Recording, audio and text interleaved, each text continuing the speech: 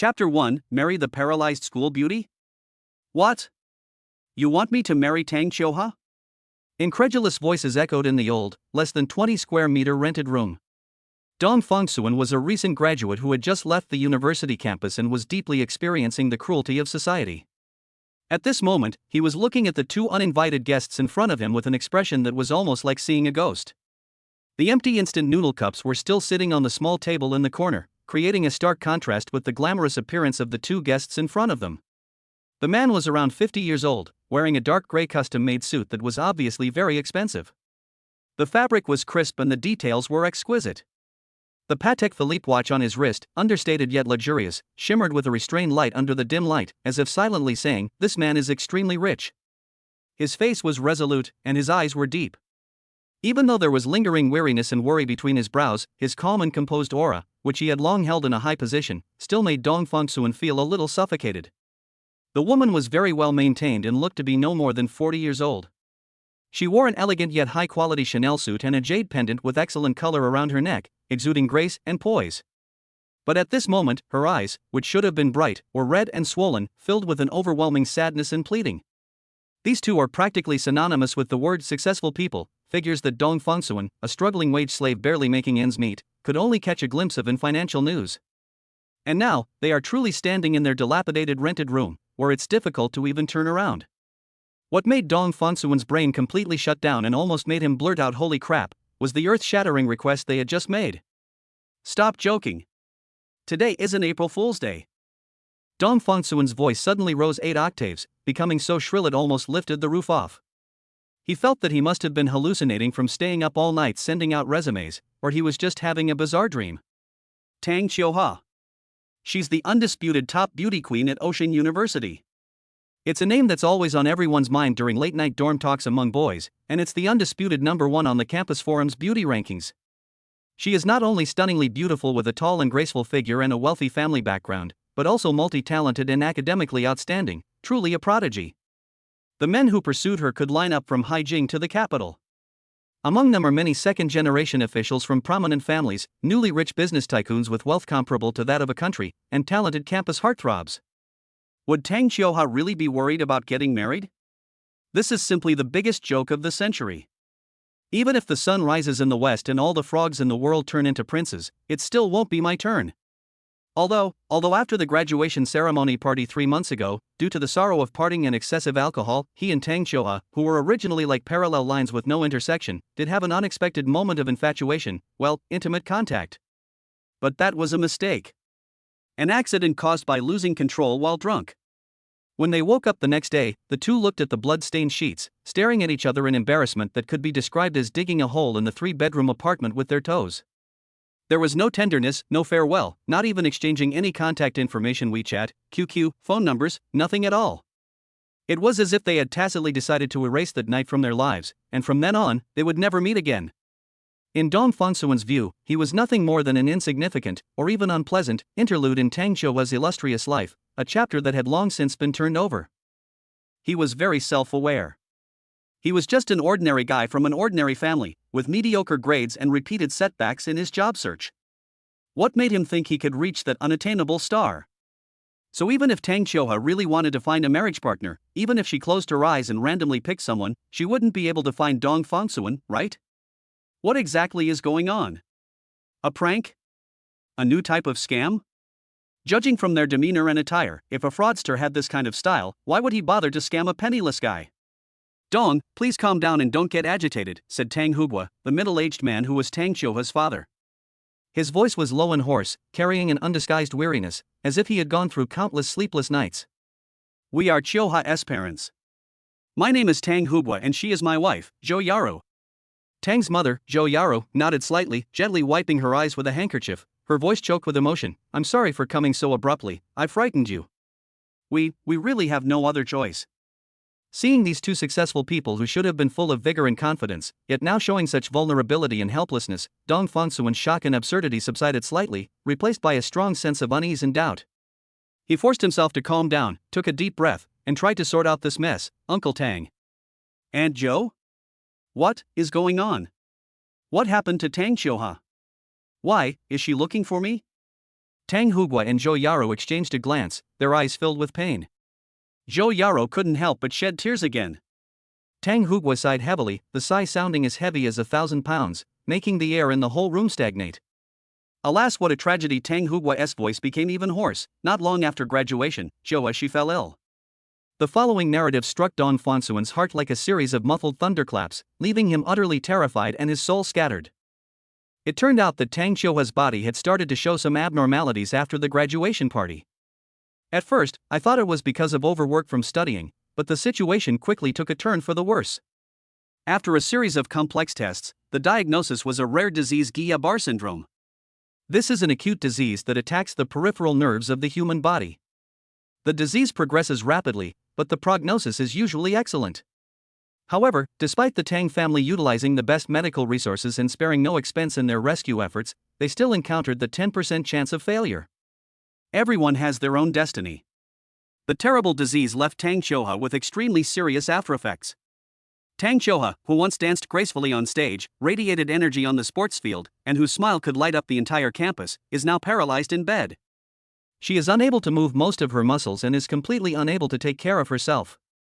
She can only rely on a team of family nurses to take care of her 24 hours a day. This news was already enough to make Dong Fangsuan feel suffocated and heartbroken, but what followed was even more shocking and mind-blowing news. Just as the Tang family was immersed in the immense grief of their daughter's serious illness, a routine comprehensive physical examination brought another piece of news that struck like a bolt from the blue. Tang Qiuhua was pregnant. The child's father, without a doubt, is the only person Tang Qiuhua had ever been intimate with. Dong Fangsuan. Based on the gestational age calculation, it matches perfectly. Dong Fangsuan felt a surge of heat rush to his head, his mind went blank, and his ears were ringing. Paralysis, pregnancy, my child? These words were like heavy hammer blows, slamming into his nerves. He staggered and almost lost his balance, then quickly grabbed the creaking old chair next to him for support. So. Dong Fangsuan's voice trembled violently, you summoned me here, because... Tang Hugua nodded with difficulty and took over the conversation, his tone heavy and earnest. Student Dong, we have two main reasons for coming to see you today. First, he glanced at his wife, who was sobbing beside him, his eyes filled with heartache. Qiuhua is suffering immense physical and psychological pain right now. As her parents, we can certainly give her the best medical care and attention, but she ultimately needs a legitimate partner who can be by her side. Even if it's just in name only, it might give her some comfort and support, and give her more courage to live. The word was used euphemistically, but Dong Fangsuan understood that it meant husband. Secondly, Tang Hugua's gaze refocused on Dong Fangsuan's face, becoming extremely serious, and this is the most important point. The child in Qiuhua's womb is your flesh and blood, Dong Fangsuan's flesh and blood, and also the bloodline of our Tang family. We absolutely will not allow our granddaughter to be born with the stigma of having no father. She should have a complete family, a father recognized by law. Although the law prohibits determining the sex of a fetus, but they have learned through their own channels that the fetus is a female with XX chromosomes. To dispel Dong Fangsuan's doubts, Tang Hugua frankly admitted that before coming to him, they had used their connections to thoroughly investigate Dong Fangsuan's entire resume, background, and interpersonal relationships from birth to the present. We know that your academic performance is not outstanding, you have been out of school for a few months now and still don't have a job, and your family's financial situation is indeed quite ordinary. Zhou Yaro tried to use tactful words, afraid of hurting Dong Fangsuan's self-esteem. However, what we value more is your character. Your parents are honest and upright people who have lived their whole lives, and they have strict family education. From childhood to adulthood, although you haven't achieved anything particularly outstanding, you also have no bad records. You're not the kind of delinquent youth who dyes his hair yellow, rides a motorcycle with a stunt flint and steel, and causes trouble all the time. We are relatively at ease in trusting Qiuhua and our unborn granddaughter to you. Rest assured? A bitter smile appeared on Dong Fangsuan's lips. I am just a young man who has been brutally beaten down by society. I am penniless, my future is uncertain, and I don't even know where my next meal will come from. Now, suddenly, a huge, gold-rimmed cauldron falls from the sky. No, two cauldrons. One mouth is the school beauty who was paralyzed in bed, who was once too dazzling, and with whom he had a one-night stand. The other mouth is the child who was about to be born and is connected to him by blood. This is too heavy a responsibility. It was so heavy that he couldn't even imagine whether his thin shoulders could bear it. Sympathy, shock, bewilderment, fear, and a touch of primal male responsibility. A complex mix of emotions raged within him, causing his expression to shift and making it difficult for him to speak. Agree? That's practically gambling with the rest of my life. Refuse? Looking at the two heartbroken parents before him, thinking of the once bright but now withered girl, and that innocent little life, how could he harden his heart? Seeing the obvious hesitation and struggle on Dong Fongsuen's face, Tang Hugua and Zhou Yara knew that they had to show enough sincerity. The two exchanged a glance and began to state their conditions, trying to use the power of reality to shatter the last line of defense in Dong Fongsuen's heart. Zhou Yara spoke first, her tone carrying the directness of a wealthy woman who solves problems with money. Fongsuen, Auntie knows it's hard for you to accept all this all of a sudden. As long as you are willing to get married to Chioha and stay by her side during her most difficult times until the child is born safely, we can give you a sum of money immediately as startup capital for your new family. She held up one hand and gestured a number, 6 million. Cash. Instantly. 6 million? Dong Fongsuen gasped. His parents worked hard their whole lives and probably couldn't save even a fraction of that amount. For him, this was an astronomical figure. However, this is just the appetizer. Tang Hugua then added, after we get married, we will give you a fixed allowance of 180,000 yuan every month. This money is for your personal use. All household expenses, including Chioha's medical expenses, nutrition expenses, nanny fees, and all expenses for the children, will be borne by us separately. You don't need to worry about a single penny. A monthly allowance of 180,000? Dong Fongsuen felt like his heart was about to jump out of his throat. He couldn't even find the job he had always dreamed of with a monthly salary of over 10,000 yuan, and now someone was actually giving him 180,000 yuan every month as pocket money? There is also the issue of accommodation. Zhou Yara glanced around the simple rented room, her brow furrowing almost imperceptibly. You definitely can't stay here. We have a detached villa in the Zishanju scenic area. The environment is quiet and the air is fresh, making it perfect for Chioha's recuperation and subsequent rehabilitation treatment. After you get married, you can move in there directly. 6 million in cash. 180,000 in monthly allowance. A luxurious villa in Zishanju. These three attacks were like three heavy bombs, leaving Dong Fongsuen completely disoriented and utterly bewildered. To be honest, being rather ignorant, his understanding of the name Zishanju was limited to Xianwang 3, a popular mobile game, and he never imagined there was a villa with the same name. I am just an ordinary young man who has just experienced the cruel reality of graduation equals unemployment. With a diploma and bachelor's degree from a second-tier university, I struggled to find a job, but most of my resumes disappeared without a trace. I finally got a few interviews, but I was rejected at the last minute. He went to the factory to tighten screws, but he couldn't take it for more than 3 days. He packed up his bucket and ran away. If the other party doesn't come knocking, he's probably already contacting rental cars to deliver food. He knows all too well how difficult it is to be broke. He understands all too well how heavy the pressure of life can be. Now, an opportunity that could instantly grant him financial freedom and allow him to leap across several social classes is right in front of him. If he just nodded and signed a document, all those things that kept him up at night, the rent, the living expenses, the uncertainty about his future would be gone. All problems will disappear. It would be a lie to say he wasn't moved. Dong Fongsuen could clearly hear his heart pounding wildly in his chest, his blood was flowing faster, and an overwhelming sense of excitement and exhilaration swept through his body. This is like manna from heaven. No, it's like gold bricks falling from the sky. And it's falling by the tons. But this is marriage after all. It means being bound for life to a woman who was paralyzed in bed, practically a stranger. And then there's that unexpected child. On Dong Fongsuen's face, hesitation, conscience, and longing for the future were intertwined, making him appear extremely conflicted. Tang Hugua, being a man, understood better what a man's last remaining concerns were. He took a deep breath, stepped forward, his gaze piercing as he stared intently into Dong Fongsuen's eyes. In an unquestionable and resolute tone, he delivered the ultimate and most weighty reassurance. Dong Fongsuen. He addressed him by his first name, his manner imposing. I know what you might be doubting. I, Tang Hugua, am here today, in the name of my Tang family ancestors and with the reputation of my Tang group. I guarantee that my daughter, Tang Xioa, has always been virtuous and upright since childhood. Before you, she had never even been in a relationship.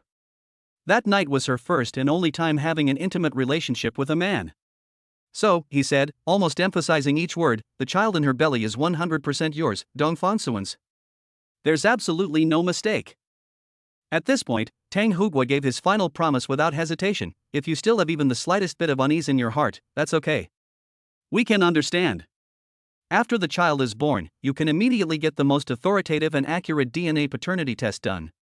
You choose the agency and supervise the entire process. Chapter 2: Getting Married to Her. System Binding. The ultimate allure of money and luxury homes. The ultimate guarantee of a child's bloodline. Pity for Tang Qiuha's tragic experience and the inexplicable complex feelings that night. And their extreme dissatisfaction with their current situation and their strong desire to change their fate. Dong Fongsuan raised his head and looked at the two elderly people in front of him who were staring at him expectantly, as if they were waiting for the final judgment. It was as if through them he saw the haggard figure lying on the hospital bed, devoid of all light, and the little life quietly growing in her womb, connected to him by blood.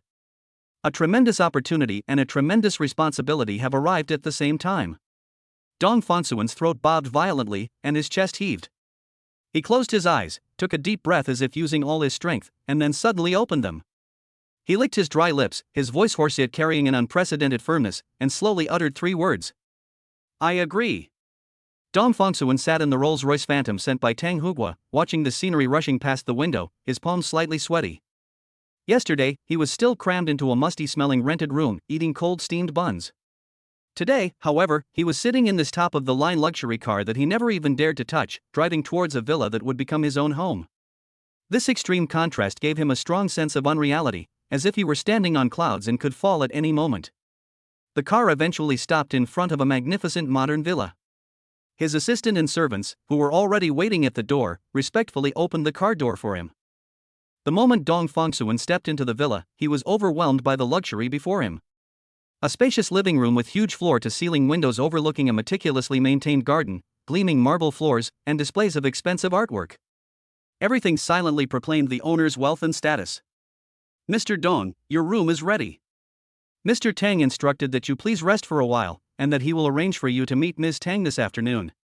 If you need any help, you can come to us servants. The female assistant's tone was respectful and enthusiastic, showing absolutely no trace of the condescension she had worried about. Dong Fongsuan nodded without saying anything more. He was like an outsider who had intruded into someone else's world, feeling uneasy and uncomfortable. The 6 million in cash had already been deposited into his new card. The cold numbers reminded him that this was not a dream, but they could not immediately eliminate the unease that lingered in his bones. At 3 p.m., accompanied by Zhou Yaro, Dong Fongsuan took a private car to a top-tier private sanatorium located in the suburbs of the city. Security here is extremely tight, and the environment is as tranquil as a 5-star resort, but the faint smell of disinfectant in the air reminds people of its special function. Walking down the quiet, carpeted corridor, Dong Fongsuan's heart pounded faster and faster. The person he was about to meet was no longer the radiant and unattainable school beauty from his memory, but a paralyzed patient ravaged by illness and pregnant with his child. Zhou Yaro stopped in front of a closed door, knocked gently, and then pushed it open. She glanced back at Dong Fongsuan, her eyes filled with complex emotions, a mixture of encouragement and a barely perceptible plea. Fongsuan, Qiuha is inside. She knows you're coming. Dong Fongsuan took a deep breath and stepped inside. The ward was spacious and bright, and decorated in a very cozy style. It didn't feel like a ward at all, but more like the bedroom of a luxury apartment. Various advanced medical devices were quietly placed in the corner, and in addition to the smell of disinfectant, there was also a faint fragrance in the air. Then, his gaze settled on the figure leaning against the hospital bed. For a moment, time seemed to stand still. Dong Fongsuan felt as if an invisible hand was gripping his heart tightly, and his breath caught in his throat. That was Tang Qiuha. But she was no longer the Tang Qiuha he remembered. She had lost a lot of weight, and her face was pale from not seeing the sun for a long time. It was even somewhat translucent, and you could clearly see the bluish veins under her skin. Her once thick and lustrous hair, as black as silk, now appears somewhat dry and is simply draped over her shoulders. She was covered with a soft, thin blanket, but the slight curve of her abdomen was still visible, where a small life connected to him by blood was growing. What stung Dong Fongsuan the most was her eyes. Those once bright and expressive eyes now seemed to be covered with a thin layer of dust, losing their former luster. However, beneath the somber backdrop, an exceptionally resilient light shines, like wild grass that refuses to bow to fate, stubbornly peeking out from the ruins. When her gaze met Dong Fongsuan's, both of them visibly froze for a moment. Dong Fongsuan's eyes revealed undisguised shock, heartache, confusion, and a hint of helplessness in the face of this situation. He couldn't reconcile the fragile, glass doll-like girl before him with the radiant, smiling campus belle who had invited him to drink with her at the graduation party. The huge sense of disparity shocked his perception. A myriad of complex emotions flashed across Tang Xiuhua's eyes in an instant. There was a deep sense of embarrassment and shame. Clearly, she did not want to face her old friend, especially him, in such a wretched manner. There was a brief reminiscence of the past, perhaps recalling that chaotic and ambiguous night. But in the end, she forcibly suppressed all these emotions, transforming them into a near calm, detached acceptance. She even tried, with an extremely slight twitch of the corners of her mouth, attempting to force a smile, but the smile was weak and strained, more heartbreaking than tears. "Hello." Her voice was soft and slightly hoarse, yet it struck Dong Fangsuan's heart with exceptional clarity. "Whom?" Dong Fangsuan's throat tightened, and he could only utter a single syllable. He stood there, unsure of what to do with his hands and feet. All the prepared explanations were completely forgotten upon meeting the person in person. Seeing this, Zhou Yaro quickly stepped forward to smooth things over, introducing the situation in a soft voice, trying to ease the awkward atmosphere. "Zhou, Fangsuan is here. From now on he will be your husband. He is a responsible person and will take good care of you and the baby." The word husband made Tang Xiuhua's eyelashes tremble slightly. She lowered her gaze, stared at the white quilt, and remained silent for a moment before letting out an almost inaudible "hmm." The atmosphere during the subsequent meetings was permeated with an indescribable heaviness and awkwardness. Dong Fangsuan racked his brains trying to find some topics to talk about, but found that he knew almost nothing about Tang Xiuhua, and in the current situation, any light-hearted topics about the past or the future seemed inappropriate. Most of the time, Zhou Yaro did the talking, introducing Tang Xiuhua's recent situation and the doctor's advice. Dong Fangsuan listened silently, but his gaze kept drifting towards Tang Xiuhua. Seeing that she needed help to adjust her posture, seeing that she struggled to even raise her hand, seeing the weariness and forbearance she occasionally revealed when her mother spoke, a mix of sympathy, responsibility, and inexplicable sorrow slowly grew in his heart. This girl once had everything he envied, but now she has lost her most basic freedom. He, a passerby in her life, is about to enter her most vulnerable world as her husband because of an accident and a child. Is this right or wrong? A few days later, the day for them to get their marriage certificate arrived, arranged by Tang Hugua. This is probably the most unique and silent marriage registration process in history. Tang Xiuhua sat in a specially made wheelchair, pushed by a professional caregiver and Dong Fangsuan. She wore a loose-fitting but still high-quality white shirt, and applied a light layer of makeup to her face in an attempt to conceal her illness, which only added to her fragile appearance. Dong Fangsuan changed into a well-fitting new suit. Clothes make the man, and he looked less naive and more composed. However, his tense expression betrayed the turmoil in his heart. At the Civil Affairs Bureau, their pair attracted a lot of attention. A handsome but bewildered young husband, a beautiful wife in a wheelchair with a slightly protruding belly, and people who look like bodyguards or assistants following behind them. Various speculative gazes were cast upon Dong Fangsuan, making him feel uneasy, while Tang Xiuhua kept her eyelids lowered, revealing no emotion. During the photo session, the photographer diligently guided the groom, saying, "Groom, come closer. Yes, smile. Be happy." Dong Fangsuan stiffly approached Tang Xiuhua, his arm loosely wrapped around the armrest of her wheelchair, trying to force a smile, but his expression showed some confusion and unease. Tang Xiuhua maintained a faint, fragile smile that made one feel she was about to break. Fill out forms, sign, and put fingerprints. The entire process was completed in an almost stagnant atmosphere. Tang Xiuhua's hands were completely immobile, and her mother almost had to hold her wrists to make her handprint. The icy touch sent another shiver through Dong Fangsuan's heart. When Dong Fangsuan finally received the two bright red marriage certificates, looking at the names and photos side by side on them, he felt as if he were holding two scorching hot irons. From then on, Dong Fangsuan and Tang Xiuhua were legally husband and wife.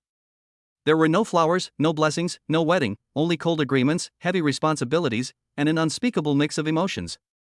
After leaving the Civil Affairs Bureau and getting back into the car, the atmosphere remained somber.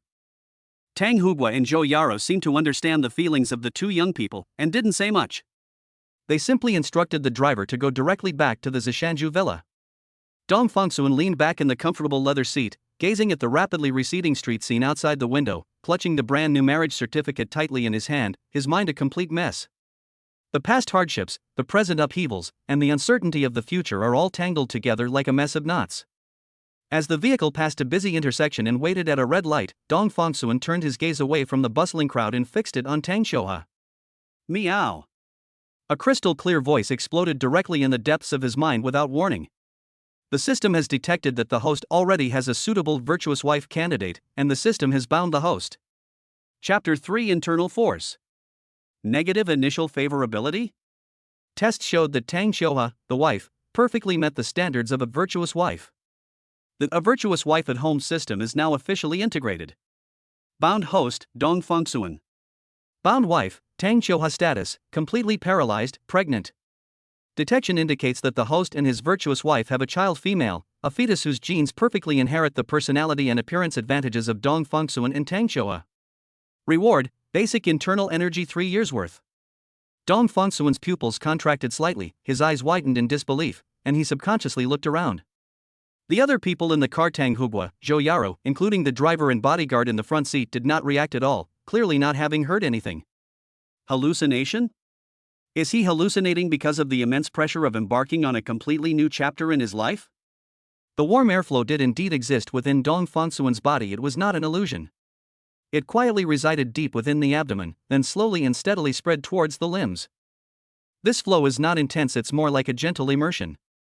The lingering fatigue and heaviness caused by long hours of staying up late, irregular eating habits, and job hunting pressure are being gradually dispelled by this warm current. Instead, there is a lightness, a vitality emanating from the depths of the bones, as if every cell has just awakened, brimming with unprecedented energy. Dong Fengxuan quietly clenched his fist, feeling a solid, internal strength that was different from muscle tension. It was more like a deepening of inner strength. The feeling was so wonderful that he almost forgot the suffocating silence at the Civil Affairs Bureau and the heavy weight of the little red booklet in his hand. System, internal energy. His gaze tried to focus on the exquisite gardens passing by outside the window, but his thoughts had already drifted far away. Will Tang Xiuhe, this nominal wife, this virtuous wife recognized by the system, accept her so-called husband? Zhou Yaro, sitting in the passenger seat, glanced at him through the rearview mirror and asked with concern, "Fengxuan, are you tired?" She couldn't find the right words to describe it. At this moment, Dong Fengxuan's face was less awkward and pale than before, and more radiant, though that radiance was shrouded in deep confusion. Dong Fengxuan snapped out of his daze, shook his head, and said in a calmer voice than usual, "No, mother-in-law, I'm fine." He paused, then added, "Maybe. I'm a little excited, but also a little nervous." Tang Hugua sat beside him, eyes closed, seemingly uninterested in the brief conversation. Perhaps he too needed to process everything that had happened that day. The vehicle eventually slid into the garage of a villa. Immediately, a well-dressed maid stepped forward and opened the car door. Dong Fengxuan followed Tang Hugua and Zhou Yaro into the luxurious yet cold building. The huge crystal chandelier reflected a cold light, and their blurry figures were cast on the polished floor. The air was filled with a deliberately created sense of cleanliness, a mixture of disinfectant and expensive aromatherapy. Dong Fengxuan quickened his pace unconsciously. He wanted to see Tang Xiuhe. It wasn't out of any particularly deep emotion, but rather a mixture of curiosity, responsibility, and expectations for system rewards. Since the system was activated because of her, there should be some kind of response when interacting with her, right? Even just exchanging a few words and learning about her situation could be considered a form of training? He walked up the wide, curved staircase to the second floor, and his memory told him that Tang Xiuhe's room was at the end of the corridor. That room was specially renovated and has the best natural light and the most complete nursing facilities. As he approached the door, he found it ajar, and he could hear the faint sounds of instruments running inside. Just as he was about to reach out and push the door open, two figures silently slipped out from inside and blocked his way at just the right moment. They were two female caregivers wearing matching light blue uniforms and masks.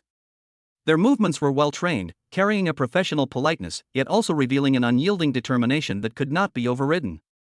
"Mr. Dong." One of the older female caregivers spoke up, her voice sounding somewhat muffled through her mask. "Miss Tang just took a break.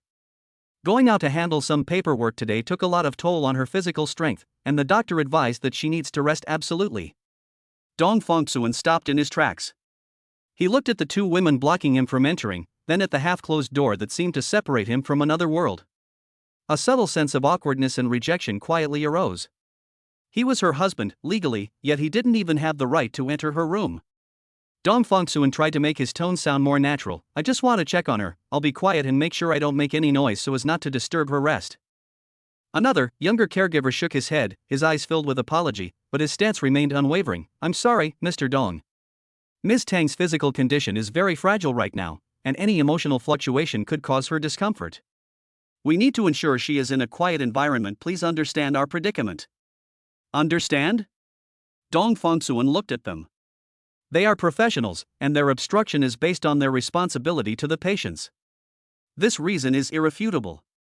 However, having gained 3 years' worth of internal energy, his 5 senses became increasingly acute, and he could vaguely sense that this was at the behest of his father-in-law, Tang Hugua. He couldn't fully trust his husband, who was a self-taught man, and worried that his presence would upset Tang Shoa. Subconsciously, he wanted to maintain a relatively stable situation. This realization left Dong Fongsuan feeling somewhat powerless. Money and villas can be given to him easily, but true acceptance and trust are separated by thick barriers. He stood in the hallway of his own home, but was blocked outside his wife's bedroom door. Dong Fongsuan remained silent for a few seconds. The corridor was quiet, with only the faint sound of gardening being done in the distance. The warmth flowing through his body seemed to sense the stagnation in his emotions, and its flow slowed down. In the end, he nodded and did not insist. Dong Fongsuan knew that he did not yet have enough influence to break the established rules here. Good. He said in a steady voice, then I won't go in. Dong Fongsuan turned to leave, but after a moment's thought, he turned back and said sincerely, please take good care of my wife.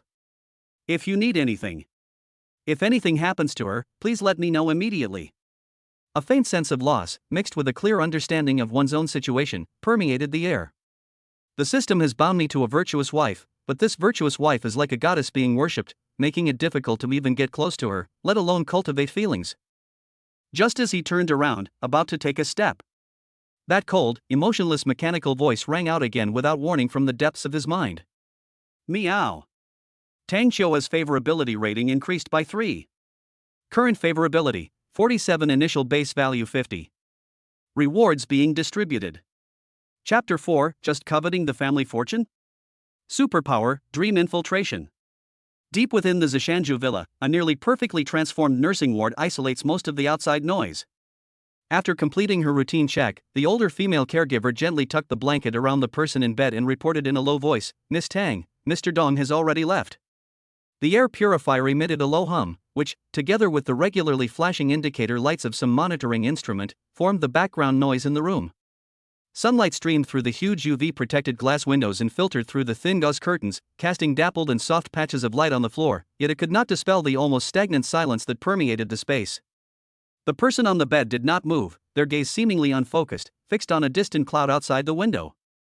A few seconds later, a very soft response rang out, slightly hoarse from someone who hadn't spoken in a long time. Tang Xiaohua had not actually fallen asleep. Prolonged bed rest made her sleep fragmented, blurring the line between wakefulness and drowsiness. The head nurse's decision to keep Dong Fongsuan out of the room was not at the behest of her father, Tang Hugua. On the contrary, Tang Hugua had privately expressed his desire for his son-in-law to visit more often, hoping it might alleviate his daughter's distress. This obstacle stemmed from Tang Xiaohua herself.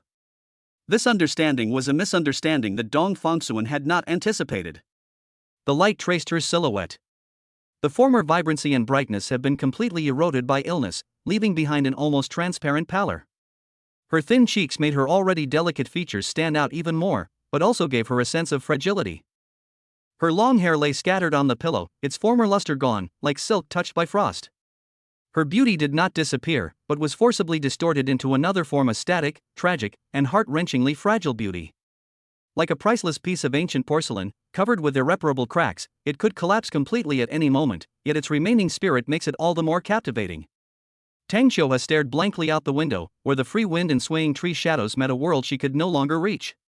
His lips parted slightly, his voice not loud, yet it echoed clearly in the excessively quiet room. It didn't sound like he was talking to the caregiver, but rather like a self-emphasis, a stubborn affirmation. I hate Dong Fongsuan. Guillain-Barré syndrome destroyed Tang Xiaohua's spinal cord motor function, rendering her limbs unable to respond to the brain's commands, like foreign objects detached from her torso. But the central nervous system that controls language was fortunately preserved, allowing her to express her thoughts clearly. Whether this was a blessing or a crueler torment is unknown. He only married me for money. She said this calmly, without much emotional fluctuation, as if stating a fact that had long been accepted and was beyond doubt. That's all. The caregivers exchanged a helpless look, silently continuing with their tasks without saying a word. They were already used to the young hostess's whispers when no one was around. Tang Xiuhua does not need a response. Her body was confined to an expensive treatment bed, and her soul seemed to be nailed to this unresponsive shell as well. In the silence, memories of the past flashed by uncontrollably, frame by frame, like faded movie clips, with sharp contrasts that mocked the present situation. Once upon a time, her world was a completely different place. It was a world full of rhythm, color, and endless possibilities. She once dreamed of becoming a dancer, not necessarily famous, but simply loving the feeling of expressing emotions through body language and becoming one with the music. From the first time she stood on tiptoe as a child, she fell in love with that light, free feeling, as if she had broken free from gravity. She was the undisputed star of the school's arts festival. Under the spotlight, every spin and every jump was accompanied by amazed looks and thunderous applause from the audience. Her light and graceful steps are her musical instrument, her small boat for exploring the world.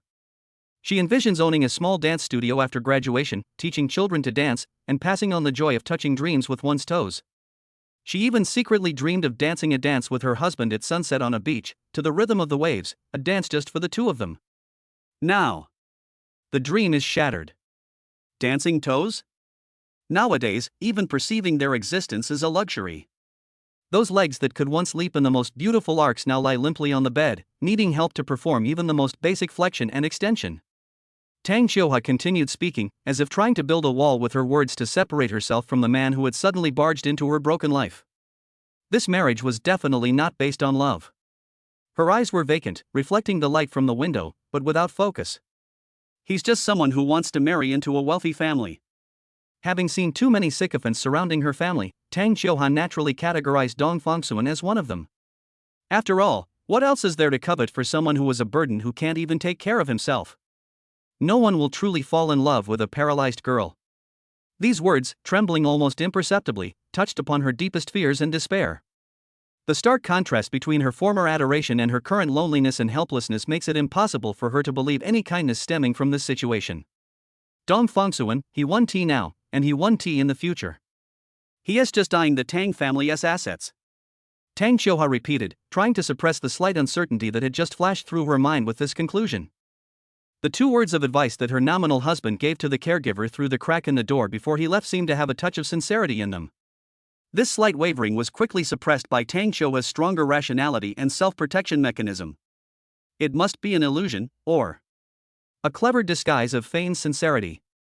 Meanwhile, in a luxurious bedroom at the other end of the villa, Dong Fangsuan stood in front of the floor-to-ceiling window, the system's cold notification echoing in his mind about the initial negative 50 points of favorability. He instinctively gasped, a chill running down his spine. Negative 50? This is far more than just unfamiliarity or indifference, it almost means disgust? Initial favorability 50? Doesn't this mean Tang Xiuhua hates me? He muttered to himself, his brow furrowed. A huge sense of confusion welled up inside me. Why? Their biggest encounter was that unexpected night, after which they had no further connection. Could it be? Is it because we had an accident during our graduation ceremony when we were drunk? Dong Fangsuan attempted to find the root cause. Was it that incident that made her resentful, believing that she took advantage of someone in distress?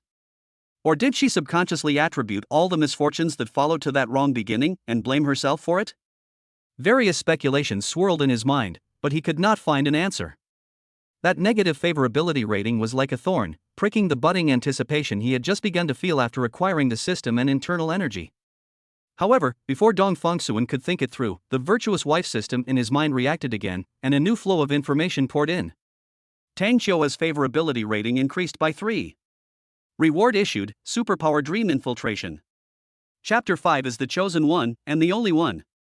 Superpower, Dream Infiltration? The luxurious guest room was silent, a stark contrast to the turbulent emotions churning within Dong Fangsuan's heart. After the system notification sound fades away, what remains is not nothingness, but a real change that permeates the depths of the soul. He clearly felt that his mental strength was different. This is an experience that is difficult to describe precisely in words. It's amazing, Dong Fangsuan said with some emotion. This is not about sharpening eyesight or enhancing hearing, but rather an internal, cognitive improvement. My mind is like a piece of glass that has been thoroughly cleaned and wiped, becoming exceptionally clear and bright. Problems that used to require a lot of thought can now be solved with a simple change of mind, and the logic becomes clear naturally. The speed and fluency of my thinking far exceed those of the past. Many vague concepts and tangled emotions seem to be easily sorted out. Even more amazing is a new kind of intuition. This intuition is not a mere guess, but rather an instinctive understanding of certain rules deeply rooted in the subconscious.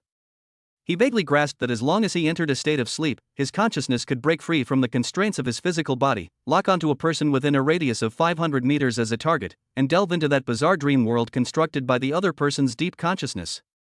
Nightmares, beautiful dreams, vibrant illusions, twisted fears.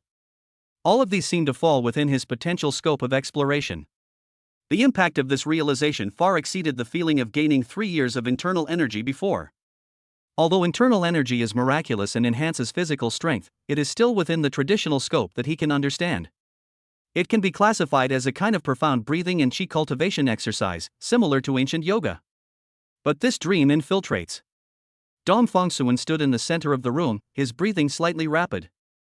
This has completely deviated from the laws of physics in the real world. It's a real superpower that only exists in movies and anime.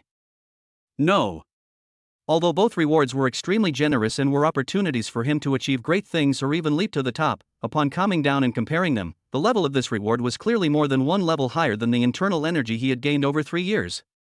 Internal energy is used to strengthen oneself, but the superpowered dream infiltration has a significance that goes far beyond simply strengthening oneself. It opens a door to the most private sphere of others, and its potential applications and development value are simply immeasurable. Gathering important intelligence? In dreams, people often shed all pretenses, revealing their truest thoughts and fragments of memory. Whether it's business secrets or personal privacy, these can be inadvertently revealed. How to discern people's true inner thoughts? In reality, one's hypocrisy and daggers may be laid bare under the reflection of dreams. How to reverse a bad impression? If we can find the root cause of the negative emotions in the other person's dreams, we might be able to intervene and guide them in unexpected ways. This ability, if used well, is almost divine. Thinking of this, Dong Fongsuan's thoughts suddenly paused, and his consciousness focused on another detail. Why did Tang Qiuhua's favorability suddenly increase by 3 points just when I simply told the caregiver to take good care of her outside the ward? It went from 50 to 47? At the time, he was so engrossed in the system activation and the shock of internal energy that he didn't delve into the details. At this moment, my thinking speed increased, and I re-examined this detail. Suddenly, an idea came to mind. Dong Fongsuan belatedly realized that Tang Qiuhua might not have been asleep at all. Her in response to the caregiver was perhaps not a sign of drowsiness, but rather a conscious, detached confirmation. Therefore, the order for the head nurse to stop him at the door was probably not given by his father-in-law, Tang Huguo. Recalling Zhou Yaro and Tang Huguo's previous attitudes, they clearly hoped that he would have more contact with Tang Qiuhua. This obstacle was most likely Tang Qiuhua's own decision. So, did I just misunderstand my seemingly dignified father-in-law who might actually be taking the blame? This discovery made Dong Fongsuan feel somewhat embarrassed. Tang Qiuhua's decision to refuse his visit undoubtedly confirmed the authenticity of her negative favorability rating.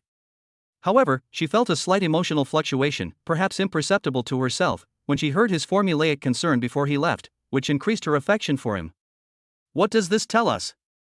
This shows that she is not an unyielding, eternal iceberg. Her heart may be filled with contradictions, with strong rejection and self-protection, but it may also hide a very subtle desire for warmth from the role of her husband. An expectation that one dares not easily accept? This analysis made Dong Fongsuan even more cautious and gave him a clearer sense of purpose regarding the dream infiltration ability he was about to use. Immediately afterwards, an even more important question came to mind. Are there other people on Earth who possess internal energy or superpowers like myself? Am I a unique lucky one, or just one of a hidden group? Dong Fongsuan tried asking the bound system in his mind, are there other internal energy cultivators or superpowered individuals on Earth? The Virtuous Wife system immediately responded, the feedback appearing directly in his consciousness simple, cold, yet carrying an unquestionable absoluteness. None. You are the chosen one, and the only one. These 8 short words were like an electric current that instantly ran through Dong Fongsuan's entire body. None. Only. An irrepressible surge of excitement mixed with a sense of responsibility washed away his last trace of doubt and unease. All caution was replaced by the excitement brought on by this unmistakable uniqueness. I am special. I am the one chosen by some unknown being in this vast sea of people. This power currently belongs only to myself. His excitement made him eager to test his newly acquired superpowers immediately. That's a superpower. Who could resist that kind of curiosity? However, the prerequisite for activating the ability was like a bucket of cold water, reminding Dong Fongsuan that he needed patience to fall asleep on his own. The problem is that, at this moment, nourished by his internal energy and enhanced by his mental strength, he feels more awake than ever before, full of energy, and his mind is sharp, with absolutely no drowsiness. Forcing himself to lie in bed would only leave him wide awake and unable to sleep. We need to do something to burn off our energy. His gaze swept over a corner of the room, which was comparable to a luxury hotel suite and was equipped with a full range of fitness equipment, clearly prepared by the Tang family to help him maintain his physique. He used to have little interest in these things, and the gym memberships he bought would just sit at the bottom of his drawer collecting dust, but now they'd become his best consumables. Without hesitation, Dong Fongsuan walked to the weightlifting area and began to work out like crazy. To his surprise, he discovered that, with the support of his internal energy over the past 3 years, his physical endurance and strength had undergone a qualitative leap compared to before. The weights that used to leave me breathless after just a few sets, I can now easily complete several times more repetitions. Muscle fatigue comes on more slowly, but recovery is significantly faster. This tangible experience of becoming stronger made him even more immersed in the pleasure brought by the increase in power. Sweat quickly soaked through my workout clothes, and my muscles sent a signal of soreness yet exhilaration. Dong Fongsuan estimated that his current physical fitness level had probably reached that of a professional athlete or a long-term trained sports champion, far exceeding the level of ordinary people. I don't know how much time passed until I felt my limbs were heavy, my breathing was labored, and a strong sense of fatigue finally surged over me like a tide, suppressing my excited nerves. He walked into the luxurious bathroom, washed away the sweat and fatigue with the warm water, and then almost collapsed onto the soft, wide bed. Extreme physical fatigue quickly pulled conscious awareness into a vortex of darkness. Just before losing consciousness completely, a clear thought focused on the space between his brows. I want to enter Tang Xiuha's dream. The next moment, a deep sleep completely engulfed Dong Fongsuan. Chapter 6, he confided in her dream. This is an unprecedented and novel experience. Dong Fongsuan's consciousness, like a wisp of smoke, was drawn from his sleeping body and plunged into a bizarre and chaotic world. Without direction, without a sense of time, there is only a feeling of drifting, being pulled by an invisible force. You can feel yourself moving, crossing some kind of boundary, converging towards a specific coordinate. The next moment, the feeling of weightlessness disappeared, and my feet landed on solid ground. The surrounding environment instantly became clear. This is a spacious and bright dance studio. A huge floor-to-ceiling mirror occupies an entire wall, reflecting the clean wooden floor and the bar placed against the wall. The air still seemed to carry the scent of rosin and sweat, the marks left by rigorous training. Sunlight streamed in through the high windows, cutting out patches of light and shadow on the polished floor. In the center of the mirror, there is a figure dancing. It is Tang Xiuha. But it wasn't the pale and fragile Tang Xiuha lying in the hospital bed. In her dream, she wore a pure white ballet dress, her long black hair styled into an elegant updo, revealing her slender, fair neck. She stood on her tiptoes, her body stretched out, and her arms drew smooth and powerful arcs. Every spin was as light as a feather, and every leap was accompanied by an almost selfless focus. Her face radiated a pure glow, the kind of light that comes from being immersed in something you love, confident, dazzling, as if the whole world were her stage. So beautiful. Dong Fongsuan held his breath, and the floodgates of memory opened with a bang. He remembered that Tang Xiuha was a leading actress in the school's ballet troupe during his university days. On stage, she is like a noble swan. Her very existence is a kind of beauty that one dares not desecrate. At that time, her elegant demeanor made countless ordinary boys like him feel ashamed of themselves, only daring to look up at her from afar, burying that flutter in their hearts deep inside. He was just one of the most inconspicuous members of that huge group of admirers, lacking even the courage to approach and speak to them. Looking at the graceful figure dancing in the mirror, and then thinking of her in reality, confined to a hospital bed, a sharp pang of sorrow suddenly gripped Dong Fongsuan's heart.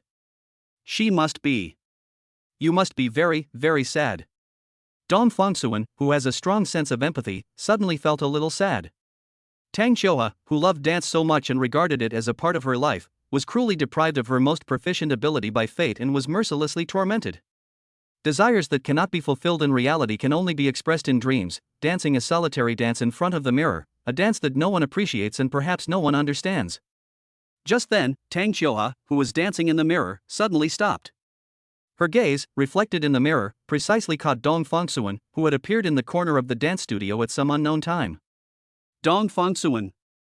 A hint of surprise flashed across Tang Xiuhe's face, followed by a rapid cover of anger and hurt in her bright eyes. She stopped dancing, turned around, and faced Dong Fongsuan directly, her chest rising and falling slightly. In her dream, she clearly didn't realize that it was just a completely illogical dream. What kind of expression is that? Her voice carried the clear, melodious quality characteristic of a former ballerina, as well as the anger that came from her fragile self-esteem being wounded. The heartache and sympathy that Dong Fongsuan hadn't had time to conceal on his face hurt her. Are you pitying me? Sympathizing with me? Tang Xiuhe's words became hurried, tinged with an agitated sense of being offended. I don't need anyone's sympathy. She may not have said it aloud, but her eyes made it clear that she didn't need your sympathy.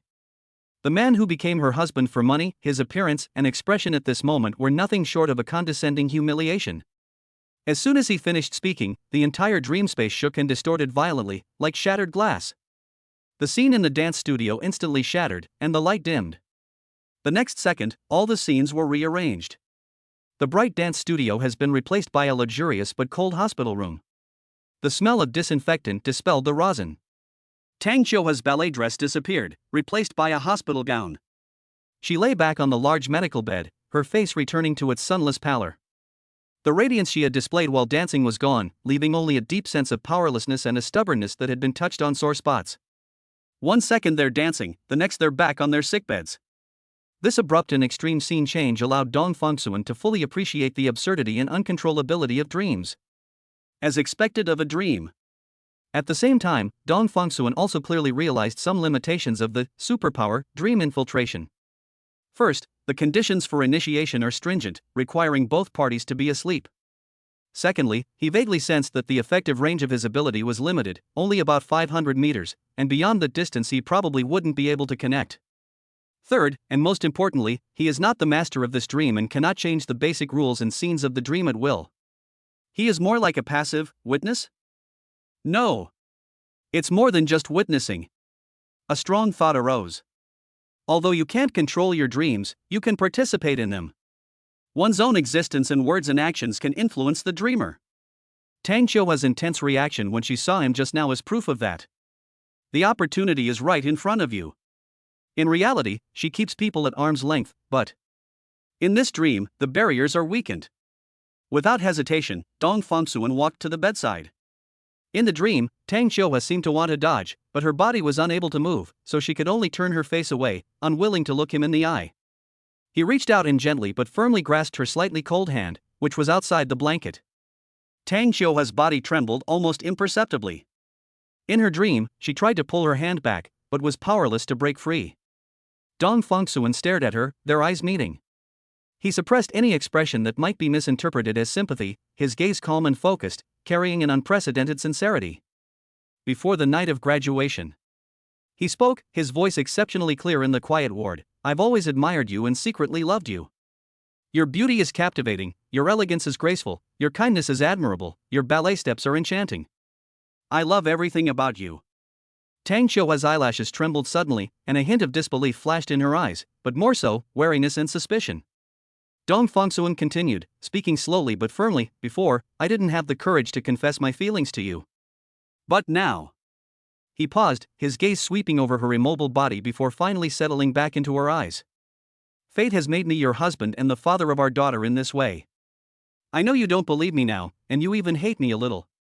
But what I want to tell you today is. Dong Fongsuan emphasized his words and tightened his grip on her hand, as if to convey his determination. I will take on the responsibilities of both roles, and no matter what happens in the future, I will never abandon you. His eyes were burning with an unwavering determination. I swear, I will make you the happiest woman in the world. This is my promise, Dong Fongsuan, a man's promise. Tang Xiuhe stared at him blankly, her wariness and anger like ice meeting the blazing sun, beginning to crack. She seemed to be trying to find traces of hypocrisy in his eyes, but Dong Fongsuan's gaze was open and ardent at that moment. Dreams amplify emotions and weaken the defenses of reason. Perhaps, deep down, she also longed to hear such words, even if it was just a false sense of comfort. Just then, that familiar mechanical voice rang in Dong Fongsuan's mind once again. Meow. Tang Xiuhe's favorability rating increased by 10.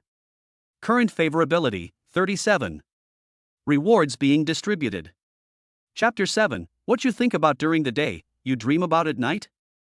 Superpower, a stone-like presence. The morning light, filtering through the gaps in the heavy curtains, was like a dull knife, slowly cutting through the darkness in the ward. It really was a dream. Tang Xiuhua suddenly opened her eyes, a slight throbbing in her chest, the kind of throbbing that comes with waking from a dream. This is quite different from the past few months. In the past, my dreams were always shrouded in a thick fog, fragmented, leaving only a vague emotional background after waking up, usually a heavy sense of oppression or an endless feeling of falling. This time, every detail was chillingly clear. The grain of the dance studio's wooden floor, the dust particles floating in the air under the sunlight, the flowing skirt of my own dress as I dance in the mirror, even the complex expression on Dong Fonsuan's face when he suddenly appeared, the warmth from his hand when he held mine, and every word he spoke were all etched into my memory as if carved with a chisel, so vivid as to be unlike a dream. In the past, whenever she woke up from those fleeting dreams that recreated her dance moments, no matter how blurry the dream was, she was always overwhelmed by a tidal wave of despair. Tears would uncontrollably soak her pillow, silently expressing the insurmountable chasm between reality and illusion. But this time, she didn't cry. A strange, dry feeling welled up in her chest. She even managed a faint smile. But there was no sweetness in that smile, only an overwhelming self-mockery. Does what you think about during the day manifest in your dreams at night? She murmured to herself, her voice sounding exceptionally clear and cold in the empty room. I've actually become this kind of person? Even though he's completely ruined and can't even take care of himself in the most basic way, he's still subconsciously weaving this ridiculous story, fantasizing about getting real, pure love? She dissected herself like a judge, every word carrying a sharp sarcasm. Tang Xiuhua, you are truly pathetic. A strong sense of self-loathing welled up inside me. She even had an impulse to raise her hand and slap herself hard, to completely wake up from this absurd fantasy and weak expectation. However, the moment this thought arose, it brought with it a deeper and more powerless sorrow. Her arms and fingers lay quietly beside her, like cold objects that didn't belong to her, unresponsive to the commands her brain sent out. She was once again cruelly reminded by her own body, you are a completely paralyzed person. You don't even have the right to slap yourself. This realization was like ice water poured over her head, instantly calming her down, or rather, making her even more desperate. Dreams are dreams, and reality is reality. She forced herself to build a dam of reason to block even the slightest wavering that might arise from the overly vivid dream. Don't get confused. She recalled a long time ago, probably before she fell ill, when she went with her parents to visit a family friend surnamed Zhao. As the kind-hearted Grandma Zhao held her hand and chatted, she said, "My dear girl, remember what Grandma says, dreams and reality are often the opposite of each other. Don't be afraid of nightmares. Having nightmares is a sign that something good is about to happen." At the time, I thought it was just an old person's casual nagging, but looking back now, it seems like a prophecy. As much as Dong Fonsuan was affectionate and made solemn vows in his dream, how much he probably despised himself as a burden and how unwilling he was to be bound by this marriage in reality. The more beautiful the dream, the more it reflects the paleness and unbearable nature of reality. She closed her eyes, trying to banish the burning gaze and resolute words from her dream. That was just an illusion woven by my pathetic subconscious, a mirage created by my fragile heart's yearning for solace. It must not be taken seriously. Meanwhile, at the other end of the villa, Dong Fonsuan had recovered from the shock of using the dream infiltration technique for the first time. In my mind, the system's explanation of the new reward was crystal clear. Reward issued, superpower, a stone-like presence. Effect, the host can actively activate this ability, reducing their presence to an extremely low level, similar to a common pebble on the roadside, making them highly likely to be unintentionally ignored by surrounding lifeforms including humans and animals. Note, no usage limit, no cooldown time limit, can be turned on off at will. Normal state is no different from that of a normal person. Compared to dream infiltration, which requires both parties to be asleep and has distance restrictions, this new ability is extremely simple and unpretentious, but it has no conditions for use. Use it anytime, anywhere. Dong Fonsuan's heart stirred, and he immediately felt a strong urge to test it. He left his guest room and went to the common area on the first floor of the villa. Early in the morning, the servants were already busy. He aimed at a young maid who was walking by carrying cleaning tools and silently chanted, "Activate, a stone-like presence." An indescribable feeling enveloped his entire body. He wasn't invisible, his physical form was still there, but it was as if an invisible membrane separated him from the information of his surroundings. The maid walked straight toward him, about to bump into him, but at the last moment she seemed to subconsciously deflect at a slight angle, almost brushing past his shoulder. Her gaze didn't linger on him for even half a second, and she was humming a light tune, completely unaware that she had just almost bumped into the Tang family's son-in-law. Dong Fongsuan was secretly delighted and went to the kitchen again. The slightly overweight head chef was loudly directing his assistants to prepare breakfast. Dong Fongsuan stood at the kitchen doorway and even coughed deliberately. Cough, cough. The chef's gaze swept across the doorway, but it was as if he were looking at an empty chair or a wall. He continued his work without any reaction to Dong Fongsuan's presence. Next up are the gardeners. An old gardener was carefully pruning a potted plant. Dong Fongsuan walked up to him and could almost smell the soil and the plant. The gardener stared intently at the branches and leaves, occasionally raising his hand to wipe the sweat from his brow, seemingly oblivious to Dong Fongsuan, who was standing right next to him. Even the old butler, who was always impeccably dressed and had sharp eyes, simply walked past Dong Fongsuan as if he were a fixed object, without showing any unusual expression on his face. The test results thrilled Dong Fongsuan. This ability is so useful. It's simply an amazing skill for stealth, eavesdropping, and avoiding trouble. Although it doesn't directly affect the mental level like dream infiltration, in the real world, this near-optical invisibility effect has immeasurable strategic value. He released his superpower with satisfaction, and the feeling of being ignored vanished instantly. Just then, the notification sound of the "My wife is a virtuous woman" system suddenly came to my ears. Meow. The favorability rating for the Virtuous Wife Tang Xiuhua has changed. Chapter 8 Unlimited Rewards and Let Him In. Tang Xiuhua's favorability rating 3. Current favorability, 40. Ah. Dong Fongsuan's smile froze instantly, as if blown by an invisible cold wind. An indescribable sense of frustration mixed with confusion welled up in my heart. Not long ago, in his dream, his sincere promise had earned him a 10-point increase in favorability. The clear sense of progress made him quite proud, and he felt that he had found a shortcut to her heart. The results changed again. Favorability plus 10, then 3. This round of actions resulted in a net increase of 7 points in favorability. From the initial 50 to the current 40, the overall trend is indeed upward. But Dong Fongsuan couldn't help but pause, and subconsciously muttered to himself, "Girls' hearts are so fickle, completely unpredictable." The sigh carried a hint of helplessness, mixed with a touch of confusion from someone new to love. However, deep down, he had already vaguely touched the edge of the truth. It's not that I can't understand it at all, but this understanding is accompanied by a sense of powerlessness. The root cause of Tang Xiuhua's fluctuating favorability is probably the huge gap between dreams and reality. The more beautiful the dream woven by her subconscious, the more idealized the image of Dong Fongsuan in the dream, the more intense the bitterness of the contrast becomes when she wakes up and faces the cold, cruel reality of being paralyzed and unable to move, and then sees her still unfamiliar husband in reality. The beautiful dream became a mirror reflecting the unbearable reality. The warm promises in the dream only deepened her perception of the coldness of reality, thus triggering her psychological defense mechanism and causing her favorability to decrease instead of increase. Having figured this out, Dong Fongsuan couldn't help but feel a bit lost and conflicted. He paced back and forth in the spacious yet empty living room, his brow furrowed. The carpet absorbed his footsteps, leaving only the churning thoughts in his mind. We must find a way to break this cycle. We can't let the favorability rating fluctuate repeatedly for this reason. After racking my brains and pondering deeply, an idea suddenly ignited like a spark in the darkness. That's right. Dong Fongsuan suddenly stopped in his tracks, his eyes regaining their sparkle. Next, as long as I make the same promise to her in real life and prove the vow in the dream with my actions, then wouldn't I be able to make up for the goodwill she lost because of the perception that dreams are the opposite of reality? In fact, because the reality of fulfillment might be even more effective and elevate the effect than in a dream. This idea instantly ignited his fighting spirit.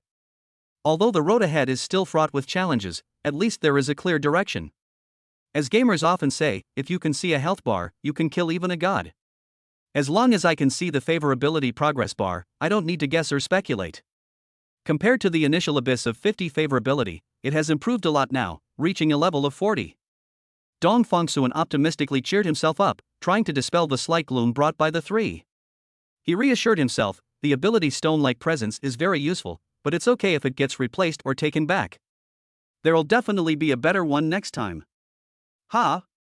Suddenly, Dong Fongsuan realized a crucial point he had previously overlooked. He quickly tested it. Needless to say, the 3 years of internal energy I obtained earlier has already been completely integrated with me. The newly acquired, superpower, stone-like presence, is still under my control, showing no signs of disappearing or being taken back. This means the reward is permanent? An even bolder hypothesis has emerged. He immediately focused his attention and asked the system, what will be the reward calculation rules in the future? Is it like this, where rewards are issued with each upgrade, and the rewards are held permanently? Or is it that rewards earned only when the favorability rating is negative will not be taken back? For example, if Tang Xiuhua's favorability towards me reaches the maximum value of 100 one day in the future, but drops back to 80 points due to some misunderstanding or event, will I be able to get a second reward when the favorability rises back to the range of 100 from 80? Meow. The Virtuous Wife at Home system responded immediately, concisely, and domineeringly. Absolutely. The second, the third, the countless times you obtain rewards within the same favorability range, with no upper limit. The My Wife is a Virtuous Woman system has no restrictions. There is no penalty for decreased favorability. Furthermore, under any circumstances, as long as the Virtuous Wife Tang Xiuhua's favorability towards the host increases regardless of whether that value has been reached before, the host will immediately receive the corresponding reward. Dong Fengsuan was completely shocked by the extravagance of this system. This is really very good. Whether it's a couple or a married couple who never argues or has conflicts, it's normal for favorability to drop occasionally. The system's response just now means that it's practically a treasure trove that can be refreshed infinitely. There is absolutely no penalty mechanism, only an unlimited reward mechanism. Even if the relationship encounters setbacks in the future and the favorability drops, as long as it can be raised back up, you will receive a reward. Overwhelmed with joy, Dong Fengsuan quickly forced himself to calm down. The system's generosity is a good thing, but it must not lead to complacency or opportunism. Regardless, the current 40 favorability rating is a stark reality, a bucket of cold water reminding him that he has a long way to go. They're a married couple, after all. This negative favorability rating is incredibly frustrating no matter how you look at it. He sighed and refocused on the most pressing issue at hand. Let's set a small goal first, raise Tang Xiuhua's favorability to 0 points. At the very least, we need to break the ice on a relational level. So, what should we do? Send flowers? The idea was rejected as soon as it popped into his head. During her university years, countless suitors proved that Tang Xiuhua was not interested in flower offensives. Give her ballet-related props that she likes? Ballet shoes, yoga blocks, resistance bands, foot pressers? Dong Fengsuan even pictured himself holding these things and appearing in front of her hospital bed. The next second, he suddenly shivered, embarrassed by his own thoughts. That's so stupid. It's downright idiotic. He muttered a curse to himself. Even if my emotional intelligence isn't particularly high, I would never do something so idiotic as to rub salt into someone's wounds. Those gifts were nothing short of a constant reminder of what Tang Xiuhua had lost, and would have no positive effect other than deepening her pain and embarrassment. The conventional approach is clearly not going to work. Let's take it one step at a time. At least now we have the communication channel of dream infiltration and a clear idea of how to build goodwill in reality. That was the only way he could console himself. Breakfast time. He was the only one dining at the huge, long dining table. Tang Huguo, the father-in-law, and Zhou Yaro, the mother-in-law, had long been busy with their own vast business empires, managing countless affairs every day. His wife, Tang Xiuhua, was completely bedridden. Her daily nutrition was provided by a team of professional female nurses through specially calculated liquid diets or intravenous infusions. It was as if they were in two different worlds from the restaurant where he was, which was filled with the aroma of food. The maids, dressed in sharp uniforms, quietly served the food and poured the tea, their movements so light they seemed to be invisible. This ultimate luxury service only served to highlight the loneliness of the diners, who were all alone. After quickly finishing the somewhat somber breakfast, Dong Fengsuan decided to try visiting the sanatorium again. As he approached the familiar door, the two dutiful female caregivers reappeared at the opportune moment, blocking his path. The other person's expression remained polite yet firm. "Mr. Dong, Miss Tang, she." Suddenly, a slightly weak voice came from the half-open door, interrupting the female caregiver. Let him in. Chapter 9, Prophecy Dream, and My Husband. The voice wasn't loud, but it was like a pebble thrown into a calm lake, leaving the three people outside the door stunned. The two caregivers were clearly surprised. They exchanged a glance, then quickly made way for each other and bowed slightly. Yes, Miss Tang. Dong Fongsuan's heart skipped a beat, and anticipation and joy welled up within him. He took a deep breath, straightened his not-so-disheveled collar, and stepped into the room that belonged to his legal wife, a room he had never been allowed to enter before. The heavy door closed silently behind me, shutting out the outside world's disturbances. As Dong Fongsuan stepped into this top-notch professional sanatorium, the air was filled with a faint scent of disinfectant mixed with a delicate fragrance. It wasn't unpleasant at all, on the contrary, it gave a feeling of extreme cleanliness. The room was spacious and bright, with sound-absorbing carpets. Various sophisticated medical devices that he couldn't name sat quietly in the corners, their standby lights flickering. The overall color scheme was soothing off-white and light gray, and outside the huge floor-to-ceiling windows was a carefully maintained courtyard view. He wasn't unworldly, but this environment was still beyond his previous understanding. However, perhaps because I had seen similar scenes in my dreams, the impact of being there in person was greatly diminished. His gaze did not linger on the expensive facilities, but went straight to the medical bed in the center of the room, which had been adjusted to the most comfortable angle. Tang Xiuhua sat there, covered with a soft, thin blanket, which made her figure appear even more slender and frail. Sunlight filtered through the window curtains, softly outlining the contours of her profile.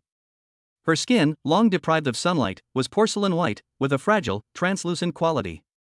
Her once vibrant and lively spirit has been worn down by illness, yet strangely, it has settled into a static, pitiful, and fragile beauty, like a fine porcelain piece that has been accidentally dropped into the mortal world and covered in dust.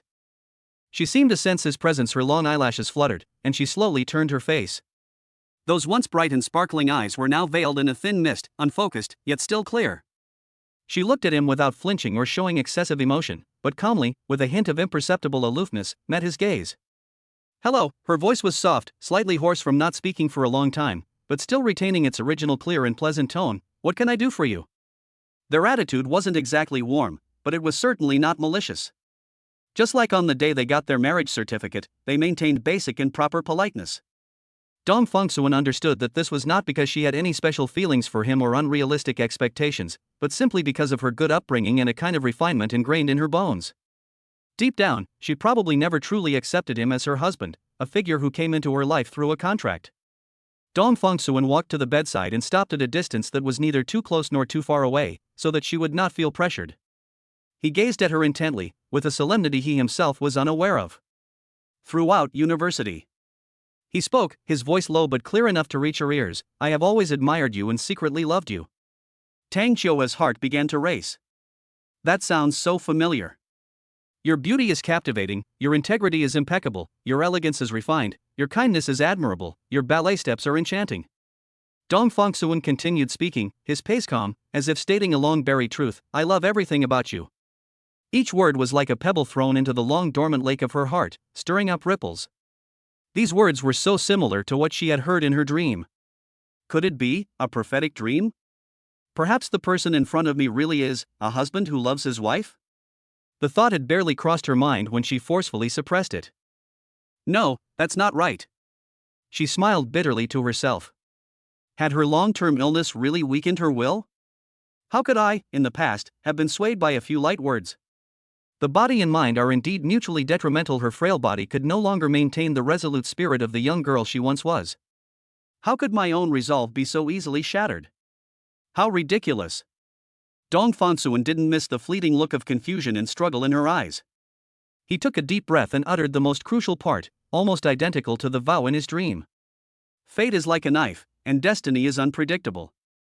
He paused, his gaze sweeping over her immobile body before finally settling on her face, his expression unwavering. "Since fate has made me your husband, and the father of our daughter, then I will take on the responsibilities of both roles no matter what happens in the future. I will never abandon them. Wife, I will make you the happiest woman in the world." The female nurses standing quietly by maintained a professional composure on their faces, but their eyes exchanged messages that only they could understand. Based on their understanding of the Tang family heiress's temperament, such a straightforward, even somewhat naive and clumsy, vow would probably be unlikely to move her heart, which had been frozen by reality. They are highly trained and perfectly conceal all their judgments and emotions under a proper expression, avoiding any situation that might embarrass the person involved. However, after hearing these words, Tang Xiuhua, lying on her sickbed, slightly widened her eyes, her pale lips opening silently as if she wanted to say something, but she couldn't utter a single word. "And in dreams," Almost unanimous statements.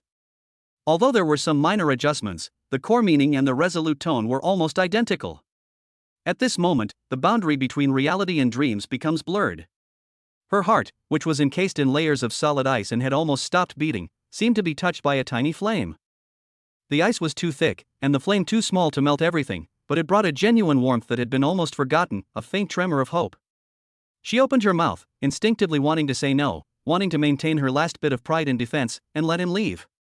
But the words rolled on her tongue before she swallowed them back. A tremendous sense of exhaustion, mixed with an indescribable complex emotion, swept over her. Is it a cruel twist of fate? She had to admit that her previous determination to draw a clear line and never open her heart to anyone seemed so pale and powerless at this moment, like ice and snow under the sun, quietly melting away, leaving almost no trace. Understood. Tang Xiuhua finally uttered those 3 words softly, then closed her eyes, seemingly unwilling to let anyone, including herself, glimpse the faint, fragile light that had rekindled in her eyes, as fragile as a candle flickering in the wind. She looked at Dong Fongsuan, her voice soft but filled with obvious weariness and estrangement. My husband, let's end our conversation here today. I'm a little tired. Meow. A virtuous wife at home system naturally provided feedback.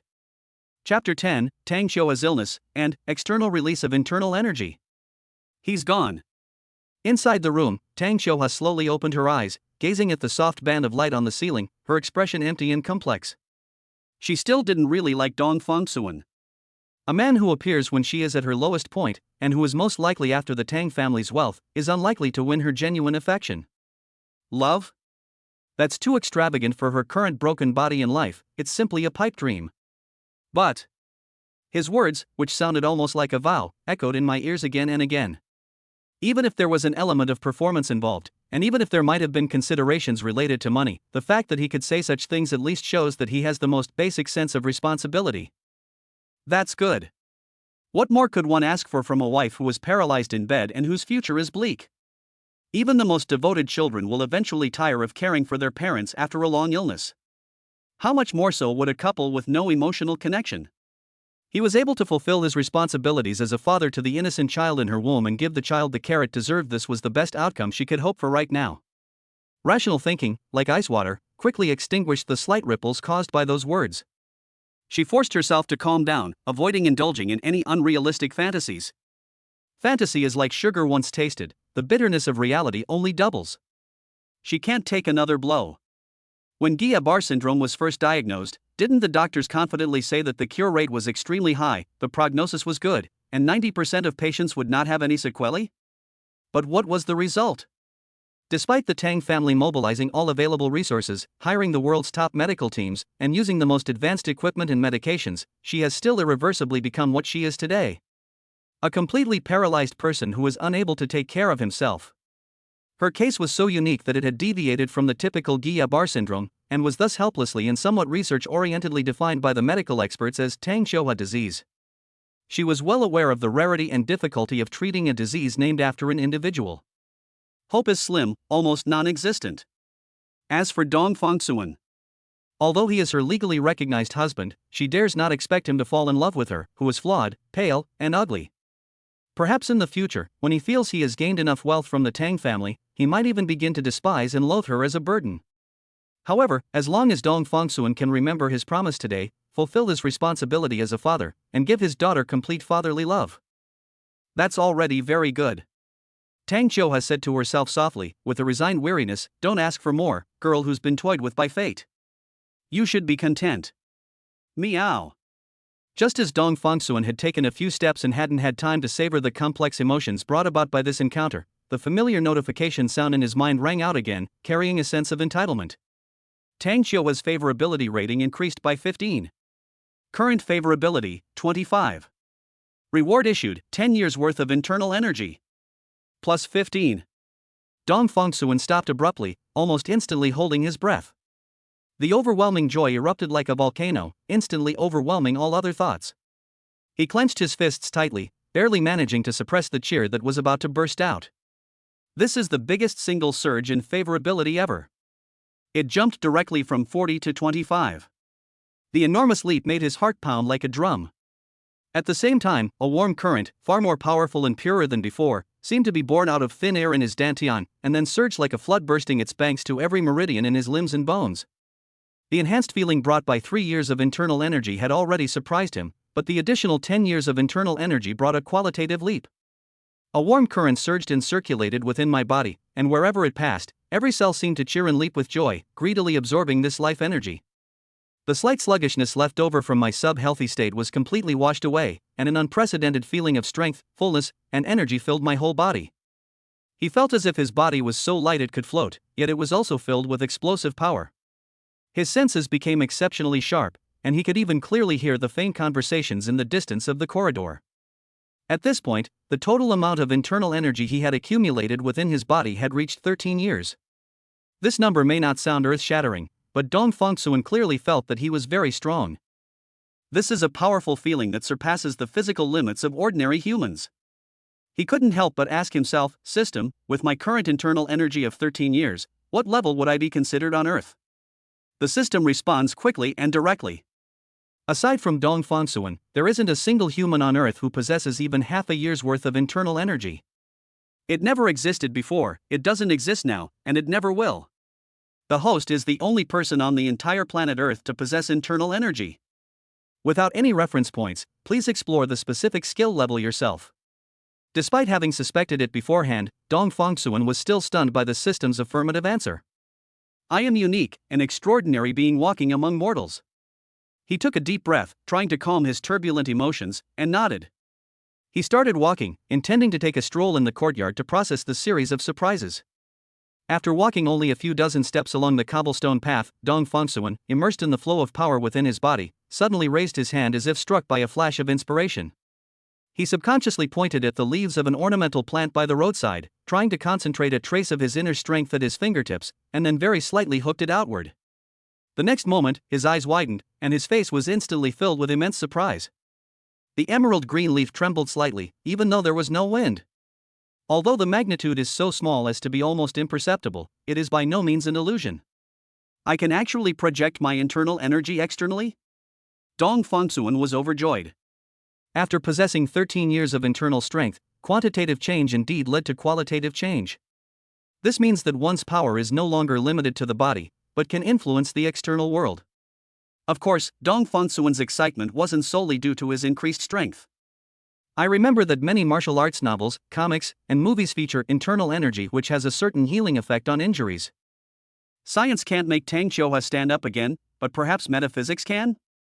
These past few days, Dong Fongsuan had occasionally worried that Tang Qiuhua might suddenly take her own life due to depression and despair, which caused him some anxiety. However, he was now a little more at ease. Even if internal energy can't cure it, it doesn't matter. At least it can give people a glimmer of hope and prevent them from taking their own lives. Chapter 11: Suicidal Thoughts.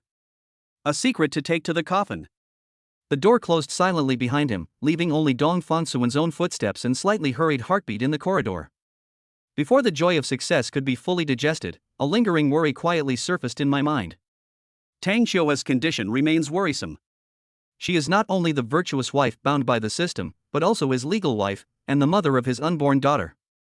If Tang Qiuhua remains immersed in despair, and one day completely loses her will to live, Dong Fongsuan dared not think too deeply about it. Excessive pessimism and despair can itself trigger extreme situations such as sudden cardiac death, and there are medical precedents for this. He opened his palm, and with a slight thought, a wisp of invisible and intangible yet clearly perceptible warm energy slowly gathered and swirled in his palm. This is internal force, a high-density bioenergy, but it seems to be more than just energy. In the process of merging with it, Dong Fongsuan instinctively realized that this power seemed to have a peculiar idealistic characteristic. What does it mean to release internal energy externally? The answer seemed to be directly imprinted in his mind. Its effectiveness largely depends on the user's intention. If one harbors evil intentions and intends to harm, it can transform into a sharp blade that can break bones and destroy life. If one harbors good intentions and intends to help, it can also become a life-giving rain that nourishes the body and heals wounds. This realization arose naturally without anyone needing to teach it. This realization was like a ray of light, dispelling most of the anxiety in his heart. To verify this idea, he quietly activated his superpower, stone-like presence, instantly blending his figure and aura into the surrounding environment, reducing his presence to an absolute minimum. Like an invisible ghost, he easily slipped into the spacious area of the villa, comparable to the kitchen of a five-star hotel. My gaze swept across the aquarium, where some live fish and shrimp, meant for daily consumption, swam about. He selected two fish that were similar in size. Extending his index finger, he focused his mind on one of the lines, and a wisp of internal energy pierced through his body like a fine needle, carrying a barely perceptible chill. The fish, which had been leisurely wagging its tail, suddenly stiffened, then turned belly up and floated motionless on the surface of the water, its life force vanishing instantly. Dong Fonsuan's pupils contracted slightly, and he felt a chill run down his spine. Using internal energy for attacks is both silent and extremely deadly, making it perfect for professional assassins. He turned to another fish beside him. This fish looked unwell, swimming slowly, with half of its body tilted to one side. It was clearly sick.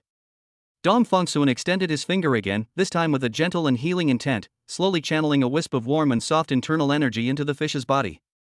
A miracle occurred.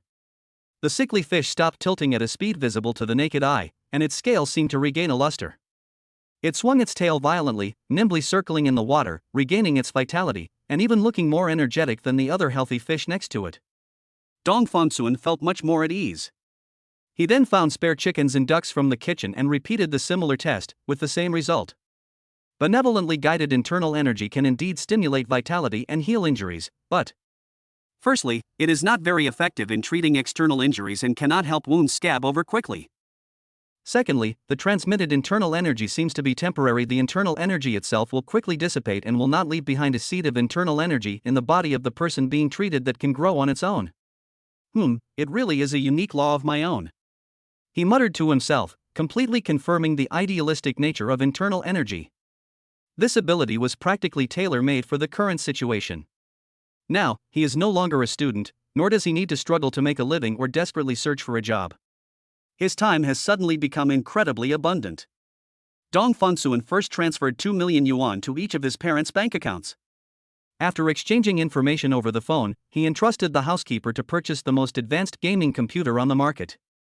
The processor is an Intel Core i9 14900K, the graphics card is a 5090, the memory is 16 terabytes, the configuration is fully upgraded, and it has a complete set of top-of-the-line water cooling equipment. This set of equipment was something I had always dreamed of but could never afford due to my lack of funds. Now, Dong Fongsuan tries to pass the time by playing games. He tried to immerse himself in the bizarre world of Black Myth, Liukang, experience the dazzling storyline of Honkai Impact 3, seek thrills in the action-packed combat of Honkai Impact 3, and also engage in the battlefield conquest of Mount Blade and the grand campaigns of Total War. However, no matter how exquisite the visuals or how captivating the storyline, none of them could truly calm him down at this moment. Dong Fongsuan's thoughts kept drifting to the figure lying in the sanatorium. Releasing internal energy outward does have a therapeutic effect, but whether it will be effective for Tang Xiuhua is hard to say. Dong Fongsuan took a swig of ice-cold cola. The carbon dioxide bubbles exploded in his throat, but they couldn't erase the deep thought in his eyes. From what my father-in-law means.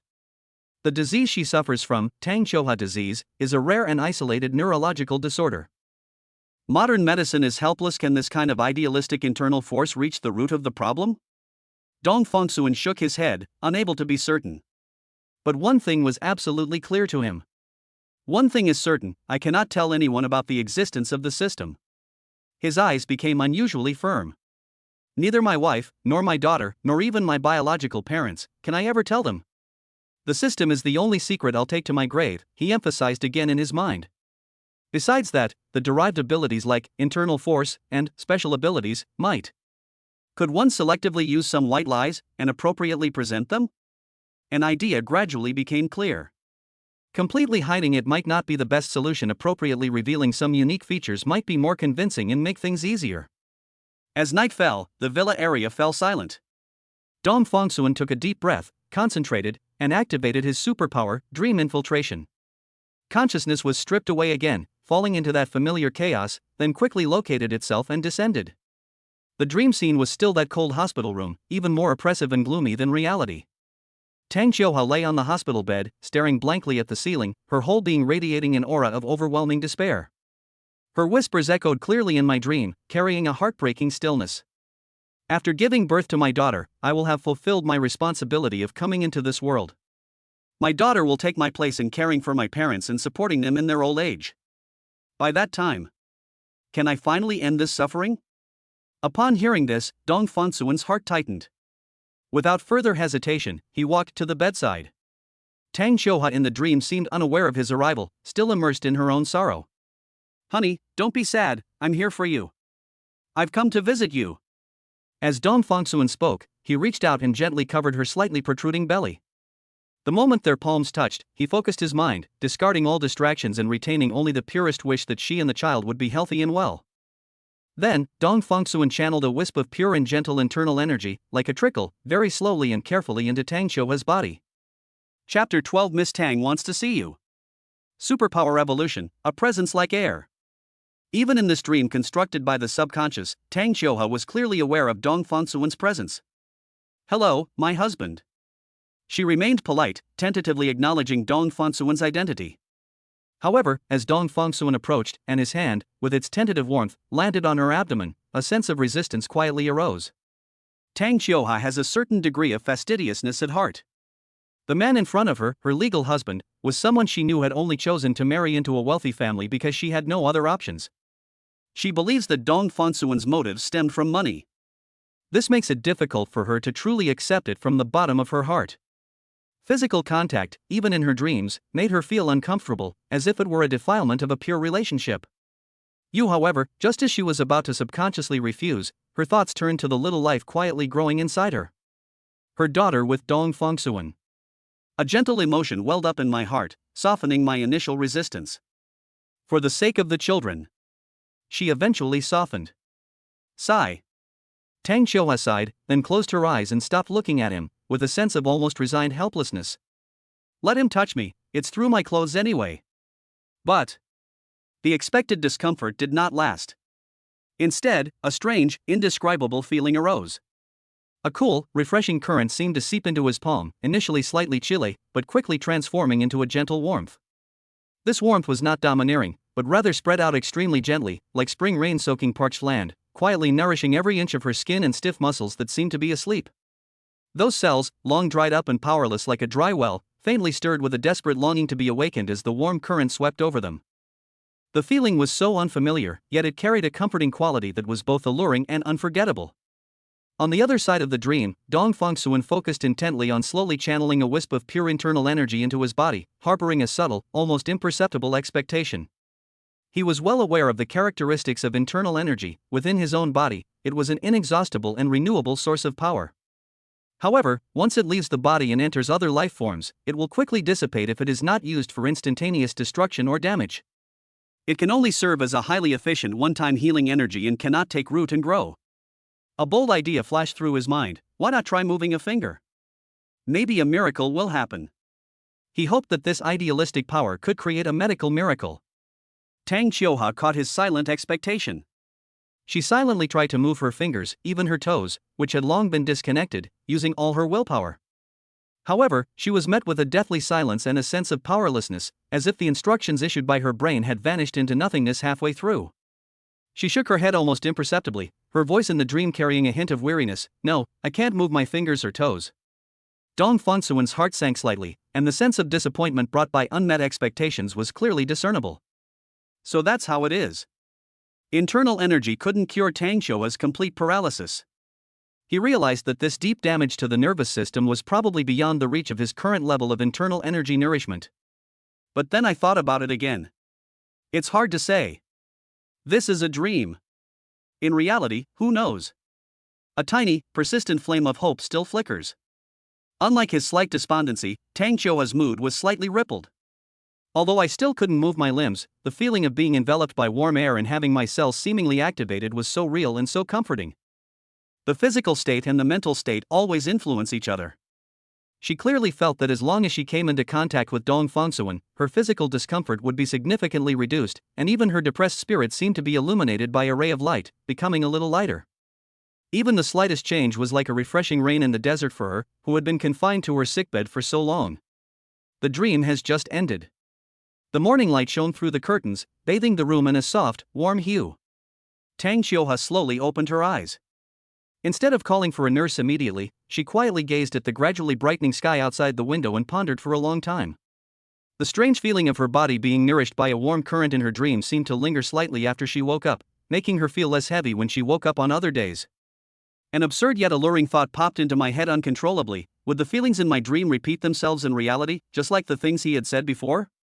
The thought had barely crossed her mind when she rationally suppressed it. How could I have such delusions? Is he terminally ill and completely confused? But that fleeting sense of comfort remained etched in her memory like a brand, stirring up an indescribable longing within her. After struggling internally for a long time, shyness and reserve were finally overcome by the candlelight of hope. Tang Xiuhe took a deep breath and, though her voice was soft, she clearly instructed the nurse standing beside her, "Go and ask my husband to come over. I want to see him if he's not busy." Meow. Virtuous Wife Tang Xiuhe +5. Current favorability 20. Reward issued, Superpower Evolution. Superpower, a stone-like presence. Superpower, a light-like presence. Dong Fengsuan clearly sensed the change in his own abilities. After activating his superpower, he looked at GTA 5 running on the screen, but he had no interest in getting into it. He let the NPCs do their own thing, holding the mouse and lost in thought. If the power of the martial arts worldview isn't enough, what about the fantasy worldview? Tang Xiuhe is my wife and the mother of my unborn daughter. I will not let her continue to be depressed like this. Who knows, maybe in the future I'll receive some kind of cutting-edge technology reward that will actually help her stand up again. I have a system, you know. Thump. Thump. There was a knock on the door. Please come in.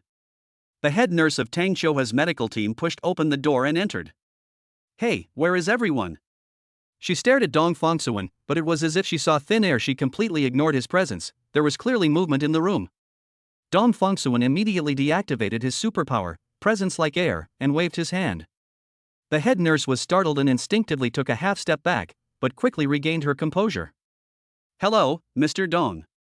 She was highly professional, polite, and methodical. Mr. Dong, Miss Tang would like to see you. Of course, if you are unable to come, I can wait quietly outside. Dong Fengsuan threw down the mouse and immediately replied, what could possibly happen to me? I play games every day. She actually agreed to see me? Excellent. Very good. Let's go. Arrive at the top-tier sanatorium. They came to Tang Xiuhe, who was completely paralyzed.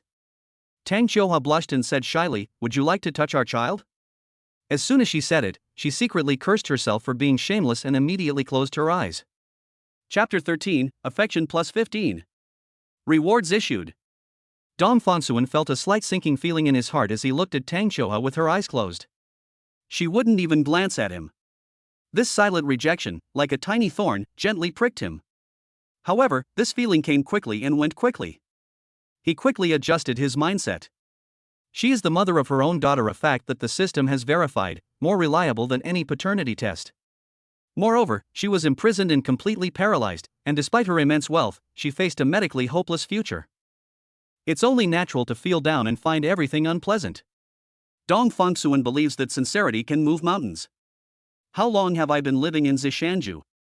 Her favorability rating has only gone from 50 to 20, a full 30 points increase. This shows that effort is effective, but it just requires more time and patience.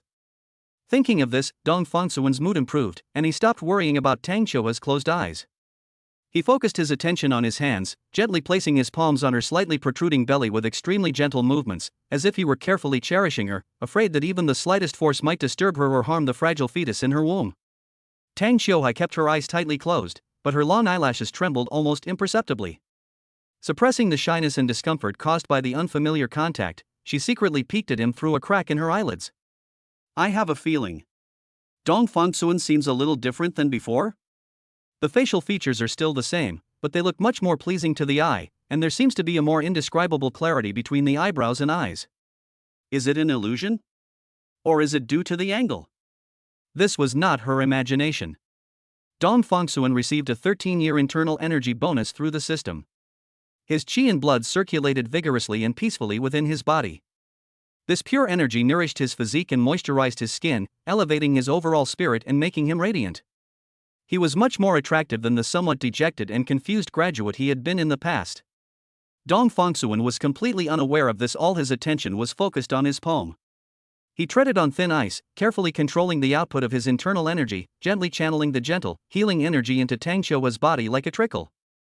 He dared not input too much, filled with awe at the reaction of this unfamiliar power within another's body, fearing that too much might lead to unpredictable consequences.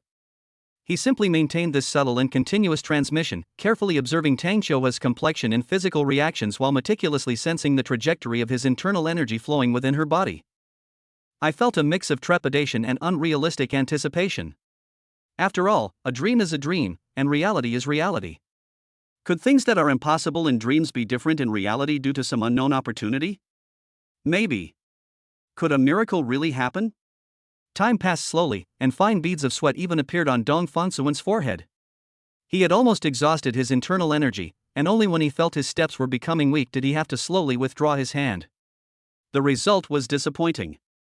Tang Qiuhua remained lying there quietly, unable to get up or even move a finger. The paralysis that plagued her, known as Tang Qiuhua disease, remained as steadfast as the strongest shackles. Internal force may bring some superficial, comfortable sensations, but it cannot reach the deep, fixed nerve damage. Looking at his empty hands, Dong Fangsuan felt a surge of disappointment that was hard to hide. As expected, it still doesn't work? However, in stark contrast to him, Tang Qiuhua's heart was filled with a long-lost, almost overflowing excitement. Really? That strange feeling was exactly the same as in the dream. No, it was even clearer and more vivid than in the dream. A gentle warmth emanated from where his palm touched her, dispelling some of the lingering heaviness and coldness, making her stiff limbs seem to relax a bit. She could feel her previously haggard face regain some warmth, and her previously drowsy mind became clearer and more invigorated. This slight improvement in her physical condition was like a timely rain after a long drought for her. At this moment, Tang Qiuhua was convinced of a fact: as long as she came into contact with Dong Fangsuan, her physical condition would improve significantly. Why? She tried to find an explanation. In a more mystical sense, it said that a mysterious telepathic connection develops between the blood-related fetus and the father, bringing about a positive influence. A more scientific possibility is that the fetus inherited Dong Fangsuan's genes, felt the father's closeness and comfort, and thus indirectly improved her physical condition through some unknown physiological mechanism, such as activating special brainwaves or providing some surplus stem cells with repair functions. Or is it simply a matter of compatibility between human magnetic fields? Whatever the reason, this genuine feeling cannot be faked. This made her feel as if she could see a faint but real glimmer of light in the boundless darkness. Just then, the head nurse, who had been waiting quietly, stepped forward and reminded him in a respectful but unquestionable tone, "Mr. Dong, it's time for Ms. Tang's routine deep treatment and testing." Tang Qiuhua suffers not only from the severe sequelae of Guillain-Barré syndrome, but also from the only known case in the world named after her, Tang Qiuhua disease, which has led to her complete paralysis. Her physical condition is extremely unique and fragile, requiring meticulous daily medical intervention and monitoring to barely maintain her current state and prevent further deterioration. Dong Fangsuan nodded understandingly, glanced one last time at Tang Qiuhua, who seemed to be resting with her eyes closed, and whispered, "Get some rest," before turning and leaving the room. After he left, the nurses immediately got busy. They first carefully adjusted Tang Qiuhua's lying position, using specially made soft pads to support key areas and prevent pressure sores. Then, it was connected to a high-precision vital signs monitor, and real-time data on her heart rate, blood pressure, and blood oxygen saturation began to appear on the screen. Dong Fangsuan saw a nurse bring out the prepared neurotropic drugs and slowly infuse them through the indwelling PICC line. Another nurse began to perform passive joint mobility training on her, professionally and gently moving the major joints of her limbs, from the shoulders, elbows, wrists, and hips to the knees and ankles. Every movement was standard and precise to prevent muscle atrophy and joint contractures. Meow. The notification sound of the "My wife is a virtuous woman" system echoed in Dong Fangsuan's mind. Tang Qiuhua's favorability rating increased by 15. Current favorability rating, 5. Rewards have been issued. Chapter 14: True Qi. Father-in-law and mother-in-law, it's all thanks to you. Reward: Core Extraordinary Energy Sublimation. Internal Force: True Qi. The moment the cold, mechanical voice fell into his mind, Dong Fangsuan's body trembled violently, as if an invisible force had exploded deep within him. The internal energy that was originally flowing gently in the meridians suddenly became heavy and condensed. It's like a loose wisp of mist being forcibly compressed and refined by an invisible giant hand, removing the dross and retaining the essence, ultimately transforming into strands of purer and more textured energy. If the previous internal energy was like a floating, unpredictable flow of air that needed to be deliberately guided, then the true energy that has now condensed is more like a real, substantial liquid energy with a certain weight, tightly and powerfully dormant in the dantian and meridians. The total internal energy accumulated over 13 years seemed to have been somewhat depleted during the sublimation process, but the quality of the concentrated true energy underwent a dramatic change. The most direct feeling was circulation. When he circulates his internal energy, he still needs to be distracted to guide it, and there is a slight sense of it dissipating. He will inevitably become exhausted after a long battle. Once the true chi is activated, it immediately displays its extraordinary characteristics. It seems to possess a certain spirituality, circulating freely and endlessly within the meridians. An unprecedented, almost inexhaustible sense of endurance arose spontaneously. If before it was like running while carrying buckets of water, now it's like connecting to a never-ending river. Besides this astonishing increase in endurance, Dong Fongsuan was even more eager to know whether the sublimated true chi would bring a new breakthrough in treatment effects. The thought of Tang Qiuhua's pale and fragile face, and the child in her womb who was his own flesh and blood, made his heart burn. I'll try to find her again tomorrow. Hope, like wild grass, grew wildly in my heart, bringing an indescribable sense of exhilaration. Dong Fongsuan suppressed the urge to rush to the sanatorium immediately and decided to familiarize himself with this new power first. Back in his bedroom, which was comparable to a presidential suite, he tried to immerse himself in the virtual world of his top-of-the-line computer. Crackling sounds. The crisp sound of his fingertips tapping on the keyboard and the ever-changing light and shadow on the screen could no longer fully capture his attention. His anticipation of true energy constantly pulled at his thoughts, making it difficult for him to concentrate on enjoying himself. As evening approached, the maid knocked softly on the door to inform us that dinner was ready. He entered the luxurious restaurant, which could easily seat 20 people, and found only one seat set at the long table. The crystal chandelier reflected a dazzling light onto the gleaming silver cutlery. The air was filled with the enticing aroma of food. The appetizer was a black truffle onsen egg. The egg yolk was smooth and the unique aroma of black truffle instantly awakened the taste buds. The carefully simmered lobster bisque is rich, flavorful, and smooth on the palate. The main course is perfectly seared A5 Wagyu beef, with marbled fat melting under high heat, and the meat is so tender it almost melts in your mouth. It is paired with grilled seasonal vegetables that are crispy on the outside and tender on the inside, creating a rich and layered flavor. It also comes with a small bowl of crystal clear caviar, the salty and savory flavor bursting in your mouth. The dessert was an exquisitely crafted French mousse, sweet but not cloying. Every bite is an ultimate enjoyment. As Dong Fongsuan slowly chewed, his taste buds were conquered by the top quality ingredients, but the scene from not long ago involuntarily flashed through his mind. In the cramped rented room, on the only dining table was a half-eaten instant noodle cup, the soup already covered with a layer of oil film, and next to it was the wrapper of a cheap ham sausage. It was a bitter feeling of fullness, swallowed in order to survive. Compared to the lavish and delicious feast before him, it was like night and day. He was filled with emotion. His fate had taken such a dramatic turn. He sighed contentedly. This immense material satisfaction was truly intoxicating. After a satisfying meal, as they were sipping their post-meal tea, they heard some noise from the living room. Their father-in-law, Tang Hugua, and mother-in-law, Zhou Yaro, whom they hadn't seen for several days, had returned together, their faces beaming with undisguised, heartfelt joy. A mere inch. Zhou Yaro spoke first, her tone carrying a long-lost lightness. The detailed test report from the sanatorium came out today, and Qiuhua's various physical indicators are much better than they were a few days ago. Although I still can't move, some key inflammatory markers have decreased, and my nutrient absorption rate has improved. The doctor said this is a very good sign. The more a mother-in-law looks at her son-in-law, the more pleasing he becomes. She felt that Dong Fongsuan was her family's lucky star, because her daughter quickly showed signs of improvement as soon as she got married and moved in. If things continue to develop this way, who knows, a miracle might actually happen in the future. Thinking of this, Zhou Yaro felt heartbroken for her bedridden daughter, her eyes filled with tears, and she choked up, unable to speak. Tang Hugui nodded, a rare smile appearing on his stern face. He patted Dong Fongsuan's shoulder with considerable force. Good lad. This is all thanks to you. After much thought, the only change in Qiuhua's life is you. It must be because she was overjoyed after marrying you, and this joy led to an improvement in her health. Ah, how wonderful. Dong Fongsuan showed humility and joy on his face at the right time, but his mind was perfectly clear. It was a conclusion reached by accident. The father-in-law and mother-in-law attributed the improvement to the psychological comfort brought by the marriage to bring good luck, but they did not know that the real hero was the extraordinary energy that he transferred into Tang Qiuhua's body with the intention of healing. Although it could not cure the strange Tang Qiuhua disease at present, it obviously had a miraculous effect on improving her basic physical condition. Tang Hugua looked at him, his eyes filled with a mixture of appreciation and expectation. After a moment of contemplation, his tone became more solemn. Son-in-law, seeing that you and Shohai get along well, we are relieved. However, there are some things that need to be planned for in advance.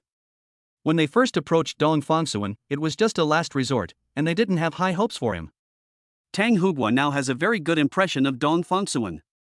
Regardless of the reason, after Dong Fongsuan and her daughter got their marriage certificate, her daughter, who had been looking haggard and like she might break at any moment, had a brief moment of rosy complexion and bright eyes in the video. It's unbelievable. Because of his affection for Dong Fongsuan, Tang Hugua also developed some genuine feelings for him and truly regarded him as his son-in-law. Tang Hugua looked at Dong Fongsuan, paused, and said, I plan to first allocate a subsidiary to you to practice and accumulate some experience in business operations and struggles. So that in the future, when your mother-in-law and I are old and no longer useful, you and Shoha will be able to protect this family business but not be able to keep it. What do you think? These words were like a thunderclap, exploding in Dong Fongsuan's ears. Start your own company? Just to practice? A recent graduate who was just a few days ago worrying about a job tightening screws is now going to manage a company. Chapter 15, A Milestone. Surpassing negative numbers. It's never too late to realize. Dong Fongsuan's breathing paused slightly. The thought of refusal came almost without thinking. I wanted to avoid this sudden challenge. Company? Management? Business rivalry? These words were too far removed from him. He is now the host of the Virtuous Wife system, possessing extraordinary abilities such as internal energy, true chi, dream infiltration, and the ability to reduce his presence. As long as he can continue to gain Tang Shoa's favor, money, power, and even more incredible rewards seem to be within his grasp. Why should he get involved in the troubles of the mundane world and struggle in a completely unfamiliar field? Staying comfortably in the villa, playing games, and occasionally trying to improve your wife's favorability rating, wouldn't that be easy and carefree? But this thought, like duckweed on the water, only lingered for a brief moment before sinking to the bottom. He then thought that these past few days, apart from going to the sanatorium, he had really just been playing games most of the time. Life was comfortable, but it was also somewhat emptiness. Besides the system, who else can I share the excitement of gaining extraordinary abilities with? Does he have to say some dry words of concern or repeat the vows he practiced in his dreams every time he sees Tang Shoa? He needed something new, something that belonged to him, something that could prove that he, Dong Fongsuan, was not just a lucky parasite.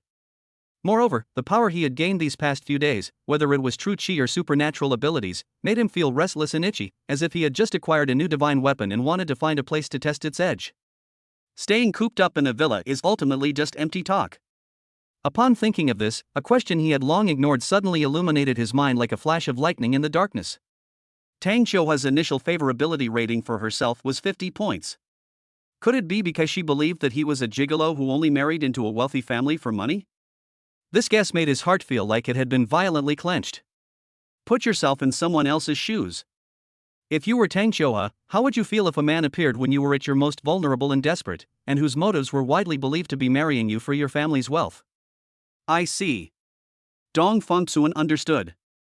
It's probably not just indifference, but a deep aversion and rejection. Who would like a partner who puts a price tag on themselves and treats marriage as a transaction? The initial 50 favorability rating seems perfectly reasonable at this moment, even. They might have even gone easy on him. Dong Fongsuan, belatedly realizing the situation, was instantly thrown into turmoil. He admitted that he used to be very poor, so poor that he could hardly see a future. He also admitted that he had an extremely strong desire for financial freedom, and that he was indeed unable to resist the enormous temptation when faced with the conditions offered by the Tang family. But alas. Did he really marry Tang Shoha just for money? The unexpected incident on graduation night is a shared memory for the two of them. The child in her womb was his own flesh and blood. When he saw her broken and ravaged by illness, didn't he feel a surge of genuine pity and responsibility? He truly wanted to shoulder the responsibilities of a husband and the father of the unborn child. An unprecedented sense of urgency, like a wildfire spreading across the land, burst forth in his chest. This can't go on any longer. We have to do something. We have to prove ourselves to Tang Shoha. To prove that he is not a cold-blooded gigolo who only knows how to take. He proved that his determination to protect her and the child was not entirely based on money. Dong Fongsuan wanted to show her that her husband was not an incompetent man who could only hide under his father-in-law's wing. This strong will dispel the last trace of hesitation in his heart. All right. Dong Fongsuan raised his head, his gaze no longer wavering, his voice carrying a resolute calm. Father-in-law, mother-in-law, thank you for your trust. He organized his thoughts, trying to make his reasons sound sincere and unpretentious. Although I would be happy to be with Shoha every day, she needs a long period of rest, and I'm afraid that if I stay by her side all the time, I might disturb her. Besides, I spend all day playing video games at home. At first, I was quite happy, but now I do feel a sense of emptiness inside. I feel great to have the opportunity to do something meaningful within my capabilities and share some of the burden with my family. A genuine sense of satisfaction flashed across Tang Hugua's eyes. He patted Dong Fongsuan's shoulder heavily, this time with more approval. Good. You have ambition. He then beckoned, and his secretary, who had been waiting quietly, immediately stepped forward and respectfully handed a beautifully bound document to Dong Fongsuan. Dong Fongsuan looked down and saw the company name in his eyes, Xinghui Technology. His heart skipped a beat. This is a reputable emerging technology company in the industry, specializing in smart wearables and health monitoring devices. Its prospects are widely regarded as promising, and he had even paid attention to it when he was looking for a job. His father-in-law actually handed over such a promising company to him to practice? Tang Hugua seemed to see through his surprise and explained, starting with a low-ranking position and then directly parachuting you into a vice president or president would easily attract criticism and make you out of touch with reality. Start as a deputy project manager to familiarize yourself with the business and processes at the grassroots level, so that your subordinates don't just pay lip service and sideline you. His considerations were indeed thorough and astute. Zhou Yaru, who was standing to the side, added gently, Fongsuan, don't worry, this is just a transition. With your intelligence, we believe you'll get the hang of it quickly. 2 months at most 2 months later, we will arrange for you to be promoted to a senior position in the company, so that you can truly give full play to your talents and take control of the situation. Her tone was reassuring, as if she was worried that this starting position might cause resentment in her son-in-law. Dong Fongsuan quickly shook his head. My father-in-law and mother-in-law have considered things very carefully, I understand. Starting from the basics will allow me to learn more. He wasn't ungrateful, he knew perfectly well that this was a shortcut that had been paved to the brim. He didn't think they were just making empty promises, it was more like standard practice for the family to groom a successor. The matter was settled. The next morning, Dong Fongsuan stood in front of the full-length mirror in the dressing room. In the mirror, he had taken off his usual casual clothes and put on a well-tailored dark gray suit, with the buttons of his white shirt fastened to the collar and a dark pattern tie hanging neatly down. Her hair was also meticulously styled by a professional stylist, making her look less youthful and casual, and more sophisticated and composed, befitting a professional. The unfamiliar attire made him feel somewhat uncomfortable, but deep inside, a new kind of power was surging within him. He arrived at the door of the sanatorium, took a deep breath, and then pushed the door open and went inside. Tang Xiuhua remained seated on the bed, sunlight streaming onto her pale face. Upon seeing the completely transformed Dong Fongsuan, something seemed to flash across her eyes extremely quickly, so quickly that it was impossible to catch it. Dong Fongsuan walked to the bedside, a forced, natural smile on his face, and said in a light tone, Wife, I'm going to work today. Although I wanted to use my inner energy to treat her immediately, time was a bit tight, and I was afraid that I might make a mistake in the chaos and accidentally hurt my wife and daughter, so I decided to do it when I got back in the evening. He paused, then said to his wife, as if it were an ordinary husband's instruction, when I come back tonight, I'll bring you something nice to eat. Dong Fongsuan's voice carried a youthful energy of trying to start a new life, as well as an awkward anticipation of wanting to share this change with her. Tang Xiuhua looked at him quietly without responding immediately. After a few seconds of silence, she simply gave a very soft which was enough to indicate that she understood. However, at this very moment, meow. The familiar notification sound rang cheerfully in Dong Fongsuan's mind. Tang Xiuhua's favorability rating increased by 5. Current favorability rating, 0. Rewards being distributed. Chapter 16 The Great Detective? Eavesdropping openly. Reward issued, Aura of Power and Majesty. When you try to project authority, no one dares to joke around in your presence. 0. We've made a breakthrough. Finally, it's no longer a negative number. Dong Fongsuan's heart skipped a beat, and an indescribable joy and excitement surged to his head, making it almost impossible for him to control the expression on his face. I didn't pay any attention to the reward of those mere 5 points of favorability, treating it as a trivial bonus. He forcibly suppressed his turbulent emotions, only looking at Tang Xiuhua with a gentler gaze, and said softly, "Then you should rest well, I'll come see you again tonight." Xinghui Technology's office building stands in the heart of the city, where land is incredibly valuable. Dong Fengsuan stood downstairs, took a deep breath, straightened his tie, and stepped inside. The receptionist, who had already been notified, smiled impeccably and personally led him to the project office on the 12th floor. Along the way, every employee they encountered cast curious, inquisitive, or subtly evaluative glances their way, which were quickly replaced by perfectly appropriate professional smiles and nods of greeting. Dong Fengsuan couldn't understand what was behind that smile, but he could sense an invisible distance between them. The project manager, a middle-aged man surnamed Wang, was already waiting at the entrance of the office area. He was slightly overweight, with his hair neatly combed and a broad smile on his face. He stretched out his hands from afar, saying, "Oh, Manager Dong. Welcome, welcome. We've been waiting for you. It's an honor for our project team to have you here." His hand was clenched tightly, and he shook it vigorously. The warmth in his voice was almost overflowing. But Dong Fengsuan felt that the smile was like an exquisite mask etched on the face, with little real warmth in the depths of the eyes. Manager Wang personally led him to a private office. It wasn't large, but it was bright and clean, and all the necessary office facilities were provided. "Manager Dong, this is your office.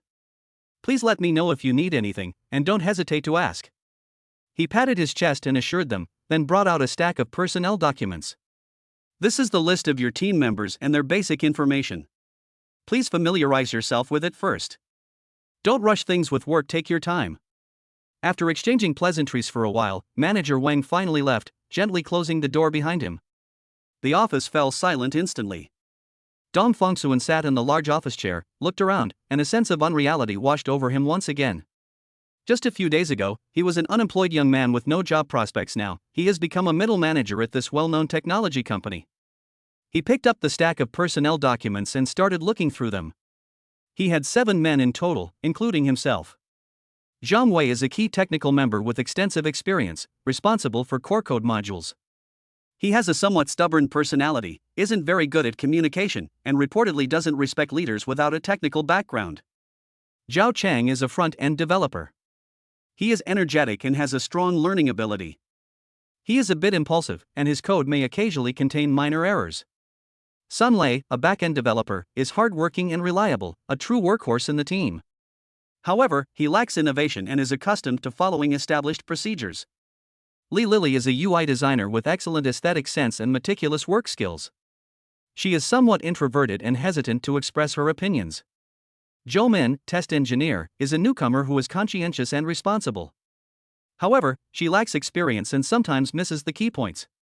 Xian Xiao, product assistant, has good communication and coordination skills. He's a bit sly and likes to gossip. This is the team he will be leading in the future, the members of Group B in the company. Dong Fengsuan rubbed his temples, feeling a bit stressed.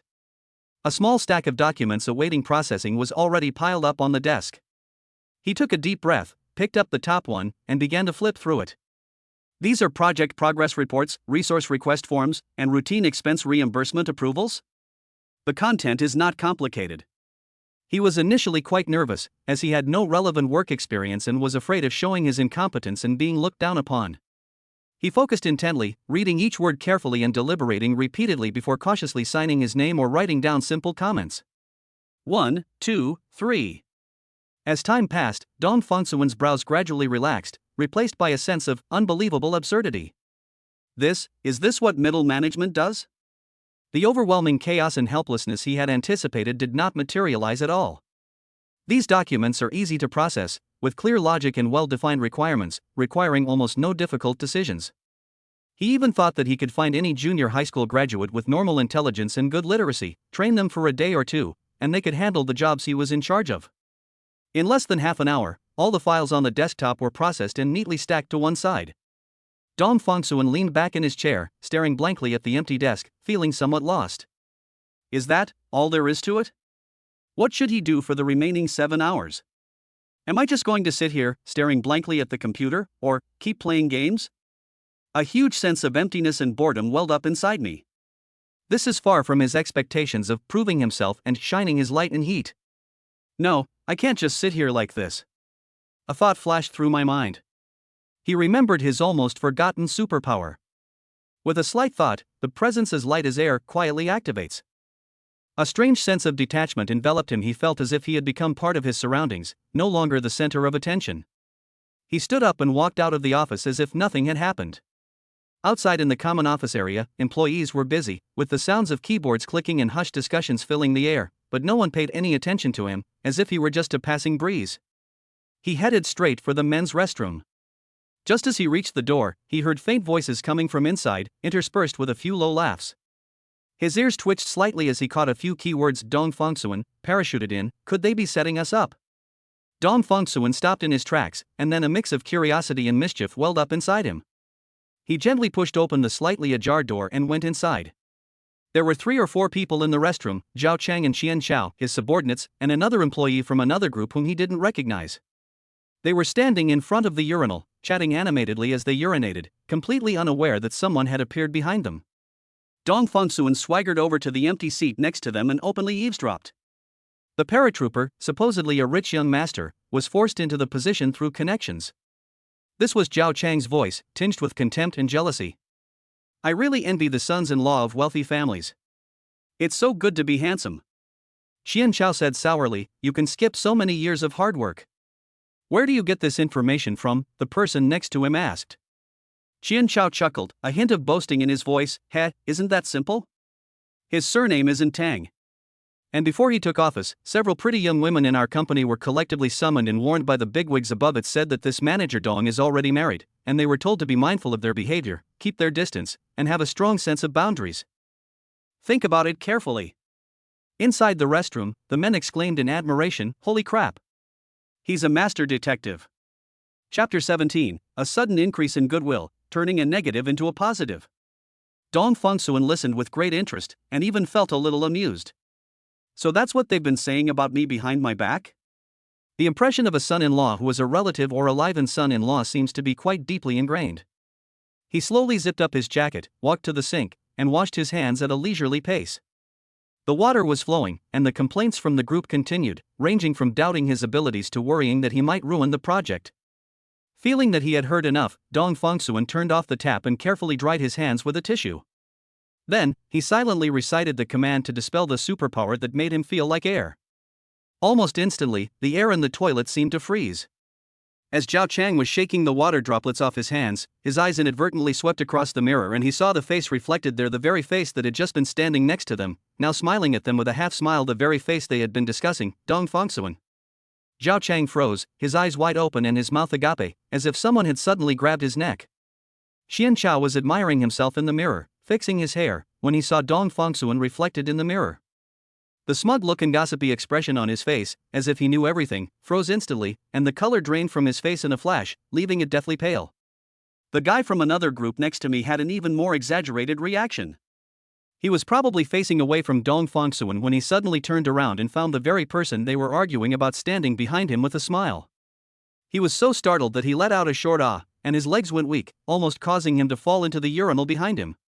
Luckily, he reacted quickly and braced himself against the wall, barely managing not to sit down, but his trouser legs were still inevitably splashed with some unclean water droplets. A deathly silence. Only one faucet that wasn't turned off properly was still dripping, making a creepy sound. Several seconds passed before Qian Xiao was the first to react. He forced a distorted smile, more like a grimace, and his voice trembled uncontrollably, Mr. Dong. When did you come in? We didn't see you. Zhao Chang quickly stammered in support, yes, we didn't notice. Dong Fongsuan precisely tossed the crumpled paper he had used to wipe his hands into the trash can by the door, his face still bearing that seemingly easygoing smile. His gaze slowly swept over the faces in front of him, which were filled with expressions of I'm doomed and I want to crawl into a hole in the ground, lingering for a second longer on the employee from another group whose trouser leg was wet. Oh, he drawled, sounding particularly relaxed, as if he were just saying that the weather was nice today. I've been here for a little while. I saw you guys having a great time chatting, so I didn't want to interrupt. These words, spoken lightly, struck the ears of several people like a thunderclap. The expressions on their faces were priceless, a mixture of terror, shame, and utter embarrassment, as if they wanted to bury themselves on the spot.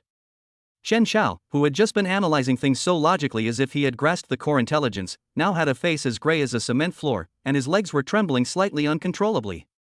Finally, Zhao Chang, the youngest and seemingly the least mentally prepared, spoke with a clear sob in his voice, which was barely audible. Mr. Dong. I'm sorry. We really didn't know you were here. We were just talking nonsense without thinking. Please don't take it seriously. Please don't take it to heart. Looking at his subordinates who were terrified, Dong Fongsuan's initial smugness at his successful prank faded, replaced by a somewhat complicated feeling. He found it a little funny, a little helpless, and at the same time, a feeling he had never experienced before, as if he could completely control the situation. Why are they so afraid of me, he wondered.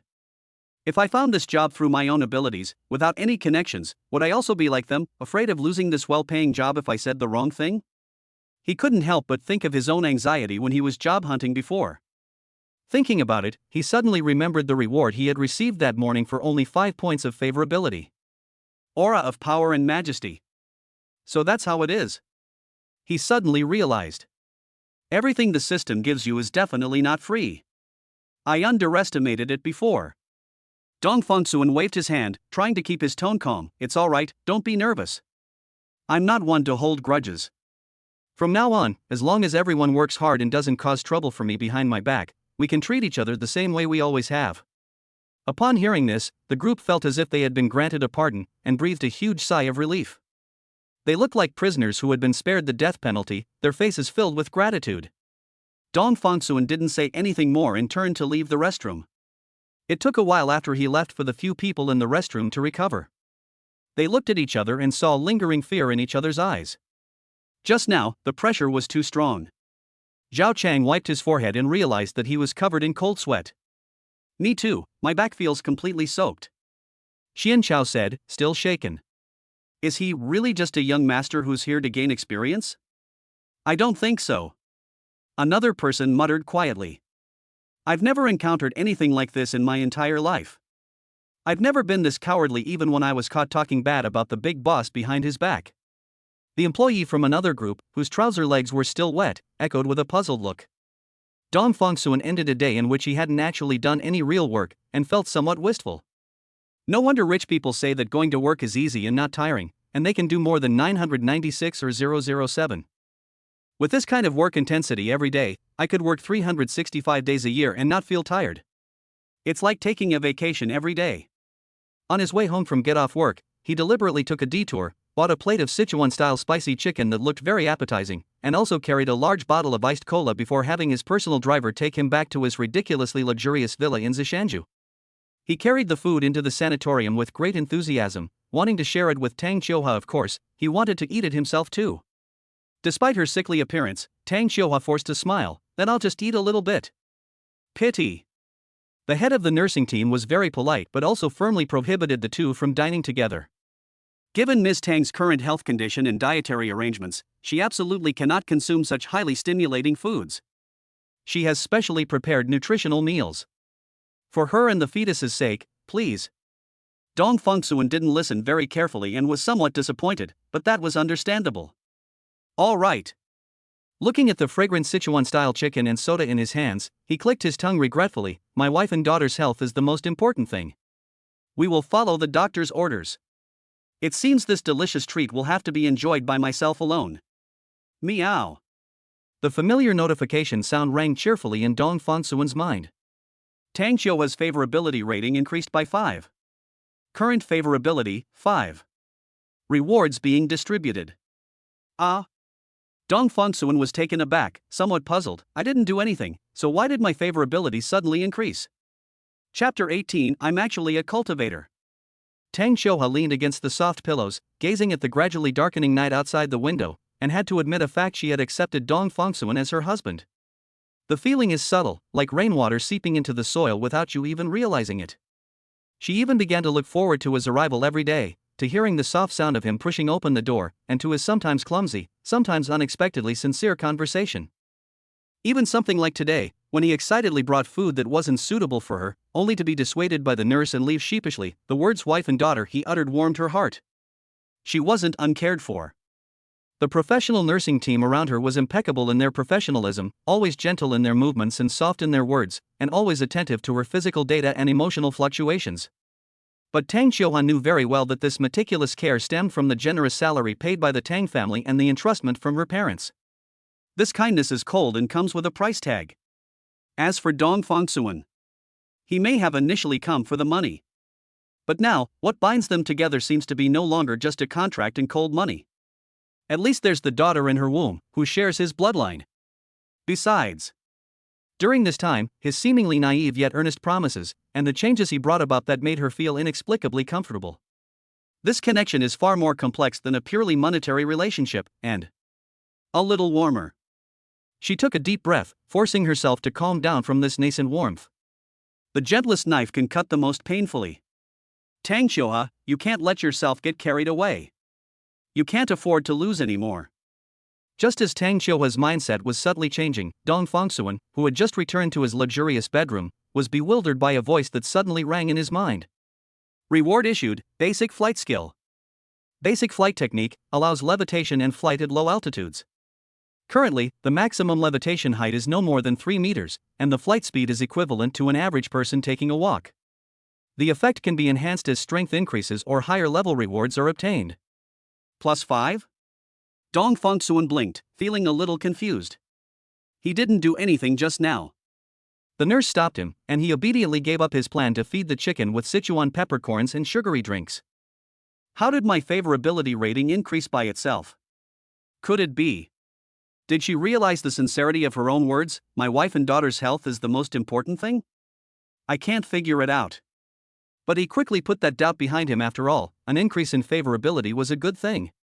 Dong Fongsuan's attention was immediately drawn to the new reward. Flight. Even the lowest level, which can only fly 3 meters off the ground and slowly like taking a stroll, is still flying. Which human being can resist the temptation to take off without considering external factors? He was itching to try it out. But he remained rational. It definitely wouldn't work in the villa. It would be too easy to be discovered. He held his breath and focused intently, first activating his presence like air ability to its maximum. That familiar sense of detachment, of being one with the environment, enveloped him once again. Like an invisible shadow, he carefully avoided the hidden surveillance cameras in the corridors and courtyards, and silently arrived at a secluded corner of the garden behind the villa. The area is shaded by trees and dimly lit, making it an ideal place for testing. Following the key points of the technique that appeared in his mind, Dong Fongsuan tried to mobilize the true energy in his body. Unlike internal force, true qi is more condensed and requires more precise mental guidance to control. He concentrated, imagining the airflow lifting him up beneath his feet. At first, he didn't feel anything, but gradually, he felt his feet become lighter, as if there was an invisible air cushion between the soles of his shoes and the grass. He tentatively reduced the pressure on his feet, and his body actually slowly lifted off the ground. 10 centimeters, 20 centimeters, 50 centimeters. Finally, he stabilized himself about 1 meter in mid-air. This feeling is absolutely wonderful. Unlike jumping, this is a continuous suspension that is free from the Earth's gravity. He tried to take a step forward, and his body really did float forward slowly, as if walking on an invisible ground. The pace wasn't fast, just like an ordinary person taking a stroll after dinner, but the sense of freedom and the perspective of looking down at the flowers and plants below made him so excited that he almost shouted out loud. He practiced clumsily yet excitedly for a while in this small corner of the garden, until he felt somewhat mentally exhausted, before slowly descending. Although it was just low altitude, slow flight, it still required a considerable amount of physical strength, internal energy, and mental focus. After landing, he suppressed his excitement and used his supernatural ability again to sneak back to his room silently. The night grew deeper. Dong Fongsuan lay on the soft bed, but he wasn't sleepy.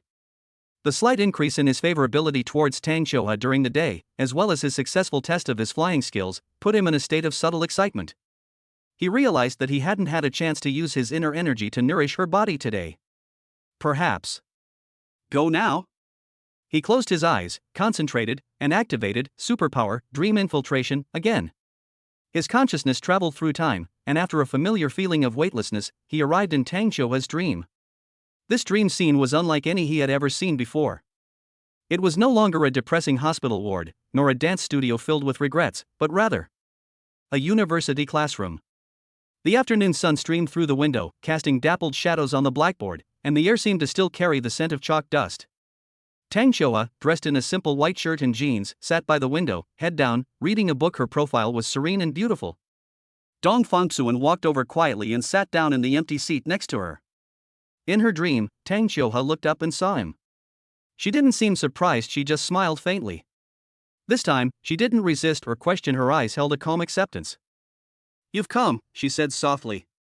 Dong Fangsuan nodded, without saying anything more, and simply reached out and gently covered the back of her hand that was resting on the desk.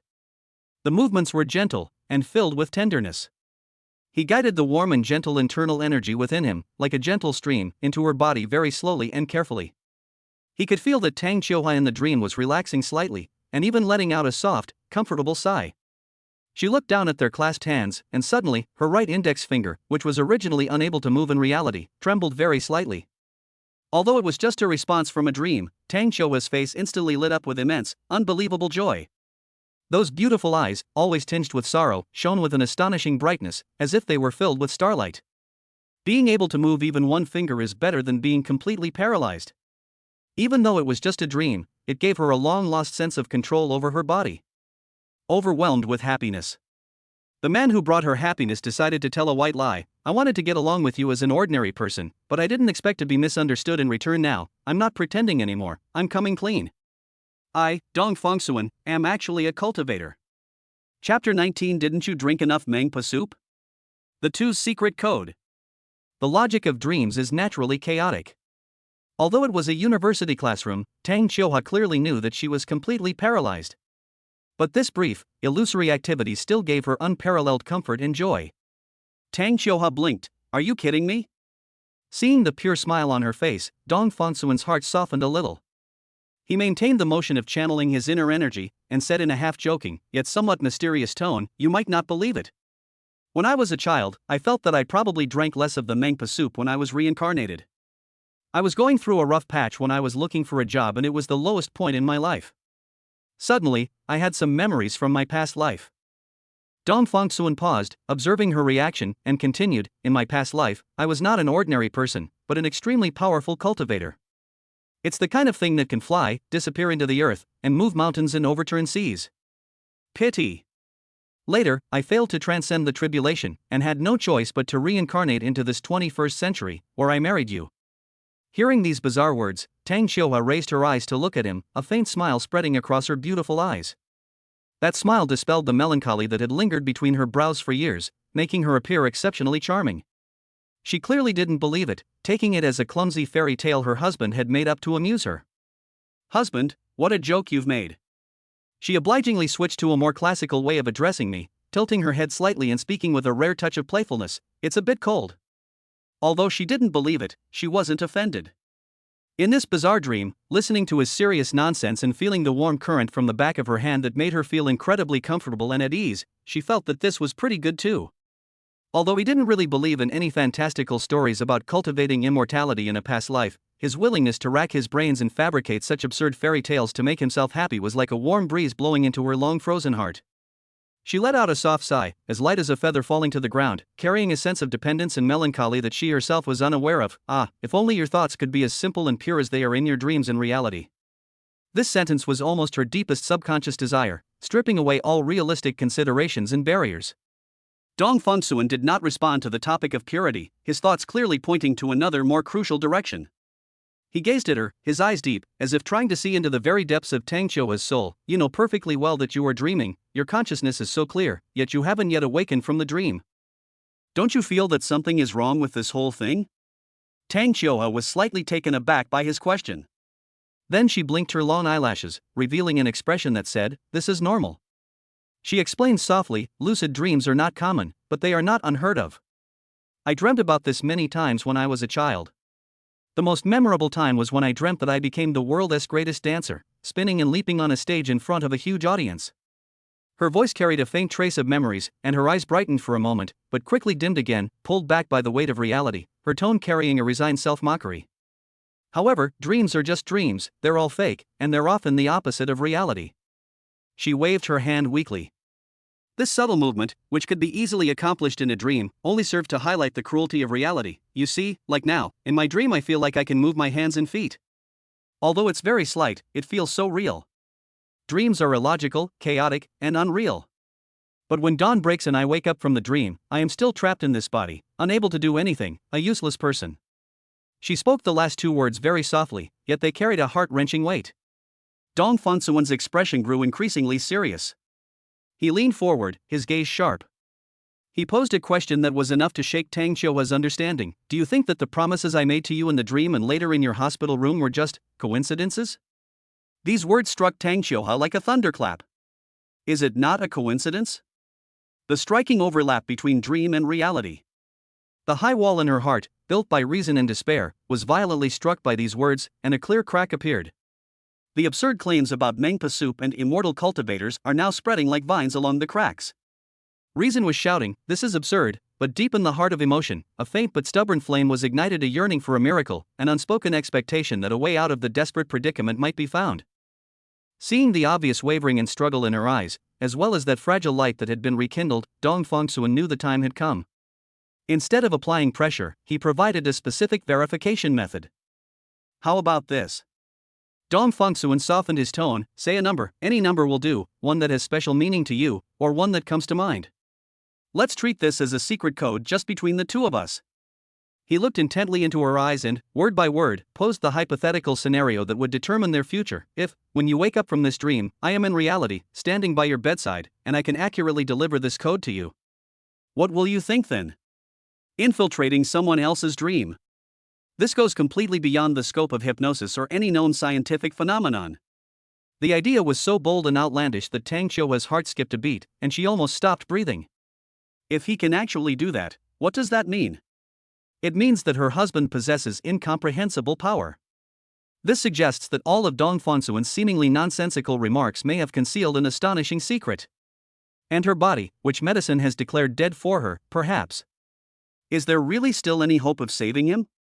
The immense shock left Tang Qiuhua's mind blank for a moment, followed by a surging wave of shock, fear, and a hint of ecstatic joy at escaping a desperate situation. Under the impact of this giant wave, all the previous suspicions and misunderstandings about him being money-driven seemed insignificant and not worth mentioning. She stared at him blankly, as if she were seeing this man for the first time. After a long while, as if she had made up her mind, she softly opened her mouth, but what she uttered was not a simple string of numbers, but a line of poetry with profound meaning. The west wind ages the waves of Dongting Lake, and overnight the Siang River goddess's hair turns white. Drunk, she is unaware that the sky is reflected in the water, and her boat is filled with dreams that press down on the Milky Way. Her voice was soft, with a sickly hoarseness, yet it clearly conveyed the ethereal and slightly melancholic mood of the poem. Dong Fongsuan was clearly taken aback, a hint of embarrassment flashing across his face. He scratched his head and said sheepishly, "This poem. I haven't memorized it, it's too long, I can't remember it." Chapter 20, I recited a poem last night. Tang Qiuhua, huh? She hadn't expected Dong Fongsuan to react this way. Before Tang Qiuhua could respond, Dong Fongsuan immediately perked up and said earnestly, "It's okay. When I get back later, I'll immediately look it up on the computer and memorize it perfectly." Seeing his expression shift from astonishment to earnest assurance, a strange contrast to the reclusive master image he was trying to create, Tang Qiuhua couldn't help but burst out laughing.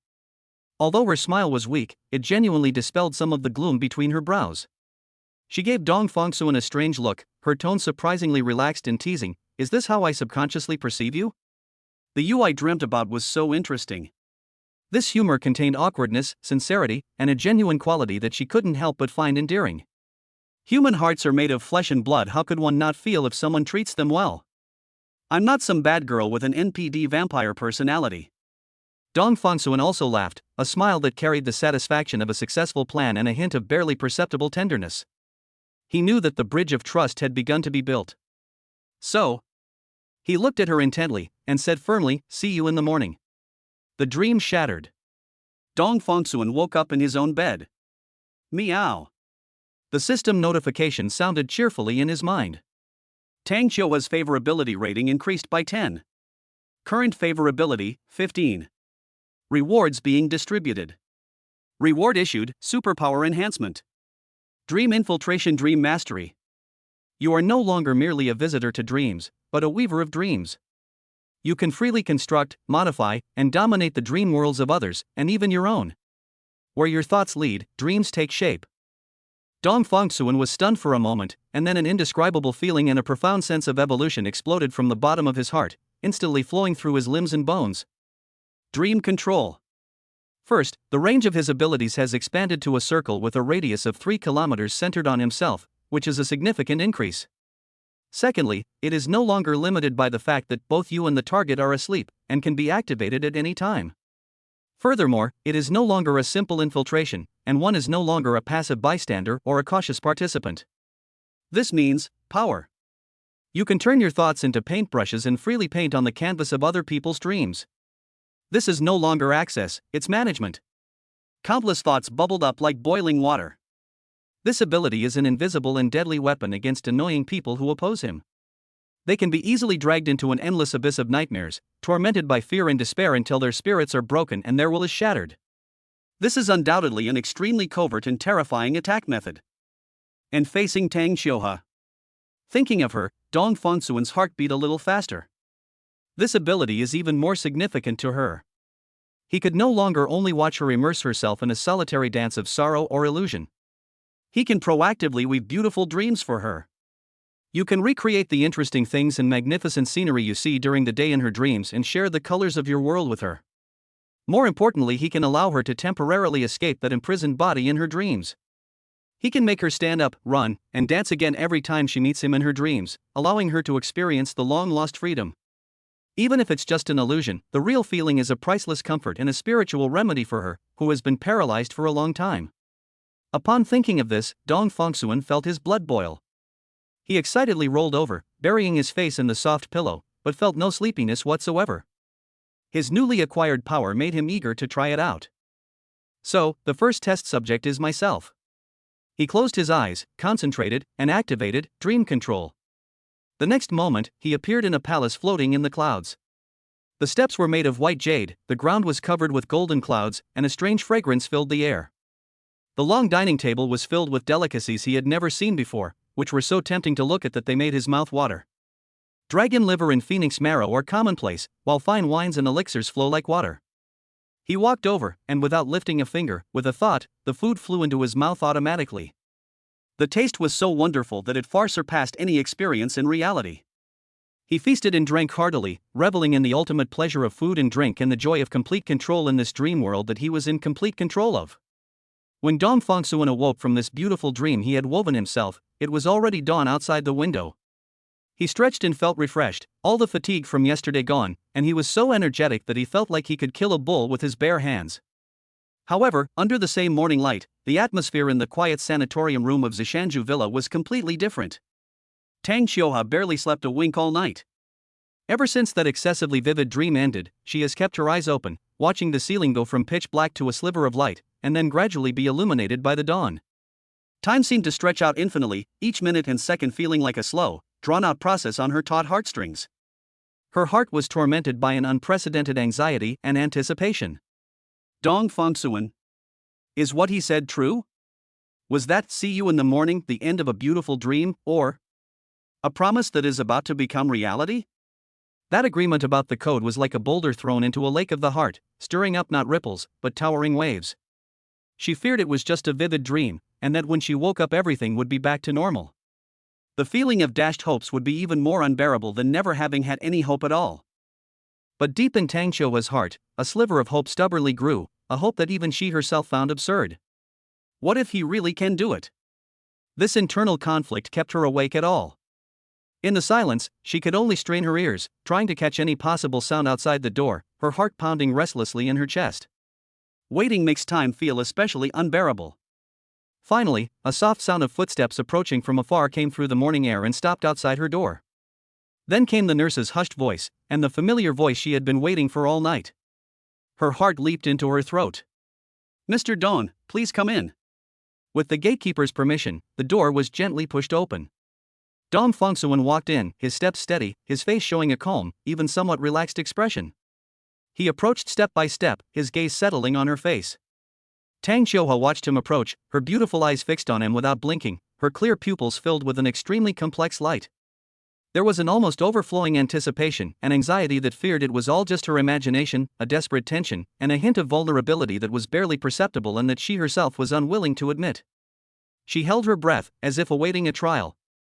Dong Fengsuan stood by her bedside, lowered his head slightly, looked into her eyes, and a gentle smile curved his lips. He didn't immediately take her hand or ask how she slept. Instead, he spoke in a gentle yet clear tone. I recited a poem last night. Chapter 21, Tang Xiu's favorability increases by 25. Dong Fengsuan paused, his gaze like a warm searchlight, enveloping her slightly trembling eyelashes. Now, I want to read this poem to you. This sentence was like the final sound of the gavel falling. Tang Xiu's heart pounded wildly. The female nurses all felt that this son-in-law who married into a wealthy family had low emotional intelligence and was clearly not the type to make girls happy.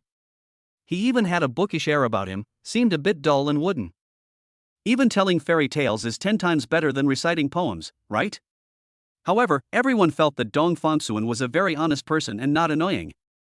They're much more reliable than the glib-tongued types. Tang Xiu stared intently at Dong Fengsuan, her anticipation growing stronger. Dong Fengsuan didn't keep anyone in suspense or tease them. He recited directly, the west wind ages the waves of Dongting Lake, and overnight, Xiangjuan's hair turns white. Halfway through the reading, Tang Xiu's pupils had already contracted into needle-like shapes, indicating extreme tension. Drunk, I knew not that the sky was reflected in the water. My boat was filled with dreams that pressed down on the Milky Way. When Dong Fengsuan recited the last line of the poem clearly and without a single mistake, time seemed to freeze in Tang Xiu's world. It wasn't a hallucination. It's not a coincidence. He really. I said it. An indescribable, intense electric current suddenly surged from her tailbone and instantly swept through her entire body. Her cheek, ears, and even her entire scalp felt as if they were being electrocuted, with a dense, tingling tremor that made her almost tremble uncontrollably. This electric current is not pain, but the most primal war drum that bursts forth from the depths of the soul when cognition is completely overturned. It's not a dream. Last night's dream contained those bizarre conversations, the agreement about the secret code, and the absurd talk of Mengpo's soup and immortal cultivators. It's all true. Dong Fengsuan truly possesses abilities that defy common sense. He can genuinely infiltrate her dreams and bring the information from those dreams into reality. The immense shock and indescribable ecstasy, like a flood bursting its banks, instantly overwhelmed all her psychological defenses. The composure and deliberate aloofness that had been maintained for so long crumbled at this moment. Her immobile body trembled violently, and 2 streams of hot, clear tears unexpectedly gushed from the corners of her eyes, sliding down her pale cheeks and quickly soaking her temples and pillowcase. She cried silently, only the slight trembling of her shoulders and the constant flow of tears released the pent-up grievances and despair that had been building up inside her for so long, as well as the immense relief and joy of being reborn from the brink of death. This is a cathartic cry, the instinctive reaction of a soul burdened with heavy shackles finally seeing a glimmer of hope. However, her sudden, silent, and intense tears appeared to the nurses who were watching her closely. The head nurse immediately frowned, her face filled with disapproval and worry. She stepped forward, her tone still maintaining professional politeness, yet she still sternly warned Dong Fengsuan. Mr. Dong. Her voice broke the silence in the room, please be careful. Ms. Tang is currently very emotionally vulnerable and needs positive and warm encouragement and companionship. Please do not recite poems like this, which are clearly too sorrowful and carry a sense of desolation and decline, to her in the future. This is not good for her mental health or physical recovery at all. Her judgment was reasonable. Anyone who has received 9 years of compulsory education, upon hearing images such as the west wind ages her and Xiang Jun's hair turns white overnight, and then considering Tang Xiu's current situation of being bedridden, would easily assume that she was touched by the melancholy in the poems, which stirred up painful memories, leading to overwhelming sorrow. This guy is so inconsiderate. He's practically rubbing salt into the patient's wound. This was the sentiment shared by almost all the nurses present. Don't. Just then, Tang Xiu had choked up and used all her strength to utter a weak but clear sound, interrupting the head nurse. Through her teary eyes, she looked in Dong Fengsuan's direction, her voice hoarse from crying and filled with a heartbreaking plea. I want him to stay with me a little longer, don't let him leave. Upon hearing this, the nurses' faces immediately showed an even more complex expression, a mixture of helplessness, pity, and even a hint of sorrow for their misfortune and anger at their lack of resistance. They exchanged glances. Look. This poor girl was completely manipulated by a poem that fit the occasion. After being severely manipulated, her self-confidence completely collapsed. Even the slightest resonance made her so dependent. But how could they know? The poem's appropriateness was 100 times more precise and 1,000 times more profound than they could have imagined. It doesn't echo the bleakness of reality, but rather a earth-shattering secret code connecting dreams and reality. Fortunately, Judging from Dong Fonsuan's appearance, although his behavior was inconsiderate, he didn't seem like a cunning and manipulative emotional swindler. His face showed a mixture of helplessness and grievance after being blamed, as well as genuine worry when he saw Tang Xiuhua crying. Perhaps it really was just a lucky accident, an unintentional mistake? That's all the nurses could think of. At this moment, after the initial huge emotional shock, Tang Xiuhua's strong rationality began to regain the upper hand. Seeing the indescribable expressions on the nurses' faces, she immediately realized that she had to control her emotions and not let anyone discover the truth. Her husband's secret was too shocking and too unbelievable, she had to keep it a secret at all costs. Tang Xiuhua took a deep breath, trying to suppress the emotions still surging in her chest and forcing herself to calm down.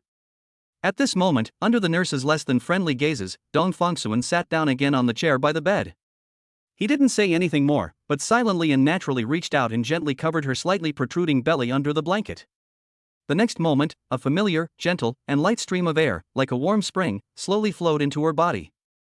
The feeling was exactly the same as in my dream, even more real and reassuring. Bathed in this warm current, a strange thrill arose within me. Tang Xiuhua's right toes, which had been hidden under the soft quilt and had not reacted on their own for a long time, suddenly twitched uncontrollably and very slightly. Although it was only for a moment, so brief it was like an illusion, as the gentle current dissipated, the subtle sense of control also quickly vanished, and my toes returned to silence. But that's enough. This brief tremor, like a lightning bolt piercing the long night, illuminated all her hopes. The joy in her heart was like a volcanic eruption, almost overflowing. But she bit her lower lip tightly, forcing herself to close her eyes, locking all her excitement and ecstasy behind her eyelids, leaving only a barely perceptible, trembling smile at the corner of her mouth. It cannot be exposed.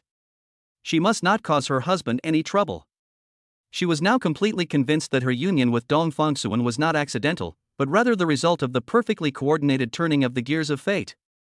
Perhaps, this man she once viewed with prejudice was truly the one she was destined to entrust her life to and depend on for survival. Meow. The system notification sounded cheerfully in Dong Fongsuan's mind, with an unprecedentedly high tone. The virtuous wife Tang Xiuhua's emotional barriers have completely crumbled, trust has been fully established, and she is full of hope for the future. Tang Xiuhua's favorability rating increased by 25. Current favorability, 40. Rewards being distributed.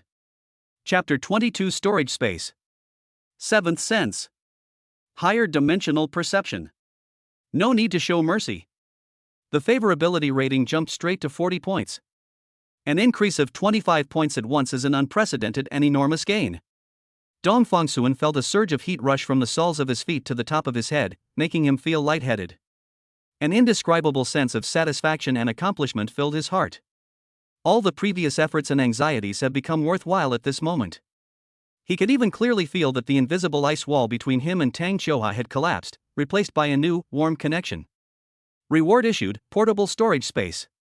Using the host's soul as the sole anchor, it binds to an independent hexahedral spatial fragment. This space is independent of higher dimensions, unaffected by conventional physical laws, and has an initial stable volume of 30 cubic meters. Time flows almost at a standstill within the space, and items stored within retain their original state. As the system notification ended, Dong Fongsuan neither felt anything extra on his body nor saw anything unusual. Instead, a wondrous perception originating from the depths of consciousness was ignited. It wasn't any of the five senses he was familiar with, such as sight, hearing, and touch. It was more like a higher level of seventh sense that appeared out of nowhere. A sense of absolute control over a specific coordinate, as if with a thought he could access an absolutely private and safe domain that was dependent on his own existence. This feeling, which arose from nothing, was clearly imprinted on his soul, mysterious and incredible. He suppressed the urge to immediately delve into this new ability, and according to the schedule, he bid farewell to Tang Xiuhua, whose emotions had stabilized and whose eyes even held an unprecedented brilliance, and drove to Xinghui Technology. Sitting in his spacious office, Dong Fongsuan immediately locked the door and confirmed that there were no hidden surveillance devices in the room. He took a deep breath and focused his attention on the newly formed seventh sense. With a slight thought, a metal pen holder placed on the desk vanished instantly. At the same time, in his perception, the pen holder was quietly suspended in the center of that strange, gray space, which was about 2 meters long, wide, and high, without moving an inch. With another thought, the pen holder reappeared intact in its original position, as if it had never been moved. Next came the documents, books, water glass, and even the small potted plant he had tried to move. store, take out, store again, take out again. The process was as smooth as breathing, without any obstruction or depletion of his physical or mental strength, relying solely on a simple mental command. That 30 cubic meter space was like an absolutely loyal and tireless invisible servant, quietly waiting for his command. This is so convenient. Excitement gleamed in Dong Fongsuan's eyes. This ability is simply a godsend for handling all sorts of things, whether at home or traveling, well, for managing all kinds of affairs. Just then, there was a knock on the office door. Dong Fongsuan composed himself and said in a deep voice, "Please come in." Xian Chao and Zhao Chang entered. As soon as the two entered, they quickly closed the door, their faces showing obvious anxiety and worry. "Boss." Xian Chao lowered his voice and asked urgently, "I heard you just accepted an order from me, Sihan?" Zhao Chang quickly nodded in agreement, his face showing a look of utter alarm. "We absolutely mustn't accept it. That guy is a notorious two-faced scoundrel, always saying one thing to your face and doing another behind your back. We've worked with him for so long, we know him too well. He's definitely up to no good this time, he's trying to sabotage you." "Yes, yes, yes." Xian Chao added, his tone indignant, "That mourner was wicked, incredibly cunning. They often sell people out, and the people involved are still foolish enough to count the money for them. Last time, Xiao Zhang from the project team fell for his trick. After losing the lawsuit, he's still appealing and going through a second trial. In short, Ms. Han is definitely not a good person, you'd better be careful." Only after being reminded by them did Dong Fongsuan fully snap out of his excitement about gaining new abilities. He picked up the document that Miss Ham had personally delivered and began to carefully read through it. This is indeed a very important order, involving the supply of key components for the company's next phase of core products. The partner is a well-known industry giant with extremely stringent requirements and a tight delivery schedule. Some of the technical parameters have even reached the current industry limit. If this order goes wrong, it won't just be a matter of huge compensation, it will also seriously affect the company's new product launch plans and even shake market confidence, with unimaginable consequences. After reading the document, Dong Fongsuan understood. He raised his head and looked at his two subordinates who were looking at him with concern. Instead of showing fear, a calm smile appeared on his face. "I want to cancel the order," he said calmly. "Ha? Why, boss?" Xian Chao and Zhao Chang were both stunned. Missy Han used an open strategy. Dong Fongsuan tapped the document lightly with his fingertip. "He threw this toughest bone at me, and I didn't even dare to try. If I just returned it, wouldn't that be telling everyone that I, Dong Fongsuan, am afraid of challenges and am an incompetent nepotism? Although I was indeed parachuted in, I still have my own temper." Dong Fongsuan paused, his eyes sharpening, "And if I fail to do it, and he takes over as a firefighter, even if he can only achieve the same level as me, or even just a little better, public opinion will turn in his favor. At that point, the little bit of prestige I've just built up in the company will completely collapse. I really don't believe in this nonsense." As the only possessor of internal energy on Earth, the only extraordinary being, he possesses a system and incredible abilities such as true chi, storage space, and dream control. If he can't even secure a potential partner for a typical health technology product development project, then his claim of being the only one is really beneath him. As for the source of Miss Han's malice, he could figure it out with his toes. It was nothing more than interests, status, and power. Without his parachute appointment, given Miss Han's abilities, experience, and the connections he had secretly cultivated, it wouldn't have been impossible for him to climb to his current position as the company's head within a year. My presence was undoubtedly blocking his path. No need to worry. Dong Fongsuan waved his hand, his tone carrying a detached calmness. It's just a slight breeze, it won't capsize the boat. After kindly persuading the still worried Xian Chao and Zhao Chang to leave, Dong Fongsuan's calm expression instantly turned into a hint of coldness. He sat back in his office chair and closed his eyes. Since the opponent had already made their move, and their malice was so obvious, there was no need for him to hold back. Perfect timing, his dream infiltration ability had been upgraded to dream control. Even better, the new ability was no longer restricted by the target being asleep. He concentrated his mind, his thoughts like invisible tendrils, instantly transcending spatial barriers and locking onto Miss Ham, who was sitting smugly in his office. Ability activated. The next moment, Dong Fongsuan's consciousness descended into a hazy, gray space constructed by Miss Han's subconscious. He did not reveal his form, but instead, like a supreme god, indifferently gazed down below. In the dream, Miss Han was in a state of extreme excitement and distortion. His face was contorted in a ferocious grimace as he furiously punched and kicked a blurry, imagined image of Dong Fongsuan, hurling vicious curses at it. Damn it! Dong Fongsuan! You damn spoiled brat! You worthless crony! What makes you think you can? Do you even understand technology? Do you understand management? You know nothing. You're nothing but a useless son-in-law who's just here to put on a gilded facade. Why were you parachuted in here and stole the opportunity that should have been mine? Why does President Tang value you so much? I'm going to kill you. I'm definitely going to kill you. I'll ruin your reputation on this project. I'll kick you out of Starshine. I'll make sure you never can hold your head up again. Seeing Misihan's hysterical and ugly state in his dream, and feeling the jealousy and resentment that almost solidified into reality, Dong Fongsuan's last trace of hesitation disappeared. So that's how it is, this is what they call office politics. Dong Fongsuan's consciousness swept coldly across this dream space. His malice towards me is deeper than I imagined. Since that's the case, then I won't hold back. Chapter 23 Nightmare. Emptying the place. Ms. Han calls the police. I'll give you a nightmare first. Dong Fongsuan's thoughts began to interfere with this dream.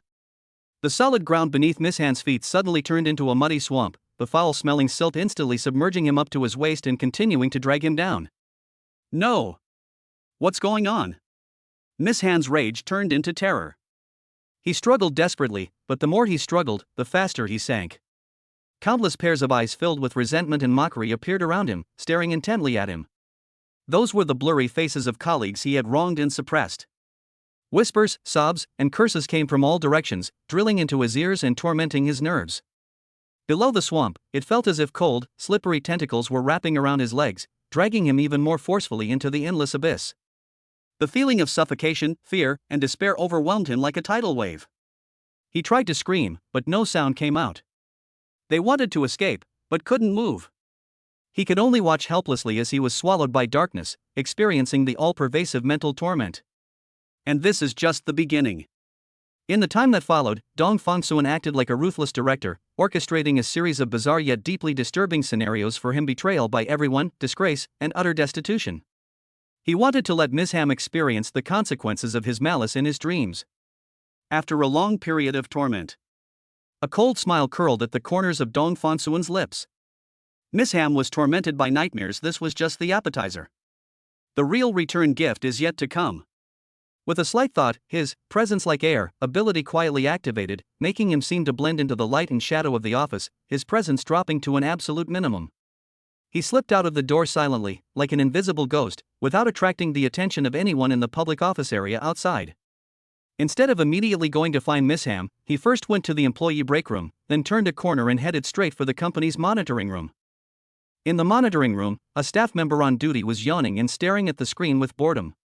Dong Fongsuan's consciousness, like an invisible needle, gently pierced the other's mind, forcing him into a dream.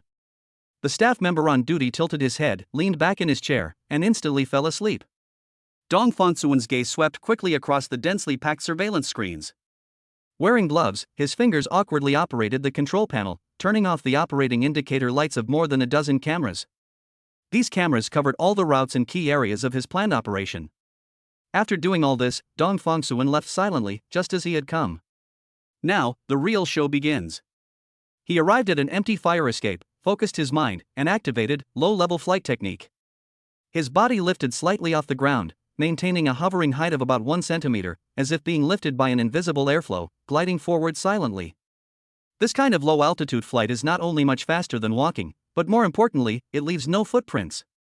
He moved like a true ghost, traversing the corridor, turning corners, and finally stopping outside Mithril's office door.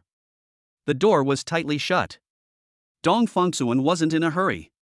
He just waited outside the door, maintaining his hovering state, and even took out his phone from his storage space and started scrolling leisurely.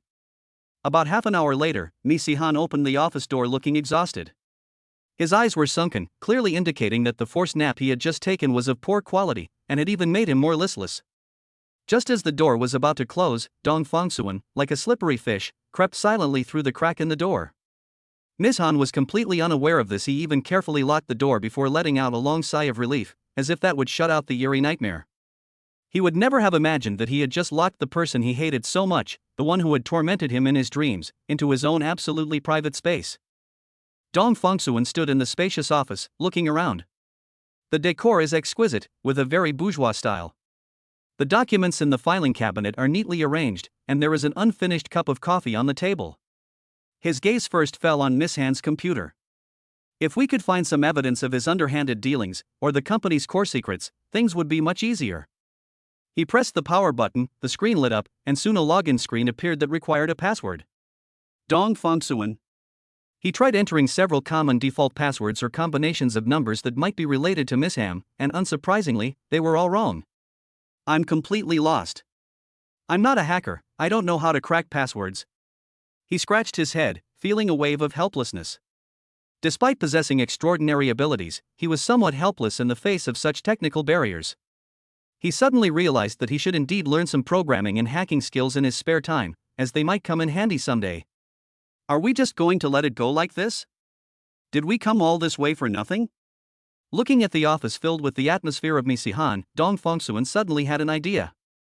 Since we can't find any important intelligence, then let's go for something even more direct and ruthless. Dong Fongsuan thought for a moment, then a malicious smile appeared on his lips. Then, as if he were browsing his own warehouse, he began to shop around in the office. With a thought, the desk vanished. With another movement, the boss's chair vanished. Filing cabinet? The cabinet and the files all vanished. Computers, monitors, telephones, decorations, sofas, coffee tables, even the waist-high potted plant in the corner. All gone. It was as if he possessed an invisible, incomparably greedy vacuum cleaner, leaving nothing but desolation in its wake. In just a few minutes, the office, which was originally full and reflected the owner's status and taste, became empty, leaving only bare floors and walls, and light fixtures on the ceiling.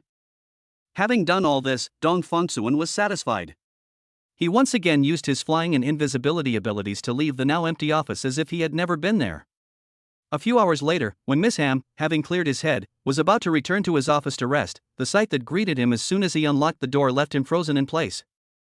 Empty, empty? How could it be empty? He rubbed his eyes violently, even wondering if he was still stuck in that damned nightmare.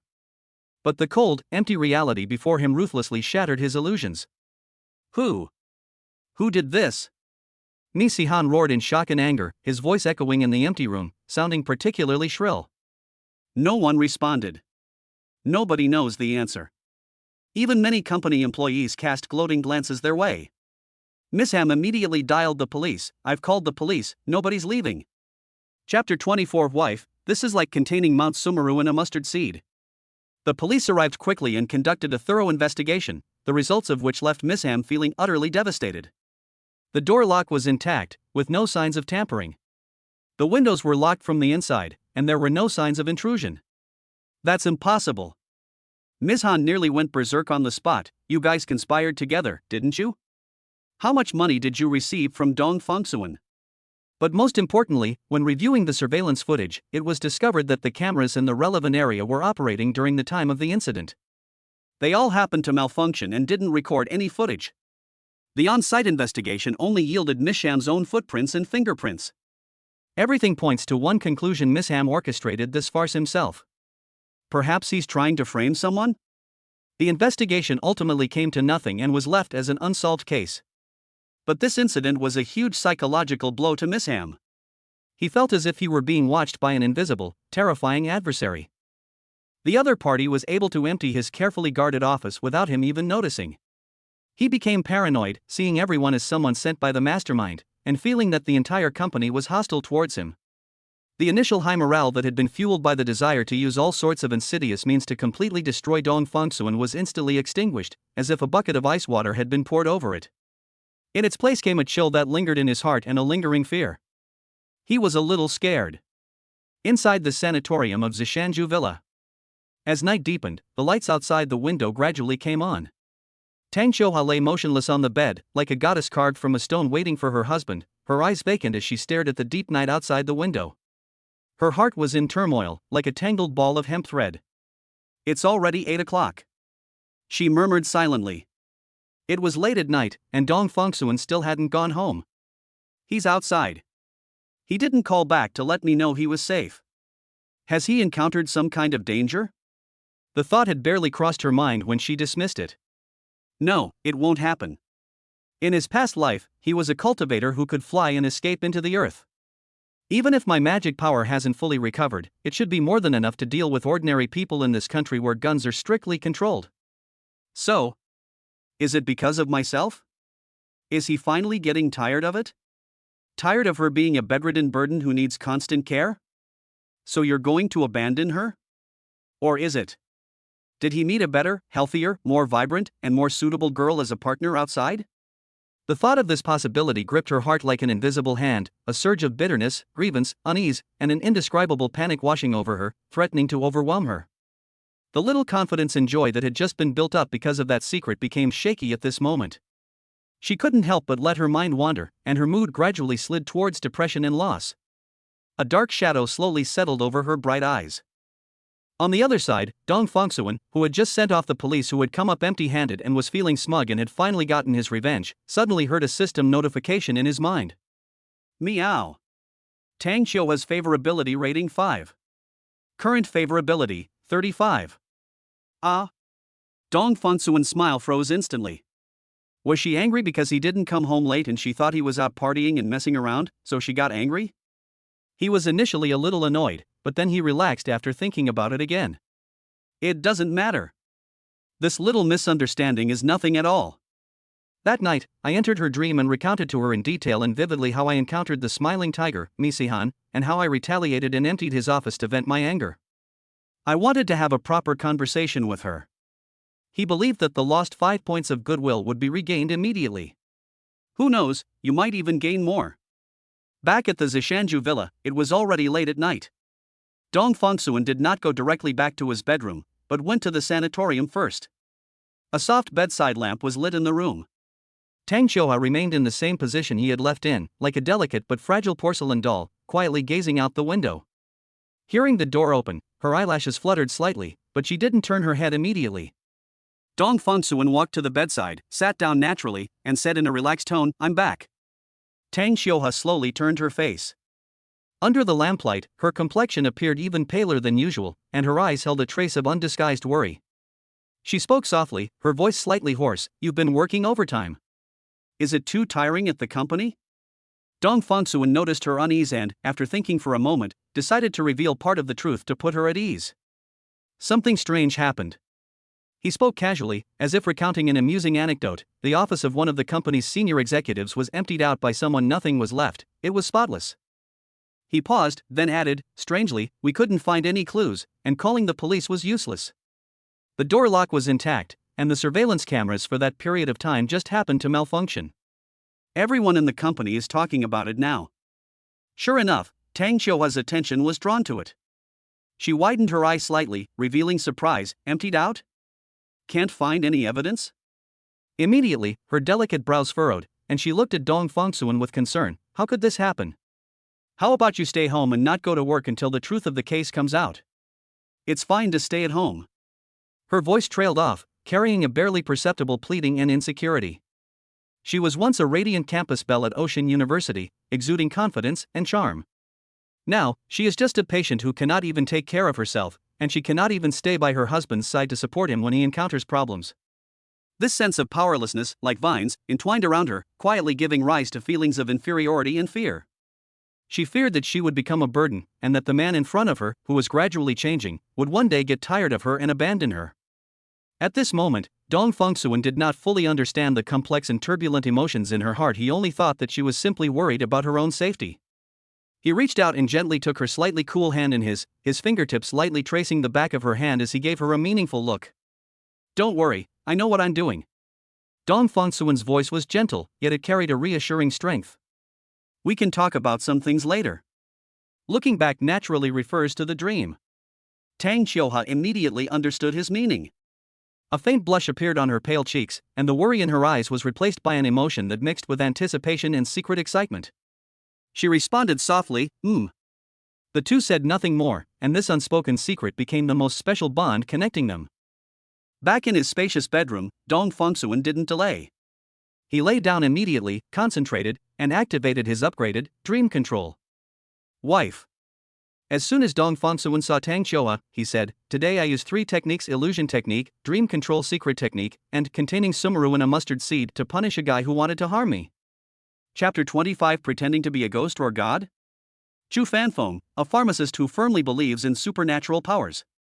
Thoughts act like an invisible bridge, instantly transcending reality and constructing a private space that belongs only to the two of them. "Good evening, honey." This time, Dong Fongsuan chose a tranquil and beautiful setting. The lakeside courtyard under the moonlight, with its pavilions and waterside terraces, is swept by a gentle breeze that brings moisture and a faint fragrance of flowers. Tang Qiuhua's figure slowly materialized. She looked around with some curiosity, then her gaze fell on Dong Fongsuan, who had been waiting there. In her dream, she was no longer confined to her sickbed. Although her movements were still somewhat slow, she was now free. "This place is so beautiful." She spoke softly, her tone carrying a dreamlike, ethereal quality. Dong Fongsuan greeted her with a smile, naturally taking her hand as they strolled through the courtyard. "My cultivation has recovered a little, and now you can maintain normal mobility in the dream, and you can change the dream scene at will." At this point, he changed the subject. The executive whose office was emptied during the day was named Misihan. Dong Fongsuan reveals the sinister intentions hidden behind Misihan's seemingly friendly but actually treacherous client, and how the client cursed him in his dream. Seeing the lingering worry on Tang Qiuhua's brow, he smiled slightly and gently squeezed her hand. "If I just tell you, you'll inevitably worry. How about I show you with my own eyes?" As soon as he finished speaking, the surrounding scenery rippled gently like water. Suddenly, the calm lake surface in front of me began to shimmer with silver light. The central area gradually solidified and flattened, transforming into a huge and clear water mirror. What was reflected in the mirror was no longer the night view of the lake, but the scenes that actually happened in the company during the day. This is the mirror flower water moon wonderful method, which can reflect the past and recreate the scene at that time. I originally thought this method was completely useless in the 21st century, but now it seems that I was too arbitrary. He explained in a low voice, his tone calm, yet carrying an indescribable mystery. Tang Qiuhua unconsciously held her breath, her gaze fixed on the mirror. She saw that Misham, who had been sitting at his desk, suddenly stiffened, his face filled with horror, as if something invisible had choked him, and he began to struggle and roar at the void. The person's expression was distorted by fear. Dong Fongsuan's voice rang out at the right moment, like a breeze brushing past my ear. "Use the dream control secret technique slightly to arouse the fear in his heart and punish him in his dream." The scene subtly shifts, and we arrive at that familiar office. The doors and windows were tightly shut, yet the interior seemed to have been erased by an invisible hand. The tables, chairs, cabinets, computers, decorations. One by one, they vanished into thin air at an astonishing speed. In just a few breaths, the space that was originally filled with objects was now empty, leaving only 4 white walls. This is the story of containing Mount Sumeru in a mustard seed. Dong Fongsuan said gently, "We can create a personal dimension to temporarily store external objects." The images in the mirror shifted, showing Dong Fongsuan walking past many people, but being completely ignored, almost as if he were air. A little trick to deceive the eyes of mortals. Then she saw the expression on Miss Han's face when he pushed open the office door. First, he was bewildered, then his pupils suddenly contracted, his entire face was distorted by shock and anger, his body trembled uncontrollably, and he let out a suppressed growl. When he took out his phone to call the police, even his fingers were trembling as he pressed the buttons. When the police arrived and found nothing after a thorough investigation, Dong Fongsuan was caught in a corner of the screen. He stood at the edge of the crowd, his face showing just the right amount of surprise, his eyes clear, his demeanor composed, and he even turned his head to whisper a few words to his colleague beside him. His composure contrasted sharply with Miss Sham's loss of composure, making it impossible for anyone to connect him with this bizarre incident. Tang Qiuhua turned her head and looked at Dong Fongsuan. The last bit of suspicion and unease in her heart caused by his late return dissipated like morning mist. Instead, there was a deep-seated sense of peace and a touch of pride born for him. The water reflection gradually faded, and the shimmering light returned. Tang Qiuhua remained silent for a long time. What she had just seen was beyond her comprehension. That wasn't just hearsay, but a near-personal testimony. She watched as her husband, with unimaginable skill and effortless ease, punished the malicious person, doing so cleanly and without leaving a trace, and afterwards remaining completely nonchalant. Look at how shocked and angry he was after calling the police, and how he couldn't find any results. Dong Fongsuan finally couldn't hold back any longer and said with obvious delight, "This guy is paranoid and thinks everyone in the company wants to harm him." Tang Qiuhua sighed. "It's hard to tell the difference between such a despicable person and someone who isn't genuine." If you hadn't been able to enter his dreams and know his true feelings, you probably would have fallen for his tricks. After discussing how to deal with backstabbers in the workplace, Tang Qiuhe's thoughts clearly shifted to a more crucial issue. However, getting rid of the people who are causing trouble is only the first step. To truly gain a foothold, we still need to win over that difficult major client and successfully complete the order. This is where you prove your ability and skill, leaving others speechless. Dong Fengsuan nodded. This was precisely the problem he was about to face. That major client is named Chu Fanfeng, and his order requirements are extremely demanding. Have you heard of that name? Chu Fanfeng? A knowing glint flashed in Tang Qiuhe's eyes. I met him once when I was a child. He is the second young master of the Chu family, it is said. When Chu Fanfeng's mother was pregnant with him, she ran a marathon and ended up having a premature birth due to bleeding. He grew up in an incubator. This also led to his poor health from a young age, making him a frequent patient with medication. That's why Chu Fanfeng is very superstitious. He keeps monks, Taoists, and feng shui masters around him all year round, and firmly believes in supernatural and bizarre things. Tang Qiuhe raised her head and looked at Dong Fengsuan. Her eyes were particularly clear in the moonlight of the dream, with a hint of clever cunning. You can completely use your dream entering, immortal magic. She chose a word that better suited her persona. He pretended to be a ghost or deity in his dream, performing a miraculous act. You don't need to do much. Just give him some vague guidance or perform a miracle to make him believe that cooperating with you is divinely ordained or beneficial to him. Things will probably go much more smoothly. She even offered some specific ideas, such as: in dreams, one might simulate auspicious omens or explicitly indicate that Dong Fengsuan's destiny is compatible with his. These methods sound very feasible and directly target Chu Fanfeng's obsessive weaknesses. Dong Fengsuan's eyes lit up as he listened, and he couldn't help but exclaim, "Wonderful! Qiuhe, you are truly brilliant. I clearly have the ability, so why didn't I think of starting from this angle?" After being praised like that, Tang Qiuhe lowered her head shyly, but couldn't help but smile. To be able to help him, to be involved in his affairs, rather than being a mere bystander and someone being cared for. This feeling filled her with a long-lost sense of satisfaction and value. In this private dream space, the newlywed couple, facing a common enemy and plotting a way out together, share a secret and new topics of conversation. The distance between them was silently shortened, and they gradually began to rely on and support each other. Dong Fengsuan suddenly remembered the poem from last time, and looking at the distant lake, he said, "Next time in my dream, let's go boating on the lake together." A sweet, happy smile appeared on Tang Qiuhe's face. Okay. The dream dissipated. Meow. The system notification tone sounded at the right time, carrying a pleasant tone. Tang Qiuhe's favorability rating increased by 10. Current favorability, 45. Rewards being distributed. Chapter 26. Tang Qiuhe, meticulous as dust. Boating on Mirror Lake, the boat seems to press against the Milky Way. Reward issued, increased storage space. 30 cubic meters, 100 cubic meters. A mustard seed can contain Mount Sumeru within a square inch. A whole new world unfolds. The moment the cold notification sound fell, Dong Fengsuan did not hear any sound, but he clearly felt a low hum coming from inside the strange coordinate that was attached to his existence, as if the space itself was stretching and extending. He concentrated his mind and immersed himself in that realm that belonged only to him. The original feeling of being a bit crowded and cramped has disappeared.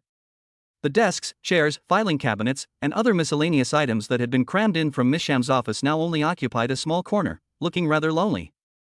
The entire space became unusually spacious, as if a small room that was originally crammed with furniture had been instantly transformed into a high-ceilinged and spacious warehouse. That feeling of sudden enlightenment, clearly reflected back through that mysterious seventh sense, carried a reassuring sense of magnanimity that could accommodate more possibilities. With a slight thought, items that previously required careful placement can now be arranged as one pleases, with ample space remaining. This suddenly open world gave him more confidence in dealing with any future situations that might require accommodation. Within this small space, a whole world has been created. The next morning, sunlight streamed into the sanatorium through the sheer curtains. Dong Fengsuan walked in with high expectations. His improved strength boosted his confidence, and he couldn't wait to see if the healing effect of his true qi had also made significant progress. As usual, he sat by the bedside, gently took Tang Qiuhe's hand, and gently channeled his more refined and controlled internal energy into her body. However, the result made his heart sink slightly. In terms of treatment, there doesn't seem to be the huge breakthrough that was expected. Tang Qiuhe's body was still firmly imprisoned by that strange Tang Qiuhe disease, She concentrated all her energy, and in the end, only the ring toe of her right foot, hidden under the blanket, curled up very slightly before relaxing weakly again. As before, he could only use the brief moment before his true energy completely dissipated to complete a trivial action. The faint sense of disappointment brought on by dashed hopes had just begun to surface when it was instantly dispelled by another, stronger, and more wondrous sensation. Just as he channeled his true energy into her body and carefully sensed its flow, a faint yet vibrant echo was clearly transmitted to his senses through the connection of the true energy. It's that child. He saw it. Not with the eyes, but through that mysterious true energy, I sensed in her slightly protruding belly, that tiny, curled-up life.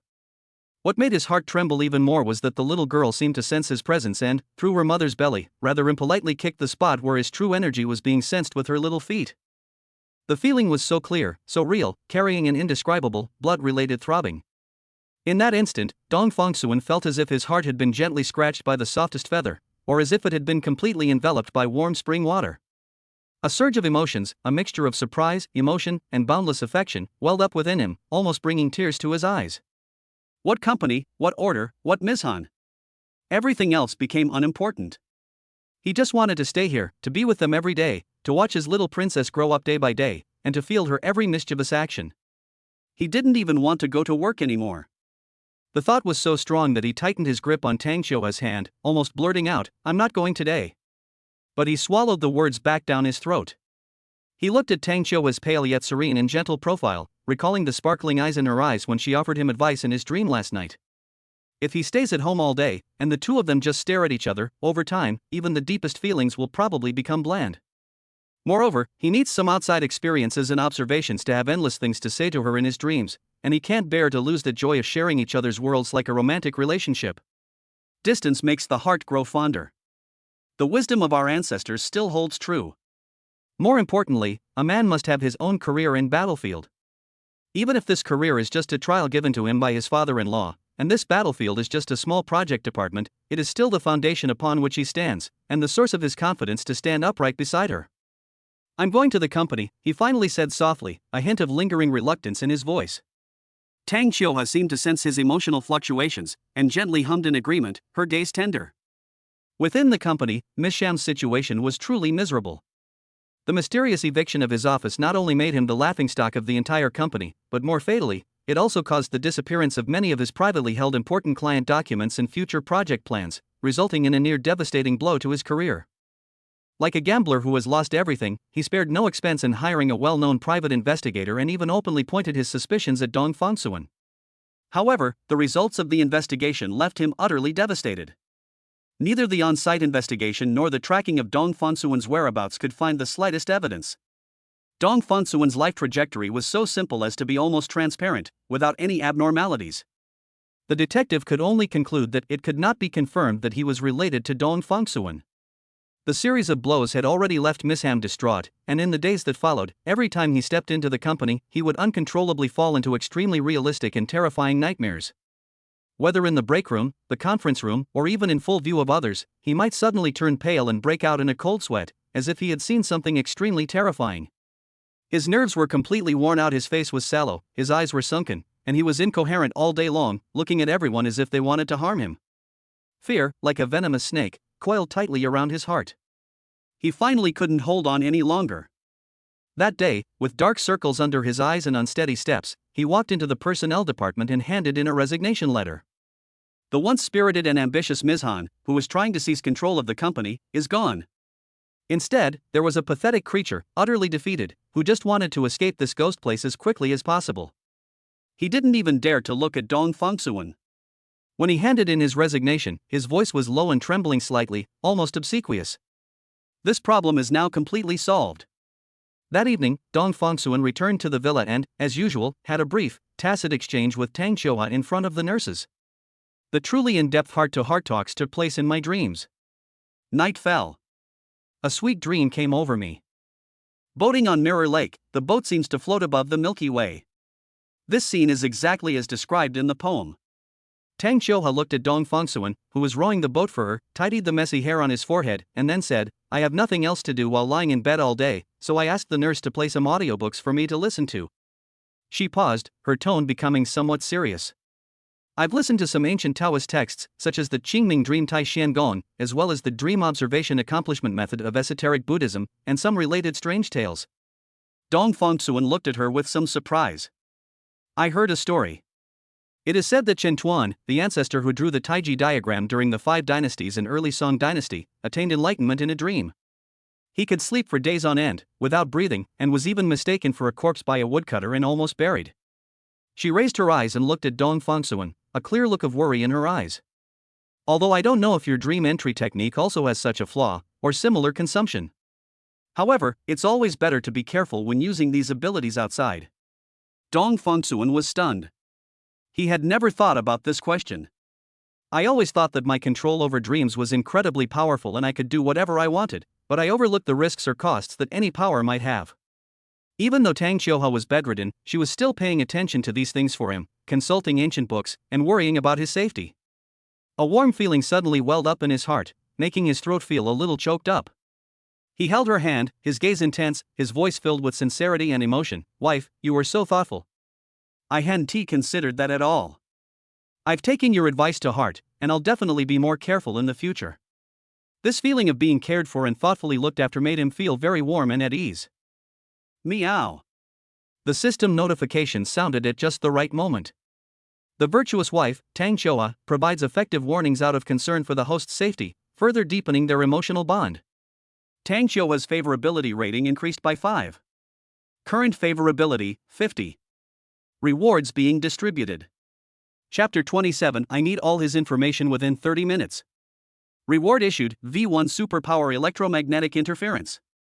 You can actively generate and control an invisible electromagnetic field. Within this field of influence, any electronic signal and device will become an extension of your will. You can accurately sense the location and status of all monitoring devices, leaving them nowhere to hide. You can also interfere with, paralyze, or even temporarily destroy the normal operation of designated electronic devices at will. A hint of surprise flashed across Dong Fengsuan's eyes, which quickly turned into genuine joy. This ability came at just the right time. With a slight thought, a completely new and keen perception of the surrounding electromagnetic environment naturally emerged. Without needing to see with his naked eye, he could sense the faint standby signal of the smart home hub in the corner of the bedroom, the data flow in the network cable buried inside the wall, and even the occasional electromagnetic fluctuations released by cars speeding by on the distant street outside the window. The whole world seemed to have gained another layer of information that could be interpreted in front of him. If only I had this ability sooner. He couldn't help but think of the time he dealt with Ms. Han. Why would anyone need to go to the monitoring room and risk manually turning off the cameras? He just needs to walk under those cameras as if nothing happened, and they will immediately go blind temporarily. This was practically the perfect tool to support his various unconventional actions. In the future, no matter what extraordinary methods you use, you won't have to be constantly on guard against hidden surveillance cameras in any corner, worrying about being filmed and uploaded to the internet, causing a huge uproar. My sense of security increased dramatically. He couldn't wait to start the test. I picked up the phone on the table, focused my mind on it. The phone screen, which had been running smoothly, suddenly started flickering wildly as if there was a connection problem, and then abruptly went black. No matter how many times I pressed the power button, there was no response. The phone only restarted as if waking from a deep sleep after he removed the interference. Next, the same thing happened with the laptop next to it. The system froze and crashed with a blue screen due to the interference. The effect is immediate, and it is so easy to control that you can interfere with whichever you want, with the range and intensity seemingly adjustable. For just 5 points of favorability, you get such a useful and powerful ability. This deal is really worth it. However, amidst the joy, a question also arose in my mind: superpowers, special abilities, and now there's V1 superpower. The system seems to have categorized these forces into different types based on their names. Could it be that they are not from the same origin, but rather come from different world rules or power systems? Why is this distinction necessary? With so little information, making wild guesses was pointless, so he shook his head and suppressed his curiosity for the time being. The most important thing right now is to enjoy the benefits of increased strength, and enjoy the warmth of home and the joy of steady career advancement. My wife's favorability rating has reached 50. He thought to himself, effort always pays off. From the initial bone-chilling 50 to the current warm positive 50, a leap of a full 100 points. Behind this figure lies his journey from being a disliked and suspected money grubber to gradually winning her heart. He recalled her intelligence when she analyzed Mithril's conspiracy for him, and her careful advice when she worried about the side effects of his abilities. She is not a block of ice that cannot be warmed. A warm feeling welled up in Dong Fongsuan's heart, filled with immense certainty. Instead, they will care about my career, cherish my health, and worry about me encountering petty people. A good wife. As the ancients said, a virtuous wife is better than 10,000 acres of fertile land. Now, Dong Fongsuan has realized the significance of those words. The feeling of being cared for and accepted is comparable to the fulfillment and joy brought by system rewards. With this good mood, he went to the company feeling refreshed.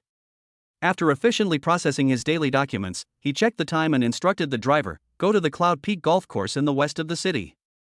According to the information provided by Tang Xiuhe, and the intelligence he subsequently had verified, that difficult major client, Chu Fanfeng, the second young master of the Chu family, would appear there almost without fail at this time every week.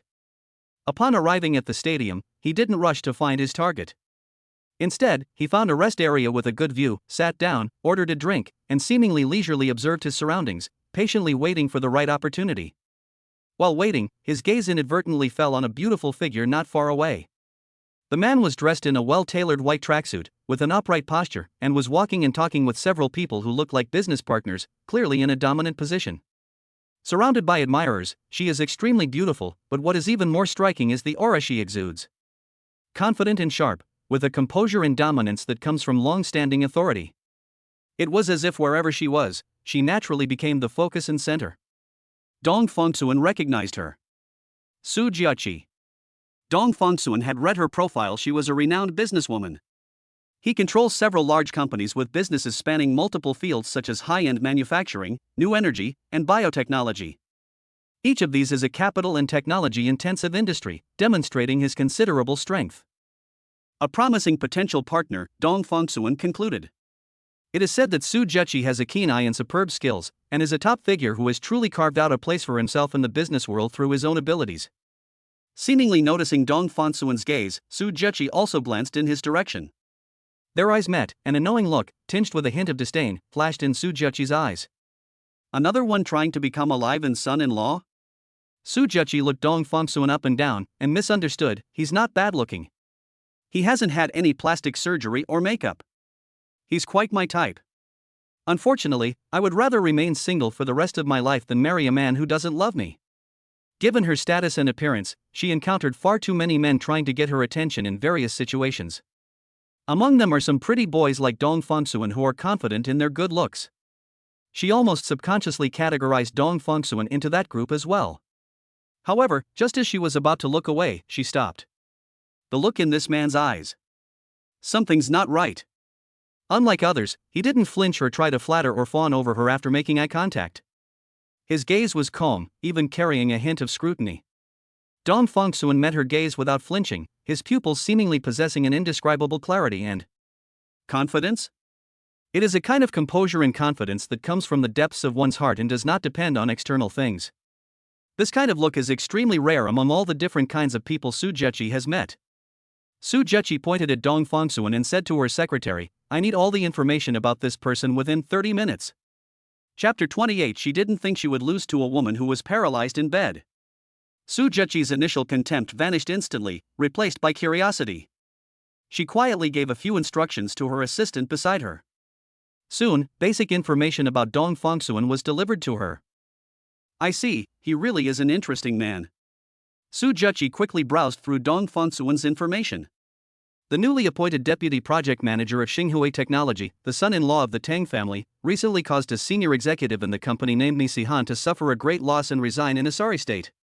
The information was brief, but combined with the fleeting impression she had just caught, Su Jiaqi had already sketched out a preliminary picture in her mind. She turned her gaze back to the young man sitting there quietly. Upon closer inspection, his appearance was indeed outstanding, with incredibly good skin, smooth, fair, and almost poreless, radiating a healthy, lustrous glow. Although Dong Fongsuan was not ugly, he was far from being considered a handsome man. There's a universally acknowledged truth: fair skin covers a multitude of flaws. Needless to say, Dong Fongsuan's skin is now completely free of acne, scars, pimples, and uneven skin tone. Even people who spend millions on their faces every year could never have his current perfect skin condition. However, no normal human being could possibly imagine that this was the subtle nourishing effect on the body after the internal energy was sublimated into true qi. From Su Zheqi's perspective, looks aren't that attractive to her. More importantly, the documents show that Dong Fengsuan dealt with Mi Sihan cleanly and efficiently, leaving no evidence, which clearly demonstrates his remarkable abilities. Su Zheqi is neither a police officer nor a judge. She never needs evidence or reasoning to identify the culprit of a matter, she only needs motive. What attracted her most about Dong Fengsuan was his unique aura. Calm and reserved, yet with a hidden sharpness, he was completely different from the men she usually met, who were either timid or arrogant. An unprecedented feeling, like a subtle electric current, quietly swept through Su Zheqi's heart. She couldn't explain what it was, but looking at this person, she felt a strange flutter in her heart. It was as if some dormant instinct within my body had been awakened. She even absurdly associated it with the term genetic attraction. It was as if a voice from the depths of her being was telling her that this person was compatible with her, that he was special. Su Zheqi has always been decisive in her actions, both in business and in life. If you're interested, then take the initiative. Let's test him first. Without hesitation, she picked up her wineglass and walked with composed and elegant steps straight toward where Dong Fengsuan was. Su Zheqi stopped in front of Dong Fengsuan. She didn't have the usual coyness of a woman, nor did she deliberately create a sense of oppression. She just stood there, and her whole body naturally exuded an aura of someone who had long been in a position of power and authority. She was poised and confident, her gaze landing directly and frankly on Dong Fengsuan's face, as if assessing a highly valuable work of art. Her voice was clear and strong, carrying an undeniable certainty. "Hello, I'm very interested in you." These words were so blunt they were almost rude, but coming from her, they sounded strangely natural. Dong Fengsuan was slightly taken aback, but quickly suppressed his surprise and maintained impeccable politeness. He stood up and nodded slightly. "Hello, President Su. I've heard so much about you, I didn't expect to meet you here." His tone was steady, with appropriate politeness, neither overly enthusiastic nor impolite. Su Zheqi's red lips curved slightly, revealing an ambiguous smile. She was clearly not satisfied with this superficial small talk. She leaned forward slightly, closing the distance a little, her sharp eyes locking onto Dong Fengsuan's. She cut to the chase, her words like unsheathed swords, piercing straight to the heart of the matter. "You may have misunderstood me." She paused, then clearly enunciated each word. "What I mean is, I really like you." Before Dong Fengsuan could respond, she went a step further, her tone carrying an almost assertive force. "I want you, Dong Fengsuan, to become mine." These words were like a thunderclap from a clear sky. Even though Dong Fengsuan's temperament was no longer what it used to be, he was still shocked by this undisguised confession, which carried a predatory undertone. His brow furrowed almost imperceptibly, and the first feeling that welled up in his heart was not joy or vanity, but a clear sense of unease and resistance. Without the slightest hesitation, he met Su Zheqi's determined gaze and answered firmly and clearly, "It is my honor to be chosen by a woman like President Su, but..." Using courtesy first, then force, Dong Fengsuan immediately changed the subject without any beating around the bush. "I'm sorry, I'm already married. My wife is pregnant, and I would never do anything to betray her or hurt her." The refusal was decisive and clean, without the slightest hesitation, clearly defining its own position. Upon hearing this, Su Zheqi showed no sign of frustration or anger. Instead, a brighter, even admiring, light flashed in her eyes. Instead of backing away, she scrutinized Dong Fengsuan more carefully from head to toe, her gaze so sharp it seemed to penetrate his appearance. After pondering for several seconds, she suddenly smiled. The smile was different from her previous assertive one. It carried a hint of laziness and playfulness, and her previous aggressive demeanor instantly subsided. "Oh." She chuckled softly. "Mr. Dong, I was just joking with you, don't mind it. I heard about Mr. Dong a few days ago. He is the son-in-law of the Tang Group. He is young and promising. I heard that he has recently started to take over business affairs and is doing very well. Some people say you're a kept man who lives off his wife, but I don't think so. I have a good eye for people." Su Zheqi pointed to her eyes. "The moment I met your gaze, I could tell that you are a capable person who is not arrogant." At this point, she casually changed the subject, as if her earth-shattering declaration was just a spur-of-the-moment joke.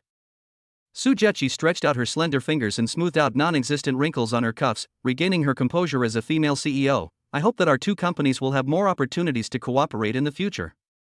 How could she not know that Dong Fengsuan was already married? With Su Zheqi's extensive network of information, she even knew that Tang Xiuhe was currently bedridden. But she didn't care. In her life motto, God never gives you the best things for free. Everything truly exceptional in this world requires you to fight for it, seize it, and grab it yourself. Waiting and yielding will only cause you to miss out on opportunities and success. Rather, Dong Fongsuan's resolute refusal and his firm stance in protecting his family did not deter Su Zheqi. Instead, it acted as a catalyst, igniting her inner desire to conquer and her competitive spirit even more fiercely. This feeling of needing to compete gave her an unprecedented sense of excitement and challenge. She doesn't think she would lose to a woman who is paralyzed in bed and unable to take care of herself. Chapter 29 Son-in-Law? Xu Fanfeng's Dream. In terms of looks, figure, business acumen, and the ability to support and walk alongside others, Su Zheqi believes she is top-notch in every aspect and impeccable. Having said that, Su Zheqi stopped arguing and turned around decisively. Her high heels clicked crisply and rhythmically on the ground. Without the slightest hesitation, she left, her back still standing tall and proud. See you again if fate allows. Her female secretary, who had been quietly following her, immediately stepped forward with a professional smile and handed Dong Fongsuan an exquisitely crafted business card with fine gold thread inlaid along the edges. Dong Fongsuan breathed a sigh of relief as he watched Su Zheqi's departing figure. Such a strong presence, completely opposite to Chioha. I could clearly sense her goodwill, but she deliberately mentioned the word son-in-law to see my stress response pattern? Or rather, is she trying to gain the upper hand in business negotiations in advance? What an amazing woman. Success is never accidental. Even if there is an element of luck, that luck is an inevitable destiny. Dong Fongsuan took the business card. It had a unique matte texture to the touch, and the information on it was concise and powerful. He casually put the business card away, thinking to himself, although the process was a bit inexplicable, getting Su Zheqi's private contact information is an unexpected bonus, isn't it? Having gained a new connection could potentially lead to a future ally. Little did he know that his righteous and stern refusal was not, in Su Zheqi's eyes, the end of the cooperation, but rather a carefully designed test. His determination was precisely what allowed him to pass the screening. At this moment, Su Zheqi, sitting in her luxury car, had already unilaterally identified Dong Fongsuan as a worth fighting for, a loyal partner. Although Dong Fongsuan has already obtained his marriage certificate, but so what? She thought absent-mindedly, her gaze drifting to the street scenes rushing past the car window. It's already the 21st century, and the reasons why couples separate are varied in numerous, broken relationships, differing ideologies, and the pressures of reality. It's not just infidelity that's the reason. She has enough methods, enough patience, and enough confidence. What belongs to Su Zheqi will ultimately come to pass. Dong Fongsuan put Su Zheqi's little incident behind him and continued to wait patiently. Not long after, his target finally appeared. Chu Fanfeng, the second young master of the Chu family, walked slowly in, surrounded by a group of people. He was thin, with an unhealthy pale complexion and faint dark circles under his eyes. He walked with an unsteady gait, looking sickly and out of place in the surrounding sports and leisure environment. Dong Fongsuan did not immediately approach him to strike up a conversation. He simply ordered a refreshing honey lime juice from the waiter, drank it slowly, and then got up and walked towards the relatively quiet indoor lounge area. Behind Chu Fanfeng, there was always a group of people following at a distance. They were dressed in monk's robes and Taoist robes, holding prayer beads and whisks, looking quite like otherworldly sages. At this moment, they were surrounding Chu Fanfeng, talking about mysterious and profound things. An old Taoist priest with a long beard counted on his fingers and said, "Second young master, today the sky is clear and the purple aura is rising from the east. It is an auspicious time to nourish the primordial spirit." Another fat monk put his hands together and said sincerely, "I see a hint of wisdom in your eyes. You must have been resting and recuperating recently, and it has been quite effective." They used various obscure professional terms to describe Chu Fanfeng's slightly pale complexion today as a period of dormancy before a complete transformation, and interpreted his current fatigue as a slight ripple caused by the interaction of qi with the heavens and earth. Chu Fanfeng listened quietly, his face expressionless. He knew better than anyone else. My weakness, which I was born with, was because my mother insisted on running a marathon while she was pregnant with me, which caused me to be born prematurely before I was fully developed. His congenital deficiencies, like an invisible shackle, bound him tightly from the moment he was born. But Chu Fanfeng didn't blame his mother. The marathon was the only thing his mother loved. He didn't blame his father. His father had a huge family business to manage, so it was inevitable that he would neglect it. He even felt that this might be his fate, a trajectory written from birth. His eldest sister takes care of the family business, so he, being sickly, doesn't need to do anything. The enviable Chu Fanfeng, the second young master, actually harbors a simple, almost humble dream hidden deep within his heart: to become a healthy person like everyone else. He dreams of running and jumping on the basketball court without any burden, feeling the exhilarating sensation of sweating profusely. Chu Fanfeng dreams of going skiing and experiencing the speed and passion of speeding down a snow-capped peak. Even Chu Fanfeng would be content if he could climb a few flights of stairs without getting out of breath, or swim back and forth on the beach a few times, just like an ordinary person. However, all modern science can do is use expensive drugs and sophisticated instruments to barely maintain the normal functioning of his fragile body, like carefully protecting a delicate piece of porcelain, but unable to make it tough. Chu Fanfeng can still be tormented by a minor cold and still cannot withstand even slightly strenuous exercise. Each expectation was met with a disappointment. In the corners that real-world medicine cannot reach, he can only turn his attention to those ethereal metaphysical theories. He also knew that 9.5 out of 10 of the monks and Taoist priests surrounding him, who were saying auspicious words to him, were charlatans who were all talk and no action. Their seemingly profound words, when broken down, are mostly empty and meaningless. But so what? For the Chu family, supporting this group of people is just a drop in the ocean. They can at least offer some emotional value, saying nice things that make people feel temporarily better. In a world long shrouded in illness and helplessness, this false comfort became a glimmer of light for him to catch his breath. He swung his club and tried hitting a few balls. His movements were fairly standard, but just a few moves were enough to make him feel a tightness in his chest. His breathing became uneven, and a familiar, deep-seated fatigue quickly spread through him. Today, I feel exceptionally tired. Dong Fongsuan found a comfortable sofa, sat down, closed his eyes, and seemed to be resting. On the other side, Chu Fanfeng managed to swing a few more clubs, and beads of sweat appeared on his forehead, and his breathing became slightly rapid. He waved his hand, indicating to his companions that he needed to rest, and then walked to a nearby deck chair to lie down and rest. Meanwhile, in the rest area, Dong Fongsuan's lips curled into a very faint smile. Chu Fanfeng's body had just sunk into the soft cushion and he had just closed his eyes when, almost instantly, his consciousness was dragged into darkness by a deep weariness. Chu Fanfeng's breathing quickly became even and long. Superpower Dream Control activated. Chapter 30, a poem pointing to Dong Fongsuan. A guidance from a dream within a dream. Chu Fanfeng's dream began with a white mist filled with a strong medicinal smell. In his dream, he was no longer the second young master of the Chu family who had to deliberately slow down even his breathing. He felt an unprecedented lightness, as if he had been freed from heavy shackles. He can run now. Ha ha ha. Chu Fanfeng laughed like a landlord's silly son. He stomped his feet powerfully on the ground, the wind whistling in his ears, his lungs expanding, inhaling the scent of grass and sunshine, no longer the smell of disinfectant in the ward. Awesome. This is so enjoyable. He ran freely toward a shimmering lake in the distance, where the coolness he had longed for awaited lay. However, as you run, a familiar, despairing heaviness will spread from the depths of your bones. Huff, huff. His steps became unsteady, as if he were walking on cotton. His lungs burned, and every breath became difficult, as if an unseen hand was choking him. Chu Fanfeng looked down at his hands in his dream, pale, slender, with blue veins almost visible under the skin. On his left wrist, he always wore something that was completely out of place in his dream. A small, antique box carved from ebony, no bigger than a button, is attached to the wrist with a silver chain. This is the consecrated medicinal talisman that he never leaves behind in real life. It is filled with fragrant pills made from a mixture of precious medicinal herbs. According to a certain master, it can warm and nourish the meridians, improve sleep quality, and nourish the soul. In his dreams, this thing was more like a brand, a constant reminder of his inescapable illness. He tried desperately to tear it off, his fingernails scratching marks on the wooden box, but the silver chain was exceptionally strong. Damn it! Chu Fanfeng roared, I'm not sick. I'm not sick at all.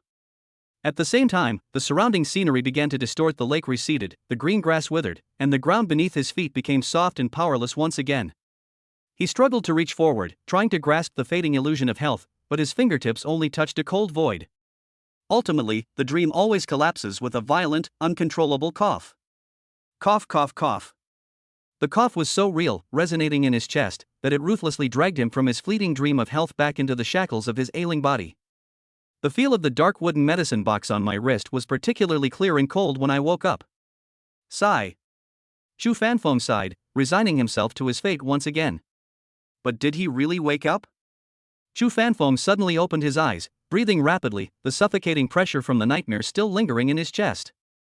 He subconsciously looked around, trying to find a familiar figure or sound to soothe his still shaken heart.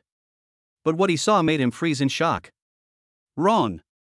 It's so quiet. The golf course, which was bustling with people just moments ago, is now eerily empty. The monks and Taoist priests who came with him, along with all the caddies and servants, all disappeared without a trace.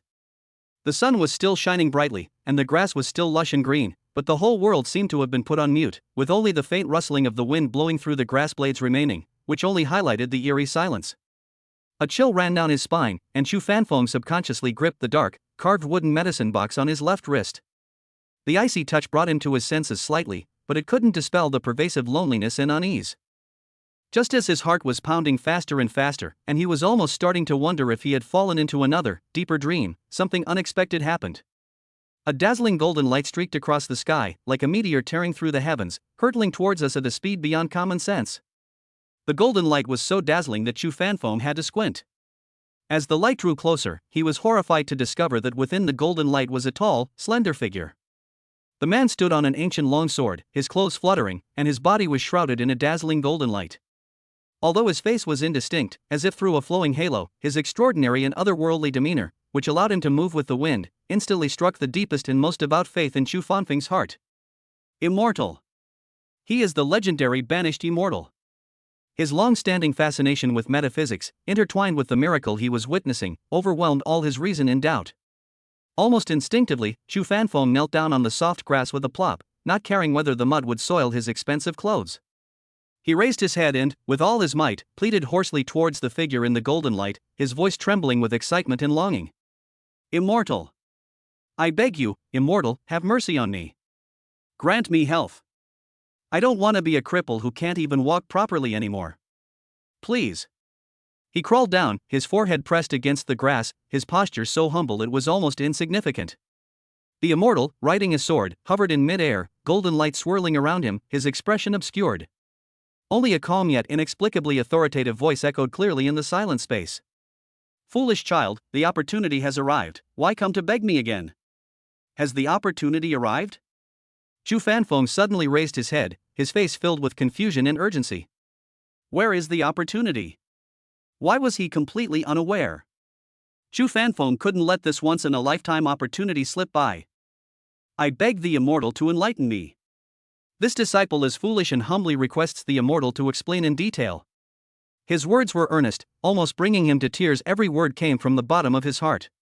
The banished immortal seemed to sigh softly, and then 4 ethereal lines of poetry flowed like a clear spring, clearly reaching Chu Fanfeng's ears. My mind has been troubled by illness for a long time, but the moonlight and the smoke from pine trees nourish my true essence. Upon awakening, I finally understood the way to be free from illness beyond the clouds. A crane carries the soul of the rising sun. The poem was profound and difficult to understand. For a moment, Chu Fanfeng felt as if he were listening to a book written in heaven, but he knew that it must be the key to his health. He stared wide-eyed, his lips moving rapidly and silently as he desperately and repeatedly recited the 28 words, as if he wanted to etch them into his soul, afraid of missing or forgetting any syllable.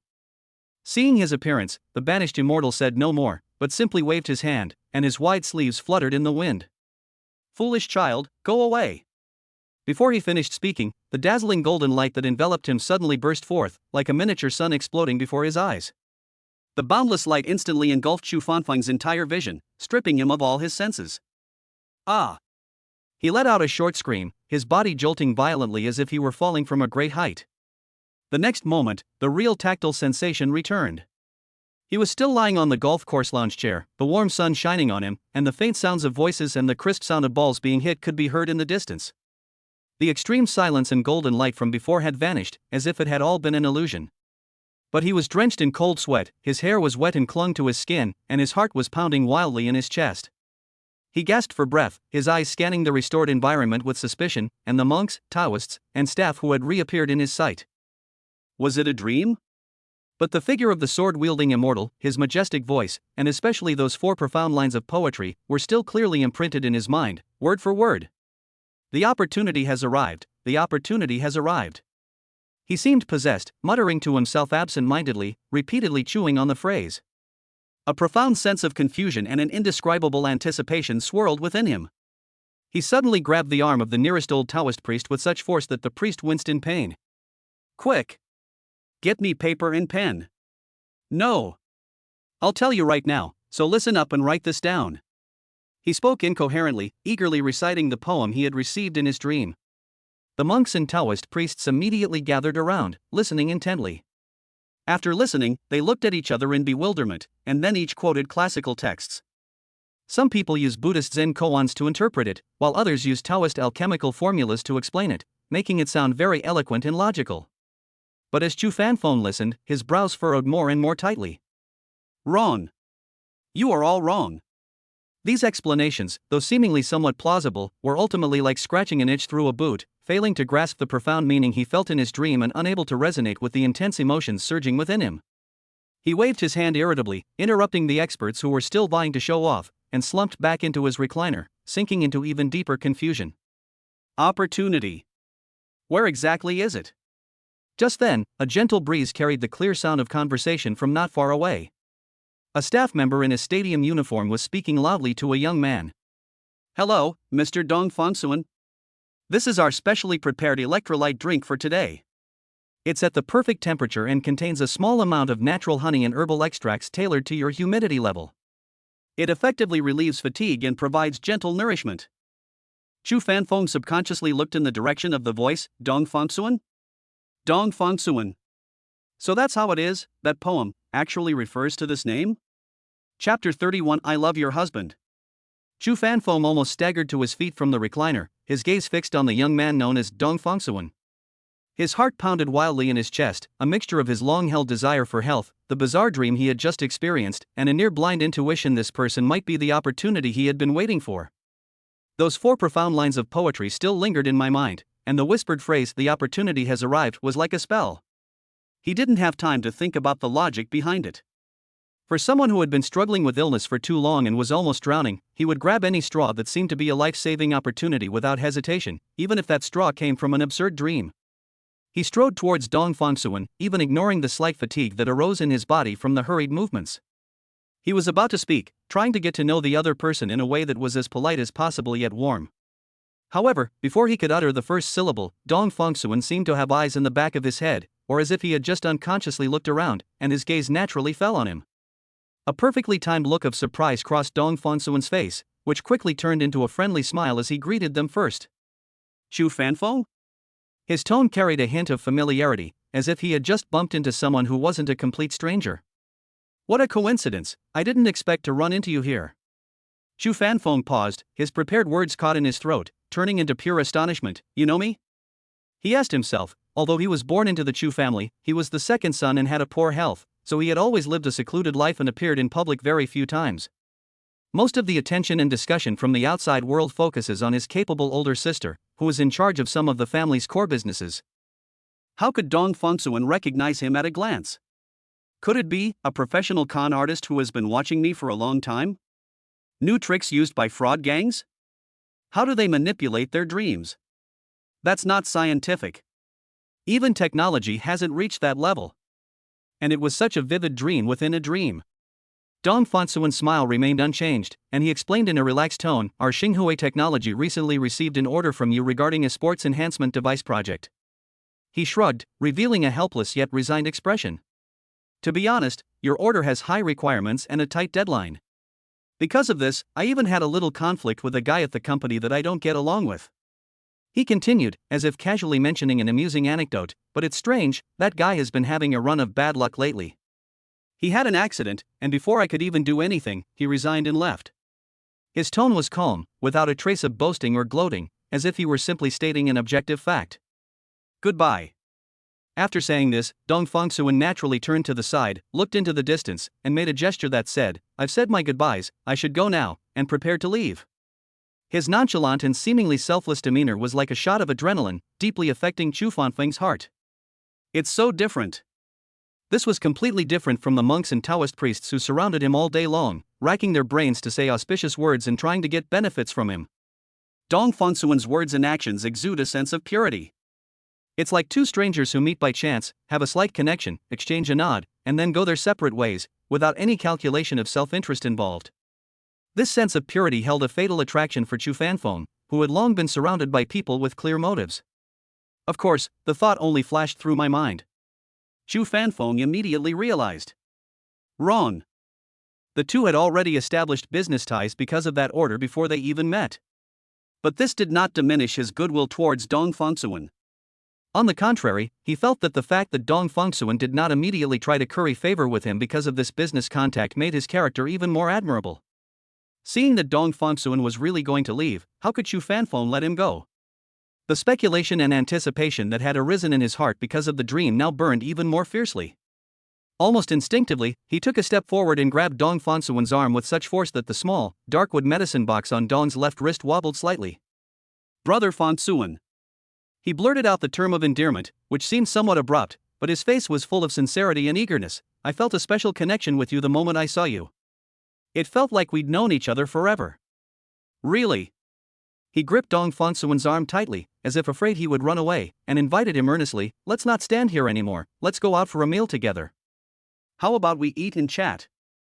Dong Fengsuan seemed taken aback by his sudden enthusiasm, then chuckled and said, Brother Fengsuan? That's a bit strange. He didn't immediately break free from Chu Fanfeng's hand. Instead, he seemed to accept this familiarity with resignation. At the very moment of physical contact, unnoticed by anyone, a gentle and pure stream of true energy, like a trickle, quietly flowed through Dong Fengsuan's arm and into Chu Fanfeng's body. Chu Fanfeng was focused on trying to persuade the other person to stay when suddenly, a strange feeling spread from the point of contact between the two. It was a kind of gentle warmth? No, it's not just warmth. It was more like a vibrant energy, gently brushing over his perpetually cold limbs and nourishing his meridians, which he always felt tired and weak. His pale, bloodless cheeks, at a speed visible to the naked eye, showed a faint but real blush. What he found even more unbelievable was that a cool autumn breeze blew by, and normally, he would have had an itchy throat and couldn't help but cough a few times. But at this moment, he felt no discomfort at all. On the contrary, he felt the wind blowing on his face with an unprecedented freshness and comfort, as if even his breathing had become exceptionally clear and smooth. Although the change was subtle, it was nothing short of earth-shattering for Chu Fanfeng, who had been tormented by illness for a long time and was extremely sensitive to any abnormality in his body. It's true. The guidance from the immortal in my dream was real. Dong Fengsuan was his benefactor.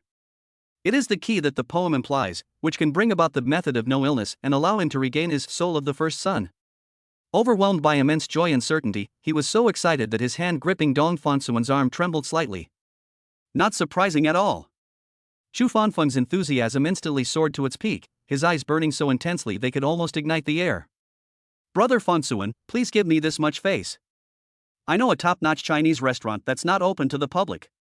The head chef is a retired master chef who has served at state banquets and has won countless international gold awards. The environment is also absolutely quiet and elegant. We definitely need to have a serious talk. He practically dragged him along, as if he wouldn't give up until Dong Fengsuan agreed.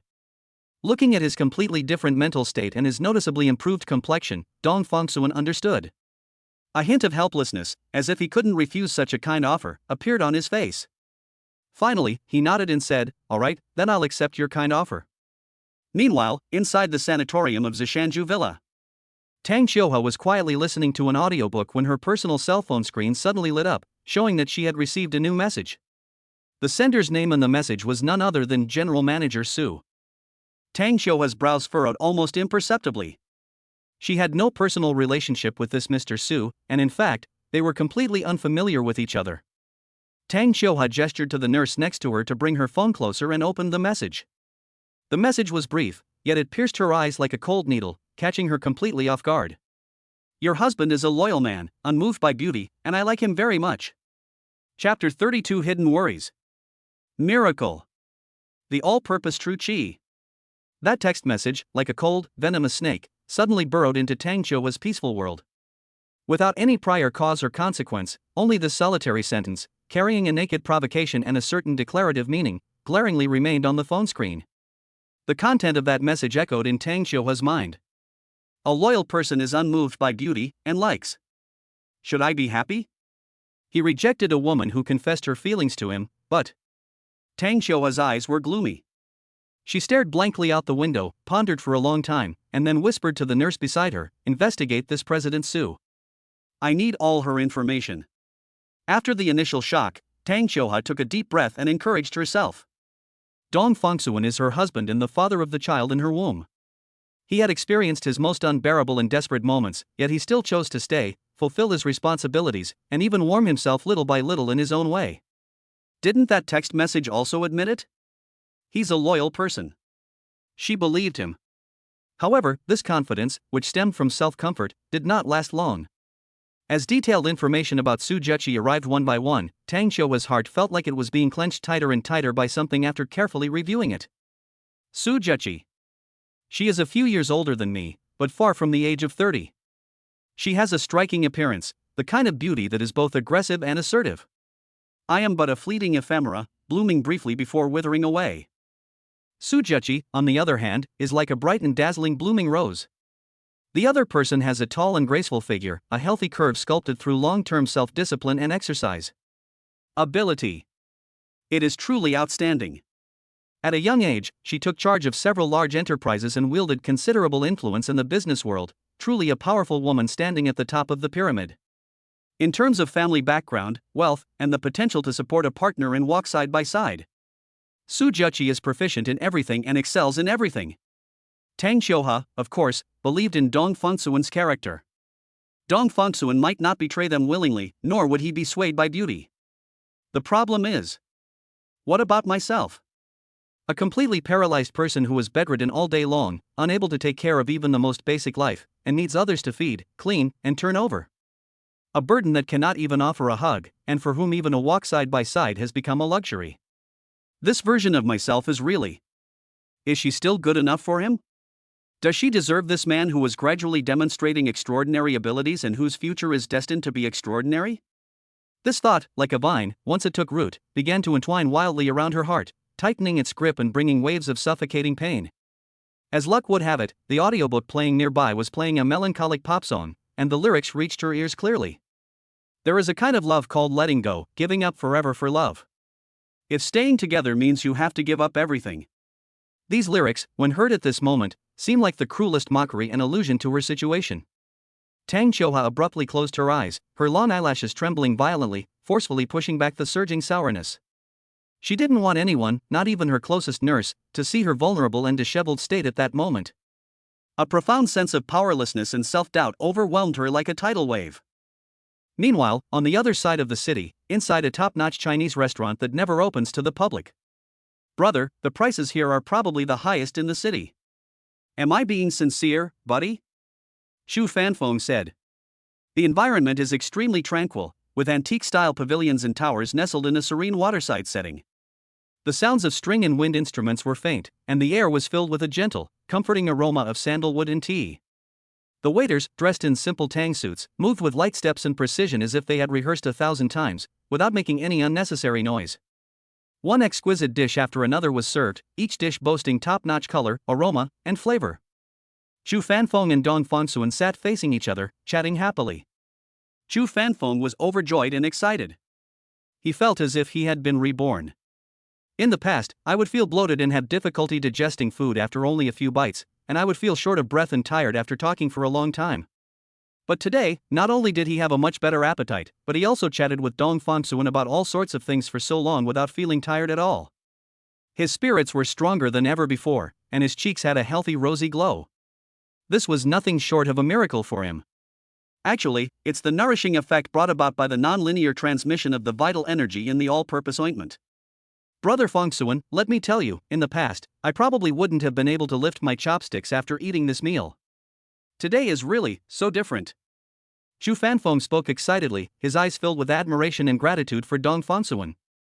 Amidst the clinking of glasses, the atmosphere was harmonious. It was late at night when we finished the meal. Xu Fanfeng remained in high spirits, pulling Dong Fengsuan along for a walk on the veranda outside the private room to refresh himself. As the two stood side by side, gazing at the hazy night view in the courtyard, Dong Fengsuan seemingly casually reached out and gently placed his hand on the dark wooden medicine box that Xu Fanfeng never parted with on his left wrist. Transmitting true energy, destroying from a distance. Just as Xu Fanfeng was about to say something, he suddenly heard a very faint crack sound, like a dry branch breaking. He subconsciously looked down and saw that the small, dark wood box that had been with him for many years and which he regarded as one of his talismans had unexpectedly developed several fine cracks on its surface. Then, to his astonishment, it shattered into several small pieces, slipped off his wrist, and fell to the ground. Chu Fanfeng was stunned for a moment, and then an indescribable joy suddenly rushed to his head. It's broken! This extremely sturdy medicine box, a symbol of illness and constraint. It broke! On the night he met Dong Fongsuan and his health improved significantly, it shattered. This must be a divine revelation. It is proof of a predestined connection with the divine. He grinned, his smile widening until he almost jumped for joy, his voice trembling with excitement. It's broken! It's broken! Brother Fongsuan! Did you see that? This is an incredibly auspicious sign. Ha ha ha! I'm completely cured. I will definitely become a healthy, normal person again. I definitely will.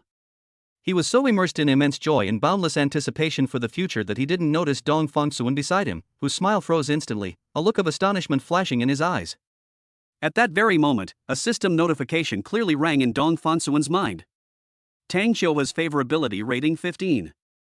Current favorability, 35. What? Dong Fongsuan's heart skipped a beat, and he almost thought he had misheard.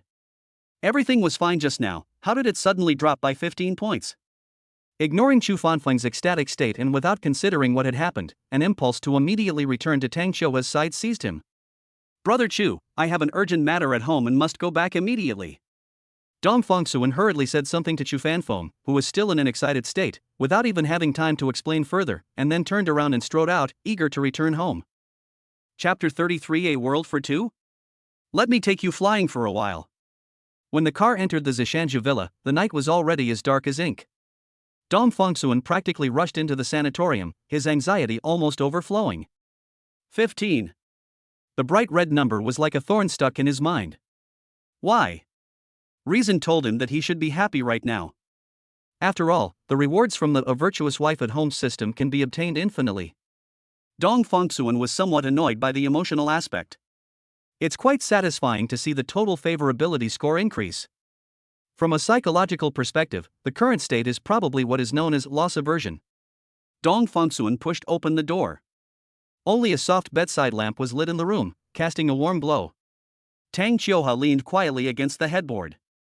Hearing the noise, she turned her head and showed her usual gentle smile, tinged with weariness. You're back. Her voice was soft, and there was nothing unusual about it.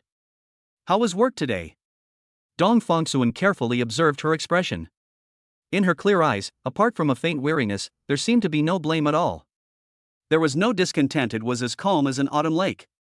This only made Dong Fongsuan, who already knew the outcome, even more uneasy. Dong Fongsuan walked to the bedside and sat down, carefully taking her slightly cool hand in his. His tone was full of regret and self-reproach. Wife, I'm sorry, I came home so late again. I'm such an idiot. I promised last time, but I forgot the time again when I got busy. I promise you, from now on, if I can't come home on time at night, I will definitely call or text you to let you know first. Dong Fongsuan looked at the nurses on duty, her tone gentle yet inquisitive. Is everything all right at home today? Is there anything unusual about Xiuhua? As soon as he finished speaking, the nurses reacted in different ways. A senior head nurse kept her eyes down, seemingly lost in thought, her gaze fixed on the tips of her shoes. As if there was something extremely attractive there, he maintained a professional silence throughout, revealing no emotion whatsoever. A younger nurse next to her moved her lips slightly, as if she wanted to say something. A hint of hesitation flashed in her eyes, but after quickly glancing at the head nurse, she swallowed her words and just pursed her lips uneasily. At this point, another nurse, who appeared more composed, took over the conversation.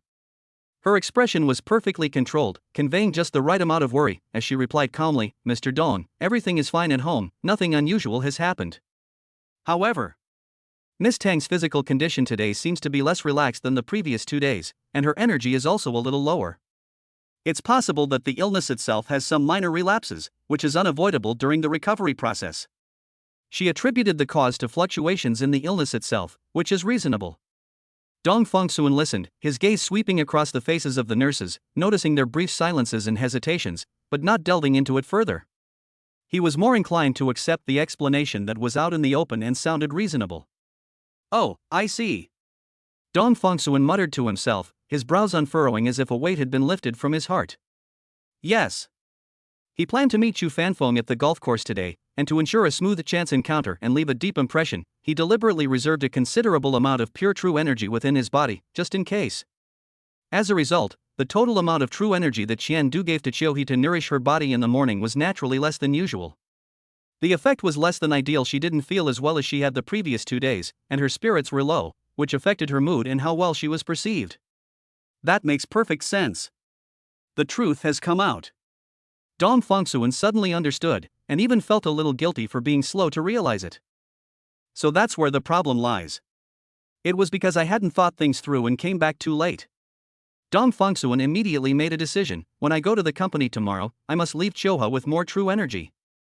Anyway, his true energy recovered very quickly, almost inexhaustible, so using more to nourish her body was no big deal. Looking at his eager and sincere expression, Tang Qiuhe forcefully suppressed the bitterness and inferiority that had welled up in her heart because of Su Zheqi's text message. She can't mention it.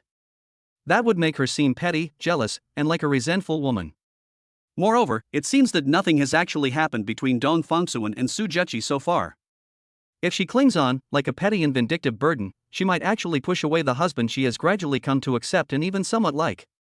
Even before this, Tang Qiuhe had warned all the medical staff around her in an unprecedentedly serious tone that they must not mention the text message they received in front of Dong Fengsuan. At that moment, she tried to make her smile look more natural, even with a hint of teasing, and gently squeezed his hand back. It's okay, really. When working, one should keep public and private matters separate and focus on the important things. She paused, her tone softening, yet carrying a hint of barely perceptible melancholy. Besides, I'm not angry about this. How could I blame you for working so hard outside? Do you think I'm a selfish person who will hold you back? Tang Qiuhe raised her eyes and looked at him sincerely. Don't worry, I understand. Only. Her voice lowered, carrying a genuine sense of bewilderment. I just feel like I'm really a burden to you. You could have been more free. She spoke softly, but her words were like a stone thrown into Dong Fengsuan's heart. Seeing her pretending nothing was wrong and even comforting him, he became even more convinced that she was just being stubborn. She was initially a little angry that I came home late, but she expressed it in such a considerate way, which made people feel even more sorry for her and guilty. Don't say that. How could you be a burden to me? Dong Fengsuan retorted, but felt even more distressed. I apologized and made promises, but she's still like this. It seems her psychological problems are more serious than I thought. How should I coax her? He frowned, racking his brains for a long time, various ideas flashing through his mind, only to be rejected one by one. Suddenly, his eyes lit up, and he slapped his forehead. Got it. He raised his head, his eyes regaining their sparkle, filled with an eager excitement. He first focused his mind and simultaneously activated Dream Control and V1 Superpower Electromagnetic Interference. An invisible electromagnetic wave quietly spread, covering the entire room and surrounding area, and the indicator lights of all monitoring equipment went out instantly. At the same time, a gentle, drowsy mental fluctuation swept through the consciousness of the nurses in the room. Before they could even react, they slumped back in their chairs and fell into a deep sleep. The entire space was instantly reduced to just the two of them, and absolute silence. Tang Qiuhe was taken aback by this sudden turn of events. She looked at the nurses who had suddenly fallen asleep, then at Dong Fengsuan, her beautiful eyes filled with doubt. What's wrong with you? Dong Fengsuan revealed a slightly mysterious smile. Let them have a sweet dream. Let them rest for a while. Dong Fengsuan leaned down, getting closer to her, his voice low but unable to hide his excitement. We, husband and wife, can finally truly enjoy some rare time alone together. You've been lying here all this time. Even though you're being taken good care of, you must get bored and restless after a while, right? As he spoke, he reached out and gently lifted Tang Qiuhe, along with the thin blanket, into his arms. Dong Fengsuan looked into her eyes and said softly, let me take you flying for a while. Chapter 34 Enchanting. Dreamy Talk. I'll wait for you. Fly? Tang Qiuhe's pupils dilated suddenly, thinking she had misheard. She's been trapped in this body for far too long, she even needs help to turn over. The word fly sounds like something unattainable. But the next moment, she remembered Dong Fengsuan's self-narration in her dream, and his incredible abilities. Cultivators can fly, it seems. That makes sense, doesn't it? The idea was absurd, yet it possessed a fatal allure. Take off. The moonlight, like mercury spilling onto the ground, silently filled every corner of the ward, coating the cold medical equipment with a soft, shimmering glow. Tang Qiuhe felt Dong Fengsuan's arm pass through the back of her knees, and a strange feeling of weightlessness suddenly came over her. Her heart clenched, then he lifted her steadily, freeing her from the bed that had borne so much of her helplessness and pain. He didn't fly far, he just held her like this, hovering slowly and almost reverently in the air, barely a foot above the ground. The air seemed to freeze, or perhaps it was flowing silently around them. Her senses were frozen under a thick layer of ice, but her soul, strangely, broke free from the constraints of her body and, drawn by this gentle pull, floated and sank into this small space. The baby moved slightly inside her, like a fish gliding across the bottom of the water. Because of the placenta previa, her pregnant belly was not very noticeable, her lower abdomen simply had a rounded and soft curve. At this moment, the secret that held their shared life was pressed tightly against his warm chest. A surge of bittersweet emotions welled up in her eyes. How she longed to raise her hand and gently touch that spot, to use the warmth of her fingertips to tell the little life inside, baby, can you feel it? Your father, he can fly, he's a very powerful person. But this thought, like a stone thrown into a bottomless abyss, didn't even elicit a sound. No matter how turbulent her heart was, no matter how tirelessly the warm current called true energy that her husband poured into her meridians tried to ignite a spark, all she could respond to the world with was the faint, almost negligible tremor of her left little finger. Like a butterfly trapped in transparent amber, it can only tremble its wings with all its might. More longing and more helplessness intertwined into an impenetrable net, enveloping her layer by layer, making it almost impossible for her to breathe. Just then, she keenly noticed a subtle sluggishness in his flight posture. The height seems to be limited by some invisible shackles. She suppressed the stinging sensation in her nose, trying to make her voice sound relaxed, even with a hint of coquettishness. Husband. Tang Xiuhua looked up, her gaze tracing his jawline, which was so close to hers. How high can you fly right now? She felt the muscles in the arms holding her tense up almost imperceptibly for a moment. Dong Fangsuan lowered his head and met her clear, slightly inquisitive eyes, his ears burning slightly. The moonlight revealed the unnatural look that flashed across his face. 3 meters off the ground. His voice was a little dry, with a hint of embarrassment at having his hand exposed. Besides, the fastest speed is about the same as taking a walk. My magic power hasn't fully recovered yet. After this brief moment of embarrassment, an even more intense emotion quickly filled his eyes. It was as if 2 dark flames were burning inside, so hot they almost scalded her. He tightened his arms, holding her closer in his embrace, his voice low and firm, carrying an undeniable promise. Xiuhua, trust me. Once I regain all my magic power, I will definitely take you soaring through the heavens and traversing the 8 seas. I want you to see and experience every beautiful sight in this world, both imaginable and unimaginable. Basic flight techniques. As expected, it's low grade. Even in front of the woman he loves, he can't show his most dashing and composed demeanor. An unprecedented desire grew wildly in Dong Fangsuan's chest. He longed for the next systemic reward, hoping it would completely shatter the shackles of flight. Not for glory, not for showing off, but simply so that she and the child in her womb could truly soar freely and joyfully between heaven and earth, watching the starlight fall into their smiling eyes. Dong Fangsuan's words, and the undisguised, almost overwhelming, fervor and sincerity in his eyes, were like a powerful warm current that unexpectedly broke down the barriers in Tang Xiuhua's heart. The ward fell completely silent, so quiet that you could hear their breathing gradually merging and their heartbeats pounding like drums. He held her as he slowly swirled around her, the gentle breeze ruffling her bangs, a ticklish sensation that went straight to her heart. A certain ambiguous, viscous, and electrifying atmosphere quickly permeated and fermented in the air, weaving an invisible net that tightly entwined the 2 of them. Distance is swallowed up without anyone noticing. Dong Fangsuan's nose almost touched Tang Xiuhua's face. She could even count his drooping eyelashes. He could smell the light, unique fragrance in her hair, mixed with a hint of milk, which intoxicated him. Everything around was blurred and indistinct, and the world collapsed into isolated islands where only each other existed. All reason and all concerns crumbled at this moment, leaving only the instinct to get closer and closer.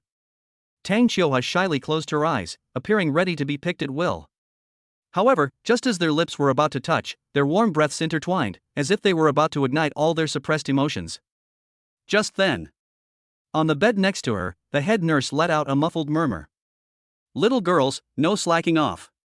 She was talking in her sleep. We must make sure that Miss Tang's health condition steadily improves. The head nurse's eyelids began to tremble violently, and her body moved accordingly, as if she was about to open her eyes. Dong Fangsuan's pupils suddenly contracted, all the enchantment instantly replaced by vigilance. His reaction was faster than human limits, and the invisible force supporting the 2 of them suddenly withdrew. The feeling of weightlessness disappeared, and he held her in his arms as lightly as a feather, his movements fluid and silent, with utmost caution. Before she could recover from the shock, he carefully, as if handling a rare treasure, placed her back on the hospital bed, gently pulling the blanket down to her chin to cover all traces of her previous disarray. It was as if that brief, unconventional flight, and that almost real kiss, were merely a dream created by the excessive brightness of the moonlight. Seeing Dong Fangsuen's frustrated expression after his failure, Tang Qiuhua chuckled softly and said gently, "Husband, there's plenty of time. No rush, I'll wait for you." Almost at the same instant her back touched the soft mattress, the system notification sound, which was the only one he could hear, rang clearly deep in his mind. Meow. Tang Qiuhua's favorability rating increased by 15. Current favorability, 50. Rewards have been issued. Chapter 35 Instant Teleportation. Parents praise. Reward issued, minor superpower instant teleportation. The Earth's boundaries are at your fingertips, you can reach them at a thought, and move with your will. Only your own body is limited. Within the Earth's sphere. Can it be achieved with just a thought? Dong Fangsuen's breathing suddenly stopped. Although it's not an upgrade to a basic flight skill, but in terms of travel efficiency alone, this ability, known as a minor supernatural power, is simply heaven-defying. Almost simultaneously, the head nurse let out a muffled murmur, her body shifting restlessly in the chair, her eyelids trembling violently as if about to open. Time seemed to be stretched out. Dong Fangsuen suppressed the raging storm in his heart, and all his turbulent emotions subsided in a fraction of a second. He straightened up very naturally, as if his previous closeness was only for better listening. His slender fingers carefully tucked a stray strand of hair from Tang Qiuhua's ear back into place, his movements as gentle as if he were polishing a rare piece of porcelain. Is the nurse awake? Dong Fangsuen turned his head to the side, his tone as gentle as ever, without the slightest hint of weakness. You've worked so hard taking care of Qiuhua. He turned to look at Tang Qiuhua, took his wife's hand, and conveyed his affection with gentle, true energy. Dong Fangsuen's gaze was deep, filled with unfulfilled vows and lingering warmth. Have a good rest. His voice deepened, allowing only her to hear clearly, sweet dreams. Tang Qiuhua could not respond. Only her clear eyes, reflecting the dim light from the window, churned with the confusion after being moved by emotions, and the subtle disappointment of having her good time disturbed. With all her might, she focused her left little finger on his palm as he was about to pull away, and very lightly and slowly, she traced an incomplete circle. This tiny movement, like an electric current, suddenly pierced his heart. He leaned down, and this time, his warm lips solemnly landed on her smooth, slightly cool forehead. This was a kiss devoid of lust, a mark, a promise, a silent declaration of protection. Turning away, the heavy soundproof door closed silently behind me, briefly separating the two worlds. The corridor was deserted. Dong Fangsuen did not head towards the elevator, but instead slipped into the fire escape. A sense of silence permeated the place, with emergency lights casting a pale green glow. Instantaneous teleportation. Earth-wide. Dong Fangsuen closed his eyes, clearing his mind of all distractions. What appeared in his mind was a scene etched into his very bones. 1,000 miles away, in my old family courtyard, on a summer night, the branches and leaves of the old locust tree rustled in the evening breeze. My mother sat on a low stool under the tree, picking green beans by the light coming from the house. Her profile was warm and peaceful. I'm going back to let my parents know I'm safe. There was no sound, no light effects, and not even any airflow disturbance. It was just a very strange, slight dizziness and weightlessness, as if one's own existence had been instantly erased and then re-entered in another coordinate system. Open your eyes again. The familiar air, carrying the earthy scent of his hometown and the fragrance of night-blooming jasmine, forcefully filled his lungs. Dong Fangsuen was standing outside the gate of his old home. The night was deep and all was quiet, except for the window of my parents' bedroom, which, like a tired but determined eye, shone with a warm, dim light. They're really back. My heart pounded like a drum, not because of my extraordinary abilities, but because of the overwhelming waves of trepidation I felt as I approached home. He gently pushed open the half-closed, creaking courtyard gate, and like a child sneaking out to play and returning home, he tiptoed onto the familiar, slightly uneven bluestone slabs. He stopped as he approached the window that let in the light. Wearing his reading glasses, my father was patiently polishing the wooden handle of a hoe under the lamplight, his movements slow and meticulous. My mother sat to one side, knitting an unusually small, pale yellow woolen sock, rambling on about whose daughter-in-law next door had given birth to a chubby boy, and how the Lee family's orchard at the edge of the village had a bad harvest this year. He took a deep breath and knocked on the door. Who is it? So late.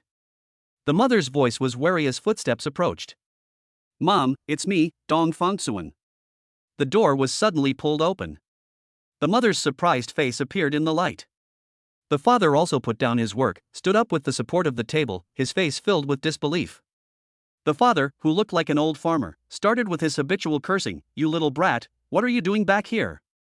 In the middle of the night? Did you run away because of debts? It's all right, Dad will help you pay off your debts. If you really can't pay them back, we'll just farm in the countryside. Being a defaulter isn't so bad. We can still live." The mother gave the father a reproachful look, then grabbed Dong Fongsuan's arm with surprising force. She looked her up and down, her eyes filled with pure joy and immense confusion. "I didn't hear a car either?" Dong Fongsuan's lie almost slipped out, his heart pounding heavily in his chest. "The company had an emergency and sent a car to take me to the city, but I took a taxi back." He turned around and tightly grasped his mother's hands, which were rough and calloused from years of hard work, yet exceptionally warm. As he was ushered into the house, his mother's gaze immediately and precisely locked onto the wedding ring on his ring finger, and the wrinkles on her face smoothed out, like a blooming autumn chrysanthemum. "Great! That's wonderful! Now that you're married, I can finally relax." She lowered her voice, as if sharing a huge secret. "Your father and I were worried that you would be tricked into going abroad and having your kidneys cut off, but now we can finally breathe a sigh of relief. I've looked at Shoha's photo over and over again. She's beautiful. She's not the petty, delicate type. She looks like a lady from a respectable family. Look at her eyebrows and face, she looks like she is blessed and kind-hearted, unlike some girls. Old Joe's daughter-in-law next door looks mean and fierce. After she married into the family, she was indeed very vicious. She was always arguing and fighting with her mother-in-law. Xiao Zhou is being cursed by his cronies every day, who call him a bastard." The mother murmured with satisfaction, "Thank God, you found a good wife. You mustn't mistreat her. We're just looking forward to holding our big, healthy grandson soon, so we can help you take care of your child." The father remained silent, simply pushing a freshly brewed, scalding cup of strong tea in front of him, his cloudy eyes revealing an undisguised smile and anticipation. Listening to her mother's description of Tang Xiuhua as healthy, energetic, and blessed, Dong Fongsuan felt as if her throat was being tightly blocked by a wad of water-soaked cotton. He didn't correct the fact that the unborn child was his granddaughter, nor did he reach for his phone because there wasn't a single family photo in it that matched the parents' current imagination. The pale, stiff body on the hospital bed, needing machines to sustain its life, was so cruelly diametrically opposed to the image of a lucky wife and full of vitality described by her parents, causing Dong Fongsuan's heart to spasm with pain. He remembered the photos he had sent to his parents. That's a photo of Tang Xiuhua during her time at Ocean University. Under the cherry blossom tree, she wore a simple white shirt and a beautiful long skirt, her smile radiant and youthful, almost bursting out of the photographic frame. She seems like a completely different person from the one now confined to her sickbed. A mixture of bitterness, pity, and a heavy sense of responsibility weighed on his heart like a lead weight. "Dad, Mom, don't worry." Dong Fongsuan heard a sense of responsibility in his own voice that even he found unfamiliar. "I will make Xiuhua and the child happy. The whole family will be all right." Chapter 36 Peace Buckle Group Photo? Company status rising. After sitting for less than an hour, amidst his parents' reluctant gazes and their admonitions of "be careful on the road and come back often," he once again stepped into the deepest darkness before dawn. I turned the corner and confirmed that no one was around. Dong Fongsuan's thoughts were focused on the cold metal bedside lamp in the bedroom of the Zishanju villa. Go back. The feeling of weightlessness returned. In the blink of an eye, the tranquil darkness of my hometown was replaced by the false prosperity of the city at dawn. He stood on the thick, soft carpet in the villa's bedroom. Outside the window was a cold, artificial starry sky, the room so empty that he could hear the echo of his own heartbeat. The following day, Xinghui Technology. As soon as Dong Fongsuan stepped out of the elevator, his assistant hurriedly came up to him, his face still showing signs of nervousness. "Vice President Dong, the second young master of the Chu family has been waiting in your meeting room for almost 40 minutes. Chu Fanfo? Why did he come?" Dong Fongsuan's eyebrows twitched slightly as he walked towards the reception room. As you push open the door, a faint scent of medicine mixed with the aroma of expensive incense wafts out. Chu Fanfo was wrapped in a thick, high-quality cashmere blanket, sinking into the sofa. His face was as pale as a piece of paper that had been crumpled repeatedly, and his lips were bloodless. Even though the room was warm as spring, he still curled up slightly, revealing a deep-seated aversion to the cold. Hearing the door open, he looked up. His eyes, which had become unusually deep and even a little neurotic due to long-term suffering from illness, suddenly burst forth with an almost thirsty light the moment he saw Dong Fongsuan. "Brother Fongsuan. He struggled to sit up, the blanket slipped down slightly, revealing his thin shoulders, and his movements were accompanied by a suppressed, phlegmy gasp. Dong Fongsuan quickly stepped forward and gently stopped him with a gesture. "Young Master Chu, there's no need to be so polite. Why did you come so early? Are you feeling all right?" Chu Fanfeng spoke quickly, but his breathing was uneven, pausing to catch his breath after every few words. "Brother Fongsuan, about that order you mentioned yesterday. I went back and checked. It turns out I was confused because of my illness, and the things my subordinates handed me were things I signed without thinking." A hint of annoyance and urgency appeared on his face. "This is simply absurd. Those conditions are too harsh, and the time frame is inhumanly tight. I came here today specifically to revise the contract." He gestured to the lawyer standing behind him like a shadow. The lawyer immediately and respectfully handed over the new draft document. "You decide on the conditions, set them as leniently as possible. Deadline? Indefinite postponement is fine. Everything is up to you, Fongsuan Ge." His words carried an unquestionable, almost ingratiating generosity. These remarks left the core project team members who had followed in looking at each other in disbelief, almost unable to believe their ears. Chu Fanfeng is known in the industry as difficult to deal with, suspicious, and obsessively meticulous about details. Now they're actually taking the initiative to come to our door, trying to turn an order that we could have firmly controlled into a gift that's almost a one-sided transfer of benefits? What kind of magic did this newly appointed Vice President Dong possess? Chu Fanfeng seemed completely unconcerned about the probing and shocked gazes around him. He leaned forward with difficulty, getting closer to Dong Fongsuan, and lowered his voice, which carried an obvious dependence and vulnerability. "Brother Fongsuan, let me tell you the truth." Chu Fanfeng took a breath. "I don't know why, but whenever I'm with you, I feel. The tightness in my chest has dissipated a lot, and I feel an indescribable sense of ease and warmth throughout my body. But as soon as I leave you and go back, I'm back to my old self in less than half a day. No matter what medicine I take, it's like throwing stones into the sea. I feel uncomfortable all over. The transferred true energy has been exhausted, that's how it is. Even Tiger Balm is still oil, and an oil lamp that has burned out will naturally not continue to shine." Chu Fanfeng's pale cheeks flushed with an unnatural red from excitement, as if he were somewhat embarrassed, yet he solemnly took out a small sandalwood brocade box from his inner silk pocket. "Open it, and inside is a jade safety buckle with excellent translucency and exquisite carving. Brother Fongsuan." His eyes held an almost superstitious plea. "I have a presumptuous request.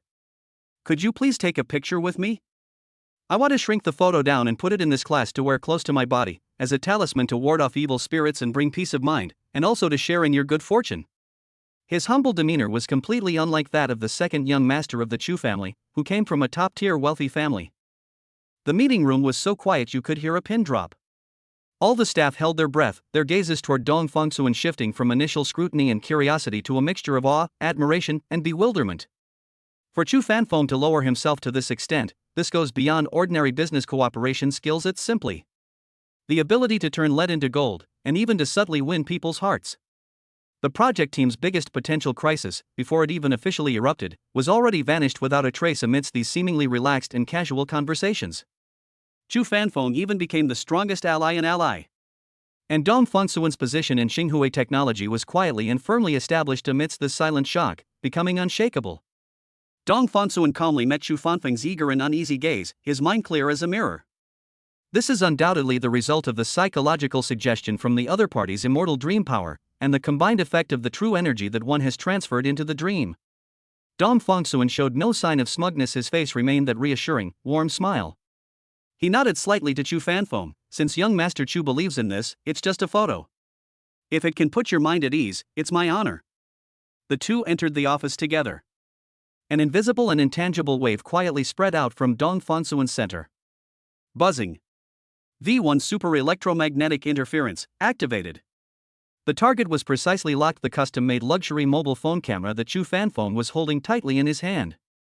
Its control is so subtle and precise that it seems as if only an invisible veil of distortion and disorder, perceptible only to the flow of electrons, has been placed over the lens sensor. "Come on, Fongsuan, look here." Chu Fanfeng had no doubts, and his pale face radiated an unusual glow because of this small ritual. He struggled to get closer to Dong Fongsuan, his arm trembling slightly from weakness, but he still held his phone high, pointing the camera at the two of them. Dong Fongsuan obediently turned slightly to stand beside him, his gaze calmly fixed on the small lens. With a sincere and joyful smile, Chu Fanfeng pressed the virtual shutter button on the screen with his thumb. Click. The crisp analog sound effects stood out clearly in the quiet office. Chu Fanfeng, filled with anticipation, lowered his eyes and looked at the preview image on the screen. Chapter 37 Healing Experiment. The guinea pig, Chu Fanfeng. Chu Fanfeng's smile froze on his face. This. He didn't see the precious group photo he had envisioned, a talisman for him. On the screen, there was only a frantically jumping, screaming, meaningless gray-white snowflakes and distorted colored patches. Dense and chaotic, as if it had glimpsed some indescribable void, completely swallowing and shattering the two possible figures, leaving no trace. Chu Fanfeng's smile froze instantly, as if frozen in ice. What happened? He muttered to himself, his fingers frantically swiping and clicking on the screen, exiting the camera app, restarting it, and focusing. He could even clearly see Dong Fangsuan's composed figure in the lens. Press the shutter button again. Click. The second picture is still that same deathly silent yet noisy snowflake. It was as if there was an invisible barrier, resolutely refusing to preserve Dong Fangsuan's image on any electronic medium. Chu Fanfeng's fingers began to tremble uncontrollably, and a chill from the unknown crept up his spine. He refused to believe in superstition and pressed the shutter button repeatedly with near-obsessive persistence. Click. Click. The only response he received was the cold, glaring chaos that kept appearing on the screen, one after another, without any variation. An eerie silence fell over the office, broken only by Chu Fanfeng's increasingly heavy, panicked breathing and the silent, snowy screen that heralded defeat. Dong Fangsuan let out a barely audible sigh at the opportune moment, reached out and gently pressed down on Chu Fanfeng's hand, whose knuckles had turned white and was trembling uncontrollably from the force. His hands were steady and slightly warm, a stark contrast to Chu Fanfeng's coldness. Young Master Chu. Dong Fangsuan's voice was low and calm, carrying a knowing understanding of the world. It seems that this won't work. Chu Fanfeng suddenly raised his head and looked at Dong Fangsuan. The other person's gaze was calm and unwavering, as if stating a perfectly natural fact. The mystery that couldn't be captured by the camera, the phenomena that defied common sense, instead of arousing his suspicion, were like a heavy hammer blow, firmly solidifying his understanding of the divine words of a banished immortal in a dream. The fear receded like the tide, replaced by a more fervent and humble reverence. His hand holding the phone fell limply to his side, and he forced a fawning, fearful smile. I understand, Brother Fangsuan. I was presumptuous, I was abrupt. A person of your stature is so extraordinary, so elusive, how could such ordinary iron and mortal implements possibly perceive or imprison you? Chu Fanfeng no longer insisted on taking a photo together. Instead, he carefully held the jade safety buckle in his palm and pressed it against his chest, as if guarding a priceless treasure. It's as if in this way, one can more directly feel that extraordinary, invisible protection. Dong Fangsuan said no more, but withdrew his hand, his gaze sweeping over the phone screen that was still stubbornly flashing snowflakes. Deep in his eyes was a cold calm that controlled everything. This flaw of not being able to preserve the image is, at this moment, more powerful than any clear photograph. He was so excited that his whole body was trembling slightly, and his originally pale face turned bright red. Chu Fanfeng grabbed Dong Fangsuan's sleeve, almost incoherently, his voice hoarse with extreme excitement. Brother Fangsuan. Do you believe that there really are gods in this world? I had a dream a few days ago, a dream within a dream, layer upon layer. I saw a white-robed sword immortal, arriving bathed in light, who said to me. Before he could finish speaking, Dong Fangsuan raised his hand, gently placing his index finger to his lips, making a shushing gesture. The office fell silent instantly. Dong Fangsuan's gaze was profound, as if it could penetrate his soul, and his voice was deep and carried an undeniable power, a matter as accomplished in secrecy, and ruined by leaks. He paused, each word striking a chord in Chu Fanfeng's heart. If the secrets of heaven are revealed, the opportunity will vanish, and it will be difficult to achieve anything again. After interrupting Chu Fanfeng's eager outpouring, his tone shifted to a seemingly distant yet subtly meaningful admonition. No matter what you encounter or what insights you gain, remember to keep it to yourself and never mention it to anyone. Dong Fangsuan shook his head slightly, a cryptic smile curving his lips. In this world, few people believe in these supernatural and bizarre tales, they only cause trouble. Although he said he didn't believe it, his calm and steady demeanor, his knowing gaze, and the subtle, unspoken understanding in his tone as if only kindred spirits could comprehend all conveyed a strong signal to Chu Fanfeng. He not only believed, but he might even have had similar, or even deeper, experiences. Chu Fanfeng seemed to have been enlightened, and instantly fell silent, his eyes bursting with an incomparably bright light. He nodded vigorously, as if accepting some sacred mission, and patted his chest while lowering his voice to assure him, I understand, Brother Fangsuan, don't worry. These words, once spoken by you and heard by me, will never be known to a third person. I won't tell my parents, my sister, or anyone else. He even added with a touch of boldness that seemed out of place with his frail health, my friends in the martial arts world are too kind to call me the discreet young master. A barely perceptible smile flickered in Dong Fangsuan's eyes, but he said no more. He casually placed his hand on the edge of the desk, and with a slight thought, a wisp of pure and gentle true energy quietly entered Chu Fanfeng's body from a distance. Chu Fanfeng was still excited when he suddenly felt a warm current slowly rising from his dantian, like the warm sun in winter, quickly flowing to his limbs and bones. The cold, stinging pain that had lingered deep in my joints for years seemed to be somewhat dispelled by this warm current. The throat, which had felt like it was being choked by an invisible hand, suddenly felt much lighter, and breathing became smoother than ever before. This long-lost, almost healthy sense of ease almost brought him to tears. He took a few deep breaths greedily, his face glowing with a rare radiance for someone so frail. The look in his eyes as he looked at Dong Fangsuan was no longer just awe, but also filled with unwavering gratitude. Dong Fangsuan ignored him and began to deal with the pile of documents on the desktop. Chu Fanfeng didn't dare to disturb him, so he squatted down on the carpet, leaning against the expensive solid-wood desk, like a large, docile, and pitiful dog that had finally found someone to rely on, looking up and eagerly following Dong Fangsuan's every move. With the support of true qi, his thinking speed and hand-eye coordination far surpassed those of ordinary people. In less than half an hour, Dong Fangsuan finished all of his work for the day. The remaining time suddenly became empty. He leaned back in his chair, his gaze sweeping over Chu Fanfeng, who was still squatting beside him, his eyes full of dependence, and fell silent for a moment. He used to be just a poor student struggling to make ends meet. What common ground could he possibly have with Chu Fanfeng, a rich young master born with a silver spoon in his mouth who lived in the clouds? Should we continue discussing gods and ghosts? Too much talk leads to mistakes, and mystery needs to be maintained by distance. A thought suddenly flashed through his mind. Since true qi seems to be effective against Chu Fanfeng's congenital weakness, does that mean that if we continue to study it in depth, we might be able to find a way to cure Qiuhe in the future? The thought made his heart skip a beat. He immediately picked up his phone and began frantically searching for various TCM meridian charts, acupoint explanations, and theories of qi and blood. Because of the nourishment of true qi, Dong Fangsuan's brain received ample blood and oxygen supply, which greatly improved his memory. At this moment, he was completely focused. After memorizing the complex meridian diagram on the screen several times, Dong Fangsuan gestured for Chu Fanfeng to sit down in front of him. Don't move. Chapter 38 Unique. An irreplaceable beauty. I'll cooperate. I promise I won't move. Chu Fanfeng suppressed his excitement and repeatedly expressed his determination. Dong Fangsuan glanced at him. I only know a little about breathing exercises and stimulating acupoints and meridians for health preservation. You'd better not have too high expectations. Chu Fanfeng nodded vigorously. Dong Fangsuan was very satisfied with his reaction. He immediately channeled a barely perceptible amount of true energy into his fingertips and probed several key acupoints on Chu Fanfeng's body in turn. First, massage Susanli.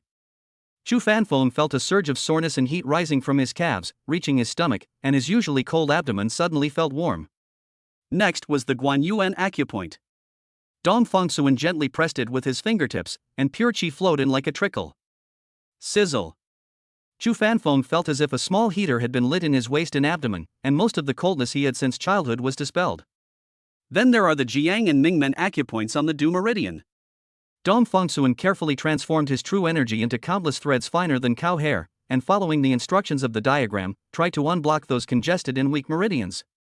Like a novice encountering precision instruments for the first time, he cautiously yet boldly explored the field, relying on his exceptional perception and powerful energy source. Chu Fanfeng closed his eyes tightly, his body trembling slightly. You call this a little bit of knowledge? Brother Fangsuan, you're practically a know-it-all. It wasn't a painful tremor, but an extremely pleasurable shiver. He felt like a parched, cracked piece of land that had finally received the nourishment of sweet rain. His limbs, which had been heavy as lead, became light, and the pent-up feeling in his chest that had been there for years completely dissipated. A vibrant sense of health, which he had only vaguely remembered from his childhood, returned to his broken body. When Dong Fangsuan gently circulated his hand Juyin pericardium meridian, Chu Fanfeng suddenly opened his eyes, which were glistening with tears. He tried to stand up and jumped twice on the spot. Although his movements were still a bit clumsy, he no longer felt the shortness of breath and palpitations that he used to experience. Elder brother. His voice was trembling with tears, yet filled with ecstatic joy. I'm cured? I feel like I can run a marathon right now. The long-awaited freedom from the torment of illness made him as happy as a child who was eating candy for the first time. Seeing the changes in him, Dong Fongsuan felt a great sense of accomplishment. He's not completely healed yet, so don't push yourself too hard. He still needs to recuperate slowly. This experience not only verified the enormous potential of Qi therapy, but also taught him a great deal of practical knowledge about traditional Chinese medicine. Interest truly is the best teacher. Evening, at Zishanju Villa. Dong Fongsuan didn't let the driver drive, he teleported back home instantly. He walked hurriedly, his heart already in the sanatorium. However, at the very corner, he almost bumped into the two of them. Looking up, I saw my father-in-law, Tang Hugua, and my mother-in-law, Zhou Yaru. When Zhou Yaru saw him, her eyes immediately curved into crescents, and her face showed undisguised joy. Fong Cun is back? Her voice was gentle and soft, with a hint of a smile. You must be tired after a long day at work. You seem to have lost some weight again. I've asked the kitchen to make you some soup tonight, so you should nourish yourself properly. That look was that of a mother-in-law looking at her son-in-law, growing more and more satisfied with him, revealing heartfelt approval and care. Dong Fongsuan felt a warmth in his heart and was about to speak when Tang Hugua, who was standing to the side, cleared his throat. His face was calm, his gaze as still as a deep well. He lingered on Dong Fongsuan's face for a moment before slowly speaking. Fongsuan, you've done well lately. I've heard about Xinghui technology and the matter of the second young master of the Chu family. Tang Hugua changed the subject slightly, his tone becoming more meaningful. Now I consider you my own son and my successor. You are excellent, even better than we expected. But that brief pause seemed to freeze the air in the corridor. It is precisely because of this excellence that it is inevitable to attract unwanted attention. Tang Hugua's gaze was sharp, as if it could pierce through people's hearts. The outside world is full of temptations. I hope you can control yourself. These words left Dong Fongsuan stunned, his mind blank for a moment. Excellent? Attracting attention? What do these words have to do with me? Dong Fongsuan even felt like laughing. His deepest self-image in his subconscious is that of a poor boy who is unemployed after graduation, worries about the cost of his next meal, and lives in a cheap rental apartment with no future in sight. That humble image of a loser, cowering in a corner, is etched into his very bones and cannot be easily erased. How could anyone possibly be interested in me? Dong Fongsuan blurted out almost subconsciously, Dad, you're overthinking it. His tone even carried a sense of unbelievable absurdity. I'm already married to Chioha, and we're about to have a child. I'm not some eligible bachelor. A thought suddenly flashed through his mind. Could it be because of Su Jechi's joke about testing his business acumen at the golf course last time, which was relayed to his father-in-law by some busybody? Yes, very likely. Su Jechi's bright and flamboyant face appeared in my mind. To be fair, she is indeed very beautiful, capable, and from a prominent family she is undoubtedly the center of attention. However, in Dong Fongsuan's heart, his wife, Tang Chioha, who was lying on the hospital bed, pale and fragile but with clear eyes, and the mother of his daughter, was the only one in the world and an irreplaceable beauty. What a youth cannot obtain will ultimately trap him for life. I was once that humble boy who hid in a corner of the crowd, secretly looking up at the dazzling campus belle of Ocean University on the stage. That cautious, unrequited love that lasted throughout adolescence was a secret buried deep in my heart, a moonlight that I could never have. How kind fate has been to me now. This bright moon was not only held in his hands, but also connected to him by blood, together giving birth to a brand new life. His dream came true in a way he had never dared to hope for. Dong Fongsuan was already grateful enough, so why would he take the initiative to break this perfect, divinely bestowed arrangement? Absolutely impossible. He looked at Tang Hugua with an open and unwavering gaze. Tang Hugua took in all his reactions, but his face remained worried. You're a good boy, but people's hearts are fickle, I've seen too much.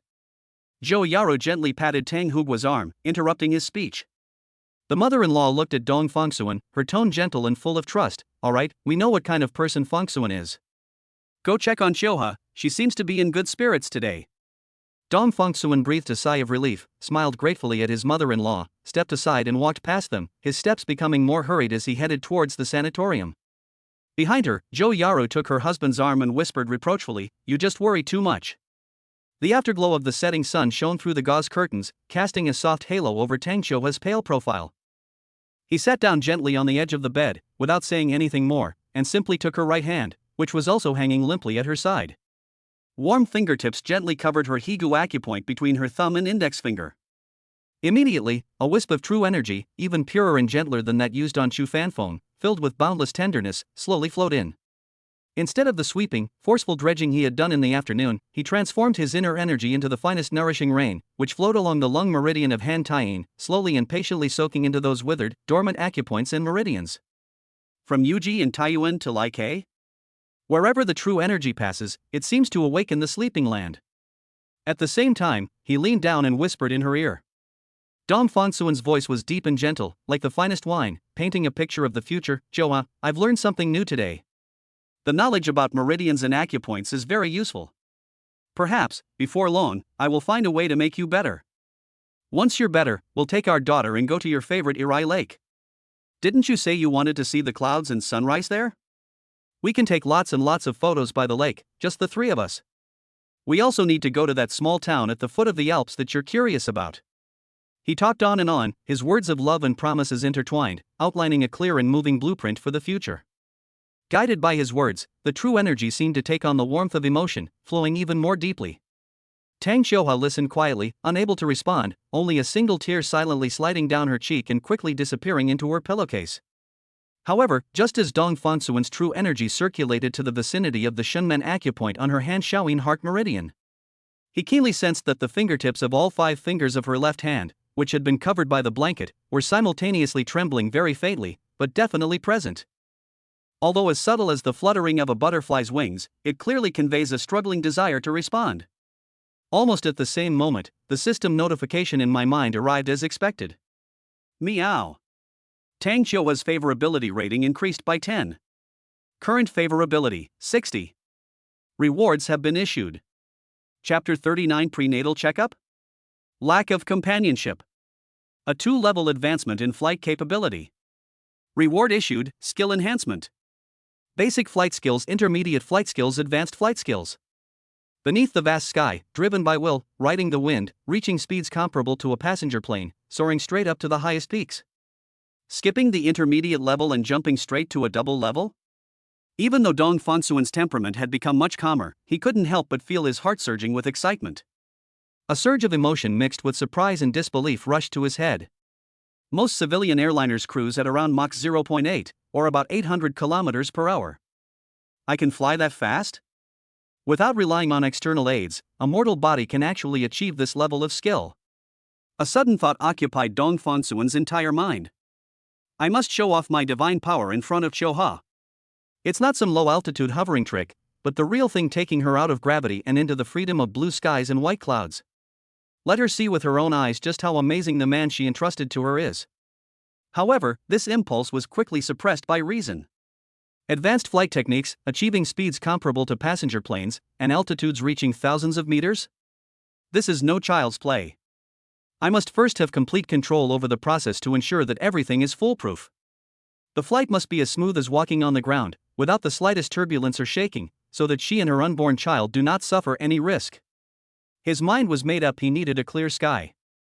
Meanwhile, the VIP area of the obstetrics and gynecology department of the most upscale private hospital in the city center.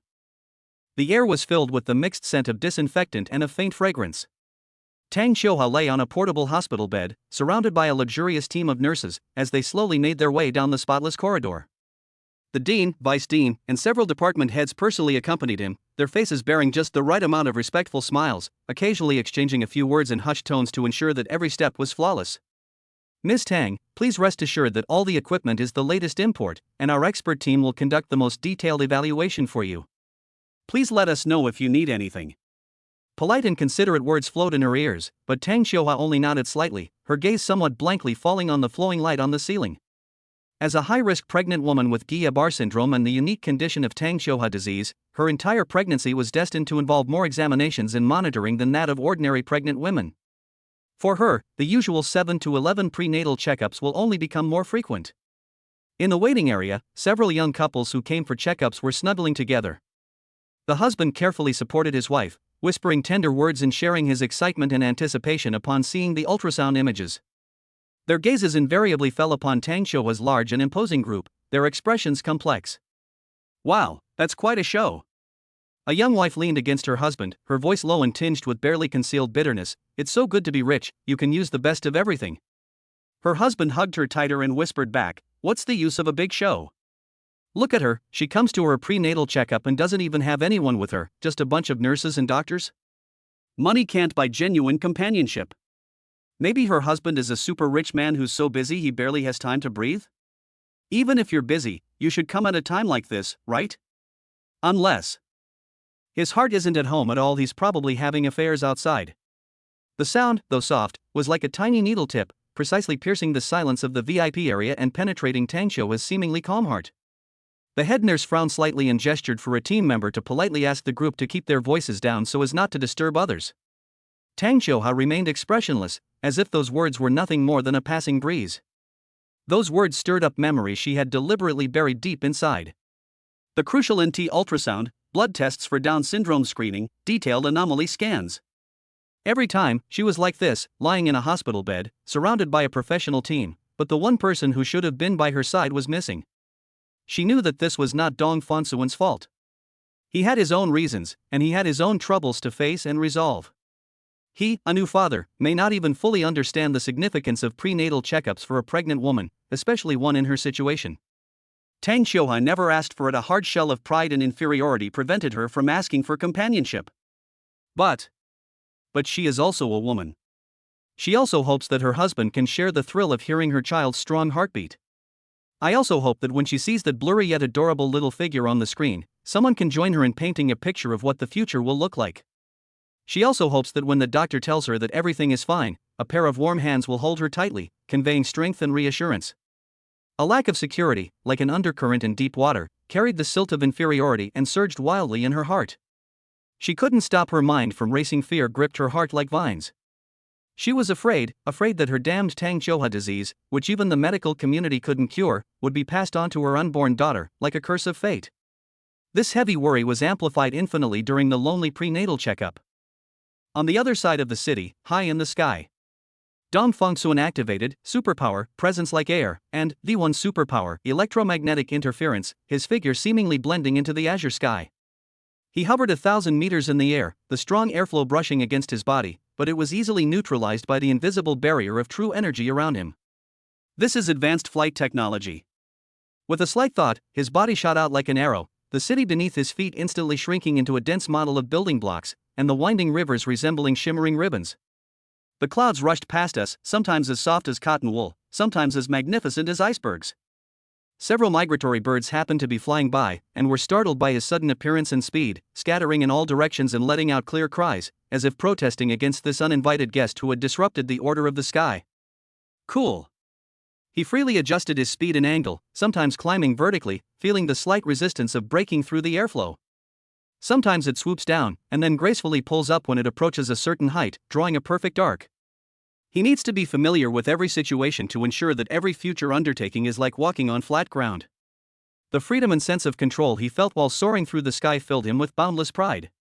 Just then, Tang Xiuha's favorability rating 5. Current favorability, 55. The notification sound suddenly rang in my mind, carrying a chill. Dong Fengsuan paused slightly in his flight and blinked. It's gone down? He frowned, but quickly relaxed. Perhaps Xiuha was in her room, looking out the window, and was reminded of sad things, which made her feel a little down? My mom says that pregnant women often experience mood swings and are prone to feeling melancholic. He didn't think too much about it, he just planned to spend time with her when he got back and use his newfound abilities to surprise her and dispel her melancholy. After testing it for a while to ensure that the flying technique was as easy as his own and more stable than he had imagined, he was finally satisfied. With a thought, his figure disappeared from the sky in an instant. Zishanju Villa. Dong Fengsuan's figure appeared directly in the quiet corridor, carrying a hint of the crisp air from high above. He strode toward the sanatorium, pushed open the door. The bed was empty, except for the neatly made sheets. Dong Fengsuan paused for a moment, then turned around and came out, just in time to meet the steady-looking butler. "Where is Xiuha?" he asked.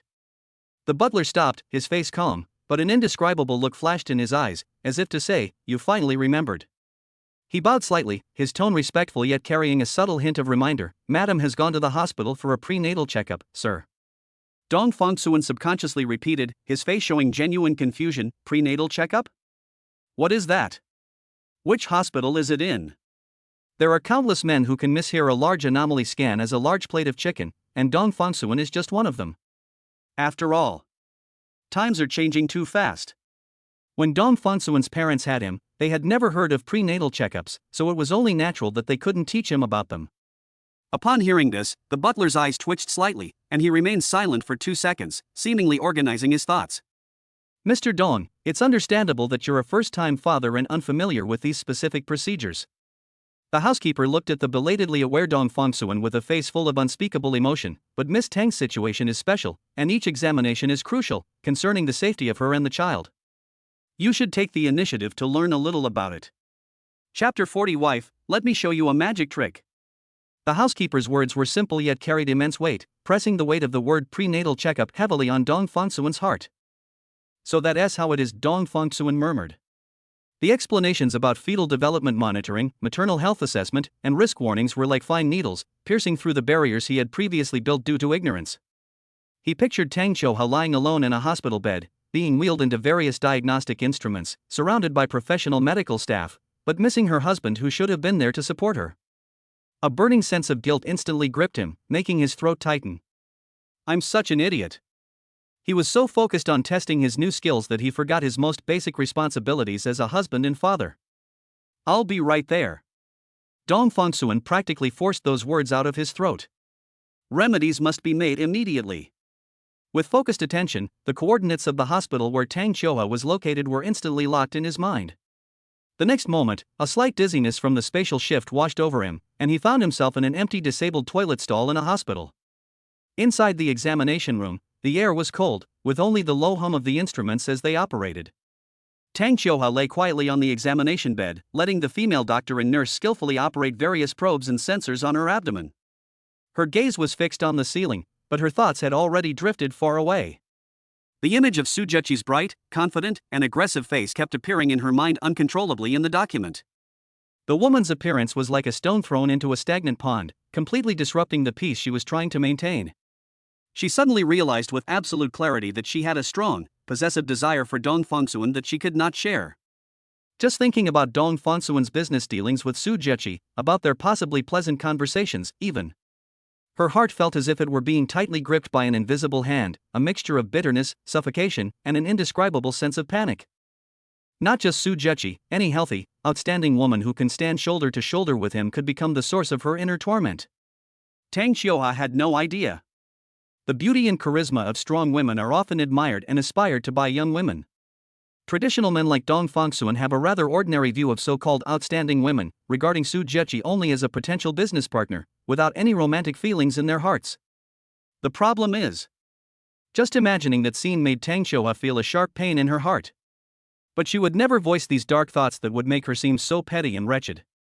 That would become the rope that binds his wings, and a stumbling block in his career. If that were the case, I would truly become a burden to him, a complete drag on his shoulders. This made her feel even more desperate than the physical paralysis. The fetus is developing very well and is very healthy. The female doctor's gentle voice interrupted her thoughts. Ms. Tang, your physical condition has been much more stable than before.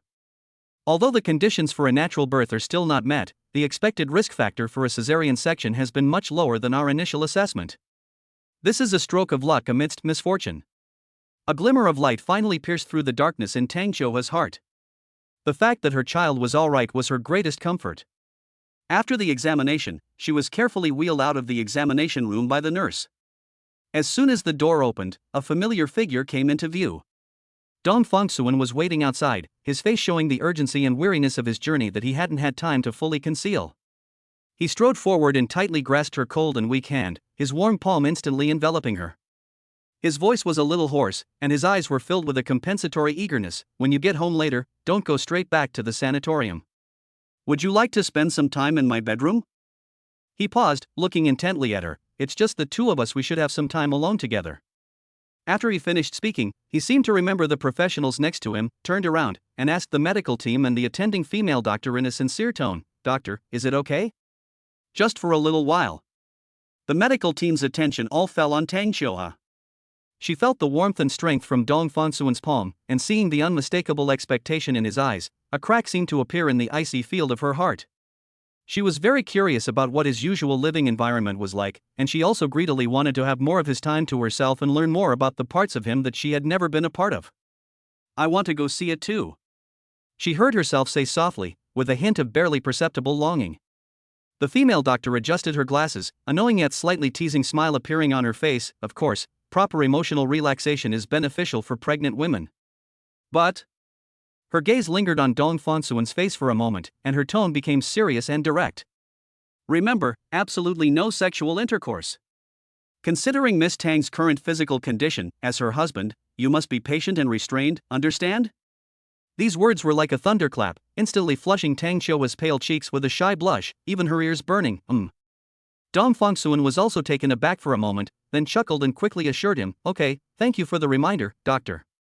We will definitely follow your advice. So it was a misunderstanding. He touched his nose, feeling both amused and exasperated. Do I look like a horny guy? In fact, yes. Although Dong Fongsuan now has his body nourished by true qi every day, and his skin and complexion are in very good condition, making him more handsome than before, it is precisely because of his abundant and vigorous qi and blood that he always gives people a feeling of high fighting spirit and overflowing desire.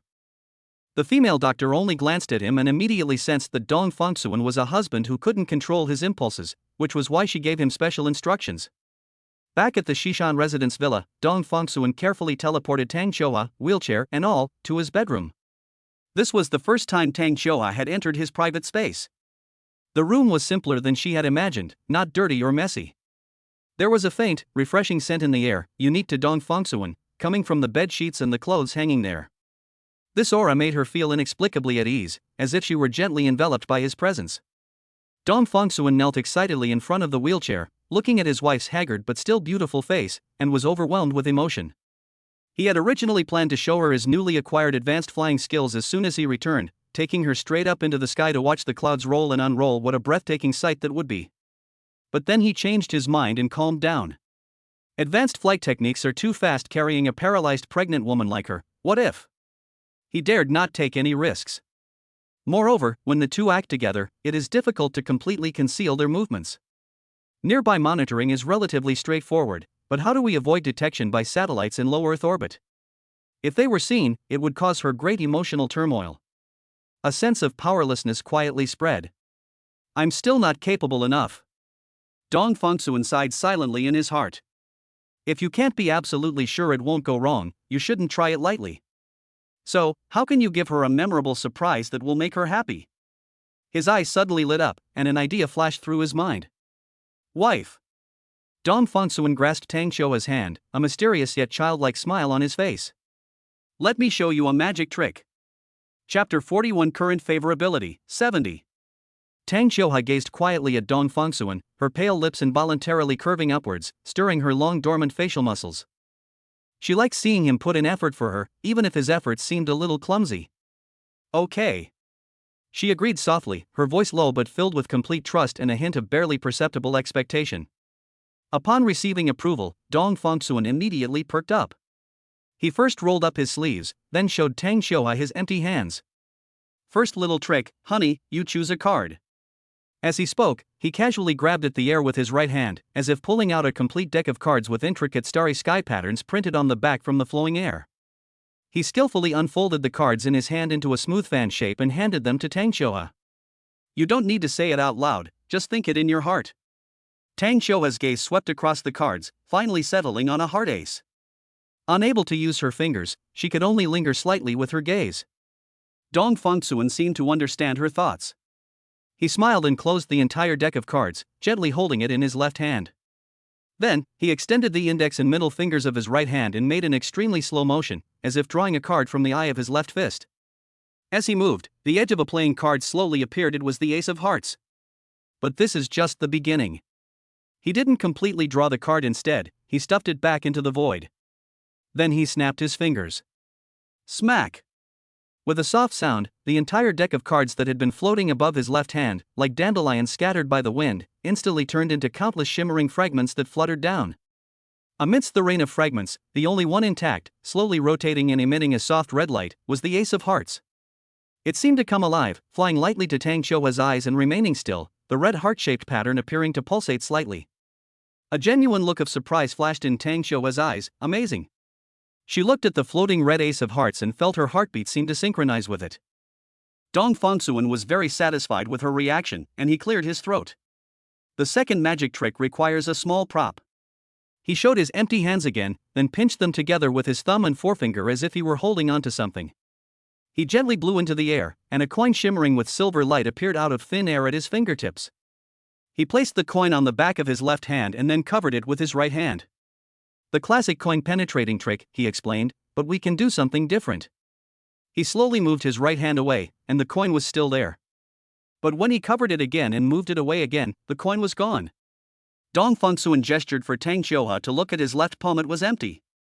Then, he flipped his left hand over so the back of his hand was facing up, but the coin was still nowhere to be found. It's here. Dong Fengsuan smiled and gently tapped the velvet blanket that Tang Xiuhua had covered with on her knees with her right index finger. As he touched the blanket, the surface sank slightly, and the outline of the silver coin slowly emerged from under the blanket, as if it had been hidden there all along and was only now willing to show itself. He picked up the coin, put it to his lips, and blew on it gently. Instantly, the coin split in two, then into four. The four coins tumbled and jumped nimbly between his fingers, and finally he gathered them together. When he opened his hand again, only the original coin remained. The entire process was seamless, and the penetration and replication, which defied the common sense of physics, kept Tang Xiuhua watching intently. This visual wonder allowed her to temporarily forget the constraints of her body and immerse herself in the wondrous world her husband had created for her. The last one. Dong Fengsuan's voice became even gentler. He put away the coins and his gaze fell on an empty glass on the bedside table next to him. Borrow me some light. He extended his index finger and gestured towards the ceiling light in the room. A beam of light, visible to the naked eye and warm like the morning sun, was drawn down by him, like a soft ribbon wrapped around his fingertip. Dong Fengsuan cast the beam of light into an empty glass. The light gathered at the bottom of the glass and rippled slightly, like liquid sunlight. Then, he picked up a glass pitcher filled with water from the table and slowly poured the water into the cup containing light. A strange thing happened when the water mixed with the light in the glass. The water seemed to be dyed and began to emit a warm golden glow that was of the same origin as the light in the glass. He kept pouring in water, and the water of light in the cup gradually filled up until it overflowed. Dong Fengsuan held the cup, which emitted a soft glow, with both hands and slowly handed it to Tang Xiuhua. The light illuminated her pale face and the shimmering tears in her eyes. Try it. Dong Fengsuan said softly, this is stored sunshine. Drinking it will make you feel better. It's actually just a simple trick involving infusing true energy into liquid, combined with magic props prepared in advance in the storage space. Tang Xiuhua was unable to accept the drink, nor could she drink it. But looking at the glass of water shimmering with golden light, and feeling the warm, sun-kissed aroma wafting towards her, she felt as if her heart had been cleansed and warmed by this light. Although she knew perfectly well that this so-called magic was nothing more than the result of her husband's mysterious spell of containing a mustard seed in Mount Sumeru and his exquisite control of energy, a power beyond the mundane and far from ordinary trickery. But what does it matter? He remembered the tricks of those classic magic tricks, but he recreated them for her and elevated them to a higher level in a miraculous way. He was willing to devote his heart and soul to her, transforming his extraordinary power into a miracle performed solely by her, full of heart and fun. This dedication moved her more than any earth-shattering supernatural power. At this moment, all physical discomfort, inner unease, and inferiority seemed to be washed away and soothed by the warm light in the series of surprises. A warm current surged from the deepest part of her heart, quickly spreading to her limbs and bones, making her feel light and airy. Looking at the lingering glow on his wife's face, a mixture of surprise, emotion, and happiness, Dong Fengsuan felt that everything had been worthwhile. He gently held her trembling left hand and whispered, from now on, I'll perform magic tricks for you every day, okay? Tang Xiuhua gazed at him, her eyes shimmering with tears. The crescent-shaped smile was deeply etched in her eyes, never to be erased. She felt that she was the happiest person in the world. Just then, the familiar notification sound in his mind rang out, carrying a tone that was different from the past, almost cheerful. Meow. Tang Xiuhua's favorability rating increased by 10. Current favorability, 70. Rewards have been issued. Chapter 42 Supernatural Power, the ends of the earth are within reach. Favorability, 55. Reward issued, Skill Enhancement. Minor Supernatural Power, Instant Teleportation. Supernatural Power, Distances at hand. With a thought, it arrives. Without distance, it reaches. It can carry all living beings, traveling to the ends of the earth, without harming them in the slightest. The cold notification sound echoed in my mind, but it brought me a burning, magma-like ecstasy. Dong Fongsuan stood in front of the floor-to-ceiling window in his office, looking down at the shrinking city below, his heart pounding violently in his chest. It can carry any living organism. Teleport people around the world instantly. What does that mean? This means he can finally fulfill his promise to take Shoha to see the sunrise over Arai Lake, to the town at the foot of the Alps, and to see all the landscapes she had ever dreamed of. It was no longer her lying in a hospital bed listening to his empty descriptions, but truly, holding her hand, crossing thousands of mountains and rivers in one step. He could almost picture the radiance that would grace her face at that moment. This expectation, like the most ardent flame, burned fiercely in his heart, dispelling all the gloom caused by his lack of ability. However, this fervent joy was soon swept up in a cold and sophisticated business storm. The location was a large business negotiation reception following an international summit.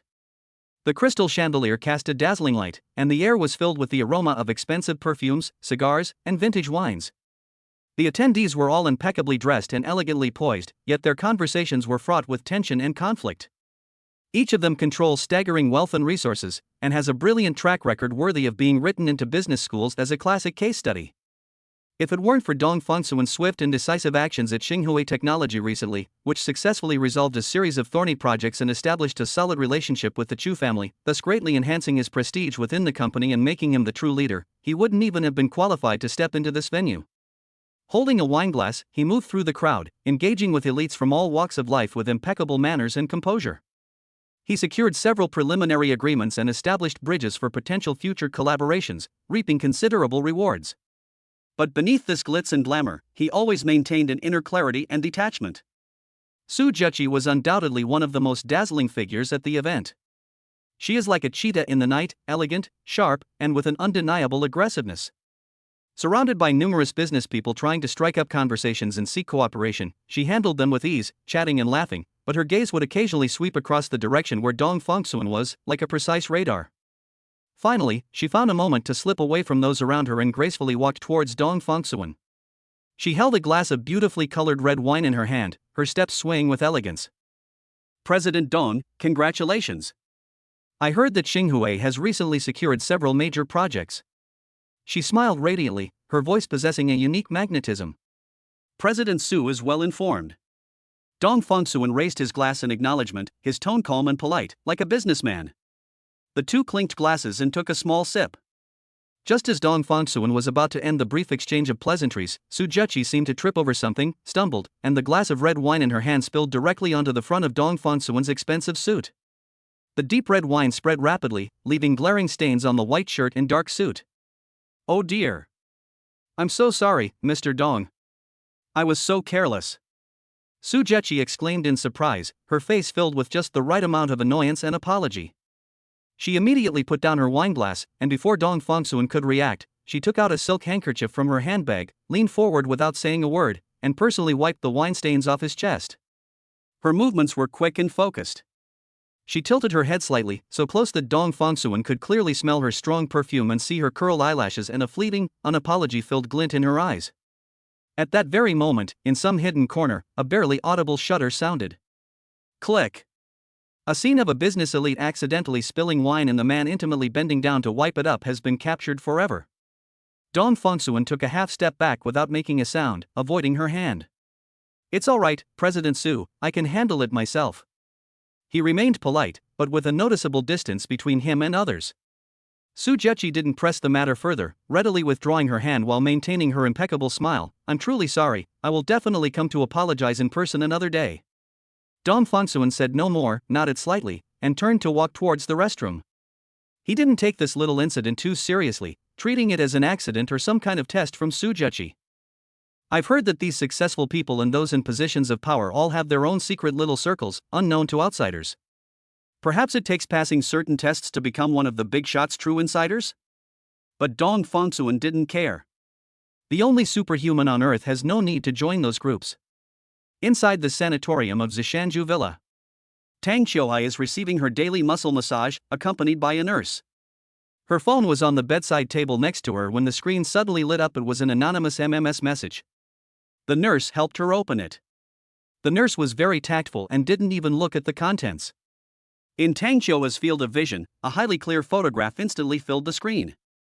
The backdrop is a glamorous cocktail party, where her husband, Dong Fengsuan, stands tall and proud. The woman named Su Jiaqi was pressed close to him, leaning slightly forward, holding a handkerchief in her hand, intimately wiping his chest. The photo's angle is extremely clever, perfectly capturing the concern on Su Jiaqi's face and the excessively close distance between the two. Tang Qiuhe's gaze was fixed on the screen.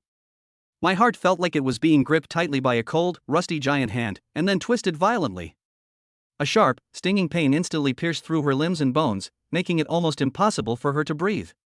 The provocative text message Su Jiaqi sent that day, the gossip she heard at the hospital, and the inferiority and unease that had been growing wildly in her heart like a poisonous vine, all of these were completely ignited and detonated by this photo at that moment.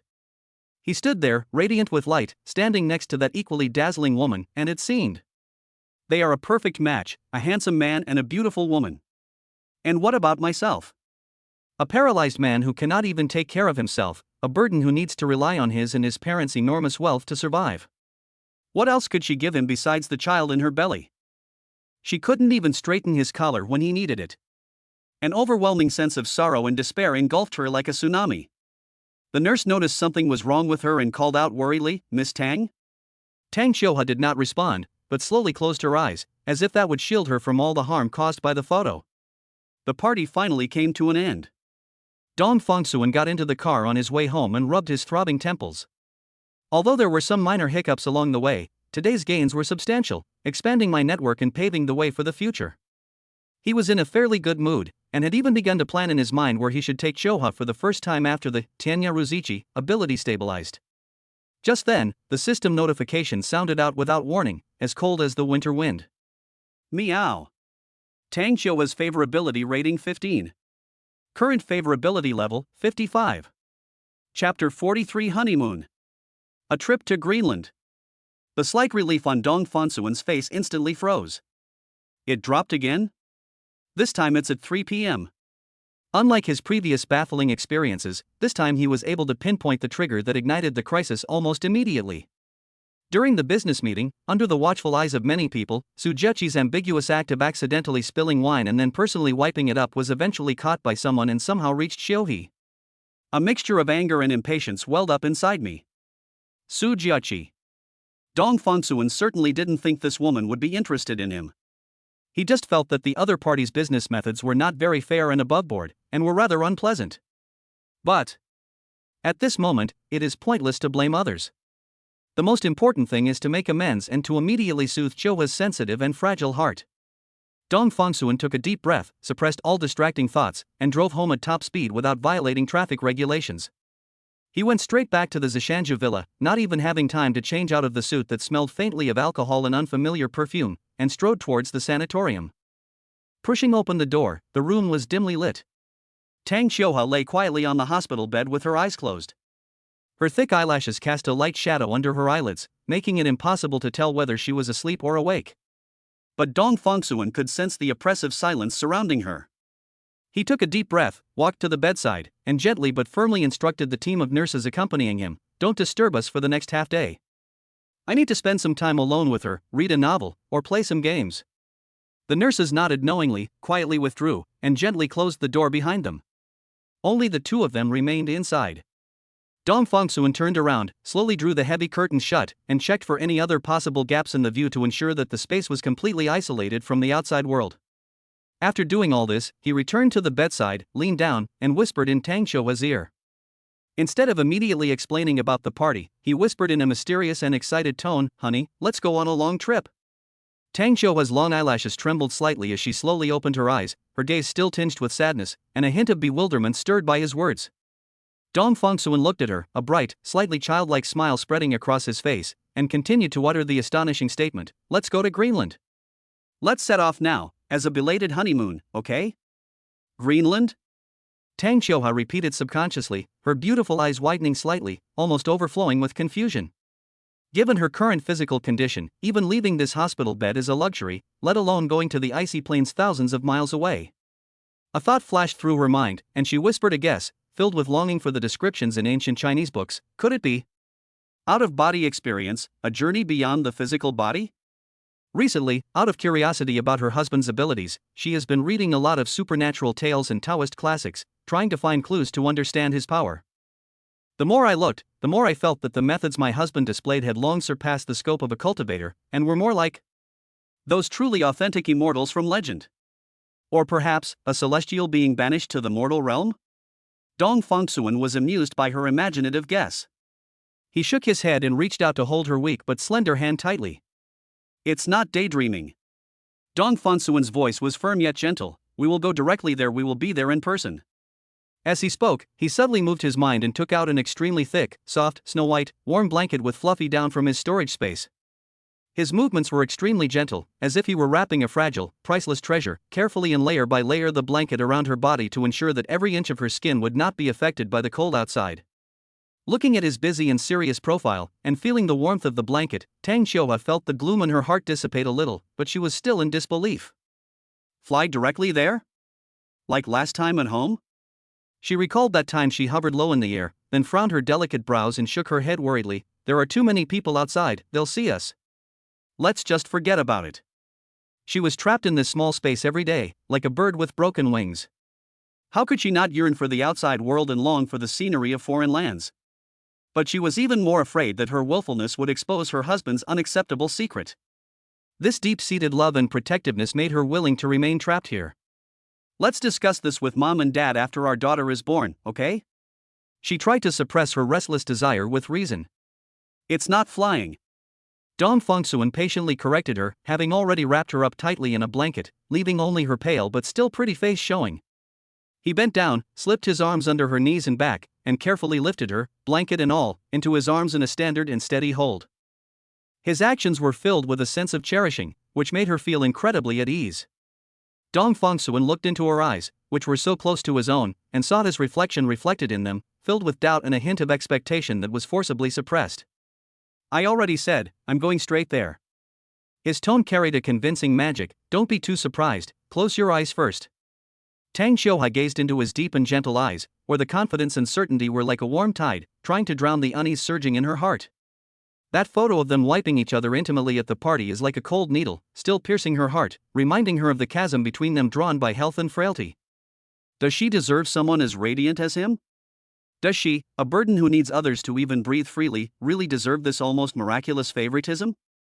Inferiority complex, like a poisonous vine, entwined her heart, making her almost want to retreat and use rational excuses to hide herself back in her safe shell. Don't cause him any more trouble. A sharp voice inside me urged.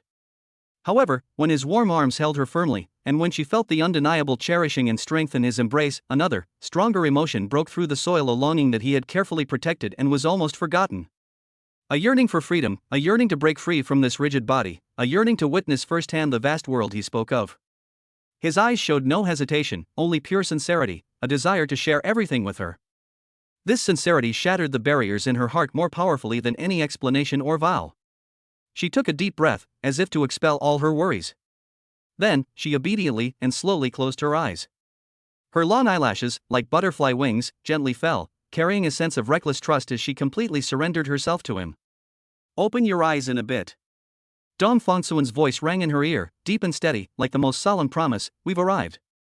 He clearly felt the entire process of the body in his arms going from slightly stiff to gradually relaxing, and he also caught the fleeting change in her eyes before she closed them, a mixture of struggle and final determination.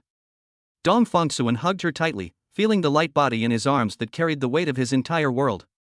Supernatural power, the ends of the earth are within reach, activate. Chapter 44 Smoked seal meat. Frozen seaweed. Blue ice cubes. It felt like only blinking, yet also like experiencing a long and strange weightless journey. Have we arrived? When Tang Xiuhua opened her eyes again as Dong Fengsuan had instructed, she froze, her breath catching in her throat. Before her was no longer the sanatorium she had long since etched into her bones, a place so familiar it was suffocating. There was no pale ceiling, no cold medical equipment, and no faint smell of disinfectant in the air. Instead, there is a vast and magnificent landscape that touches the soul. They were standing on a hillside with a superb view. Beneath their feet lay an ice cap that had never melted, stretching to the horizon, pure white and without a trace of impurity, as if the entire world were filled with the purest clouds. So beautiful, Tang Xiuhua murmured dreamily, so cold. In the distance, the massive glacier, like a sleeping blue-white behemoth, slowly glides from between the majestic mountains into the turquoise bay. The collapsing ice blocks fall into the sea, emitting a deep and distant roar, the sigh and whisper of the ancient glacier. The air was so cold it felt like it had been chilled when she inhaled it. It carried a sweet and crisp scent that swept away the pent-up frustration in her chest. The sky was a vast expanse of azure, and the sunlight shone down without obstruction, refracting into countless dazzling diamond-like points of light on the ice field and snow, so bright that it was almost impossible to open one's eyes. This is Greenland. The end of the world, a land of ice and fire. Tang Qiuhua stared blankly at all of this, her mind completely blank. Even when Dong Fengsuan held her firmly in his arms, she still felt as if the ground beneath her feet was spinning. This scene beyond her comprehension allowed her to temporarily forget the photo that had hurt her, the shadow cast by Su Jiechi, and even the physical constraints she felt. After the initial shock, a faint glimmer of light, which she herself was unaware of, quietly ignited in her long dormant eyes. Dong Fengsuan looked down at the undisguised shock and bewilderment on her face, and a satisfied smile appeared on his lips. He could feel the body in his arms, which had been somewhat stiff, gradually softening amidst the vastness of the world. Although it's freezing cold, with my magical power blessing you, you won't catch a cold. As Dong Fengsuan spoke, he simultaneously channeled his inner energy. Holding Tang Qiuhua as if she were a rare treasure, he walked slowly forward a few steps on the soft snow, so that she could see the spectacular sight of the glacier flowing into the sea more clearly. A cold wind blew by, and he had already wrapped her up tightly in a thick blanket, leaving only her small face, slightly flushed from the cold air, showing. Is it still cold now? Dong Fengsuan asked softly. Tang Qiuhua shook her head, her gaze still lingering greedily on the pure blue and white. The inner shock and novelty temporarily overwhelmed the physical sensations. The lingering gloom caused by the photograph seemed so insignificant and trivial in the face of this primordial and untamed landscape. The sorrow seemed to be swept away by the cold polar winds and dissipated on the boundless ice field. She suddenly realized that the place she wanted to go was never a specific geographical coordinate. What she wanted was to leave that hospital room with him and go anywhere. It was the feeling of being held tightly in his arms, facing the unknown together, and sharing miracles. As long as he was by her side, she would gladly go to any lengths, even if it meant facing mountains of knives and seas of fire. Dong Fengsuan seemed to be able to read her mind. He held her in his arms as they strolled slowly through this silent world. Dong Fengsuan pointed out to her the seabirds that perched on the rock face. Their black and white feathers stood out against the backdrop of ice and snow. Dong Fengsuan led her closer to a frozen, crystal-clear shallow puddle, showing her the water plants that were still swaying beneath the ice. He even found a piece of blue ice that had been washed ashore by the waves and contained ancient air bubbles inside. He carefully picked it up and placed it in front of Tang Qiuhua, letting her feel the cool touch that had transcended millions of years. Try this. As if by magic, Dong Fengsuan used his inner energy to slightly heat a small piece of smoked seal meat that he had borrowed from the local fisherman, shredded it into very fine strips, and carefully fed it to her mouth. The flavor was rich with smokiness and the saltiness of the sea, a rugged taste she had never experienced before. He then brought her a small spoonful of cool, sweet snow water to moisten her dry lips. Tang Qiuhua obediently accepted his feeding. The novel taste experience, coupled with the dazzling scenery before her eyes, finally stirred up joyful ripples in her long-dormant heart. A long-lost, pure sense of joy flowed through her chest. She even tried to tap lightly a few times on his arm that was holding her with the only part of her left hand that could move slightly, as if to express her joy. Seeing the renewed sparkle in her eyes, Dong Fengsuan felt a great sense of accomplishment. He began planning for the future with great enthusiasm. This is just the beginning.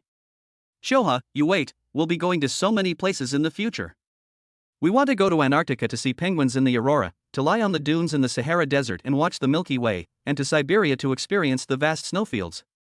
Go to the northern wilderness of Canada to track polar wolf packs, go to the Amazon rainforest to hear howler monkeys, and go to the Australian outback to see the Red Desert.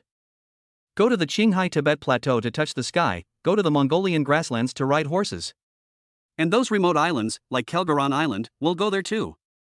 He became more and more excited as he spoke, his eyes shining. Once my magic power is deeper and my control is more refined, we can even go to those crowded and lively places to have fun. Venice, Paris, Tokyo. Don't worry about being recognized. We'll just be like any other ordinary tourist, shopping, eating, and enjoying the scenery. His vision was so magnificent that Tang Qiuhua was captivated by it. She felt as if she had followed his words, flying over mountains and rivers, and seeing those wonders that only existed in books and documentaries. The future no longer seems to be a pale ceiling in a hospital ward, but a colorful picture full of infinite possibilities. After an unknown amount of time, the sky gradually darkened, and the polar twilight took on a dreamlike pinkish-purple hue. Dong Fongsuan tightened his embrace and said softly, "We should go back." A hint of reluctance flashed in Tang Xiuhua's eyes, but she still nodded obediently. A thought arose. The space shifts again. The familiar atmosphere of the sanatorium wafted over me. The curtains remained drawn, as if they had never left. Dong Fongsuan gently placed Tang Xiuhua back on the soft hospital bed and carefully covered her with a blanket. Just then, as instructed, the nurses pushed open the door on time to carry out their routine care. When their gazes fell on Tang Xiuhua's face, they were all stunned for a moment, and then a mixture of surprise and joy appeared on their faces. This woman, who was always pale and had a hint of melancholy in her eyes, now had a relatively healthy blush on her cheeks. More importantly, the corners of her mouth were slightly upturned, her eyebrows and eyes were gentle, and her face had a genuine, serene, and knowing smile that they had never seen before. That smile was like the first ray of sunshine after the snow melts, warm and dazzling. Almost simultaneously, a pleasant notification sound rang in Dong Fongsuan's mind. Meow. Wife's favorability plus 10. Current favorability, 65. Rewards have been issued. Chapter 45 Alchemy. The first pill. Reward issued, Alchemy skill. Transforming the essence of plants and trees, seizing the wonders of nature. The method and approach are the same, yet the effect is 100 times greater than that of humans. The cold notification sound echoed in my mind, but it brought a burning heat that was enough to make my blood boil. Dong Fongsuan suddenly stood up from his office chair and paced back and forth in the empty office a few times before barely managing to suppress the turmoil in his heart. Holy crap! After pretending to be a shaman for so long, I've suddenly acquired the true arts of cultivation. What is alchemy? Even in fantasy cultivation stories, it is mostly the most effective way to turn the rotten into the miraculous. See the system description. The same formula, the same method, yet the effect is 100 times that of ordinary people? This is hardly a support skill. This is clearly the Midas touch, a divine skill that defies fate. An incredibly clear thought instantly filled Dong Fongsuan's entire mind. Xiuhua's illness. Can the unique Tang Xiuhua disease, a condition that modern medicine is helpless against, be pried open with a glimmer of hope using this extraordinary alchemy? But this ecstasy lasted only a moment before being extinguished by the cold water of reality. Alchemy is merely an amplifier, a seemingly heaven-defying talent, but it comes without any specific medicinal formulas or knowledge. It's like giving someone a top-tier culinary talent but no recipes. Hope lies ahead, yet it is shrouded in mist. But this fog of uncertainty only fueled Dong Fongsuan's inherent stubbornness. If there's nothing readily available, then he'll find it himself and learn it himself. From that day on, Dong Fongsuan's life was divided into two distinct parts. One task was handling the increasingly heavy corporate affairs of Xinghui technology, which he managed with ease thanks to the energy brought by his true qi. The other part is that all the spare moments that were squeezed out were devoted to the vast sea of traditional Chinese medicine classics. A corner of his office was soon filled with various thread-bound books and modern Chinese medicine masterpieces. The Yellow Emperor's Inner Classic, Treatise on Febrile and Miscellaneous Diseases, and Compendium of Materia Medica are just introductory texts. The Great Compendium of Acupuncture and Moxibustion and the complete works of Jingyue were gradually added up. Dong Fongsuan was like a sponge that had been dry for too long, frantically absorbing ancient knowledge. When his gaze swept over words like atrophy, paralysis, severe deficiency of vital energy, and blocked meridians, he would linger longer, his fingers unconsciously tracing the pages, as if he could touch the veins that would heal his wife. He tried to understand those obscure medical principles. Does the phrase treating atrophy by focusing on the Yangming meridian mean strengthening the spleen and stomach's absorption capacity, thus injecting more energy into her depleted body? The liver governs the tendons, the kidneys govern the bones, and the spleen governs the muscles. Is her complete paralysis related to the deficiency of these three organs, resulting in insufficient essence and blood to nourish her tendons, bones, and muscles? Based on these rudimentary understandings, Dong Fongsuan began to devise a prescription. He thought of the classic Baiyang Huanwu decoction, which focuses on replenishing qi and blood, and clearing the meridians, which might improve the soil of her body. Then I thought of astragalus and ginseng, which greatly replenish vital energy, angelica and ligusticum, which invigorate blood and remove blood stasis, and earthworm and scorpion, which dispel wind and unblock the meridians. Dong Fongsuan even boldly incorporated some medicinal materials that modern medicine considers helpful for nerve repair, such as strychnine seeds, which are toxic and must be used with extreme caution, and ginkgo leaves, which are prone to pharmacological interactions, into his consideration, attempting to combine ancient and modern approaches. But theory is ultimately just empty talk. Dong Fongsuan began the actual refining process. He used the pure inner energy within his body as fire and the small pot for cooking porridge as a cauldron. For the first attempt, the relatively mild astragalus and angelica blood-nourishing decoction was chosen as the base formula. The medicinal herbs were the best quality that his men had found, but he soon encountered a problem. The true qi transforms into fire, and temperature control relies entirely on the perception of the mind. If one is not careful, either the medicinal materials will be burnt or the medicinal power will not be fully activated. That talent with hundredfold effect seems to place extremely demanding requirements on the refining process. This system reward is the most targeted yet also the most difficult to manage. Dong Fongsuan failed countless times, and his office was often filled with a strange, burnt smell or a fishy, astringent odor caused by the conflicting effects of the drugs. But he did not get discouraged. Each failure gave him a better understanding of the control of internal energy and the fusion of medicinal properties. A few days later, he finally obtained a barely formed pill. The dark, indistinct mass was kneaded into an irregular ball shape by his true energy, emitting a sweet, sticky aroma of honey and a complex, bitter scent of various medicinal herbs. They look no different from the ordinary large honey pills in pharmacies, and even look worse. Looking at this first work in his palm, Dong Fongsuan pondered. The effectiveness needs to be verified. The best, and only, candidate for the trial instantly came to mind. With just one phone call, Xu Fanfeng arrived at the office, panting, his face beaming with the honor of being summoned. The current Xu Fanfeng is completely different from the one who looked like he might die at any moment when we first met. Although her face was still paler than normal and her figure was thin, at least her breathing was much more steady, her eyes were more lively, and she no longer needed constant support when walking. After Dong Fongsuan repeatedly used his true energy to smooth his meridians and warm his acupoints, he personally experienced the feeling of returning from hell to the human world. His worship of Dong Fongsuan had long been ingrained in his bones, and he regarded him as a god. "Brother Fongsuan, you wanted to see me?" Xu Fanfeng asked respectfully, his tone filled with eagerness. Dong Fongsuan opened his palm, revealing the unassuming black pill. "I've recently become interested in pharmacology, so I casually made a little gadget that can improve health. Do you dare to try?" He paused, then deliberately reminded me, his tone calm but earnest, "This is just a small experiment of mine. The pharmacological effects are unpredictable, so don't have too high expectations. The greater the expectation, the greater the disappointment. However, it probably won't have any negative impact on you." Upon hearing this, Xu Fanfeng's eyes lit up instantly, as if he were seeing not a black mud ball, but some extraordinary elixir. He nodded eagerly, his face even showing a hint of excitement at being chosen. "I understand. I understand. Brother Fongsuan, you're great in every way, except you're too modest and too cautious. Nothing you produce can be bad." Without hesitation, he reached out his hand as if receiving some sacred gift, and carefully picked up the pill from Dong Fongsuan's palm. He brought it close to his nose and smelled it. The mixed medicinal scent was a bit pungent, but he didn't even frown. "Thank you, Brother Fongsuan." Xu Fanfeng thanked him, and then, as if completing some solemn ritual, he put the pill to his mouth, bit off half of it, and chewed it a few times. The taste was indeed not good, bitter with a strange sweetness, but he stubbornly forced his neck and swallowed it with difficulty, mixed with saliva. Then, he swallowed the remaining half as well. He closed his eyes, seemingly trying to sense the changes inside his body. Dong Fongsuan looked at him quietly, his face calm, but his heart was far from as calm as it appeared. What kind of effect will this elixir, into which he poured his heart and soul and hopes, bring? Is this a way to save Choha, or just another failed attempt? Chapter 46: Miraculous Medicine. Paralysis and Atrophy. A task for Xu Fanfeng. Xu Fanfeng struggled to swallow the rough-tasting pill, his throat dry and tight.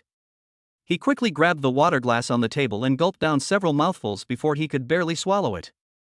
Dong Fongsuan pointed to the sofa next to him. "Wait quietly for half an hour, pay close attention, and tell me immediately if anything seems unusual." Xu Fanfeng sat down as instructed, and did not feel any different.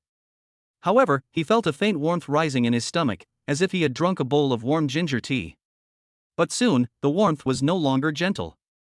It seemed to be infused with life, turning into countless surging hot currents, like a river bursting its banks, rushing towards his limbs and bones. This was not the controlled, gentle feeling he was familiar with when Dong Fongsuan channeled his true energy into him, but a more primal, domineering, and overwhelming force that almost shattered his long ailing body. He clenched his fists instinctively. Fine beads of sweat instantly appeared on his forehead and neck, but they were not sweaty sweat instead, they were sticky, oily, and greasy sweat. He could clearly feel that his meridians, which were usually cold and withered like branches, were being forcibly opened and widened by this violent medicinal power. A strange sensation mixed with intense soreness, numbness, and swelling made him almost groan. Holy crap! I'm hallucinating from the medication. The flirtatious words that were on the tip of his tongue were swallowed back by Chu Fanfeng. Although he was the extravagant and unrestrained second young Master Chu, he dared not be presumptuous in front of Dong Fongsuan. The blood seemed to flow several times faster, and the heart pounded heavily and powerfully in the chest cavity, delivering unprecedented streams of vibrant, oxygen-rich heat to the very extremities of the body. His face, which was always shrouded in a gloomy aura, was now visibly flushed with a healthy rosy blush, like parched land receiving rain after a long drought. This pill, which should essentially be called the astragalus and angelica blood-nourishing pill, was showing its hundredfold efficacy in an almost brutal way, immediately and dramatically affecting him. Half an hour later, the effects of the medicine gradually subsided. Chu Fanfeng suddenly stood up from the sofa, his movements so swift that even he was startled. He moved his hands and feet in disbelief, and the usual feeling of sluggishness and weakness, as if he were carrying an invisible weight, had largely dissipated. Instead, he experienced a sense of lightness and power that he only vaguely remembered from his childhood. Although it was far from the level of an ordinary person, it was a world of difference compared to his previous self. He looked down at his hands, which were no longer trembling slightly, and touched his warm cheeks. An indescribable joy erupted in his chest like a volcano. He turned abruptly to face Dong Fongsuan, so excited he was almost incoherent. My God! Brother Fongsuan! This is simply a miracle drug. I feel like I've been reborn. Overwhelmed with gratitude and shock, his eyes welled up with tears. The next moment, he did something that surprised even Dong Fongsuan. He took a step back, straightened his clothes, and then bowed deeply to Dong Fongsuan with utmost solemnity. Brother Fongsuan! I can't thank you enough. My life, Chu Fanfeng's life, is yours from now on. What kind of miraculous medicine is this? That's incredible. Chu Fanfeng suddenly raised his head, his eyes burning with almost fanatical worship and piety. I have a favor to ask. I wonder if I could be so honored as to become your sworn brother? From now on, I will follow your lead. Dong Fongsuan looked at Chu Fanfeng kneeling in front of him with a deep gaze. He hesitated for a moment before slowly speaking. I don't like to get involved in other people's cause and effect. Dong Fongsuan changed the subject slightly, but I've observed you. You're not a heartless rich person, nor do you oppress the kind-hearted. This shows that you're not a bad person by nature, and your heart is quite pure. Sworn brotherhood isn't entirely out of the question. Upon hearing this, Chu Fanfeng's eyes instantly lit up with an incredibly bright light, and he held his breath nervously and expectantly. Dong Fongsuan said slowly and deliberately, but you have to pass a test first. Chu Fanfeng did not hesitate at all. He became even more excited, as if being able to accept Dong Fongsuan's test was an honor in itself. Chu Fanfeng straightened his back, his tone resolute. Big brother, please give your orders. I'll face any danger, just say the word. Dong Fongsuan nodded slightly. You should have investigated me, right? A barely perceptible hint of unease flashed across Chu Fanfeng's face as he honestly admitted, yes. My family, especially my eldest sister, put your information in front of me after we first met. He had read the document repeatedly. On paper, Dong Fongsuan's experience was that of a lucky ordinary man who achieved a leap in social class through a marriage contract. Chu Fanfeng was certain that the more this was the case, the more it demonstrated Dong Fongsuan's unfathomable depth. Everything that can be traced must be a carefully crafted disguise. The real him is completely different from the mediocre image portrayed in the materials.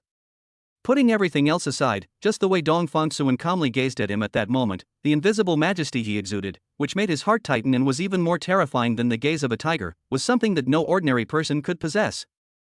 Dong Fongsuan was not surprised by his reaction and directly stated his purpose. My wife suffers from an illness that modern medicine cannot cure. Therefore, I intend to try to treat her through my own means.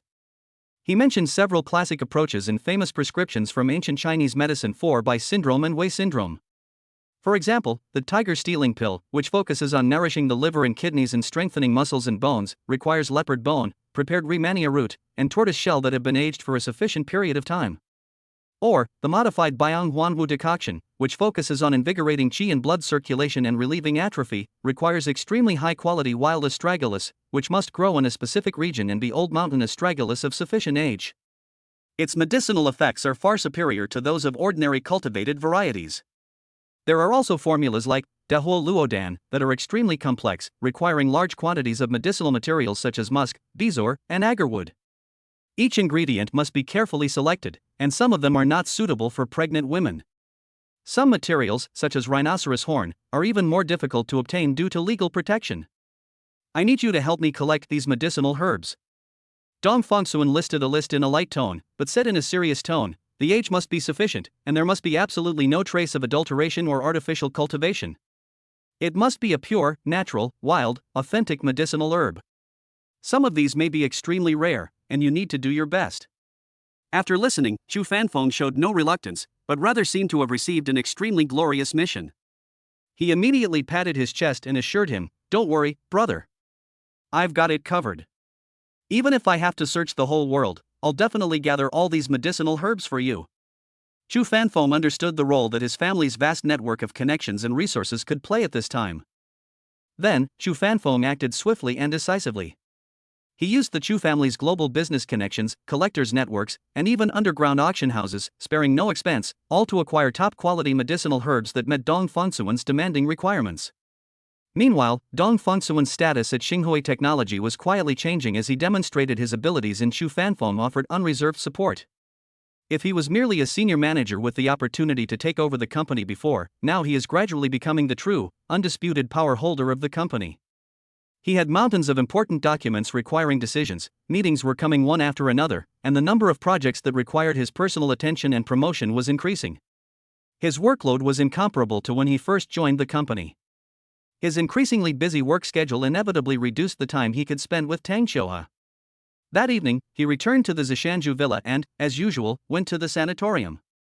Looking at his wife's peaceful sleeping face, he almost blurted out the good news that he was looking for a treatment for her and that there was already progress, wanting to see her surprised smile. But he swallowed the words back down his throat. He recalled what he had once said to Chu Fanfeng, a matter is accomplished in secrecy, and ruined by being revealed. Chapter 47, an antique used as a furnace, fueled by lightning-struck jujube wood heartwood in dark, golden nanmu charcoal. True energy is running low. What if I ultimately fail?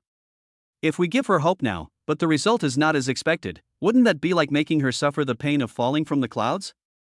It's all for nothing, and it will only erode her trust in herself. Dong Fongsuan decided to give her a perfect surprise once everything was in place. However, his absent-mindedness these past few days did not escape Tang Xiuhe's notice. In her view, although Dong Fongsuan was physically beside her, his mind seemed to have wandered far away. While talking to her, he would occasionally answer work calls, handling official business with a calm and composed tone. When she tried to share her feelings about seeing birds flying outside her window that day, he only kept his eyes on his phone screen, his fingers rapidly typing replies to emails, responding absent-mindedly. Okay, you decide. Just then, Dong Fongsuan's phone screen lit up with a message from Chu Fanfeng, Big Brother. Most of the items on your list have been collected. Only a few extremely rare ingredients are still being confirmed in terms of distribution channels, but we can definitely get them within 7 days. Dong Fongsuan's eyes instantly lit up with barely suppressed joy, and he quickly typed a reply, "Thank you for your hard work." That heartfelt excitement stood in stark contrast to his perfunctory attitude when facing him earlier. Tang Xiuhe quietly watched the undisguised radiance on his face, a radiance ignited by external information. The island in her heart, already teetering on the brink of collapse, seemed to be slowly sinking into the cold seabed. Without me, his world is actually wider and more wonderful. A voice echoed softly in her heart, tinged with indescribable sorrow. Besides being a burden to him, taking up his time and energy, what else can I give him? Hormonal fluctuations during pregnancy already made her emotionally sensitive, and now she amplified every little sign as evidence of her anxiety. But she was, after all, the kind and understanding Tang Xiuhe. Even though it felt like a huge rock was pressing on her heart, making it hard for her to breathe, she didn't show it at all. She simply turned her face slightly into the shadows, not wanting her own low mood to affect his seemingly rare good mood. Unbeknownst to her, almost at the same moment her heart sank to its lowest point, a chilling notification sounded in Dong Fongsuan's mind. Meow. Tang Xiuhe's favorability rating 5. Current favorability, 60. Is it because I've been busy with work lately and neglected her? Seeing the favorability rating on the system panel drop again, Dong Fongsuan did not fall into unnecessary anxiety or confusion as he had in the past. This time, the truth became clear to him almost instantly. Considering her recent silence and my occasional lapses in concentration while I was with her, the answer is self-evident. He has recently devoted himself to studying medicine and feels that he has benefited greatly, and has also gained a deeper understanding of the relationship between the human body and emotions. Dong Fongsuan is now very clear that pregnant women's emotions are affected by hormones, and the fluctuations are often quite intense, sometimes making them appear sensitive. Some even exhibit characteristics similar to those of bipolar disorder, experiencing periods of heightened emotions followed by inexplicable periods of depression and low mood. But Dong Fongsuan calmly reflected, when I was with her in the sanatorium just now, I did seem a little absent-minded, as if I was just going through the motions. Recalling how I was responding to her while also handling work on my phone, a clear sense of annoyance rose in my heart. Knowing the reason was one thing, but her own actions undoubtedly exacerbated her anxiety. From now on, I need to focus more on spending time with them. It's not enough to just be physically present. The following day, Dong Fongsuan bid farewell to Tang Qiuhua and, as usual, used his pure and gentle true energy to carefully nourish her and the fetus in her womb. He felt the faint life force feedback transmitted back by the little life before setting off for the company. As soon as I arrived downstairs at the company, I saw Chu Fanfom already waiting there, accompanied by a group of rather conspicuous people. Several monks in robes and several Taoist priests with their hair tied up stood on either side, all with lowered heads and respectful postures. However, when they occasionally glanced at Dong Fongsuan, their eyes held an indescribable scrutiny and fear.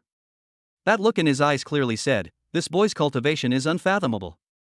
Clearly, Chu Fanfom had given them a stern warning beforehand, so no one dared to jump out at this time and do anything foolish like provoking Dong Fongsuan or trying to compete in terms of cultivation level. After all, results speak for themselves. The Chu family had previously consulted countless renowned doctors and experts to treat Chu Fanfom, but all to little avail. But Dong Fongsuan did it. Furthermore, according to Chu Fanfeng's private revelation, his extremely controlling eldest sister specially arranged for the most comprehensive physical examination.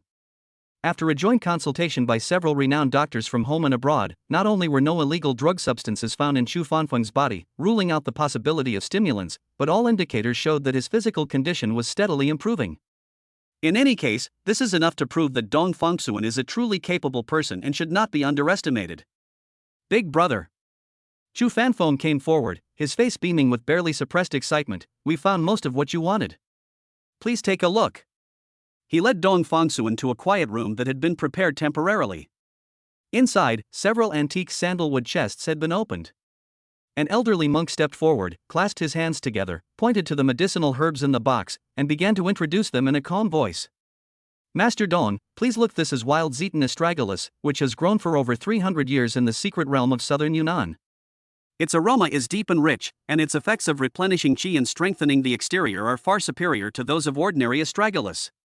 This is the 9 Deaths resurrection grass, which was picked from a crevice in the rocks at the summit of Changbai Mountain. It has undergone at least 5 cycles of 60 years 300 years and contains extremely strong vitality. He's a complete charlatan from the moment he opens his mouth. The second medicinal herb he mentioned is actually called Selaginella tamaricina, which has extremely strong drought resistance and the ability to revive from the brink of death, hence its folk name, the herb that brings people back from the dead. The same thing, phrased differently, sounds much more sophisticated. This is Tianshan chalcedony flower, discovered on the cliffs of a snow-capped mountain. Its petals are as translucent as ice, and its medicinal properties are extremely clean and pure, making it perfect for balancing dryness and heat. Dong Fongsuan glanced at it and recognized that the Tianshan jade marrow flower was indeed a dendrobium orchid, and its quality was indeed quite excellent. And this century-old Cistanche deserticula, discovered deep in the Kunlun Mountains, is nearly human-shaped, and its ability to nourish vital essence is unparalleled. Each medicinal herb exudes a unique fragrance, whether rich or subtle. They come in various shapes and sizes, but without exception, they all exude the sedimentation of time and the beauty of nature. Then, a gaunt-faced old Taoist priest stepped forward. He pointed to a bronze alchemy furnace with an ancient design and cloud and thunder patterns engraved on its surface, which had been delivered to his office, and introduced the various fuels neatly arranged next to it. Mr. Dong, this furnace is an antique from the Song dynasty, a masterpiece by a great alchemist. After the experts came to renovate and repair it, the inner wall is as smooth as a mirror and the heat is even, which is the best way to lock in the medicinal properties. Unlike the monks, the old Taoist priest was clearly more superstitious about science. You don't need to worry about lead and mercury residue. Our Taoist temple has invited chemical experts to conduct rigorous testing and screening using scientific equipment, and there is absolutely no trace of toxic substances left. As for fuel, I have prepared two kinds for you. One is this lightning-struck juju wood heartwood, which has a gentle and pure heat and is suitable for nurturing. The second is sinking golden nanmo charcoal, which has a stable and long-lasting fire and has a calming and tranquilizing effect. Looking at these precious materials and professional tools that far exceeded expectations, Dong Fongsuan felt excited. He said no more, signaling everyone to retreat to the outer room to protect the Dharma, while he calmed his mind and prepared to try refining pills again. This time, he chose a more refined and complex prescription, which incorporated his deeper understanding of Tang Xiuhua's condition. He carefully manipulated the gentle or intense fire transformed from his true energy, and added the prepared medicinal herbs into the alchemy furnace in a specific order and at specific times. With his mind highly focused, he channeled his inner energy to carefully perceive the changes and integration of every bit of medicinal property within the furnace. The entire process was extremely delicate and consumed a great deal of internal energy. Several hours later, the fire in the furnace gradually died down. Dong Fongsuan lifted the furnace lid and saw 3 pills, each the size of a longan, with a deep color and flowing cloud patterns on their surface, lying quietly at the bottom of the furnace. The fragrance is wonderful and invigorating. He picked one up and examined it carefully. The medicinal power was immense and pure, and its effect was probably more than a notch above the one given to Chu Fanfeng last time. However, it still seemed to fall short of the 100 times the miraculous effect he had expected, as described in the alchemy manual. Only about 50 times the effect? Dong Fongsuan frowned slightly, estimating in his mind. Is it that the proportions of the medicinal herbs are still flawed, or that the control of the heat is still not quite perfect? No. The true energy has been exhausted. Otherwise, we could definitely do better. Dong Fongsuan put away the pills, walked out of the meditation room, and instructed Chu Fanfeng, who was guarding outside, "Fanfeng, I need you to help me find a few volunteers." Chu Fanfeng's eyes lit up, and without the slightest hesitation, he immediately straightened his back. "Don't worry, big brother. I guarantee the mission will be completed perfectly." He appeared more excited and motivated than Dong Fongsuan, the person involved. Because he has witnessed miracles firsthand, he looks forward to more miracles happening not only to illuminate others, but also for his own future and hope. He firmly believes that by following Dong Fongsuan, he will witness and participate in many more incredible things. Watching Chu Fanfeng's hurried departure, Dong Fongsuan breathed a sigh of relief, feeling a subtle emptiness emanating from his body. He sighed inwardly. Using this alchemy technique consumes a tremendous amount of true energy. I'm already running out of energy just from refining this one batch, not even finishing it. Chapter 48. Through wind, rain, thunder, and storm, he stayed by her side all night. The problem of insufficient true qi when refining complex elixirs was like a tiny thorn hidden in the corner of Dong Fongsuan's consciousness. However, he did not let it bother him too much, but simply put the problem aside for the time being. Life is unpredictable. Who knows, one day I might be able to refine some kind of peculiar elixir, produce and sell it myself, and it might just be the right medicine to cause a surge in my true energy. There is always hope. That night, a sudden gale swept in without warning, bringing with it torrential rain that pounded against the windows of the Zishanju villa, producing a dull, rapid sound. The pitch-black sky was intermittently torn apart by pale lightning, followed by rolling thunder that seemed to shake the sky itself. The entire world was filled with a violent and unsettling atmosphere.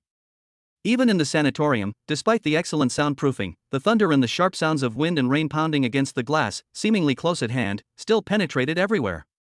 Tang Xiuhua lay on the bed, maintaining a calm demeanor on the surface, but with each rumble of thunder, her body, covered by a thin blanket, would tremble almost imperceptibly. Just like that day. Tang Xiuhua heard the howling wind outside the window, like a wild beast out of control. Out of the corner of my eye, I saw that each flash of lightning cast a brief, menacing shadow on the cold medical equipment in the sanatorium, followed by a thunderclap that made the glass windows vibrate. Despite the bright lights in the room, the presence of several experienced female nurses, and even a retired and rehired female chief physician with extensive knowledge, Tang Xiuhua felt an overwhelming chill seeping from her very bones as she lay on the large hospital bed. I feel insecure. Not at all. Fear, like countless fine vines, silently tightened around her heart, closing in tighter and tighter until it almost suffocated her. Anxiety and trepidation churned and surged within her empty chest, finding no way out. An indescribable sense of unease, mixed with despair, weighed heavily on her soul. because she will never forget that day. That day, the sky was also a leaden gray, and the wind was howling, with lightning and thunder. At first, she just felt a little tired, and her hands and feet were slightly numb, as if countless tiny needles were pricking her. Tang Xiuhai initially thought it was just pregnancy symptoms or simply a lack of rest. But the numbness spread upwards at an alarming rate, like a tide washing over a beach, mercilessly devouring her senses and control. From toes to calves, then to knees, thighs. She tried to call for help, but only a hoarse, gasping sound came out of her throat. She tried to raise her hand to press the call button, but her fingers felt like they weren't her own, too heavy to move an inch. In the same raging weather, she watched with perfect awareness as her body died piece by piece, ultimately becoming completely imprisoned in this immobile shell, transforming from a vibrant campus belle at Ocean University into a completely paralyzed person who needed assistance even to breathe. At this moment, the familiar sounds of thunder and rain, like the cruelest horn, dragged her back again and again to the moment when the nightmare began. The hushed conversations of the nurses around her and the steady footsteps of the doctors did not comfort her. Instead, they seemed to remind her how similar her current situation was to that day, and how powerless she felt. She closed her eyes, her eyelashes trembling violently, as if she were once again experiencing that extreme fear of her body betraying her little by little and falling into boundless darkness. Just then, the door was gently pushed open. Dong Fongsuan walked in, his clothes damp and slightly chilly from the outside air, his hair even a little wet. "I'm afraid you'll feel uneasy listening to the thunder alone." Dong Fongsuan walked to the bedside, his voice natural and gentle, dispelling some of the chill in the room. "Come and keep you company." Tang Xiuhua looked at him, and in the flash of lightning, she keenly caught a glimpse of weariness between his brows. She knew that he had recently devoted a great deal of energy to matters concerning the company and her.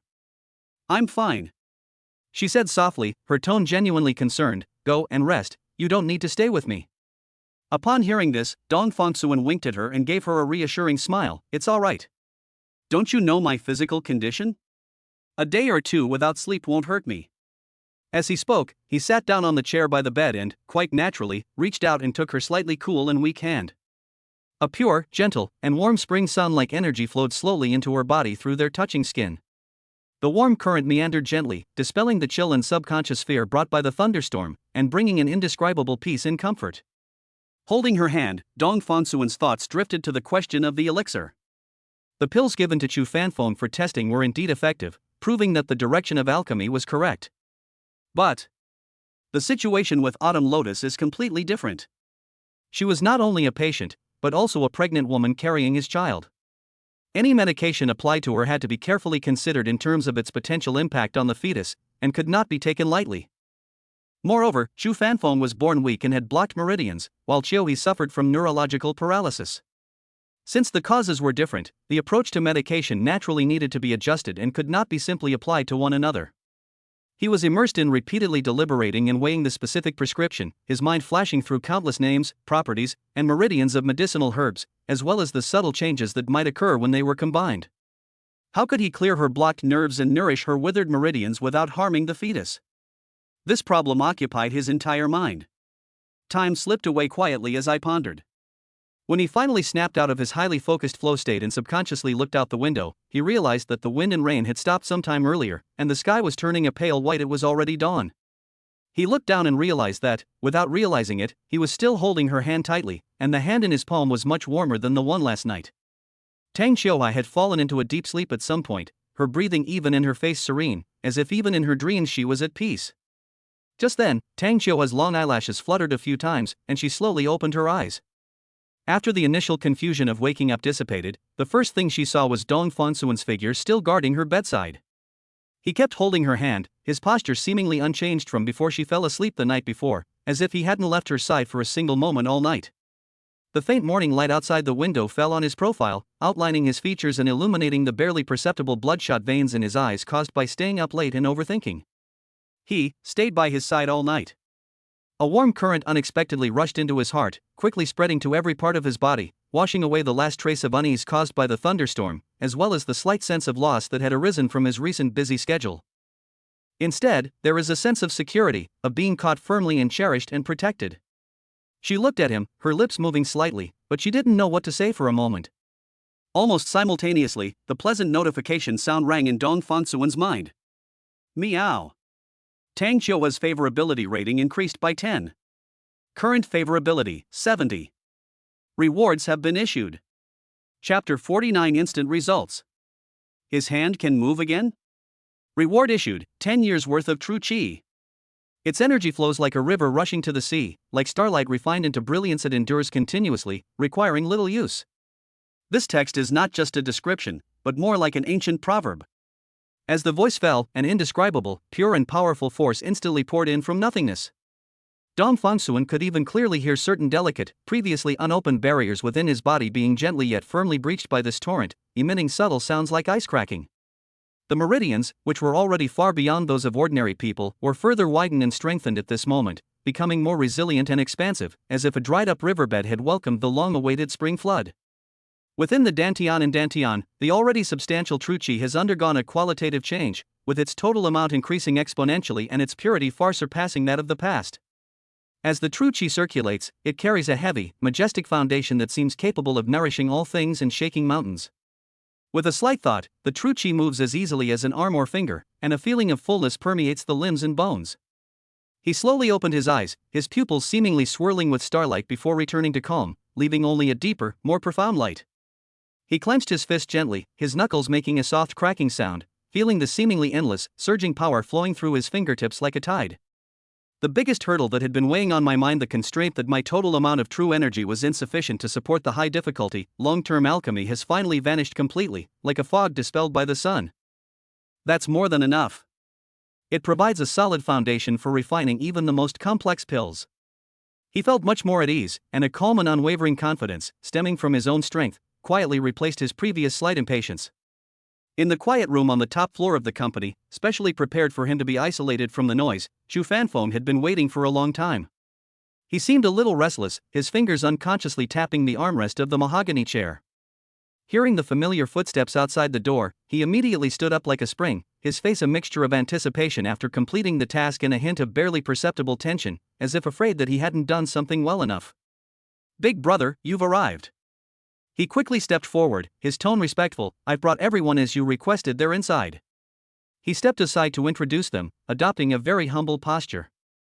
In the soft light beside the quiet room, 3 specially made mobile hospital beds covered with clean white sheets were placed side by side. The 3 young women lying on top were all around the same age as Tang Xiuhua, in the prime of their 20s. Their expressions varied. One stared blankly at the ceiling, as if she had already accepted her fate. The other had her lips slightly pursed, and a faint, flickering hope remained in her eyes, like a candle burning in the wind. The last one had a furrowed brow and his fingers unconsciously gripped the sheets beneath him, revealing his anxiety and unease. What they had in common was that they all exhibited varying degrees of limb paralysis, as if their vitality was imprisoned within their bodies by invisible chains. In order to find these 3 volunteers with similar symptoms, relatively clean backgrounds, and willingness to sign extremely strict confidentiality agreements, Chu Fanfeng obviously used a lot of connections and methods, and may even have made promises that ordinary people would find hard to refuse. Dong Fengsuan calmly swept his gaze over the 3 women, like an experienced old farmer examining different types of soil, and had already made a preliminary assessment of their conditions. He didn't exchange any pleasantries, but simply nodded slightly to Chu Fanfeng before walking straight into the adjacent alchemy room, which had been temporarily converted but was equipped with top-notch ventilation and security measures. With this surging, ocean-like true energy as a strong backing, the refining process became smoother than ever before. He selected a complex prescription that he had deduced multiple times based on a deep understanding of Tang Xiuhua's condition, focusing on unblocking the meridians and nourishing the nerves. With focused intention, pure true energy surged from the palm of his hand, transforming into an invisible yet extremely hot furnace fire. This fire precisely controlled the precious medicinal herbs that had been so hard to come by, causing them to tumble, purify, fuse, and react within the ancient alchemy furnace. The essence of the medicinal herbs is extracted little by little, intertwined, repelling and attracting each other, and finally achieving harmony at some mysterious balance point. In less than half an hour, the fire in the furnace gradually died down, and a more concentrated medicinal fragrance spread out. Dong Fengsuan lifted the furnace lid and saw 3 pills, each the size of a longan, dark brown in color like aged pu'er tea, with subtle dark gold cloud patterns flowing on their surface, lying quietly at the bottom of the furnace. The fragrance was enticing, yet strangely it carried a refreshing and invigorating quality, as if it could pierce through all gloom. He handed 3 pills to 3 volunteers to take. Just then, he keenly noticed a detail that he had previously overlooked. One of the volunteers was not only paralyzed in all 4 limbs, but it seemed that the muscles in his throat were also affected. When he swallowed the small pill, he struggled to stretch and contract his neck, and his face showed pain. It took a lot of effort to swallow it. Taking supplements is actually a real issue. Dong Fongsuan seemed to be deep in thought, his brows furrowing almost imperceptibly. Next time, perhaps we can make the pills smaller, or dissolve them in warm honey water first, which would make them easier to feed and lessen their pain. He silently kept this detail of the practice that needed improvement in mind, knowing that medical skill lies not only in prescriptions, but also in the humanistic care shown in these subtle details. The effects of the pills are immediate, but vary significantly depending on individual constitution and the severity of the illness. After the first volunteer took the medication, he closed his eyes and concentrated for a long time before slowly opening them. He shook his head blankly and said in a low, hoarse voice, "I'm sorry. I didn't feel any change." Her eyes looked even dimmer than before. The second volunteer's eyes, which had been dull and lifeless, gradually began to light up with a faint glow. She tried to move her lips with some excitement, her voice soft but tinged with exhilaration. I feel like my mind is clearing up a lot. It's been like a fog has been hanging over me. Also, that inexplicable heaviness and fatigue in my body seems to have lessened a bit." She felt uncertainly, but her mental state had visibly improved. About an hour after the third volunteer took the pill, her right arm, which had been hanging limply at her side like a lifeless branch, trembled slightly, as if she had been electrocuted. Then, under the watchful eyes of everyone, the entire forearm slowly, with obvious trembling, lifted little by little off the pristine white bed surface. Although it only lifted less than an inch and held up for a few seconds before falling back down weakly, this incredibly clear and spontaneous movement was like a thunderclap in the silent room. My hand." The volunteer stared at his arm in disbelief, his voice suddenly rising, filled with uncontrollable sobs and ecstatic joy, tears welling up instantly. "I can move it." Chapter 50: A Miracle Doctor? A monopolized key medicinal herb. The other two volunteers witnessed this almost miraculous scene, and their eyes instantly blazed with intense longing, even tinged with a hint of jealousy. They spoke almost simultaneously, their voices trembling with tears, pleading, "Miracle Doctor. Please, give us her medicine too. We want the effective one." Dong Fongsuan didn't like the title of Miracle Doctor because it made him feel like a charlatan. "Don't rush." Seeing the burning urgency and despair in their eyes, Dong Fongsuan remained unmoved. He simply smiled gently and said in a calm tone, "I understand how you feel, but everyone's physical condition is different, and the appropriate prescription needs to be adjusted. To avoid any unknown effects of the medicine interacting with your bodies and causing unpredictable consequences, you need to fully absorb and digest the medicine you took today. Tomorrow, I will make further adjustments based on your individual reactions and pulse patterns." His words were calm and reasonable, carrying a calming power. Although the two volunteers were unwilling and their eyes were glistening with tears, under Dong Fongsuan's calm gaze, they could only barely suppress their excitement and lie back down. However, their eyes still couldn't help but glance at their companion who could move his arm. The initial experiment was a success, at least proving the feasibility of his proposed elixir, especially its potential effect on the recovery of nerve function. However, Dong Fongsuan's mind did not relax completely. On the contrary, he became even more cautious. He carefully counted and sensed the medicinal materials consumed in this alchemy, and discovered that one of the key medicinal materials, called 9-aperture meridian clearing grass, was not only used in extremely large quantities, but also had a unique medicinal property that could subtly stimulate the regeneration of neural networks, which was unmatched by any known substitute. The 9-aperture meridian clearing grass sounds amazing, like something out of a fantasy novel, but it actually exists in reality. The drugs such as Tetrapanax papyriferus, Asarum heterotropoides, and Magnolia biondiae are all known as traditional herbs by those with a little medical knowledge. However, if you study them more deeply, you will find that none of them are actually traditional herbs for clearing the 9 orifices. In reality, the use of 9 apertures meridian clearing grass in traditional Chinese medicine cannot turn something rotten into something miraculous. It is merely slightly better in medicinal properties than ordinary substitutes, and that is all. It does not possess the miraculous effect of bringing the dead back to life or healing flesh and bones. But for Dong Fongsuan, it wasn't like that at all. He has alchemy skills provided by the system, which can make all the pills he refines have 100 times the efficacy.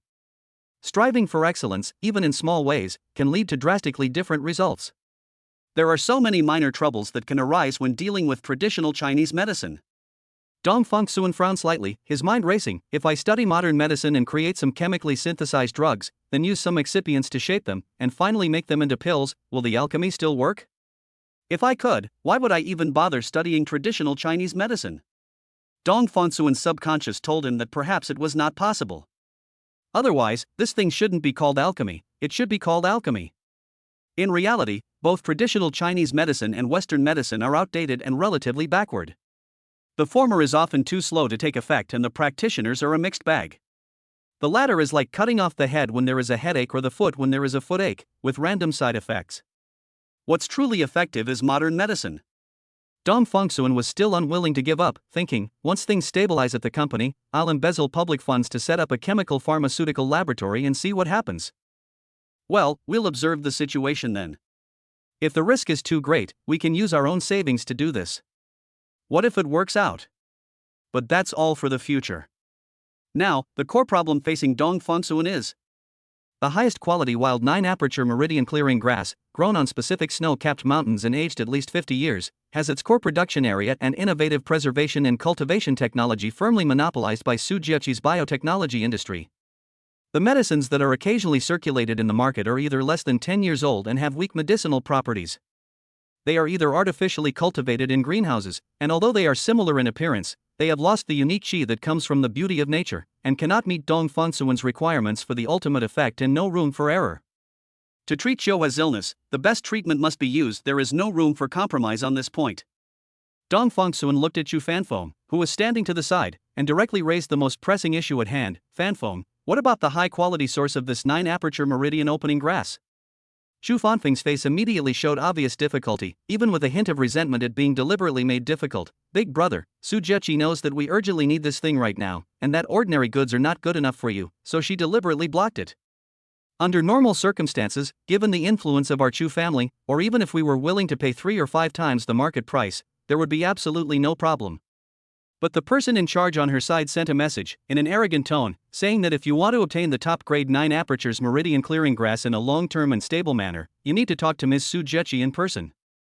She wants to meet with you privately. He is the person in the world who is most unwilling to let Dong Fengsuan and Su Jieqi meet.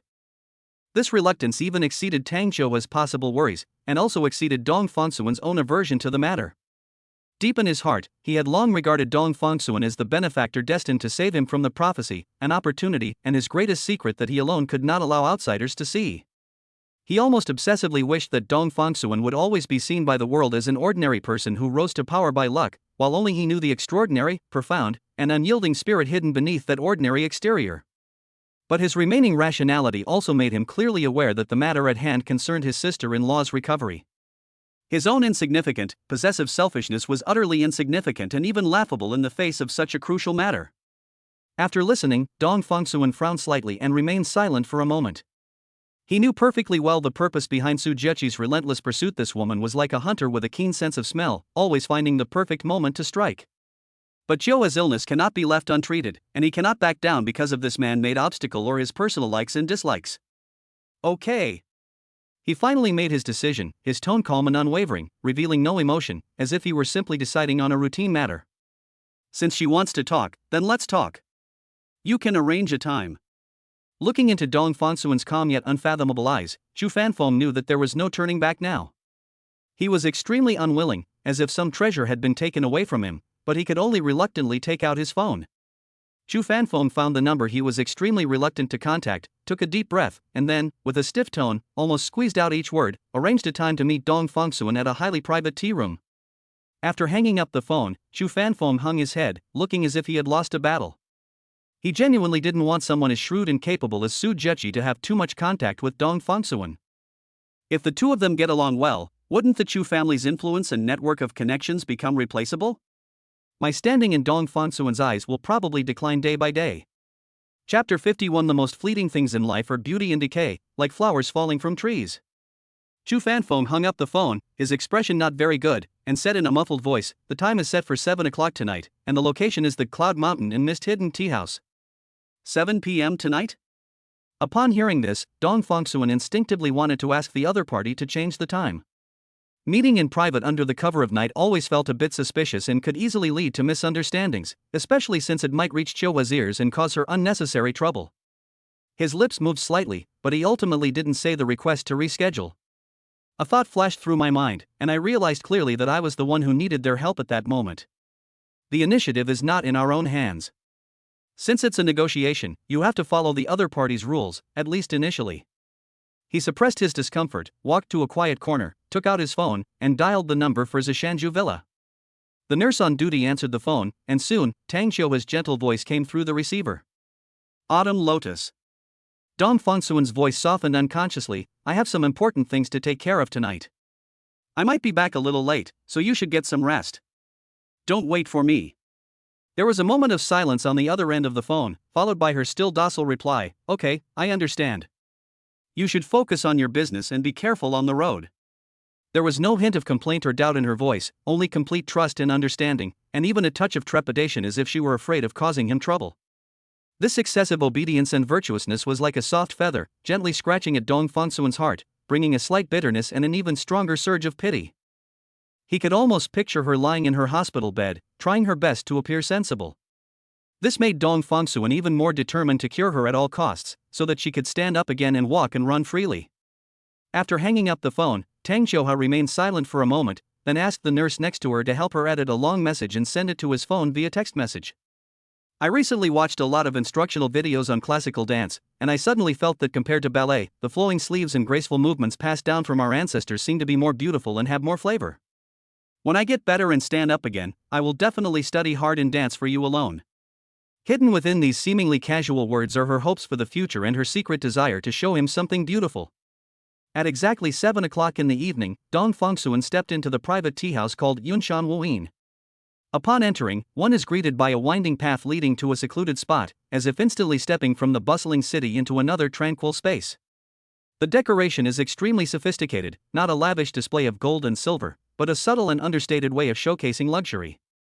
Hanging on the wall are seemingly random but actually very valuable fragments of ancient paintings. The objects displayed on the curio cabinets have a warm patina and the air is filled with a faint, high-quality agarwood fragrance. The waitresses, dressed in elegant cheongsams, were well trained and served tea with gentle, silent movements, providing impeccable service. Dong Fengsuan was led into an elegant room called Listening to Snow.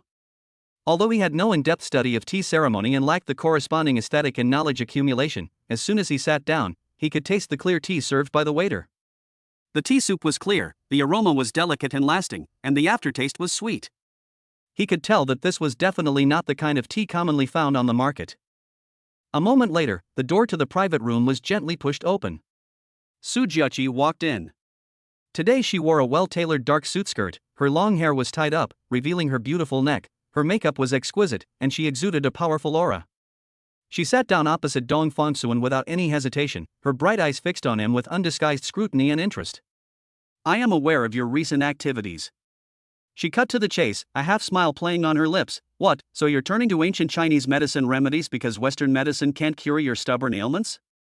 Su Jiaqi leaned forward slightly, her gaze intense. To spare such effort and search for medicinal herbs everywhere for a wife who was paralyzed in bed. You really are a rare and devoted lover. To be honest, I admire you more and more. Dong Fengsuan remained calm, meeting her gaze with a distant informal tone. President Su, please don't make such jokes. I stand here today as an equal negotiator, hoping to discuss with you the supply of 9 apertures unblocking herb. He couldn't even be bothered to correct her simplistic and crude distinction between Western and traditional Chinese medicine. In her words, he had neither the interest nor the obligation to educate her on the subject. The best medicine has always been modern medicine, not the Western medicine of the past, which was known for bloodletting and lead-containing wine therapy. Su Jiaqi was unfazed by his coldness, instead chuckled and leaned back in her chair with a leisurely air. 9 aperture meridian clearing grass? It's not anything too valuable. I have it, and I have a lot of it. The quality is absolutely top-notch in the world. If you're a friend, I can give it to you for free. And you, Mr. Dong, we don't have any intimate relationship right now, do we? What can you offer as a bargaining chip in exchange for my help? The more she learned about Dong Fengsuan, the more curious she became. His methods for dealing with business rivals are sharp, decisive, and clean, leaving no room for error. Even a troublesome playboy like Chu Fanfeng was completely subdued by him, and willingly served him. And then there's Tang Xiuha. She knows that girl well. She's proud and arrogant, and even after such a huge change, she would never just marry any Tom, Dick, or Harry. There must be some extraordinary talent hidden within Dong Fengsuan that she hasn't yet discovered. This desire to explore, like an invisible hand, kept teasing her. Dong Fongsuan had anticipated her question and said in a deep voice, I plan to establish a pharmaceutical company that will not target the mass market, but will only serve a very small number of top-tier VIP clients who have been selected. Upon hearing this, a hint of disappointment flashed in Su Zheqi's eyes, which was then replaced by an almost arrogant certainty, making medicine? Ha, I'm very healthy, I'm not sick.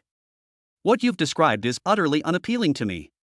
She shrugged, her posture languid yet imposing. Actually, with the resources of my Su family and my abilities, I have everything you can imagine and everything I can give you. Her gaze locked onto him again, her words blunt and almost naked. Right now, the only person I'm interested in is you, Dong Fongsuan.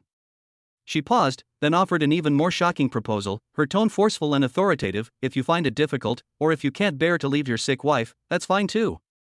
You can cooperate in a different way. Donate sperm at one of my affiliated medical institutions. I can first have a child that belongs to both of us. With this connection, wouldn't it be more natural for us to discuss other collaborations? These remarks stand in stark contrast to the gentle and graceful Tang Qiuhua she encountered in her investigation, who is now even more vulnerable and helpless. Dong Fongsuan frowned slightly, immediately categorizing these words as the other party's usual ramblings, which were probing and provocative.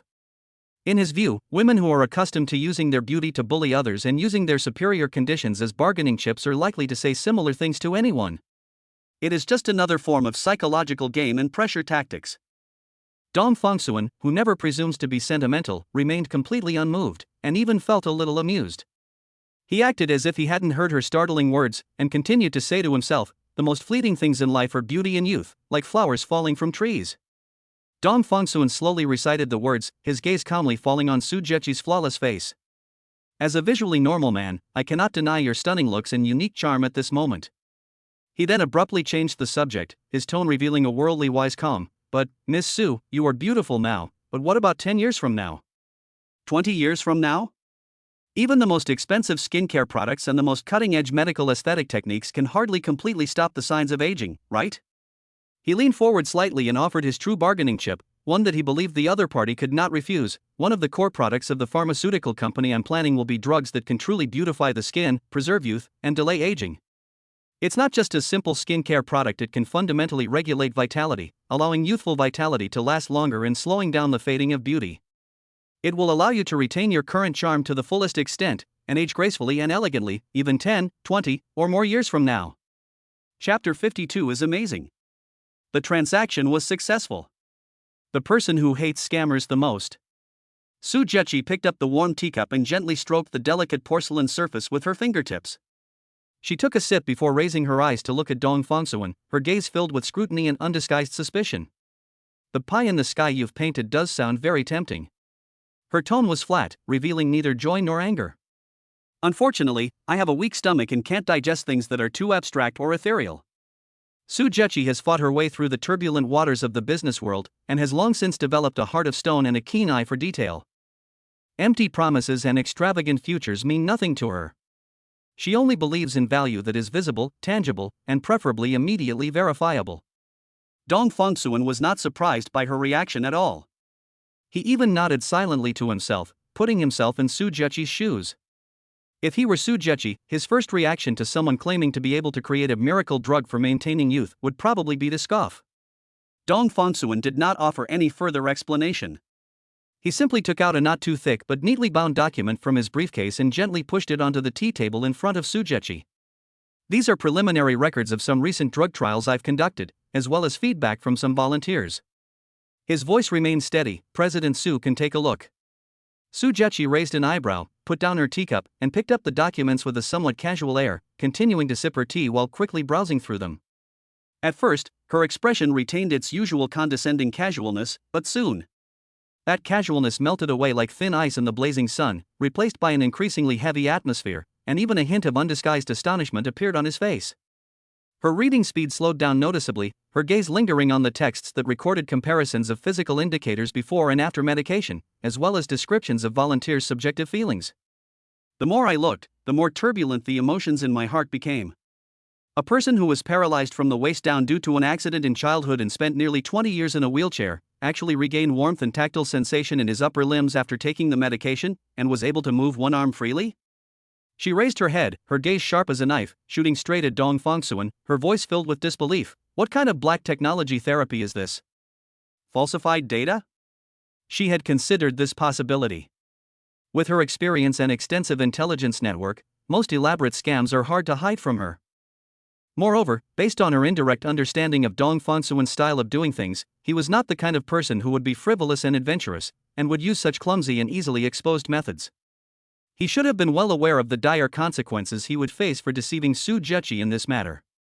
Reason told her that this was unscientific and violated her understanding of medical common sense. But the detailed, almost cold, data and the rigorously logical records were madly challenging her preconceived notions. The entanglement and contradictions in her heart made her feel for the first time during the negotiation that there were signs of something getting out of control. Dong Fongsuan clearly caught the wavering in her eyes and tone. Instead of immediately answering the question about the cutting-edge technology, he took out a small, smooth white jade bottle from his briefcase.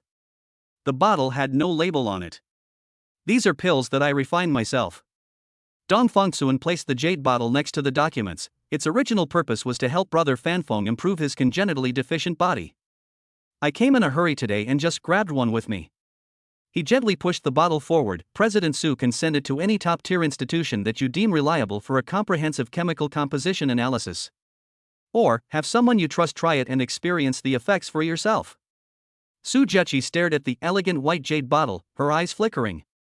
Just a few seconds later, she suddenly reached out and grabbed the bottle. Moi! He pulled out the stopper and poured the only pill inside the size of a longan, dark brown in color, and seemingly unremarkable, into his palm. "No need for that." Before she could finish speaking, under Dong Fongsuan's slightly surprised gaze, she unhesitatingly put the pill into her mouth and chewed it a few times. The taste wasn't pleasant. It was a mixture of strong herbal bitterness and a strange aftertaste.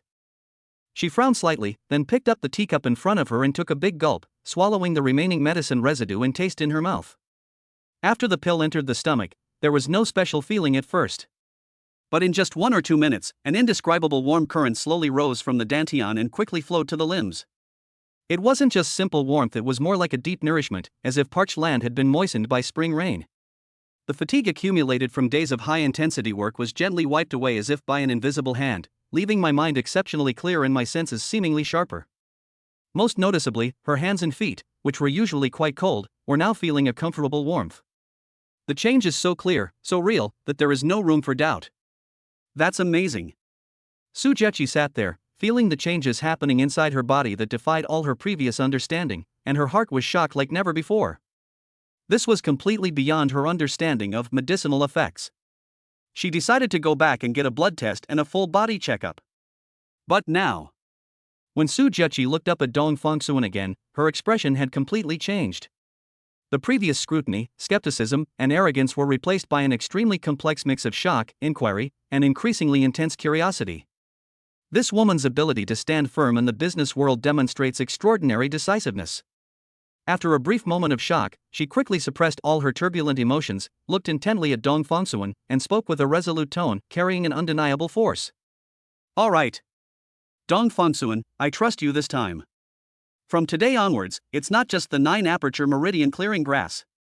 Any other medicinal materials you need for making medicine, just ask, and all my channels will supply you with unlimited quantities, free of charge.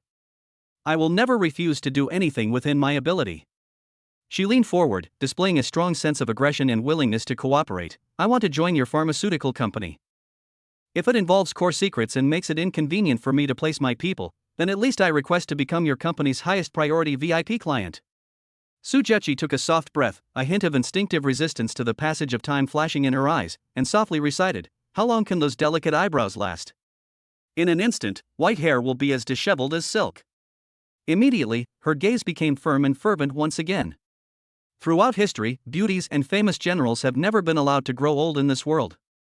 Birth, aging, sickness, and death are inescapable laws, but what you just said. Su Zheqi paused for a moment, emphasizing each word. "I heard it and I remembered it. My father deceived my mother and fled abroad immediately after she became pregnant, so I hate liars the most. Dong Fongsuan, don't let me down." Chapter 53 Showdown. We will not tolerate the rift in this misunderstanding widening. The transaction was quickly completed, seemingly abruptly, yet based on empirical evidence. That very evening, Dong Fongsuan received a supply of 9-aperture meridian opening grass of excellent quality, personally escorted by Chu Fanfeng, enough for his current needs. This time, Sujechi didn't rush to text Tang Shoha to provoke her like she did at the golf course last time. She changed her strategy. Sujechi decided to adopt the strategy of being close to the water tower to get the moon first, leveraging the upcoming cooperation on medicinal herb supply to create more opportunities for natural contact and gradually make her move forward. She believes that time and close observation will bring her the answers she seeks. However, Sujechi may have calculated a lot, but she overlooked one point, or rather, a blind spot in her information. Few people know that Tang Hugui is the unsung major shareholder behind the Yunshan Wing Tea House. Therefore, the news of Dong Fangsuan and Sujechi meeting at Tingxua Elegant Room was placed on Tang Hugua's desk almost immediately. Tang Hugua frowned deeply as he looked at the brief report handed to him by his subordinate. He felt sorry for his daughter lying in the hospital bed, fighting against fate, and he instinctively felt disgusted and wary of any factor that might threaten the stability of her marriage. Tang Hugua and his wife Zhou Yaro quickly found an excuse to return to the Zishanju villa together. Ostensibly a visit, his real intention was to check on his daughter's condition in person and also to give Dong Fangsuan a heads up. In the living room, Tang Hugua looked at Dong Fangsuan, who had just returned from get off work, and couldn't help but feel a bit annoyed. His words inevitably carried a hint of criticism, and his eyes held a barely perceptible hint of frustration. Dong Fangsuan, however, assumed that his father-in-law had encountered some unpleasant things at work and brought his temper home. He grew up in such an environment. His parents worked hard outside and would sometimes unintentionally vent their frustrations on him when they came home. He was already used to it, and even felt that this might be the norm for many families. He silently resolved that no matter how much pressure or grievance he encountered outside, he must never bring those negative emotions home and vent them on his wife and daughter. Although he didn't say anything and maintained a respectful expression, his overly calm and almost submissive attitude made Tang Hugua feel even more uncomfortable, but he couldn't directly lash out. But after actually meeting Dong Fangsuan, Tang Hugua saw his reaction and realized that he had been overthinking things. Dong Fangsuan's eyes were sincere and pure, without the slightest hint of guilt. Tang Hugua trusted his judgment of people. The father-in-law breathed a sigh of relief and left with his mother-in-law, feeling at ease. However, although Tang Hugua and Zhou Yaru tried their best to hide it from their daughter and didn't say anything unnecessary, Tang Xiuha was an extremely intelligent and sensitive person. Her parents' sudden visit, the hesitant and displeased look in her father's eyes when he looked at Dong Fangsuan, and the subtle oppressive atmosphere in the living room all made her keenly aware that something was wrong. She found an opportunity to summon her trusted old butler, who had always served her, and asked him in a low voice to dial a few numbers and inquire about the matter tactfully. Tang Xiuha listened quietly, her face expressionless, but her already pale lips seemed even paler. She lowered her eyes, her long eyelashes casting a faint shadow on her pale cheeks, obscuring the complex emotions that flashed across her eyes. These messages, like a block of ice, suddenly and unexpectedly entered Tang Xiuha's chest, freezing her limbs and bones stiff. It turns out that the important matter Dong Fangsuan mentioned was a private meeting with Su Jechi at the secluded Yunshan Wing Tea House. The words important things sounded jarringly ironic at that moment. Perhaps the word private meeting would be more appropriate to describe the situation at the time? The relatively secluded, elegant room, the tranquil atmosphere, the fragrant aroma of tea, and that bright, flamboyant woman who was determined to have him. Are they really just talking about business? Nothing happened? No. Don't let your mind wander. Tang Xiuha suddenly closed her eyes, as if trying to dispel the sharp, angular images that involuntarily surfaced in her mind. She exhaled a deep, labored breath, heavy with the smell of medicine, trying to suppress the fear in her heart, and with all her might told herself, I believe him. She remembered his clumsy but sincere promise. She recalled the tenderness with which he carefully held her as they flew. She recalled his silhouette as he stayed up all night by her bedside. I remember the glint in his eyes when he talked about the future. The trust built up little by little is like a fragile dam, trying to hold back the tide of doubt. Emotionally, she was willing to bet everything on his character and believe that he would not betray her. But rationality, like a cold, venomous snake, coiled around her heart, flicking its tongue and whispering incessantly. It reminded her that she was a burden who couldn't even take care of herself, a paralyzed person who needed others' pity to survive. Sujechi, on the other hand, is healthy, excellent, strong, and radiant, possessing everything she has lost, as well as the vitality she longs for but can no longer attain. Isn't it perfectly normal and logical that he would be attracted to a woman like that? The bitter taste spread in my mouth, even more unbearable than the strongest medicine. Lying here, besides taking up his time and energy, besides binding him with this broken body and the unborn child, what else can I give him? Tang Xiuhua felt as if she had become superfluous, an obstacle preventing him from reaching a wider horizon. Su Juqi is indeed very outstanding. So outstanding that even jealousy feels like an overreaching act of presumption, leaving only a deep-seated inferiority complex and helplessness. Her mind was a complete mess, with various thoughts colliding with each other like runaway carriages. In the end, all the chaos and pain converged into a sharp question, repeatedly piercing her crumbling sanity. Why did he lie to me? If her husband had nothing to hide, why couldn't he honestly tell her that he was going to see Su Juqi? Why define that meeting as a vaguely defined important matter? Could it be all his previous vows of eternal love, his meticulous care, and his seemingly affectionate promises were just a carefully planned performance? A long and cruel scam targeting this poor wretch? She bit her lower lip hard, tasting a faint metallic flavor, which prevented the choked sob from escaping her throat. Meanwhile, Dong Fongsuan was in the company's temporary alchemy room, having spent the entire night without sleep. The flames beneath the alchemy furnace were sustained by his pure true energy, reflecting on his focused yet slightly weary face.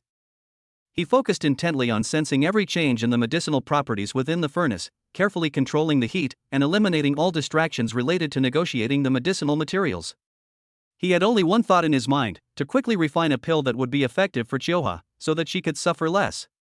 Just as the sky began to lighten and the pills in the furnace were about to take shape, that familiar notification sound, with a sharp, untimely tone, exploded in his mind.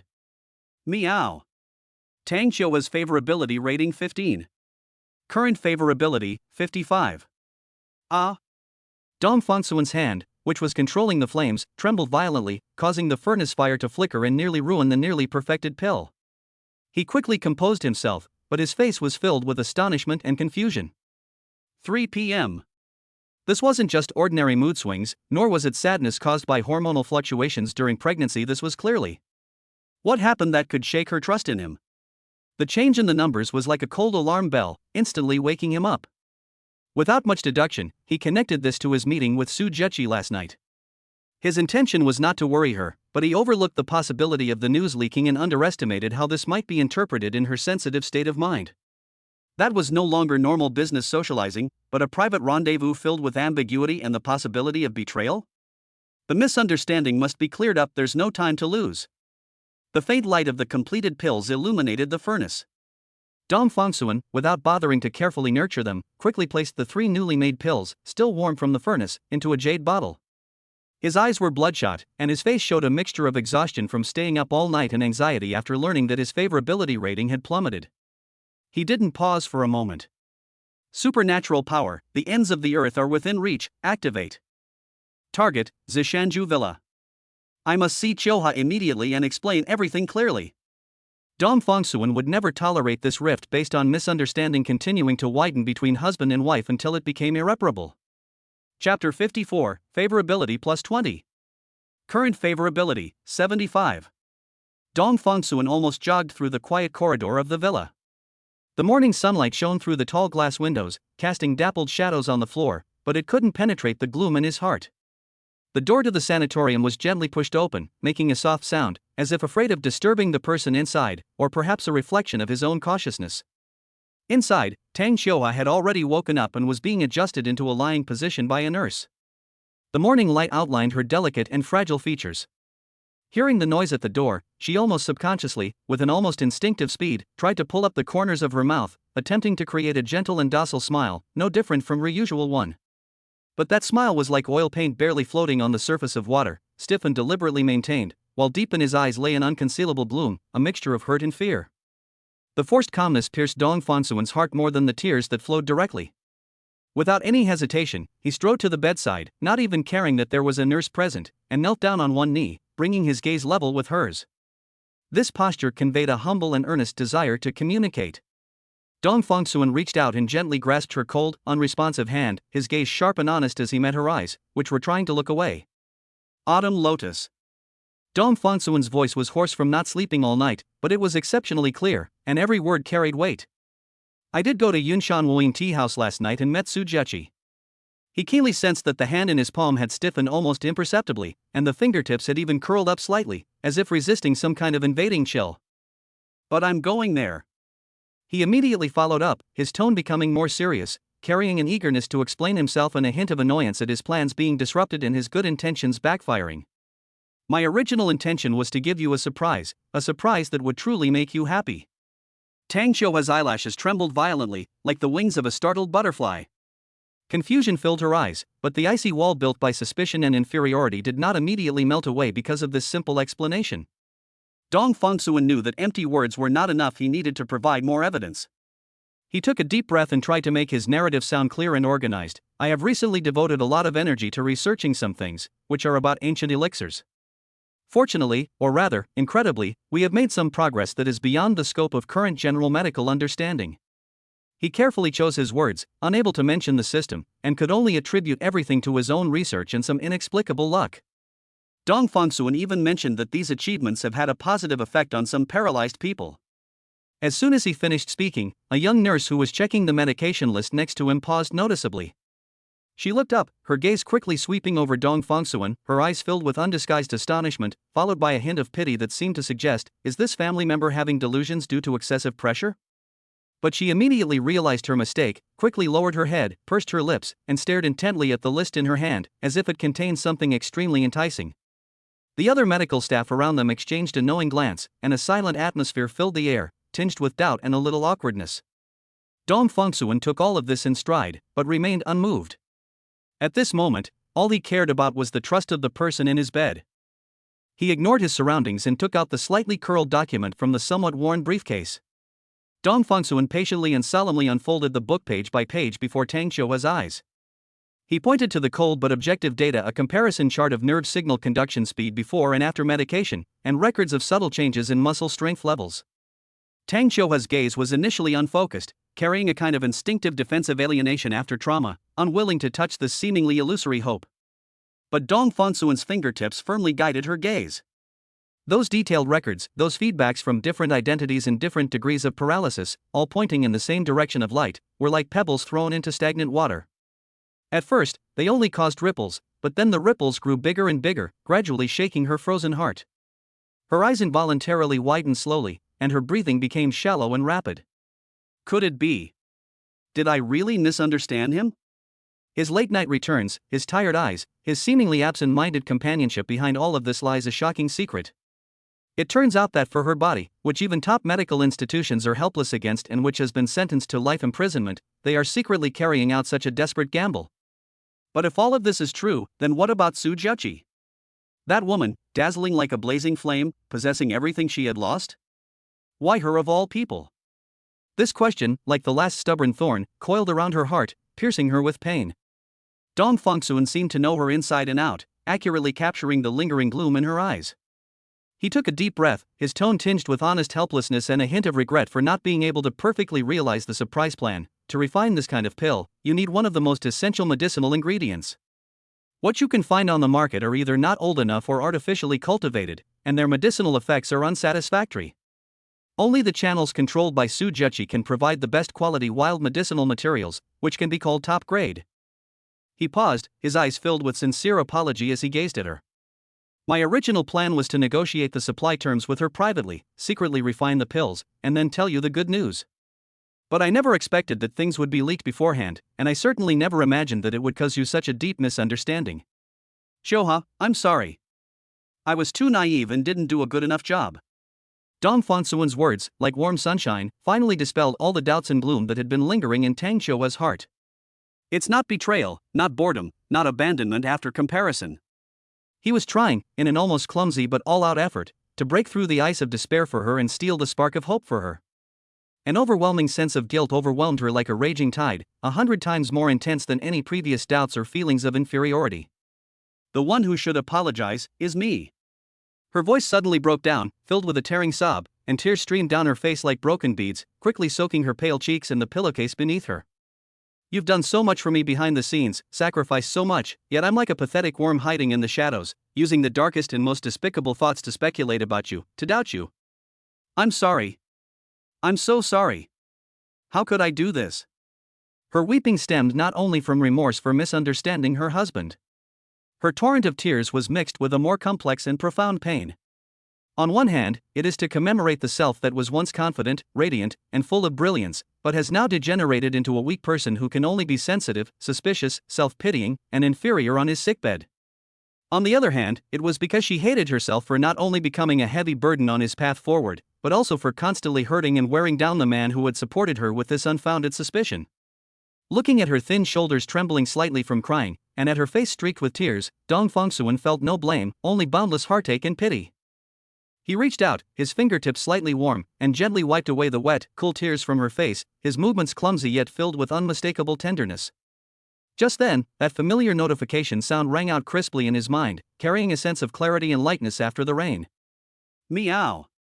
Tang Xiuhua's favorability rating increased by 20. Current favorability, 75. Rewards have been issued. Chapter 55, Zero Existence. Divorce? It can no longer be your shackle. Reward issued, skill enhancement. Superpower, presence like air superpower, zero presence can cover others, release distance increased by 100 times. Even if a person's presence is captured by surveillance devices, the viewer's perception will be distorted, subconsciously causing them to ignore or forget all traces within the range of the device's effect. This effect is no longer limited to itself, it can temporarily extend to cover a designated target, with its effective diameter expanding to 200 kilometers. A series of cold, clear pieces of information flowed into my mind, carrying a heavy, almost tyrannical feeling of rewriting the rules of reality. Dong Fongsuan paused slightly as he wiped away his wife's tears, a hint of extreme surprise flashing deep in his eyes. Covering others? A diameter of 200 kilometers? This means that from now on, he can easily take Xiuhua anywhere to relax, without worrying about being caught by anyone's gaze or modern surveillance equipment. They can truly be free and untraceable. But this ability, that's ridiculously strong. This is not just concealment, it's practically being forcibly erased from the cognition of the entire world within a certain scope.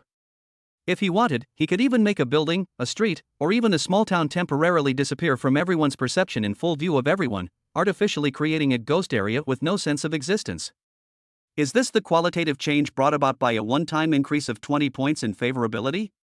It's like unlocking a crucial access lock. Whenever he feels like it, he seems capable of creating an urban legend or supernatural event that could be recorded in history. This power was terrifying, and it made him even more aware of the weight of the responsibility on his shoulders. He calmed his mind and silently activated his superpower Existence Zero. An invisible force field, seemingly capable of distorting light and perception, quietly unfolded around him, gently enveloping him and Tang Xiuhua on the hospital bed.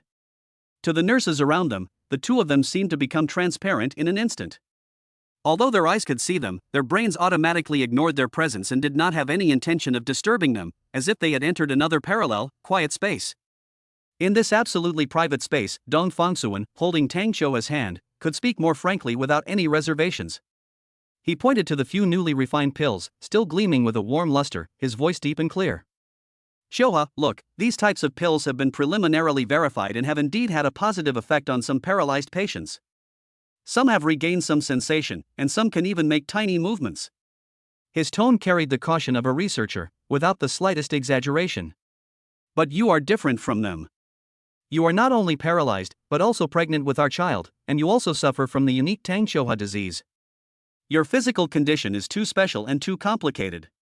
He looked at her with a serious expression, his determination unwavering. Therefore, these drugs that are meant for ordinary people to try cannot be given to you directly.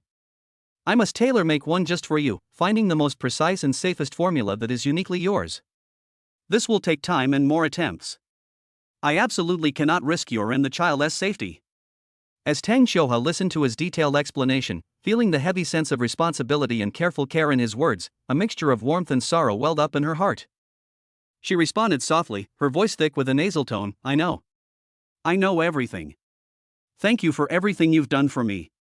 But you also promise me you won't overwork yourself, okay? Take care of yourself. Her concern was like the softest feather, gently brushing against his tense nerves. Dong Fongsuan nodded and continued to speak to her in a low voice, describing how he would take her to see the aurora borealis, walk on the seabed, and touch the stars on the roof of the world once her new abilities stabilized. These dreams that were once out of reach now seemed to be within reach. Perhaps it was the sudden relaxation of my mind, or perhaps it was the fact that the high-intensity work over the past few days had finally reached its limit. The internal energy and mental strength consumed by alchemy, the mental strain of handling company affairs, dealing with the troubles brought by Sujechi, and the intense emotional fluctuations during the misunderstanding clarification just now. All of these things combined were like the last straw that broke the camel's back. His voice gradually faded, and he leaned against the sofa by the bed, holding her hand. In the midst of these soft whispers, he fell into a deep sleep without warning. His breathing became long and heavy, his brows were not fully relaxed even in his sleep, and there were dark shadows under his eyes. A company document, half open and awaiting approval, slipped from his loose hand and fell silently onto the carpet. Tang Qiuhua tilted her head, gazing quietly at his sleeping face. Her gaze slid from his tired brows and eyes to his chin with its new stubble, and finally landed on the scattered documents. How much did he sacrifice for himself? She had been so absorbed in her own pain and suspicion that she had selectively ignored his increasingly gaunt face and the growing bloodshot eyes. A realization, sharper and more painful than when she learned of his secret rendezvous with Sujechi, pierced her heart like an ice-cold dagger. Time flowed by in silence. Dong Fongsuan slept very soundly until the sun began to set, and the orange-red light shone through the gaps in the curtains, casting warm spots of light on his face. Only then did he move slightly due to his uncomfortable position, his eyelashes fluttering, as if he was about to wake up. Just as he opened his eyes, his vision was still somewhat blurry and not yet fully focused. He heard Tang Qiuhua's voice. The voice was unusually calm as a frozen lake, without a ripple, yet it carried a resolute determination to sever all ties. Dong Fongsuan. She clearly called him by his full name, no longer using the affectionate husband or other terms of address, and said, "Let's get a divorce." Dong Fongsuan's sleepiness vanished instantly. He sat up abruptly, almost thinking he was still dreaming. Tang Qiuhua did not avoid his shocked gaze and continued to state her case in a calm tone that sent chills down one's spine. She spoke as if it were something unrelated to herself. "You deserve a better wife, a healthy partner who can stand by your side and take care of your daily life. Instead of being a burden like me." She paused, her long eyelashes drooping to conceal the turmoil of pain in her eyes, and her voice finally trembled slightly. "I know my illness. Tang Qiuhua dizzy is an incurable disease that even has a name that belongs to me. Miracles don't exist, I've completely given up." Beneath this seemingly calm exterior, Tang Qiuhua's heart was burning with rage. "Precisely because I love you, because my love for you is so profound, I must let you go. I watched helplessly as you had your wings clipped because of me, your talent and energy exhausted because of me, and you grew more and more haggard. This is 10 times more painful than being paralyzed in this bed forever. I can no longer be your shackle." Chapter 56 Qi Ruoyan's Temptation. She came for power. Dong Fongsuan sat up abruptly, his last vestiges of sleep shattered by those words. He almost thought he was hallucinating, but the almost numb calmness on Tang Qiuhua's face was like a bucket of ice water, chilling him to the bone. "Divorce?" Dong Fongsuan's voice was a little hoarse from just waking up, but the shock and pain in it were clearly discernible. "What nonsense are you spouting? Don't say such things. I won't allow you to say such things." He clenched his fists instinctively. A sharp, stinging pain, as if rejected by the closest person, cuts through my heart. "What you're saying is hurtful, you know?" Dong Fongsuan's voice lowered, carrying an emotion of offense mixed with confusion and sadness. "You hurt my feelings." He raised his head, looking directly at her, trying to find a ripple beneath the still surface of the lake. "I don't want you to think that way, and I certainly don't want you to say that." Tang Qiuhua felt sorry for her husband. But she didn't want to be a burden to Dong Fongsuan any longer. She felt that she was not good enough for him. Seeing that Tang Qiuhua remained silent, as if she had locked herself in a hard shell, Dong Fongsuan took a deep breath and forced himself to calm down. He knew that anger and accusations were pointless at this moment. He had to find a way to break down her defenses. His gaze involuntarily fell on her slightly protruding belly, where their shared life was being nurtured. A thought flashed through my mind like lightning. Autumn lotus. Dong Fongsuan's tone softened, carrying a patient guidance for her thinking, as well as a weight of unavoidable reality. "Think about it carefully, if we really.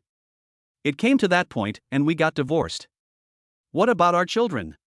He paused for a moment, letting the question sink into her mind. "Our daughter, she hasn't been born yet. Do you want her to face a broken home from the very first day she comes into this world? Am I destined to lose my father?"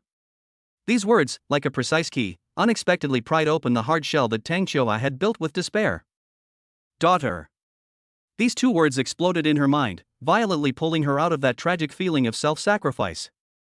She was completely consumed by the thought of not being a burden to him, and immersed in her own one-sided belief in her deep love and sacrifice for him. But they completely ignored the unborn little life that needed the protection of a complete family the most. He's right. What I just said was nothing more than an irrational choice made without careful consideration after my emotions overwhelmed my reason. In that instant, her self-righteous love for her husband actually outweighed her most basic responsibility and sense of fairness towards her daughter. What kind of life will a child without a father face? How could she be so selfish as to make such a decision for her daughter? Overwhelmed by guilt and lingering fear, her already pale face lost all color. I'm not a good mother. She closed her eyes briefly, and when she opened them again, the icy stillness in them shattered, replaced by a torrent of tears. Sorry.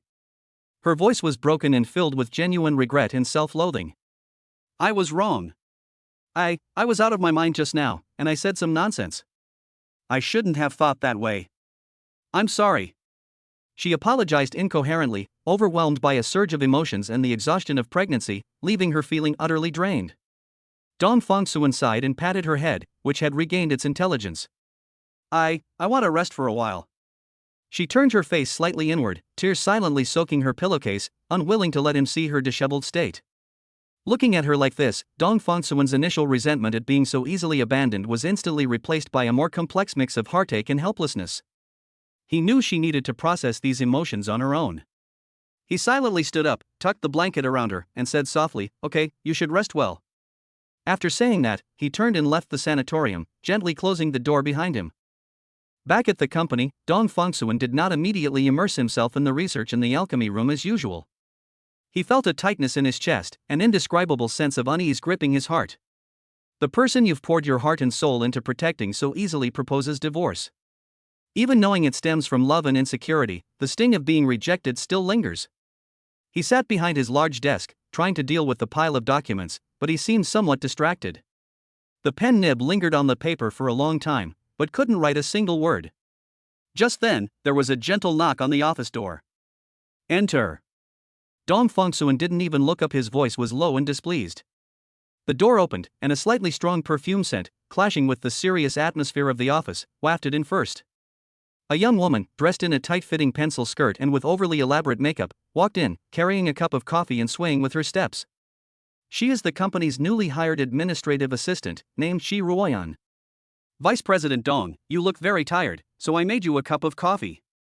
Her voice was deliberately soft and gentle, with a hint of allure. Shi Ruoyan placed the coffee cup on the table, leaning forward subtly. Her low-cut dress accentuated her full curves, and her gaze boldly swept over Dong Fongsuan's face.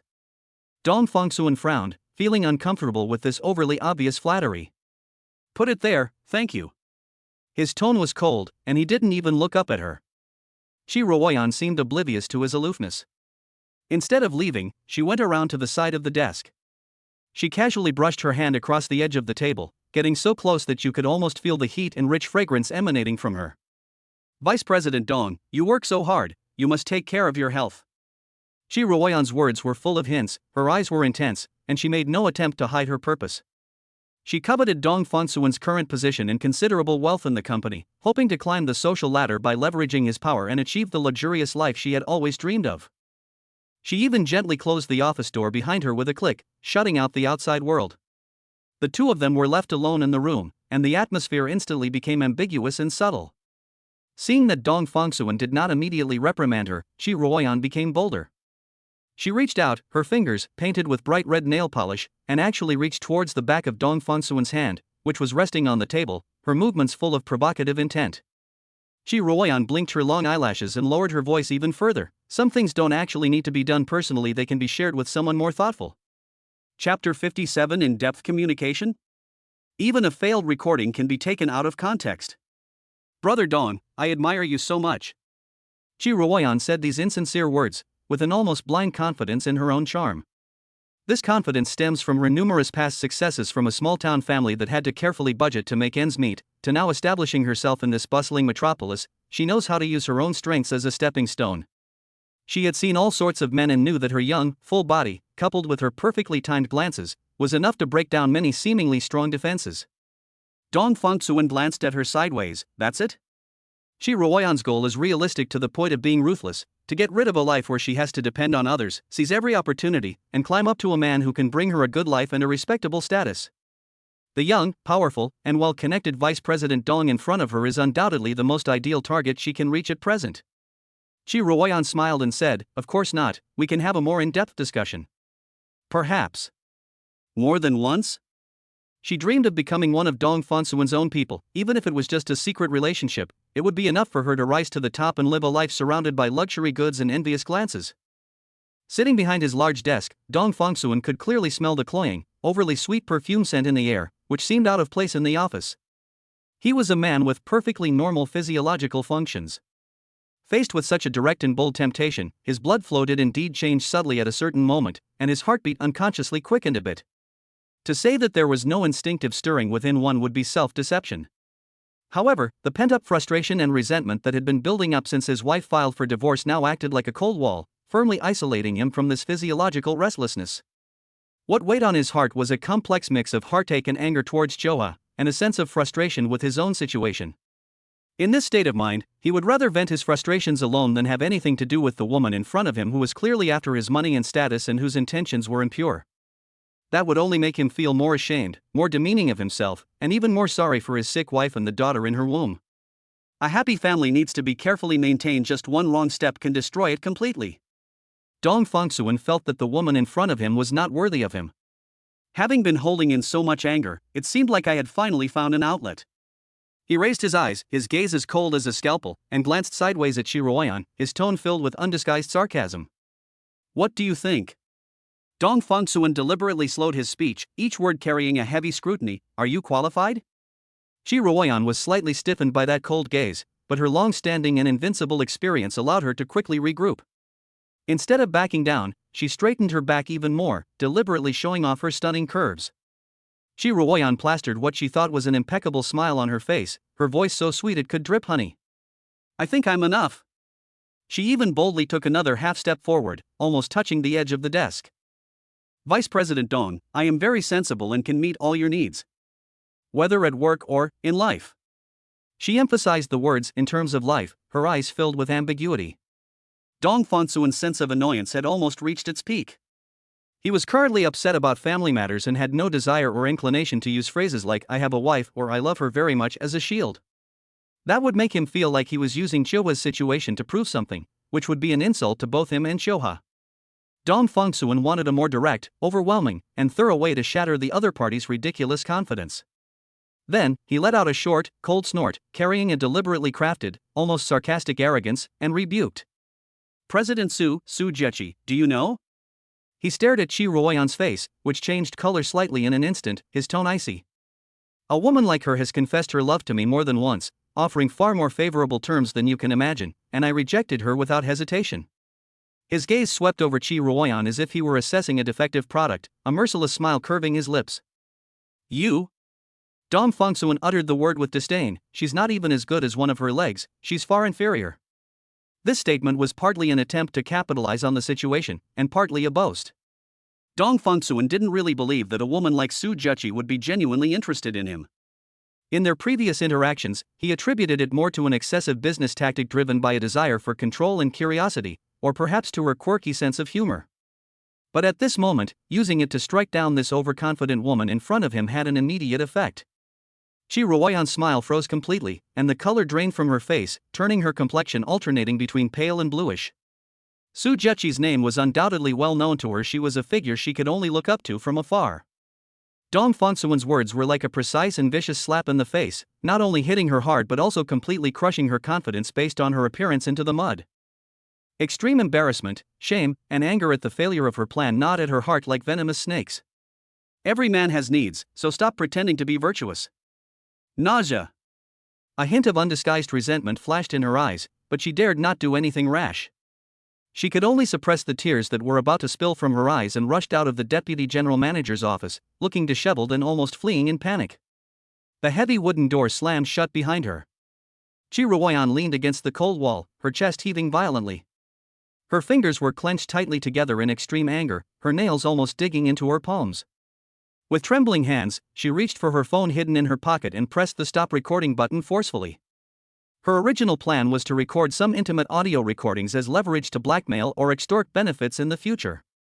However, she never expected that her plan would backfire, and she only recorded the other party's merciless humiliation and comparisons that belittled her. No. Wait. Chi Ruoyan suddenly jolted, as if she had grabbed something. She quickly turned her phone screen back on, pulled up the recording that had just humiliated her, and fast-forwarded to the crucial part with trembling fingers. Su Juchi has confessed her love to me more than once. You're not even as good as one of her legs, you're far inferior to her. Dong Fongsuan's clear and disdainful voice came through the phone receiver. Chi Ruoyan's eyes suddenly lit up. All the shame and embarrassment she had felt before were replaced by a light that seemed to come from discovering a new continent, a light that was a mixture of cunning and excitement. Dong Fongsuan is a married man. His wife is said to be a woman surnamed Tang, and her name is not Su Juchi at all. He actually openly mentioned other women, including a well-known woman like Su Juchi, to another female employee in the office, about how other women had confessed their love to him, and used such vile language to belittle her. A more insidious and vicious plan, yet seemingly more feasible, instantly sprouted and took shape in her mind. This seemingly unsuccessful recording, viewed from a different angle and taken out of context, can serve as a tool for retaliation. Chapter 58 Chi Ruoyan must die. That damn hypocrite. After being humiliated so mercilessly by Dong Fongsuan, Chi Ruoyan felt as if she had been stripped naked in public, and shame, anger and resentment grew wildly in her heart. A vicious thought, if I can't have you, I'll make you suffer, entangled her reason like a vine. She decided to do something that would do her no good, but would still disgust Dong Fongsuan. I'll make him suffer. I'll make him regret humiliating me like this. Unable to obtain Tang Qiu's contact information, Chi Ruoyan simply skipped work and began secretly following Dong Fongsuan, trying to find an opportunity to get close to his wife. Her unprofessional tracking skills were quickly noticed by Dong Fongsuan, whose senses were far superior to those of ordinary people. He didn't even bother with verbal warnings, he simply called the HR department and fired her on the spot for serious violation of labor discipline. Upon receiving her dismissal notice, Chi Ruoyan not only did not calm down, but became even more resentful. I want revenge. I want to take revenge on Dong Fongsuan. She blamed everything on Dong Fongsuan's ruthlessness, and her desire for revenge burned even more fiercely. Taking advantage of Dong Fongsuan's absence, she sneaked into the Zishanju villa by herself. As expected, she was stopped at the ornate iron gate by the stern-faced butler. I need to speak with Mrs. Dong about something very important. Chi Ruoyan tried to remain calm, but her tone carried a hint of barely perceptible urgency. I have a recording here, it's about Mr. Dong, he has cheated on me. Mrs. Dong has the right to know the truth. The butler frowned, scrutinizing the unfamiliar woman whose eyes were darting around and whose words were sharp. He initially wanted to drive her away directly, but the words cheating and recording were too sensitive, so he didn't dare to act on his own. In the end, after consulting with his inside contact, he led her inside with a gloomy face. Inside the sanatorium, Tang Qiuhua frowned slightly as she looked at the unfamiliar woman who had been let in, whose makeup was smudged and whose eyes held a ruthless, desperate look. She did not know Chi Ruoyan. Chi Ruoyan couldn't wait to speak, her tone carrying an exaggerated feigned sympathy. Mrs. Dong, my name is Chi Ruoyan, and I am a former employee of President Dong's company. I simply couldn't bear to watch any longer, and I didn't want you to be kept in the dark. Mr. Dong has probably already let you down. Upon hearing this, Tang Qiuhua's face remained expressionless, though her eyes turned colder. She looked at the other person, her voice soft but carrying an undeniable certainty. I don't know you. Now, please leave. It's none of our business to interfere in our marital affairs. Chi Ruoyan met with a tough rebuff, but she was unwilling to give up. She laughed sarcastically, with a sense of superiority as if she had a secret. Had you trust him that much? What a pity, he has probably already betrayed your trust. I have evidence. Seeing her confident and composed demeanor, as if she held some trump card, Tang Qiuhua's heart sank almost imperceptibly. Reason told her she shouldn't trust this woman of unknown origin, but the woman's overly confident demeanor was like a tiny thorn, piercing her already sensitive and suspicious heart due to her paralysis and pregnancy. She remained silent and did not immediately drive them away again. This tacit acceptance gave Chi Ruoyan hope. Chi Ruoyan immediately took out her phone, found the audio recording she had carefully edited, keeping only the key parts, and pressed the play button. Dong Fongsuan's clear, cold voice, filled with undisguised contempt, resounded throughout the sanatorium. Su Juchi confessed her love to me. You're not even as good as one of her legs, you're far inferior to her. The recording abruptly ended there. The air seemed to freeze. Tang Xiuhua's face lost some color in an instant.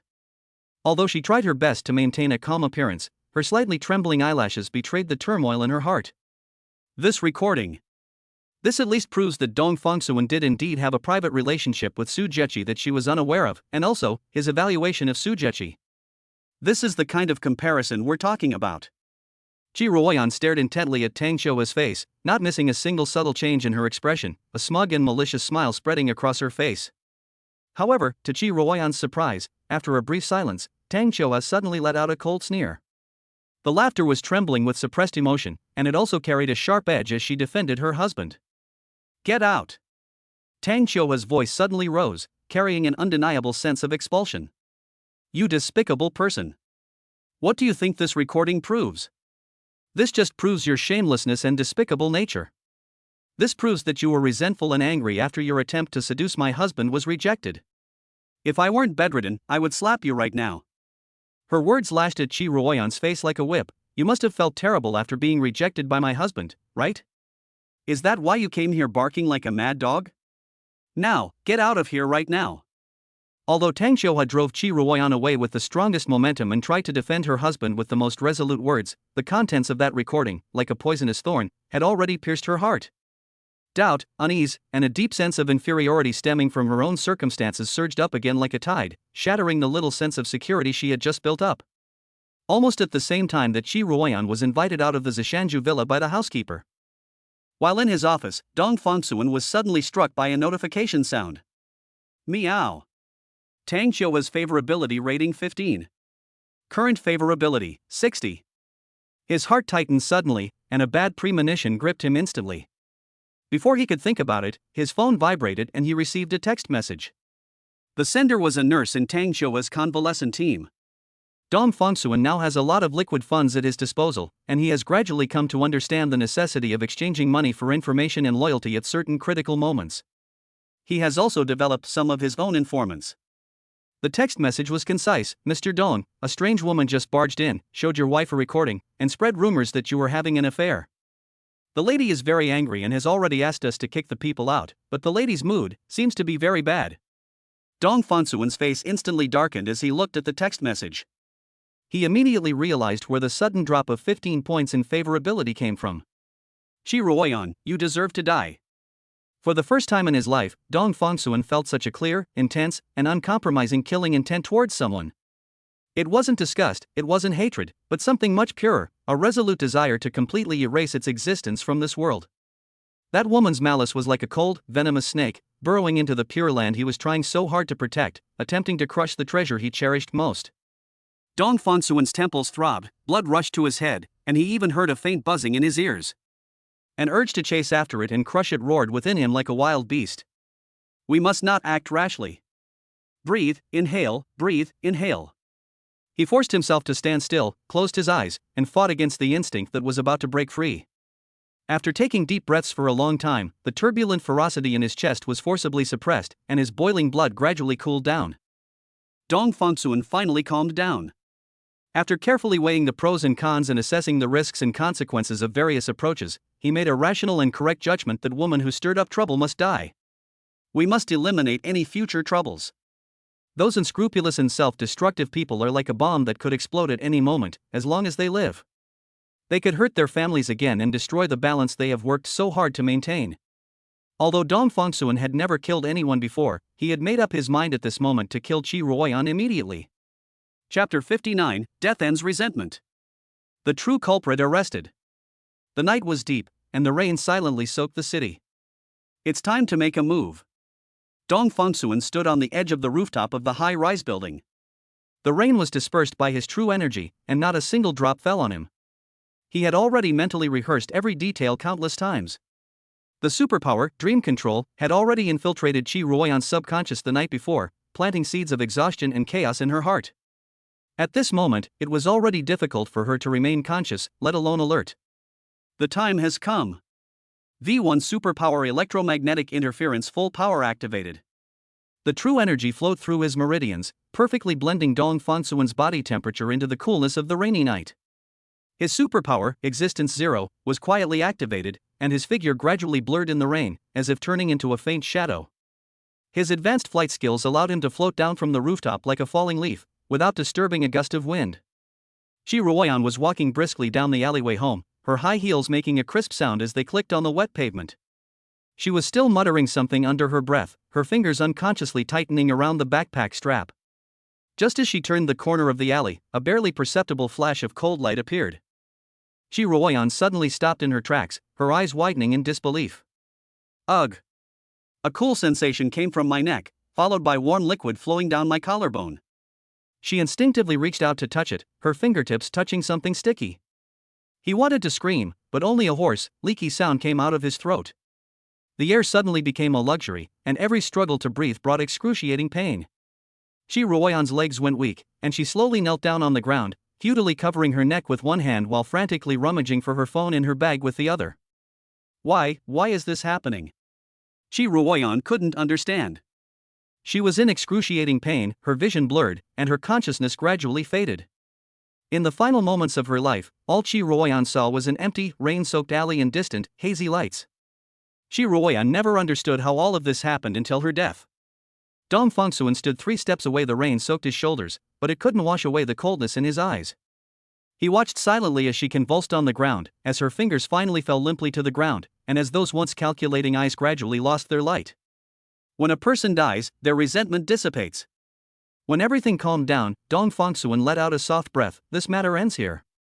My stomach twitched slightly, and a physiological discomfort welled up, but it was quickly replaced by another emotion, the relief of finally releasing the pent-up frustration that had been building up for so long.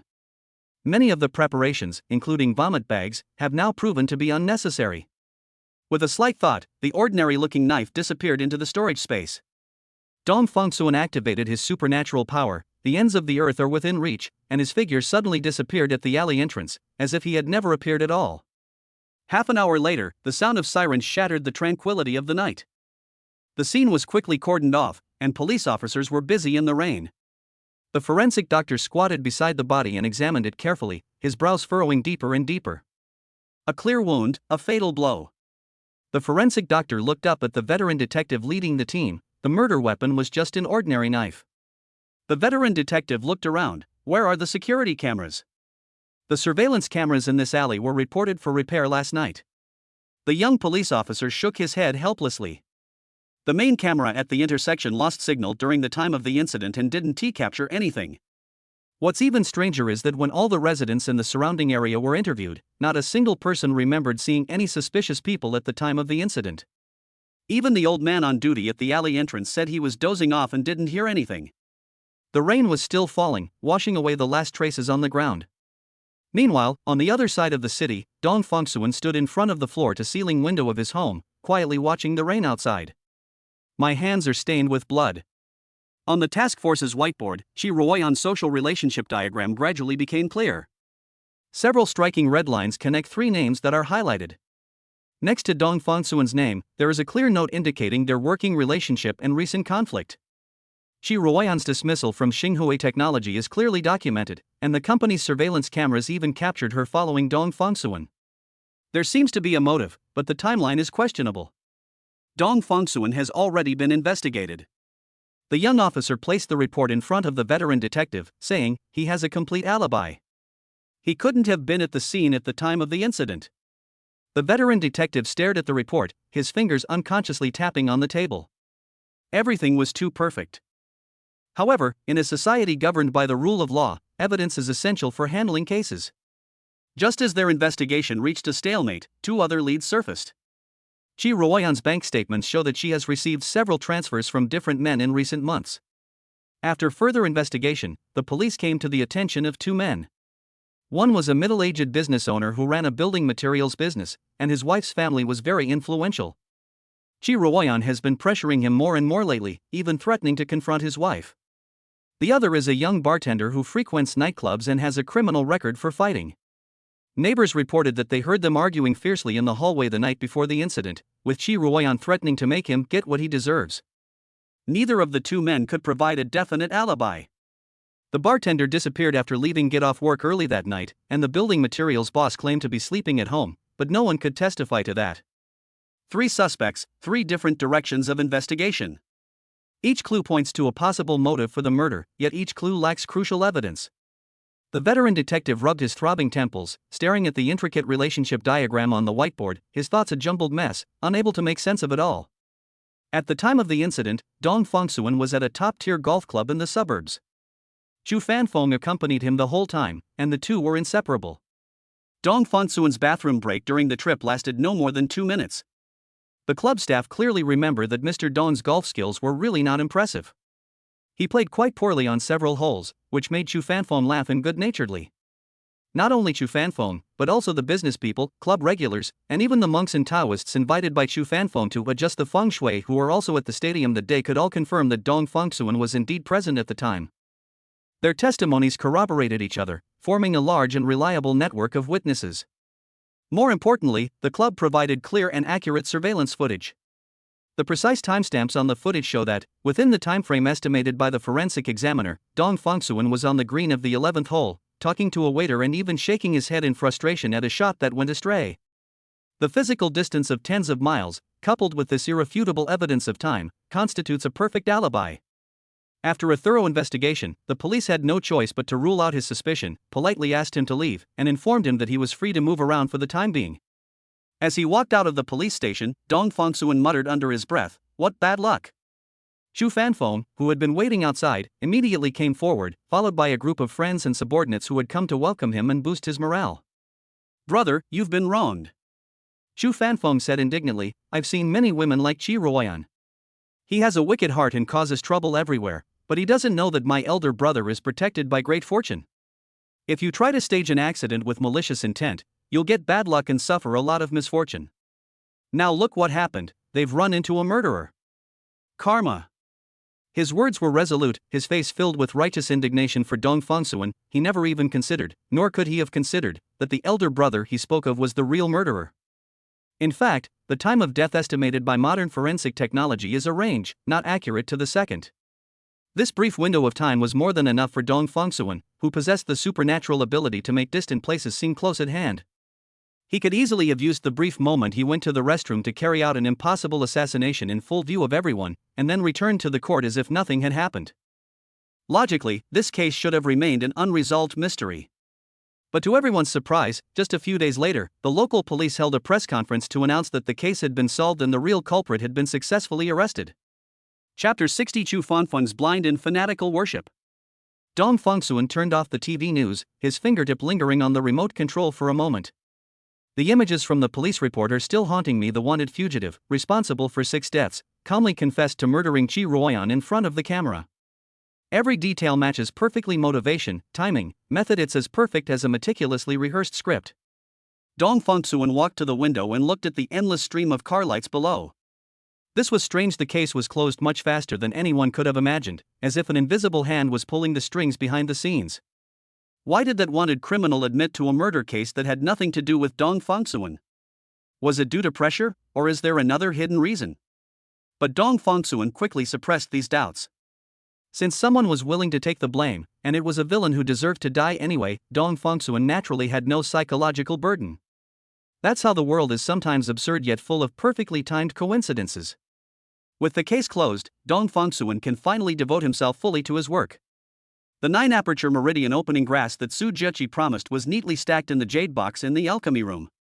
Each plant emits a faint fluorescence, and its veins flow with abundant medicinal properties. This is the most crucial ingredient in refining the youth preservation pill, and it's also the bargaining chip in the deal between Dong Fongsuan and Su Zheqi. Dong Fongsuan was well aware of the rules of interpersonal relationships, especially when dealing with intelligent people like Su Zheqi. One-sided demands are unsustainable. Only mutual benefit and win-win cooperation can ensure a stable partnership. In the alchemy room late at night, Dong Fongsuan was concentrating intently on a batch of pills that were about to be completed. This time, the prescription is more complicated than ever before. It blends the gentle warmth of Ganoderma lucidum, the purity of snow lotus, and the vitality of shark pearl powder. Each medicinal herb is priceless, and the slightest mistake can ruin all previous efforts. The first 3 furnaces all failed. The first batch, due to slightly excessive heat and conflicting medicinal properties, only resulted in a clump of charred residue when the furnace was opened. At the crucial moment of condensing the pill in the second batch, a slight fluctuation of true energy caused the pill, which was about to take shape, to shatter instantly. The third batch of pills successfully condensed, but the medicinal effect was mediocre, far from achieving the 100 times effect that Dong Fongsuan had expected. Dong Fongsuan was not discouraged. He sat cross-legged in front of the alchemy furnace, closing his eyes and recalling the details of each failure. The true energy circulates within the body, sensing the subtle interactions and mutual restraints between the medicinal herbs. Suddenly, Dong Fongsuan had a flash of inspiration. Perhaps he shouldn't blindly pursue a balance of medicinal properties, but rather use the 9 apertures meridian clearing grass as the main ingredient, with Dong Fongsuan's other medicinal materials as supplementary ingredients, to form a progressive cycle of medicinal power.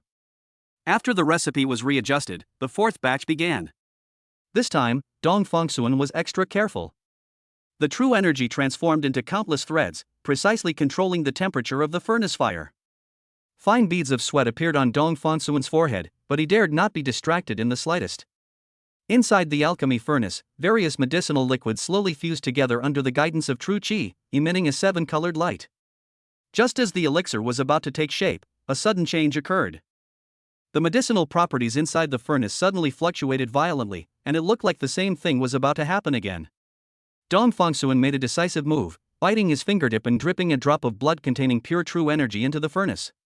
This is an extremely risky approach. The slightest mistake could ruin the entire batch of pills. But a miracle happened. The moment the blood entered, the agitated effects of the medicine suddenly calmed down. All the medicinal liquids blended perfectly, condensing into 3 pills the size of longan fruits. The elixir was pure white, with iridescent rainbows shimmering on its surface, and emitted a delightful fragrance. Dong Fongsuan let out a long sigh of relief. Dong Fongsuan didn't even need to find someone to test the medicine. The surge in his true energy allowed him to clearly perceive the perfectly integrated medicinal properties within the pill. Dong Fongsuan's intuition told him that the batch of pills was successful, and the effect far exceeded his expectations. 3 days later, Chu Fanfeng brought Su Juqi back to that secluded tea room. The atmosphere this time was completely different from the last time. Dong Fongsuan pushed a white jade box in front of Su Juqi. Inside the box lay a translucent white pill, shimmering with light and emitting a wonderful fragrance. As agreed, this is the initial completion of the youth preservation pill. Dong Fongsuan said calmly, theoretically, it can slow down aging and preserve youthful appearance. Su Juqi's gaze lingered on the pills for a long time. She had witnessed Dong Fongsuan's methods and personally experienced the magic of Dong Fongsuan's body-regulating pill. But the elixir before us deals with a far more profound realm confronting time. This is the thing that all those standing on high ground care about most, yet are most powerless to change. Her fingertips gently brushed across the warm surface of the jade box, but she did not immediately pick up the pill. This usually decisive and strong woman showed obvious hesitation for the first time. Desire and caution were intertwined in her eyes. She longed to stay young forever, but she was also worried about whether this unknown elixir truly had miraculous effects, or whether it harbored any hidden dangers. After all, this is a problem that even modern technology cannot solve. The tea room was quiet, with only the faint sound of traffic coming from outside the window. Su Juqi tapped her fingertips lightly on the edge of the jade box, revealing the inner turmoil she was going through. Finally, she raised her head, her gaze sharp as she looked at Dong Fongsuan. This pill, are there any contraindications after taking it? Dong Fongsuan raised an eyebrow. No. My pills are almost entirely non-toxic, you can rest assured. Upon hearing this, Su Juqi gently picked up a youth-preserving pill with her fingertips. In the dim light, the elixir glowed with an indescribable pale pink hue, like a peach blossom bud about to bloom on a branch in early spring, or like the shy blush on a young girl's cheek. It is round and full, with a smooth, jade-like surface and faintly visible fine textures, exuding a unique aura. Unlike the pills I took last time, which looked incredibly plain, this one resembled the most ordinary Chinese medicine honey pill. Su Juqi brought the pill close to her nose and took a deep breath. A delicate herbal fragrance instantly filled the air, interspersed with a faint hint of rose, not strong, but enough to soothe the soul. The fragrance seemed to penetrate the dust of time, reaching the depths of the soul, bringing a sense of peace, as if one were in a valley where the morning dew had not yet dried. Chu Fanfeng's face was now filled with undisguised excitement and a hint of impatience.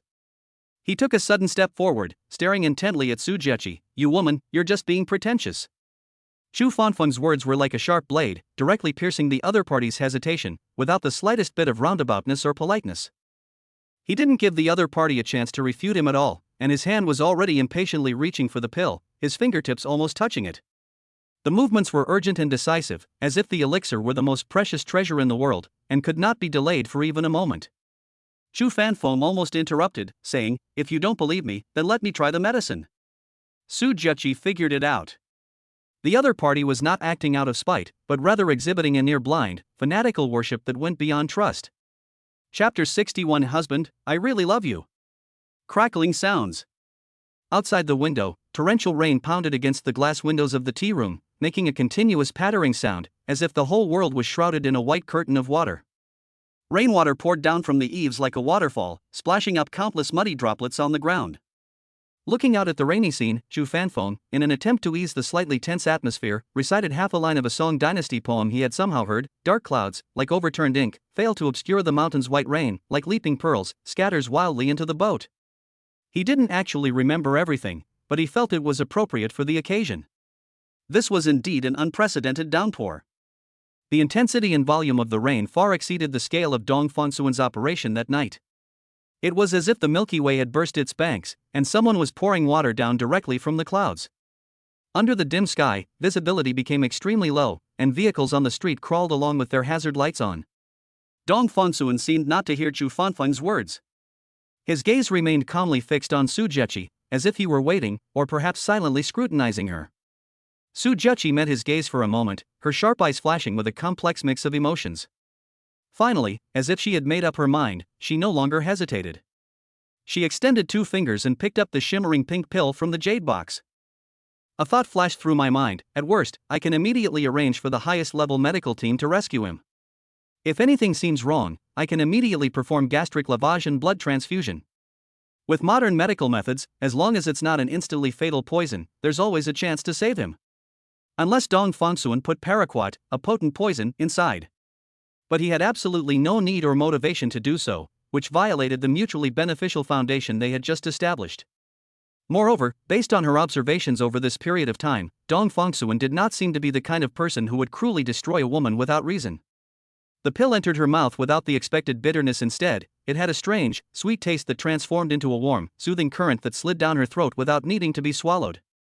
Almost immediately, Su Jueqi clearly sensed the difference. An indescribable feeling of comfort rose from my abdomen and quickly flowed to my limbs and bones, as if parched land had been nourished by sweet rain. She subconsciously raised her hand to touch her cheek. The skin seemed to have become more delicate and smooth, full of elasticity.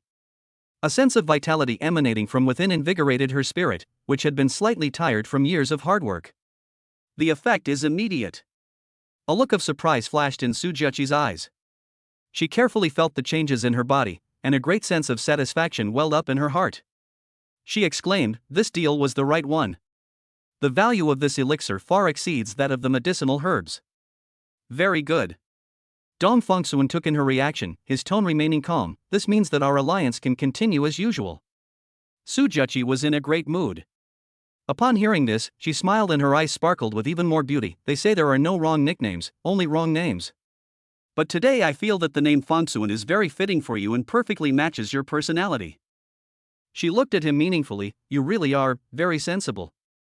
Know when to advance and retreat, be clear about boundaries, neither take advantage of kindness nor be overly enthusiastic." Just then, Dong Fengsuan's phone screen on the table suddenly lit up and vibrated rapidly. He had only glanced at it casually. It was a weather warning issued by the meteorological station, a deep red alert, the highest level of weather warning. Citizens are reminded that due to the recent continuous heavy rainfall, mudslides have occurred in some mountainous areas of the city, and a list of potentially affected areas has been provided. His gaze swept quickly across the list, and when the words Zishanju Villa District caught his eye, the calm on Dong Fengsuan's face shattered instantly. "Excuse me." He stood up abruptly, not even having time to explain, pushed aside the chair behind him, and dashed out of the tea room like lightning, heading straight for the men's restroom at the end of the corridor. He quickly opened a stall and locked the door behind him. The next moment, space seemed to distort slightly. Supernatural power, the ends of the earth are within reach. Activate. Zishanju Villas, nestled on a gently sloping hillside, is currently experiencing the furious onslaught of nature. Above the hillside, the rain-soaked soil finally lost its last bit of cohesion. Mud, soil, and rain mixed with rocks and broken wood, transforming into a massive, earthy, brown torrent, like a giant beast awakening, roaring and surging as it poured down toward the villa area below the mountain. Trees were uprooted, and boulders tumbled in the mudflow, making a chilling crashing sound. Inside the villa, the previously orderly medical team was suddenly thrown into chaos. The piercing alarm, the deafening roar outside the window, and the violent tremors underfoot threw these professionals, who usually work in sterile environments, into a panic. Some people screamed and tried to run away, some frantically searched for hiding places, and some were so frightened that they collapsed to the ground. Their professional expertise is limited to the medical and health field. When faced with the earth-shattering power of nature, they are no different from ordinary people. Fear gripped everyone, and the instinct for survival drove them to scatter and flee. In the extreme panic, no one remembered that in the special care ward on the first floor of the villa, there was a patient who was completely unable to move on his own. Fear of death is human nature, but they did indeed overlook Tang Qiuhua in the chaos. The loyal housekeeper had just returned from checking on the glass greenhouse next door, and the first thing he thought of was Tang Qiuhua, whom he had watched grow up. He tried to rush against the panicked crowd toward the sanatorium, but just as he reached the middle of the corridor, a torrent of mud mixed with gravel and broken branches suddenly smashed through a side window, and murky muddy water rushed in, blocking his way. The gale-force winds and torrential rain lashed down on him, making him unsteady on his feet and powerless. He could only watch helplessly as the direction of the sanatorium was blocked by the raging mud and wind. Inside the sanatorium, Tang Qiuhua lay alone on the hospital bed. The huge floor-to-ceiling windows were shattered by the raging mudslide and gale-force winds outside, sending shards of glass mixed with icy rain and foul-smelling mud splashing in. The instruments inside the room crackled from short circuits, and the lights flickered on and off. Looking at the apocalyptic scene before her and listening to the roaring sounds outside the window that sounded like wild beasts, she strangely didn't feel much fear or despair. A deep, heavy sense of guilt replaced all other emotions. She was a mother, yet she couldn't protect the child in her womb. Dong Fangxuan had not yet exhausted her internal energy. With difficulty, she raised her left hand, the only part of her body that could move slightly, and gently placed her fingertips on her swollen belly, feeling the throbbing of the little life inside. "I'm sorry, baby, mommy may not be able to bring you into this world to see the starry sky and the sea that daddy described." She turned her head and looked out the broken window at the chaotic storm that seemed to be swallowing everything. A sorrowful yet relieved smile slowly appeared on his pale face, as if he were saying a final farewell to someone far away through the raging storm.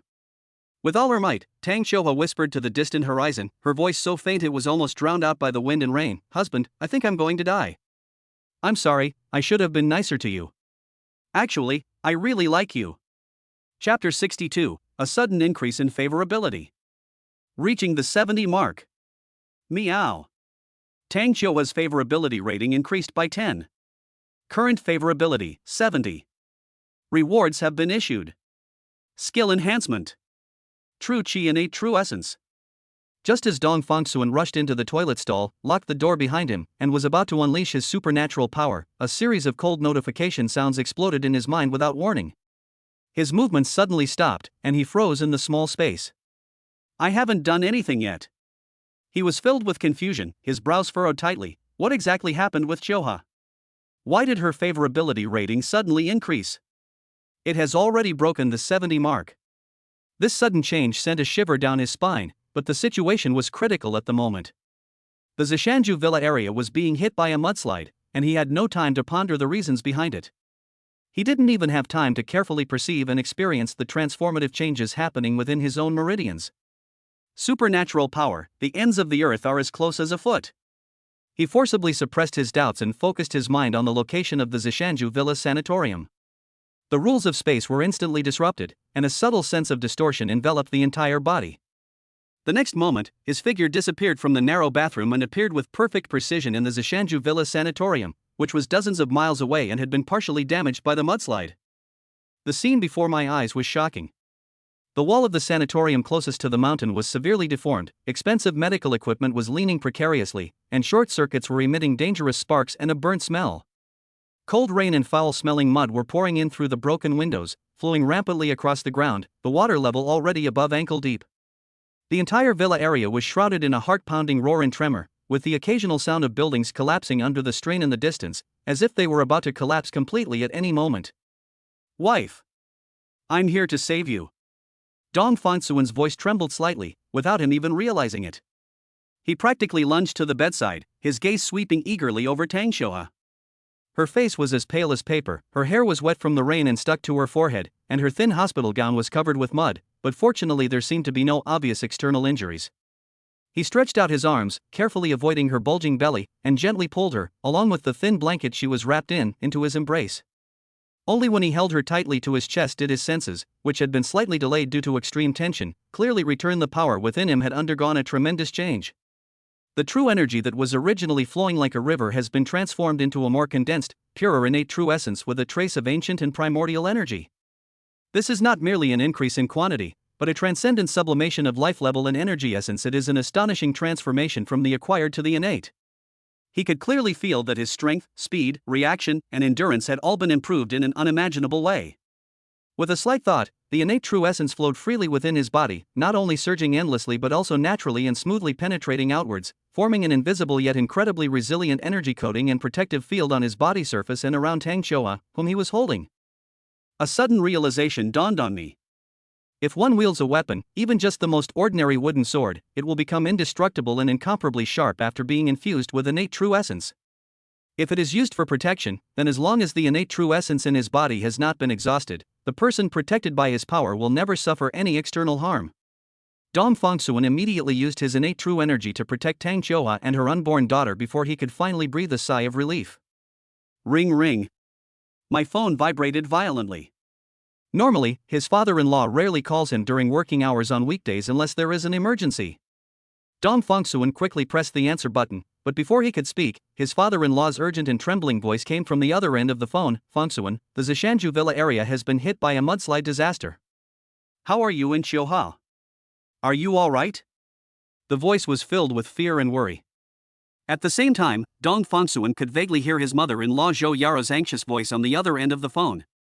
Her voice was trembling with sobs as she kept asking, "Where's Qiuhua? How is she? Dad, Mom, it's all right. Don't worry, I'm here. Qiuhua and her unborn child will be absolutely safe. I will take them to a relatively safe area and wait for rescue." The voices of my father-in-law and mother-in-law came from the other end of the phone. Father-in-law Tang Hugua, Fengsuan, you must be careful. Don't be reckless, I'll contact professionals to come and rescue you right away. Mother-in-law Zhou Yaru, if you encounter danger, don't try to tough it out. You must ensure your safety first. Her voice trembled with a sob, a testament to her deep longing for her daughter. Dong Fengsuan nodded vigorously. Although his parents-in-law on the other end of the phone couldn't see him, he still said in a deep voice, "Dad, Mom, I understand. With me here, you can rest assured." Just then, rumble. A violent and intense earthquake, far more intense and closer than before, suddenly erupted. The ceiling above emitted a teeth-grinding groan, and huge cracks spread out instantly like a spider web, with dust and debris falling down in a flurry. The main structure of the entire villa is emitting its final groans. It is about to collapse. Hold me. Dong Fengsuan gave a low shout, no longer hesitating. He gently pressed Tang Qiuhua's head onto his shoulder, and his innate true energy surged with unprecedented intensity, forming a perfect oval-shaped protective shield that firmly protected him, his wife, and the child in her womb. The next moment, he grabbed her and suddenly exerted force, crashing into the already shattered window covered in mud like a cannonball. Bang! The remaining glass and window frame were smashed open by the immense force, and the two figures, enveloped in a fierce protective shield of innate true energy, charged into the chaotic torrential rain and raging mudslide outside the window. Just as they rushed out of the villa and their bodies took to the air. Snap! A bolt of lightning, incredibly bright and seemingly capable of tearing the entire sky apart, soared through the heavens like a giant dragon of gold and silver. The burst of brilliant light in that instant forcibly dispelled the gloom of the rainy night, illuminating the world in a stark white. It was in that fleeting moment of lightning that the old butler, who had disregarded his age and frailty and exerted all his strength to finally rush against the flow of people and through the mud to the vicinity of the main residential area, managed to raise his head with difficulty and witness a scene he would never forget. Is this real? The old butler let out a dreamlike sigh. In the pitch-black, torrential night sky, the brilliant and violent thunder, like immortal gilding, clearly and eternally imprinted two figures embracing each other, suspended low above the torrent of disaster, into the deepest recesses of the old butler's retina and memory. Chapter 63: A Light Kiss. Affection Level 80. Water Control. In the pouring rain, Dong Fengsuan held Tang Qiuhua and floated in mid-air. The protective shield formed by their innate true essence firmly protected the two of them, preventing any external wind and rain from penetrating them even slightly. Husband. Tang Qiuhua nestled in his arms, feeling the warmth from his chest. 1,000 words choked in her throat, and in the end, they only turned into a soft call. At that moment, all fear and anxiety vanished, replaced by an unprecedented sense of security that almost overflowed from my heart. After a long while, she looked up at her rain-soaked face, tears mingling with the raindrops as they streamed down her cheeks, her voice soft yet firm. "Kiss me." Dong Fongsuan looked down at her pale face, which was filled with a happy smile, and a surge of heroic spirit welled up in his heart. Being able to protect his wife and daughter during such a natural disaster gave him an unprecedented sense of confidence. He leaned down and placed a gentle kiss on her cool lips. Even amidst natural disasters, nothing could interrupt their interaction. Meow. Tang Qiuhua's favorability rating increased by 10. Current favorability rating, 80. Rewards being distributed. The system notification sounded in his mind, but Dong Fongsuan had no time to pay attention to it at the moment. His gaze suddenly froze on something not far away. Amid the mudslide, the old butler was struggling to trek towards the main house. The muddy water had reached his waist, making each step incredibly difficult. Clearly, while everyone else was fleeing for their lives, this old man chose to go against the flow, wanting to go back and rescue Miss Tang. Dong Fongsuan's heart skipped a beat. In his haste, he used his abilities to save people, completely unaware that the old butler had witnessed the whole scene. What to do? Now activate the superpower, zero existence, no trace eradication?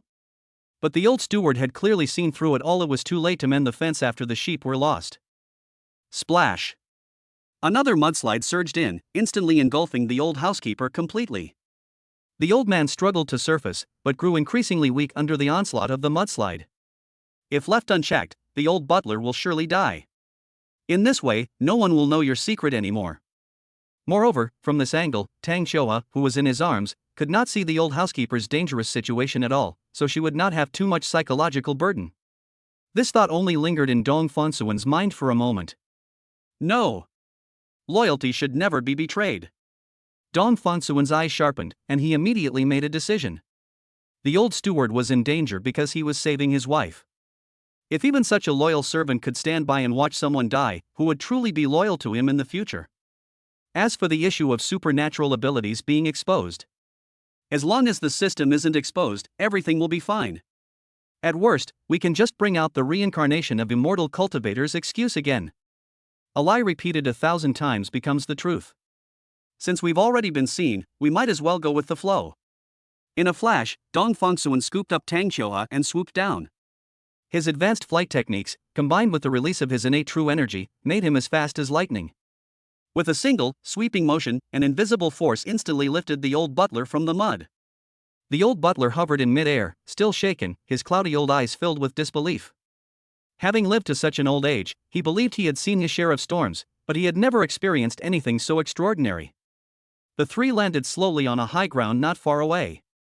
The terrain here was higher, temporarily avoiding the threat of mudslides. Looking around, all that could be seen was churning mudflows, and trees and houses were no match for the roar of nature. Only the small hill where they stood remained steadfast amidst the wind and rain. The phone was dialed again. A square inch. A deep male voice, with the distinctive texture of noise-canceling equipment, said, "I am Tang Huguo." Tang Huguo's voice cut off the technical report, and the faint sound of helicopter rotors cutting through the air could be heard in the background. The military special operations team, carrying high-pressure hovercraft and sonar life detectors, is expected to arrive in 7 minutes. Order number 0317 has been specially reviewed by the Military Commission. A helicopter formation carrying a swarm of medical drones is simultaneously establishing a temporary blood bank. Don't act rashly, don't be reckless, and wait patiently for rescue. The old butler looked at this safe haven in the midst of despair and couldn't help but shed tears. "Young master, you." The old butler's voice trembled, filled with awe and gratitude. "Are you a deity who has come to the mortal world? Did you come specifically to settle karma and save the young lady?" "Yes, it must be." Upon hearing this, Tang Qiuhua's face showed a look of worry. Her husband's secret had finally been exposed. What should she do? Dong Fongsuan, however, remained calm. "Grandpa Zhang, the fewer people who know about this, the better. Don't tell anyone else." The butler nodded repeatedly. Dong Fongsuan focused his attention on the system. Rewards have been issued. Superpower, water control. Using himself as the source, all water within 100 meters obeys his command. Even the water within the bodies of living beings is under his control, except for those of higher status. The cold notification sound echoed in his mind. Dong Fongsuan was stunned for a moment, and then an uncontrollable joy surged up in his heart. He subconsciously stirred his mind, and his senses spread out like ripples on water. Within 100 meters of him, the torrential rain, the surging muddy flow beneath his feet, and even the flow of blood and bodily fluids within the old butler and Tang Qiuhua's bodies became crystal clear to him. If one so chooses, one can easily interfere with or manipulate things. What you lack, you get. This capability came at the perfect time. With this ability to control water, the mudslide in front of him was no longer a threat. He could, to some extent, guide and divert these muddy torrents containing a lot of water, causing them to actively avoid the high ground where the three of them were currently located. At least it can slow down the rate at which the area is flooded. Just then, a huge roar came from overhead. Several helicopters, with their understated paint schemes and sharp lines, clearly not belonging to the civilian sector, broke through the thick rain like giant steel birds, struggling to reach the sky. Their propellers churned up the wind and rain, emitting a deafening roar. One of the helicopter doors opened, revealing Tang Hugua and Zhou Yaru's extremely anxious faces. Looking down, when they saw that their daughter, son-in-law, and old housekeeper were still alive and temporarily on relatively safe high ground, their hearts, which had been in their throats, finally eased a little. However, the tension, unease, and worry in their eyes did not diminish at all. "Quick! Save them!" Tang Hugua shouted into the communication device, his voice distorted with anxiety. The helicopter pilot's voice came through the wind and rain, filled with helplessness and urgency. "Report. The environment below is too dangerous. The airflow is turbulent, visibility is low, and ground conditions are complex. We cannot land." They have to grab the rope ladder connecting to the helicopter and climb up themselves. Upon hearing this, Tang Hugua and Zhou Yaru's faces turned deathly pale. Despair, like cold rain, soaked them to the bone. Has the time come to test human nature? They didn't doubt Dong Fongsuan's ability to save himself, nor did they doubt the old steward's loyalty, but their daughter, Qiuhua, is completely paralyzed. Chapter 64: A Miracle Flash. Temporary healing? Tang Qiuhua was completely unable to move, not even to raise her hand, so how could she possibly climb that swaying rope ladder on her own? She nestled in Dong Fongsuan's arms, watching the rope ladder hanging from the helicopter, swaying violently in the gale, and couldn't help but feel nervous. There are too many people around now. If my husband were to make a move in front of everyone, it would only expose his special abilities. What should we do? However, at this critical juncture between life and death, facing the possibility of death coming again, she felt that something in her heart had become clearer and more resolute than ever before. He'll find a way. Tang Qiuhua recalled the intense longing and reluctance she felt for her husband and unborn daughter when she thought she was going to die in the collapsed villa. She did not love this world that repeatedly brought Tang Qiuhua suffering. But she deeply loved her husband and the little life growing inside her. Tang Qiuhua has truly experienced Dong Fongsuan's unreserved love and protection. So that's why Tang Qiuhua will never give up so easily again. She absolutely refused to allow herself to have even the slightest thought of despondency. In order to prevent her beloved husband from being saddened by her departure, and in order to watch her daughter grow up, Tang Qiuhua must live on. Starting today, Tang Qiuhua will strive to become a positive and optimistic woman who never gives up, no matter what difficulty she faces. Having weathered many storms, the old butler now displayed an extraordinary composure. He lowered his voice and leaned closer to Dong Fongsuan. "Young master, what should we do in this situation?" He subconsciously regarded this son-in-law, who had performed miracles, as his pillar of support. Since the son-in-law has been hiding his abilities, there must be a deeper reason behind it. Perhaps the immortals do not want to display their divine power in front of too many mortals. But he himself was truly helpless in the face of this natural disaster and the predicament he was in.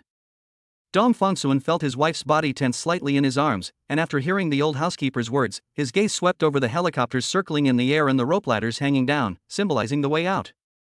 He had already made up his mind. He spoke to the old butler in a calm yet reassuring voice. "It's all right, Grandpa Zhang. Let Qiuhua go up first, and the two of us will follow behind." Upon hearing this, the old butler's lips moved as if he wanted to remind him, "Young master, are you confused in your haste? Miss Tang Qiuhua is completely paralyzed and cannot move." However, the next moment, something incredible happened that left all the witnesses speechless. Tang Qiuhua, who had been carefully helped to the rope ladder by Dong Fongsuan, slowly and with great difficulty raised her originally weak and powerless hand. With a slightly stiff posture, she grasped the rope ladder that was swaying in the wind and rain. Then, Tang Xiuhua began to climb upwards in an extremely slow, seemingly laborious but actually moving manner. Let's gather up this rope ladder first. Dong Fongsuan looked up and shouted at the helicopter, his voice cutting through the wind and rain. Xiuhua has been bedridden for a long time and doesn't have enough strength. She's climbing too slowly, which is too dangerous. Give me a hand and pull Tang Xiuhua up the rope ladder she's holding onto. Grandpa Zhang and I will take the other rope ladder. Although the people on the helicopter were shocked that Tang Xiuhua, who was supposed to be completely paralyzed according to the intelligence, could actually move, the situation was critical, and they didn't have time to think about it in detail. They quickly followed Dong Fongsuan's call and began to gather the rope ladder where Tang Xiuhua was, and stretched out their hands to help her. On the ground, the old housekeeper watched Tang Xiuhua's miraculous movements, a glimmer of understanding flashing in his cloudy old eyes. I see. There was no miraculous recovery at all. It was the son-in-law using his miraculous skills. Although it's not exactly a magical technique, it is indeed an extraordinary ability. Dong Fongsuan used his innate true energy to protect Tang Xiuhua's body, and then used his water control superpower to remotely control Tang Xiuhua's limbs and 10 fingers, making her firmly grip the rope ladder. This is the truth behind the miracle. The principle behind it seems simple, but only Dong Fongsuan has mastered it. Dong Fongsuan and the old housekeeper grabbed onto another hanging rope ladder one after the other, and climbed upward steadily and laboriously in the raging wind and rain, eventually safely boarding the other two helicopters. The relatively dry and quiet environment inside the cabin contrasted sharply with the dramatic changes outside, making one feel as if they were in another world. Inside the cabin where Tang Hugua and Zhou Yaro were, they immediately hugged their daughter tightly as she was being pulled aboard. Zhou Yaro's tears instantly burst forth. She cupped Tang Xiuhua's face in her hands, her voice trembling with emotion. Xiuhua? Your hand, you moved just now.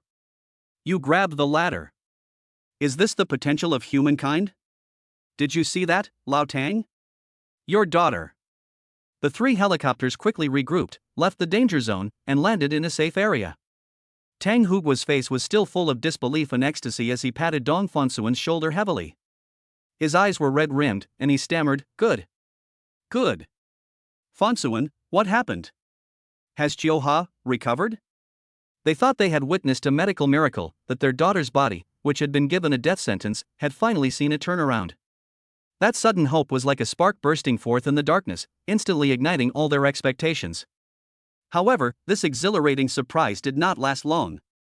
When the helicopter began to stabilize slightly, Zhou Yaro tried to help her daughter find a more comfortable position, only to discover Tang Xiuhua's arm remained limp, like a puppet without its strings, and no matter how softly she called out, her fingers could not move an inch. The action of grabbing the rope ladder and struggling upwards just now seemed like a brief and beautiful dream shared by everyone. The atmosphere froze instantly. That miraculous light shone for only a moment, like the most dazzling fireworks in the night sky, illuminating the world when it bloomed, but leaving behind a deeper loneliness and darkness after it extinguished. Like the ephemeral beauty of the night blooming cereus, it vanishes in an instant. A profound sense of loss overwhelmed Tang Hugua and Zhou Yaro like an icy tide. Looking at their daughter's still pale and quiet face, and at her imprisoned body, their hearts felt as if they were being clenched tightly.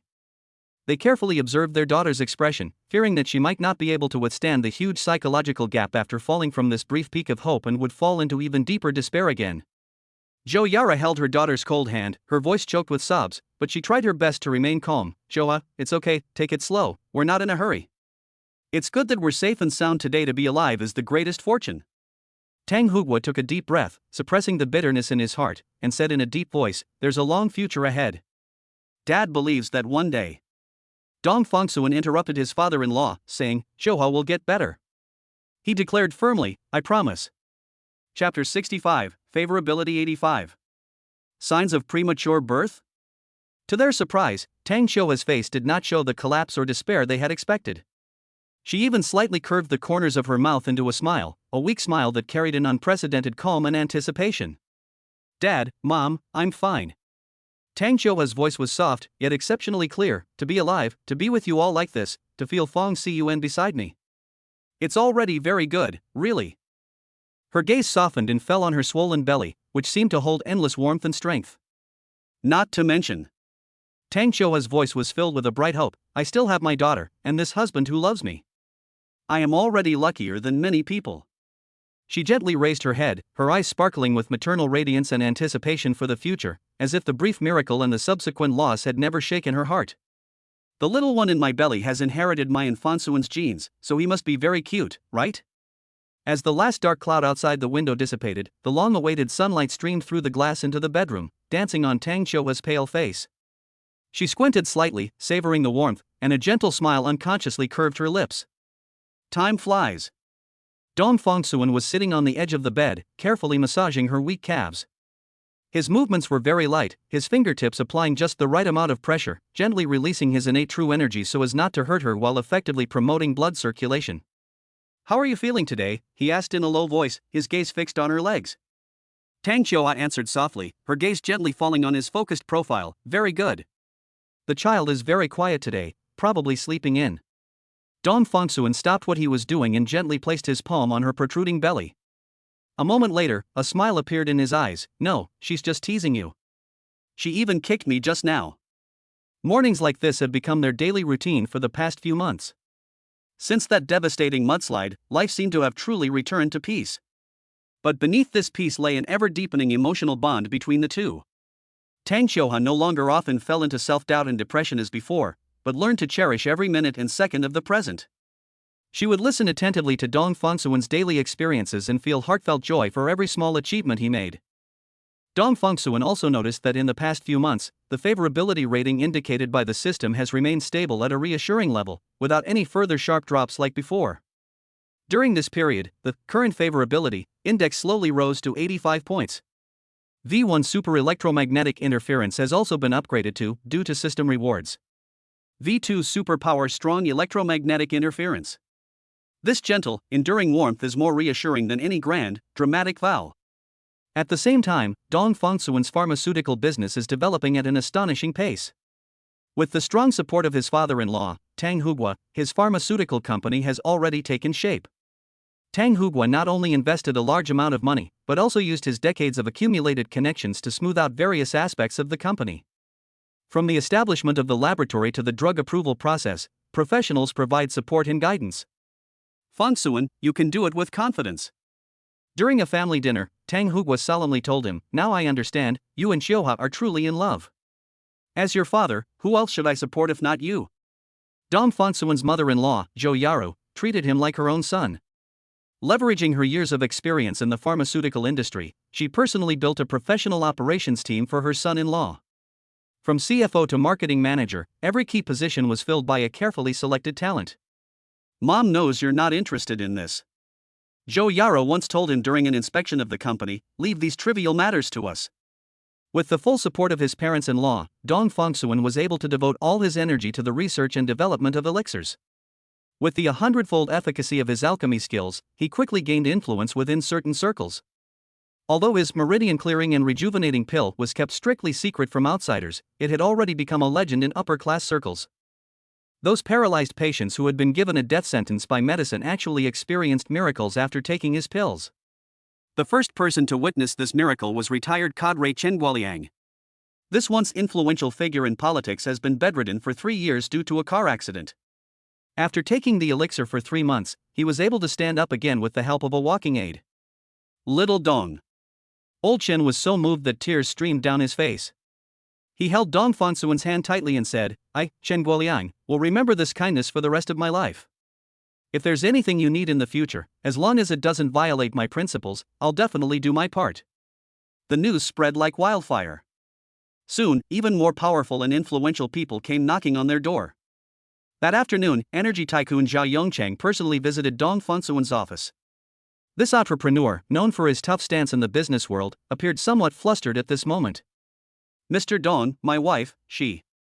Zhao Yongchang's voice choked up. "I have late-stage ALS, and the doctor said I have at most 3 months left. Please save her." Dong Fongsuan looked at the other person calmly, his fingers lightly tapping the table.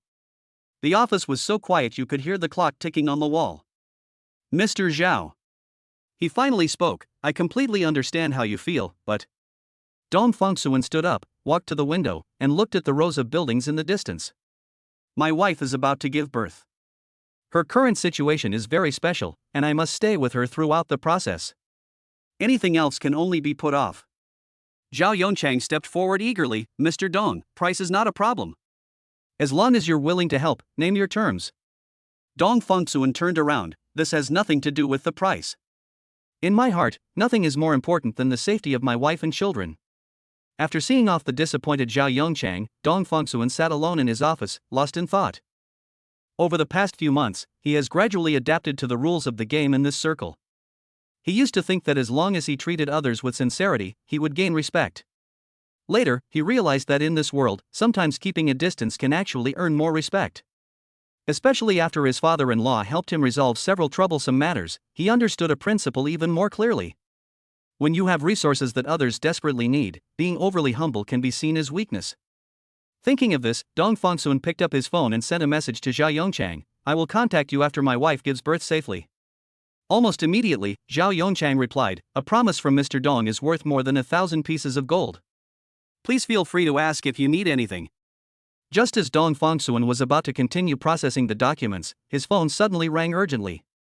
The caller ID showed it was the old housekeeper. He answered the phone, but before he could even speak, he heard the old butler's panicked voice, young master. Something terrible has happened. Miss is bleeding. The doctor says it's a sign of premature labor. Chapter 66, Uterine Contraction Inhibitors. A motorcycle with a flashing lights runs a red light. It kills someone. Dong Fengsuan's fingers tightened suddenly as he gripped his phone. The devastating news from the receiver was like a cold needle, suddenly piercing his heart and making him gasp for breath. Bleeding? Signs of premature labor? Uncle Zhang, explain yourself. What exactly is going on? Dong Fengsuan's voice unconsciously rose, filled with barely concealed urgency, a stark contrast to his usual composed and strategic demeanor at the company. A faint scraping sound came from the other end of the phone, as if the old butler was handing the phone to someone next to him. Immediately afterwards, a calm, professional, but also somewhat solemn female voice came over. Mr. Dong, hello, I am Dr. Xin Jingru, Miss Tang's current attending physician. Xin Jingru is a highly respected retired chief physician. She had already received offers from top-tier hospitals to rehire her, but Zhou Yaro offered her even better terms and comprehensive respect for her daughter, which is why she was invited to take charge of Tang Xiuhua's prenatal care. Her qualifications and abilities were the best guarantee of excellence in this field. Mr. Dong, please calm down. Dr. Xin Jingru spoke at a steady pace, but her words were precise and serious. Miss Tang did indeed show signs of premature labor with bleeding, accompanied by irregular contractions. We immediately administered intravenous ritidrine hydrochloride, a tocolytic agent, along with sedatives and hemostatics. The bleeding has been initially controlled, the frequency of contractions has also slowed down, and the patient is currently in a relatively stable condition. She paused, the seriousness in her tone not dissipating. However, you must understand that Miss Tang's physical condition is extremely special. Her pre-existing condition, Tang Xiuhua disease, which led to her weakened physical function, coupled with the various potential risks brought about by long-term paralysis, made this premature birth crisis far more complex and dangerous than that of an ordinary pregnant woman. Our entire medical team has never encountered such a challenging combination of cases before. Dong Fengsuan's heart sank further with her words. He understood what Dr. Xin Jingru meant. In the medical field, Tang Xiuhua is almost an isolated case, and there is no mature solution to follow. This also reminded him of the convalescent team that had been dismissed before. On the day of the mudslide, when disaster struck, those medical staff who were usually highly paid and incredibly professional chose to save themselves in the face of life and death, leaving Tang Xiuhua, who was completely unable to move, alone in the dangerous villa. This incident became a lingering shadow and nightmare in the hearts of Tang Huguo and Zhou Yaro. Emotionally speaking, Tang Huguo and Zhou Yaro could understand those people's choices. After all, just because someone is paid to work doesn't mean they should be expected to risk their life in times of crisis. But rationally, especially as parents, they cannot accept it, let alone forget it. For several days in a row, they were awakened by nightmares, deeply tormented by the lingering fear. Therefore, they decisively dismissed the original team and, at great expense, used their connections to build the new team led by Dr. Xin Jingru, which has a cleaner background, higher professional competence, and prioritizes patients' lives in emergencies. All of this contrast highlights Dong Fengsuan's invaluable contribution during that disaster. Because Tang Xiuhua had instructed that the matter be kept secret, the old housekeeper was vague, only saying that the son-in-law saved the young lady, without revealing any specific details. Therefore, in the eyes of Tang Huguo and Zhou Yaro, their son-in-law Dong Fengsuan's sense of responsibility, composure, and ability to turn the tide at critical moments were simply flawless. They were increasingly grateful that their daughter had found such a support. I understand, Director Shin. Dong Fongsuan forcibly suppressed the turmoil in his heart, his voice regaining its outward composure, but he spoke extremely quickly. Please keep the situation stable, I'm coming right away. After ending the call, his first thought was to use his supernatural power, the ends of the earth are within reach, to instantly teleport to his wife's side. However, he was at the company at the moment, and there were still many clients waiting to negotiate outside the office. Even the private toilet stalls were full due to the large number of visitors. Under the watchful eyes of everyone, he was unable to perform his attack. After forcing himself to calm down, Dong Fongsuan took a deep breath and pushed open the office door. He ignored the clients and subordinates outside who wanted to greet him, and quickly instructed his assistant, I have an urgent matter, all appointments are postponed. Dong Fongsuan strode towards the elevator, went straight down to the garage, got into his car, and urgently said to the driver, to the hospital. As fast as you can. The driver didn't dare to delay and immediately started the car, driving into the traffic. Dong Fongsuan leaned back in his chair, his brows furrowed, his inner anxiety almost consuming him. He kept looking at his watch, feeling that every second was passing incredibly slowly. Just as the vehicle was driving to an intersection and waiting for the green light, something unexpected happened. A piercing roar of engines came from the side, and several modified motorcycles, like wild dogs that had broken free, ran through the red light and charged straight toward them. The lead vehicle was ridden by a teenager with striking yellow hair and several cheap tattoos on his face and bare arms. He even arrogantly lifted one wheel and made a dangerous move.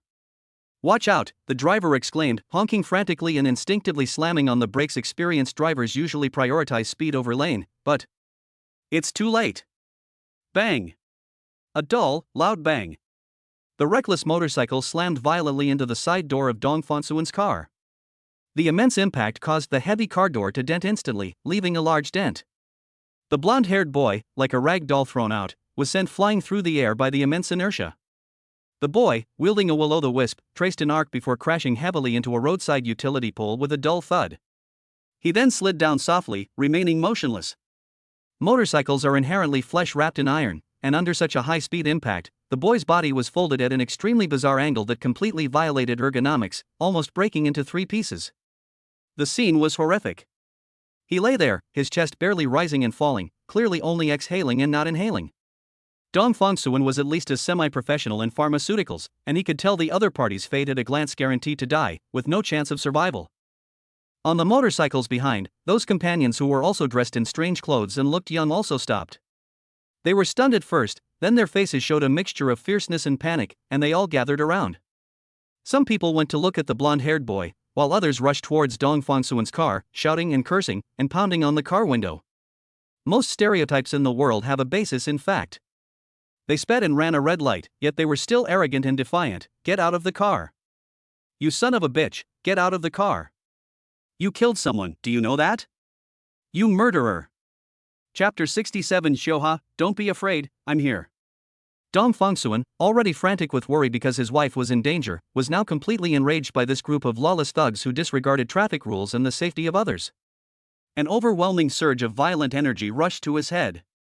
Shut up, all of you. Dong Fongsuan suddenly pushed open the car door, stepped out, and roared. The afternoon sun was blinding, reflecting the suppressed, cold glint in his eyes, a light that could almost freeze the air. If you bark again, I'll kill you all. The usually gentle and kind Dong Fongsuan lost all reason and went completely mad. The acrid smell of burning tires mingled with the stench of blood, creating a nauseatingly sweet and pungent odor that weighed heavily on everyone's chest. The group of thugs with dyed hair and wearing tight pants surrounded them, their faces twisted with arrogance and feigned shrewdness. They poured out vulgarities like sewage, trying to cover up their inner cowardice with their loud voices. Although Dong Fongsuan could kill all these will-o'-the-wisps with his bare hands in less than 3 seconds, but Dong Fongsuan eventually calmed down and did not commit a crime in the street. The gentle, refined words burst from between Dong Fongsuan's teeth. You little bastards who were born of fathers but raised without fathers, get out of here. Short, cold, with a metallic, friction-like texture. As soon as he finished speaking, an invisible force suddenly erupted from him. It wasn't a sound, nor was it the wind, it was a heavy pressure that acted directly on the mind, like an undercurrent at the bottom of the deep sea, instantly seizing the heart of every provocateur. The arrogance on the thugs' faces froze instantly, then shattered, turning into undisguised fear. They suddenly found it difficult to breathe, as if an invisible boulder was pressing on their chests, and a chill ran down their spines. Instinctively, they staggered backward, and the curses that were about to be uttered were stuck deep in their throats, turning into strange, hoarse sounds. Almost at the same moment, a more substantial blow struck. The screens of the cell phones that were being held up, recording videos or taking photos, as well as the cameras brought by some reporters, suddenly lit up with a blinding white light without warning, followed by a subtle but clear cracking sound from inside. Plastic and glass shards exploded from their hands, wisps of smoke rose with the smell of burning, and the equipment instantly turned into a pile of scrap metal. The onlookers screamed, instinctively dropping the scalding hot remains in their hands, their faces filled with bewilderment and panic. Dong Fongsuan remained oblivious to all of this. He didn't even glance at the twisted wreckage of the motorcycle and the dark red seeping from beneath it. The murderous intent surging in his chest was like boiling magma, scorching his reason. The lives of these scoundrels are as insignificant as dust compared to what he cares about right now. He wished he could completely erase the noise and malice of the entire street. But he couldn't. There was something even more important, something that concerned two lives and his entire future, hanging precariously on a tightrope. He pulled out his phone, his movements swift and steady, and dialed directly into the private number of energy tycoon Zhao Yongchang. "Mr. Zhao, it's me, Dong Fongsuan."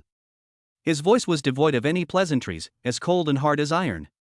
"I ran into trouble at the Zhongshan Road intersection. A thug who was speeding and running a red light crashed into my car and died. I have an extremely urgent matter to attend to and must leave immediately. Please have someone clean this up to ensure there are no further public relations issues." Dong Fongsuan paused briefly, then added, "Don't worry about the video recordings and photos, my hacker team has already taken care of them." Within a radius of 500 meters, all electronic devices that can connect to the internet have been paralyzed. The traffic police's surveillance footage up to the time of the accident showed a situation that was absolutely in our favor, so it was not deleted. When Zhao Yongchang heard Dong Fongsuan's voice on the other end of the phone, especially the words "extremely urgent," and considering the other party's unpredictable abilities and the promises he had made, he hesitated almost without hesitation. Zhao Yongchang's tone even carried a fawning cheerfulness. "Mr. Dong, don't worry. Leave it to me. Isn't he just a petty thug who's asking for trouble? It's such a trivial matter, I guarantee I'll handle it flawlessly and cleanly, without a single whisper reaching your ears." The call has ended. Dong Fongsuan's gaze swept towards the driver's seat. The driver lay there limp, pale as a ghost, his whole body trembling uncontrollably, his teeth chattering, unable to utter a complete sentence. He was clearly completely incapacitated. Dong Fongsuan wasted no more seconds. He yanked open the car door, grabbed the driver's arm, and dragged him out of the driver's seat without a word, shoving him into the passenger seat. The action wasn't exactly violent, but it carried an irresistible decisiveness. He quickly got into the still warm driver's seat, fastened his seatbelt, started the engine, and slammed on the gas. The high-performance luxury car let out a suppressed growl, its tires screeching against the ground as it sped off in an instant, completely ignoring the mess behind it and the group of dumbfounded thugs and passers-by. The car cut through the air, speeding madly toward the hospital with an almost resolute attitude. The city streets rushed past the car window, blurring into a flowing mass of color. His world now has only one focus, one direction. The roar of the engine amplified his heartbeat, and every gear shift tightened his taut nerves. "Hurry up! Faster!" Dong Fongsuan almost crushed the steering wheel, Tang Qiuhua's pale and dependent face flashing through his mind. When he finally slammed on the brakes at the entrance of the sanatorium, practically slamming on the car door, and ran through the silent corridor, pushing open the heavy door to the VIP sanatorium room, time seemed to slow down abruptly. The ward was dimly lit, yet filled with a cold stillness. Tang Qiuhua lay quietly on the pure white hospital bed, like a fragile orchid that had lost its nourishment. Her face was even paler than when he left, almost transparent, and her lips were completely bloodless. An 4 needle was inserted into the back of her slender hand, and clear medicine was being slowly and persistently injected into her veins, drop by drop. Beside him, the screen of the vital signs monitor flickered with a faint green light, and the regular but monotonous beep, beep sound struck Dong Fongsuan's heart with each beep. Seeing her lifeless appearance, all the previous anxiety, anger, and murderous intent that almost burned everything away receded like a tide, instantly replaced by a deeper and sharper pain. The pain gripped his heart, making it almost impossible for him to breathe. He walked step by step to the bedside, his movements becoming extremely gentle, as if afraid of disturbing a fragile dream.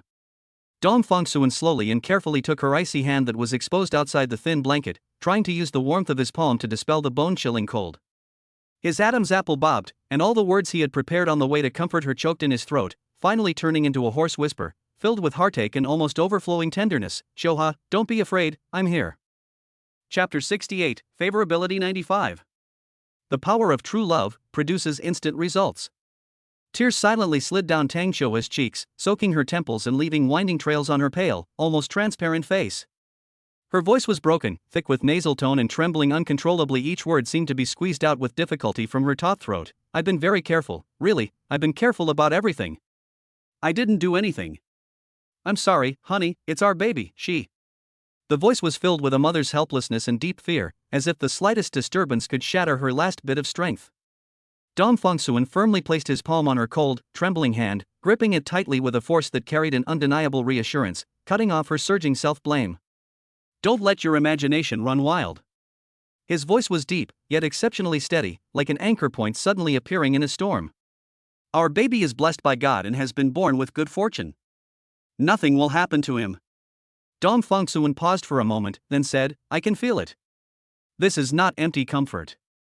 Before the words were finished, a warm, mellow, and vibrant energy flowed continuously into Tang Xiuhua's body through their clasped hands. That was his innate true essence, cultivated through the union of life and death. At this moment, it was like the warmest sunshine in spring, or a gentle stream, carefully and swiftly permeating her limbs and bones, focusing on nourishing her heavily burdened uterus and the slightly weak little life within it. In his perception, the unborn child was indeed somewhat weak and lacked vitality, like a faint candle flame in the wind, but the spark representing the origin of life was still burning stubbornly and had not been extinguished. This discovery eased his tension slightly. Thankfully, we made it in time. Tang Xiuhua stared at him blankly. There was not a trace of hesitation in his eyes, only a bottomless certainty and a reassuring power. That gaze pierced through all her fear and anxiety, reaching the deepest part of her heart. For some reason, her turbulent emotions calmed down, as if she had found the strongest support. The tears stopped, leaving only soft sobs. I believe you, she said softly, her voice weak but no longer hesitant. No further explanation is needed. The tacit understanding cultivated over a long period of time, intertwined with dreams and reality, has long surpassed that of ordinary couples. A glance, a handshake, are enough to convey 1,000 words. Almost simultaneously, the values on the life monitor next to them, which had been fluctuating or even slightly alarming, began to rise and stabilize at a visible speed. Heart rate, blood oxygen, fetal heart rate. All indicators quickly returned to safe levels, and the curve became smooth and strong. Dr. Shin Jingru, a retired chief physician who had been closely monitoring the data and was used to the unpredictability of life, couldn't help but push up her glasses and show an expression of disbelief on her face. She murmured to herself, I understand the influence of emotions on the illness, the theories of psychosomatic medicine, and I've seen miracles in clinical practice, but... She raised her head, her gaze sweeping back and forth between Dong Fengsuan and Tang Xiuhua, before finally letting out a heartfelt exclamation. The effect is too immediate. Could this be the legendary power of true love? Tang Xiuhua felt a little embarrassed by what she said, and a rare, very faint color appeared on her pale face.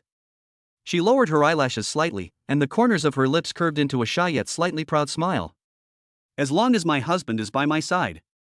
Tang Xiuhua's voice was soft yet clearly audible, I feel especially at ease, and I'm not afraid of anything anymore. In modern medicine, there is a well-known term called the placebo effect. At this moment, all the medical staff in the ward, whether experienced doctors or young nurses, all turned their attention to Dong Fengsuan.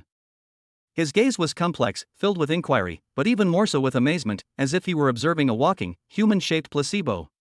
Standing a little distance away, Tang Hugua, the father-in-law, and Zhou Yaro, the mother-in-law, exchanged a glance and whispered to each other. What a wonderful son-in-law, there's no one better than Feng Cun. Zhou Yaro was filled with emotion, tears still wet on her face, and said happily, thinking about Zhao's son-in-law, he's arrogant and doesn't care about his wife. I heard that guy talks about his sister all the time, and the couple argues about it for about 20 days a month, and he also makes excuses to go on business trips for the other 10 days. He's nowhere near as good as Feng Cun. Tang Hugua nodded steadily, his eyes full of approval. They are worlds apart, incomparable. There have been some ups and downs in Xiuhua and Fengsuan's relationship, but the genuine affection between the two children is more important than anything else. Feng Cun is a responsible child, a reliable husband, and will definitely be a good father in the future. Dong Fengsuan leaned slightly closer to Tang Xiuhua, looked at her intently, and solemnly promised, there are still 2 months until your due date. I'm taking a 60-day break and handing over all company affairs to my subordinates. I will always stay by your side, never leaving your side. Tang Xiuhua panicked upon hearing this, instinctively wanting to shake her head, but her body wouldn't obey her commands, and she could only urgently dissuade her, no. Although our family isn't short of money, the company has only just gotten on track, and there are so many things waiting for your decisions. Your career can't be affected by me. Dong Fongsuan raised his other hand and gently placed his index finger on her bloodless lips, making a shushing gesture. His eyes were deep, his tone slow and firm, and every word resonated. You are far more important than the company. Tang Xiu's breath hitched, and her eyes welled up with tears again, but this time it was a surge of scalding warmth that overwhelmed her. The emotion was so overwhelming that she couldn't utter a single word. Dong Fongsuan continued, his expression more serious than ever before. For ordinary people, both ability and opportunity are indispensable for success. But I'm different. He paused slightly, then gave a calm statement with an air of profound insight. My abilities are unique and unparalleled in the world. As long as I'm willing, anytime, even starting from scratch, I can rebuild a business empire and achieve something that ordinary people can hardly imagine. His words contained no boasting, only honesty based on absolute strength. The doctors and nurses were stunned. How can there be such a narcissistic person in the world? However, this absolute arrogance does indeed possess a certain charisma. Dong Fongsuan's voice softened, filled with sincere warmth, but, being by your side, watching our child grow up day by day, this most precious time, once missed, can never be made up for. For me, no career can compare to this moment of being together. Tang Xiu's tears finally broke free, but this time, there was no bitterness in her tears, only an overflowing sense of happiness. She felt her chest filled with a hot and full emotion, almost overflowing. Confirmed. I am the luckiest and happiest woman in the world. She moved her lips slightly, wanting her husband's kiss, but looking around, I saw my parents, doctors, nurses. With so many eyes watching, I just couldn't bring myself to make that shameful request.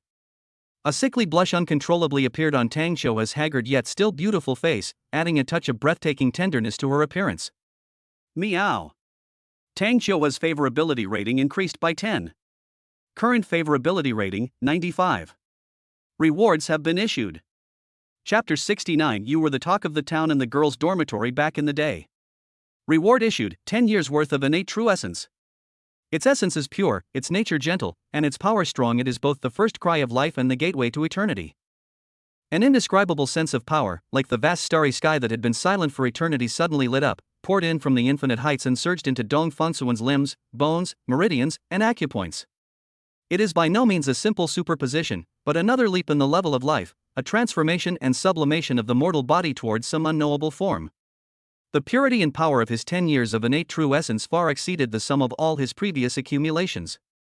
Dong Fongsuan let out a satisfied sigh. This feels so good. Is this what the evolution of life tastes like? It was not a raging torrent, but rather like a gentle yet unstoppable source of life, meticulously washing over and widening every tiny vein in his body, reshaping the density of his bones, and purifying the texture of his blood. Dong Fongsuan closed his eyes and looked inward, as if he could see his bones faintly glowing with a warm, jade-like luster, and his blood surging like mercury, deep and powerful, carrying the potential to shake mountains. The sea of consciousness expanded at an unprecedented speed, and the mind became incomparably clear and transparent, like a spotless crystal that had been wiped clean, reflecting the surrounding area and even the dust floating in the air further away, and the winding trajectory of light, all of which became vivid and clear. He could even feel his own presence creating an invisible field on the surrounding space. The flow of air became gentle when his thoughts swept over it, and the refraction of light seemed to be willing to deflect at a slight angle for him. A mysterious sense of control arises spontaneously. With a slight thought, an incomparably sharp will condensed on its own, as if it did not need metal as a carrier, but only relied on this fusion of spirit and true essence that had been condensed to the extreme, to cross thousands of mountains and rivers and take the enemy's head from 100 miles away. This is not mere conjecture, but an intuitive confirmation as natural as breathing, stemming from the enhancement of the essence of power. It is undeniable, just like the rules of the great Tao itself. Just then, the phone's vibration broke the mysterious connection. It was Zhao Yongchang. With a thought, Dong Fongsuan's surging, roaring new life force, which was about to burst out of his body, instantly receded into the deepest part of his body, like 100 rivers flowing into the sea, without leaving a trace. He picked up his phone, his voice so calm it was completely flat. Mr. Zhao. Immediately, Zhao Yongchang breathed a sigh of relief on the other end of the phone, his voice even carrying a hint of barely perceptible flattery. Mr. Dong, everything has been handled properly as you instructed. You can rest assured that no step in the process has been overlooked, and all the evidence clearly shows that you are completely innocent. The driver was the one who was driving, and the one who ran the red light was that idiot who was asking for trouble. That's an undeniable fact. I have completely covered up the public opinion, and there will be absolutely no news that is detrimental to you. The deceased's family has also been appeased. The compensation was so good that they had nothing to say, and a written agreement was signed to ensure there would be no further trouble. Dong Fongsuan, thank you for your hard work. He changed the subject abruptly, saying, I remember, your wife suffered from ALS? Zhao Yongchang's voice suddenly tightened, revealing an incredulous elation and a slight tremor. Yes. Mr. Dong, you still remember. Dong Fongsuan's voice was not loud, but it carried a promise as heavy as a mountain. After my wife gives birth, I will personally treat your wife. I'll solve this problem. There was a few seconds of dead silence on the other end of the phone, followed by Zhao Yongchang's almost uncontrollable, choked-up response, Mr. Dong's great kindness, Zhao Yongchang, will remember it. On behalf of my whole family and my poor, unfortunate wife, thank you. Thank you. Zhao Yongchang had a deep affection for his wife, and Dong Fongsuan's seemingly casual yet incredibly weighty promise was like a ray of dawn illuminating his path in the endless darkness. He became increasingly certain that he and this unfathomable Mr. Dong were essentially the same kind, both keeping their promises and sharing deep feelings. After ending the call, Dong Fongsuan looked up and met Tang Xiuhua's eyes, which were filled with worry and questions. She clearly overheard part of the conversation. Did something happen on the way here? She asked softly. Dong Fongsuan sat back on the edge of the bed, gently placing his hand on her high, protruding belly, his movements natural and full of protectiveness. It's not our fault that something unexpected happened. His tone was gentle, carrying a calming power that could soothe any anxiety. You know me, I always follow the rules. Some reckless guy sped through a red light and crashed into our car. He paused briefly, carefully examined her face, and saw that although there was worry between her brows, her breathing was still relatively steady, before continuing to explain gently, I didn't say it right away because I was afraid that you would be anxious if you heard it, which would affect your health and the baby. You seem to be in good spirits now, and our little one is doing quite well too. Before he finished speaking, a small force suddenly lifted the belly under his palm, the movement clear and powerful. Dong Fongsuan was slightly taken aback, then chuckled softly, his voice filled with the surprise of his first experience and an indescribable joy. This little guy seems to have quite a temper. He even had the strength to kick me. He looked up and gave Tang Xiuhua a smug smile. This personality trait comes from me. Don't let my gentle and refined demeanor fool you, I actually have a bad temper when I wake up. Back in school, many of my roommates were afraid of being woken up by me. Tang Xiuhua smiled broadly, her beautiful eyes curving into two crescent moons, and said coquettishly, They have absolutely no self-awareness. You're not kind to everyone, are you? You're only lenient with me, you're incredibly mean to everyone else. Dong Fongsuan raised an eyebrow. Oh? Is that so? Tang Xiuhua nodded firmly, a tender light of reminiscence in her eyes. Of course. It's always been like this. When we first started college, we girls in the dorm would have late-night chats, and you were a frequent topic of conversation. However, they hardly ever say anything nice about each other. Upon hearing this, Dong Fongsuan immediately became interested. I thought I was just a nobody, but I actually became a topic of conversation during the girls' dormitory late-night talks? Tang Xiuhua cleared her throat and imitated the teasing tone of some of her female classmates from back then. Ugh, the Dong Fongsuan, he's always so arrogant. What's he so proud of? He's so annoying. Exactly. He always has that cold, poker face, like nobody's good enough for him. It's infuriating just looking at him. What a waste of that face. He's a classic example of someone destined to be single forever. Someone like him will never find a girlfriend. Dong Fongsuan listened to these old accusations without taking them seriously. Instead, a hint of interest appeared in his eyes as he pressed on, and what about you? Back then, didn't you say a few words of justice for me? Chapter 70 Good men don't exist in the market. Tang Xiuhua's lips curved into a sly smile, her eyes sparkling with a mischievous light, like a kitten that had stolen a piece of dried fish. Guess. Her voice was languid and deliberately drawn out, with a slight upward inflection at the end, stirring one's heartstrings. Dong Fongsuan cooperated by pursing his lips and making an exaggerated expression of distress, his brows furrowing together. How could anyone possibly guess that? Tell me honestly, did you participate in my denunciation meeting? Tang Xiuhua blinked her still clear and beautiful eyes, which seemed to hold the light of shattered stars. She stopped teasing him and honestly revealed the answer, though her tone carried a hint of embarrassment, as if she had unearthed a diary hidden deep in a drawer from her youth, with a touch of shyness yet an irresistible excitement to share. Back then, actually. A little bit of a Chunibu middle school syndrome. She lowered her eyelashes slightly, her thick lashes casting a small fan-shaped shadow under her eyes. Dong Fengsuan's curiosity was piqued. Tang Xiuhua seemed to be carefully choosing her words, her fair cheeks flushing slightly, like peach petals in early spring. When others ask me what I think of you, my assessment is. She took a deep breath, as if reciting some profound proverb, with a touch of shy reminiscence and a hint of youthful spirit. Cattle and sheep always travel in herds, only wild beasts are accustomed to wandering alone. Dong Fengsuan grinned, ha. My wife has a discerning eye. She knew I was different from everyone else so early on. Actually, at that time, I was nothing. Tang Xiuhua said with a smile. At the time, I felt that we were probably the same kind of people, both of us who were unwilling to follow the crowd and disdain to blend in with the crowd. I think people who are independent but not socially anxious are not aloof, but rather have a clear understanding of the world. She raised her eyes, glanced quickly at Dong Fengsuan, and then lowered them again. So I secretly observed you for quite a while. The last sentence, almost as if held in her mouth, carries the shyness of a girl's secret feelings being revealed. Upon hearing this, Dong Fengsuan's eyes revealed a knowing smile, a smile like a pebble thrown into a lake, rippling gently in his deep eyes.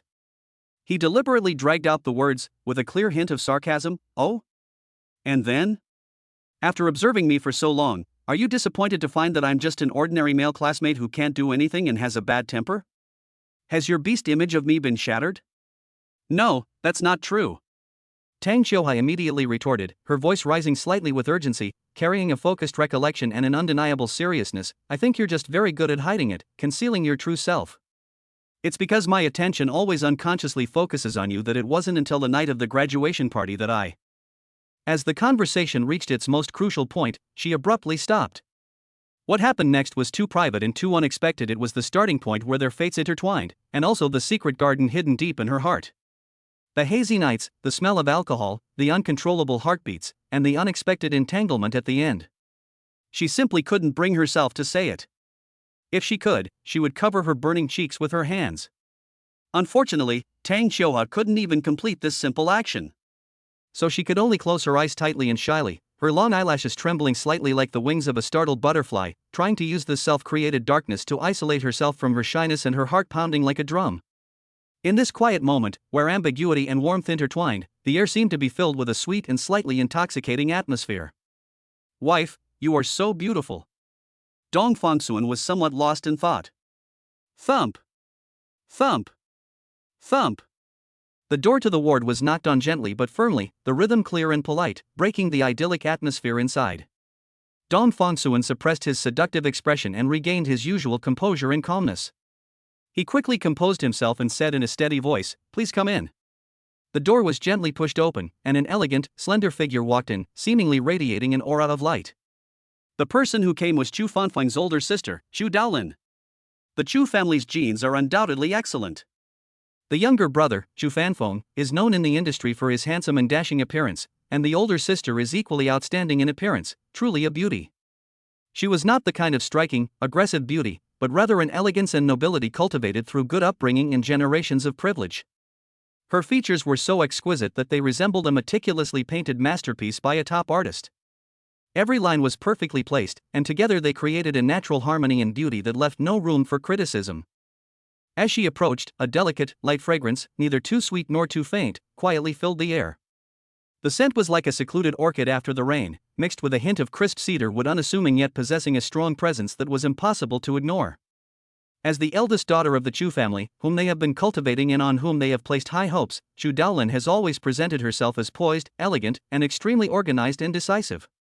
To outsiders, she is a near-perfect example of a strong woman, calm, rational, and decisive, like an impenetrable fortress, unyielding to reason or pressure.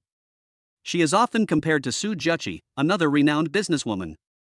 However, the real her is completely different from the image that the outside world has of her. Deep within her heart, which is wrapped in layers of secrecy, lies a dream that perhaps no one knows, a dream that even seems to contradict her strong woman identity. She longs to find a partner who is strong enough, mature enough, can stand shoulder to shoulder with her and overlook the scenery, and who truly loves her, understands her, and is willing to share her burdens and pressures. Chu Daolin never intended to be an all-powerful and invincible strong woman forever. She longs for a warm harbor where she can occasionally rely on someone, where she can let her guard down and show her vulnerable side. Only. She carefully hid this longing behind a perfect mask, never easily revealing it to others. Her impression of Dong Fangsuan also underwent several subtle and complex changes. When she first heard that her younger brother Chu Fanfeng had befriended such a capable and extraordinary person, her first reaction was deep vigilance and suspicion. She almost concluded that the other party was a smooth talker with ulterior motives, and even secretly investigated his background. Later, after witnessing firsthand how her younger brother Chu Fanfeng's health condition, which had baffled countless renowned doctors, had actually improved significantly under Dong Fangsuan's seemingly casual treatment, even becoming much healthier, she began to change her opinion and began to think that this person might indeed possess some incredible abilities. As Chu Daolin paid more attention and learned more about Dong Fangsuan, she felt more and more that he was like the deep sea, with extraordinary abilities and a mind and methods that far surpassed his peers. He was a hidden talent and was definitely not someone to be underestimated. A faint sense of regret, which she herself was unwilling to admit, would occasionally surface in her heart. Truly good men aren't found in the marketplace. Chapter 71 Due date arrives. Caesarean section. Just like the most valuable treasures in the antique market, they have long been acquired by discerning collectors and carefully displayed in the safest showcases, where others don't even have the chance to touch them. However, this slight regret did not linger in Chu Daolin's heart for long. She quickly adjusted her mood, and even a relieved smile appeared on her lips. She has always firmly believed in a simple truth: dragons do not dwell with snakes, and phoenixes do not fly with sparrows. To be someone Dong Fangsuan acknowledges as a friend, someone who can engage in dialogue with him on the same level, must be. Perhaps I can resemble him in some way? As her thoughts raced, Chu Daolin gracefully walked to the bedside and gently placed the exquisitely packaged, expensive imported fruit basket on the bedside table. The fruits in the basket were brightly colored and perfectly shaped, as if they had just been picked from the branches and were still fresh with dew. Her gaze softened as she looked at Tang Qiuhua's face, her tone just right, neither overly warm and insincere, nor too distant and impolite. "Qiuhua, are you feeling better today?" Chu Daolin leaned forward slightly and softened her voice. "I heard from Aunt Zhou that you were hospitalized, and I've been thinking about it ever since, so I took the liberty of coming to see you. The most important thing for you right now is to relax, rest well, and put all those trivial matters out of your mind for the time being." Her words were polite, her manners elegant, and even the curve of her smile seemed meticulously measured, perfectly flawless, embodying the refined demeanor of a scholarly family steeped in generations. However, although Tang Qiuhua was unable to move her body and lay on the pure white hospital bed like a fragile glass doll, her intuition as a woman who deeply loved her husband became exceptionally sharp and keen at this moment, like the brightest star in the dark night. Almost the instant Chu Daolin stepped lightly into the room and her seemingly casual yet meaningful gaze swept over Dong Fangsuan's profile sitting on the edge of the bed, Tang Qiuhua clearly caught the unusual emotion that flashed through her mind. That look in his eyes was far more than just the politeness and courtesy required in a social setting. Beneath that flawless mask of a standard social smile, as her gaze swept over Dong Fangsuan's sharply defined profile, a fleeting hint of admiration flashed across her face, followed by a subtle, inquisitive curiosity, and a subtle yet real stirring within her heart, which even Chu Daolin herself probably hadn't fully noticed, was suppressed by reason and upbringing. That's an almost instinctive attraction that females feel when faced with exceptionally outstanding males. A faint, composed smile appeared on Tang Qiuhua's pale yet still delicate face, and her voice was soft yet steady. "Thank you for your concern, Sister Chu. If we go back a few months, facing a potential rival like Chu Daolin who was top-notch in terms of family background, appearance, and ability, she would definitely feel uneasy, anxious, and fearful about the uncertain future, as well as inferior about her own disability. But now, Tang Qiuhua's state of mind has changed completely. She will no longer feel inferior, will no longer be easily discouraged, and will no longer indulge in useless self-pity. In that mudslide that nearly took everything, as she struggled on the brink of life and death, she had already fully realized her true self and made an unwavering decision for the rest of her life. No matter what, she was determined to be with Dong Fangsuan. "I will hold your hand and grow old with you, never to be separated until our hair turns white." She would never willingly hand over her beloved husband to anyone else. Whether it's the exceptionally capable Su Zheqi, or the stunningly beautiful eldest daughter of the Chu family before her, even if a princess of the British royal family were to come in person, Tang Qiuhua would never back down or admit defeat. She firmly believed that her husband loved her deeply, just as she loved him unconditionally. This belief gave her boundless confidence. Chu Daolin nodded slightly, then naturally shifted her gaze to Dong Fangsuan beside her, her tone becoming more formal. "My younger brother Fanfeng's condition has taken a turn for the better thanks to Mr. Dong's strong support. Our Chu family will always remember this favor. If Mr. Dong ever needs the Chu family's help in any way in the future, we will do our utmost and never refuse." Tang Qiuhua knew very well about Chu Fanfeng from Dong Fangsuan. But she didn't interrupt at this moment, she just lay there quietly, her eyes gentle. She believes that in front of outsiders, she should completely hand over the power of speech and leadership in the family to her husband.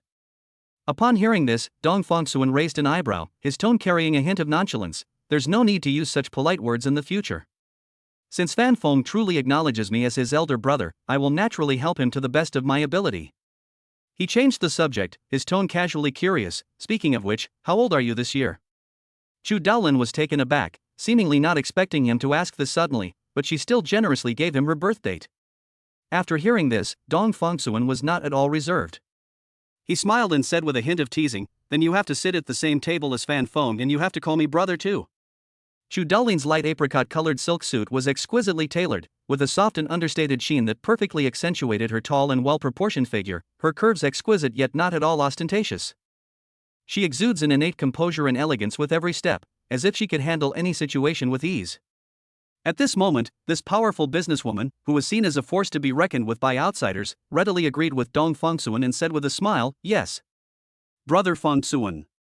As if she had thought of something, she turned her gaze to Tang Xiuhua on the hospital bed and called out in a natural manner, "Sister-in-law Xiuhua." Tang Xiuhua instinctively wanted to nod in response, but her body wouldn't obey. She could only smile and reply in a playful and affectionate tone, "Good girl." This response truly surprised everyone. Not only did Chu Daolin's eyes flash with surprise, but Dong Fongsuan was also surprised to find that his wife had become so optimistic and cheerful compared to the sensitive, easily hurt, and slightly melancholic girl she used to be. This change, like the clear sky after the gloom has dissipated, filled him with a great sense of accomplishment. "It's all thanks to my careful nurturing and loving care." A surge of indescribable pride welled up in Dong Fongsuan's heart, and the corners of his mouth couldn't help but turn upwards. Seeing his undisguised smugness, a complex emotion flashed across Chu Daolin's eyes, and she sighed sincerely, "You two have such a good relationship. How enviable.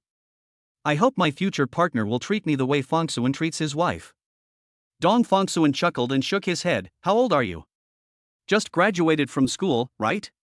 So you're already desperate to get married?" Chu Daolin calmly said, "I skipped grades in elementary school, junior high school, and university.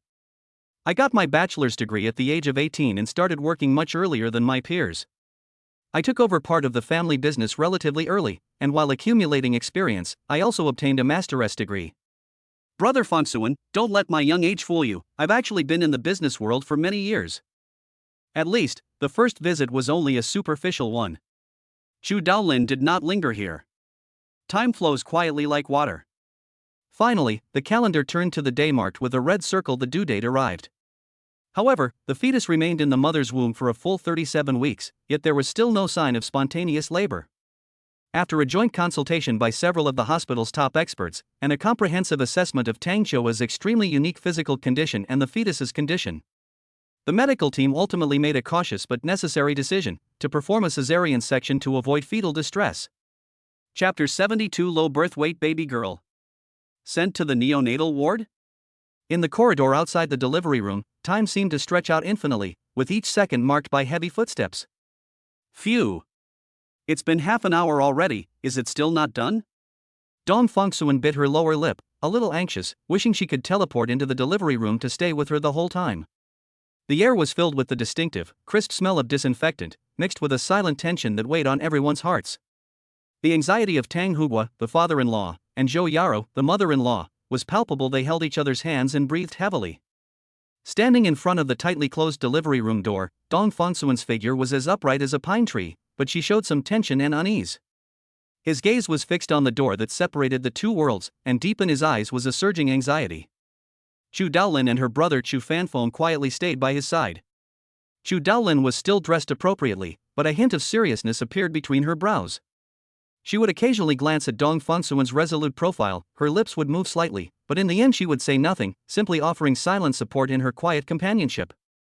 Chu Fanfeng seemed somewhat uneasy, his young face filled with concern. He wanted to say something to ease the atmosphere several times, but felt that any words would be inadequate at this moment, so he could only follow his sister's example and remain silent. From the other end of the corridor came hurried and slightly disordered footsteps. Dong Fongsuan's parents had arrived, looking travel-worn. The two elderly people's faces were etched with the weariness of their journey, but even more so with a deep sense of worry and anticipation. Mother Dong rushed forward, grabbed her son's arm, and asked in a trembling voice, "Fongsuan, how is your wife now? How long have you been inside?" There's a traffic jam. That driver is terrible. The old mother kept nagging about trivial matters, distracting Dong Fongsuan's attention. Although Mr. Dong remained silent, his tightly pursed lips and constantly rubbing fingers betrayed his inner turmoil. Mom and Dad, you're here. Chioha is still inside. The doctors are the best in the country. She'll be fine. Dong Fongsuan's voice was somewhat hoarse. He took his mother's cold hand in return, offering a silent comfort. On the other side, Zhao Yongchang also stood quietly in the corner. This energy tycoon, who wields immense influence in the business world, now wore a pure, almost devout prayer, devoid of his usual strategic brilliance. He unconsciously clasped his hands together, murmuring softly, as if to himself, yet also to everyone in the corridor, "Please, everything goes smoothly, please, stay safe." He had never met Tang Chioha in the delivery room before, but his concern was extremely sincere. Because he deeply loved his wife who was suffering from ALS, he placed all his hopes, the only glimmer of hope for his wife's recovery, on Dong Fongsuan. The harmony and stability of Dong Fongsuan's family is closely related to his own happiness. Su Jiaqi did not come today. She already knew that Tang Chioha was giving birth today, but she didn't plan to participate. On the one hand, out of sight, out of mind, the deep-seated feelings in her heart made her unwilling to witness this perfect scene, lest it only increase her sadness. On the other hand, it stems from her inherent pride. Su Jiaqi may indeed have the intention of winning over Dong Fongsuan, but she disdains to cause trouble for her rival at such a crucial moment by showing up and playing the role of an annoying and vicious female supporting character. She didn't want to resort to such despicable means, lest she ruin her relationship with Dong Fongsuan. About 40 minutes later, Zhu Fanfeng finally couldn't hold back any longer and said to Dong Fongsuan, "Brother, don't worry, your wife is a lucky person. My little niece inherited your excellent genes. She must have been blessed with great fortune even in the womb. She's definitely a lucky one, there won't be any problems." Dong Fongsuan nodded, "I hope so." Inside the delivery room, everything was a stark white under the operating lights. Tang Chioha lay calmly on the operating table, her whole body covered with sterile cloth, only her protruding abdomen and the area above her shoulders and neck were exposed. She underwent spinal anesthesia, remained conscious, and was able to avoid the pain of surgery. The surgeon was a highly experienced female chief physician with focused and calm eyes, a serious demeanor, and precise and efficient movements. Several equally experienced female doctors were beside her, ready to provide assistance at any time. The team of nurses surrounding her was equally well trained and worked in perfect harmony, like gears on a precision instrument, each performing their duties to ensure a seamless workflow. The surgery officially began. The sharp scalpel flashed under the light, landing precisely on the pre-marked skin location. The incisions were made layer by layer, separating the subcutaneous tissue while avoiding blood vessels, the movements as fluid as if they had been practiced 1,000 times. The air was filled with the subtle, burnt smell unique to electrocautery cutting tissue, which mingled with the regular ticking of the monitoring equipment, creating a tense symphony of life. However, difficulties arrived as expected. Tang Chioha's physical condition was extremely unusual. Complete paralysis means she is unable to follow any instructions, and her muscles cannot provide effective abdominal pressure to assist in the delivery of the fetus. What's even more challenging is that her unique Tang Chioha disease makes her body's response to medication and surgical stimulation completely unpredictable using conventional medical experience.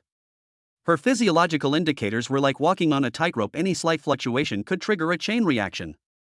Medication use must be approached with extreme caution. The anesthesiologist stared intently at the data on the screen, adjusting the dosage and flow rate of the anesthetic and vasoactive drugs with extreme precision based on Tang Chioha's real-time bodily feedback, much like carefully steering a ship in a storm. The use of medication made the surgeon feel like he was walking on thin ice. Factors that may cause fetal asphyxia, factors that may trigger severe fluctuations in the mother's cardiovascular system. Fine beads of sweat appeared on the surgeon's forehead, which were quickly wiped away by a nurse standing nearby. Her eyes remained sharp, and her hands moved without the slightest hesitation. Relying on her years of accumulated experience and almost intuitive judgment, she worked closely with the entire team, carefully avoiding every possible risk. They were like digging out a priceless treasure buried under a fragile layer of ice, each movement gentle and precise, for fear that the slightest tremor would ruin everything. Time passed by, second by second. Finally, amidst everyone's breathless anticipation, the surgeon's hand entered the uterine cavity, gently yet firmly supporting the fetus's head, carefully rotating and pulling it. A tiny, wet, curled-up body came into this world with a not-so-loud cry. "Congratulations, it's a little princess." The nurse quickly took the newborn and performed routine cleaning, suctioning, and warming, her movements swift and gentle. Ha! 2,490 grams. That's low birth weight, but only 10 grams short. Tang Xiuhua overheard a younger female nurse asking the surgeon two questions in quick succession, and her crying was a little soft, muffled. Shouldn't we check her lung function? Should we take the baby to the neonatal ward? Chapter 73 Favorability 100. Ji Meng Do Do Yu Yu? Newborns need to be observed in the NICU for at least 3 days for comprehensive vital sign monitoring and data collection. Every day, Tang Xiuhua holds her phone tightly, repeatedly checking every test result listed on the hospital's dedicated app. From basic heart rate and respiration to minute fluctuations in blood oxygen saturation, every tiny change in the numbers tugs at her heartstrings. The app's list of services included blood test. Tang Xiuhua's worries surged like a tide. The protective instincts and anxiety of a new mother brought tears to her eyes, and her voice choked with emotion. And then there's the blood test. So tiny, yet they have to prick you with a needle. I'm so worried about her, afraid she'll be in pain, afraid she'll cry. Dong Fengsuan is a typical action-oriented person. Seeing his wife so worried, he immediately said, "Don't just stare at your phone and guess. I'll go and check for you myself. I'll video call you right away so you can see our daughter with your own eyes." His mind raced, and he instantly planned out the route. With zero activation of supernatural abilities, one can perfectly conceal their form. The release of innate true essence forms an invisible barrier, isolating all possible pathogens. Further enhanced by the supernatural ability of the ends of the earth are within reach, one can instantly cross distance barriers. Dong Fengsuan was confident that he could come and go as swiftly as the wind, without making a sound, and would never let anyone notice. Tang Xiuhua quickly spoke up to stop him, her voice pleading, "No. Husband, let's listen to the doctor. There's always a reason why rules are set. I just want you to stay here with me." She desperately needed the sense of security that came from having him by her side, even if it was just to see him. Seeing her like this, Dong Fengsuan immediately gave up the idea, sat down on the edge of the bed, took her hand and solemnly promised, "Okay, I'll listen to you. I'm not going anywhere. I'll sleep on this little sofa in the ward for the next few days, staying here with you and our daughter." However, the mother's worries never ceased. Just as she had calmed one situation down, Tang Xiuhua thought of a new one. She frowned, her voice tinged with uncertain panic. "Feng Cun, you said? Could our little baby have been switched? Or what happens like in the movies, where you get taken away by human traffickers posing as medical staff? We can't just go into the NICU whenever we want. I always feel uneasy about it." Upon hearing this, Dong Fengsuan found it somewhat amusing, yet deeply understood this whimsical thought stemming from an extreme maternal love.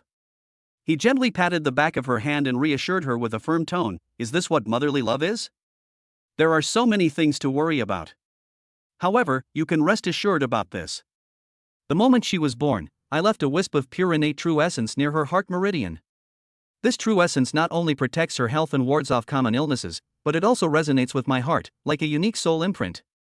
Wherever she is, I can clearly sense that there is absolutely no possibility of her being mistaken for someone else or switched." Hearing her husband's firm assurance and knowing that he had been prepared, Tang Xiuhua finally felt relieved, letting out a long sigh of relief as her tense shoulders relaxed. Seeing that his wife's emotions had calmed down a bit, Dong Fengsuan changed the subject at the right time. He raised a more practical and expectant question, rather than these uncertain worries. "Honey, you should think more carefully about what to name our little baby?" Dong Fengsuan added with a hint of sarcasm, "These past few days I've been running around handling paperwork, and all the hospital documents mention her for now. All of them list her as Tang Xiuhua's daughter. It sounds like we're calling a kitten or puppy that hasn't been named yet. We need to give her a proper name soon." Tang Xiuhua then belatedly realized what was happening, a look of realization and embarrassment on her face. "Right, we can't keep calling her little darling or little Lalafat. It's time to have an official name." Dong Fengsuan's eyes lit up, and he suggested with a hint of teasing, "How about Dong Daodu? It sounds so cute and easy to remember. When our little girl goes to kindergarten, people will call us Daodu's dad and Daodu's mom." Tang Xiuhua glared at him with a look that said, "Are you kidding me?" She scolded playfully, "Is this how you act as a father? Who names their daughter Dong Daodu? So it'll be easier for her to choose a screen name later, right? So, you'll call him DDD?" Dong Fengsuan chuckled, "I think this name is quite cute. Alright, let's brainstorm. Everyone, share your thoughts and offer suggestions." So, family and friends offered suggestions on how to name the little life. With a serious expression and the expectations of the older generation, Tang Hugua, the father-in-law, said, "I think it's fine to call him Dong Changshan. It symbolizes a long and healthy life. The mother-in-law, Jo Yaru, preferred a more artistic and elegant style and suggested several poetic and picturesque girl names. Dong Xia, Dong Jiua, etc. Xu Fanfeng excitedly suggested a name that was completely inconsistent with his high level of education. At this moment, young Master Chu seemed like his mother, a mentally challenged illiterate man, Dong Ankang. That's a fantastic name. It sounds so healthy and robust. Standing beside him, Chu Daolin smiled and offered a different suggestion. The name she proposed was beautiful and melodious, instantly conjuring up images of a stunningly beautiful woman in the future. Even Jia Yongchang, who came to visit, chimed in with a smile. I think Brother Chu's suggestion is excellent. Peace and health are indeed the most important wishes for parents. However, Dong Fongsuan rejected all of these suggestions either because he felt they were too straightforward, not unique enough, or did not fit his vision of his daughter. Tang Qiuhua listened quietly to everyone's discussion and pondered for a moment. She raised her eyes, looked at Dong Fongsuan with gentle eyes, and softly offered her opinion. How about Dong Yuyu? It sounds cute, is easy to pronounce, and doesn't have any obscure characters. She paused, then added another option, or you could call her Dong Jiming, which also has a nice poetic feel to it. Dong Fongsuan repeated it in a low voice, his eyes gradually brightening. Yuyu and Jiming? He looked at his wife, a knowing smile playing on his lips. The sea's dreams drift endlessly, your sorrow is my sorrow. The south wind knows my heart, blowing my dreams to the western continent. Is this the feeling you're looking for? Tang Qiuhua looked at him tenderly and said, There's no need to search for a kindred spirit. My husband is the person who understands me best in the whole world, without a doubt. Dong Fongsuan's laughter echoed through 5 or 6 maternity wards. Ha ha ha. Okay, Yuyu is a great name. It's both cute and meaningful, so let's call it that. The 3 days passed in the blink of an eye amidst anxious waiting and warm anticipation. The final test results proved that Dong Yuyu was very healthy and all indicators met the discharge criteria. Dong Fongsuan personally went to the NICU, completed the transfer procedures, and carefully took the little girl, who was wrapped in soft swaddling clothes and seemed to look a little rounder than 3 days ago, from the nurse's hands. As he carried this tiny, yet heavy little life back to the ward, gently placing her in Tang Qiuhua's arms, a bright light instantly shone in Tang Qiuhua's eyes. All the worries and anguish of waiting transformed into immense happiness and satisfaction at this moment. At that very moment, a clear and mysterious notification sound rang out from the depths of Dong Fongsuan's mind. Meow. Tang Qiuhua's favorability rating increased by 5. Current favorability, 100. Rewards have been issued. Chapter 74, New Bequest completed. Main story unlocked, Earth's happiness ranking. Reward issued, increased storage space. Capacity changed from 100 cubic meters to 200 cubic meters. An indescribable, mysterious feeling instantly enveloped Dong Fongsuan, as if a previously clearly defined area deep within his consciousness was being gently yet firmly pushed open by an invisible force. The original sense of space of 100 cubic meters has been quietly erased, replaced by a more expansive and profound emptiness. It felt as if a spiritual realm that was originally only big enough to accommodate a small courtyard had suddenly expanded into a vast field where one could run freely, greatly enriching the possibility of accommodation. The tangible joy of this achievement and progress quietly crept into my heart. However, this joy lasted only a moment before another thought, like a stone thrown into a still lake, stirred up even bigger ripples. Favorability rating, 100 points. That's the maximum value. This means that, in terms of the emotional dimension recognized by the system, his relationship with Tang Qiuhua has reached a perfect conclusion. Moreover, looking at his wife beside him, who was weak but had gentle eyes and trusted him completely, and who was so obedient and sensible, and whose relationship with him was so stable, there was really no sign that he might lose favor with her.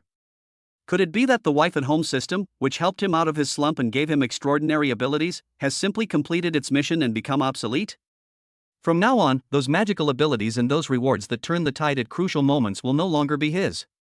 A faint sense of loss, which even he himself might not be willing to admit, quietly emerged. Although he kept telling himself not to rely too much on the system, the thought of possibly losing it left him feeling somewhat empty inside. It's all right. Dong Fongsuan silently comforted himself. Now I possess innate true essence, master many supernatural abilities, and have no shortage of connections and resources.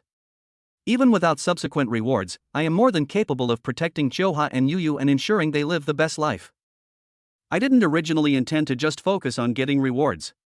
Just as he was trying to convince himself to accept this reality, A familiar yet subtly different crisp notification sound suddenly rang out in the deepest recesses of his mind, like a jade chime striking in a silent temple. Meow. My wife's affection level has reached its maximum. Congratulations, host, you have completed the beginner's quest. Host assessment in progress. Evaluation complete. The host's current overall rating is 1 star.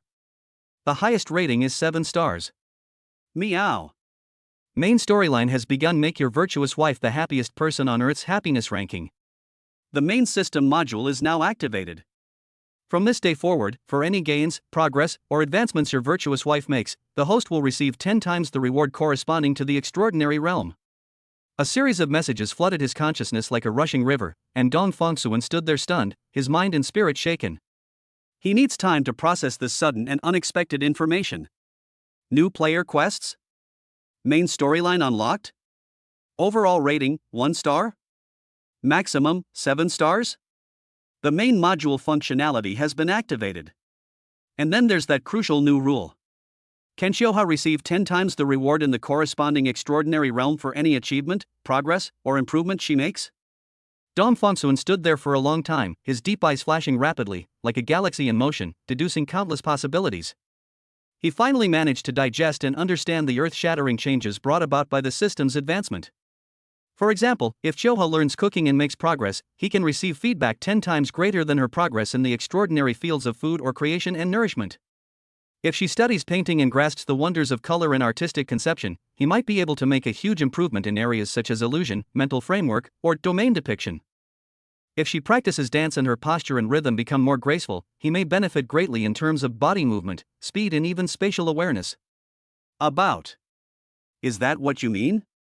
This is no longer a simple exchange of favorability, but rather a deep binding of his wife's growth with his own extraordinary path, forming a unique symbiotic and feedback mechanism. Every advancement his wife makes becomes a stepping stone for him to climb to even greater heights, and a boost tenfold. A square inch? Tang Xiuhua keenly noticed the brief but profound change in his expression and aura, a state of confusion and enlightenment that seemed to come from a violent impact on his soul. She asked softly, "What happened to you just now?" Sudden enlightenment? Dong Fongsuan came to his senses and his gaze fell on Tang Xiuhua, who was paralyzed in bed but had given birth to his daughter. His eyes softened considerably. He nodded and said, following her words, "That's about right." He held her hand, his tone carrying a hint of barely perceptible excitement and solemnity. "I was thinking, now that Dong Yuyu has safely come into this world, could I give you the pill I prepared for you a long time ago?" He gazed into her eyes, his voice filled with encouragement and expectation. "Perhaps you will soon be able to feel your legs again and stand up again."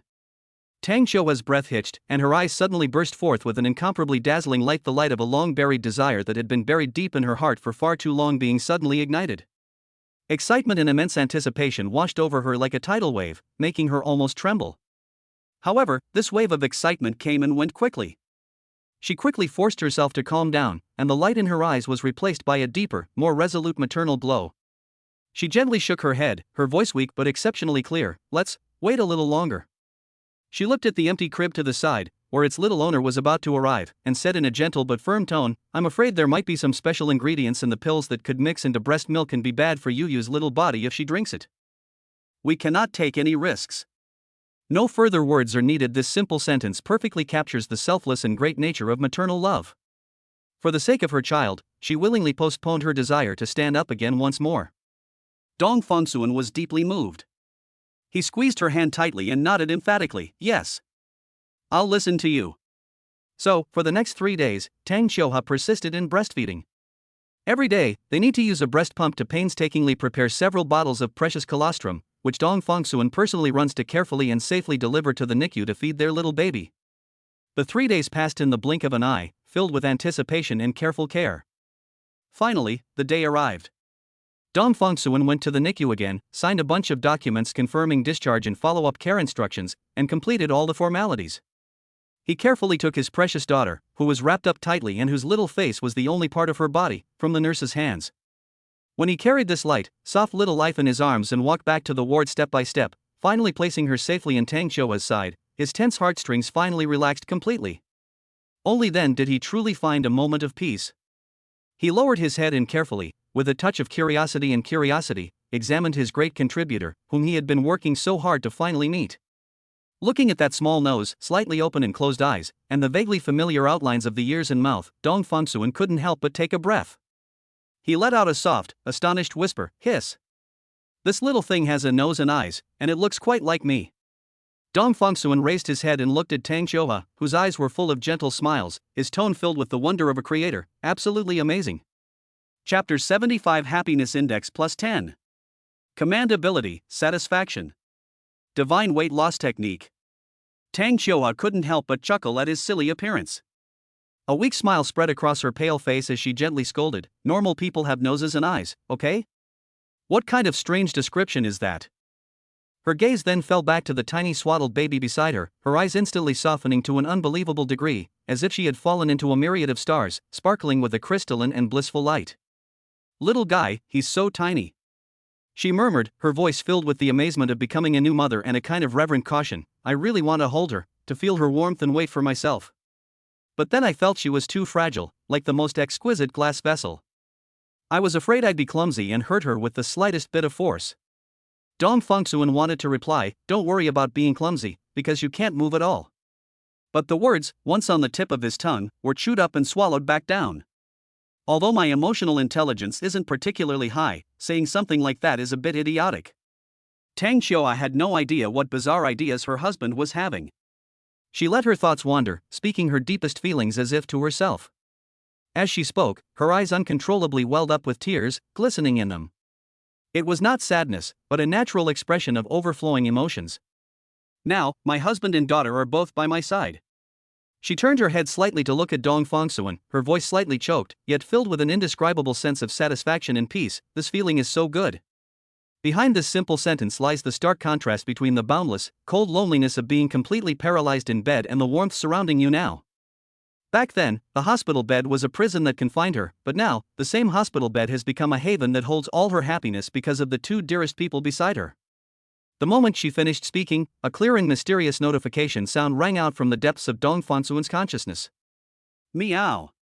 The happiness index of Virtuous Wife Tang Xiuhua increases by 10 points because of the satisfaction of being with her husband and daughter.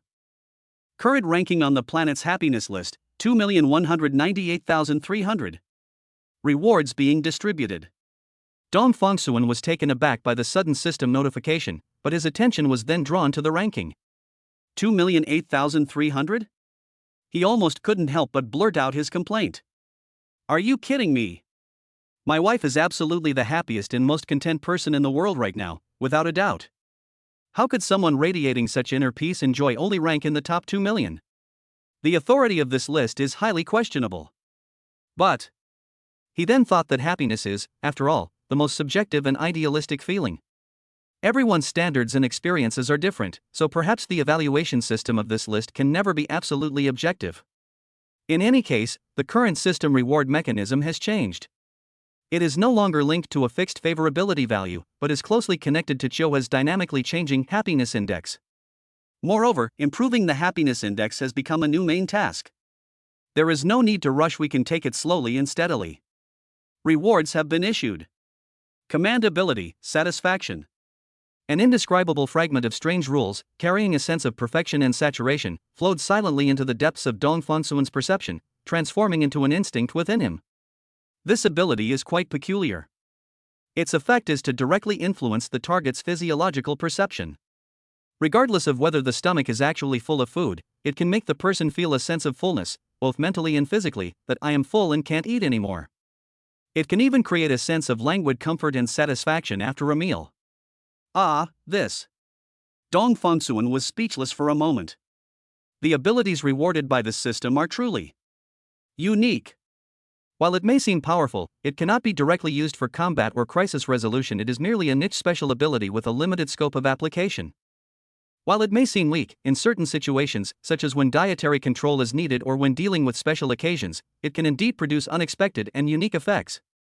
At the very least, this can definitely be considered a truly miracle weight loss technique. Moreover, upon closer examination, the acquisition of this ability is indeed logically related to the current state of his wife. Tang Xiuhua. Xiuhua feels deeply satisfied because of the harmony of her family, and this spiritual fullness and happiness, when fed back to him, manifests as a superpower that can bring a sense of fullness on a physiological level. This is probably the specific manifestation of what the system meant by the host will receive 10 times the reward in the corresponding extraordinary realm for any gains, progress, and improvement of the virtuous wife? Although the superpower I acquired this time seems a bit unusual, upon closer examination, it is quite interesting and reveals a peculiar correspondence within the system's operating rules. Dong Fongsuan seemed to suddenly realize something, and a gentle yet firm light flashed in his eyes. He reached out and gently touched the baby's soft, pink arm, like a lotus root, then looked up, his gaze fixed intently on Tang Xiuhua on the hospital bed, and solemnly declared, "Wife." Tang Xiuhua was slightly taken aback by his sudden formal tone and subconsciously replied, "Eh?"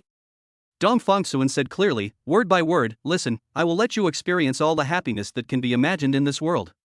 Whether it's top-notch cuisine, magnificent scenery, or amusement parks brimming with laughter. In short, I want to take you to try and experience all the best things." Tang Xiuhua chuckled upon hearing this, her voice tinged with helpless indulgence. "How old are you? Still thinking about going to the amusement park?" "I don't care." Dong Fongsuan's tone carried an undeniable stubbornness, like a big boy who wanted to present the best toys in the world to his beloved. "As long as a place is famous enough and fun enough, I'll take you there. Not a single one will be left behind." He even stretched out his arm in a somewhat childish manner, waving it in front of him as if he were pointing out the world, and said in a bold tone, "We will explore our Earth together." Seeing his rare childlike demeanor, Tang Xiuhua felt a surge of warmth in her heart. She smiled and nodded repeatedly, agreeing with him, "Yes, yes. Okay, our Earth." She paused, her eyes darting around with a sly smile, and deliberately asked, "Where do we leave Yu when we patrol the territory?" Without thinking, Dong Fongsuan instinctively asked, "Who is Yu?" Chapter 76 Formula or Breast Milk? Keeping the promise. Tang Xiuhua was amused by his feigned ignorance and couldn't help but roll her eyes at him with a hint of coquettishness. Though her voice was weak, she clearly reminded him, "Idiot.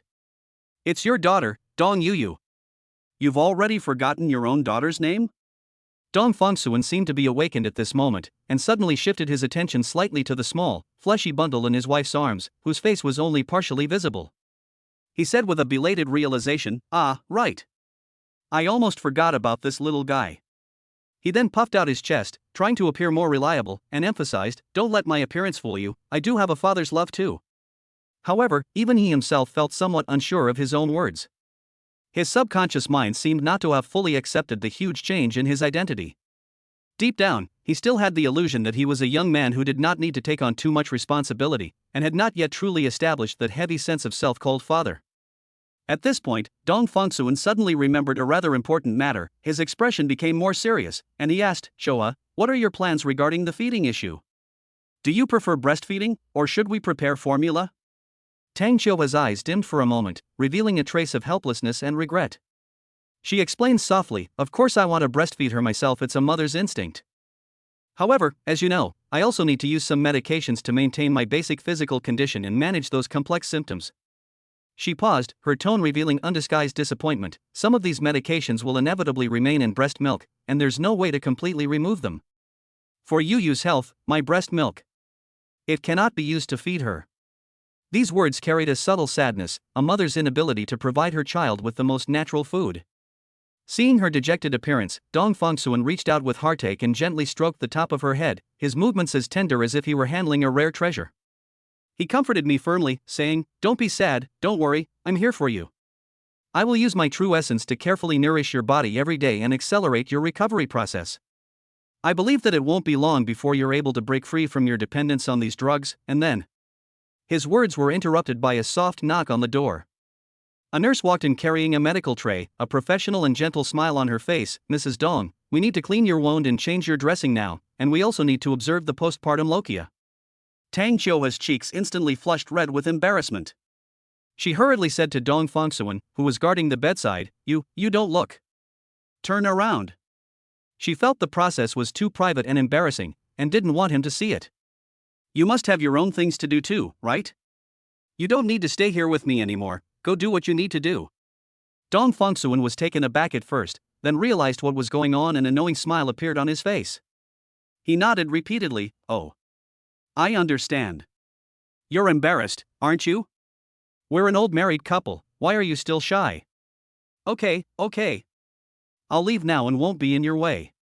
As he spoke, he stood up, then turned back to remind him with concern. However, if anything happens, even if you feel just a little uncomfortable, you must have Dr. Shin notify me immediately, understand? Dr. Shin Jingru, a senior expert who had been quietly observing the young couple, couldn't help but glance at Dong Fongsuan. With a kind yet slightly teasing smile on her face, she said softly to Tang Xiuhua, "No wonder Xiao Xiuhua is so infatuated with you. He might seem a little silly at times, but his thoughtfulness and sense of responsibility are genuine. He's truly a very cute little guy." She even added jokingly, her eyes shining with reminiscence, "If I were 40 or 50 years younger, I might also like a silly yet responsible young man like you." Dong Fongsuan felt a little embarrassed by Dr. Shin's words. He raised his hand to scratch his head and gave a slightly shy smile. "Dr. Shin, please don't joke with me." "What little boy? He's a father himself." He silently refuted in his heart, but faced with the elder's good-natured teasing, he simply smiled and responded. After leaving the ward, Dong Fongsuan did not immediately return to the company to deal with the backlog of affairs at Xinhui Technology and Fongsuan Pharmaceutical. The first person who came to his mind was Zhao Yongchang. The man, who was a prominent figure in the energy sector and also a devoted husband, had his wife diagnosed with ALS, amyotrophic lateral sclerosis. Dong Fongsuan clearly remembered that not long ago, on the way to the hospital, at the scene of the car accident caused by that young man speeding and running a red light, it was Zhao Yongchang who used his connections and influence to quickly and cleanly resolve all the troubles, allowing him to arrive at the hospital immediately without any worries. Otherwise, he would inevitably get bogged down in the accident dispute, overwhelmed and unable to attend to everything, and might even miss the crucial moment of his daughter's birth. Dong Fongsuan was never the kind of person who would turn around and forget the kindness of others after receiving their help. He knew the weight of that timely help. Dong Fongsuan had solemnly promised Zhao Yongchang that once Xiuhua's delivery was settled, he would immediately begin treatment for his wife.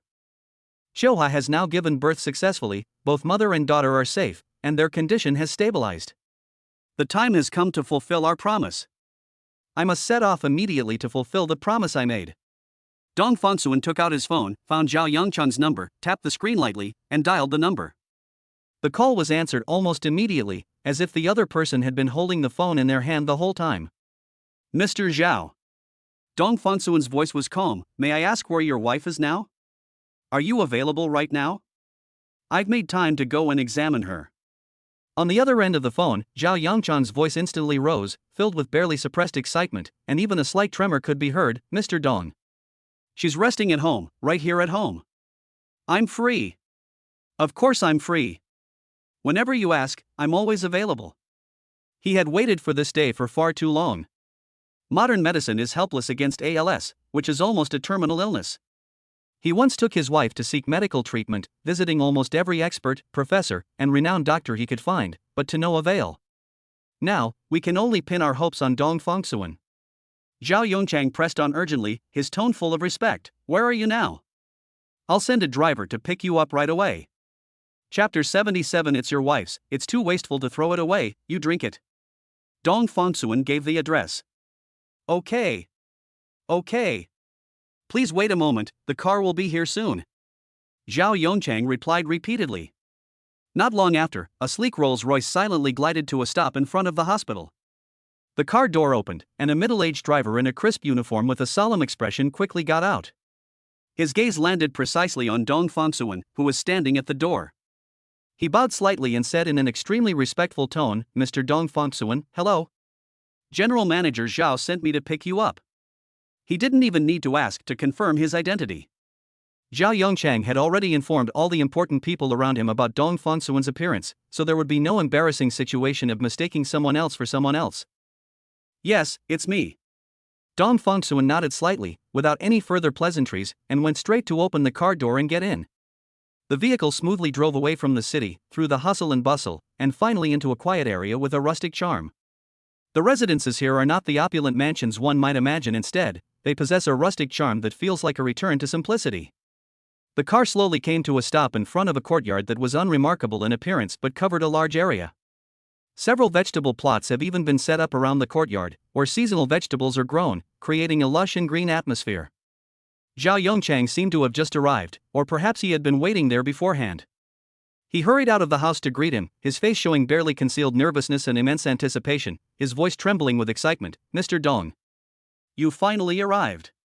He led Dong Fongsuan into the house, explaining, "My wife has some mobility issues, and her main activity area is on the first floor. I specially arranged the sunniest room for her as her bedroom and living room." In a warm and tidy room, Dong Fongsuan met Zhao Yongchang's wife, the woman suffering from ALS. She was in a wheelchair, around 50 years old. The marks of time and the torment of illness made her look somewhat haggard, and her appearance was ordinary, at least to outsiders, not particularly stunning. However, the look in Zhao Yongchang's eyes was filled with an undeniable sincerity and deep love. He looked at his wife, his gaze softening as if lost in memories, his voice unconsciously lowering, filled with deep emotion. "Mr. Dong, to be honest, back then, we went through a very difficult period, which could be described as a great famine." He began to slowly recount that long-forgotten past, speaking at a slow pace, yet with great emotion. "At that time, I was almost desperate. Xinlan saved her only food rations for me, while she herself became swollen from hunger. If it weren't for her, I might not be where I am today, and our family might not exist." He recounted the moments of sharing joys and sorrows and supporting each other through thick and thin, without flowery words, only simple and genuine emotions. Dong Fongsuan listened quietly, and even with his resolute character, he couldn't help but be moved at this moment. He nodded slightly and sighed. Indeed, true friendship is revealed in times of trouble. Upon hearing Dong Fongsuan's words, even Zhao Yongchang, a tough man who had dominated the business world and seen countless storms, couldn't help but have his eyes redden instantly. Tears streamed down his face, and his voice choked with emotion. "Yes. Life is finally better now, and I've become somewhat successful, so I'm thinking of letting her enjoy a better life. But who would have thought that Xinlan would fall ill? This illness came on so suddenly and violently. She suffered and endured most of her life with me, and just when she was starting to recover, she hadn't even had a single day of peace." Those tears were filled with the heartache of helplessness and deep self-blame. Dong Fongsuan's gaze fell once again on the patient named Guo Xinlan. She sat quietly in her wheelchair, her body thin, with obvious muscle atrophy in her limbs and dull skin. Her breathing seemed shallower and more rapid than normal, and the muscles in her head and neck appeared weak, requiring the support of a special headrest in her wheelchair. This is ALS, a disease that cruelly robs people of their ability to move, but usually preserves their cognition and sensation. He didn't say anything more, stepped forward, squatted down slightly in front of Guo Xinlan, and said gently, "Madam Zhao, please relax, let me take your pulse." Guo Xinlan obediently, and helplessly, raised her hand slightly. Dong Fongsuan extended 3 fingers and gently placed them on the Cun, Guan, and Qi points of her thin wrist, seemingly performing a traditional Chinese medicine pulse diagnosis. However, at the same time, a subtle yet incredibly pure innate true essence, almost imperceptible, quietly entered Guo Xinlan's body through his fingertips, like the most skillful probe. This vital energy flowed slowly along her meridians, meticulously examining the atrophied nerves, stiff muscles, and lifeless motor neurons within her body. Wherever the true essence passes, it not only detects the source of the disease, but is also like a warm spring of life, gently nourishing those tissues that have been eroded by the disease for a long time and are almost exhausted, bringing a faint trace of vitality and warmth. To avoid appearing too shocking, Dong Fongsuan took her pulse for a moment, then pretended to reach out and gently press and massage several important acupoints on her arm, shoulders, and neck, while secretly using his true energy to clear the blocked meridians. However, even this insignificant nourishment of true essence is like a timely rain after a long drought for a sick body that has been in a withered state for a long time. Almost immediately, Guo Xinlan let out a very soft, incredulous sob. Her cloudy eyes widened suddenly, her face filled with extreme shock and disbelief. She felt a faint but real warmth, something she hadn't felt in a long time, flowing deep within her cold, stiff limbs. A sense that had been dormant for many years was being quietly awakened. She trembled and, extremely slowly, tentatively raised her hand, which had been hanging limply at her sides. Although the movements were still difficult and slow, they were indeed performed by her own will, with almost no external physical assistance. This. Guo Xinlan's voice was hoarse and excited, with a heavy local accent. "Everyone says medicine can cure all diseases, but doctor, you are too amazing. In all my years, I've never seen such a miraculous doctor." Overwhelmed with joy, she forgot her weakness and struggled, trying to use the sudden surge of strength to stand up from the wheelchair that had confined her for so long. "Don't rush." Dong Fongsuan immediately spoke up to stop him, his tone gentle yet carrying an unquestionable authority. "You think this is enough? Actually, this is just a temporary illusion, a reaction caused by a brief surge of qi and blood." He had to pour cold water on the idea, lest his hopes swell too quickly and be shattered. He looked at Guo Xinlan, then at Zhao Yongchang, who was also holding his breath at his wife's actions, his eyes rekindling with burning hope. His tone became serious and frank. "To be frank, Given the current situation, it is almost impossible to cure this disease completely. ALS, amyotrophic lateral sclerosis, cannot be treated with ordinary medicine. Upon hearing the words almost impossible, the glimmer of hope that had just ignited on Zhao Yongcheng's face instantly dimmed, replaced by immense grief and despair. His lips trembled, but he could not utter a sound. Dong Fengsuan then abruptly changed the subject, bringing a real turning point, but he stated clearly and confidently, through long-term use of my specially formulated medication, combined with regular conditioning, I can maintain my physical condition at a relatively stable level, even approaching that of a healthy person, achieving basic self-care and living like a normal person. That is still achievable. The confidence comes from the system. The medicine is 100 times more effective, but its toxicity will not increase. With a little targeted treatment, even if it can't cure the disease, it's still possible to maintain a normal life. I'll get back and start preparing the medicine. Just wait for good news. With the matter temporarily resolved, Dong Fengsuan returned to the hospital immediately. As soon as he arrived at the maternity ward, he saw his mother-in-law Zhou Yaru, his wife Tang Xiuhe, and the sleeping baby. Dr. Xin Jingru handed Dong Fengsuan a small bottle filled with a milky white liquid tinged with a pale yellow tinge. Take this. It's your wife's colostrum. It's such a waste to throw it away. Drink it. Chapter 78, Happiness Plus 5. A jump of 30,000 places. Dong Fengsuan wasn't completely clueless. He had spent some time searching for relevant materials that he should learn. He knew that colostrum was known as liquid gold, containing the first precious gift that a mother prepares for her newborn. It doesn't smell like much. Dong Fengsuan unscrewed the bottle and sniffed it. Colostrum is rich in high concentrations of protein, immunoglobulins, lactoferrin, and various active cells, and its value far surpasses that of mature breast milk or any formula milk powder. However, Tang Xiuhe was unable to personally feed Yu this heaven-sent gift at this moment. To maintain her exceptionally complex physical condition due to a rare disease and postpartum recovery, she needs to use a variety of medications for regulation and treatment. These drugs are safe for adults, but their metabolites may enter them to some extent. A newborn's underdeveloped liver and kidneys are like delicate but fragile crystal vessels, unable to effectively process and excrete these foreign substances. Feeding them without proper care may actually pose a risk. So, the colostrum, still warm from the mother's body and containing the first love and nutrition, was carefully collected in a transparent bottle and handed to Dong Fengsuan. Dong Fengsuan took the still slightly warm baby bottle, and could feel the faint warmth emanating from the glass on his fingertips.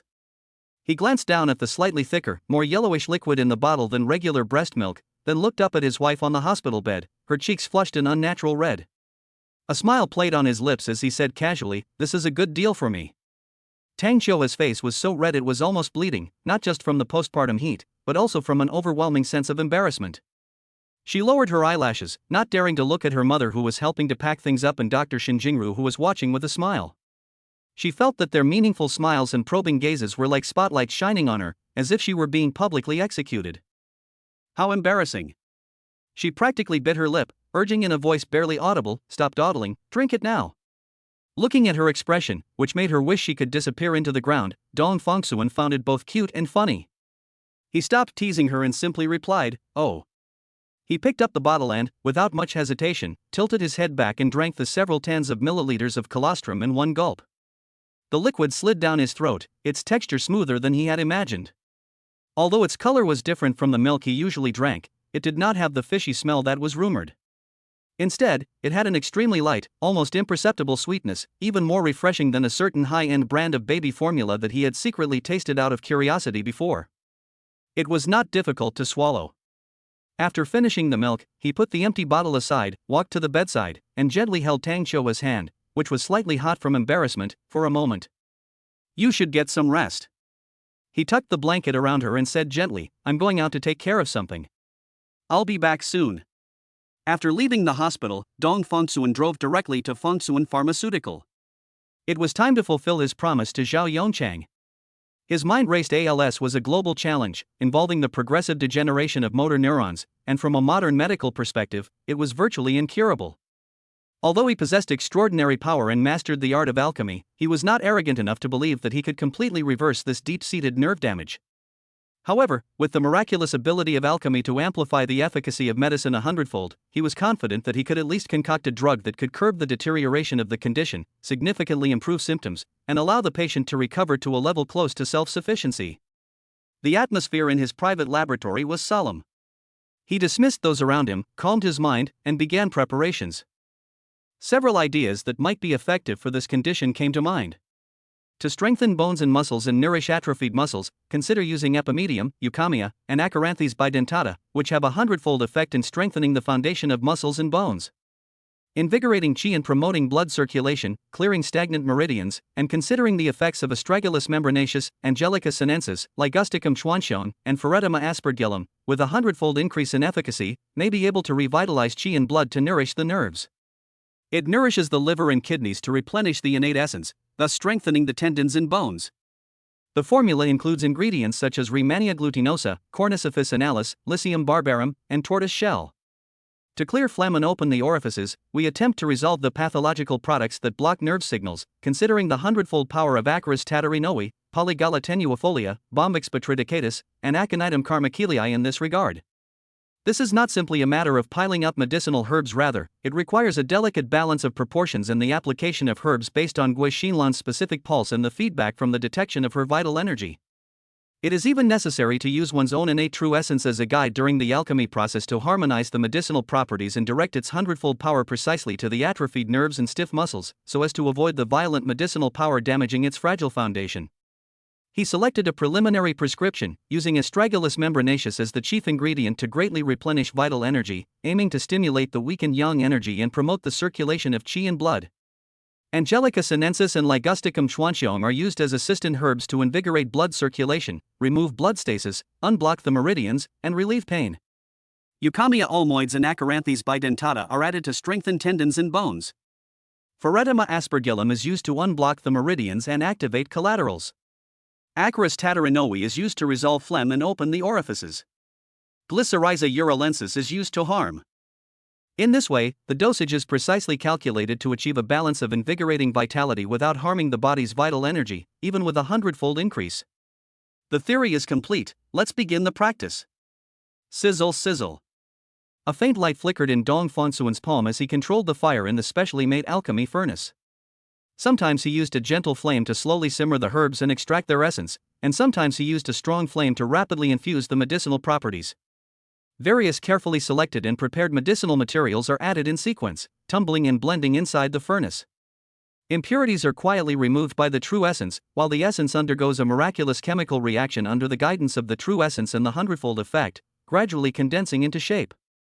A rich yet not pungent medicinal fragrance filled the air, and a faint light emanated from within the alchemy furnace. After an unknown amount of time, the fire in the stove gradually went out. Dong Fongsuan reached out and patted the furnace wall. 3 pills, each the size of a longan, dark brown in color, with faint dark gold patterns on their surface, and emitting a warm luster and a refreshing medicinal fragrance, fell into the jade bottle he had prepared beforehand. The elixir is complete. He did not send the pills out immediately. As a precaution, he summoned his assistant and instructed him to contact a team of volunteers who had signed a strict confidentiality agreement to arrange preliminary efficacy and safety tests for the next day. Although he was confident in his medicine, he still needed to complete the necessary procedures. This was to be responsible to the patients and to protect his own reputation. Having just finished arranging everything and preparing to take a short break, the familiar notification sound rang out again from the depths of my consciousness. Meow. The Virtuous Wife Tang Shou's happiness index increased by 5 points because of her husband's strange drink.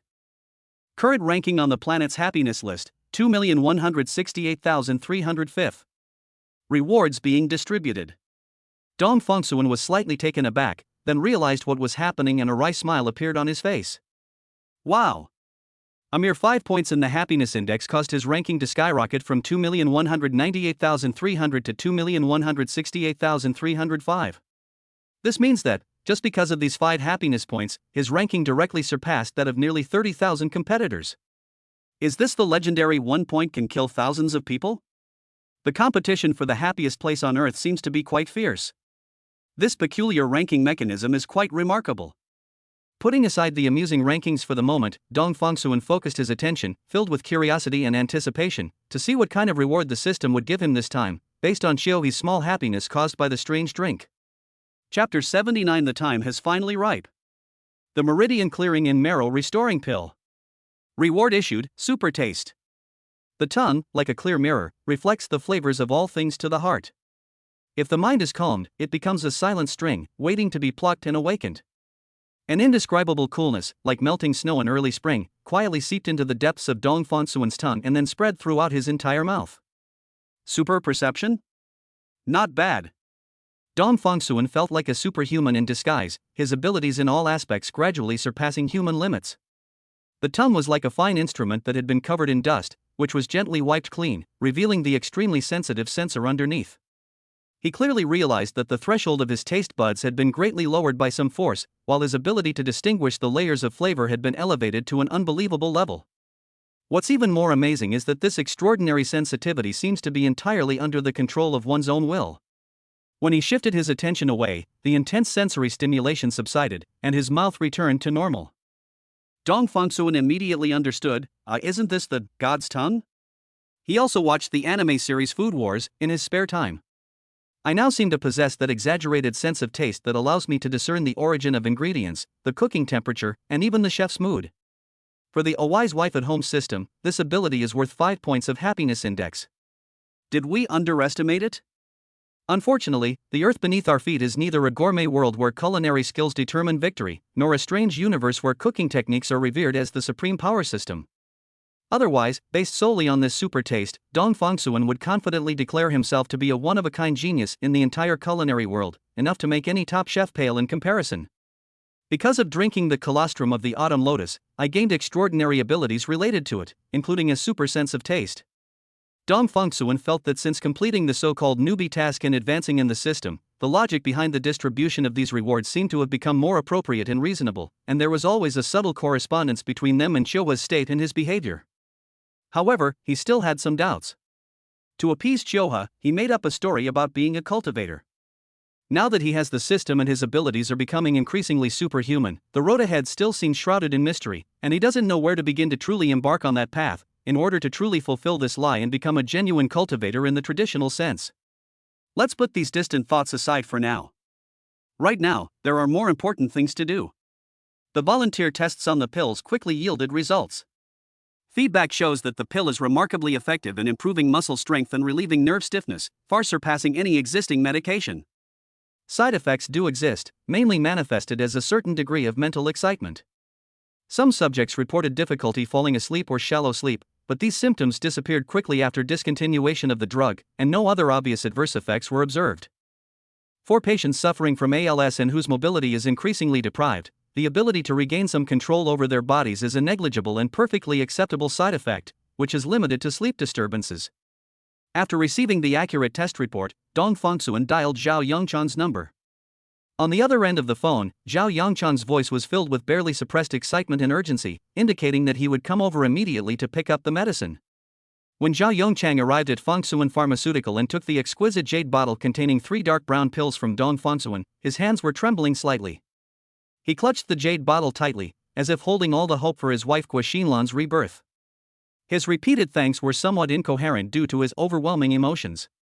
He didn't even have time for pleasantries before hurriedly saying goodbye and rushing to his car, eager to get home as soon as possible. Back in that idyllic courtyard, Zhao Yongchang practically ran into his wife's room. Gua Xinlan remained quietly seated in her wheelchair, her eyes displaying their usual calm, along with a hint of bewilderment at her husband's agitation. Xinlan. Medicine. The medicine Mr. Dong gave me. Panting, Zhao Yongchang carefully presented the jade bottle to his wife, his voice hoarse from running and excitement.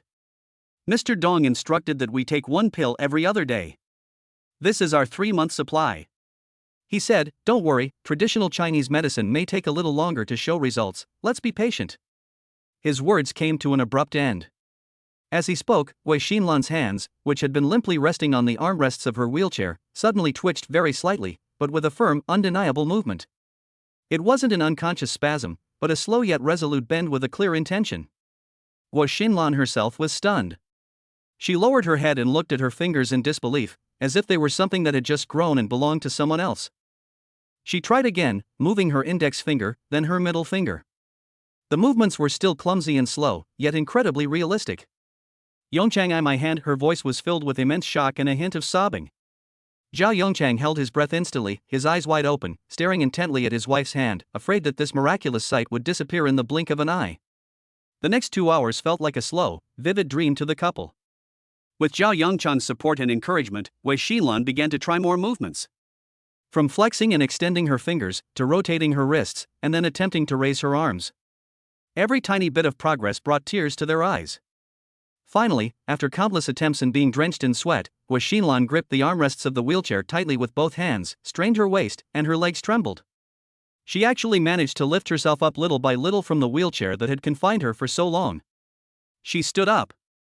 Although her body was hunched over, her legs trembled like withered leaves in the wind, and she moved as slowly as a centenarian, taking each step with great difficulty and needing Zhao Yongchang's full support to maintain her balance. This was a world of difference from her previous state of being completely paralyzed in a wheelchair and unable to even lift her fingers on her own.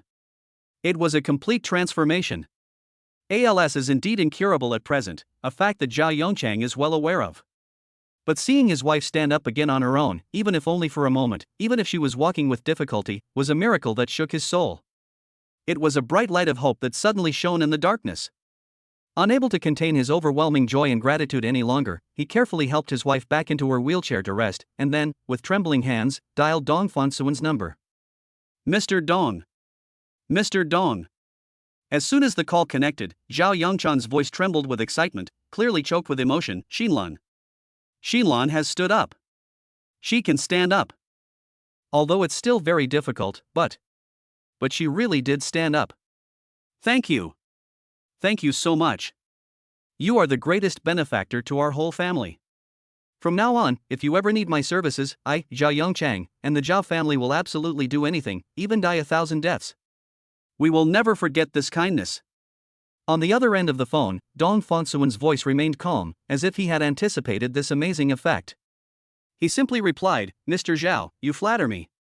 You also lent a helping hand without hesitation when I needed it. It's just about helping each other. After briefly explaining the precautions during medication, Dong Fangsuwen hung up the phone. Hearing the busy tone on the phone, Zhao Yongchang was still immersed in immense joy and gratitude, unable to calm down for a long time. On the other end of the phone, Dong Fangsuwen put down his phone, his face showing little emotion.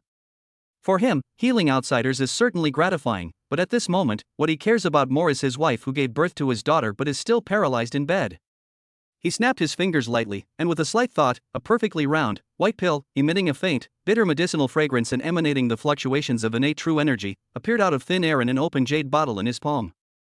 This pill was the meridian clearing and marrow restoring pill that he had prepared long ago, specifically for Tang Xiuha's paralysis. Previously, because Tang Xiuha was 6 months pregnant, Dong Fangsuwen had not allowed her to take it for the safety of the fetus. Now that Yu Yu has been safely born, the time is finally ripe. Chapter 80 Husband. Look. Using the excuse that the couple needed some private space to talk and have intimate conversations, Dong Fangsuwen gently but firmly asked Dr. Shin Jingru, who had been taking good care of him, his mother-in-law Zhou Yaru, who was full of concern, and 2 other nurses on duty for help.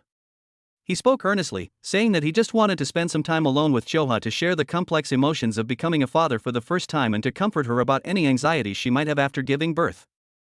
Dr. Shin looked at Tang Xiuha, who was weak but nodded slightly to her husband on the hospital bed, and then at Dong Fangsuwen's calm yet unquestionable eyes, before finally nodding. She exchanged a knowing look with Zhou Yaru, then led the nurses to the rest area outside the ward, carefully closing the soundproof door in the middle to give them some undisturbed space. The room fell silent instantly, save for the rhythmic, monotonous ticking of the life support monitor and the faint background noise of the city outside the window. Sunlight streamed through the gaps in the blinds, casting alternating stripes of light and shadow on the polished floor. Dong Fangsuwen walked to the bedside, but did not speak immediately. He just stared intently at Tang Xiuha. She was still pale and her lips were bloodless from the exhaustion of childbirth, but her eyes always shone brightly when she saw him, filled with dependence and complete trust. He bent down and smoothed the stray hairs on her forehead that were damp with sweat, his fingertips feeling the cool touch of her skin. Then, he took out the small, warm-to-the-touch jade bottle that he had prepared long ago from the inner pocket close to his heart. The bottle is made of fine mutton fat white jade, carved with simple cloud patterns, but at this moment it seems to be faintly glowing with an imperceptible luster due to the contents inside. He uncorked the bottle, which was tightly sealed with a cork stopper. A refreshing medicinal scent, with a faint bitterness of herbs and wood, yet strangely mixed with a hint of lotus fragrance, immediately wafted out. It wasn't strong, but it instantly overpowered the original smell of disinfectant in the ward, as if bringing a breath of fresh air from the mountains at dawn. He carefully tilted the jade bottle, and a pill the size of a longan, pure white and lustrous, with an incredibly smooth surface yet seemingly with countless fine rays of light slowly flowing inside, rolled into his outstretched palm. The pill trembled slightly in his palm, as if it possessed some kind of faint life, and the surrounding air rippled slightly because of its presence. This pill was the Meridian Unblocking and Restoration pill that he refined using the profound pill formula given by the system, expending a great deal of effort in precious medicinal materials, and using his own pure innate true essence as a guide, and incorporating the medicinal effect amplification characteristics 100-fold. Its potent medicinal properties and mysterious principles have completely exceeded the comprehension of modern medicine. If Dr. Shinjingru, who upholds a rigorous scientific spirit, were to see him dare to feed a woman with unknown ingredients, unclear efficacy, and a mysterious origin such a pill directly to her after childbirth, a woman who is extremely weak and suffers from a unique and complex disease without any preoperative assessment, blood tests, or allergy tests, she would probably turn pale instantly, filled with shock and anger, and sternly stop this insane act that she sees as tantamount to murder for profit. This would absolutely disrupt or even destroy her meticulously planned rehabilitation program, and could very likely trigger severe drug rejection, uncontrollable neurological disorders, or even life-threatening consequences. Essentially speaking, people who try to learn traditional Chinese medicine on their own are basically courting death. Of course, the system host is an exception. Dong Fongsuan is a prime example. He is the bound user of the Virtuous Wife at Home system, and the only extraordinary individual on earth who possesses innate true essence and masters numerous supernatural abilities. For him, conventional medical standards and risk assessments were not insurmountable rules. He was confident that he had the ability to control this extraordinary power and use it to heal his loved ones. Tang Xiuhe's gaze was firmly drawn to the pill that exuded an extraordinary aura. The shimmering white luster and the strange medicinal fragrance clearly told her that this thing was no ordinary object. She raised her eyelids, looked into her husband's eyes, and asked softly, "Is it medicine to treat paralysis?" "Yes." Dong Fongsuan's answer was decisive and without the slightest hesitation, carrying a confidence stemming from absolute strength. "I personally refined it for you." Without a trace of doubt, without a flicker of fear, Tang Xiuhe's eyes held only unwavering trust. She didn't even ask where the medicine came from or what risks it might have. She simply parted her pale lips slightly and, with an almost reverent gesture, gently took the meridian clearing and vitality restoring pill into her mouth, using Dong Fongsuan's hand as a guide. The moment the pill entered my mouth, it was not as hard or bitter as I had expected. Instead, it had a strange, warm texture, as if it were not a solid pill, but a drop of jade dew concentrated with the essence of life. Almost the instant it touched the saliva in her mouth, it dissolved on its own, transforming into a gentle yet powerful warm current. The warm current was not as scorching as flames, but rather like the thawing stream in early spring, carrying the vitality to awaken all things. It gently slid down her throat, and then, without being domineering, it seeped in with incredible speed, flowing into her long parched and nearly withered limbs and bones. Every tiny meridian and every stiff joint, bathed in this warm current, emitted subtle tremors, yearning for new life. After taking the medication, there was a long and agonizing wait. Dong Fongsuan sat down on the chair by the bed, tightly holding Tang Xiuhe's cold and weak hand, transferring his body heat and strength to her. His gaze, like the most sophisticated radar, was fixed on her legs and feet, which had been dormant for too long and were covered by a soft down comforter. The ward was eerily quiet, with only the rhythmic ticking of the medical equipment and the intertwined breathing of the two people. Time seemed to be held back by a sticky substance, making each second feel exceptionally long. About half an hour later, just as Dong Fongsuan was beginning to doubt whether the medicine would work on Xiuhe's special constitution, the end of the quilt, which had been as still as stagnant water near Tang Xiuhe's ankle, suddenly twitched very slightly and uncontrollably. The sound was very faint as the flutter of a butterfly's wings, but in the silence where you could hear a pin drop, it was as clear as a thunderclap in their hearts. Tang Xiuhe almost immediately sensed this long-lost, unfamiliar throbbing from deep within her body. Her eyes widened suddenly, her pupils contracting with extreme excitement and disbelief, her voice trembling sharply and choked with ecstatic sobs. Tang Xiuhe gestured with her eyes, almost pleadingly, for Dong Fongsuan to look at the end of the blanket. "Husband. Look." Chapter 81 Happiness Index plus 20. Physical Enhancement x2. Dong Fongsuan's heart suddenly tightened and then began to pound wildly. He followed her burning gaze and held his breath. Beneath the pure white down comforter, near the edge, something was clumsily yet stubbornly wriggling inside, like a fledgling bird eager to hatch. Then, a corner of the blanket was slowly pushed open by this weak but persistent force, and a pale, almost transparent foot, thin from prolonged bed rest and lack of activity and sunlight, with a sickly sheen, struggled and tentatively emerged from under the covers. That foot still looked a little stiff, with a slender ankle and a beautiful arch. At this moment, it was slightly tense, timidly exposing its 5 not-so-flexible, slightly curled toes to the cool air and to Dong Fongsuen's almost burning gaze. Although Dong Fongsuen wasn't a foot fetishist, her toes were truly as beautiful as delicate flower petals. "It can really move now." Tang Xiuha's voice was completely soaked with tears, trembling with sobs, yet bursting with an irrepressible, radiant smile. Like a little girl who had just discovered she possessed magic, she concentrated all her energy trying to control the foot that had been out of her control for too long and seemed to no longer belong to her. Look. Look. It's really moving." Excitedly and intently, she tried again and again, using her mind to drive the foot that had re-established a faint connection, making various simple movements that were nothing short of miracles to her. Struggling to hook those rounded big toes, trying to clumsily separate the 5 toes a little, or simply, very slowly, wiggle those thin soles up and down. Every movement was stiff and awkward, far from smooth and natural, and the strength of her muscles was pitifully weak. But it was a real, autonomous movement that was achieved by the instructions issued by her own brain and transmitted through the reopened neural pathways. However, seeing his wife's ecstatic and tearful appearance, Dong Fongsuen felt a surge of pity and joy for her, but also a less than satisfactory assessment. The treatment effect was far inferior to what he had previously observed in ordinary paralyzed volunteers, where the medication significantly improved limb mobility and restored muscle strength. Not only does it take longer to take effect, but the flexibility and strength of movement are also inferior, and the degree of recovery is more limited and difficult. Tang Xiuha's Tang Xiuha disease, a rare disease with only one case in the world, coupled with the severe sequelae of Guillain-Barré syndrome, is indeed much more difficult to treat than ordinary nerve damage or muscle atrophy. This elixir, imbued with his painstaking efforts and extraordinary power, was already considered miraculous, yet it failed to immediately create a miracle on her that astonished the world. The road ahead still seemed long. As he silently assessed the effects of the medicine, his brows furrowed as he pondered how he might need to adjust the formula or supplement it with other treatments. That familiar, faithful voice once again rang out from the deepest recesses of his consciousness. Meow. The happiness index of the virtuous wife Tang Xiuha increases by 20 because her husband is concerned about her illness and personally researches effective treatment drugs. Current ranking on the planet's happiness list, 2,037,513. Rewards being distributed. Dong Fongsuen raised an eyebrow slightly, his attention drawn to the sudden notification sound.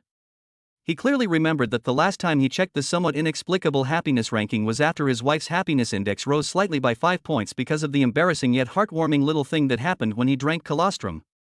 At that time, his ranking was 2,168,305. This time, because of the immense hope that this pill brought about her ability to stand and walk again, and the countless efforts and dedication her husband had poured into her, her happiness index actually increased by 20 points. And its ranking soared like a rocket, surpassing nearly 130,000 people in one go. Reward issued, Physical Enhancement X2. An indescribable, abundant power, not poured in from the outside, but awakened and burst forth from the deepest part of the body, from every imperceptible grain of life essence. It was as if some ancient shackle, which we were born with but had always been dormant, had been quietly unlocked. Dong Fongsuen clearly heard a deep rumble, like thunder rolling across the earth, emanating from within his body. It was not a sound, but a resonance triggered by a leap in the level of life. The bone density increased rapidly in silence, the texture became finer and tougher, and it faintly showed a kind of warm and lustrous luster like jade polished over thousands of years, yet it contained a strength far exceeding that of diamond. Muscle fibers are reorganized and condensed in a way that transcends ordinary understanding.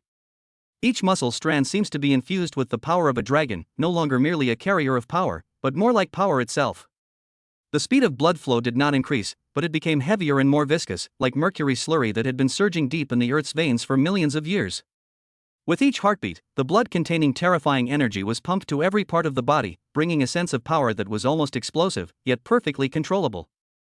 The internal organs seemed to be coated with an invisible glow, becoming more resilient and full of endless vitality.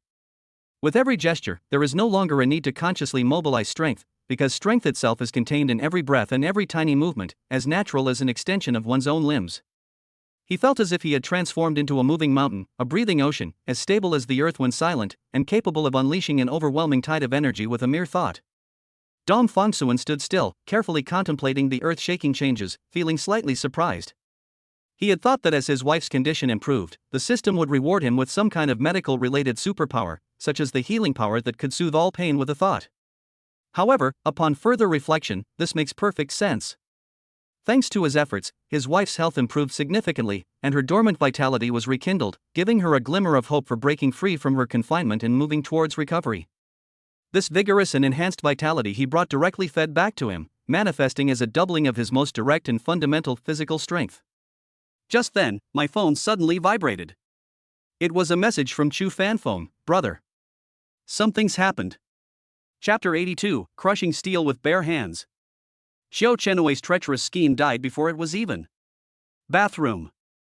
V2 superpower full electromagnetic interference. With a slight thought, Dong Fongsuan conjured a heavy, standard industrial steel ingot with a cold, hard metallic luster in his palm. The steel ingots, with their sharp edges and uniform texture, are a symbol of the industrial age. Human flesh and blood, kept at a constant temperature of 36.5 degrees Celsius, could not possibly surpass steel created by chemical reactions at thousands of degrees Celsius under normal circumstances, but he casually closed his 5 fingers, without exerting any force, yet the hard steel ingot, which required heavy machinery to forge, groaned softly in his palm like hot butter, visibly deforming and collapsing. A superhuman physique. Steel isn't much better than clay. Dong Fongsuan gently twisted his fingers, and the flattened steel block obediently rolled and kneaded at his fingertips. In just a few breaths, it was actually kneaded into a smooth, slightly irregular metal sphere. The whole process was relaxed and effortless, as if he were kneading not high-strength steel, but a soft dough.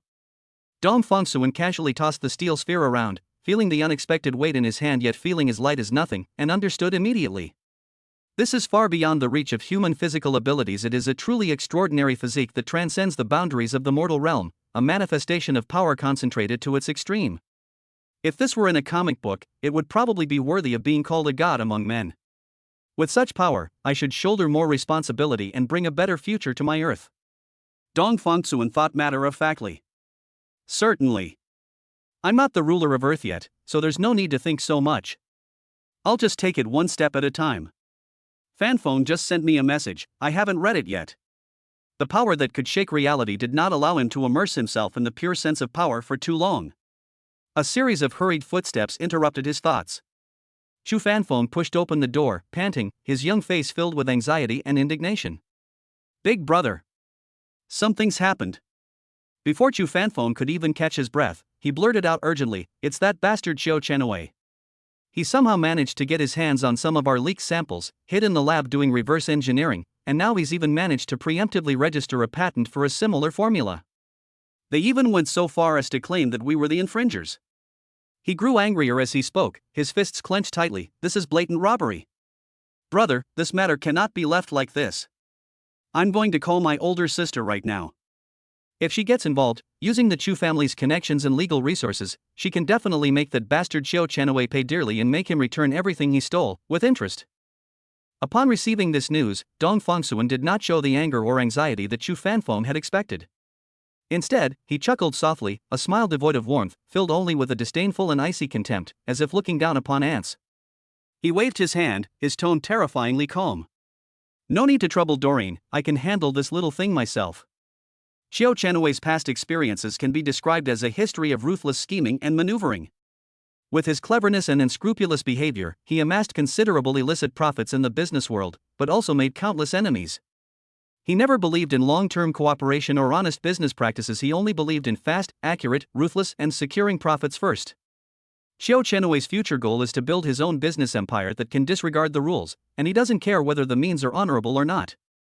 His vile personality led him to regard cunning and plunder as a skill and the achievements of others as easy prey to be slaughtered. At this moment, he sat smugly in his spacious but tasteless office, swirling the red wine in his hand, looking at the patent registration documents he had just received, with an undisguised smug smile on his face. Dong Fongsuan, what are you still doing with this pretentious hunger marketing? You haven't even established the most basic patent barrier. That's incredibly stupid. Now let's see how you play this game.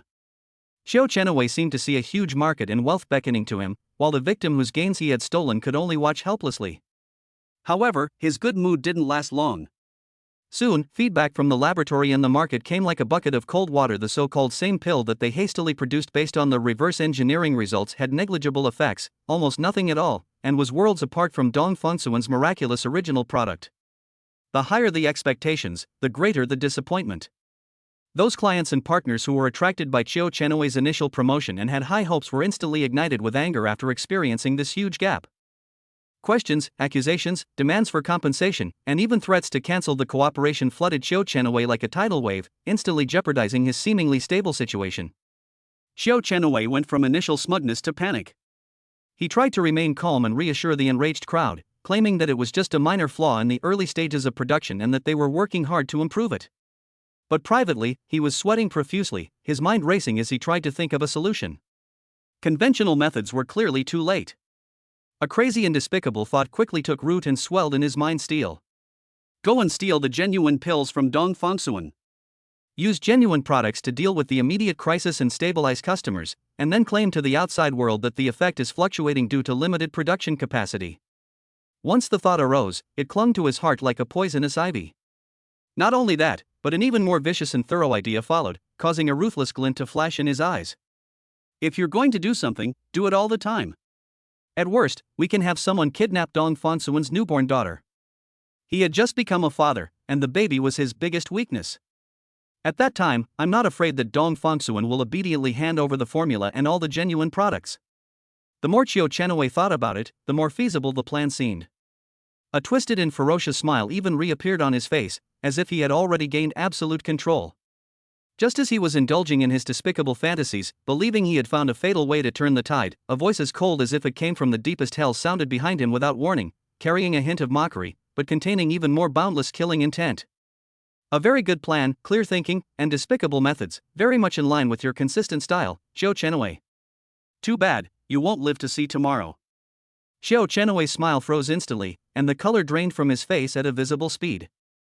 He turned around abruptly, his pupils shrinking to the size of pinpoints in extreme horror. Dong Fengsuan had silently appeared inside the heavy door of his office, leaning against the doorframe, looking at him with a leisurely air, as if he were looking at a dead man. Chapter 83: The Death of Chiu Chenowei. Chiu Chenowei stood frozen in place, watching as the blurry human figure slowly materialized from the deepest shadow of the study, like a manifestation of the very essence of night. When the faint light from the edge of the desk lamp finally outlined the person's face, Chiu Chenowei felt as if an invisible hand was tightly gripping his throat. Dong Fengsuan. He recognized the other person. What are you doing here? Chiu Chenowei's voice changed due to extreme shock, and his voice trembled uncontrollably. Dong Fengsuan did not answer immediately. He simply stood there quietly, like a statue emerging from the shadows, most of his face still hidden in the darkness. He seemed to enjoy Chiu Chenowei's shock and fear at this moment. Silence itself was a kind of invisible oppression. Chiu Chenowei was enraged by this deathly silence and contempt. He staggered backward, his back slamming heavily against the hard edge of the desk, knocking over the crystal ashtray on it. With a sharp, piercing clang, fragments scattered everywhere. He pointed a trembling finger at the uninvited guest. Get out. Now. I've already called for help. Dong Fengsuan finally made a move. He slowly took half a step forward, stopping precisely at the boundary between light and shadow. The light from the desk lamp finally illuminated the lower half of his face, and a barely perceptible curve appeared at the corner of his mouth. It was not a smile, it contained no warmth, only an almost cruel mockery. Please go ahead. His deep, calm voice echoed in the quiet study. These two words fell lightly, yet they chilled Chiu Chenowei to the bone more than any desperate roar. That kind of composure, that ability to control the whole situation and treat people as mere playthings, sent shivers down Chiu Chenowei's spine. The instinct for survival overcame the fear. Chiu Chenowei frantically grabbed the customized phone from the table, his fingers trembling so much that it slipped from his grasp several times. He frantically swiped the screen, tapped the quick access number to the security center downstairs, and pressed the receiver tightly to his ear. But there was no answer tone as expected, only a desolate silence. No service. These three words were clearly displayed at the top of the screen. A chilling sense of despair instantly surged up from the soles of his feet, wrapping around his entire body like vines. This room has undergone special signal processing, so ordinary signal jammers cannot be fully effective. When exactly did they manage to do that? He suppressed the metallic taste rising in his throat, raised his hand and pointed to the corner of the ceiling, where a carefully disguised hemispherical camera was flashing a faint red light. Look carefully. I have surveillance cameras here. Everything you do will be recorded. He paused, then threw out what he considered his most lethal bargaining chip. You'd better think this through. Your wife, and your young daughter. Are they still waiting for you to come home? Xiao Chenowei hoped to see a hint of hesitation, a trace of concern for family, in the other person's eyes. However, he was disappointed once again. Dong Fongsuan didn't even look up at the camera. He simply took another step forward, completely immersed in the glow of the desk lamp. The instantaneous closeness created an invisible sense of oppression that almost suffocated Xiao Chenowei. These are your last words? The last trace of color drained from Xiao Chenowei's face. The shadow of death had never loomed over him so vividly. Extreme fear breeds distorted courage. Xiao Chenowei suddenly stood up straight, his facial muscles contorted, and he let out a near-manic grin. You think you've got me cornered? He growled hoarsely, I'm a martial arts expert too. I've trained in Sanda for many years.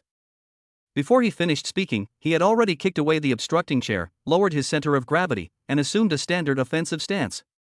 With a roar to embolden himself, he lunged at Dong Fongsuan like a trapped beast, delivering a vicious right straight punch that gathered all his strength straight at the opponent's face. What happened next completely overturned Xiao Chenowei's decades-long understanding of power. Faced with his incredibly swift and powerful punch, Dong Fongsuan didn't even move his feet. He simply raised his right hand and opened his palm. The expected dull thud of a fist striking flesh did not occur. His strike, imbued with the full power of his body, was completely and effortlessly enveloped by a seemingly ordinary palm. The fist struck the opponent's palm with a sound as soft as a sigh. Xiao Chenowei's sinister smile froze instantly. He could clearly feel that his fist had struck an indestructible alloy, and all the impact vanished without a trace the moment they made contact. Before the horrified thought could even finish processing, an indescribable, terrifying force, purely designed for crushing, suddenly surged from the palm that was holding his fist. He clearly heard the terrifying sound of his hard finger and metacarpal bones being crushed and ground. That wasn't the sound of a tree branch breaking, but the sickening cracking sound of multiple bones shattering simultaneously under immense force. Ah! Xiao Chenowei let out a shrill scream that was completely inhuman. The excruciating pain, like a raging tsunami, instantly overwhelmed all his consciousness. He watched helplessly as his right hand deformed, twisted, and collapsed within that terrifying palm, eventually becoming a blurry mass of flesh and blood barely covered by skin. He curled up and slumped down, his left hand clutching his bloodied and mangled right wrist, emitting intermittent groans. His mind went blank, with only one wildly swirling thought remaining: this is definitely not human power. Dong Fongsuan released his hand, as if he had only done a trivial thing. He looked down at Xiao Chenowei, who was lying on the ground convulsing, and slowly shook his head, his eyes filled with an almost nihilistic indifference. You're not the first person to die at my hands. But your performance has certainly disappointed me. These words, like a final death knell, completely shattered all of Xiao Chenowei's remaining psychological defenses. He realized that any resistance was futile. Now, the only way to survive is through complete surrender. With his still functioning left hand, he gripped Dong Fongsuan's trouser leg tightly, tears streaming down his face. Please, spare my life. I was wrong. I'm not human. I'll give you all my money. My company. My stocks. My real estate. Everything is yours. I will disappear immediately. Never to be seen again. Please remember I still have family at home. His cries were sincere and heartbreaking. He was willing to pay any price for a glimmer of hope. However, Dong Fongsuan simply listened quietly, looking down at the body twisted with fear and pain at his feet. Your family is not my family. I don't care whether they live or die. Dong Fongsuan's face remained expressionless until Xiao Chenowei's wailing turned into a desperate sob, at which point he finally made a move. He slowly squatted down, level with Xiao Chenowei's unfocused gaze. Then, Dong Fongsuan grabbed Xiao Chenowei by the neck. That hand was cold and powerful, and its texture was not like flesh and blood, but more like a pair of iron clamps forged from fine steel. Well. Xiao Chenowei's pleas for mercy came to an abrupt halt, turning into a futile struggle. His legs kicked the carpet weakly, and his left hand frantically scratched at the motionless arm. Xiao Chenowei's eyeballs bulged horribly due to lack of oxygen, and were covered with broken blood vessels. He stared intently at Dong Fongsuan's face, which was so close to his own. On that face, there was no excitement of killing, nor any pleasure of revenge, only a bottomless, utterly despairing calm. Click! A soft, yet remarkably clear sound of bones cracking rang out. Xiao Chenhui's struggles ceased instantly.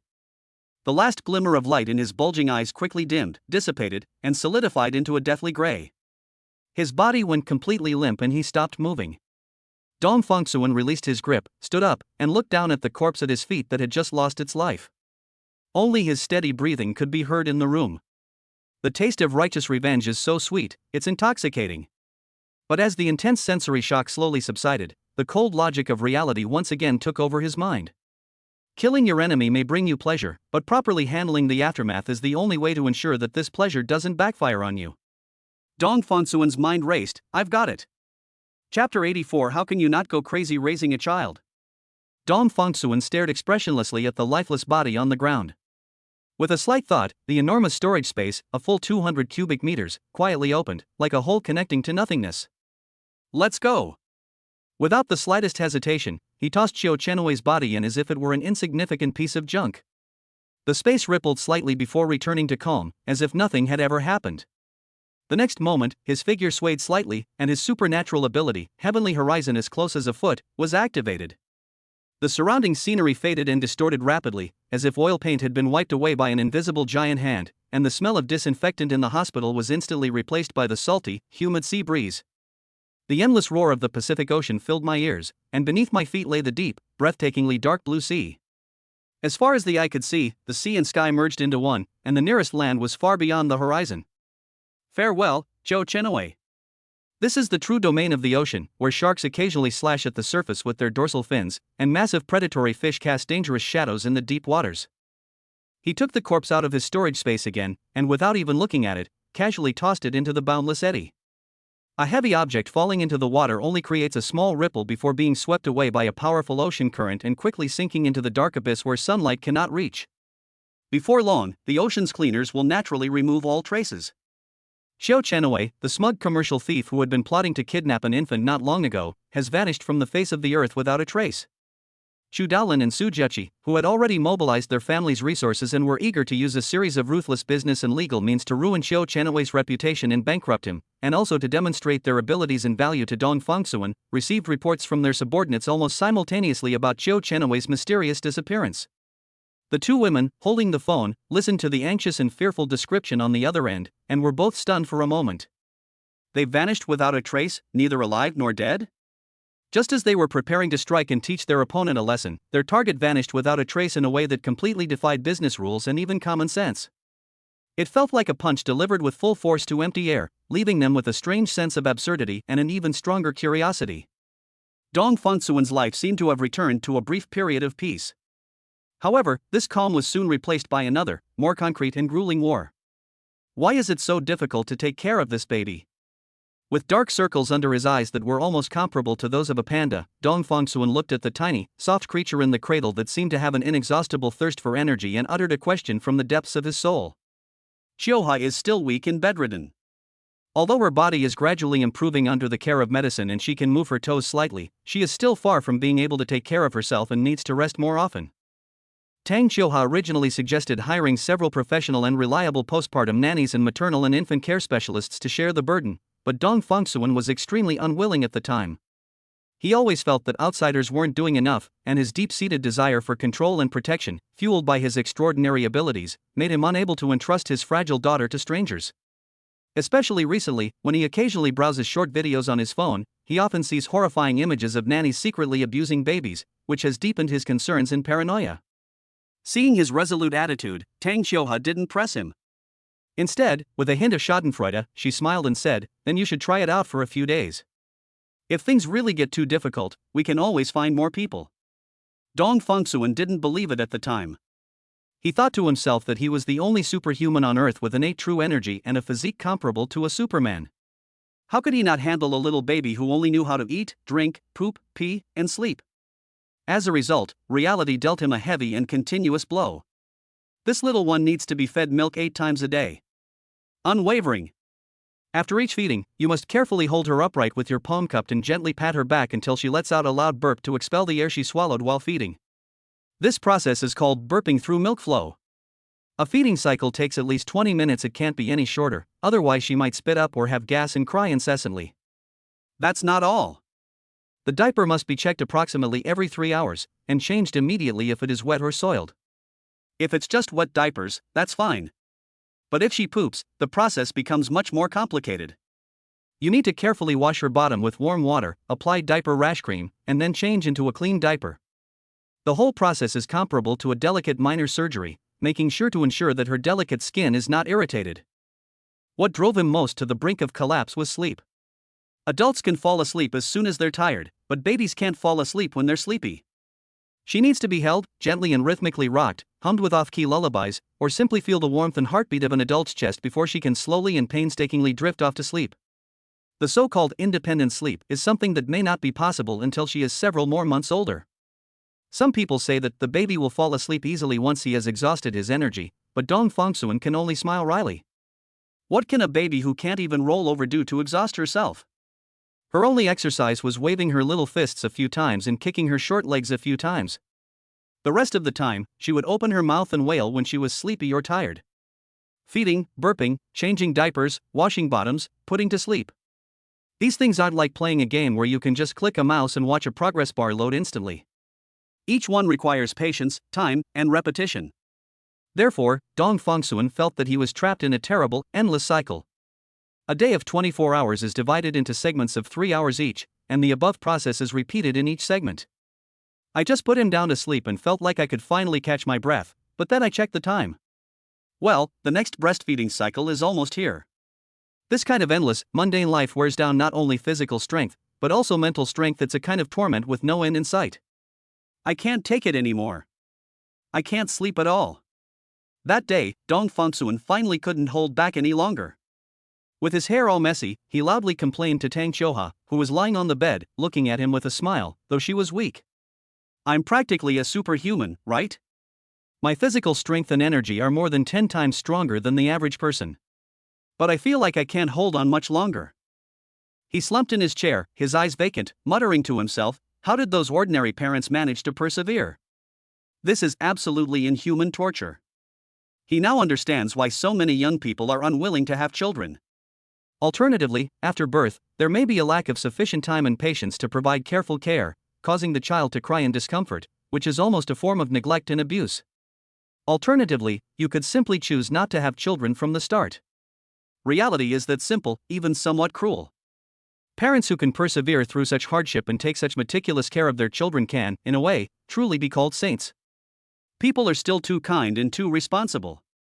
Seeing his disheveled and pitiful appearance, Tang Qiuhua finally abandoned her spectator's mentality and softly suggested, now you know how powerful it is, right? Taking care of a child is bound to drive you crazy. Let's find some of the best reputed maternal and infant care specialists in the industry.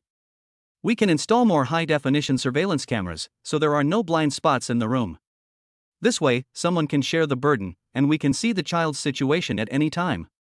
It's much better than you having to bear it all by yourself. Chapter 85 Dong Fongsuan's Method. The in-laws problem? This time, Dong Fongsuan didn't resist. He nodded heavily, as if all his strength had been drained away, his voice hoarse, okay, I'll listen to you.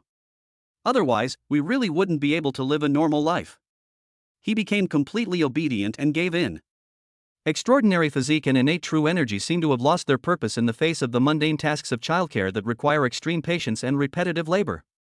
Let alone handling company business, even if he took a full day off work to take care of this little darling, he would feel like he was on the verge of collapse. Just as he was exhausted in preparing to contact a professional caregiver, his father-in-law Tang Hugua and mother-in-law Zhou Yaro arrived together. The two elderly people did not have the usual joy of visiting their granddaughter on their faces. Instead, a faint cloud of sorrow hung over them, as if they had something they were reluctant to talk about. The father-in-law rubbed his hands together, looking at his son-in-law who looked tired but still tried to keep up his spirits. He spoke with a mixture of hesitation and expectation, son-in-law, we've all heard about your new pharmaceutical company. I wonder if there are any medications suitable for elderly people like us? Dong Fongsuan's father-in-law, Tang Hugua, has been quite troubled lately. He rubbed his stiff fingers and said with obvious fatigue and helplessness, as people get older, sleep becomes rare. Lying in bed, my mind was racing with all sorts of chaotic thoughts, like a movie playing in my head. I tossed and turned, unable to fall asleep, watching the sky gradually lighten with the first hint of dawn. It was an unbearable feeling. He looked at Dong Fongsuan, a hint of barely perceptible expectation in his eyes. I heard that the pills you make are very effective. I wonder if any of them can help people get a good night's sleep. Zhou Yaro, the mother-in-law standing to the side, also sighed softly, subconsciously touching the noticeably fuller flesh around her waist, a slight embarrassment on her face. I can eat and sleep well, but this weight. I don't know what's wrong with me lately, but it's been growing upwards like it's been inflated. I dare not take those diet pills indiscriminately. The side effects are terrifying. Compared to those products from outside whose origins are unknown, we have more faith in the abilities of our own people.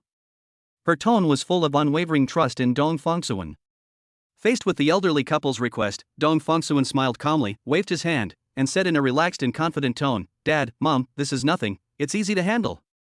He paused, his gaze sweeping across the two elders' faces with a reassuring calmness. "In my opinion, your symptoms haven't reached the point where you need to take specific medication. All medicines have side effects. It's best to avoid taking them if possible. So, if you can come over once a day when you have some free time, I'll give you a light massage to improve your blood circulation and balance your internal systems. These problems will naturally subside." Upon hearing this, Tang Hugua, the father-in-law, and Zhou Yaro, the mother-in-law, both showed expressions of doubt. Massage? They've tried massage therapy before, but the effects were so-so, just temporary relaxation. Could it really cure insomnia and suppress appetite? The son-in-law's words sound a bit too far-fetched. Dong Fongsuan noticed their doubts but didn't explain further. He simply smiled and said, "Why don't you try and see? Dad, lie down on this sofa, relax, and close your eyes." Tang Hugua lay down as instructed, and although he was grumbling to himself, he still obediently closed his eyes. Dong Fongsuan stood beside him, her hands seemingly casually placed on his temples and forehead, gently massaging them. On the surface, it was just a soothing head massage technique, but in reality, on a level that no one could perceive, Dong Fongsuan had already quietly activated a trace of the superpower of dream control, like the finest embroidery needle, guiding his father-in-law's chaotic thoughts to calm down. At the same time, the power of the command ability satisfaction, which brings contentment and peace, also transformed into an invisible warm current, seeping into Tang Hugua's sea of consciousness with his seemingly ordinary fingertip press. But in just over 10 minutes, something amazing happened. Tang Hugua's slightly furrowed brows slowly relaxed, his tightly pursed lips loosened, the rhythm of his chest rising and falling became longer and more steady, and a soft, even snore emanated from his nose. He actually fell into a deep sleep, his face as peaceful as that of a carefree baby. Zhou Yaro watched in stunned silence, almost unable to believe her eyes. His insomnia had been quite severe lately, but his son-in-law solved it by massaging him a few times? When it was Zhou Yaro's turn, Dong Fongsuan's technique was slightly different. He made her sit upright, and gently massaged several acupoints on her back with both hands, while secretly and precisely controlling the intensity of his satisfaction ability.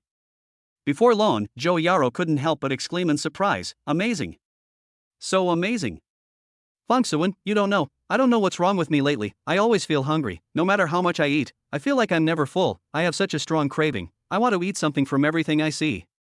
She touched her stomach, her face full of disbelief. "But after you pressed it for a while, I feel very satisfied, my stomach is warm and full, and I don't want to eat anything at all." That agonizing craving seemed to vanish instantly. Lying on the hospital bed, Tang Qiuhua watched this scene with a smile. At this moment, she couldn't help but speak, her tone teasing and relaxed, "Mom, isn't this great? You only lose weight when you're hungry, that's the truth. Those who always say they gain weight even from drinking water are mostly lying, or they're secretly adding sugar and milk tea to their water." She blinked and continued to laugh. "Otherwise, why is there a saying that to lose weight, you have to give up the bad habit of lying? Think about it, how could someone who can truly control their eating and not eat anything extra all day long not lose weight? If someone could gain weight without eating, wouldn't that be a perpetual motion machine? Simply cutting off fat would generate a continuous source of energy, benefiting all of humanity." Dong Fongsuan was amused by his wife's playful words. He picked up the conversation and gently reminded his mother-in-law, "Although Qiuhua's words are exaggerated, the principle is the same. However, Mom, you still need to supplement your diet with a balanced amount of nutrition before you come over each day to ensure your body's basic energy needs are met. For example, you can eat some light vegetables and a moderate amount of high-quality protein, such as chicken breast and fish." Okay, Mom will listen to you." Zhou Yaro was now completely convinced of her son-in-law's abilities and nodded repeatedly, her face beaming with a relaxed smile after resolving the issue. The three chatted casually for a while, creating a warm atmosphere. About an hour later, Tang Hugua, who was lying on the sofa, slowly woke up. He sat up, stretched vigorously, and felt refreshed. His mind was clearer than he had in a long time, and his body felt much more relaxed. He couldn't help but exclaim, "I slept so well. It feels like I've made up for all the sleep I missed. Your technique is absolutely amazing." However, the ease and joy on his face did not last long. His brows, which had just relaxed, slowly furrowed again, and a faint cloud of worry, clearer than when he arrived, enveloped him. He glanced at his daughter, then at his son-in-law, hesitated, and finally sighed, his voice low and filled with obvious worry. "Fongsuan, there's a reason why we've been feeling unwell lately and so irritable. Actually, there's been some trouble on our in-laws' side lately, which has made us feel really bad.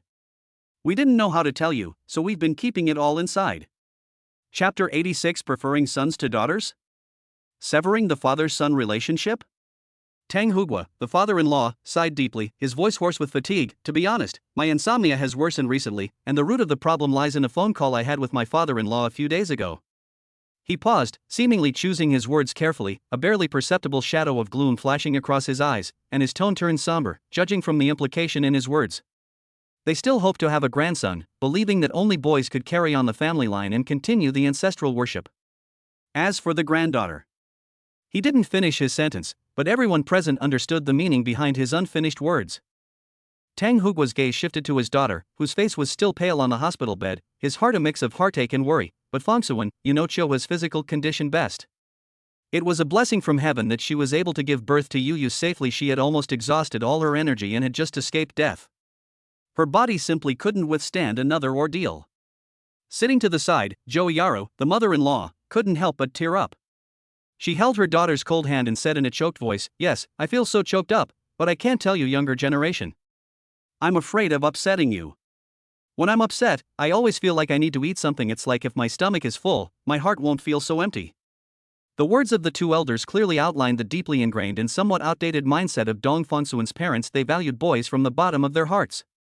No wonder, ever since Dong Yuyu was born, the elderly couple only visited her briefly at the hospital, and after a couple of days, they packed their things and returned to their hometown, citing that they were not used to city life, and their attitude was quite indifferent. If it were a grandson, they would probably stay no matter what, busy themselves with taking care of him. Upon hearing this, Tang Chio's face did not show much surprise. She simply lowered her eyelashes slightly, her long eyelashes casting faint shadows on her pale cheeks, making it impossible to see the emotions in her eyes. Perhaps she had already sensed something from her in-law's previous attitude, or perhaps she was currently focusing more on her weak body and the young daughter in her arms, leaving her no time to care about anything else. However, Dong Fongsuan's reaction was completely different. His previously calm expression instantly darkened, his brows furrowed, and an obvious anger rose in his eyes. He stood up abruptly, his voice resolute. "There's absolutely no room for negotiation on this. What they say doesn't count. I'm the one who decides." Dong Fongsuan looked intently at his parents-in-law, then turned to his wife, his tone unusually firm. "I have enough with my daughter Yuyu. I will never have a second child." His attitude was so firm that there was absolutely no room for negotiation. Just taking care of this one newborn has already exhausted this little Superman whose physique is far beyond that of ordinary people, almost depriving him of all the private time he could spend with his wife. One more? Don't even think about it. He even secretly vowed that even if Chioha fully recovered and the couple were to engage in intimate acts, he would take all necessary safety precautions and never allow any accidents to happen. It mainly targets a rebellious mentality. Dong Fongsuan's face was very unpleasant. He took a deep breath, suppressed his anger, and said to his parents-in-law and wife, "Don't worry, leave this to me. I'll call them right now and make things clear." After speaking, he didn't linger any longer, took his phone, and strode out of the ward, arriving at the relatively quiet end of the corridor. The call was quickly connected. Dong Fongsuan didn't beat around the bush and went straight to the point, clearly conveying his father-in-law's message and his own decision to his parents on the other end of the line. Sure enough, the parents' voices came through the phone with determination, even a hint of stubbornness. They repeatedly emphasized old ideas such as carrying on the family line cannot be broken, and it is only complete if there is a boy, without any hint of compromise in their tone. Listening to her parents' deeply ingrained arguments, Dong Fongsuan felt a surge of anger rising to her head. In his rural hometown, the idea of valuing sons over daughters was indeed prevalent, but Dong Fongsuan was inherently rebellious, unwilling to be manipulated and defying conventions. Dong Fongsuan raised his voice, "Dad, Mom, I hope you can face reality. My current achievements, the companies I own, my earning power, and even my understanding and mastery of the rules of this world are probably more than 100 times greater than what you two have combined. Dong Fongsuan paused, each word resounding. So, from now on, the status of this family should change. When it comes to something as important as having a child, which concerns Choa's health and the future happiness of our little family, your opinions don't count. From today onwards, this family will be ruled by me, the head of the household, with my sole authority and decision-making power. Carry on the family line? Dong Fongsuan almost laughed out of anger. What is being inherited? Should we inherit those worthless mud brick houses in our hometown? Or perhaps his parents are actually a king and queen from a foreign country who have fallen into exile, with billions in assets and a throne waiting for their grandson to inherit? He knew it all too well. If his parents had unfortunately passed away before he married Tang Choha, given their family's financial situation at the time, he would probably have inherited nothing but a mountain of debt. Now that he is stronger, clearer-headed, and has a clearer plan for the future, his parents should respect his wishes on matters of principle, rather than using outdated ideas to control his life. The father on the other end of the phone was clearly enraged by his son's outrageous remarks. His temper flared up instantly, and his voice suddenly rose, filled with shame and anger at being contradicted. Fine. Dong Fongsuan. You think you're all grown up now, huh? How dare you talk to your father like that? Okay. Great. If you don't listen to me, I'll pretend I never had a son like you. I'm severing all ties with you as father and son. An ordinary person would probably be terrified to hear their own father say such resolute words. But who exactly is Dong Fongsuan? Even without a system by his side, he never knew what compromise was. Upon hearing his father's threat, Dong Fongsuan showed no panic whatsoever. Instead, a sinister smile, full of malice, appeared on his face, a smile he himself was unaware of. That suits me perfectly. Dong Fongsuan even responded in a tone that was almost calm but clearly sarcastic. Oh no, I should have tried to persuade you to stay since you've made your decision, there's nothing I can do about it. In terms of sarcastic remarks, Dong Fongsuan clearly surpassed his teacher. From now on, I'll have to trouble uncle to take care of my mother. I will send her money regularly, and you can borrow from her anytime you need money. My mom is just too soft-hearted, she can never refuse poor relatives. Chapter 87. Drink ex-country's strong liquor and beat up relatives and friends. Of course, if you don't take good care of my mother and cause any problems with her physical or mental health. Dong Fongsuan's voice carried a hint of coldness. I will immediately send someone to bring her over to live with me, so she can enjoy a peaceful and comfortable life. I will hire 7 or 8 professional caregivers for my mother, like maids in ancient times, to take care of her daily life 24 hours a day, ensuring that she is comfortable. She doesn't need to cook, sweep, do laundry, or wash dishes. All the housework is done by others.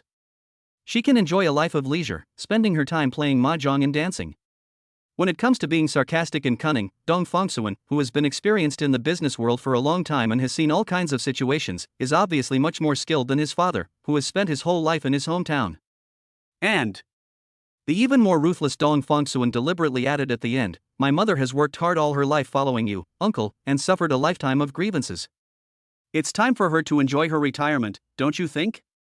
This seemingly polite but actually threatening approach, especially the use of the term uncle, perfectly conveyed the sense of alienation and sarcasm. Really? Before Mr. Dong could erupt again on the other end of the phone, Mrs. Dong's voice hurriedly cut in. Dong Ma fell for the scheme to sow discord.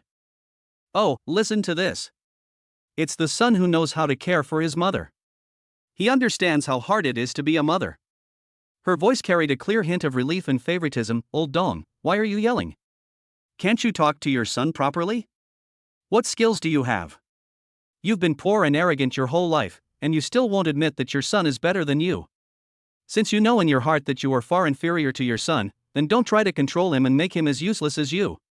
She immediately turned the gun around and spoke into the microphone with an incredibly loving tone. My dear son. Don't work too hard outside, and please take care of your health. Mom just wants you to be healthy and safe. My granddaughter is wonderful, she's so cute. If you don't want to have a second child, then don't have one. Mom supports you. Upon hearing this, Tang Choha, who was in the ward, couldn't help but chuckle. I had been thinking of waiting for the right opportunity to try and persuade my husband and in-laws to stop their relationship from getting so strained, but then I thought again. My husband is better at solving problems than I am. He knows what he's doing and doesn't need anyone's advice. Tang Choha felt a pang of emotion. Her in-laws had spent far more time with her husband than she had, yet their understanding of him was less than a tenth of hers. Even less. Is this what they mean by meeting someone for the first time and feeling like old friends even after a long time? Tang Xiuha noticed it the moment she saw Dong Fangsuan in college. This is a man who is extremely unruly at heart. He may be poor or down on his luck, but he will never submit to anyone or be manipulated by others. When oppressed, one must immediately resist tenfold. In short, the innate anti-PUA holy body. I was blinded by my own limited perspective back then, but looking back now. When the parents found Dong Fangsuan in the rented room and offered him such generous terms, any peer in the same situation would have agreed without any hesitation, right? But what about him? He hesitated for a long time before finally agreeing because of himself and his child. I'm such an idiot. At first, I actually thought that my husband was only after my money. After listening to the conversation between Dong Fangsuan and his parents, his father-in-law Tang Hugua and mother-in-law Zhou Yaro looked somewhat worried.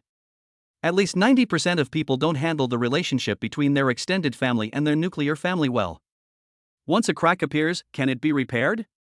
Outside in the corridor, Dong Fangsuan was still arguing with his father. Old man Dong spoke with the stubbornness of someone from a poor, remote village. A girl who can't give birth to a boy isn't a good girl.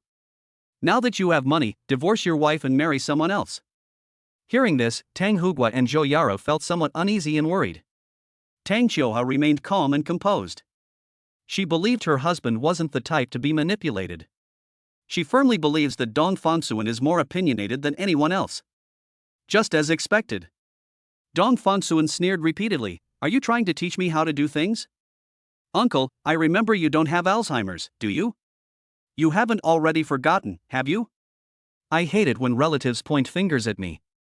If they push me too far, I won't show them any mercy." Old man Dong's words, which were on the tip of his tongue, came to an abrupt halt. After a long pause, he finally stammered, "You little brat, how dare you say that? 3 years ago, on New Year's Eve, he dared to hit your third uncle and eldest uncle at the dinner table. You little bastard, you really have no regard for your own family. The two families have completely cut off contact with our family now. They hate me to the core, saying that I don't know how to raise my son and have raised a rebellious son. Are you satisfied now that you're always talking badly about our family behind our backs?" Old man Dong initially thought that Dong Fangsuan calling him uncle was just a way of showing off. He had been an honest and upright man all his life, and a good man who believed in the principle of spare the rod and spoil the child. How could he have raised such a bad boy as Dong Fangsuan? But at this point, he suddenly panicked. Dong Fangsuan can do things that others can't do with incredible ease. Dong Fangsuan, who was admitted to university at the age of 18, became the pride of his family.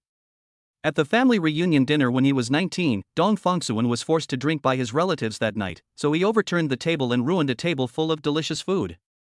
Dong Fangsuan even yelled, "You dare to force me to drink because you look down on my father," like a broken record. His howls could be heard for miles around, while he beat up his uncles who had watched him grow up. At that time, Dong Fangsuan was acting like a drunkard, holding back no strength at all, and was going all out to kill. Afterwards, he even pulled out a kitchen knife and chased after his uncle and third uncle, hacking at them. After slashing the man away, the brat laughed while holding the knife, perfectly sober and showing no signs of drunkenness. They're utterly heartless. Suddenly, old man Dong became a little scared. Dong Fangsuan laughed even more heartily, as if he had remembered something happy. "It's not my fault, uncle. I already said it was the alcohol and their own problem. I can't drink alcohol, but because they look down on me and think I have no say and no authority in the family, they insist on persuading me to drink so they can establish their authority. And I have terrible drinking manners, so it's normal for me to act crazy when I'm drunk, right?" At this point, Dong Fangsuan, in the extremely standard tone of a male news anchor from CCTV's Xinhua Lianbo, a popular Chinese evening news program, solemnly and deliberately drew out his words, as if he were advertising, and exclaimed, "Drink X country's strong liquor, beat up your relatives and friends." For the vast majority of the new generation of young people who hate their relatives to death, this is the best marketing slogan for Jinzhou. Besides, Dong Fangsuan said without any hesitation, "Uncle, you were my father for decades, and you raised me well. Without you, I wouldn't be who I am today." "Oh, right." He changed the subject, "Mom, you can lend money to my uncle, but don't lend too much." Did you hear what he just said? That a man with money should divorce his wife and remarry? Was he talking about me? He was clearly talking about himself. I'm not one to stir things up, but I think this is probably what he really felt and he just let it slip. Dong Ma's furious roar echoed throughout the entire floor through the microphone. "He dares? I'll castrate him right now. Chapter 88 Happiness Index plus 15. 1.99 million. From the other end of the microphone came Old Man Dong's indistinct explanation, mixed with dull thuds, like fists landing on thick flesh. Immediately afterwards, a sharp, ear-piercing cracking sound rang out, and pots and pans shattered with a crashing sound, as if it were about to break the telephone line as well. In the background noise, Dong's mother's shrill voice pierced through the chaos, yelling that she was going to find scissors to cut off someone's manhood. At the height of this noisy family battle, Dong Fongsuan simply turned his head slightly, held the receiver a little further away, and said in a calm, almost indifferent tone, even with a hint of laziness, "Mom, you go ahead and do your thing, I'll hang up now." As soon as he finished speaking, he decisively cut off the communication. The ward instantly returned to silence, with only the faint sounds of traffic outside the window and the soft ticking of the medical equipment. Dong Fongsuan held the phone, his fingertips feeling a little cold. Human emotions are incredibly complex, like a tangled mess of knots. Do my parents love me? The answer is yes. No human being could fool Dong Fongsuan's perception with acting skills. But from the time he could remember, his family was characterized by darkness and noise. Physical abuse was commonplace, and oppression was considered a natural educational method. The two parents treated their family as an endless battlefield. My father, who was always honest and upright in front of the world, couldn't wait to play the role of a domineering and tyrannical feudal patriarch once the door was closed. His authority and temper were specifically used to deal with his family members, making him a prime example of someone who had mastered the art of being a bully at home. As for his mother, her resentment was like a boiling volcano, erupting violently every now and then, crying out, "I was blind to marry you," and cursing, "I'll take you down with me sooner or later, and kill your whole family." Those extreme and desperate words were like cold daggers, piercing Dong Fongsuan's young eardrums time and time again, and also damaging all his imagination of a warm family. Day after day, year after year, he grew up immersed in this environment. At first came fear, then numbness, and finally, he forged a hard armor, deeply concealing the true turmoil within his heart. Today, he is no longer that helpless child. He has grown up, transformed, and become a woman's husband and a father of a young daughter. This dual identity gave him unprecedented power, but also made him keenly aware of the responsibilities he had to bear. Dong Fongsuan absolutely cannot allow her own family to repeat the mistakes of her family of origin. Therefore, no matter what kind of farce his parents staged or what they said, it no longer mattered to him. The creator of order and the maintainer of rules must be oneself. Anyone who tries to challenge this, whoever they may be, has absolutely no room for compromise. Just now, my parents-in-law were clearly disturbed by the commotion revealed on the phone and came here with concern. His father-in-law spoke earnestly, trying to persuade him that perhaps he should be more understanding of his parents. His words were filled with the concern of an elder, but also a hint of disapproval. Blood is thicker than water. There's no need to make things so tense with your parents. The mother-in-law gently tried to ease the tension, her eyes filled with careful reassurance. They are old and traditional, and their words may not be pleasant to hear, but they always hope that you will be well. Dong Fongsuan wore a polite smile and uttered perfunctory pleasantries, but his eyes clearly showed that I have my own opinions. His attitude was like an invisible wall, gently deflecting the two elderly people's good intentions. The father-in-law and mother-in-law exchanged a glance, their faces showing a complex and indescribable expression. In the end, they turned and left the ward silently, still full of worries and unfinished words. Their backs appeared somewhat heavy, their steps slow, as if carrying a deep sense of worry about the future of this young family. The ward door closed gently, and the room returned to silence. Dong Fongsuan walked to the bedside and looked at Tang Qiuhua, who was leaning against the pillow. She was still a little weak after giving birth, and her face was slightly pale, but her eyes, which looked at him, were surprisingly bright, filled with undisguised dependence and love. Are you really not even considering having a second child? Tang Qiuhua spoke softly, her voice carrying a hint of tenderness and probing. I feel that this delivery went quite smoothly, and my body recovered very quickly. She paused, her gaze towards Dong Fongsuan becoming even more tender and affectionate, as if soaked in honey. After I've fully recovered, I want to have children for you, lots and lots of children. These are heartfelt words. Tang Qiuhua heard clearly how Dong Fongsuan had firmly refused her in-law's request to have a second child on the phone, citing the need to protect her health. This unwavering protection, like a warm current, touched her heart. That's why Tang Qiuhua felt more and more that simply giving birth to one child for Dong Fongsuan was far from enough.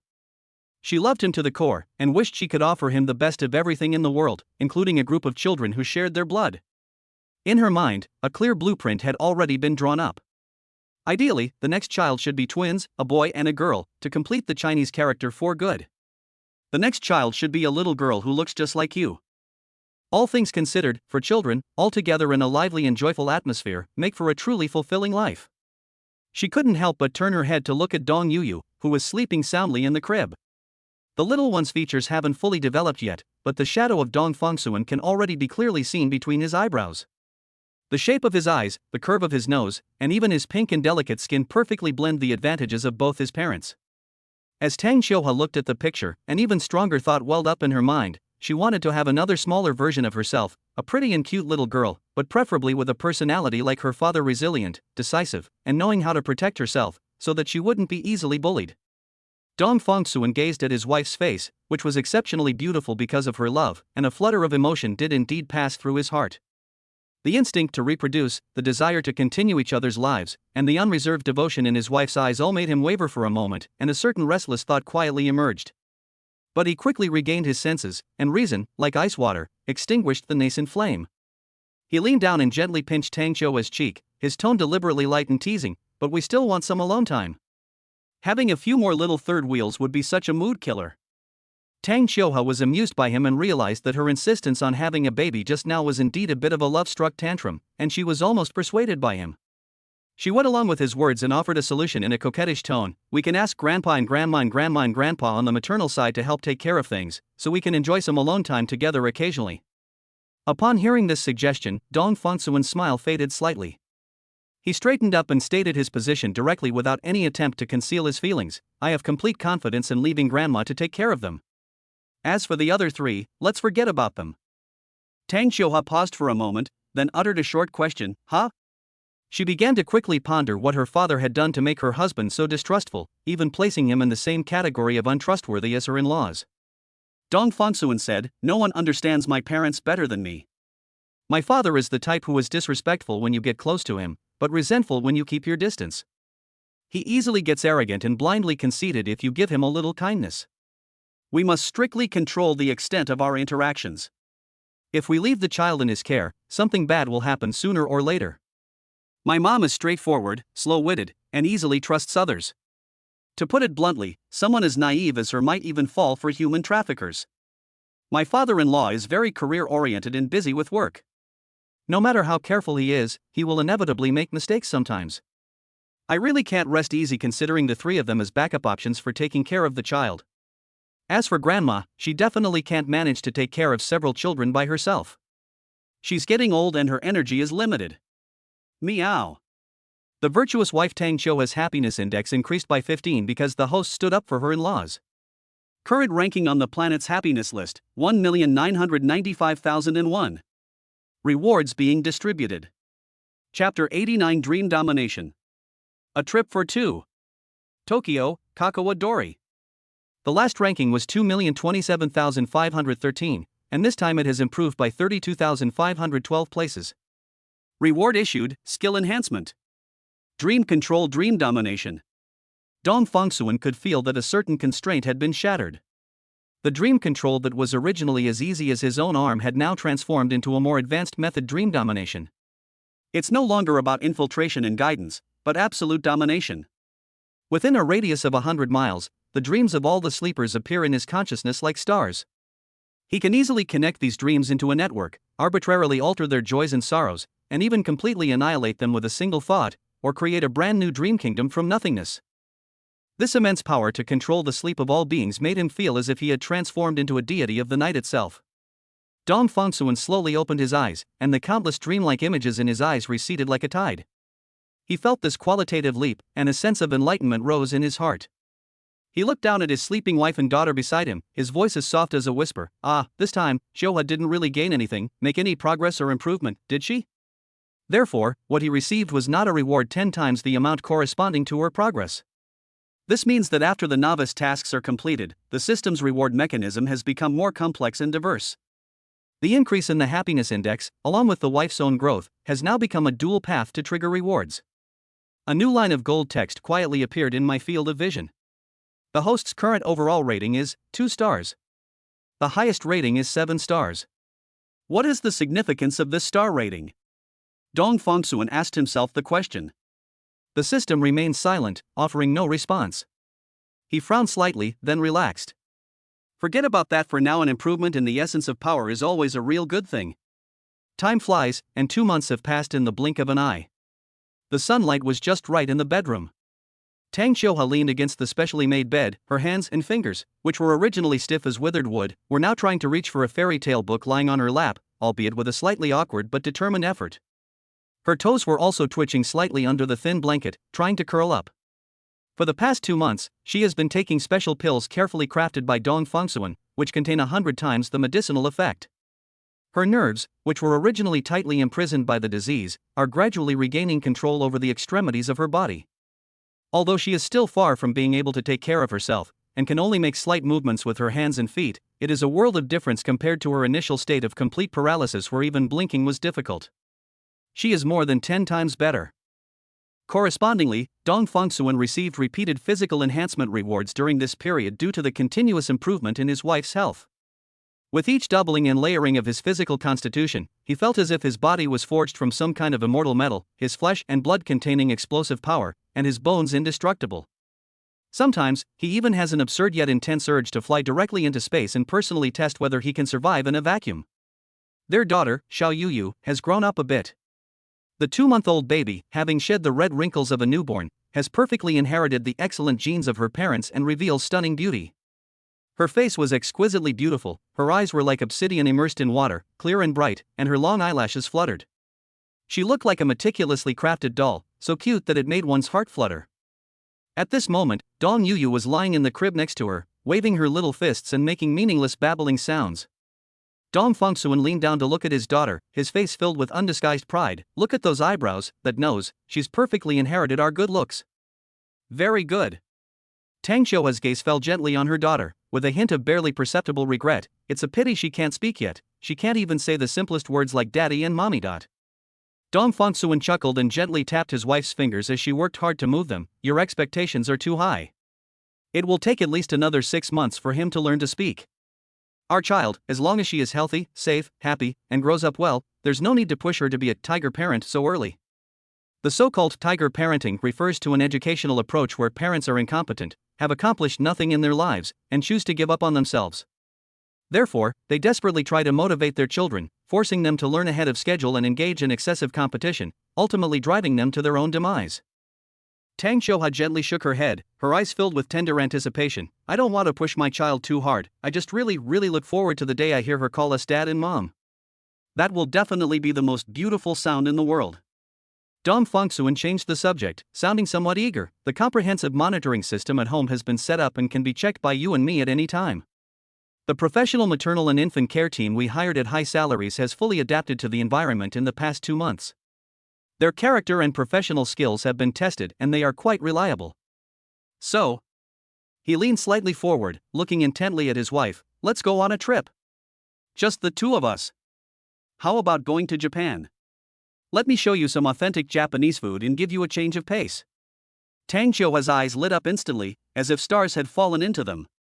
She blinked hard to show her agreement. Okay. Sure. Then she carefully added, but please don't eat seafood. I'm worried about the nuclear contamination there, which could affect any children we might have in the future. People change, right? My husband doesn't want to have children now, but what if he changes his mind later and wants a second, third, or even fourth or fifth child? There's no time to lose. Dong Fengsuan carefully handed her precious daughter to the most experienced maternal and infant care specialist in the lead, and repeatedly reminded her of the precautions. Once everything was arranged, he returned to his bedroom, locked the door behind him, and ensured complete isolation, creating an absolutely private space. Then, he reached out and firmly embraced Tang Xiuhua's waist. Supernatural power, the ends of the earth are as close as a foot. With a single thought, the laws of space vibrated and twisted around him. The destination is a foreign city thousands of miles away. Tokyo. The next moment, the surrounding scenery peeled away and reformed like a shattered mirror. There was no dizziness from high-speed movement, no oppressive feeling from passing through a tunnel in the blink of an eye. They were standing in a quiet alleyway, having gone from a bedroom filled with the smells of milk and disinfectant. The air was filled with unfamiliar language, and a faint, damp scent mingled with the aroma of food wafting from afar. A gentle evening breeze carries the coolness unique to the city. They were standing in an area called Kokagawa Dori in Minato Ward, Tokyo, with the brightly lit Roppongi Main Street not far away. Chapter 90. In ancient times, King Yu of Zhou played with the feudal lords by lighting the beacon fires. Now, Dong Fonsuan's nightmare shrouds Tokyo. In the night, Roppongi in Tokyo is a tapestry of neon lights and teeming with people. Dong Fongsuan, with Tang Qiuhua in his arms, stood at the edge of Jichuan Road, gazing at the dazzling and bustling world before them. This is my first time in this place. With a slight thought, an invisible and intangible wave quietly spread out from him, like the finest veil, gently covering the two of them. Superpower, Existence Zero, activated. In an instant, the bustling crowd around them seemed to simultaneously forget their existence. The gazes directed at them became unfocused and blank. Even if someone's eyes swept over where they stood, they would glide away without any hindrance, leaving no impression.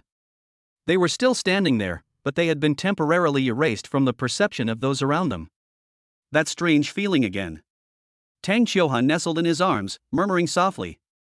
She could clearly see the expressions on pedestrians' faces, hear their laughter and conversation, and even smell the aroma of food wafting from roadside stalls, but she and he seemed to be inside a transparent protective bubble, becoming mere observers. This way you feel more comfortable. Dong Fongsuan lowered his head, met her curious gaze, and smiled slightly. Let's go, I'll take you to try some delicacies other than those nuclear-contaminated seafood. They moved through the bustling streets like ghosts. Within the realm of Zero, they can freely touch objects and taste food, while those around them will only think that the objects have moved on their own, or that a small piece of food has disappeared out of thin air, causing some confused whispers, but they will never suspect the people who are right next to them. They stopped in front of the fragrant Tamagoyaki stall. Dong Fongsuan took one, carefully blew on it to cool it down, and fed it to Tang Qiuhua's lips. She took a small bite. The outer layer was crispy, the inside soft and chewy, and the egg mixed with the sauce brought a unique flavor. She squinted her eyes in satisfaction. The two lingered in an exquisite wagashi shop. Dong Fongsuan picked up an elegantly shaped strawberry daifuku. The soft and chewy skin, the sweet but not cloying red bean paste, and the slight tartness of the fresh strawberry blended in Tang Qiuhua's mouth, making her cheeks blush, as if she had tasted the concrete form of happiness. They even listened quietly for a long time to a street performer playing the shamisen as they passed by. The mournful yet resilient music flowed through the night, and Tang Qiuhua listened intently, tears of emotion welling up in her eyes. Dong Fongsuan looked at the artist, whose clothes were rather thin, and a thought struck him. That night, this hard-working artist will have a warm and sweet dream. In his dreams, he would perform in a packed concert hall, with the audience captivated. After the performance, he would be surrounded by thunderous applause and flowers. He will experience a tremendous sense of satisfaction from being recognized, and upon waking, he will be filled with the strength to continue moving forward. However, the bizarre and dazzling city nights are never without shadows. In a relatively secluded corner, the two witnessed a man in a suit roughly shoving a young man who appeared to be his subordinate, spewing out profanities like venom, doing everything he could to insult him, all because the young man had made a trivial mistake. The young man lowered his head, his shoulders trembling, and dared not offer the slightest resistance. Tang Qiuhua frowned, her eyes revealing clear reluctance and disgust. Workplace bullying. Dong Fongsuan's eyes turned slightly cold. He took no real action, but the power of the dream had silently enveloped the abuser. Tonight, an endless nightmare awaits this arrogant man. He will relive in his dreams the scenes of being publicly humiliated, crushed by authority, and abandoned by everyone.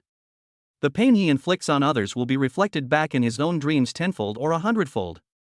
He will experience the deepest powerlessness and fear, until his soul trembles. This was not a means of killing, but rather a casual form of punishment. In a relaxed and carefree manner, the virtuous attain beautiful dreams, while the wicked reap evil consequences.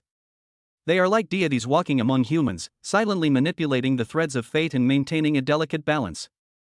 Tang Qiuhua, held firmly in Dong Fongsuan's arms, tilted her head slightly and looked at the seafood izakayas along the way that displayed huge crab and lobster models. A trace of genuine regret flashed in her eyes. Her delicate index finger unconsciously caressed Dong Fongsuan's palm, the subtle touch carrying a hint of its independence. What a pity! Her voice carried a soft sigh. So much seafood, it looks so delicious, but I don't dare to eat any of it. Tang Qiuhua's tone lowered. I'm worried about nuclear contamination causing deformities in our offspring. She paused, her voice tinged with rare indignation. Didn't they say that Japan's indiscriminate dumping of nuclear wastewater would only pollute their own seas? The oceans are interconnected. Ocean currents will carry these pollutants to every corner of the world. All countries and all people will be affected and implicated. By doing this, they are dragging all of humanity down with them. Human civilization might truly be destroyed and perish because of this. Dong Fengsuan felt the delicate caress on her palm and listened to her worries about the future and the next generation. He tightened his arms around her, pulling her closer to his chest, and said in a steady voice, "Actually, there's no need to worry too much about this. One Yu is enough for us, we don't plan to have any more." However, Dong Fengsuan changed the subject, his eyes sharpening like a drawn blade. "However, the indiscriminate dumping of nuclear wastewater is indeed disgusting." He looked up, his gaze seemingly piercing through the concrete jungle of the city, reaching into the distance. "How can my Earth be allowed to be destroyed so casually?" Dong Fengsuan suddenly had a whimsical idea. He lowered his head, looked at his wife in his arms, and his eyes gleamed with eager anticipation. "Let's go and be messengers of justice. Just as King Yu of Zhou played with the feudal lords by lighting the beacon fires in ancient times, Dong Fengsuan's nightmare now haunts Tokyo." "No. How can you make such a comparison? My wife is 100 times better than Bo Si." Tang Qiuhua's eyes lit up instantly, like stars that had been ignited. All the regret and resentment were replaced by a feeling mixed with excitement and anticipation. "So they've really come to inspect the territory?" Her tone was teasing yet full of trust. "What are your plans? How can I help you?" Despite her physical limitations, she longed to participate and stand shoulder to shoulder with him, even if it was just a tiny bit of strength. Dong Fengsuan sensed the change in her emotions, and his resolve to act became even stronger. He explained, "Japan and South Korea have always been fertile ground for all sorts of superstitions, cults, and superstitions. And I happen to be best at playing tricks. I intend to send this land a prophecy about nuclear wastewater." His voice lowered, carrying a prophetic chill, "intimidate them, and make those who orchestrated and condoned the dumping of nuclear wastewater into the ocean pay an equal price in endless nightmares. Let them witness firsthand the terrible consequences of their own actions." Dong Fengsuan did not choose violent destruction, as that would have been too lenient on certain individuals. He wanted to use what they feared most deep in their hearts to deliver the heaviest blow on a spiritual level. Without further delay, Dong Fengsuan, carrying Tang Qiuhua, used his supernatural ability of the ends of the earth are within reach to easily find and enter a luxuriously decorated penthouse apartment that was currently unoccupied. The heavy curtains automatically drew shut, blocking out the outside lights. He carefully placed Tang Qiuhua on the soft leather sofa, making sure she was comfortable. "Are you ready?" Tang Qiuhua nodded vigorously, her eyes following him closely, filled with complete trust and support. Dong Fengsuan walked to the center of the room and closed his eyes. No further preparation was needed. Consciousness surged forth like a tidal wave, completely merging with the newly ascended power. Superpower, dream domination, full power activated. Centered on this luxurious room, invisible ripples spread out with unprecedented intensity and scope, instantly covering the most prosperous and central golden area of Tokyo, spanning hundreds of miles. It was not gentle guidance, but rather an irresistible and forceful control. In an instant, the consciousness of all intelligent life forms in this area was forcibly dragged away from the anchor point of reality by a vast and mysterious force and pulled into a dream dimension dominated by Dong Fengsuan's will. Chapter 91. Tang Qiuhua, he is the embodiment of justice and the nemesis of evil. Whether it's an office worker sleeping soundly at home, a person drowning their sorrows in a bar, a police officer on duty at a police station, a wealthy person enjoying themselves in a mansion, or even an otaku taking a nap in their cozy home. At this moment, they were all trapped in a nightmare of being controlled by Dong Fengsuan. Within the dream dimension, a replica of Roppongi in Tokyo is frozen in a bizarre way. The neon signs were still flashing, the street screens were playing advertisements, and the evening breeze seemed to still be blowing, but all living things that were walking, talking, and laughing seemed to have been paused. They stood frozen in place, maintaining the posture from a second ago. The office worker holding a coffee cup, the student bending down to tie his shoelaces, the couple cuddling together, and even the pet dog being held in its owner's arms, all remained motionless. The entire bustling street was instantly transformed into a lifelike yet lifeless wax museum. At first, I was at a loss. People forced into dreams are not even aware that they have detached themselves from reality. They suddenly found themselves unable to control their bodies. Their minds were working, their senses were receiving information from the outside world, but their muscles wouldn't obey them. A panic stemming from instinct spread silently. "What's wrong? My body. I can't move? Huh? Why did I stop? Mom, I can't walk anymore. A flash mob event? I've never heard of that." A low murmur began to rise, like tiny bubbles on a beach after the tide has receded. Their voices were filled with confusion, unease, and a hint of annoyance at being tricked. They tried to turn their eyes to look at their companions, only to see the same frozen expressions and incomprehensible looks. This collective, irresistible stagnation is more unsettling than sudden darkness or a loud noise, because it deprives people of their most basic freedom of action while preserving their conscious awareness. Just as this panic was about to spread like ink dripping into clear water. Boom! The sky was torn apart. It wasn't a physical shattering, but rather a massive hole being violently punched open in the dreamlike sky by a brute force. Accompanied by a deafening roar, as if countless metals were rubbing and twisting, a massive, despairing shadow descended. It was a monster that could not be described using existing biological knowledge. Its body resembled a rotting mountain range, covered with a dark, rough shell that looked as if it had been corroded by strong acid, with a viscous, foul-smelling fluorescent liquid flowing from the crevices. Countless twisted, arthropod-like appendages with sucker tentacles extended from all parts of its body, dancing wildly, whipping the air, and making a piercing sound. Its head has no distinct facial features, only a huge mouth that opens and closes constantly, covered with spiraling sharp teeth. The roar it emits directly shakes the souls of all the listeners in the dream, bringing the most primal fear and trembling. The moment the monster descended, the solidified magic seemed to break. People regained control of their bodies, but at the cost of confronting this incomprehensible horror. Ah! A monster! Run! Screams, cries, and desperate roars instantly replaced the previous whispers, merging into a chaotic frenzy. The crowd, like a disturbed swarm of ants, completely lost its order and frantically fled in all directions. Pushing and trampling were inevitable in the chaos. Some fell, letting out piercing cries, only to be drowned out by those who followed. And the monster began its destruction. A huge, slimy tentacle lashed out, and a replica luxury store on the roadside collapsed like building blocks, scattering glass and shards of building materials and triggering even more intense panic.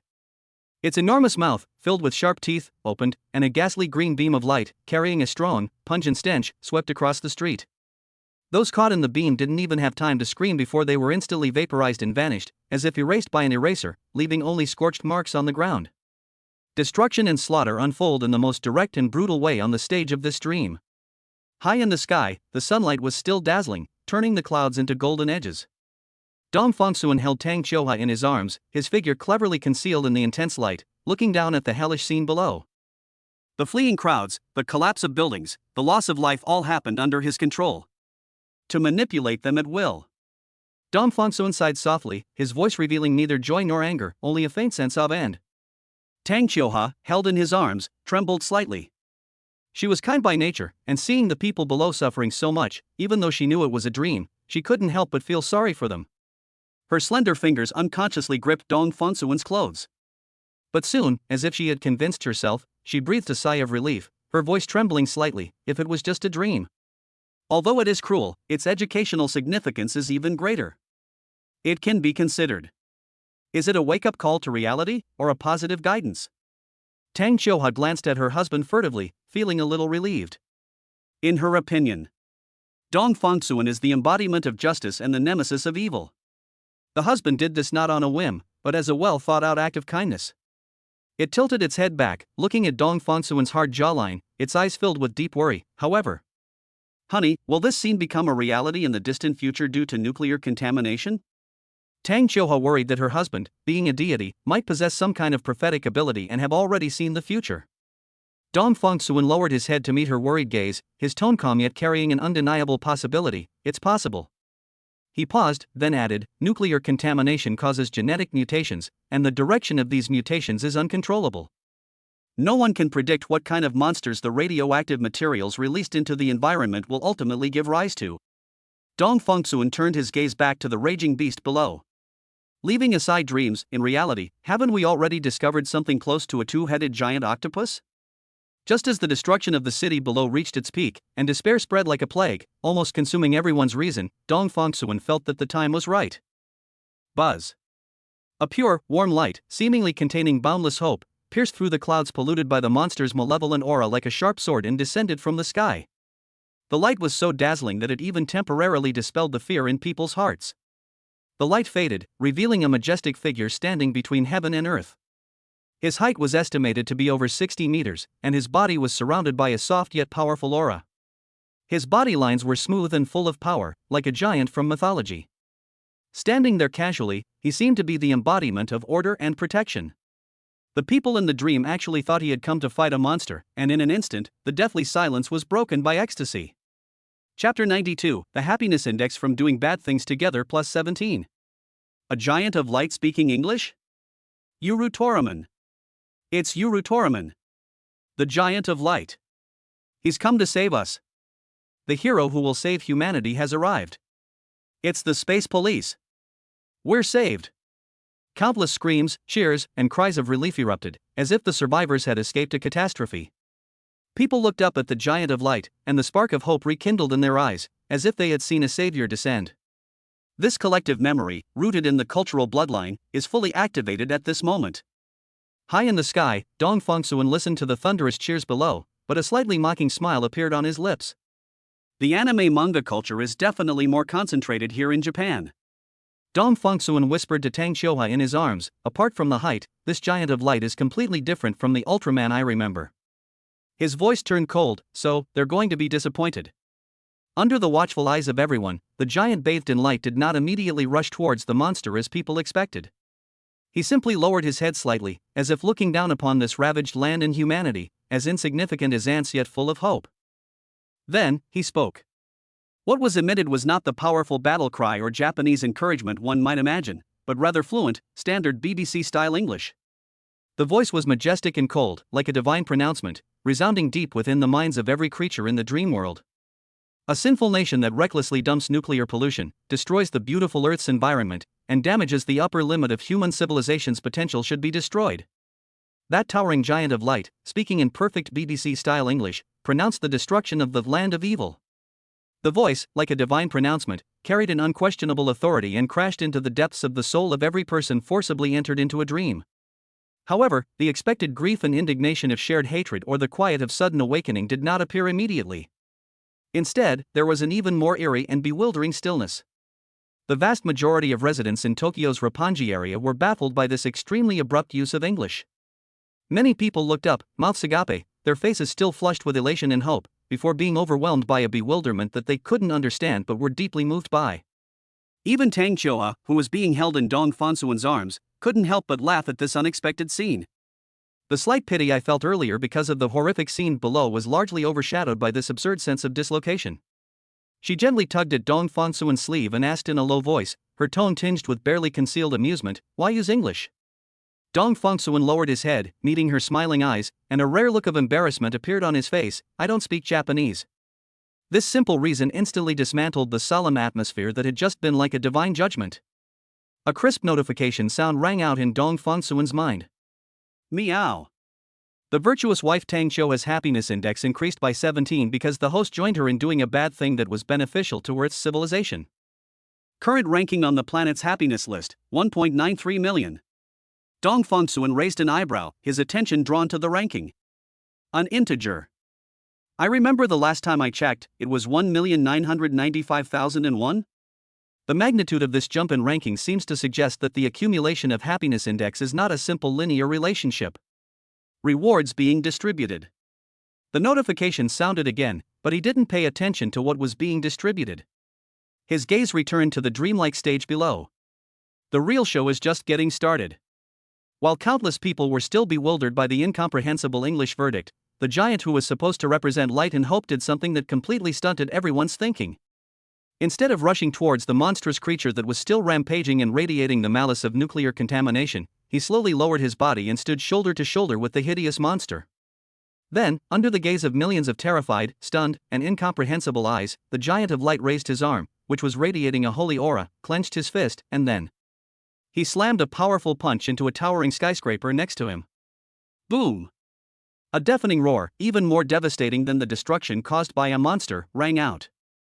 Under the giant fist of light, the building, as fragile as a sandcastle, collapsed and disintegrated instantly, stirring up clouds of dust.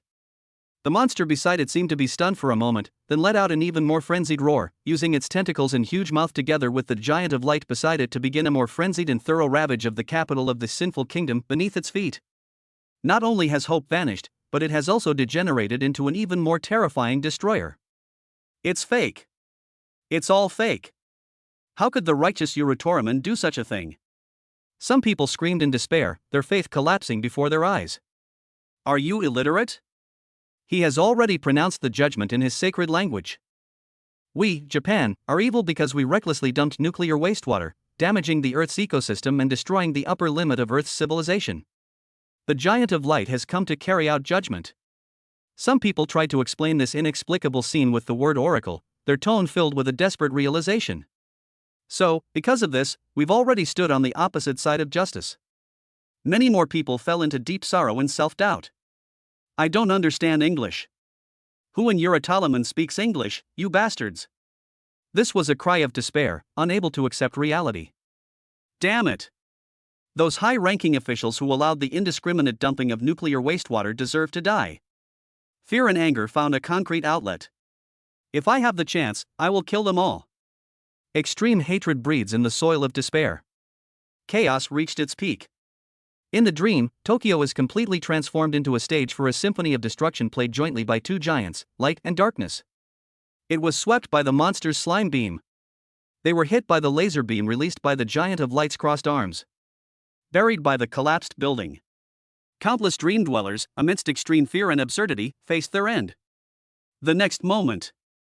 In the real world, in countless apartments, residences, and offices in and around Roppongi, Tokyo, thousands of people suddenly sat up from their beds, sofas, and chairs. People were drenched in cold sweat as if they had just been pulled out of the water, their hearts pounding so hard they felt like they were about to burst out of their chests, their pupils dilated, filled with an indelible fear. They were panting heavily, looking around at their familiar surroundings, with a quiet night sky or the rising sun outside the window. It was a dream, just a nightmare. Many people clutched their chests, trying to comfort themselves in this way. This self-comfort is so fragile and easily shattered. Some people, as if grasping at a lifeline, immediately rushed to their computers or mobile phones. Their fingers trembled as they frantically shared and described their absurd and bizarre experiences on various online platforms such as 5ch Forum, Yahoo News comments section, and Girls Channel. Some people, still reeling from the shock, abandoned their usual motto of trying not to disturb others and shouted in the street to vent their emotions of surviving the ordeal. Hey! Did you dream about it too? That English-speaking Toraman. Chapter 93 Tokyo Nightmare Syndrome. The Chosen Adults. The ability Dong Fongsuan desired. Panic spread online like a plague. I dreamt about it too. A giant monster. And that corrupt Ultraman. He speaks English. He says we are a sinful nation. Nuclear wastewater, it's because of nuclear wastewater. It wasn't just one person. Everyone had the same dream. More and more people are realizing with horror that this is not an isolated nightmare, but a bizarre collective subconscious experience with a wide reach. It's an omen, a prophecy, a divine revelation. In fact, the area forcibly enveloped by Dong Fongsuan's vast and boundless dream control ability was only a specific region within 100 miles of Roppongi in Minato Ward, Tokyo. The Nightmare Mini Theater did not engulf all of Tokyo, much less all of Japan. However, the dissemination of information, especially such bizarre and impactful collective experiences, has never been bound by physical boundaries. When those who experienced it firsthand wake up from their nightmares, covered in cold sweat and with indelible memories, and spread their experiences through social media, forums, and word of mouth, the nature of the matter begins to undergo a strange transformation. The subconscious human desire for specialness and being chosen ferments and swells in the hearts of some people. More and more outsiders who were not in the Roppongi area, or even in Tokyo, began to claim with certainty that they had also entered that terrifying dream at the same time and witnessed the rampage of the giant beast and the pronouncement of the giant of light. They embellished the details, vying to compare the realism and horror of their dream experiences. Some people want to use this to show off and highlight their own superiority. Some people indulge in delusion, believing themselves to be the chosen adults. The collective self-suggestion and fabrication spread like wildfire, quickly transforming a regional event into a supernatural phenomenon with an immeasurable impact. As a result, a volcano of public opinion erupted. Major news websites, from serious mainstream media to sensationalist tabloids, all rushed to report the incident on their front pages like sharks smelling blood. They need a sufficiently sensational and easily disseminated label to define this unprecedented collective hallucination event. Soon, a catchy name was created and quickly topped the search rankings. Tokyo Nightmare Syndrome. In their reports, journalists cited numerous eyewitness testimonies, detailing the breathtakingly realistic Tokyo street scenes in the dream, the terrifying behemoths that defied scientific explanation, and the final, radiant giant of light that brought a despairing judgment. It particularly emphasizes the giant's standard, cold BBC broadcast-style English and the clearly pointed doomsday prophecy. A sinful nation that has destroyed the beautiful environment of our planet and damaged the upper limit of human civilization's potential should be destroyed. This statement caused a huge ripple effect around the world. The discussion about the indiscriminate dumping of nuclear wastewater, which had been deliberately downplayed and obscured, was suddenly thrust into the spotlight by this media storm, which carried a supernatural and terrifying tone. People around the world, whether or not they had previously paid attention to this issue, are now being forced to confront the enormous threat posed by marine pollution. The outcry of condemnation surged like a tsunami toward the individuals, companies, and organizations responsible for this, with calls for transparency, accountability, and an end to the outcry growing louder and louder.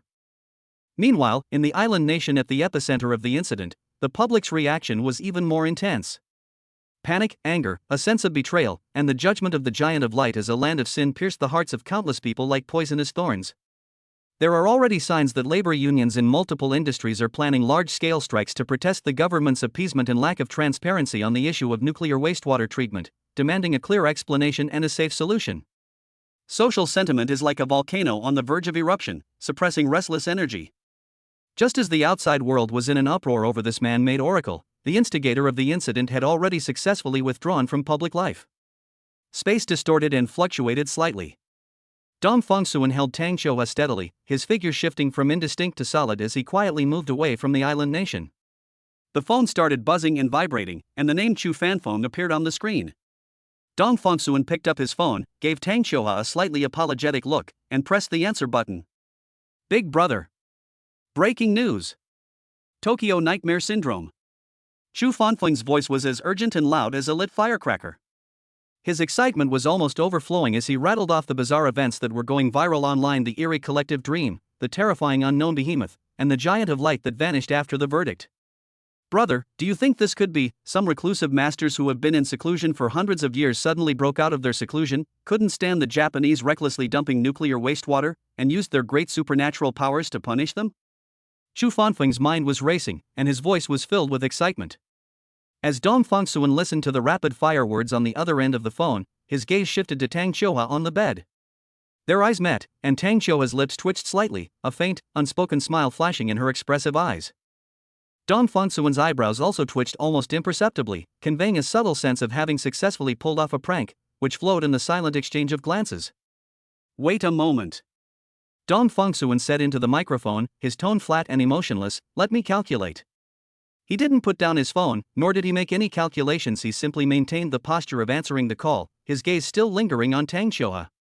Tang Qiuhua even playfully tapped Dong Fongsuan's hand very lightly and quickly with the index finger of her left hand, which had just regained some strength, as if urging him to continue this little lie. After a moment of silence, Dong Fongsuan spoke into the phone in a tone that carried a hint of understanding mixed with a touch of "it's nothing special."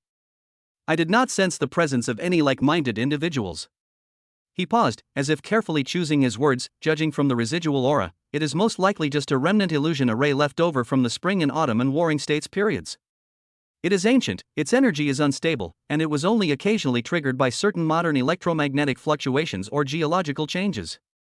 The content of the illusion array was also drawn up by the participants themselves based on their memories and fears. At least, looking at the entire Japanese archipelago. Dong Fongsuan deliberately slowed down his speech. Currently, there is no aura of any origin similar to mine.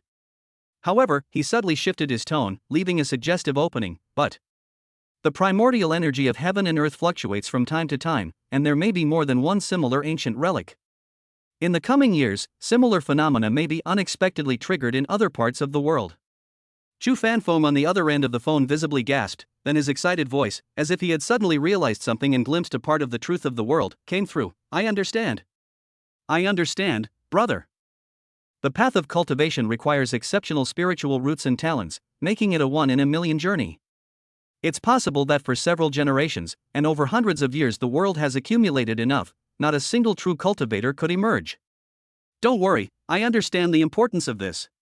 Chu Fanfeng's tone became serious, even tinged with worry. Big brother, things are tense these days, you must be careful and keep a low profile, and take good care of yourself. If you need any errands or chores, just let me know. Hearing Chu Fanfeng's self-constructed expression of unwavering loyalty, a faint smile flickered across Dong Fongsuan's eyes. No problem. Dong Fongsuan responded, said nothing more, and hung up the phone. Rewards have been issued. He felt he was already quite capable and had no other desires, so he just glanced at it casually. But Dong Fengsuan's interest was piqued upon seeing it. This ability is perfect. It's exactly what I've been looking for. Chapter 94: Accidentally Entering the Imperial Family. VX Superpower, All Language Master. Reward issued, VX Superpower All Knowing Language Master. The notification sound rang out from the depths of my consciousness, and what followed was not a surge of immense power, but a profound and mysterious enlightenment about the essence of communication. It was as if some innate barrier had been silently dismantled. Dong Fengsuan instantly understood the core of this ability. It was not learning and memorizing, but assimilation and resonance. When he communicates with any intelligent being, his language system will flow naturally and synchronize with the other's language patterns, just like Mercury. This will eliminate all barriers caused by language, dialect, or even subconscious symbols. From then on, language was no longer a barrier, but a bridge that allowed for unimpeded communication. Dong Fengsuan let out a long, slow breath, as if a heavy burden had been lifted, and the corners of his mouth couldn't help but turn up in a smile. Great, now I don't have to learn anything, he muttered to himself, with an almost childlike elation. His long and meticulously planned list of future projects also included projects that required a significant investment of time and energy to master: Japanese, German, French, Korean, Italian, Russian. Now, he can easily erase these projects with a single thought, freeing him from all worries. This system reward is a godsend for lazy people. However, amidst the joy, a slight sense of regret arose in my heart. Currently, he is in China, surrounded by familiar local accents, and cannot find anyone who speaks a foreign language to test this amazing ability. This makes him extremely eager, like a child who has received a new toy but has no playmate. Tang Xiuhe, standing to the side, had a faint look of worry shrouding her beautiful brows. She gazed out the window at the azure sky, her eyes seemingly trying to pierce through the atmosphere and see the man-made celestial bodies orbiting the earth. Husband. Tang Xiuhe's voice was soft, but with a clear concern. I'm a little worried about the satellite probe's imaging. What if a high-precision satellite happens to detect the anomaly and leave evidence? She turned her head, her clear eyes fixed on him. Wouldn't it be bad for you if we were exposed? Dong Fengsuan walked to her side, took her right hand, which was still recovering, and felt a reassuring warmth from his fingertips. At least I don't have to worry about this trip to Tokyo. His tone was calm and carried a convincing power. We acted quite cautiously, and the probability of being detected was extremely low. At this point, Dong Fengsuan paused, acknowledging the validity of his wife's concerns. However, your concern is indeed a possibility that needs to be addressed. What if one day, a reconnaissance satellite happens to capture the moment I'm using my abilities? What should I do then? He frowned slightly. The current V2 super-powerful electromagnetic interference has a coverage area and intensity that are far from sufficient to interfere with low Earth orbit satellites. A pang of regret swept through him, and Dong Fengsuan clicked his tongue lightly. I was originally planning to take you to see more places this month, like European castles and African grasslands. It seems that it needs to be put on hold for now. He looked at Tang Xiuhe, his eyes gentle yet firm. After I've cultivated properly and regained more of my magic power, ensuring everything is foolproof, then we'll go out and have some fun. Let's travel the world together. Perhaps it was the special elixir he personally refined, containing 100 times the medicinal efficacy, that nourished him day after day, playing a fundamental role, or perhaps it was the pleasant mood and distance from Bloom during this period that activated his dormant genetic potential. A miracle quietly descended on a peaceful morning. That day, Tang Xiuhe woke up naturally from her sleep. The morning light shone through the gaps in the curtains, casting soft spots of light on her eyelids. As usual, she tried to concentrate and give commands to her left arm, which was like a sleeping glacier. This time, the feedback was no longer a faint nerve tingling or muscle tremor, but a clear, coherent, and subtle yet real sense of power that spread from the shoulder blade all the way to the fingertips. Incredibly and slowly, she lifted her entire left arm from under the covers, her fingers slightly spread in the air. Although the movement was slow and stiff, it was completely driven by her will. A tremendous surprise surged through her body like a warm current. She almost trembled as she reached for her phone on the bedside table with her right hand and immediately dialed Dong Fengsuan's number. Husband. When the call connected, her voice, choked with uncontrollable sobs and overwhelming joy, burst from her throat. My entire left hand. My entire left arm. I can move it all. At that time, Dong Fengsuan was still in the washroom, splashing cold water on his cheeks to dispel the last trace of sleepiness. Upon hearing the voice from the phone, he froze, then an overwhelming surge of joy washed over him like a tsunami. He didn't even have time to wipe the water droplets off his face. He casually tossed the towel onto the mirror and his body burst through the door like an arrow. The supernatural power of heaven and earth was activated instinctively, instantly erasing spatial distance. The next second, he appeared in front of Tang Qiuhua's bed, slightly out of breath, his gaze fixed intently on her left arm, which was struggling to lift off the bed and displaying a miracle. He arrived, carrying with him the crisp scent of morning and traces of water that hadn't been wiped away. Perhaps it was the change in airflow caused by the father's sudden appearance, or perhaps it was sensing the intense emotions surging between the parents, but little Yu in the crib was disturbed from her sweet dream. Her little mouth twitched and she burst into loud cries, instantly shattering the excited and tranquil atmosphere in the room. Dong Fongsuan was pulled back to his senses by his daughter's cries. He leaned close to the crib, extended his still damp index finger, and gently poked his daughter's rosy, chubby cheek, his voice full of doting affection. "Silly girl. Today is a wonderful day for your mother, a day of great joy. You should laugh, you know? You have to laugh." When Xiaoyu was touched by his finger, she cried even harder, her little chest heaving, her cries rising and falling, as if protesting her father's unreasonable demands. Lying in bed, Tang Qiuhua watched the interaction between the father and daughter and couldn't help but smile through her tears. She looked at her daughter with tenderness in her eyes, listened to her voice, it's so loud and full of energy. Who knows, maybe our Yu really has the talent to become a singer someday. Dong Fongsuan put his arm around his wife's shoulder and said, she can do whatever she's good at or likes in the future. You and I are the most open-minded parents. We would never force her to study to death, much less let her waste her childhood joy by studying hard for the sake of so-called success. He paused, raised his chin slightly, and uttered a sentence that sent shockwaves through the hearts of the nurses around him. Whatever Dong Yu is good at and likes, I will promote that industry and make it a mainstream industry worldwide. The only superhuman on earth speaks with such conviction and leaves no room for doubt. Upon hearing this, several maternal and infant care nurses who had been quietly doing their jobs suddenly widened their eyes. They looked at each other, both seeing disbelief and an almost absurd shock in each other's eyes. Although the maternity nurses already knew that the male homeowner was quite arrogant, but hearing such a domineering declaration firsthand still gave them an extremely surreal feeling. It felt like they had stumbled into the heavenly palace, and everyone was filled with mixed feelings and countless thoughts. Is Dong Fongsuan just bragging and exaggerating? But look at Tang Qiuhua's eyes, so full of undisguised adoration and trust, as if she were looking at a peerless hero. They had a feeling that this man was probably not joking. Chapter 95, A Greeting from Wall Street's New Money in Germany's Financial Giants. More than half a month has quietly passed since the outbreak of the Tokyo Nightmare Syndrome incident that shook global understanding. The passage of time has not calmed this storm. Instead, it has fermented and intensified amidst various interpretations and speculations. Online forums are constantly updating discussion threads, news media special reports are enjoying high viewership, and even serious academic journals are starting to publish related psychological and sociological analyses. The world's attention seemed to be drawn by an invisible thread, remaining focused on this supernatural mystery. On this afternoon, when the topic was still scorching hot, two uninvited guests of great status broke through layers of security and appeared together in front of Dong Fongsuan. The first one is Alexander Winters-Tun, a darling of Wall Street. At just 42 years old, he was already in charge of a hedge fund with assets exceeding $100 billion. Orion's last ray of light capital. Orion Capital is also known as Orion Capital. His blonde hair was meticulously combed, and his Armani haute couture suit fit his muscular physique perfectly, with a slightly aggressive smile playing on his lips. He is a top predator in the world of capital, with a keen sense of smell like a shark. He came here purely for profit. He viewed the bizarre nature of the Tokyo incident, and the potential power behind it that transcends the scope of existing technology, as an unprecedented investment opportunity. He intends to forge a strong alliance with the source of this power, Dong Fongsuan, and incorporate it into his business empire, creating a brand new capital myth. Standing beside him was Otto von Heinrich, a financial magnate from Frankfurt, Germany. Approaching 70, he wore a well-tailored dark gray three-piece suit, with his crisply starched white shirt buttoned up at the collar. The smooth ebony cane in his hand was not for decoration, but a necessity to support his increasingly frail body.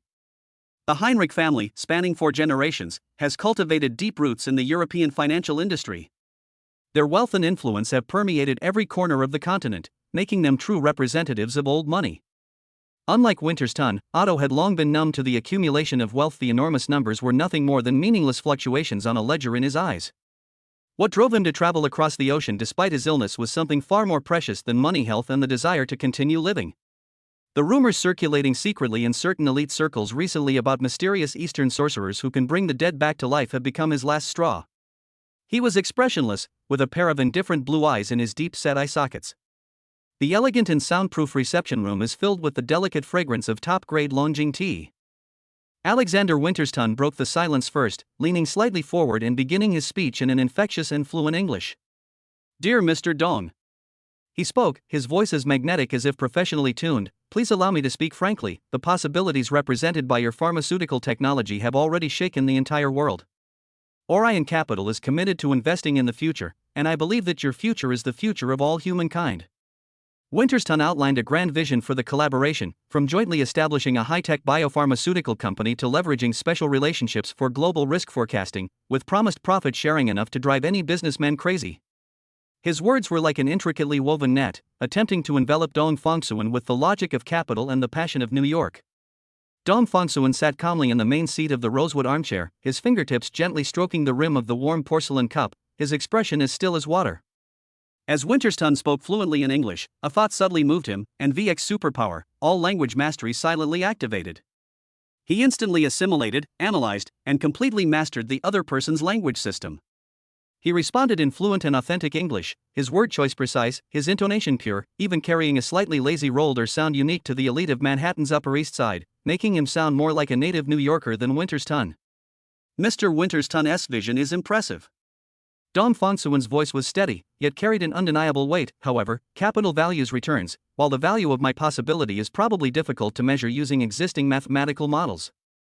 Winterston attempts to establish authority using complex financial terminology and massive data models, but Dong Fongsuan always manages to pinpoint the flaws and uncertainties in the assumptions.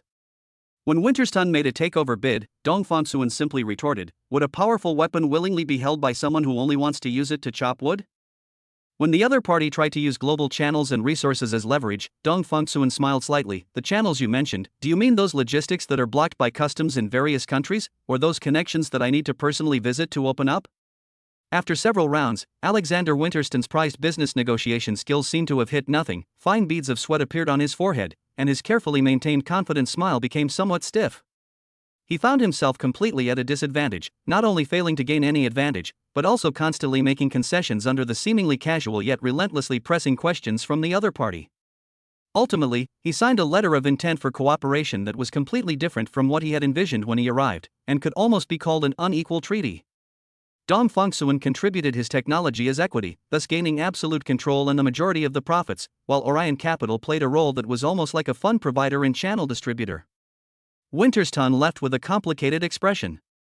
He achieved his goal, but not entirely. The door to the reception room closed gently, leaving only Dong Fongsuan and the ever-silent Otto von Heinrich inside. The air seemed to freeze instantly, becoming even heavier. Otto remained seated upright, his hands resting steadily on the silver ornament at the top of his cane, his chin slightly raised, maintaining the pride and aloofness ingrained in the bones of a Germanic nobleman. He didn't rush to speak, a nameless impatience and irritation churning deep within him. In Otto's view, every minute of his time was priceless, capable of determining the success or failure of cross-border mergers and acquisitions, and influencing the economic lifeline of small countries.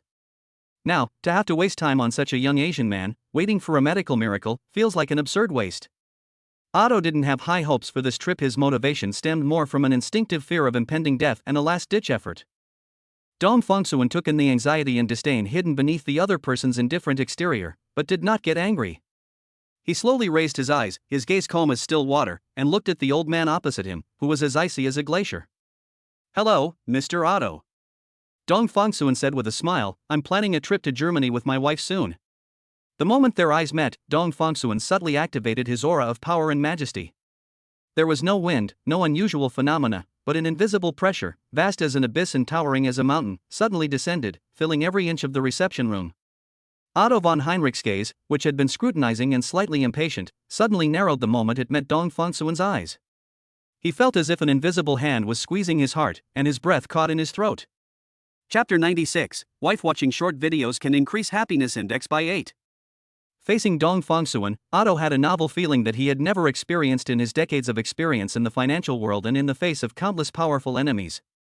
It's as if you're standing alone in an endless wilderness, gazing up at the vast starry sky.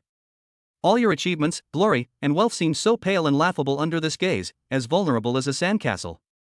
The sense of superiority he felt due to his status and age, as well as his disdain for the meeting, vanished instantly like a thin mist exposed to direct sunlight.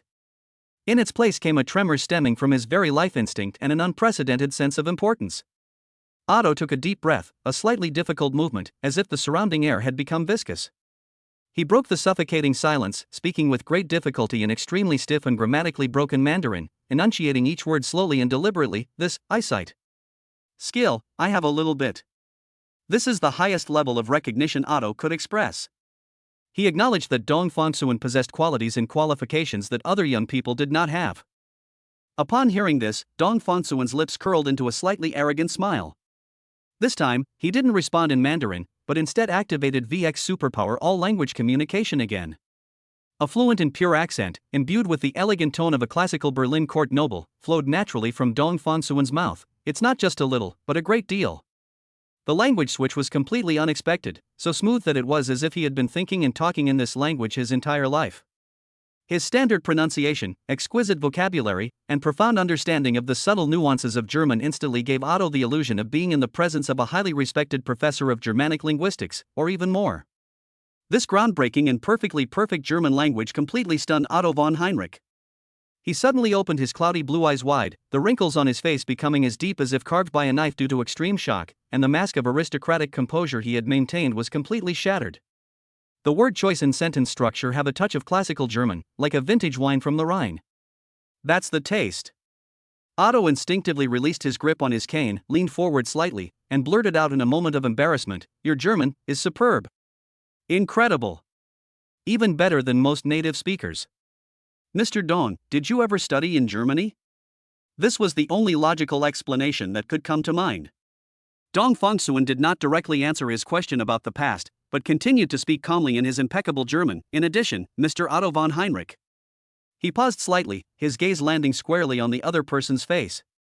"When you have a request, it's best to show the right attitude." Otto sat up straight, his expression serious. "You're right, I was too arrogant. I am willing to pay 8 million renminbi to settle this medical bill. If the treatment is effective enough. 8 million yuan each time." Dong Fongsuan, whose arrogance far surpasses that of Otto, nodded slightly. "There is a Chinese saying to know one's mistakes and correct them is of utmost importance. Let's not talk about the consultation fee, I wouldn't even consider that much money. Just consider it as me wanting to make friends, so give me your hand." Dong Fongsuan now owns 2 companies.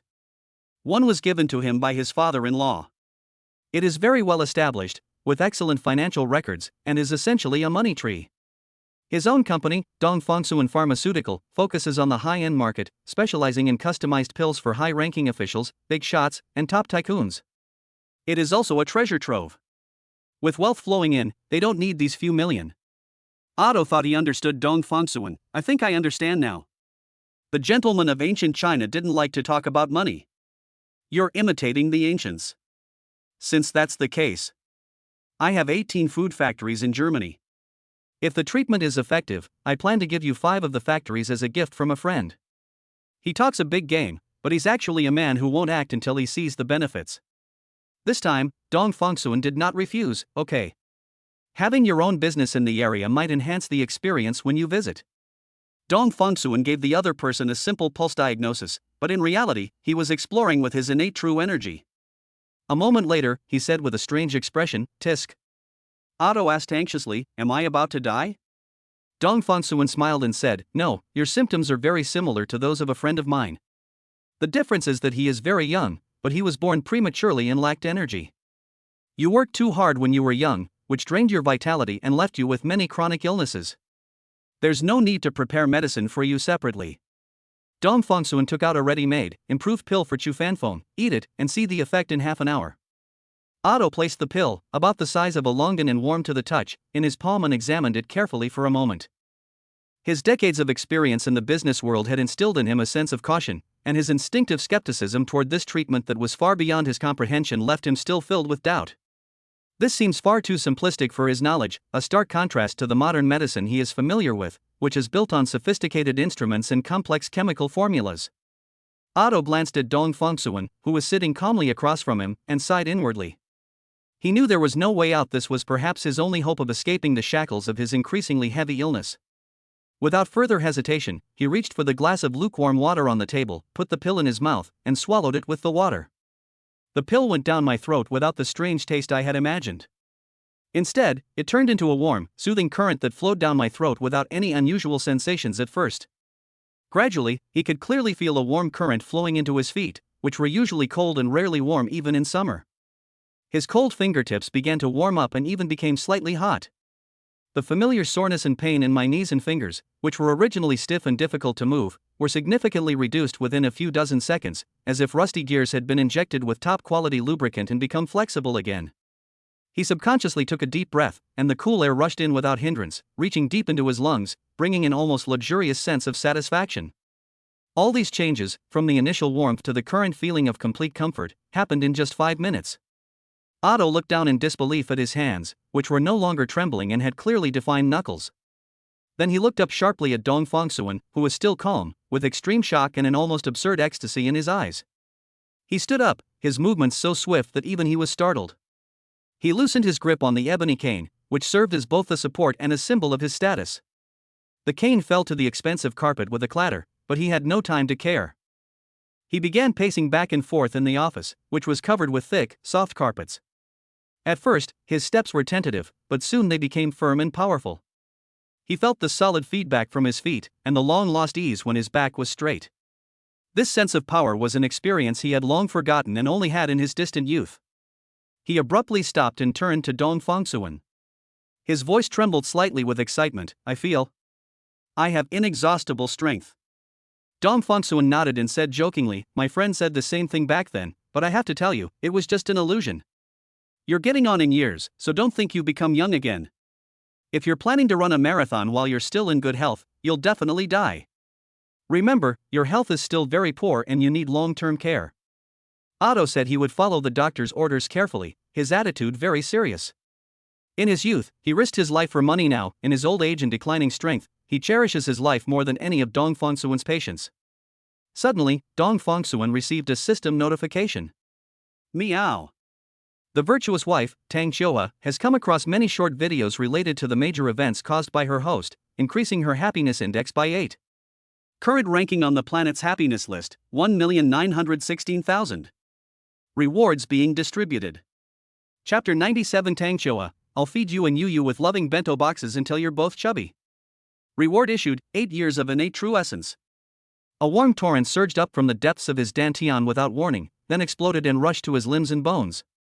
Dong Fongsuan closed his eyes and clearly sensed that the 8 years of innate true essence were like the sweetest spring water, nourishing every inch of his nearly dried-up meridians and solidifying his once somewhat weak foundation. He was enveloped by an unprecedented sense of weight and fulfillment, as if the depth of his life had been quietly broadened and deepened. He could hear the low hum of power flowing and gathering within his body.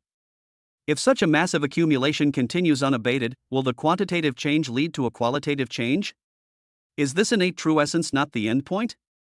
Above that, is there an even more transcendent level?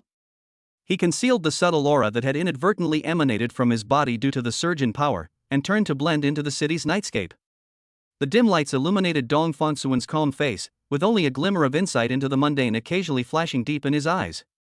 As his strength continued to grow, Dong Fongsuan felt that many of his hidden true natures were gradually being revealed. What parents say and their psychological resistance. Behind-the-scenes manipulation in Japan. Fine. At least my wife understands me. In our new home, a large villa that is safer and more luxurious than Zishanju, warm yellow lights bathed the living room, dispelling the slight chill of the autumn night. Tang Xiuhua leaned against the sickbed, her entire left arm now able to move freely.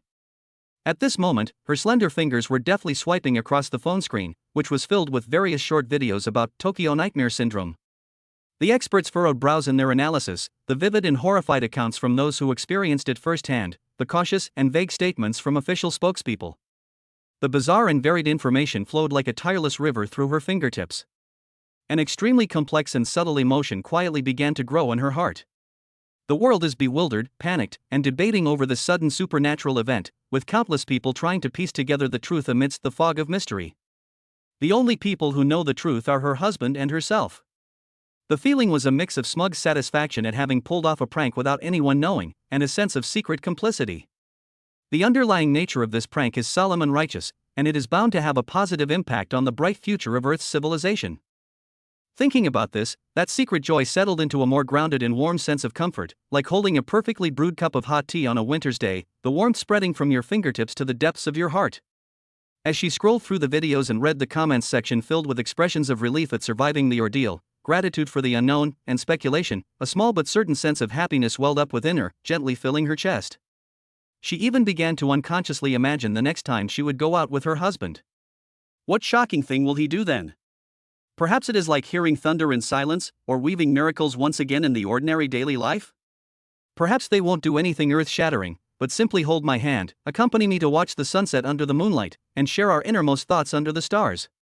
The simple and heartwarming scene, just by being sketched in her mind, made Tang Xiuhua feel incredibly satisfied, even more so than those grand and dramatic fantasies. This expectation, like a tender bud quietly peeking out in spring, gently yet persistently tickled the tip of her heart. Besides keeping a close eye on the aftermath of the Tokyo incident, her phone screen is filled with all sorts of detailed cooking tutorial videos. From how to cut radishes into even, thin shreds, to how to master the fleeting perfect heat when pan-frying steak, from the secrets to home-style stir-fries full of warmth and flavor, to exotic dishes presented like works of art. She watched with intense focus, her eyes sparkling with eager anticipation. A clear and heartwarming plan gradually took shape and became more complete in her mind. When her arms were fully healed and she could move freely, she would definitely prepare a loving lunchbox for her husband every day. The thought was simple and beautiful, and it brought a faint, vibrant blush to her pale cheeks, causing the corners of her mouth to unconsciously turn up, outlining an incredibly gentle curve. When Dong Fengsuan pushed open the door and entered, Tang Xiuhua immediately raised her head, her eyes sparkling with a bright and dependent light, as if stars had fallen into them. She couldn't wait to share her hopes for the future with him. Once both my arms are healed, I'm going to cook delicious meals for you and you every day. I'll fatten you all up. Upon hearing this, Dong Fengsuan's eyebrows twitched almost imperceptibly, deliberately revealing a perfectly measured hint of distress, his tone carrying an obvious sense of humor. You won't be handsome if you get fat. No way. Tang Xiuhua immediately retorted, her bright eyes widening as she stared intently at him. Even if my husband gains weight, he'll still be a chubby handsome guy. He'll be very cute. In her eyes, everything about him was good. This is a perfect example of the saying, beauty is in the eye of the beholder. Her gaze lingered on his sharply defined face, filled with undisguised admiration and an almost proud possessiveness. He's got the potential. He has sharp features and an outstanding presence. Even if he gains weight in the future, he'll still look composed. Dong Fengsuan's eyes finally overflowed with laughter. He walked over and sat down beside her, taking her intact left hand in his very natural way. He felt her warm body temperature and delicate touch through his fingertips. Perfect. He mentioned it casually, as if he were talking about a trivial everyday matter. I met an old German gentleman, Otto von Heinrich. During our conversation, he mentioned that one of his partners was planning to organize a large-scale food tasting competition in Hangzhou. I'll tell him so we can be judges. Hangzhou? Food? Tang Xiuhua was clearly taken aback, feeling a bit comical. Chinese cuisine boasts a vast and diverse culinary landscape, with a constellation of brilliant stars. The numbing spiciness of Sichuan and Chongqing cuisine is exhilarating, the delicate freshness of Cantonese cuisine is refined and meticulous, the knife skills of Huaiyang cuisine are superb, and the noodles of northwest China offer a full range of flavors: sour, sweet, bitter, salty, and spicy. The local flavors are so diverse and delicious that it's hard to tell which is better. But in the lists of foodies who jokingly criticize Hangzhou cuisine, it always seems to be ranked last, right? In particular, the famous yet controversial Westlake vinegar fish has been the subject of countless jokes and anecdotes online. Tang Xiuhua smiled, her eyes curving into beautiful crescents. It's said that any fish that's made into Westlake vinegar fish will die with its eyes wide open. That sounds so exaggerated. I don't know if it's just a blatant attempt to smear it. Dong Fengsuan immediately understood and followed up on her words, saying, everyone says Westlake fish and vinegar sauce is terrible, but I refuse to believe it. Shall we go and try it together? Chapter 98: Desecrating Food? Gangnam-style Korean. Although Tang Xiuhua found it somewhat ridiculous, she still readily agreed. Okay. Let's go together. Even if it's a cooking contest, as long as her husband is by her side, it will definitely be a fun and novel experience, right? Tang Xiuhua was filled with anticipation, as if she could already see the strange and wonderful dishes on the field. Then it's settled. Dong Fengsuan also had some pride and didn't want to lose face in front of his wife. After all, in his wife's eyes, he has always been an omnipotent person, so he naturally needs to show professionalism and confidence as a judge in this competition. So, he made preparations in advance. With the system reward of a super sense of taste, Dong Fongsuan did some research and within just a few days became one of the world's top food connoisseurs. In terms of professional expertise alone, he could even be considered the world's #1 gourmet. He knew in his heart that this competition was full of experts, and he needed to have enough strength to keep the competition in check. The bustling crowds along West Lake, the competition venue was set up in an open area by the lake, with stylish white tents erected against the backdrop of the misty lake and mountain scenery.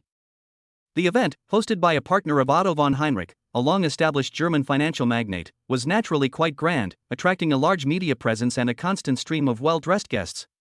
Their seats were in the audience area to the side and behind the judges' table, offering a good view without being overly conspicuous. In the first few rounds of the competition, the skill levels were indeed quite uneven. Some contestants were so nervous that they fumbled around, spilling seasonings everywhere. Some works may seem flashy, but they cannot withstand scrutiny and are bland and tasteless. Dong Fongsuan and Tang Xiuhe then settled into being ordinary spectators. He carefully peeled open the potato chip bag, handed it to her movable left hand, inserted the straw, and brought the cola cup to her lips. Tang Xiuhe sipped her drink, the sweet, bubbly flavor bursting on her tongue. She looked at the figures on the stage, busy with their dreams and honors, and then glanced at the man beside her who was intently wiping her hands. She felt that there was nothing more peaceful and secure in this world. As it turned out, their initial low-key observation was a wise move.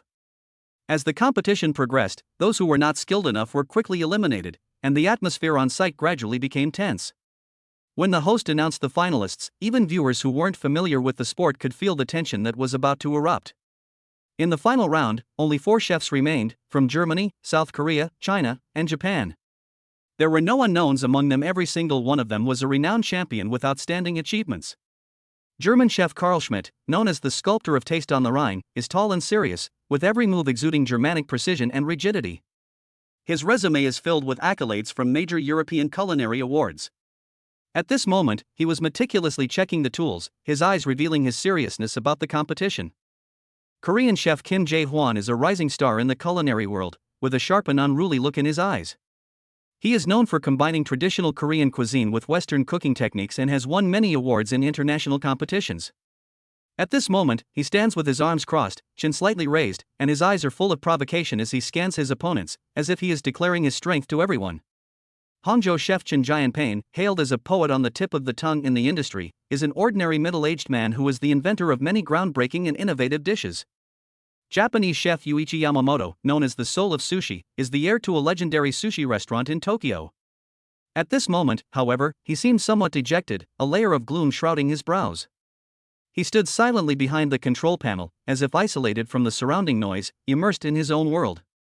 The theme of the final was integration and innovation, requiring contestants to create dishes that represent their culinary philosophy and embody the spirit of East-West fusion within a limited time, using a specified selection of local ingredients. The match began, and the atmosphere instantly became intense. Carl Schmidt approached the task with utmost care, skillfully combining traditional Bavarian flavors with Hangzhou's bamboo shoots and crabs. He was meticulous in every step of the process, as if he were crafting a precision instrument. His forehead was covered with fine beads of sweat, yet his movements remained perfectly steady. Chen Jianping was calm and composed, his movements fluid and graceful. He blended West Lake fish and vinegar sauce with Western-style honey sauce, creating a unique aesthetic rhythm in his actions. Yuichi Yamamoto's technique remains superb. He combines top-grade Wagyu beef, sushi rice, and the delicate aroma of Longjing tea. His skill seems impeccable, but the melancholy in his eyes lingers. After finishing the dishes, he stared blankly at the food on the plate, his whole being exuding a sense of weariness and existential unease. Kim Jae-hwan was undoubtedly the most active player on the field. His movements were expansive and highly performative, presenting the intense flavors of Korean chili sauce and fermented seafood in a striking way. Flames would occasionally rise from his pot, eliciting gasps from the audience. He always wore an extremely arrogant smile, as if the championship was already in his grasp, as if he were showing off his unique skills to everyone. The tasting and scoring session has finally arrived. Just then, the organizer's representative, an elderly German man dressed in a formal 3-piece suit, smiled and walked towards Dong Fongsuan and Tang Xiuhe, gesturing for them to join in. "Mr. Dong, Ms. Tang, as our specially invited guest judges, please also come and critique this final work." This scene was clearly unexpected by everyone. Whispers arose from the audience, and media cameras quickly focused on them. Sitting in a wheelchair, Tang Xiuhua and Dong Fangsuan, who looked far too young, seemed out of place among the culinary giants around them. Kim Jae-hwan's face instantly darkened. He suddenly stepped forward, pointed at Dong Fangsuan and Tang Xiuhua, and spoke in heavily accented Korean accented English, his voice clearly carried throughout the room through a microphone clipped to his collar. Wait. I protest. Who are these two people? I have never seen them on any international food judging panel. What right do they have to judge my work, Kim Jae-hwan's work? Is your competition judging system really that frivolous? Why should a woman in a wheelchair and a young man of unknown origin be judges? This is a desecration of food, and a disrespect to all of us participants. Kim Jae-hwan's words were sharp and sarcastic, filled with undisguised contempt. Actually, he had no problem with Dong Fangsuan. His main concern was that women shouldn't be on the judging panel.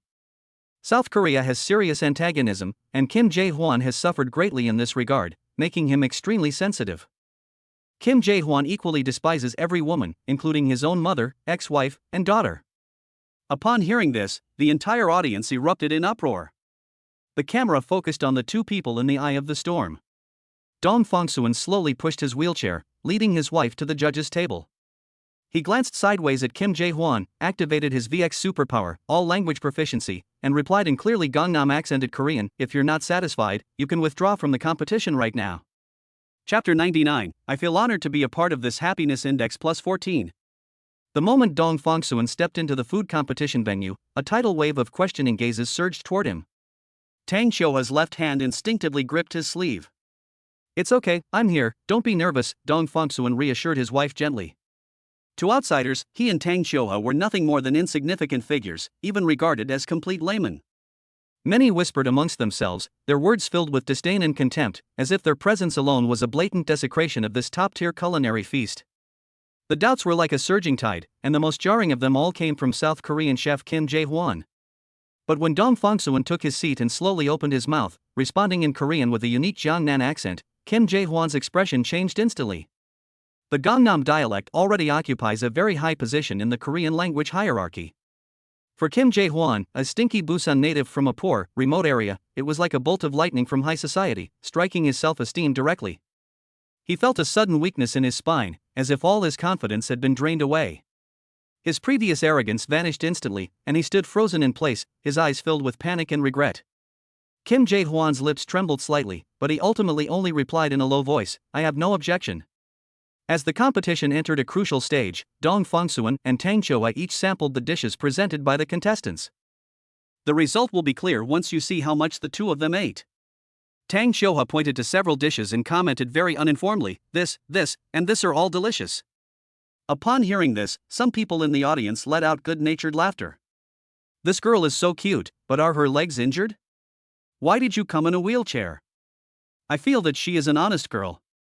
Dong Fangsuan wiped his mouth and began to judge the contestants. He first looked at the South Korean contestant Kim Jae-hwan. "Your Washington seafood bibimbap is alright, but the overall quality is nowhere near as good as the German contestants, at least 2 levels below him."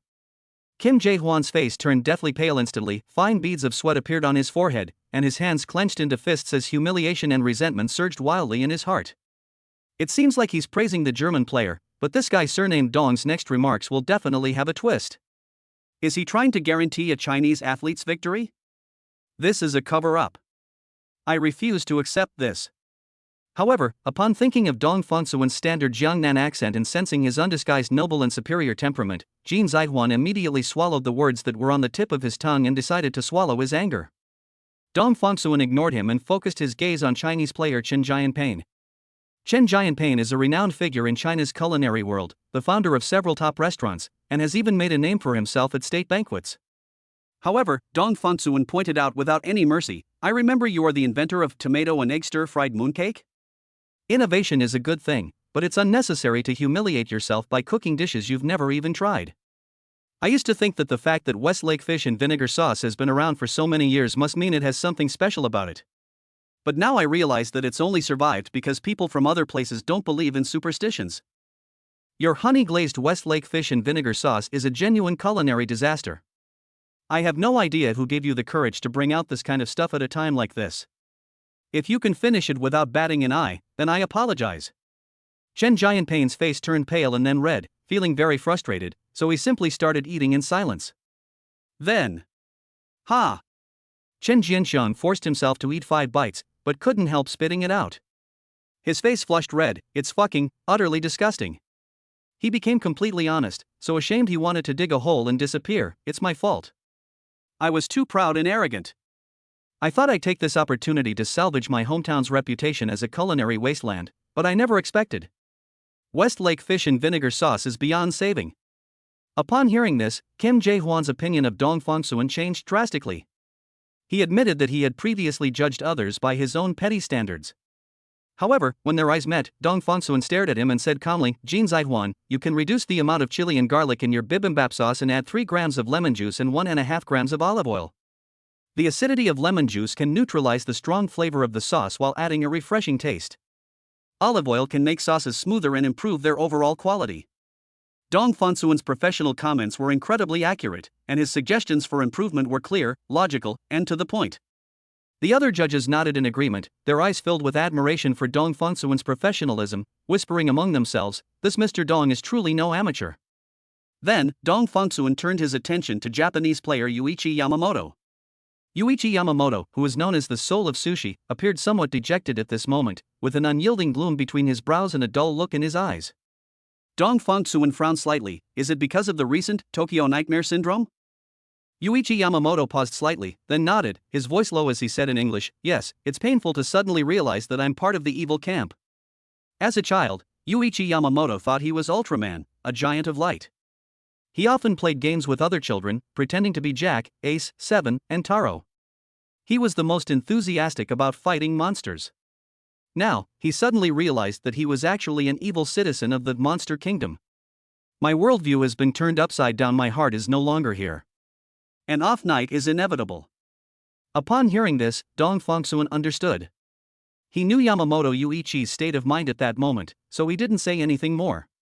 He simply said, there's nothing to say about the beef preparation, it's almost perfect. Ironically, you made a significant mistake in the area you're best at. The rice's acidity, sweetness, and saltiness were not well balanced, affecting the overall taste. In sushi pairings, some people focus too much on the fancy appearance and neglect the combination of ingredients and the layers of texture. It is suggested that the ratio of vinegar, sugar, salt, and tea be adjusted to 5 to 3 to 1 to 1, instead of the current 5 to 4 to 2 to 1. Clearly, German chef Carl Schmidt ultimately won out with his superb skills and unique creativity. He stood on the podium, his eyes filled with excitement and pride, his hands gripping the trophy tightly as if he held the whole world in his grasp. Carl was not satisfied with this. Instead, he took the initiative to walk up to Dong Fongsuan, bowed slightly, and said sincerely, Mr. Dong, your professional insights have benefited me greatly. Could you please offer some suggestions for improving my work? Dong Fongsuan nodded slightly, pondered for a moment, and then began to give detailed instructions. From the pairing of ingredients to the control of cooking time and temperature, and the amount of seasonings, every detail is explained in great detail. Carl Schmidt listened intently, nodding occasionally to show his understanding, his eyes filled with admiration and gratitude. Following Dong Fongsuan's suggestion, Carl Schmidt made the Bavarian-style braised bamboo shoots with Hangzhou crab again. When the dish, exuding an enticing aroma, was presented to everyone again, everyone was amazed. The judges, who were already full, insisted on eating every last bit of his second dish and gave it high praise. Splash! A thunderous round of applause erupted from the crowd, echoing throughout the stadium. After the competition, several contestants with an extreme passion for food, filled with reverence and anticipation, followed Dong Fongsuan and Tang Qiuhua to their side. Their eyes gleamed with longing as they crowded around him, eagerly saying, Mr. Dong, your culinary appreciation skills are truly amazing. Could you please offer some suggestions for improving our dishes based on your unique taste? Dong Fongsuan merely glanced at them indifferently and ignored them. He gently grasped Tang Qiuhua's hand and activated his supernatural ability, zero existence coverage, to hide himself and his wife. At that very moment, the system's familiar notification sound rang in Dong Fongsuan's mind. Meow. The host and his wife participated in a gourmet food tasting competition, impressing all the chefs with their exceptional professionalism. Tang Qiuhua, the virtuous wife, is proud of this. Her happiness index increases by 14. Current ranking on the planet's happiness list, 1,813,500. Rewards being distributed. Chapter 100 V3 Superpower, Electromagnetic Domination. A single glance from 800 kilometers away destroys a satellite. Reward issued, skill enhancement. It felt as if an invisible electric current instantly coursed through my entire body, spreading from the Baihui acupoint on the top of my head all the way down to the Yongquan acupoint on the soles of my feet. Dong Fangsuan's eyes widened involuntarily, his pupils gleaming with barely suppressed excitement. This time, the ranking improved by almost 100,000. V2 Superpower, Strong Electromagnetic Interference. V3 Superpower, Electromagnetic Domination. As the notification tone faded, Dong Fangsuan felt a surge of immense power coursing through his body. His heart pounded wildly in his chest, as if it were about to break free of the restraints of his flesh and blood. Every cell generates electricity through friction, strengthening the biomagnetic field. A person on Earth can interfere with the imaging and operation of some near-orbit satellites, with a range of 800 kilometers. Although the system's introduction was not entirely detailed, Dong Fangsuan could already truly feel the terrifying power of this new ability. He seemed to see himself standing on a vast and boundless land, able to manipulate the surrounding electromagnetic forces at will, like a god who controls the laws of heaven and earth, with just a slight raise of his hand. Many satellites orbiting in low Earth orbit would be like fragile toys in his eyes. With just a thought, he could instantly render their imaging capabilities chaotic and paralyzed. This is the ability I've been waiting for. Dong Fangsuan could hardly contain his excitement. 800 kilometers away, a single glance can destroy a satellite. That method sounds really high class. Recalling the days when he and his wife Tang Qiuhe went on trips, Dong Fangsuan couldn't help but feel a pang of sadness. Every time he goes out, he has to be extremely careful, as if walking on thin ice, for fear that he might accidentally expose his special abilities and cause unnecessary trouble for his family. Those journeys that should have been easy and enjoyable were always shrouded in a faint shadow. But now, everything will be different. With this electromagnetic control ability, he could finally travel the world with his wife without any worries and enjoy the beauty of life as he pleased. No more worrying about being followed, no more fear of being caught by ubiquitous surveillance. Dong Fangsuan thought to himself, even so, we must not become arrogant. I must learn from that guy who used honey-glazed Westlake fish and vinegar sauce in the competition. Near-Earth orbit satellites typically operate at altitudes between 200 and 2,000 kilometers, while Earth observation, communication, and space stations are mostly concentrated at altitudes between 300 and 1,500 kilometers. In other words, I can handle the vast majority of satellites, but it's not foolproof or without flaws, and it doesn't mean I can truly eliminate all satellite surveillance. It can only be said that the risk has been greatly reduced. Dong Fangsuan gave himself a pep talk and quickly calmed down. He suddenly realized something serious. As we all know, electromagnetic induction occurs. The power of electromagnetic control is far more than just interfering with the operation of modern facilities. Dong Fangsuan's mind stirred slightly, and he slowly extended his palm. As his thoughts rippled, the surrounding magnetic field began to quietly rotate, and strands of brilliant golden electric arcs flowed through his palm, making a soft sound. Crackling sounds. These electric arcs, like living spirits, danced and leaped at his fingertips, radiating a heart-pounding energy. Unfortunately, if this is how lightning is controlled, the effective range won't reach 800 kilometers. Dong Fangsuan turned to look at his wife beside him, and saw that Tang Qiuhe's face was filled with a gentle and happy smile. The afternoon sunlight streamed through the car window, casting a soft glow on her profile. That smile was like a flower blooming in spring, beautiful and charming, instantly calming the last trace of restlessness in his heart caused by gaining powerful strength. That's wonderful. Dong Fangsuan gently held his wife's hand, feeling the warmth from her palm, his eyes filled with happiness and contentment. The two looked at each other and smiled, their smiles filled with boundless anticipation for the future and deep love for one another.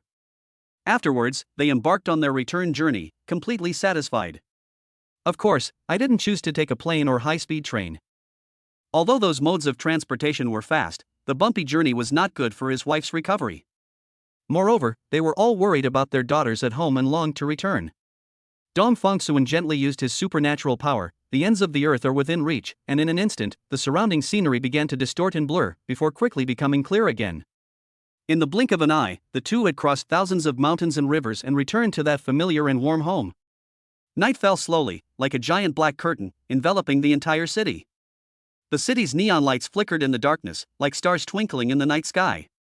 Looking at his wife's slightly tired yet content expression beside him, Dong Fangsuan felt a pang of heartache. Qiuhe never uttered a single complaint. She always silently endured the pressure, even when she was unwell. She always forced a smile, afraid of adding to her burden. "Come on, honey, I'll take you out for a stroll." Dong Fongsuan said gently, his eyes filled with tenderness and care. The voice was so soft, as if afraid of disturbing the tranquil night. Tang Xiuhua was slightly taken aback, then a hint of surprise flashed in her eyes. She also looks forward to taking evening walks with her husband. Especially on such a quiet night, how romantic it would be to stroll hand in hand with your loved one on the street. Although he is still physically limited and can only use a wheelchair, but as long as I'm with my husband, everywhere is sweet. I wanted to buy you a cup of mango pomelo sago haven tea. You've been craving it for a long time? Dong Fongsuan continued. He knew that his wife had been hesitant to drink due to doctor's orders, and had been suppressing her cravings for the sake of her health. But in his view, Tang Xiuhua had suffered so much, so what was wrong with occasionally having something sweet? As long as you don't drink it every day, it won't have a significant impact on your health. A look of emotion flickered in Tang Xiuhua's eyes. She nodded gently, her left hand clenched tightly. The evening breeze carried a slight coolness, gently brushing against my cheeks, which was very pleasant. The shops on both sides of the street were brightly lit, and the aroma of various delicacies wafted through the air. The aroma of roasted chestnuts, the sweet scent of roasted sweet potatoes, and the milky fragrance wafting from the nearby milk tea shop intertwined to create a symphony of the night. Tang Xiuhua's face was filled with a happy smile as she and Dong Fongsuan enjoyed this rare moment of peace and warmth. The streetlights cast long shadows of the two people, and every now and then, pedestrians returning home at night would pass by them, casting kind glances. However, the next moment, a sound like firecrackers exploding came from not far away. Bang! A bullet, like a black lightning bolt, carrying deadly intent, pierced the night sky and aimed precisely at Dong Fongsuan's forehead. The sharp, piercing sound of bullets tearing through the air was particularly jarring in the quiet night. Tang Xiuhua subconsciously looked in the direction of the sound. She watched helplessly as the bullet approached at an incredible speed, and then it was embedded between Dong Fongsuan's eyebrows. The strong smell of gunpowder filled the air, instantly turning her face as pale as paper. Tang Xiuhua stared wide-eyed in horror, as if the blood in her body had frozen at that moment. Due to the intense emotional fluctuations, her right hand, which had been completely unresponsive, began to tremble slightly uncontrollably. Husband. Chapter 101 Happiness Plus 12. The sense of security brought by the thunderous attack. Dong Fongsuan raised his right hand, his index and middle fingers precisely catching the second bullet aimed at the back of his head. Sizzle. Golden sparks crackled around him, and the metal bullet was slightly warm between his fingers, carrying a strong smell of gunpowder.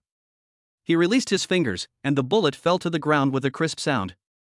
He then gently rubbed his temples with his fingertips where another bullet had just struck, leaving only a tiny red dot. Fine. He told Tang Xiuhua in a calm voice, as if discussing the moonlight that night. A bullet of this caliber can't penetrate my defenses. Before Tang Xiuhua could react, she felt the surrounding air suddenly become viscous. The streetlights flickered twice and then went out completely. The lights along the entire street seemed to have been switched off by an invisible hand, plunging into darkness one after another. The night fell into an eerie silence. How is this possible? A low exclamation came from behind the green belt, and a dark figure staggered out. He frantically pressed the one-button SOS on his watch, but there was no response.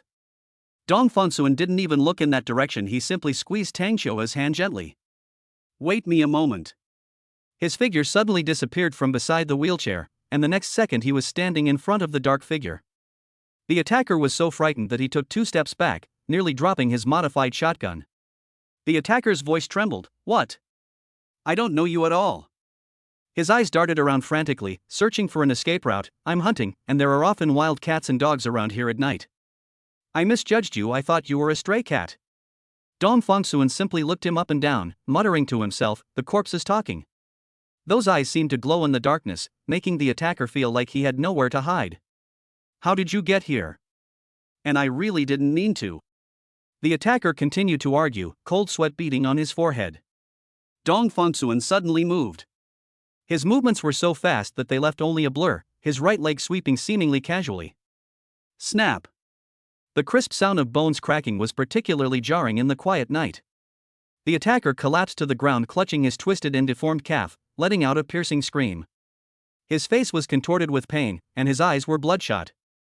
I'm going to kill you. He screamed and roared. Why didn't those 2 shots hit you? You deserve to die. He actually underestimated his marksmanship. The truth is, it hit, but didn't break through the defense. Excuse me. Dong Fongsuan said slowly, I kicked your leg just now. I thought it was just a pebble I accidentally bumped into on the side of the road.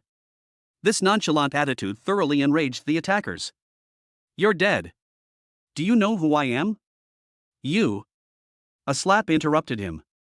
Dong Fongsuan's slap wasn't hard, but it precisely silenced all the attackers' curses. The attacker was stunned, seemingly never having been insulted like this before. Tang Xiuhua, in her wheelchair, gripped the armrests tightly, her eyes fixed on the ground, trying her best not to make a sound. She didn't want to be a burden to her husband at this time. Strangely, looking at Dong Fongsuan's tall and straight back, feeling the invisible electromagnetic field around her, with her hair floating on her shoulders, the fear in her heart was gradually replaced by a strange sense of security. Name, identity, reason, Dong Fongsuan asked in a cold and dismissive tone. The attacker, neck stiff, still tried to maintain his last shred of defiance. Dong Fongsuan did not give him a chance. He stretched out his finger, and a wisp of blue electric arc suddenly leaped onto his fingertip, coiling and dancing as if it were alive. The arc of electricity flickered and landed on the attacker. The attacker immediately convulsed and let out a suppressed whimper. It wasn't a deadly electric current, but it precisely stimulated every nerve ending in him, bringing waves of tearing pain. He tried to scream, but found the sound stuck in his throat. He wanted to pass out, but his mind was unusually clear.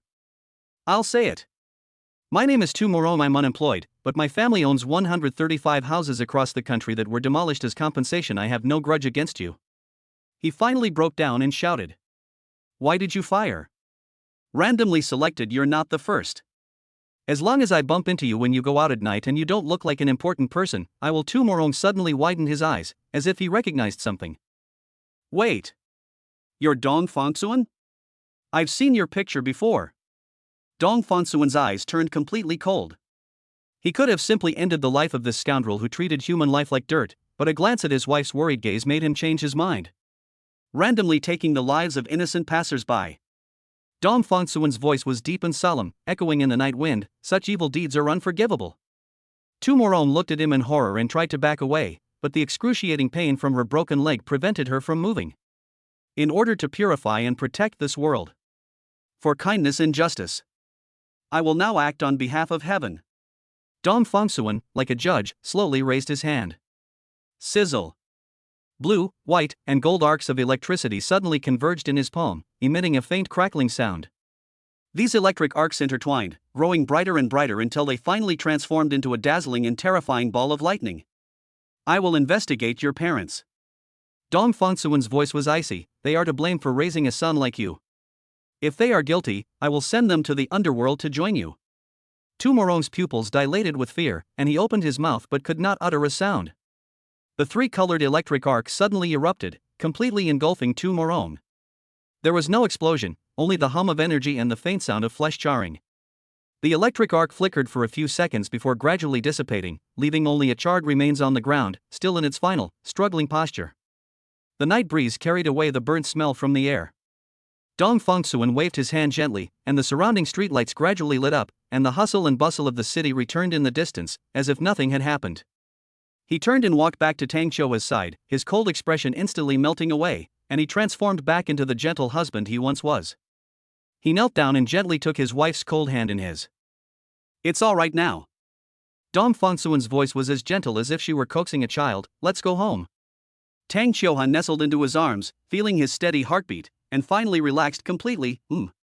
She had never witnessed such a scene before, but she was not afraid. On the contrary, she felt incredibly at ease. As Dong Fongsuan ended the life of another human being in front of his family for the first time, he gently patted his wife's back, but his gaze was fixed on the deep night in the distance. Ordinary bullets will definitely have little effect on yourself. I'm practically indestructible now, but what if the target is the wife? Yes, and my daughter Yu. If they are targeted by bad people, how should they prevent and counter them? Meow. In self-defense, the host swiftly and decisively annihilated the inherently evil, gun-wielding villain. The virtuous wife, Tang Xiuhua, witnessed the entire process, and felt instantly relieved, her happiness index increasing by 12. Current ranking on the planet's happiness list, 1,739,500. Rewards being distributed. Chapter 102 Wife, don't you think I'm cruel? Reward issued, skill enhancement. Aura of power and majesty, aura of domination. Dong Fongsuan stood there, still able to smell the lingering gunpowder in the air. The stench of blood filled his nostrils, making his stomach churn. The expression on the man's face when he fell to the ground was still etched on his retina. Those wide-open eyes, that distorted face, and that pool of crimson blood on the ground. He looked at his hands, they were quite steady, without the slightest tremor. Wouldn't that be considered legitimate self-defense? He said to himself. The other party was armed, they attacked first. But that person is dead. He died by his own hand. Dong Fongsuan took a deep breath, trying to calm his breathing. I've gotten used to killing by now. Just then, a surge of heat suddenly welled up inside my body. That power spread from my chest to my limbs and bones. He could clearly sense a qualitative change taking place. It was an oppressive aura, heavy and powerful, making the surrounding air seem to stagnate. Is this what they call the aura of a hegemon? He didn't have time to think about the use of this ability. He simply used the storage space to destroy the body and cover up the crime. After doing this kind of thing a lot, it became easier and easier for me. Suddenly, the system notification sounded again. The virtuous wife Tang Xiuhua's right hand has regained normal function. The extraordinary reward for the collaboration has been distributed, divine hands. Your hands possess a dexterity that surpasses the limits of human capability. Whether wielding weapons, firearms, or typing on a keyboard, these hands will demonstrate overwhelming speed, agility, and accuracy. Dong Fongsuan looked down at his hands. The trembling in my fingertips stopped, replaced by a completely new sense of control. He could feel the subtle changes in every muscle, and every nerve became exceptionally sensitive. He tried clenching his fist, the movement incredibly fluid, then released it, his fingers spreading and closing again with precision, like a machine programmed with a set program. Every muscle fiber is under control. Is this the kind of agility that surpasses human limits? He murmured to himself. To be honest, this ability didn't particularly excite him. Maybe playing games will be more fun in the future, and the controls will be smoother, but he really wasn't in the mood to think about that right now. His mind was filled with the images from earlier, the man lying on the ground, the pool of blood, and his own blood-stained hands. He turned to look at Tang Xiuhua. She sat in a wheelchair, trembling all over, her face pale, her forehead covered in cold sweat, and her lips bloodless. But her eyes were bright as she stared at her right hand, her gaze filled with shock, disbelief, and a hint of joy. Seeing you in danger, I got so excited that my hand suddenly healed. As Tang Xiuhua spoke, her right hand moved. My fingers were trembling, and my movements were clumsy and awkward, but I was definitely moving. Dong Fongsuan walked over and squatted down. He reached out and took Tang Xiuhua's hand. The hand was warm, damp with sweat, but you could feel its real touch, you could feel her presence. Xiuhua, his voice was a little hoarse, are you all right? Tang Xiuhua did not answer immediately. She stared at her hands, her fingers slowly opening and closing. She tried once, and then again. Each movement was difficult, but tears welled up in her eyes. You can move your right hand now too. Her voice was soft. Fongsuan, we'll get better and better, right? As Dong Fongsuan watched her clumsily move her fingers, a sudden wave of bitterness welled up in his heart. He knew what this meant for Tang Xiuhua. She has been deprived of her freedom for far too long since she became paralyzed. It was a miracle for her to regain control of her body, even if it was just one hand. As long as it can move, that's good. Dong Fongsuan said in a low voice, take your time, don't rush. Tang Xiuhua looked up at him. Her face was still streaked with tears, but her expression was resolute. With her right hand, which had just regained feeling, she clumsily grabbed Dong Fongsuan's arm. Dong Fongsuan looked at her, his heart filled with complex emotions. He wanted to say something, but found his throat tighten and he couldn't utter a word. He stood up and pushed his wheelchair outside. The two returned to their new home. The courtyard of the large villa was quiet, and the moonlight cast long shadows on the ground. Dong Fongsuan stopped and stood in the center of the courtyard. He looked at the moon and the sky, but he couldn't calm down. The scene from just now kept replaying in my mind. The man's action of raising the gun, the moment he pulled the trigger, and then his own counterattack. He clearly remembered the other person's expression when they fell to the ground: surprise, fear, and resentment. There was blood gushing from the wound, spreading across the ground. Murder isn't important, what's important is. This time, his beloved wife witnessed everything firsthand. Dong Fongsuan closed his eyes and took a deep breath. When he opened his eyes again, he turned to look at Tang Xiuhua. She was still sitting in her wheelchair, looking down at her hands. The moonlight fell on her face, making her expression look exceptionally serene. Her fingers moved gently, each bend slow and deliberate, but a slight smile played on her lips. Looking at her, Dong Fongsuan suddenly felt a pang of guilt. He walked up to Tang Xiuhua and squatted down again. This time, he looked up at her, his eyes filled with inquiry and unease. "Are you scared?" he asked softly. Tang Xiuhua stopped what she was doing and looked up at him. Her eyes were clear, without fear or evasion. "I'm not afraid," she said calmly. Dong Fongsuan was stunned for a moment. He stared into Tang Xiuhua's eyes, trying to find a trace of fear or hesitation within them. But he found nothing. Her gaze was so open and honest that he could hardly believe it. "Really?" Tang Xiuhua shook her head. She reached out her right hand, which had just regained feeling, and awkwardly touched Dong Fongsuan's face. The fingers weren't quite nimble enough, but the warmth was real. "With you here, I'm not afraid of anything," she said. "No matter what happens, as long as you are by my side, I am not afraid of anything." Dong Fongsuan's throat tightened even more. He felt something stuck in his chest, making it hard for him to breathe. Looking into Tang Xiuhua's eyes, at the trust and reliance on her face, his guilt and self-reproach grew stronger. He lowered his head, unable to look her in the eye. "You're so brave." Dong Fongsuan pretended to be killing someone for the first time and said in a low voice, although it was self-defense and the other party attacked first, "I did kill someone. It's the first time in my life that I've killed one of my own kind with my own hands, and I'm a little scared now." Tang Xiuhua did not respond, but simply looked at him quietly and gently. Under the moonlight, Dong Fongsuan's eyes held a complex expression. "Speaking of which, wife, don't you think I'm cruel?" Chapter 103. Luckily, I didn't get impotence. I just killed someone. Although it was self-defense, Dong Fongsuan was well aware that his actions would ultimately be considered excessive by normal people. The heat hadn't dissipated yet, and as he looked at Tang Xiuhua, he worried that he might find a trace of fear or rejection on her face. But Tang Xiuhua shook her head seriously. "No." Her voice was soft, but her tone was so firm that no one could doubt her. Dong Fongsuan's throat tightened. He wanted to say something, but found that he couldn't come up with anything suitable. Tang Xiuhua raised her head, her eyes shining brightly in the moonlight. She grasped Dong Fongsuan's hand with her right hand, which had just regained sensation. Her movements were still clumsy, but she held on tightly. "I feel safe with you protecting me." These words warmed Dong Fongsuan's heart. He felt a lump in his throat and quickly turned his head away. "Ultimately, I'm not really a cold-hearted person. Although he kills without blinking an eye, he is still a good husband and a good father, and a good person at heart." The moonlight fell on the ground, casting long shadows. He took a deep breath and tried to make his voice sound normal. "Are you tired? Go back to sleep." Tang Xiuhua was indeed exhausted. Too much happened tonight, her body couldn't handle the stimulation. Dong Fongsuan pushed the wheelchair back to the bedroom and carefully carried her to the bed.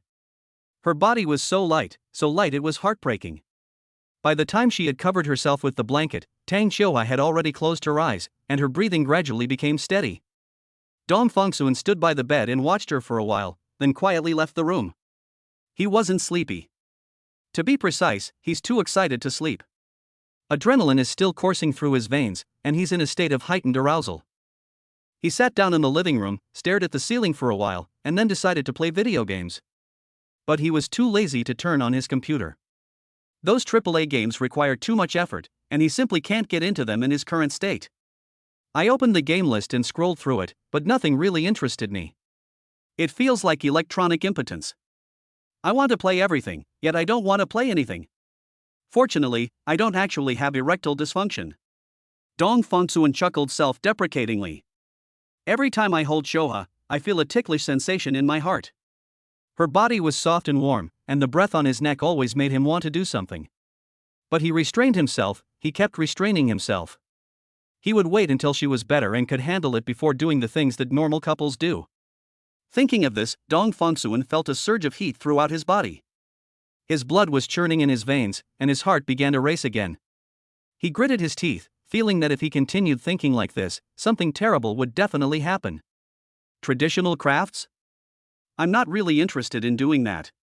Looking for a joystick driver? Too lazy to bother.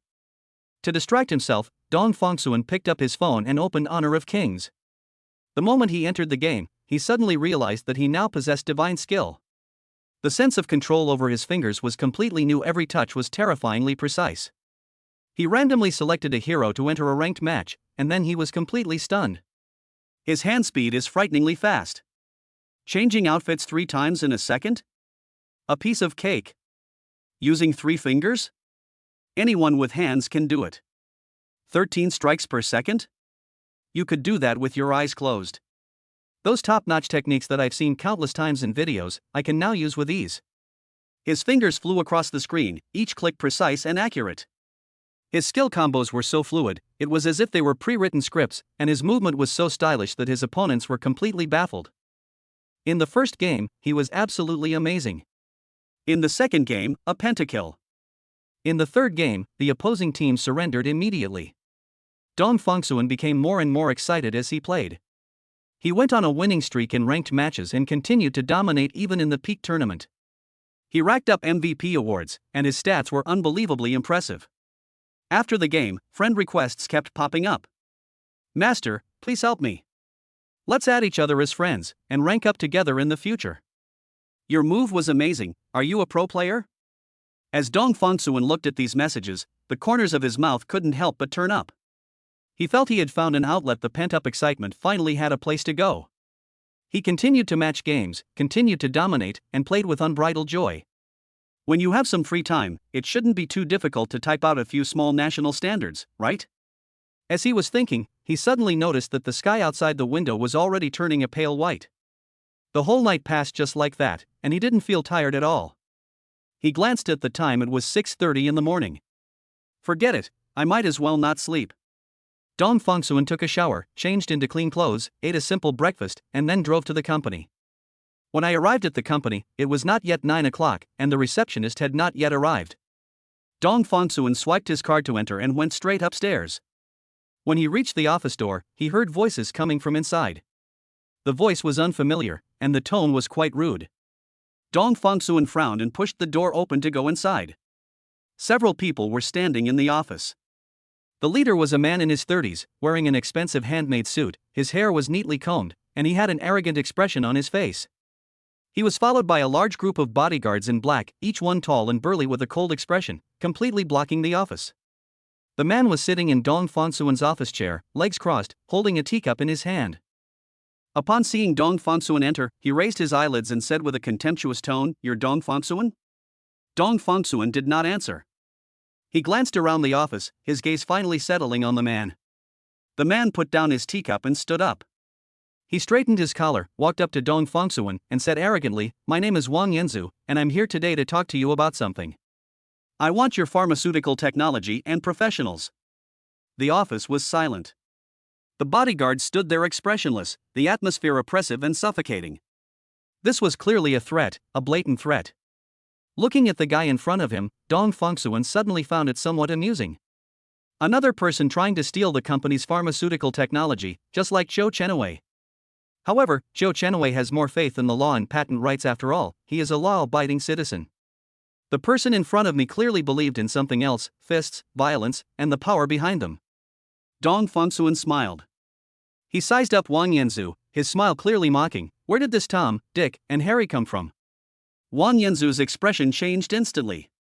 He clearly hadn't expected Dong Fongsuan to react this way, and his expression immediately turned gloomy. But Dong Fongsuan didn't care at all.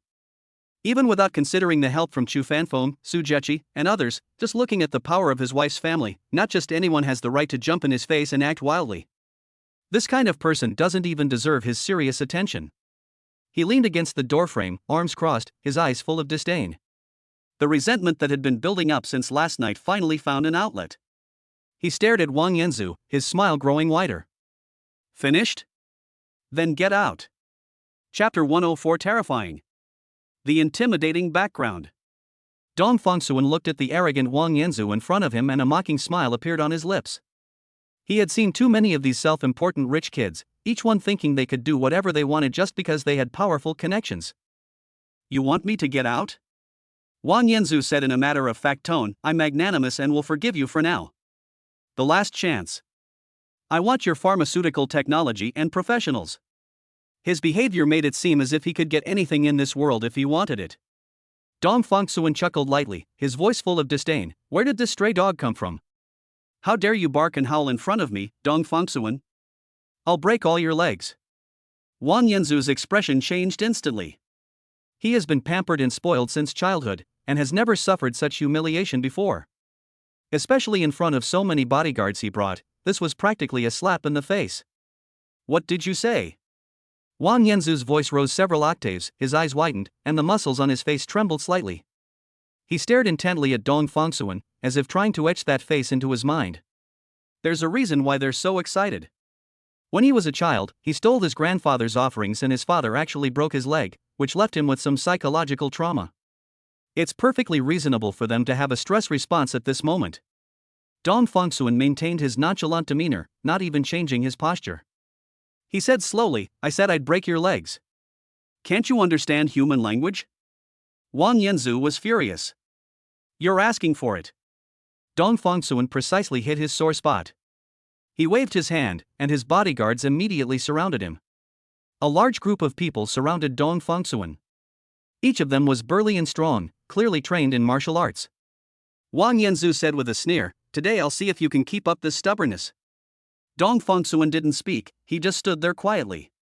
His gaze suddenly changed, transforming from a nonchalant look into an unfathomable coldness. The next second, an invisible sense of pressure erupted from him. That's an aura of dominance, the aura of a hegemon. The air seemed to freeze. The temperature in the entire office plummeted, and a deep-seated fear instantly enveloped everyone present. The feeling was like being targeted by an ancient beast, with all the blood rushing back to the head and the brain desperately sending out escape signals. The bodyguards were the first to fall. These burly men, who were usually so fierce and menacing, now seemed as if their bones had been removed, collapsing to the ground one after another. Their faces were deathly pale, their lips trembled, and their eyes were filled with terror. Several of them even convulsed uncontrollably, uttering incomprehensible whimpers. Wang Yanzu's situation is even worse. He felt real death. The instinctive fear left his mind blank, his legs felt as heavy as lead, and then he lost all strength. He collapsed to the ground, limp and weak, a wet patch quickly spreading across his crotch. He wet his pants. Wang Yanzu has lived for over 20 years and has never been so humiliated. Warm liquid dripped down his trouser leg, the wet sensation making him want to die. But he couldn't even move a finger, let alone stand up. He could only lie paralyzed on the ground, helplessly experiencing this humiliation. Dong Fongsuan withdrew his imposing aura, his expression as calm as if nothing had happened. He walked up to Wang Yanzu, looking down at him with indifferent tone. Do you still want my pharmaceutical technology now? Wang Yanzu opened his mouth, but found that he couldn't even utter a word. His throat felt like it was blocked by something, and he could only utter broken syllables. The fear hadn't completely subsided, and his body was still trembling uncontrollably. But soon, fear turned into anger and humiliation. Wang Yanzu gritted his teeth, veins bulging on his face.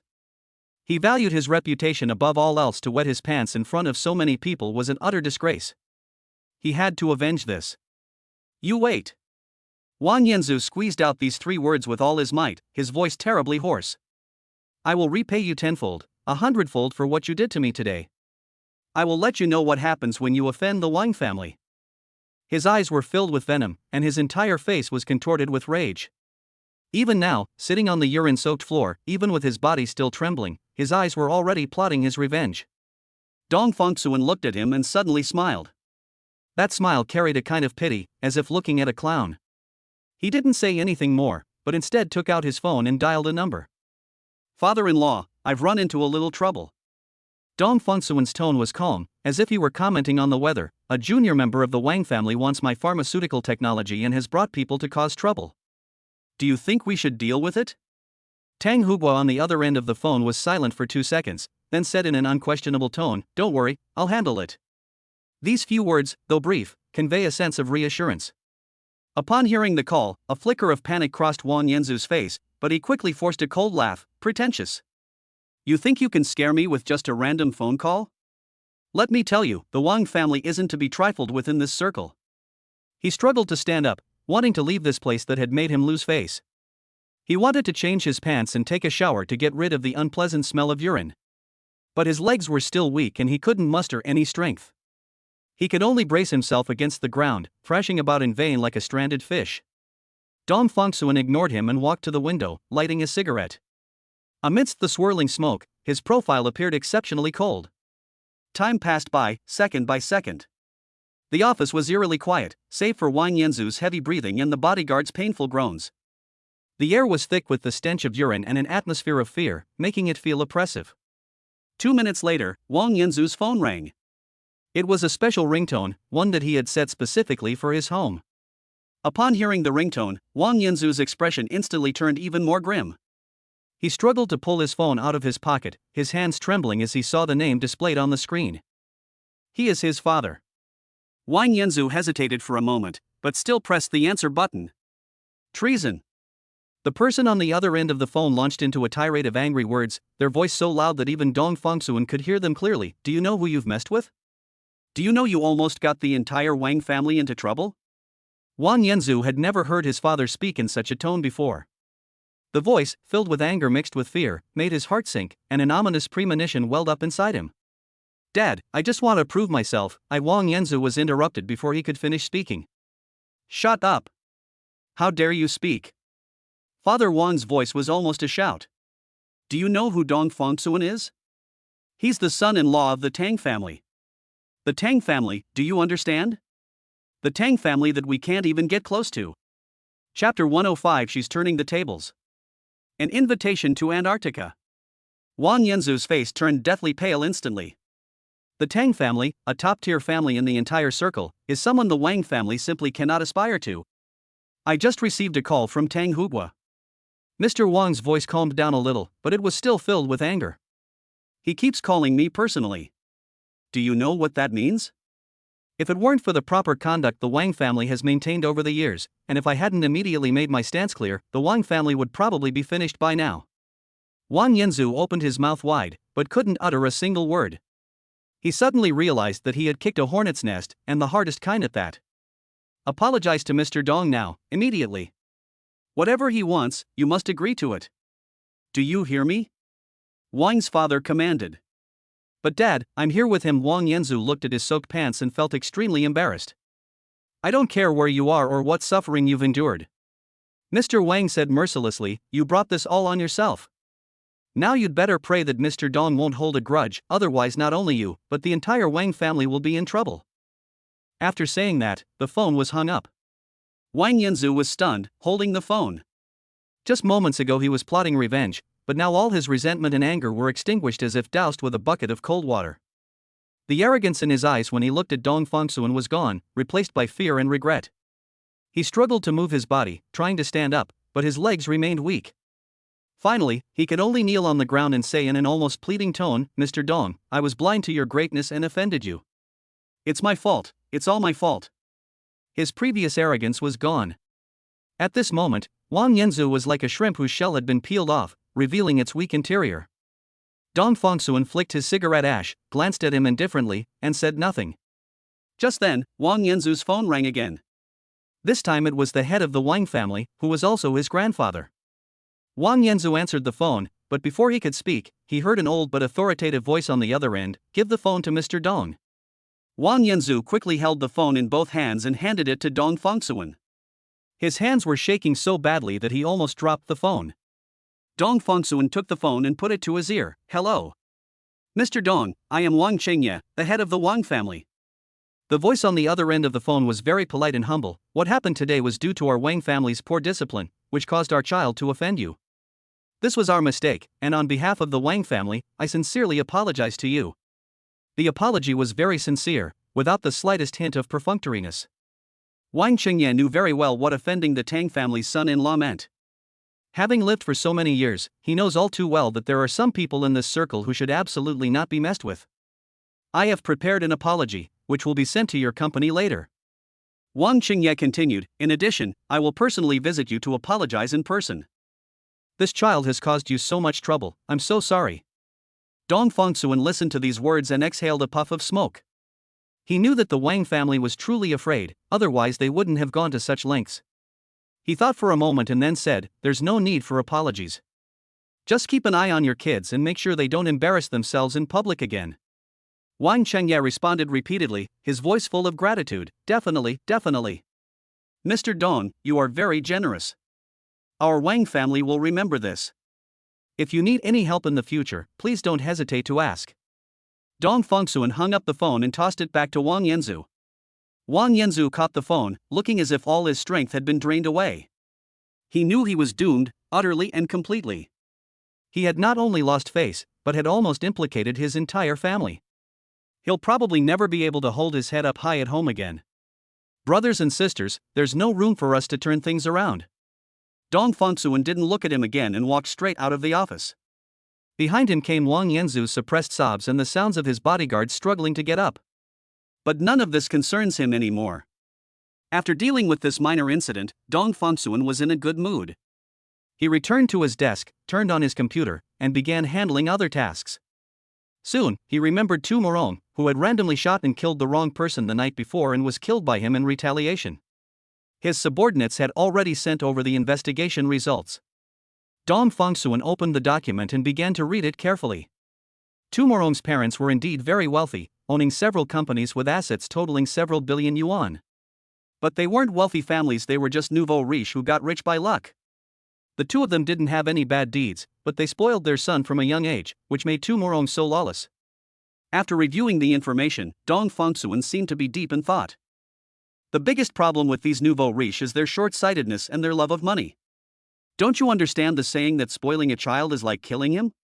If you use the right methods, it's not difficult to bankrupt them. He picked up his phone and dialed Chu Fanfeng's number. Brother Fanfeng. Dong Fengsuan cut to the chase, saying, find some professional swindlers to trick Tu Morong's parents. Just let them go bankrupt, a small punishment will serve as a warning. Don't go too far. Chu Fanfeng laughed on the other end of the phone. Okay, leave this to me. I'll make sure they suffer heavy losses, but not to the point of being completely cut off from their livelihood. Okay, then I'll leave it to you, Dong Fengsuan said. Don't worry. Chu Fanfeng assured him, at most 1 month, I guarantee they'll be bankrupt. After hanging up the phone, Dong Fengsuan stretched. All the minor troubles at work were resolved, he could finally relax. He checked the time, it was already evening. I've had a long and eventful day, it's time to go home. Dong Fengsuan packed his things and drove back to the new villa. This villa was recently purchased, it's luxuriously decorated, has a beautiful environment, and is significantly larger than the previous villa in Zishanju.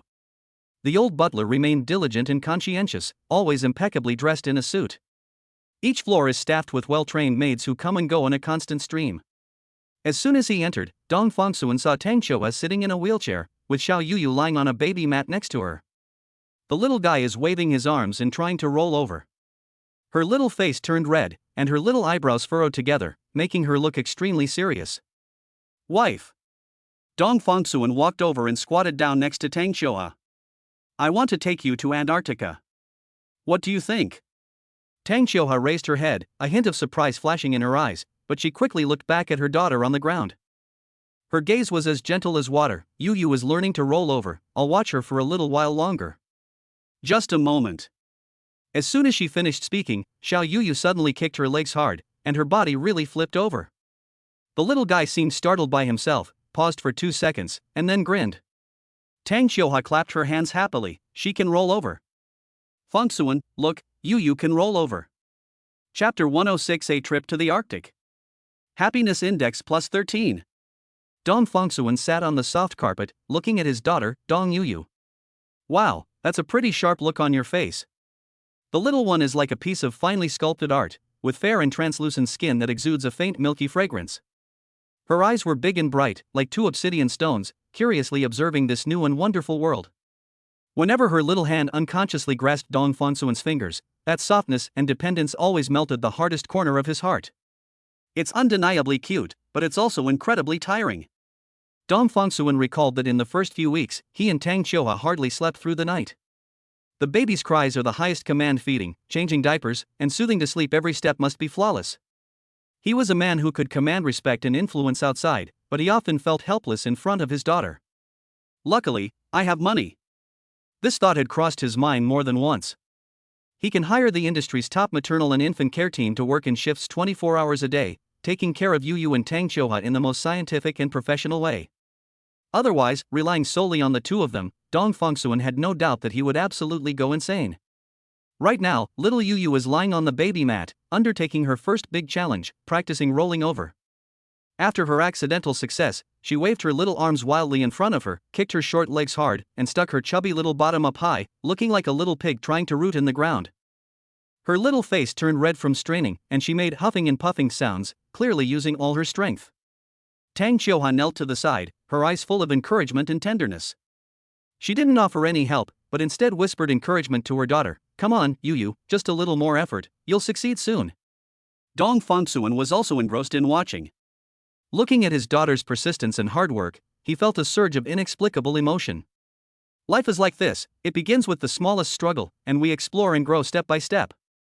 Finally, after a powerful kick, Xiao Yuyu lost her balance and clumsily rolled to one side. She seemed startled by her sudden movement, her little arms and legs flailing in the air a few times before snap she successfully changed from a prone position to a supine position. She succeeded. The little one paused for 2 seconds, seemingly trying to process what had just happened. Then, she grinned, revealing a bright smile through her toothless little mouth. "She can roll over now." Tang Qiuhua exclaimed in surprise, turning to look at Dong Fangsuan with pride in her eyes. "Fangsuan, look, our daughter can turn over." Dong Fangsuan smiled and nodded, then reached out and pulled Tang Qiuhua into his arms. He then glanced at the little bundle of joy and gave a perfunctory compliment. "Yu Yu is so great. Babies are like this, they're in a stage where even rolling over can be praised." Looking at the pure joy on his wife's face, and then at his daughter dancing on the ground, he felt a sense of peace. The cutthroat competition in the business world, the life or death struggles, all seemed so distant at this moment. He suddenly felt that it was time. The two did not choose to travel on a large cruise ship. Dong Fangsuan immediately activated his supernatural power. The ends of the earth are within reach, instantly teleporting Tang Qiuhua to Antarctica, and then, "Let's set sail together aboard a small polar expedition vessel that we prepared in advance." When the ship passed through the raging Drake Passage, with waves crashing against the hull like mountains, Tang Qiuhua was not afraid. So happy. She simply held Dong Fangsuan's hand tightly, gazing out the window at the gray sky and the surging, inky sea, her heart filled with joy. "I wish time could stand still at this moment." When the first iceberg appeared on the horizon, the whole world seemed to fall silent. It was a floating blue mountain, sunlight piercing through the ice and refracting into a dreamlike, ethereal blue glow. The surface of the iceberg was marked by the passage of time, each crack telling a story of thousands of years. As the ship slowly approached, Dong Fangsuan could feel the chilling aura emanating from it, so pure and untainted. During the journey, Dong Fangsuan used his supernatural ability, "The ends of the earth are within reach," to make a round trip and then transferred to a larger assault boat. The technique of containing Mount Sumeru within a mustard seed requires diligent practice. He lamented, "My storage space is not enough. A mere 200 cubic meters of space is still too small, even a small boat could easily move it around." Tang Qiuhua had no doubts and simply offered her silent support. "Whatever you want to do, you can definitely accomplish it." The two traversed among the scattered ice floes and massive icebergs. The seawater was a deep navy blue, so clear that you could see the ice layers several meters below. The sound of the speedboat's engine was the only man-made noise in this silent world. Occasionally, a lazy seal would peek out from the ice, curiously observing the two uninvited guests with its round, black eyes, before lazily lying back down.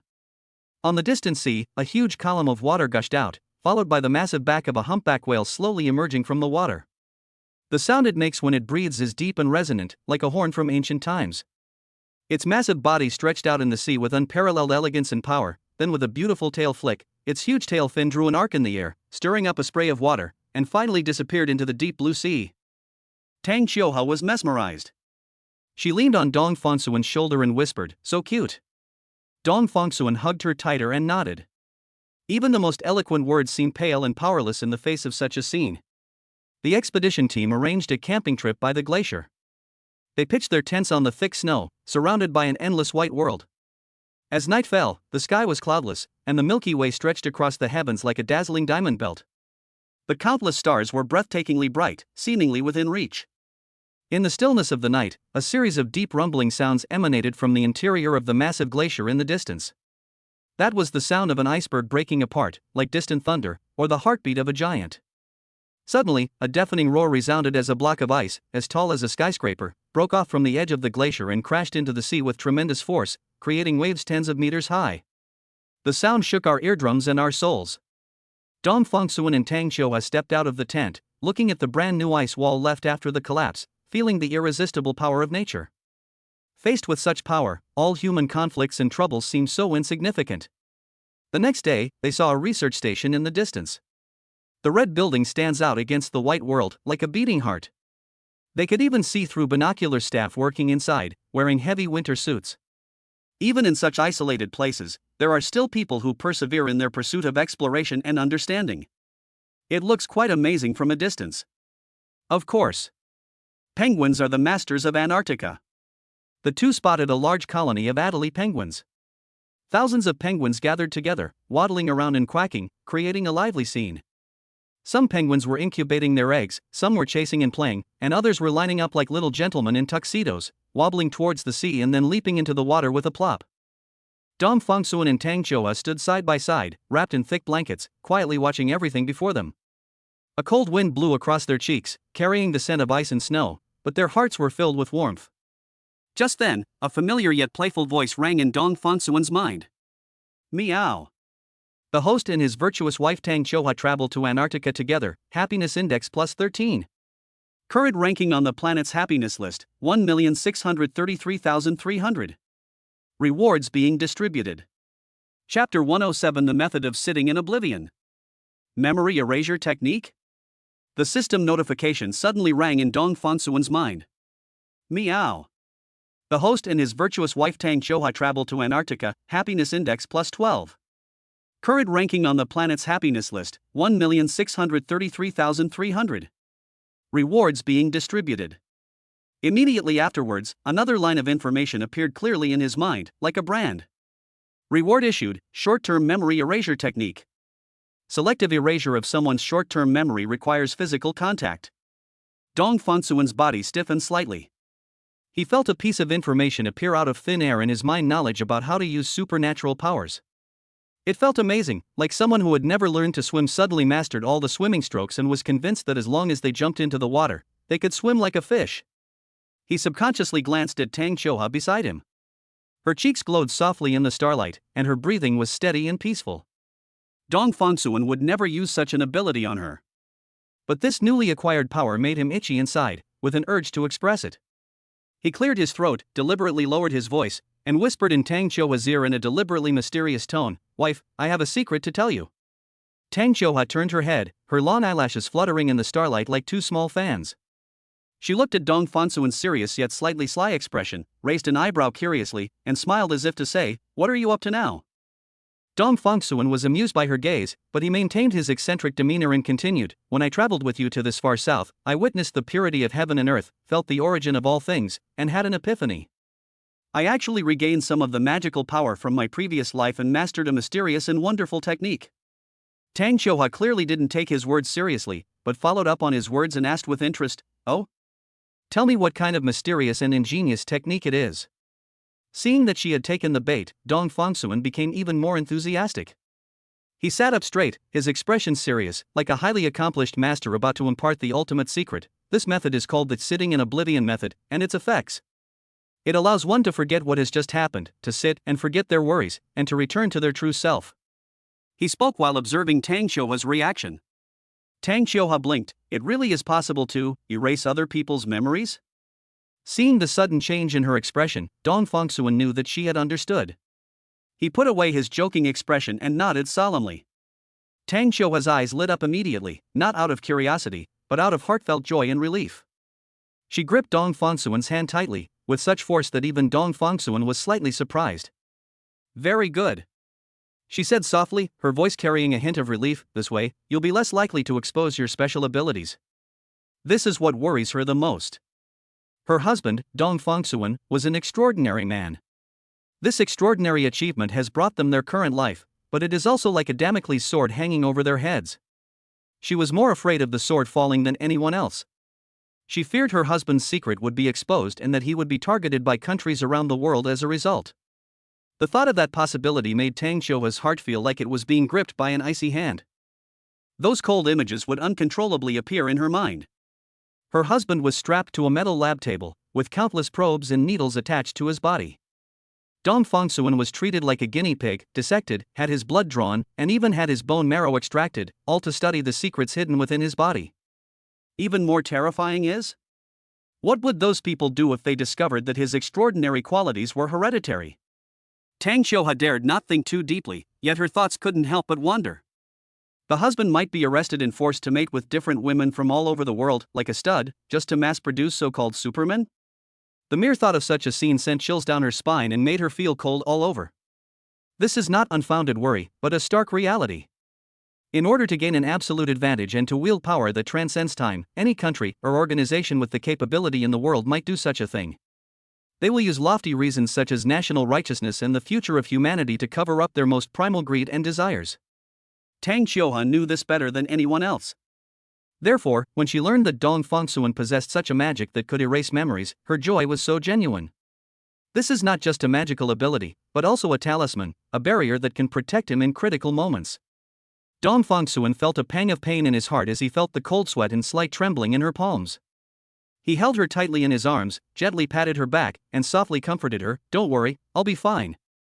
I will always be by your Inyuyu's side." Their journey in Antarctica is coming to an end. This pure white continent cleansed their souls and deepened the bond between them. Just as they were packing their belongings and preparing to board the icebreaker to leave, a lone figure appeared on the distant horizon. Angle Collins felt as if his lungs were a broken bellows, each breath bringing a cold, stinging pain. He is undertaking the greatest challenge of his life, crossing the South Pole alone without assistance. He prepared for this for several years. His desk was piled high with all sorts of complicated documents and certificates. He had purchased top-of-the-line warm and waterproof gear, prepared protective equipment and medicines to deal with all kinds of emergencies, and electronic devices to ensure that communication and navigation were foolproof. But even with thorough preparation, the harshness of Antarctica still exceeded his expectations. At this moment, he was dragging a heavy sled, braving the biting cold wind, and every step felt like walking on a knife's edge. A thin layer of ice had formed on his UV protective ski goggles, making his vision somewhat blurry. Suddenly, he stopped and squinted at what was in front of him. On the vast, boundless snowfield, two blurry black dots appeared. His first reaction was to be wary. In this desolate land, any moving creature could be a threat. Is it a leopard seal? Or a fierce skuas or giant petrel? Angle Collins's hand instinctively reached for the carbon-based biodegrader at his waist, which contained enough bullets to repel most polar predators. He cautiously approached, trying to discern the outlines of the two black dots. As the distance closed, his heart began to race, and the expression on his face changed from wariness to disbelief. That's not an animal. Those distinct outlines clearly belong to the same kind. It's a human. That's wonderful. A surge of joy welled up in Engle's heart.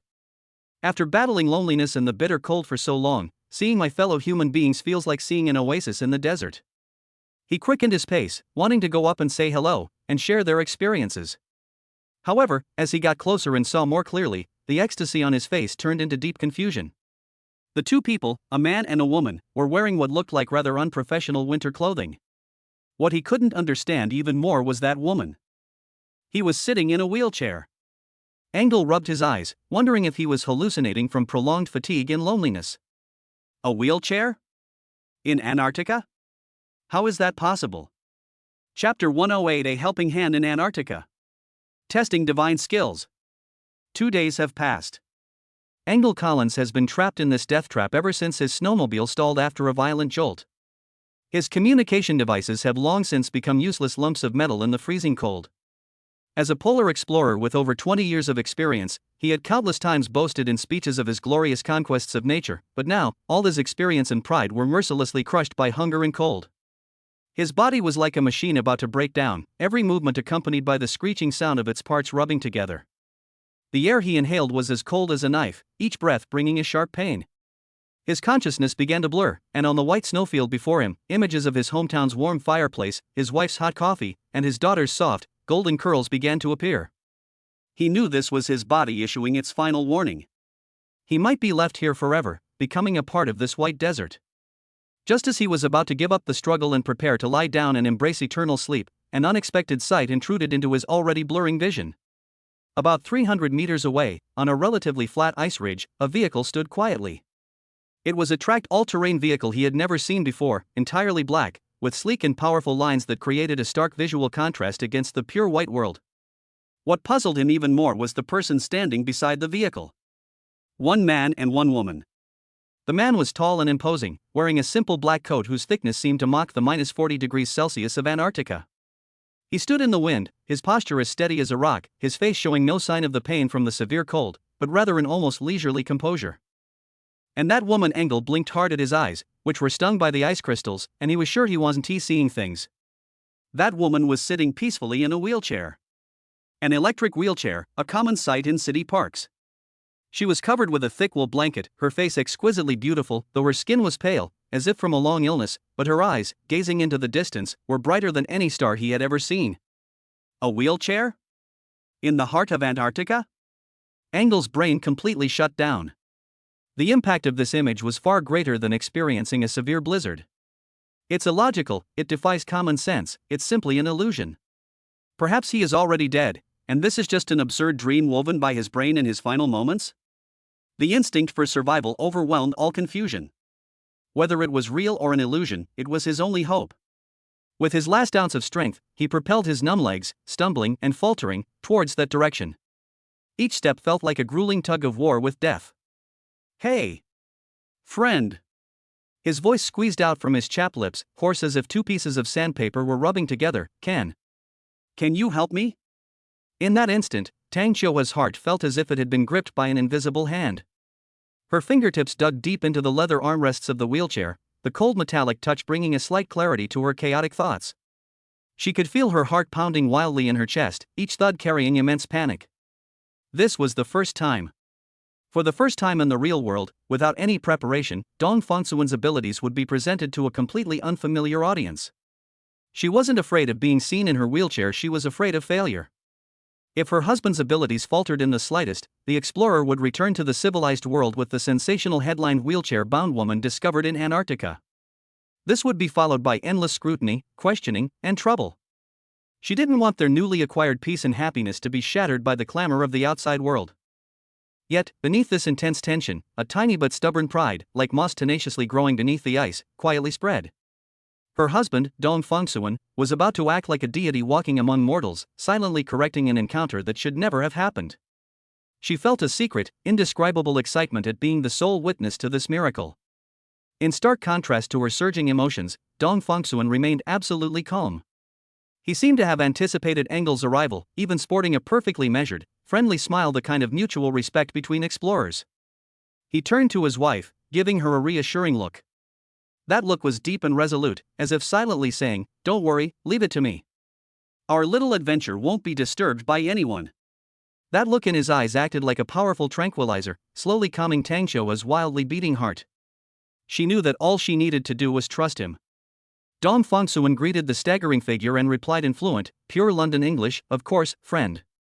You look terrible. It's lucky to meet you in this white hell." His voice possessed a peculiar magic, calm, gentle, like a warm current that could easily soothe one's inner anxiety. He took out a military-grade thermos and a vacuum-sealed package of high-calorie beef jerky from the car, his movements unhurried, as if he had rehearsed them 1,000 times. "Replenish your energy first.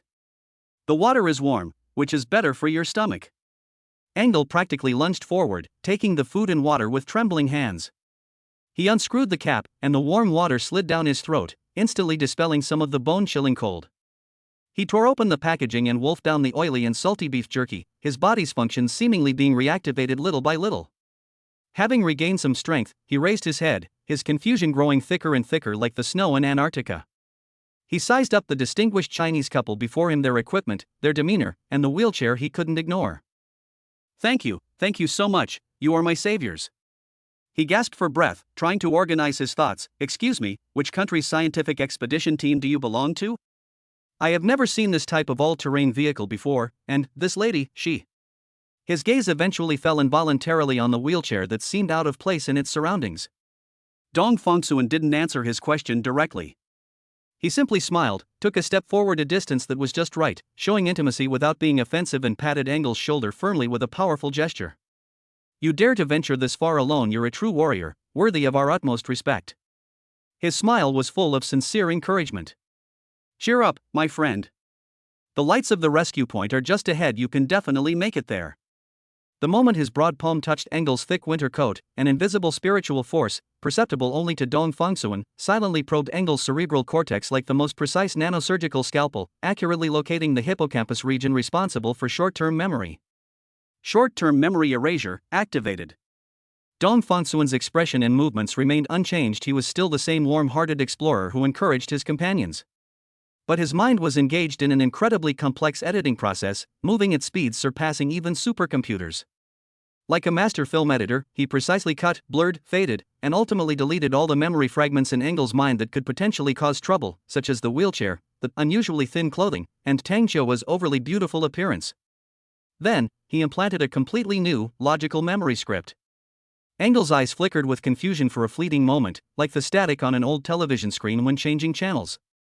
That confusion lasted less than half a second, and then his gaze became clear and focused again. However, the information conveyed in his eyes had undergone a complete transformation. He looked at Dong Fongsuan in front of him, his eyes filled with pure gratitude for surviving a disaster. "Thank you for your encouragement, my friend. You are truly the best equipped and kindest Chinese explorers I have ever met," he exclaimed sincerely. "This supply is so important to me, it gives me the hope to keep going." He glanced again at Tang Qiuhua not far away, his eyes filled with polite respect for a female member of the team. He ignored the snowplow, as if it were just a strangely shaped rock, or something that didn't exist at all. The image in his memory had been revised. A well-equipped Chinese couple driving an advanced snowmobile had extended a helping hand to him in a moment of crisis. Dong Fongsuan smiled and withdrew his hand, a huge weight lifted from his heart. Successfully using this ability on a conscious and completely unfamiliar human for the first time gave him a deeper understanding and greater confidence in controlling this magical power originating from the system. "Go ahead, follow the tire tracks we came in. The terrain is flatter in that direction. In about 2 hours, you'll see the lights of Kunlun Station." Dong Fongsuan pointed out the safest direction to him. "Thank you again, friends from the east." Engel nodded heavily, then turned and began his journey home. Chapter 109: A Cozy Home and a New System Reward. The Touch of the Fountain of Life. The return trip was by plane. I didn't use the near-the-world magic trick. Dong Fongsuan had never been on a plane before and wanted to experience it. As the Gulfstream G650s will smoothly touch the ground of the private tarmac at Shanghai International Airport, a familiar, warm breeze carrying the scent of the ocean gently enveloped Dong Fongsuan and Tang Qiuhua through the cabin's air circulation system. This atmosphere was completely different from the pure, sharp, and seemingly lifeless cold of Antarctica. It was damp, noisy, and full of the scent of home. It was the scent of home. On the way from the airport to Chengxinyuan, the scenery outside the window rushed past.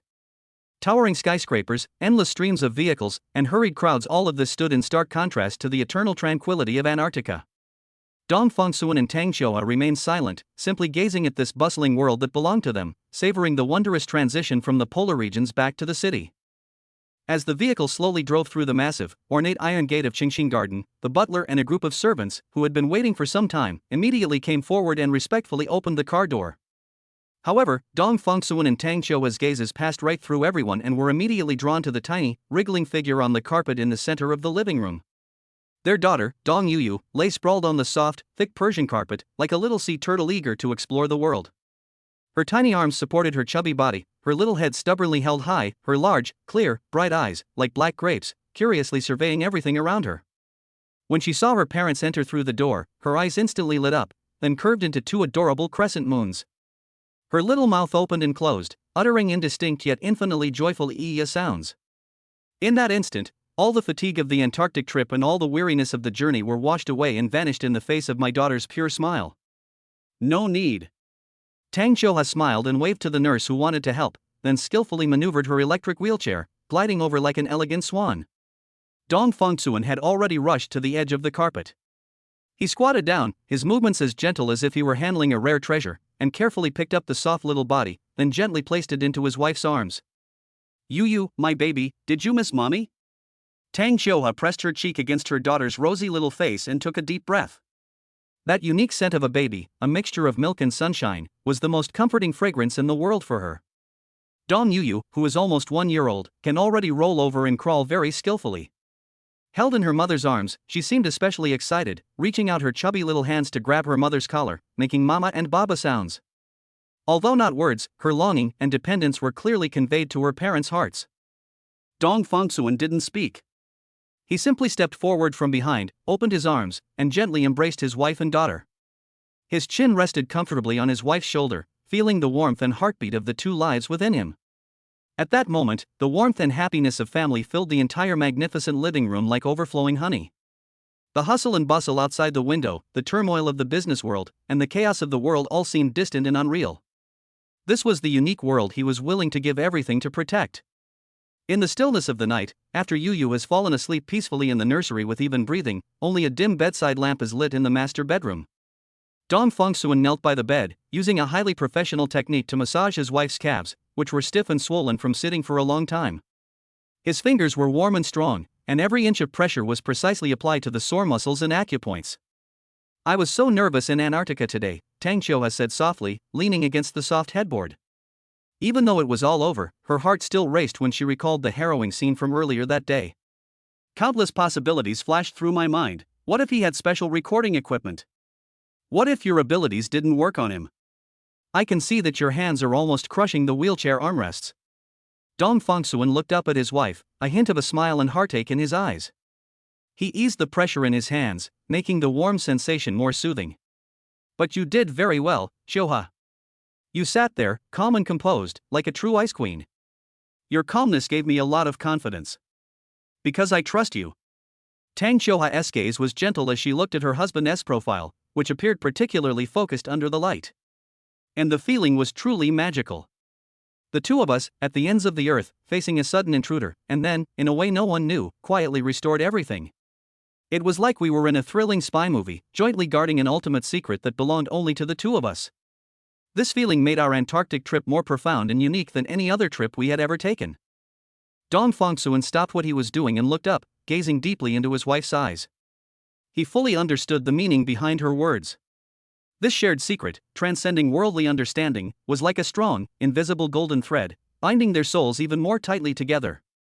They were no longer merely a loving couple, but allies fighting side by side, each other's only known confidant and protector in this world. This ultimate trust and reliance brought an unprecedented sense of intimacy. "I love this feeling." He leaned down and placed a tender kiss on his wife's smooth forehead. "I love it so much." Just as their hearts were in perfect harmony and their emotions reached their peak, a lively and playful electronic synthesized voice, like a clear spring dripping onto a jade plate, rang precisely in his mind. "Wow! The host and his virtuous wife Tang Qiuhua have completed a polar expedition and successfully used their new abilities to mitigate the risk of exposure. With their united efforts, their strength is unbreakable. Happiness Index plus 20. Current ranking on the planet's happiness list, 958,000th. Reward being distributed, touch of the fountain of life." Dong Fengsuan's breath hitched slightly. His ranking had jumped up dramatically once again. He immediately pulled his attention away from the warm atmosphere and focused on the new reward the system had just issued. A crystal clear stream of information, like movie subtitles, slowly unfolded in his mind. Touch of Life's source, a gentle yet powerful life-related ability. Through physical contact, it infuses the target with pure life energy. When used on plants, it can revitalize them, accelerate their growth, and even optimize their genetic sequence to some extent. When used on animals and humans, it has a mild effect of restoring energy and relieving fatigue. Dong Fengsuan's heart skipped a beat. Optimize plant genes. Relieve fatigue. His business acumen instantly grasped the almost limitless possibilities hidden behind these two keywords. The former, if used properly, would be worth far more than all the wealth he currently possessed. As for the latter, although the system labeled it as having only a minor effect, for his wife Tang Qiuhua, who had suffered from illness for many years, any positive effect on her health, however slight, was worth his 100-fold effort to try and explore. He felt a tingling, electric-like warmth emanating from his fingertips, as if some unseen, vibrant energy was gathering and swirling there. He slowly raised his right hand and carefully examined his palm in the dim light. These hands, which once signed contracts worth hundreds of billions and stirred up storms in the capital market, will now possess the magical power to turn lead into gold and revive barren trees. Another amazing skill has been acquired. Chapter 110: The Miracle of a Dead Tree Bringing Spring Back to Life. Dong Fengsuan was filled with childlike curiosity and an urge to explore upon acquiring the touch of the source of life. He couldn't wait to verify the true effects of this ability, not just the written descriptions in his mind. He needed a perfect test subject, one whose effects were visibly and shockingly real. His gaze swept across the vast Qingxin garden. Finally, he fixed his attention on the precious orchid that was dying in the greenhouse garden. It was a plain crown lotus cauldron, the uncrowned king of orchids. Its flowers were pure white, with an elegant shape, as pure as a lotus, earning it the title of gentleman among flowers. This orchid belonged to his father-in-law, Professor Tang Hugua, one of the most prized possessions of his life. Tang Hugua's obsession with plants bordered on the Taoist, and this orchid was something he had painstakingly acquired from a reclusive horticultural master. He cherished it like a priceless treasure, even personally controlling the watering with precise measuring tools. However, misfortune struck. A while ago, a new gardener accidentally knocked over a bucket of water while cleaning, and the excessive water caused the orchid's delicate roots to rot rapidly. Adding to the problem, Shanghai's hot and humid climate differed significantly from the orchid's native high-altitude environment, making the situation even worse. Although Tang Hugua arrived immediately and, together with several top domestic plant experts, used every modern rescue method available, this once magnificent Suguan Hiding orchid inevitably met its end. Now, it sat there all alone in a corner of the greenhouse. Its once vibrant green leaves had turned yellow and curled, with scorched spots even appearing on the edges. They felt as dry and brittle as fallen autumn leaves. The roots that supported the plant were also withered and shriveled, having lost all moisture and luster, resembling a piece of dried-out firewood. The entire plant exuded an aura of decay and decay, with only a faint, last breath proving that it had once lived. Tang Hugua was heartbroken and lamented for several days. He has even been reluctant to come to Qingxing Garden recently, saying that he was afraid that seeing the pitiful state of the flower would make him too sad. "Fansuan, what are you looking at this pot of withered grass for?" Tang Xiuhua maneuvered her wheelchair silently behind her husband, followed his gaze, and a hint of regret appeared in her eyes. "Dad's hair has turned several more gray because of it. I'm thinking, maybe we can give my father-in-law a huge surprise." Dong Fengsuan turned around and gave his wife a mysterious smile. His smile was full of confidence, which made Tang Xiuhua's heart involuntarily look forward to it. Under the watchful gaze of Tang Xiuhua's bright eyes, filled with surprise, curiosity, and anticipation, Dong Fengsuan slowly squatted down. He didn't touch the withered leaves, but instead extended his right hand and gently, tenderly, touched the lifeless, shriveled roots of the orchid with the tip of his index finger. He closed his eyes and concentrated all his thoughts on his fingertips. Touch of the fountain of life, activated. A warm and gentle energy, like a clear spring guided by an invisible conduit, slowly flowed from his fingertips. This energy was so pure, full of the most primal life force, that it bypassed all external mediums such as soil, water, and fertilizer, acting directly on the life core of the plant. A miracle happened right before Tang Xiuhua's eyes, in a way that was beyond imagination yet incredibly real. She instinctively covered her mouth with both hands, afraid that even the slightest gasp would interrupt the solemn scene before her, a scene that seemed like a divine miracle. Her eyes were wide open, unblinking, as if she wanted to imprint every frame of this scene deep into her soul. Before my eyes, the withered, curled leaves, with a visibly yet incredibly natural and gentle pace, began to sprout new green shoots, starting from the part closest to the stem. That green was so fresh, so full of vitality, as if the energy accumulated throughout the winter was now bursting forth in this moment. The green spread rapidly, like a spring tide, soon covering the entire leaf and swallowing up all the withering and decay. The shriveled rhizomes, like sponges infused with the sweet spring of life, quickly regained their plumpness and firmness, restoring the luster and elasticity that a healthy plant should have. The whole process lasted about a minute. In that minute, time seemed to be under a spell. A minute ago, it was a withered blade of grass about to be thrown away as trash. A minute later, it was completely transformed, full of vitality. It even looked 100 times more vibrant than when it was at its peak. The leaves were lush and green, as if they would flow with life's sap if you gently pinched them. "Oh my God!" Tang Xiuhua finally couldn't help but utter a dream-like whisper. Her eyes shone with an incredible brilliance. Shock, joy, and unparalleled worship of her husband's unfathomable abilities intertwined, stirring up a tidal wave in her heart. Her husband, was like an omnipotent creator, easily able to overturn the boundaries between life and death. Dong Fengsuan slowly withdrew his finger, looked at his masterpiece, and nodded in satisfaction. But this was not the end. Under the continuous catalysis of those powerful life energies, at the top of the orchid, a flower bud that had withered was revitalized. A tiny new flower bud quietly formed at a speed that defied the laws of natural growth, and slowly and elegantly bloomed in full view of everyone. One petal, two petals, the flawless, pure white petals unfolded layer upon layer, like the hem of a fairy's skirt. At the center of each petal was a pale, noble, goose-yellow stamen. A delicate, otherworldly fragrance, seemingly not of this world, filled the greenhouse as the petals bloomed, instantly soothing the soul and bringing a sense of tranquility. This plain crown lotus cauldron, reborn through a miracle, has a more perfect flower shape than any other bloom recorded in the Tang dynasty's records of the protectorate of the nation, and its colors are purer and more flawless, resembling a work of art carved from the finest mutton fat jade. A few days later, Dong Fongsuan specially hosted a small family dinner, inviting his father-in-law, Tang Hugua, to attend. After a few rounds of drinks, he casually suggested, "Dad, it's been a while since we've visited the greenhouse. Shall we go for a walk together?" When Tang Hugui reluctantly stepped into that familiar greenhouse, unwilling to revisit painful memories, his steps froze instantly. His gaze, like iron filings drawn to a magnet, was fixed on that corner. There, a pot of plain crown lotus was blooming brilliantly, its beauty unparalleled. This is impossible." The botanist, who had spent his entire life working with plants and was meticulous to the point of being rigid, exclaimed in disarray. He rubbed his eyes, wondering if the alcohol was making him hallucinate. He rushed forward, almost lying on the flower pot, and began to examine it closely in a posture akin to dissection.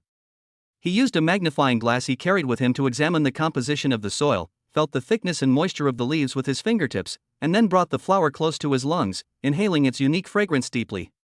The roots are strong and vigorous, the leaves are thick and emerald green, the flowers are perfectly flawless, and the fragrance is even more mellow than described in the records. This is simply a textbook example of peak condition. Tang Huxing raised his head and looked at his son-in-law with the astonishment of someone looking at an alien. "Fang Siyuan, tell me honestly, how did you do this?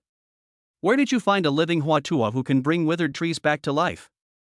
Dong Fongsuan simply smiled, took his father-in-law's arm, and said in a relaxed tone, "Dad, maybe the feng shui here is better.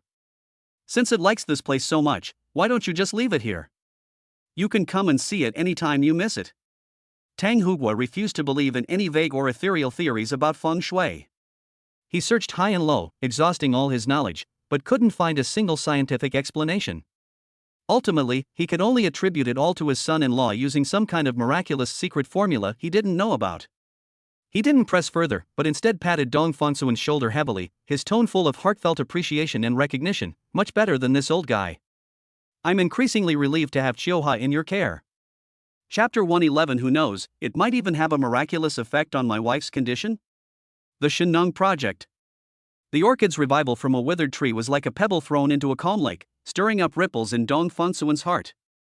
These ripples continued to expand, eventually evolving into a mental tsunami. It was late at night, and he sat alone in his study. Outside the huge French windows, the night view of Shanghai was as dazzling as the Milky Way. But his gaze was not focused on the neon lights that represented wealth and power. His fingertips were unconsciously tracing the leaves of a vibrant potted green ivy. As his fingertips moved, the leaf visibly became even greener and more lustrous, as if it had just been washed by the morning dew.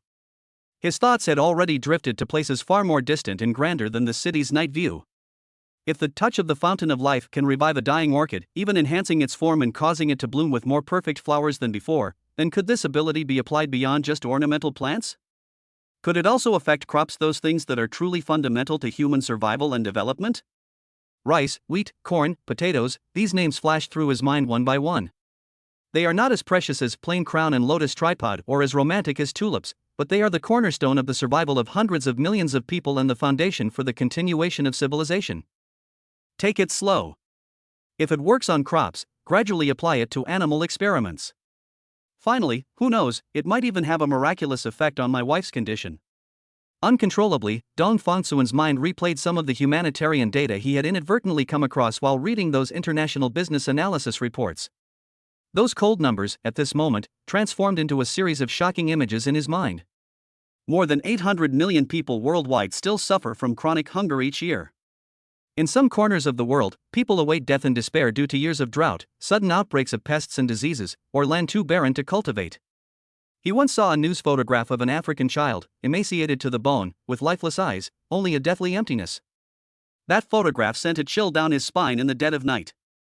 He was a businessman, a monarch standing at the top of the capital pyramid.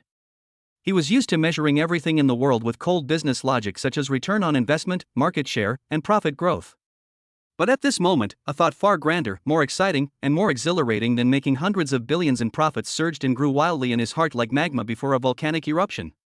What if he could use the divine skill, touch of the fountain of life, to systematically and purposefully improve the seeds of those staple crops? What if he could cultivate a completely new super seed with thoroughly optimized genes? A seed that can take root in arid, cracked soil and draw water from the deepest depths. A seed that is immune to all common diseases and pests. A seed that can increase yield 5 or even 10 times over on the same area of land. What would that mean? That would mean that he could, single-handedly, fundamentally correct some of the world's deep-rooted ills.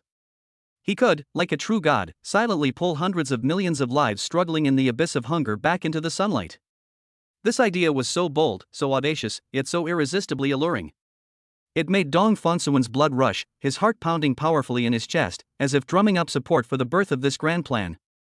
He couldn't sit still any longer. He immediately got up, hurried to the bedroom, and found Tang Xiuhe reading under the lamp. Seeing her husband's expression, Tang Xiuhe knew he must have something important to say. His eyes burned with a light she had never seen before, as intense as a flame. "Xiuhe, I have an idea, a potentially crazy idea, and I'd like to hear your opinion." Dong Fonsuen's tone carried an undisguised excitement. He helped his wife to sit on the sofa beside the bed, and then told her, without reservation, every single word of the grand idea that had just conceived in his study. From the revival of orchids, to the associations with crops, and finally to the ultimate goal of solving global hunger. Tang Xiuhe listened quietly. Her major was paleontology, but coming from a scholarly family, she also possessed a profound understanding of botany and genetics far beyond that of ordinary people. Therefore, she understood better than anyone else what kind of terrifying power, capable of overturning the existing world order, was behind her husband's seemingly fantastical idea. After Dong Fongsuen finished speaking, he looked nervously into his wife's eyes, waiting for her reaction. He didn't know if this overly idealistic, even somewhat saintly, plan would be understood and supported by his closest partner. However, there was not a trace of confusion or doubt in Tang Xiuhe's eyes. Her beautiful eyes shone with an almost worshipful, dazzling light.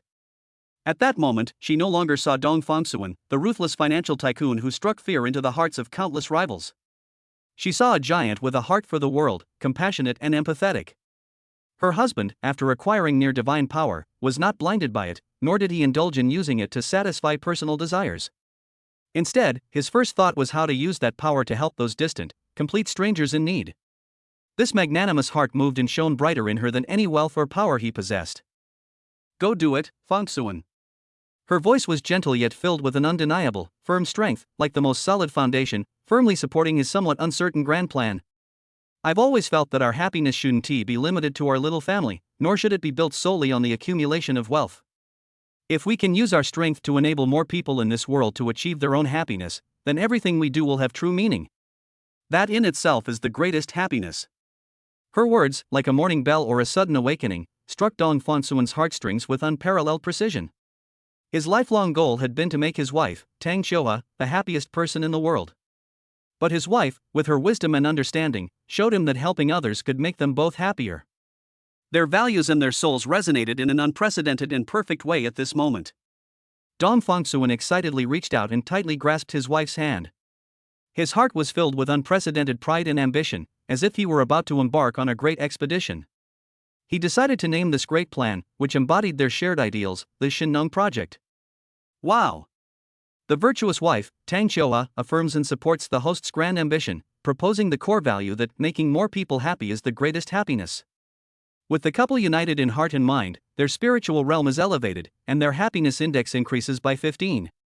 Current ranking on the planet's happiness list, 721,000th. Chapter 112 Efficiency Enhancement. The Secret Seed Base. The power of touch, the fountain of life, is enhanced. Once the Shinong Project was transformed from an abstract concept into a clear objective, Dong Fongsuen's terrifying drive to act was like a sword drawn from its sheath, displaying unparalleled sharpness. Within a week, he acquired a large textile factory in the outskirts of Shanghai, which had been abandoned for many years due to industrial upgrading, through an inconspicuous shell company. Subsequently, a construction team led by his most trusted confidant quietly moved into the vast factory area under the guise of transforming it into a high-tech materials research and development center. From the outside, everything here appears unremarkable. The high walls have been reinforced and are covered with the latest infrared sensors and high-voltage electric fences. All the windows have been replaced with one-way special glass that prevents outsiders from looking in. A security team composed of retired Special Forces soldiers patrols the area 24 hours a day. All of this resembles a heavily guarded, ordinary classified unit. However, the interior of the factory has long been transformed into a top-notch agricultural laboratory full of futuristic technology, in stark contrast to the dilapidated exterior. Rows of neatly arranged temperature and humidity-controlled cultivation rooms can simulate the climate of any corner of the Earth, from the scorching aridity of the Sahara to the frozen permafrost of Siberia. State-of-the-art gene sequencing analyzers can track every minute change in seeds during the improvement process in real time. A fully automated drip irrigation system provides the most precise nutrient supply to each plant according to computer instructions. All the equipment here is top of the line, sourced from around the world, and some are even experimental models not yet publicly available. At the very center of this massive laboratory lies the absolutely confidential core cultivation room for Shinnom No. 1, accessible only through Dong Fongsuan's triple biometric verification of iris, fingerprint, and voiceprint. To construct this secret base, Dong Fongsuan mobilized the immense hidden power of his vast business empire. All the renovation work was broken down into countless smaller projects, subcontracted to different, unrelated construction teams. All the workers and technicians involved in the construction signed top-level confidentiality agreements with astronomical compensation, and upon completion of the project, they would receive a hush money sufficient to ensure their livelihood for the rest of their lives. No one knows the full extent of the base, nor its ultimate purpose. With everything in place, Dong Fongsuan practically lived in the laboratory, embarking on that great yet tedious journey of creation. Through various channels, he collected the most primitive, purest, and uncontaminated seeds of the planet's most important food crops: rice, wheat, and corn. Then, he categorized them and placed them in sterile petri dishes, beginning his sacred and solitary work of improvement. He sat at the operating table in the cultivation room, extended his right index finger, and gently touched a seemingly ordinary, dark yellow wheat seed. Touch of the fountain of life, activated. He closed his eyes and concentrated his mental energy. A warm and pure life energy, like a gentle stream, flowed continuously from his fingertips into the tiny seed. In his mental perception, he could clearly see that the complex, star map-like genetic chain inside the seed was undergoing a wondrous and dramatic reorganization and optimization under the gentle catalysis of this external energy. Gene segments representing the drought resistance trait have been strengthened and activated like never before, becoming exceptionally active. Ancient genes hidden deep within the gene sequence, responsible for resisting common diseases such as rust and powdery mildew, have also been awakened one by one. Most importantly, gene clusters that determine the plant's tillering ability and final yield are undergoing highly efficient and perfect benign mutations under the nourishment of life energy in an incredible way that completely contradicts existing genetic theories. This process is extremely taxing on mental energy. After completing each small batch of seed improvements, Dong Fongsuan felt waves of dizziness and exhaustion emanating from the depths of his soul, as if he had worked continuously for 72 hours without sleep. But he didn't stop. He simply went to the rest area, took a large gulp of water, closed his eyes to rest for a few minutes, and then immediately turned back to the next batch of seed improvements. His eyes burned with the fire of a creator, tireless. Tang Xiuhua became the only and most frequent visitor to this secret base, besides Dong Fongsuan. She never entered those complex experimental areas, nor did she ever ask any questions about the progress of the experiments, so as not to disturb her husband's work. Most of the time, she would quietly come to the rest area outside the core cultivation room with Yu, who could already stand up by holding on to things, and a thermal lunchbox filled with meals she had cooked herself. She would play with her daughter on the carpet, making the little one giggle with all sorts of toys. Or, she would use her tablet to browse through numerous professional books and reports on modern agriculture, genetic engineering, and world food issues, striving to provide all the theoretical support she could for her husband's ambitious plans. Between those grueling experiments that made his head spin, Dong Fongsuan would occasionally look up and see, through the huge one-way glass, a heartwarming scene that could melt away all worries. His wife's gentle, serene profile bathed in sunlight, and his daughter's innocent, radiant smile as she toddled across the carpet. Seeing them instantly washes away all his deep-seated weariness. His heart is filled once more with boundless energy and tenderness. He knows he is not fighting alone. Behind him lies the entire world he cherishes most, the world that needs his protection. The food Tang Xiuhua brought was no ordinary dish either.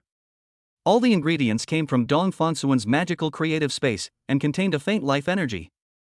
After eating it, Dong Fongsuan could not only quickly restore his physical strength, but also effectively replenish his nearly depleted mental energy. This allowed him to maintain this high-intensity improvement work for a long time in a superhuman state. A month later, when Dong Fongsun slowly walked out of the core cultivation room, holding a handful of golden seeds that were a whole size larger than ordinary wheat seeds and even faintly emitted a halo of life under the light, a relieved, tired, and gratified smile appeared on his face. He knew that the first batch of Shinong No. 1 wheat seeds, carrying countless hopes, had been a success. He immediately arranged for researchers at the base to conduct small-scale trials in simulated, extremely arid and barren soil environments. The results astonished all the researchers present. These miraculous seeds stubbornly sprouted from the soil in less than 3 days. The resulting wheat seedlings were more than twice as robust as the world's best drought-resistant wheat variety used as a control group. Throughout their subsequent growth cycle, they exhibited astonishing, near-complete drought tolerance and showed full immunity to all known wheat pathogens sprayed on them. The final yield predicted by the gene analyzer and growth model made the old professor in charge of data analysis wipe his reading glasses several times before finally announcing a number in a trembling voice. It was at least 5 times the yield per unit of ordinary wheat. He succeeded. He truly created a divine seed that only exists in myths and legends all by himself. Chapter 113 Animal Experiments. Hope across the ocean. The successful cultivation of the Shinong 1 seed is merely the first step in a grand plan, the beginning of a long journey. How to deliver these seeds, carrying the hope of a bountiful harvest, discreetly and secretly to those thousands of miles away who need them most. This is the true test of Dong Fongsun's wisdom and ability. This matter cannot afford any mistakes, nor can it leave any trace that could be traced back to him.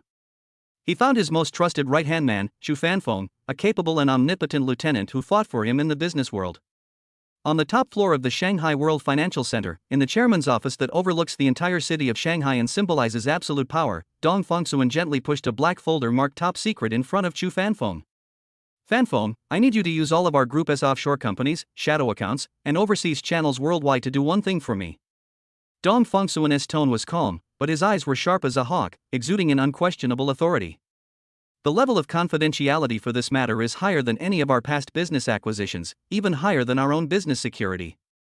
You are the only one who knows the complete plan. Xu Fanfeng's expression instantly turned extremely serious. Having followed Dong Fongsun for many years, he knew the weight of his boss's words. He nodded solemnly, then reached out and opened the heavy folder. With just one glance, his pupils, which were used to seeing all kinds of storms, suddenly contracted involuntarily. The contents of the folder were surprisingly simple, yet deeply moving. The core objective of the plan was summed up in one sentence: to donate 100 tons of specialty wheat seeds, free of charge and in absolute secrecy, to Burkina Faso, a landlocked country in West Africa, under the name of an anonymous philanthropist. Chairman, Burkina Faso. Xu Fanfeng frowned deeply as he quickly retrieved information about the country from his mind. According to our think tank's latest global risk report, it is suffering from the worst nationwide drought in a century. The UN Food and Agriculture Organization has issued the highest-level famine warning, reporting that a large-scale humanitarian crisis has emerged there.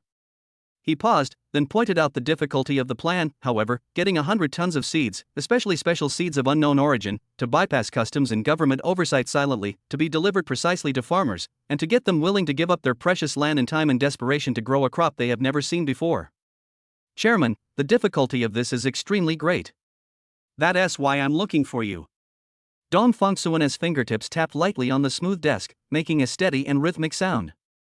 I don't want to go through any official diplomatic or charitable channels. That's too slow and leaves countless traces that can be investigated.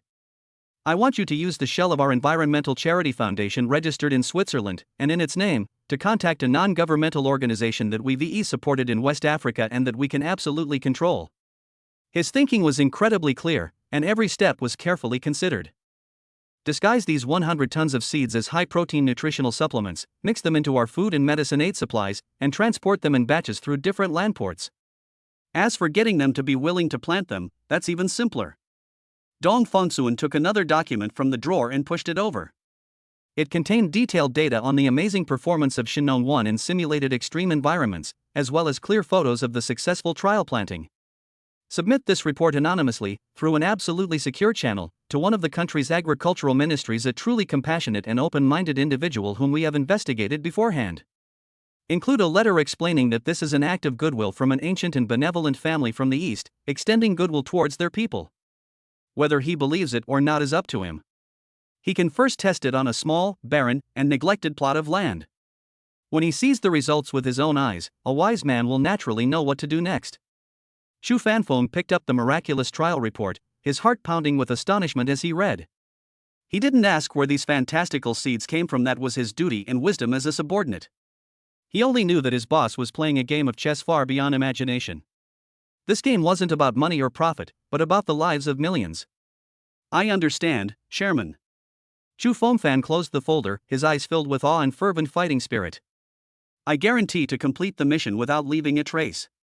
He nodded solemnly, said no more nonsense, and strode away. He was going to mobilize the enormous power hidden beneath the surface of that vast commercial empire, powerful enough to shake the political landscape of a small country, to pave an absolutely secret path for his boss's great act of charity.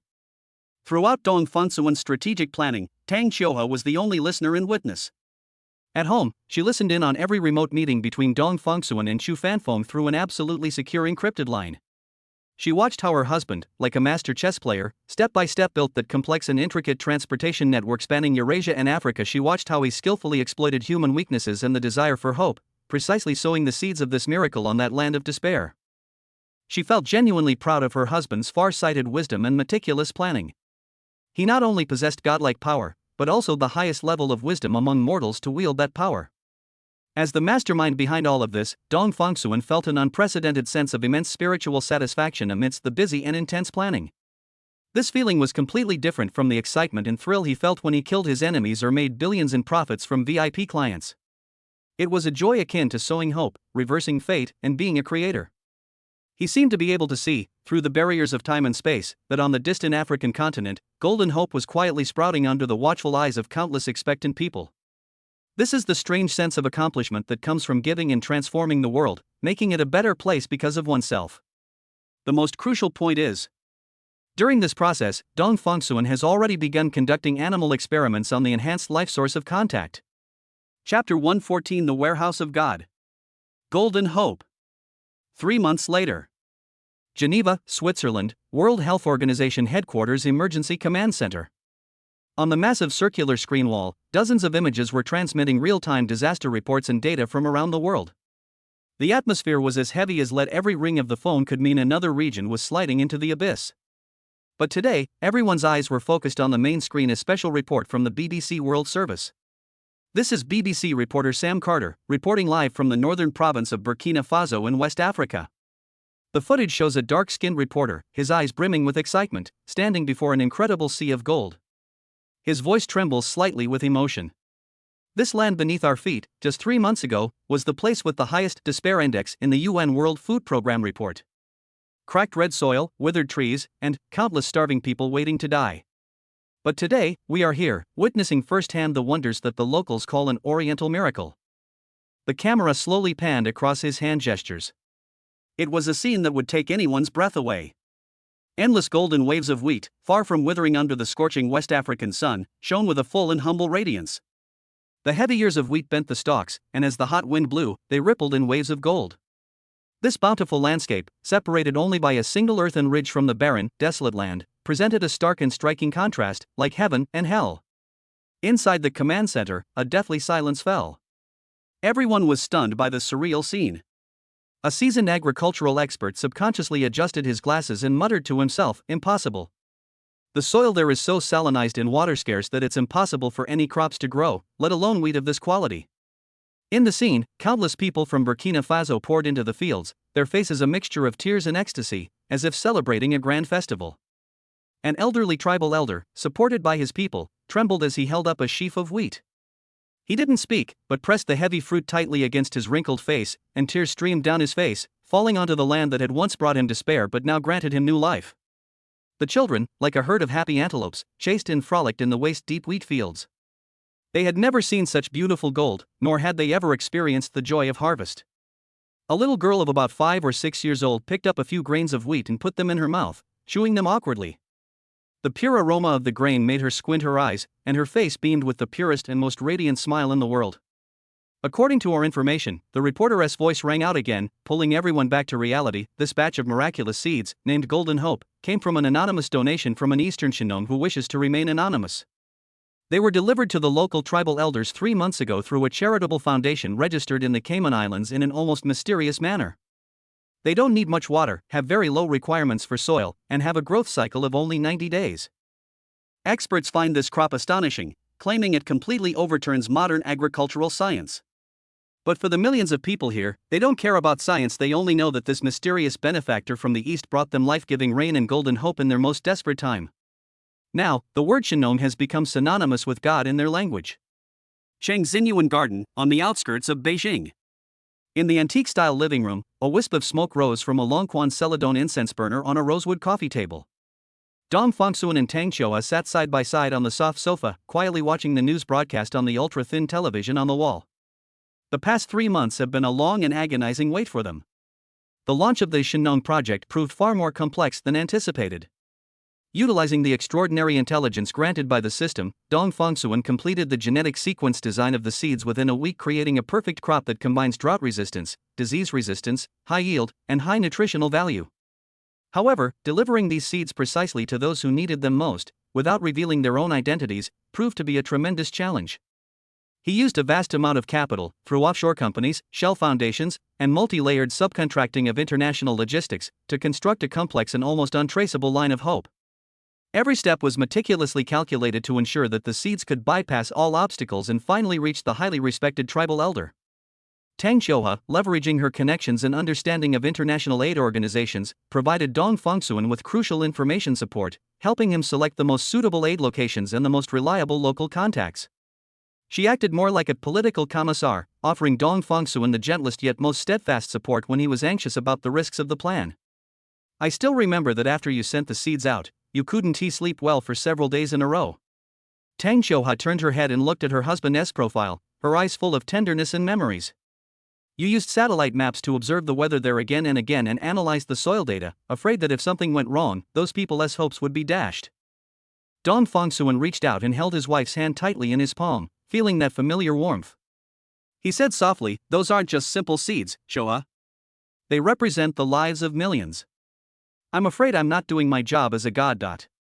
When Tang Qiuhua saw the little girl smile on the television screen, brightened by a few grains of raw wheat, her eyes finally welled up with tears. She leaned on Dong Fongsuan's shoulder, her voice choked with emotion. "Fongsuan, look, we did it. You're not a god, but you've done what only a god could do."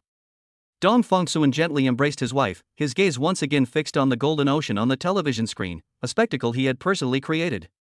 An unprecedented and immense warmth surged within him. This sense of accomplishment and happiness of single-handedly altering the course of millions of lives was far more real and awe-inspiring than ringing the Nasdaq bell or topping the wealth rankings. That is the joy of creation, the satisfaction of protection. He and his wife smiled at each other, and all the hardships, anxieties, and waiting transformed into the finest wine at that moment. At that very moment, the familiar ba sound in his mind was no longer the lazy and playful sound of the past, but rather like a magnificent symphony that resounded throughout the world, with unprecedented passion and solemnity, and it roared to life. Meow. The host, through the Shinong project and with the help of his virtuous wife, has successfully reversed the famine crisis affecting millions of people in Burkina Faso. His good deeds have greatly increased the overall happiness level of the region and even the planet. The happiness index has experienced an epic surge. Happiness index plus 100. Current ranking on the planet's happiness list, 310,000th. Ranking improved by over 5 million places. Congratulations, host. You have accomplished a great deed worthy of being recorded in the annals of human civilization, your merit comparable to that of the ancient Shinong.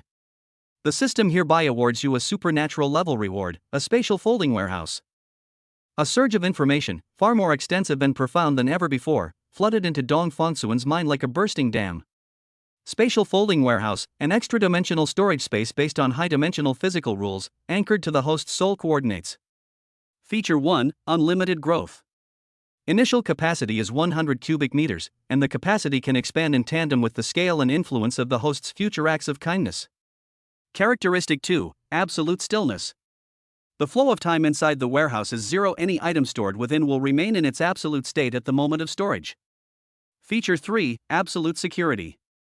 Except for the host's own will, no physical, energy, mental, or dimensional probes or attacks can reach it. Feature 4, Telekinesis. The host can access items anytime, anywhere within their perception range using their mind, regardless of physical obstacles. Dong Fongsuan's heart pounded. He slowly closed his eyes and, following the guidance in the information stream, calmed his consciousness. In an instant, his vision was completely overturned. He seemed to have broken free from the constraints of his physical body and entered a dimension beyond description. He saw a vast cubic space, 10 meters on each side, silently suspended in the endless, deep void shimmering with soft starlight. The barriers of this space were not physical entities, but rather composed of countless mysterious, radiant runes of law, which flowed slowly, exuding an aura of eternity and immortality. This place is absolutely silent, yet it is full of infinite possibilities. Dong Fongsuan's heart stirred, and he focused his thoughts on the freshly peeled apple on the coffee table. The next second, the apple in the living room vanished into thin air. There were no special effects, no spatial fluctuations. It was as if it had been instantly erased from the universe. In that higher dimensional space, the same apple is quietly suspended in the center of the cube, and even the slight yellowing of the flesh as it begins to oxidize upon contact with the air is perfectly captured. Fongsuan? What's wrong? Tang Xiuhua felt her husband's body stiffen slightly and asked with concern. Dong Fongsuan did not open his eyes, but smiled slightly, and then his mind moved again. The apple instantly reappeared in its original spot, as if it had never left. Tang Xiuhua blinked in surprise. Had she just imagined it? Dong Fongsuan opened his eyes, a sharp light flashing deep within them like never before seen.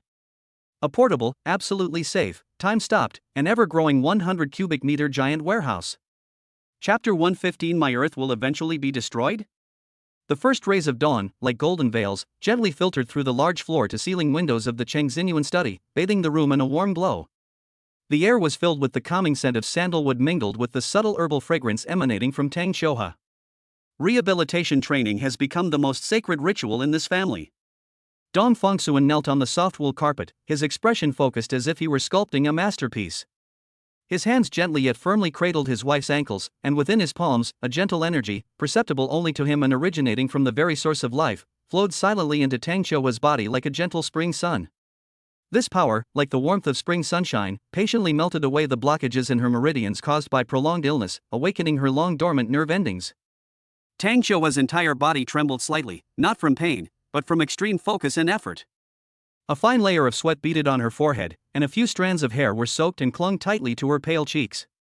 She bit her lower lip tightly, her stubborn eyes fixed on the rehabilitation handrail not far ahead, as if it were the summit she had to conquer in this lifetime. Don't rush, Xiuhua, feel it. Dong Fongsuan's voice was deep and magnetic, with a calming power. Imagine that power, like water, flowing over your knees and down to your toes. Then, try to command it. Tang Xiuhua took a deep breath and closed her eyes. She could feel the warm current, guided by her husband, precisely reaching the area her brain wanted to direct. Before, her legs were like two pieces of withered wood, completely disconnected from her, receiving no response no matter how much her consciousness screamed. But now, in that deathly darkness, she seemed to see tiny specks of light being ignited. She suddenly opened her eyes, a resolute glint in them. She channeled all her willpower into her left leg, the veins on the back of her hand gripping the armrest bulging. Time seemed to slow down infinitely at this moment. Under Dong Fongsuan's expectant gaze, Tang Xiuhua's left leg, with extreme slowness and even a spasm, laboriously lifted off the carpet. It was a tiny, almost negligible movement, but to the two of them, it was nothing short of a cataclysmic event. Immediately afterward, her leg took a barely hand's breadth forward with an uncoordinated, swaying trajectory. Bang! The sound of her foot landing was soft, yet it struck both of them like a heavy hammer blow. Tang Xiuhua's body swayed violently, almost falling, but she held on tightly. She looked down, staring in disbelief at the foot that had indeed landed in front of her. The solid, warm touch of the earth, after several years, was finally clearly transmitted to her mind again through the skin on the soles of her feet. I. Her voice choked, as if a wad of cotton was stuck in her throat, and she couldn't utter another word. Hot tears welled up unexpectedly, streaming down her cheeks and dripping onto the carpet that had witnessed the miracle. These weren't tears of sorrow, but of ecstasy, of rebirth, of the most exhilarating release after breaking free of the shackles of despair. Dong Fongsuan quickly stepped forward, steadily supporting her swaying body and pulling her into his arms. He could feel his wife trembling violently in his arms. The pent-up excitement and grievances that had been suppressed for so long were now being released in full force. He gently patted her back, and what welled up in his heart was a joy and satisfaction countless times stronger than any multi-billion-dollar deal he had ever closed. While the touch of the fountain of life is indeed miraculous, what truly created this miracle was my wife's indomitable and resilient soul. After a long while, Tang Xiuhua's emotions gradually calmed down. Dong Fongsuan helped her to a wheelchair, carefully covered her with a light blanket, and brought her warm water. Looking at her limbs, which were still trembling slightly from exhaustion, the idea of making the world a better place in his heart burned fiercely like a spark ignited by strong oil. He sought to heal not only his wife, but also this planet, equally afflicted and struggling. Night fell in the study. Dong Fongsuan stood before a massive holographic projection, displaying real-time data from the global environmental monitoring system. The scarlet areas representing carbon emissions, industrial pollution, and the greenhouse effect resembled spreading, ugly festering sores, viciously covering the once azure map of the planet. The air pollution index curve, like an electrocardiogram of a dying patient, pounded wildly at dangerous thresholds. Burkina Faso's food crisis is just a painful groan from this terminally ill planet. The real ailment lies deep within the marrow of human civilization. Fossil fuels are like drinking poison to quench thirst. If my planet continues to be confined to this, it will eventually be destroyed. Dong Fongsuan's voice carried a hint of coldness as he pointed to the area on the screen where the ground had subsided due to overexploitation. We're like a bunch of fools partying on a leaky boat. We draw blood from Mother Earth's body to light up the neon lights of cities and drive the giant wheels of industry, but we also use the exhaust fumes from combustion to weave an impenetrable poison net for our own future. It's time to end all of this. Tang Xiuhua sat quietly on the sofa. She had just finished her evening rehabilitation, and her face still showed a hint of fatigue, but her eyes were as clear and deep as ever. She brewed her husband a cup of his favorite Wui Mountain de Hong Pao tea. The fragrant aroma brought a touch of tranquility to the heavy air. What do you plan to do? She pushed the teacup toward Dong Fongsuan and asked softly, like the Shinnon project, will you directly come up with a completely new clean energy technology? That's right. Dong Fongsuan picked up his teacup but didn't drink it. His eyes shone with an almost godlike confidence. With my current knowledge, designing a mature, safe, and zero-pollution ultimate energy solution is not difficult.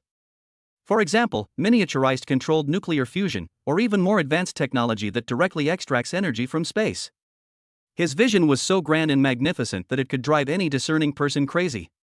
However, after listening, Tang Xiuhua simply shook her head gently. Instead of directly refuting her, she picked up the remote and switched the holographic projection to a complex chart showing the shareholding structure of the world's energy giants. On it, countless lines connected numerous prominent families, conglomerates, and even sovereign wealth funds. Fongsuan, look. Her voice wasn't loud, but every word was clear, like a sharp scalpel precisely dissecting the core of the problem. Behind this, it's never been a scientific issue.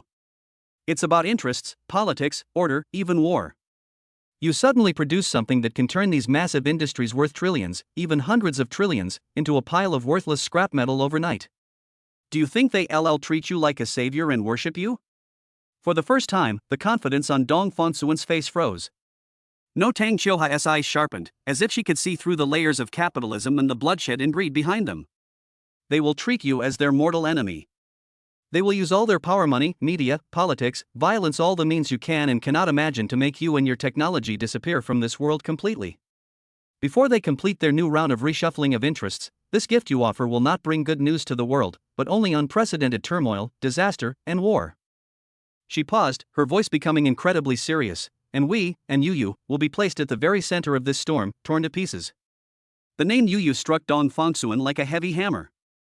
His daughter's innocent, smiling face flashed through his mind, and a chill ran from his feet to the top of his head. He possessed near divine power, yet at this moment, he clearly felt the ugliness and terror of humanity, and the inescapable responsibility he bore as a husband and father.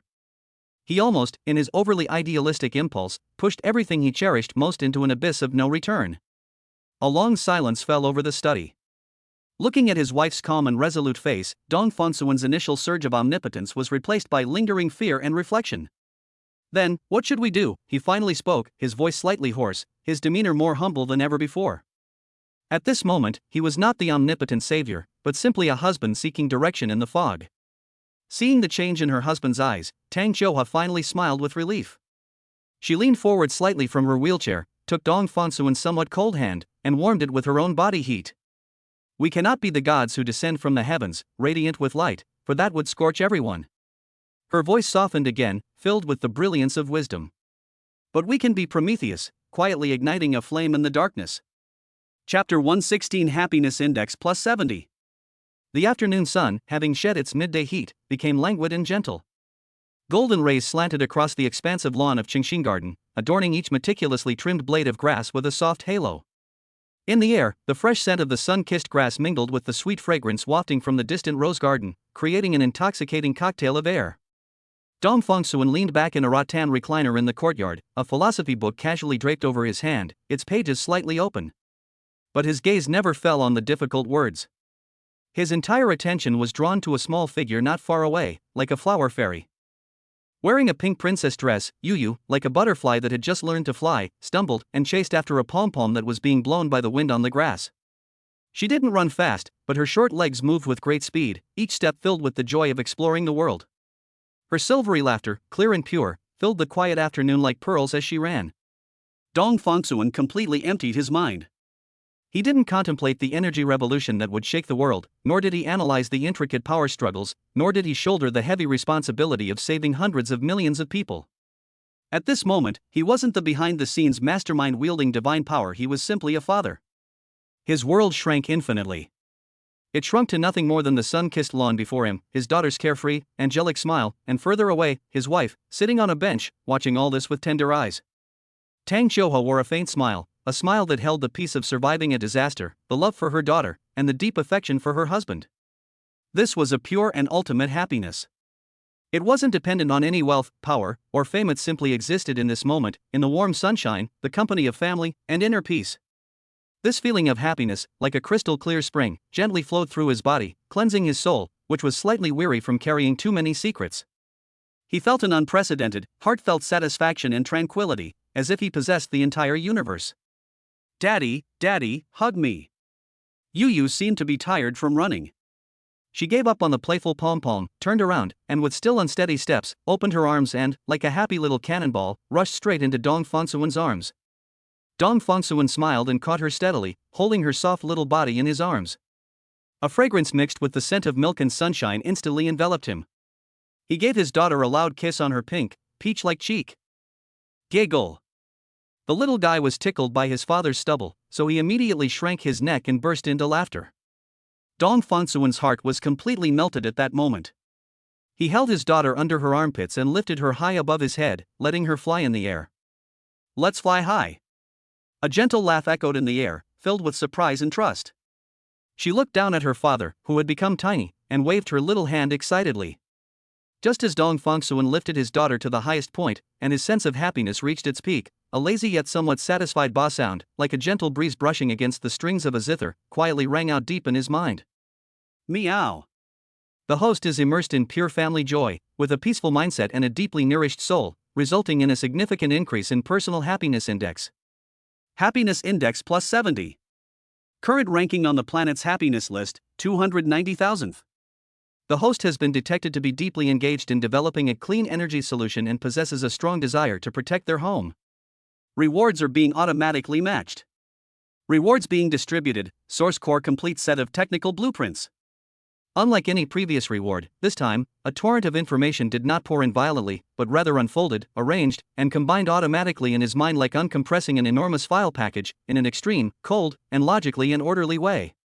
Countless physics formulas he had never seen before, like brilliant stars, arranged themselves into a vast star map. Incredible molecular structures of materials, like exquisite works of art, were presented to him in 3 dimensions. Manufacturing processes precise to the atomic level transformed into streams of light, clearly demonstrating each step. All of this ultimately forms a magnificent, clear, and unquestionable final blueprint. Source Core, a miniature energy conversion device based on high-dimensional spacetime string theory. Core principle: by constructing a specific high-frequency resonant field, trace amounts of dark matter in the cosmic microwave background radiation are precisely captured and annihilated. Based on the mass-energy equivalence equation, their mass is converted into pure, lossless electrical energy with 100% efficiency. Core characteristics: absolutely safe, with no radiation from strong or weak interactions, and no waste or pollution byproducts. Extremely efficient. A standard core the size of a fingernail is enough to provide the energy needs of a standard family of 3 for over 500 years. Unlimited raw materials, with dark matter found in every corner of the universe, inexhaustible and readily available. The attached drawings include a complete set of papers from basic theory to applications, a step-by-step experimental procedure that can be verified and advanced progressively, and a lock based on the principle of quantum entanglement that cannot be reverse-engineered by any classical or quantum computer, ensuring that the technology will not be completely monopolized by a single force after its release. Holding his daughter, Dong Fongsuan stood frozen in place, as if under a spell. His mind was completely blank, stunned by the magnificence and advancement of this technology. This wasn't the controlled nuclear fusion he envisioned, nor even some kind of zero-point energy. This was drawing energy directly from the very foundations of the universe.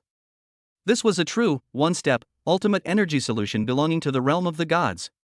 He gently put his daughter down, letting her return to his warm embrace.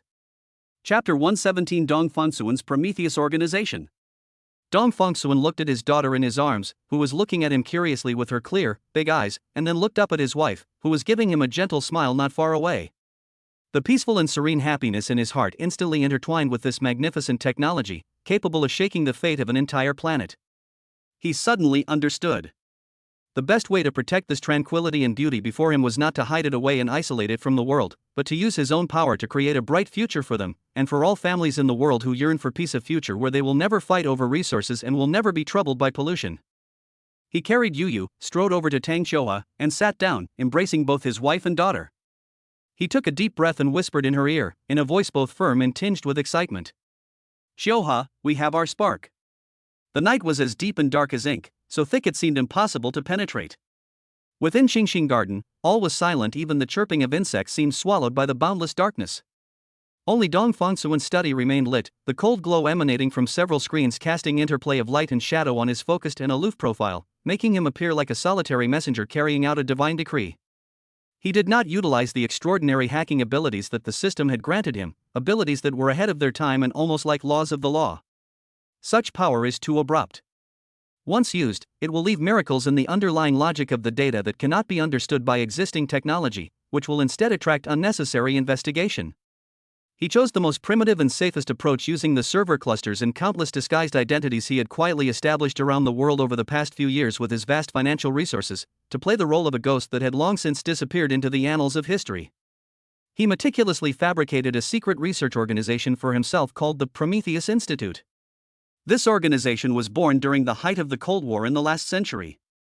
It was composed of a group of top idealistic scientists who were unwilling to use their wisdom for war. They secretly dedicated themselves to researching the ultimate energy source that could free humanity from resource constraints. However, their research touched upon the core interests of the global energy oligarchs at the time, and they were ultimately forced to disband under the combined pressure of multiple forces. All members either disappeared or died accidentally, and all their research results were reportedly completely sealed and destroyed. And he, Dong Fengsuan, is now playing the role of the organization's last data custodian, a successor who has exhausted his life in long hiding and loneliness, and decides to spread this spark of human hope back to the world before he dies.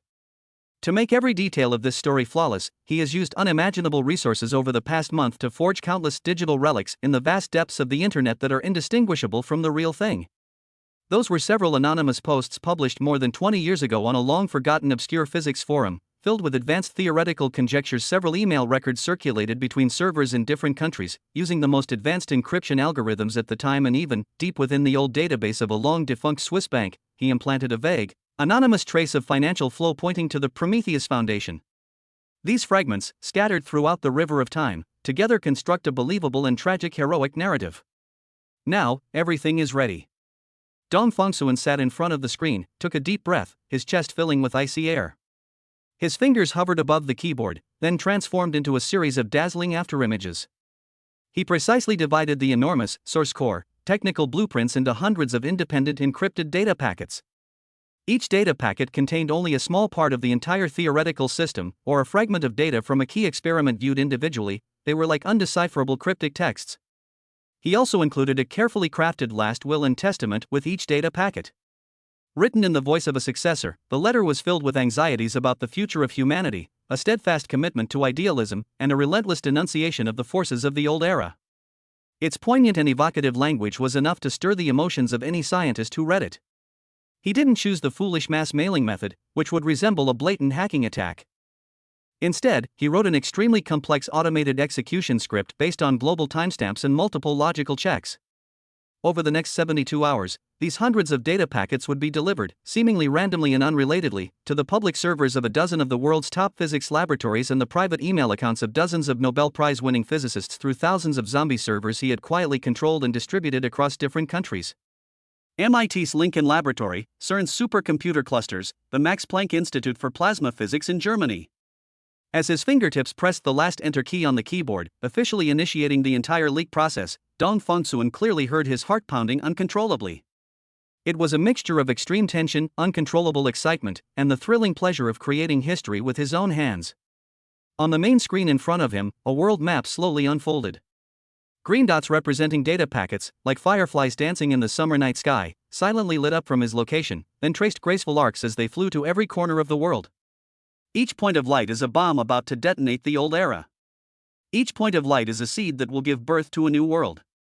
He watched this magnificent scene silently, like a behind-the-scenes director standing atop the world, having just completed the grandest and most important shot of his career. He had thrown an ultimate gift, enough to completely change the course of human civilization, onto the vast stage of the world in the most dramatic and irresistible way. After doing all this, he initiated the final cleanup process. All operation records, script code, and server logs related to him instantly turned into meaningless data streams and disappeared completely. He shut down all the computers, and the study returned to a deep darkness, as if the storm that had just shaken the world had never happened. Dong Fengsuan walked to the huge floor-to-ceiling window, pushed it open, and let the cool night breeze caress his slightly flushed cheeks. He looked up at the eternally brilliant Milky Way in the night sky, and a subtle, yet confident smile slowly crept onto his lips. The stage is set up for you, and the spotlights are on. Ladies and gentlemen, please begin your performance. Chapter 118 3 Years. Husband. Over here. At the eye of the storm, there is often a surprising calm. For the first 24 hours after the leak was initiated, the world seemed to be operating as usual. A highly respected professor of theoretical physics at MIT, while cleaning up his spam, came across an email titled "To the Future, The Last Ashes of Prometheus." He found the dramatic title and tragic story instinctively led him to categorize it as an elaborate prank or some new type of phishing, and he promptly dragged it to the recycle bin. In Geneva, a young data analyst at CERN European Organization for Nuclear Research discovered several encrypted files of unknown origin while sorting through unusual data packets on a server. He attempted to crack them but found the encryption algorithm to be completely unfamiliar. After a brief moment of curiosity, he marked them as high-risk files and shelved them. Doubt, disdain, and neglect. This was the initial reception for this earth-shattering secret. However, cracks in the ice always appear in the most unexpected places. Before emptying his recycle bin, the MIT professor inexplicably opened the email. A short formula attached to the end, concerning the construction of high-dimensional spacetime resonant fields, instantly caught his eye with its concise yet revolutionary logical beauty. Driven by professional instinct, he input the formula into his quantum simulation program. 3 seconds later, the simulation program did not crash, but instead gave a result that almost froze his blood: theoretical self-consistency and logical closed loop. The scorn and disdain on his face vanished in an instant, replaced by a mixture of shock, ecstasy, and disbelief. Almost simultaneously, the CERN analyst, with the help of a colleague, finally pieced together 2 encrypted data packets from different sources. When they decrypted the first layer of encryption and saw the experimental data on dark matter annihilation cross-sections, the two looked at each other, both seeing the same horror in each other's eyes. This data perfectly explained the minute energy deficit phenomenon they had been unable to understand in their previous large-scale collision experiments. The ice layer, which had been in doubt, began to melt and collapse on a large scale. When these top laboratories around the world began to communicate urgently through their respective secret channels, and were horrified to discover that they had received different puzzle pieces of the same grand blueprint, the entire scientific community was instantly thrown into an uproar. An unprecedented, cross-border global scientific research competition spontaneously began like wildfire without any official command. Laboratories across the country put aside their competition and barriers and, with unprecedented cooperation, frantically pieced together, verified, and deduced this gift from heaven. Nature and Science magazines, with unprecedented speed, jointly published an emergency supplement with a sensational and straightforward title: "The Fire from Prometheus, the Ultimate Answer to Energy or a Century-Long Hoax?" The news sent global capital markets into action. The stock prices of the old energy giants plummeted like kites with broken strings, crashing into the abyss with a devastating, vertical drop. Panic spread like a plague through every corner of Wall Street, the City of London, and the Tokyo Stock Exchange. Countless traders screamed and frantically sold off stocks that had once represented wealth, power, and status: the black gold. A vast empire that had lasted for centuries crumbled in just a few days. Meanwhile, the one who started this massive wave was leisurely enjoying afternoon tea with Tang Qiuhua in the glass greenhouse of Qingxin Garden. Inside the greenhouse, it was warm as spring, and exotic flowers and plants bloomed in profusion. Tang Xiuhua, dressed in comfortable loungewear, lay half-reclined on the soft sofa, staring at the alarming green lines on the tablet in front of her, representing the evaporation of trillions of dollars in wealth. Her heart pounded involuntarily. Fong Siyuan, your move is truly earth-shattering. Her beautiful eyes sparkled with a mixture of nervousness and immense excitement. She had interned at many companies within the Tang Group, and was not a sheltered child. She had also witnessed the cruelty of the capital market. But she never imagined that one day her husband would single-handedly unleash such a devastating yet transformative force behind the scenes. This feeling was 100 times more thrilling than winning any business war. My dear, this is just the beginning. Dong Fongsuan smiled slightly, cut off a piece of top-quality limited edition tiramisu, and used a silver fork to bring it to his wife's lips. The destruction of the old order is to make room for the birth of the new order. A month before the leak plan began, the Tang family's businesses, as well as the countless investment shells controlled by Dong Fongsuan through offshore companies around the world, had already quietly completed an epic asset transfer and strategic layout under his personal instruction. They didn't foolishly short energy stocks destined to be obsolete. That's the behavior of vultures. Instead, like a shrewd farmer, they sowed all their seeds in the most fertile soil of spring before winter arrived. Massive amounts of capital have been injected into equity stakes in some of the world's largest rare earth mines, into production lines at state-of-the-art wafer fabrication plants, and into dozens of little-known small technology companies focused on research and development in new materials, ultra-precision sensing, and quantum computing. While scientists around the world were still going crazy over the theory of the origin core, Dong Fongsuan had already bought up all the hoes, shovels, and craftsmen needed to manufacture it in the future. He thoroughly enjoyed this feeling. It wasn't driven by greed for money. The astronomical wealth that was about to roll in was merely a tool for achieving his next goal.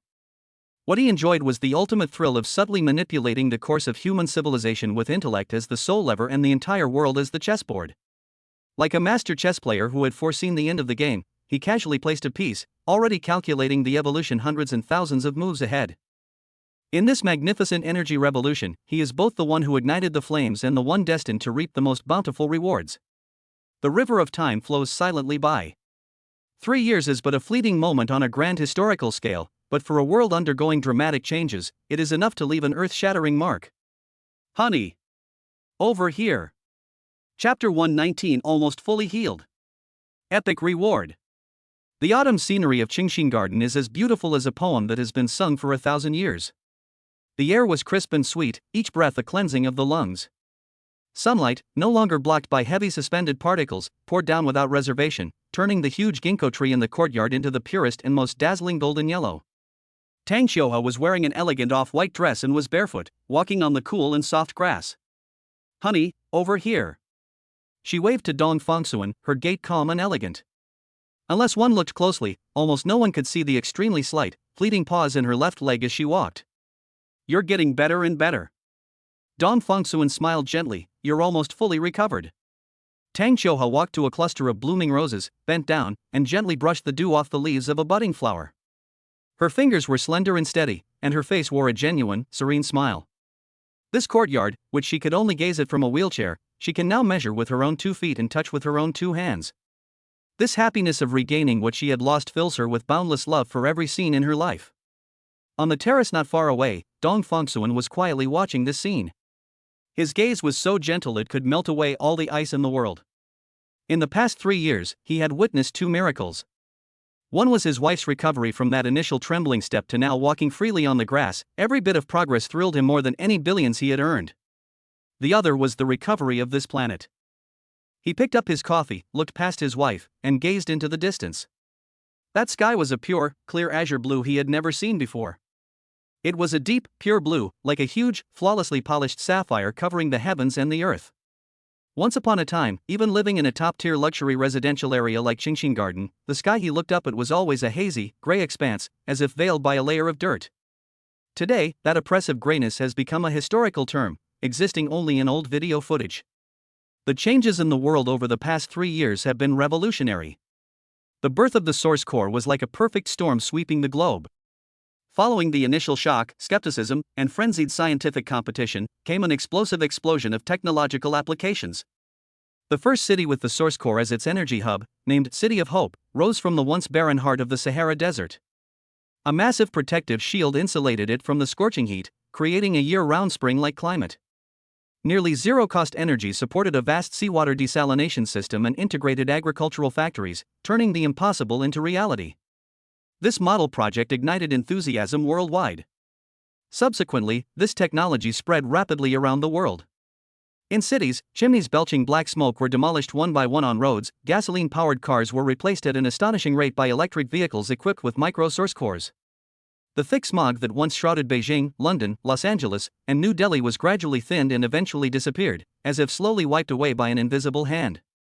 Dong Fengsuan still remembers the shock and surprise that flashed in his daughter's eyes when he took her to the observatory last year. When the huge dome opened and the dazzling, almost unreal Milky Way was displayed before her without reservation, she was filled with a sense of awe and wonder. For children of Yu's generation, a star-filled night sky will be a standard part of their childhood memories. They will never understand that their parents could only imagine the magnificence of the Milky Way in the simulated images of planetariums. The precipitous drop in energy costs has acted like a shot in the arm, injecting vitality into the global economy. Regions once mired in poverty due to power shortages have ushered in a golden age of development. Countless desalination plants have sprung up along arid coastlines, irrigating crackland. Once barren saline alkali lands have been transformed with electricity, now yielding lush crops, and cheap energy has enabled networks of public services such as education and healthcare to extend to the most remote corners of the earth. Human civilization, as if breaking free of heavy shackles, is running towards a brighter future with an unprecedented, light, and agile posture. What are you thinking about? Tang Xiuhua walked up to him without him noticing and put a freshly picked pink rose, still covered in dew, into his breast pocket. I was thinking, this world has finally become the way I hoped Yu would grow up, Dong Fengsuan said softly, withdrawing his gaze and holding his wife's hand. He didn't calculate the immense wealth the Tang family and their hidden capital had amassed in this energy revolution. Those astronomical figures had long lost their simple meaning for him. They were no longer tools for extravagant enjoyment, but rather the most solid levers he used to move the world and realize his ideals. What he pursued was never money itself, but the scene before him, his wife's healthy smile, his daughter's happy growth, and this beautiful planet that was healing. All of this intertwined into a profound and immense sense of satisfaction, like a warm ocean enveloping and nourishing his entire soul. It was a grand happiness that transcended personal joys and sorrows, a happiness that resonated with the entire world, sharing its breath and destiny. Just as he was immersed in this unparalleled tranquility and contentment, that familiar and long-lost ba sound, with an unprecedented solemnity and grandeur, like a hymn of thanksgiving from the entire planet, resounded in the deepest part of his soul. Wow! Detected that the host, single-handedly, has successfully driven a global energy revolution, fundamentally reversing the trend of planetary ecological degradation, greatly improving the global ecological environment, and effectively alleviating regional development imbalances caused by energy issues. The overall happiness level of the planet has seen a fundamental and leapfrog improvement. Overall assessment, an epic contribution. Happiness Index plus 200. Current ranking on the planet's happiness list, 80,000th. Dong Fengsuan's heart skipped a beat. From 290,000th place, he had jumped into the top 100,000. This 200-point increase in happiness index was far more significant than any previous reward. The system's voice did not stop there. Instead, it continued to ring out with a mysterious rhythm. The host's behavior has been detected to have a significant and irreversible positive impact on the planet's ecosystem, resonating strongly with fundamental concepts such as life, nature, and harmony. Matching the most suitable special reward for the host. Reward matched successfully. Chapter 120 The Tenderest Gift. The final curtain. As the system's grand announcement faded, the massive flow of information Dong Fengsuan had anticipated did not arrive as expected. There were no profound scientific theories, nor complex manufacturing blueprints. Instead, an extremely mysterious and indescribable change was quietly taking place at the level of his soul. The feeling was as if he had always been a blind man who perceived the world only with his eyes and ears, and in that instant, a completely new and never-before-experienced sense was suddenly awakened. His soul was as if a long-sealed window had been gently opened, and outside the window was an incredibly vibrant world that he had never truly seen. Rewards being distributed, harmony with all things. Ability introduction, universal affinity. A passive aura originating from the very source of life. From this moment on, the host's very existence, including your breath, your emotional fluctuations, and even an unconscious glance, will exert a natural and irresistible attraction and soothing effect on all non-intelligent life forms, including animals, plants, and fungi. You will be able to communicate with them on a simple, intuitive spiritual level, perceiving their most basic emotions and desires. Dong Fengsuan froze on the spot, his mind blank for a moment. Harmony with all things? Communicating with plants and animals? This didn't sound like science, it sounded more like the power of druids from mythology. He instinctively turned his gaze to the branches of the tall ginkgo tree not far from the window. A normally extremely wary oriole was perched on a branch, preening its feathers. Normally, it would immediately fly away alertly if a human gaze lingered on it for more than 3 seconds. However, at this moment, it clearly sensed Dong Fonsuen's gaze. Far from being alarmed, it tilted its head, its bright, black bean-like eyes filled with pure curiosity. It even hopped forward 2 steps, as if wanting to see more clearly. Immediately afterwards, a clear and melodious chirp rang out. In Dong Fonsuen's perception, the chirping sound was no longer a simple sound wave transmitted to his eardrums through air vibration. He heard something more essential. It was an incredibly clear emotional signal, presented directly in his mind: curiosity, friendliness, no threat, this existence feels very comfortable. Dong Fonsuen's heart pounded. He tried to concentrate his mind and convey a kind thought to the oriole. He didn't think of complicated words, but simply pictured in his mind a pure feeling of appreciation and friendliness. Hello, you are beautiful, I like your singing. Something amazing happened. The oriole seemed to receive this kindness. Its previously curious gaze instantly brightened. It flapped its wings happily and emitted a series of even more melodious calls. This time, Dong Fongsuen sensed clear emotions of joy, happiness, and security. It even performed a display of its magnificent plumage right in front of him. This is true. Suppressing the turmoil within him, Dong Fongsuen slowly pushed open the terrace door and stepped into the courtyard. The moment his feet touched the grass, the whole world, in his perception, instantly changed. On the lawn, the crickets that usually fall silent and hide in their burrows at the slightest sound of wind are not quiet at all. Instead, they are rubbing their wings even more vigorously, as if playing a welcoming melody for his arrival. He can hear the simple yet persistent pulse of their lives as they court and declare their territory. Several swallowtail butterflies, which had been fluttering among the flowers, unexpectedly changed their flight path and flew towards him. Undeterred, they landed lightly on his shoulders and fingers, their wings fluttering rhythmically. Dong Fongsuen clearly sensed a pure, intimate feeling emanating from these beautiful little creatures, a feeling akin to warmth, safety, and liking this aura. He walked slowly, each step as if exploring a completely new dimension. He walked to the ancient tea tree that he had planted with his own hands and that he often nourished with the touch of the spring water, and reached out his hand to gently stroke its rough bark, weathered by time, with an almost reverent feeling. In the past, he could only judge the vitality of a tree by the feedback of its life energy. But now, the moment his palm touched the trunk, a completely different sensation surged through him. It was a serene, profound, ancient, and compassionate consciousness. Unlike animals, it didn't exhibit intense emotional fluctuations, rather, it was more like a deep and tranquil lake. Dong Fongsuen could clearly perceive that the ancient tree was conveying to him a slow and continuous sense of gratitude. Gratitude for the life energy it brought, gratitude for the sunshine, gratitude for the rain and dew, gratitude for the soil beneath its feet. He could even vaguely see fragments of the tree's memory: the joy of sprouting in spring, the expansive growth in summer, the satisfaction of bearing fruit in autumn, and the tranquility of dormancy in winter. This is not a dialogue, it is a primal resonance and fusion between lives. Dong Fongsuen was completely shocked by this new way of perceiving. He closed his eyes, fully releasing his senses. In his hearing, the entire world instantly transformed into an incomparably magnificent and harmonious symphony of life. He could feel the dandelion seeds longing for distant places and travel carried on the wind. He could feel an earthworm striving and diligently rolling around in the soil beneath his feet, loosening the soil. He could feel an inconspicuous foxtail grass in the corner of the wall conveying the simple joy of satisfaction and comfort under the sunlight. He could even feel countless microorganisms in the air undergoing a cycle of decomposition and rebirth. Every life, no matter how small, sings its own song of life in its own way. And at this moment, he can understand all those songs. He felt, more than ever before, that he was no longer an observer or a transformer standing outside the world, but had truly and completely integrated into this planet, becoming a drop of water in this boundless sea of life, resonating harmoniously. Dong Fongsuen slowly opened his arms and took a deep breath. What he inhaled was no longer just simple oxygen, but a life-giving nectar filled with joy and vitality, mixed with the essence of countless lives. He understood. This gift of harmony with all things was not a powerful weapon to conquer or control the world. It is the gentlest and most precious gift that the planet he healed gave back to him, the healer. And my little story with Chioha will soon come to an end.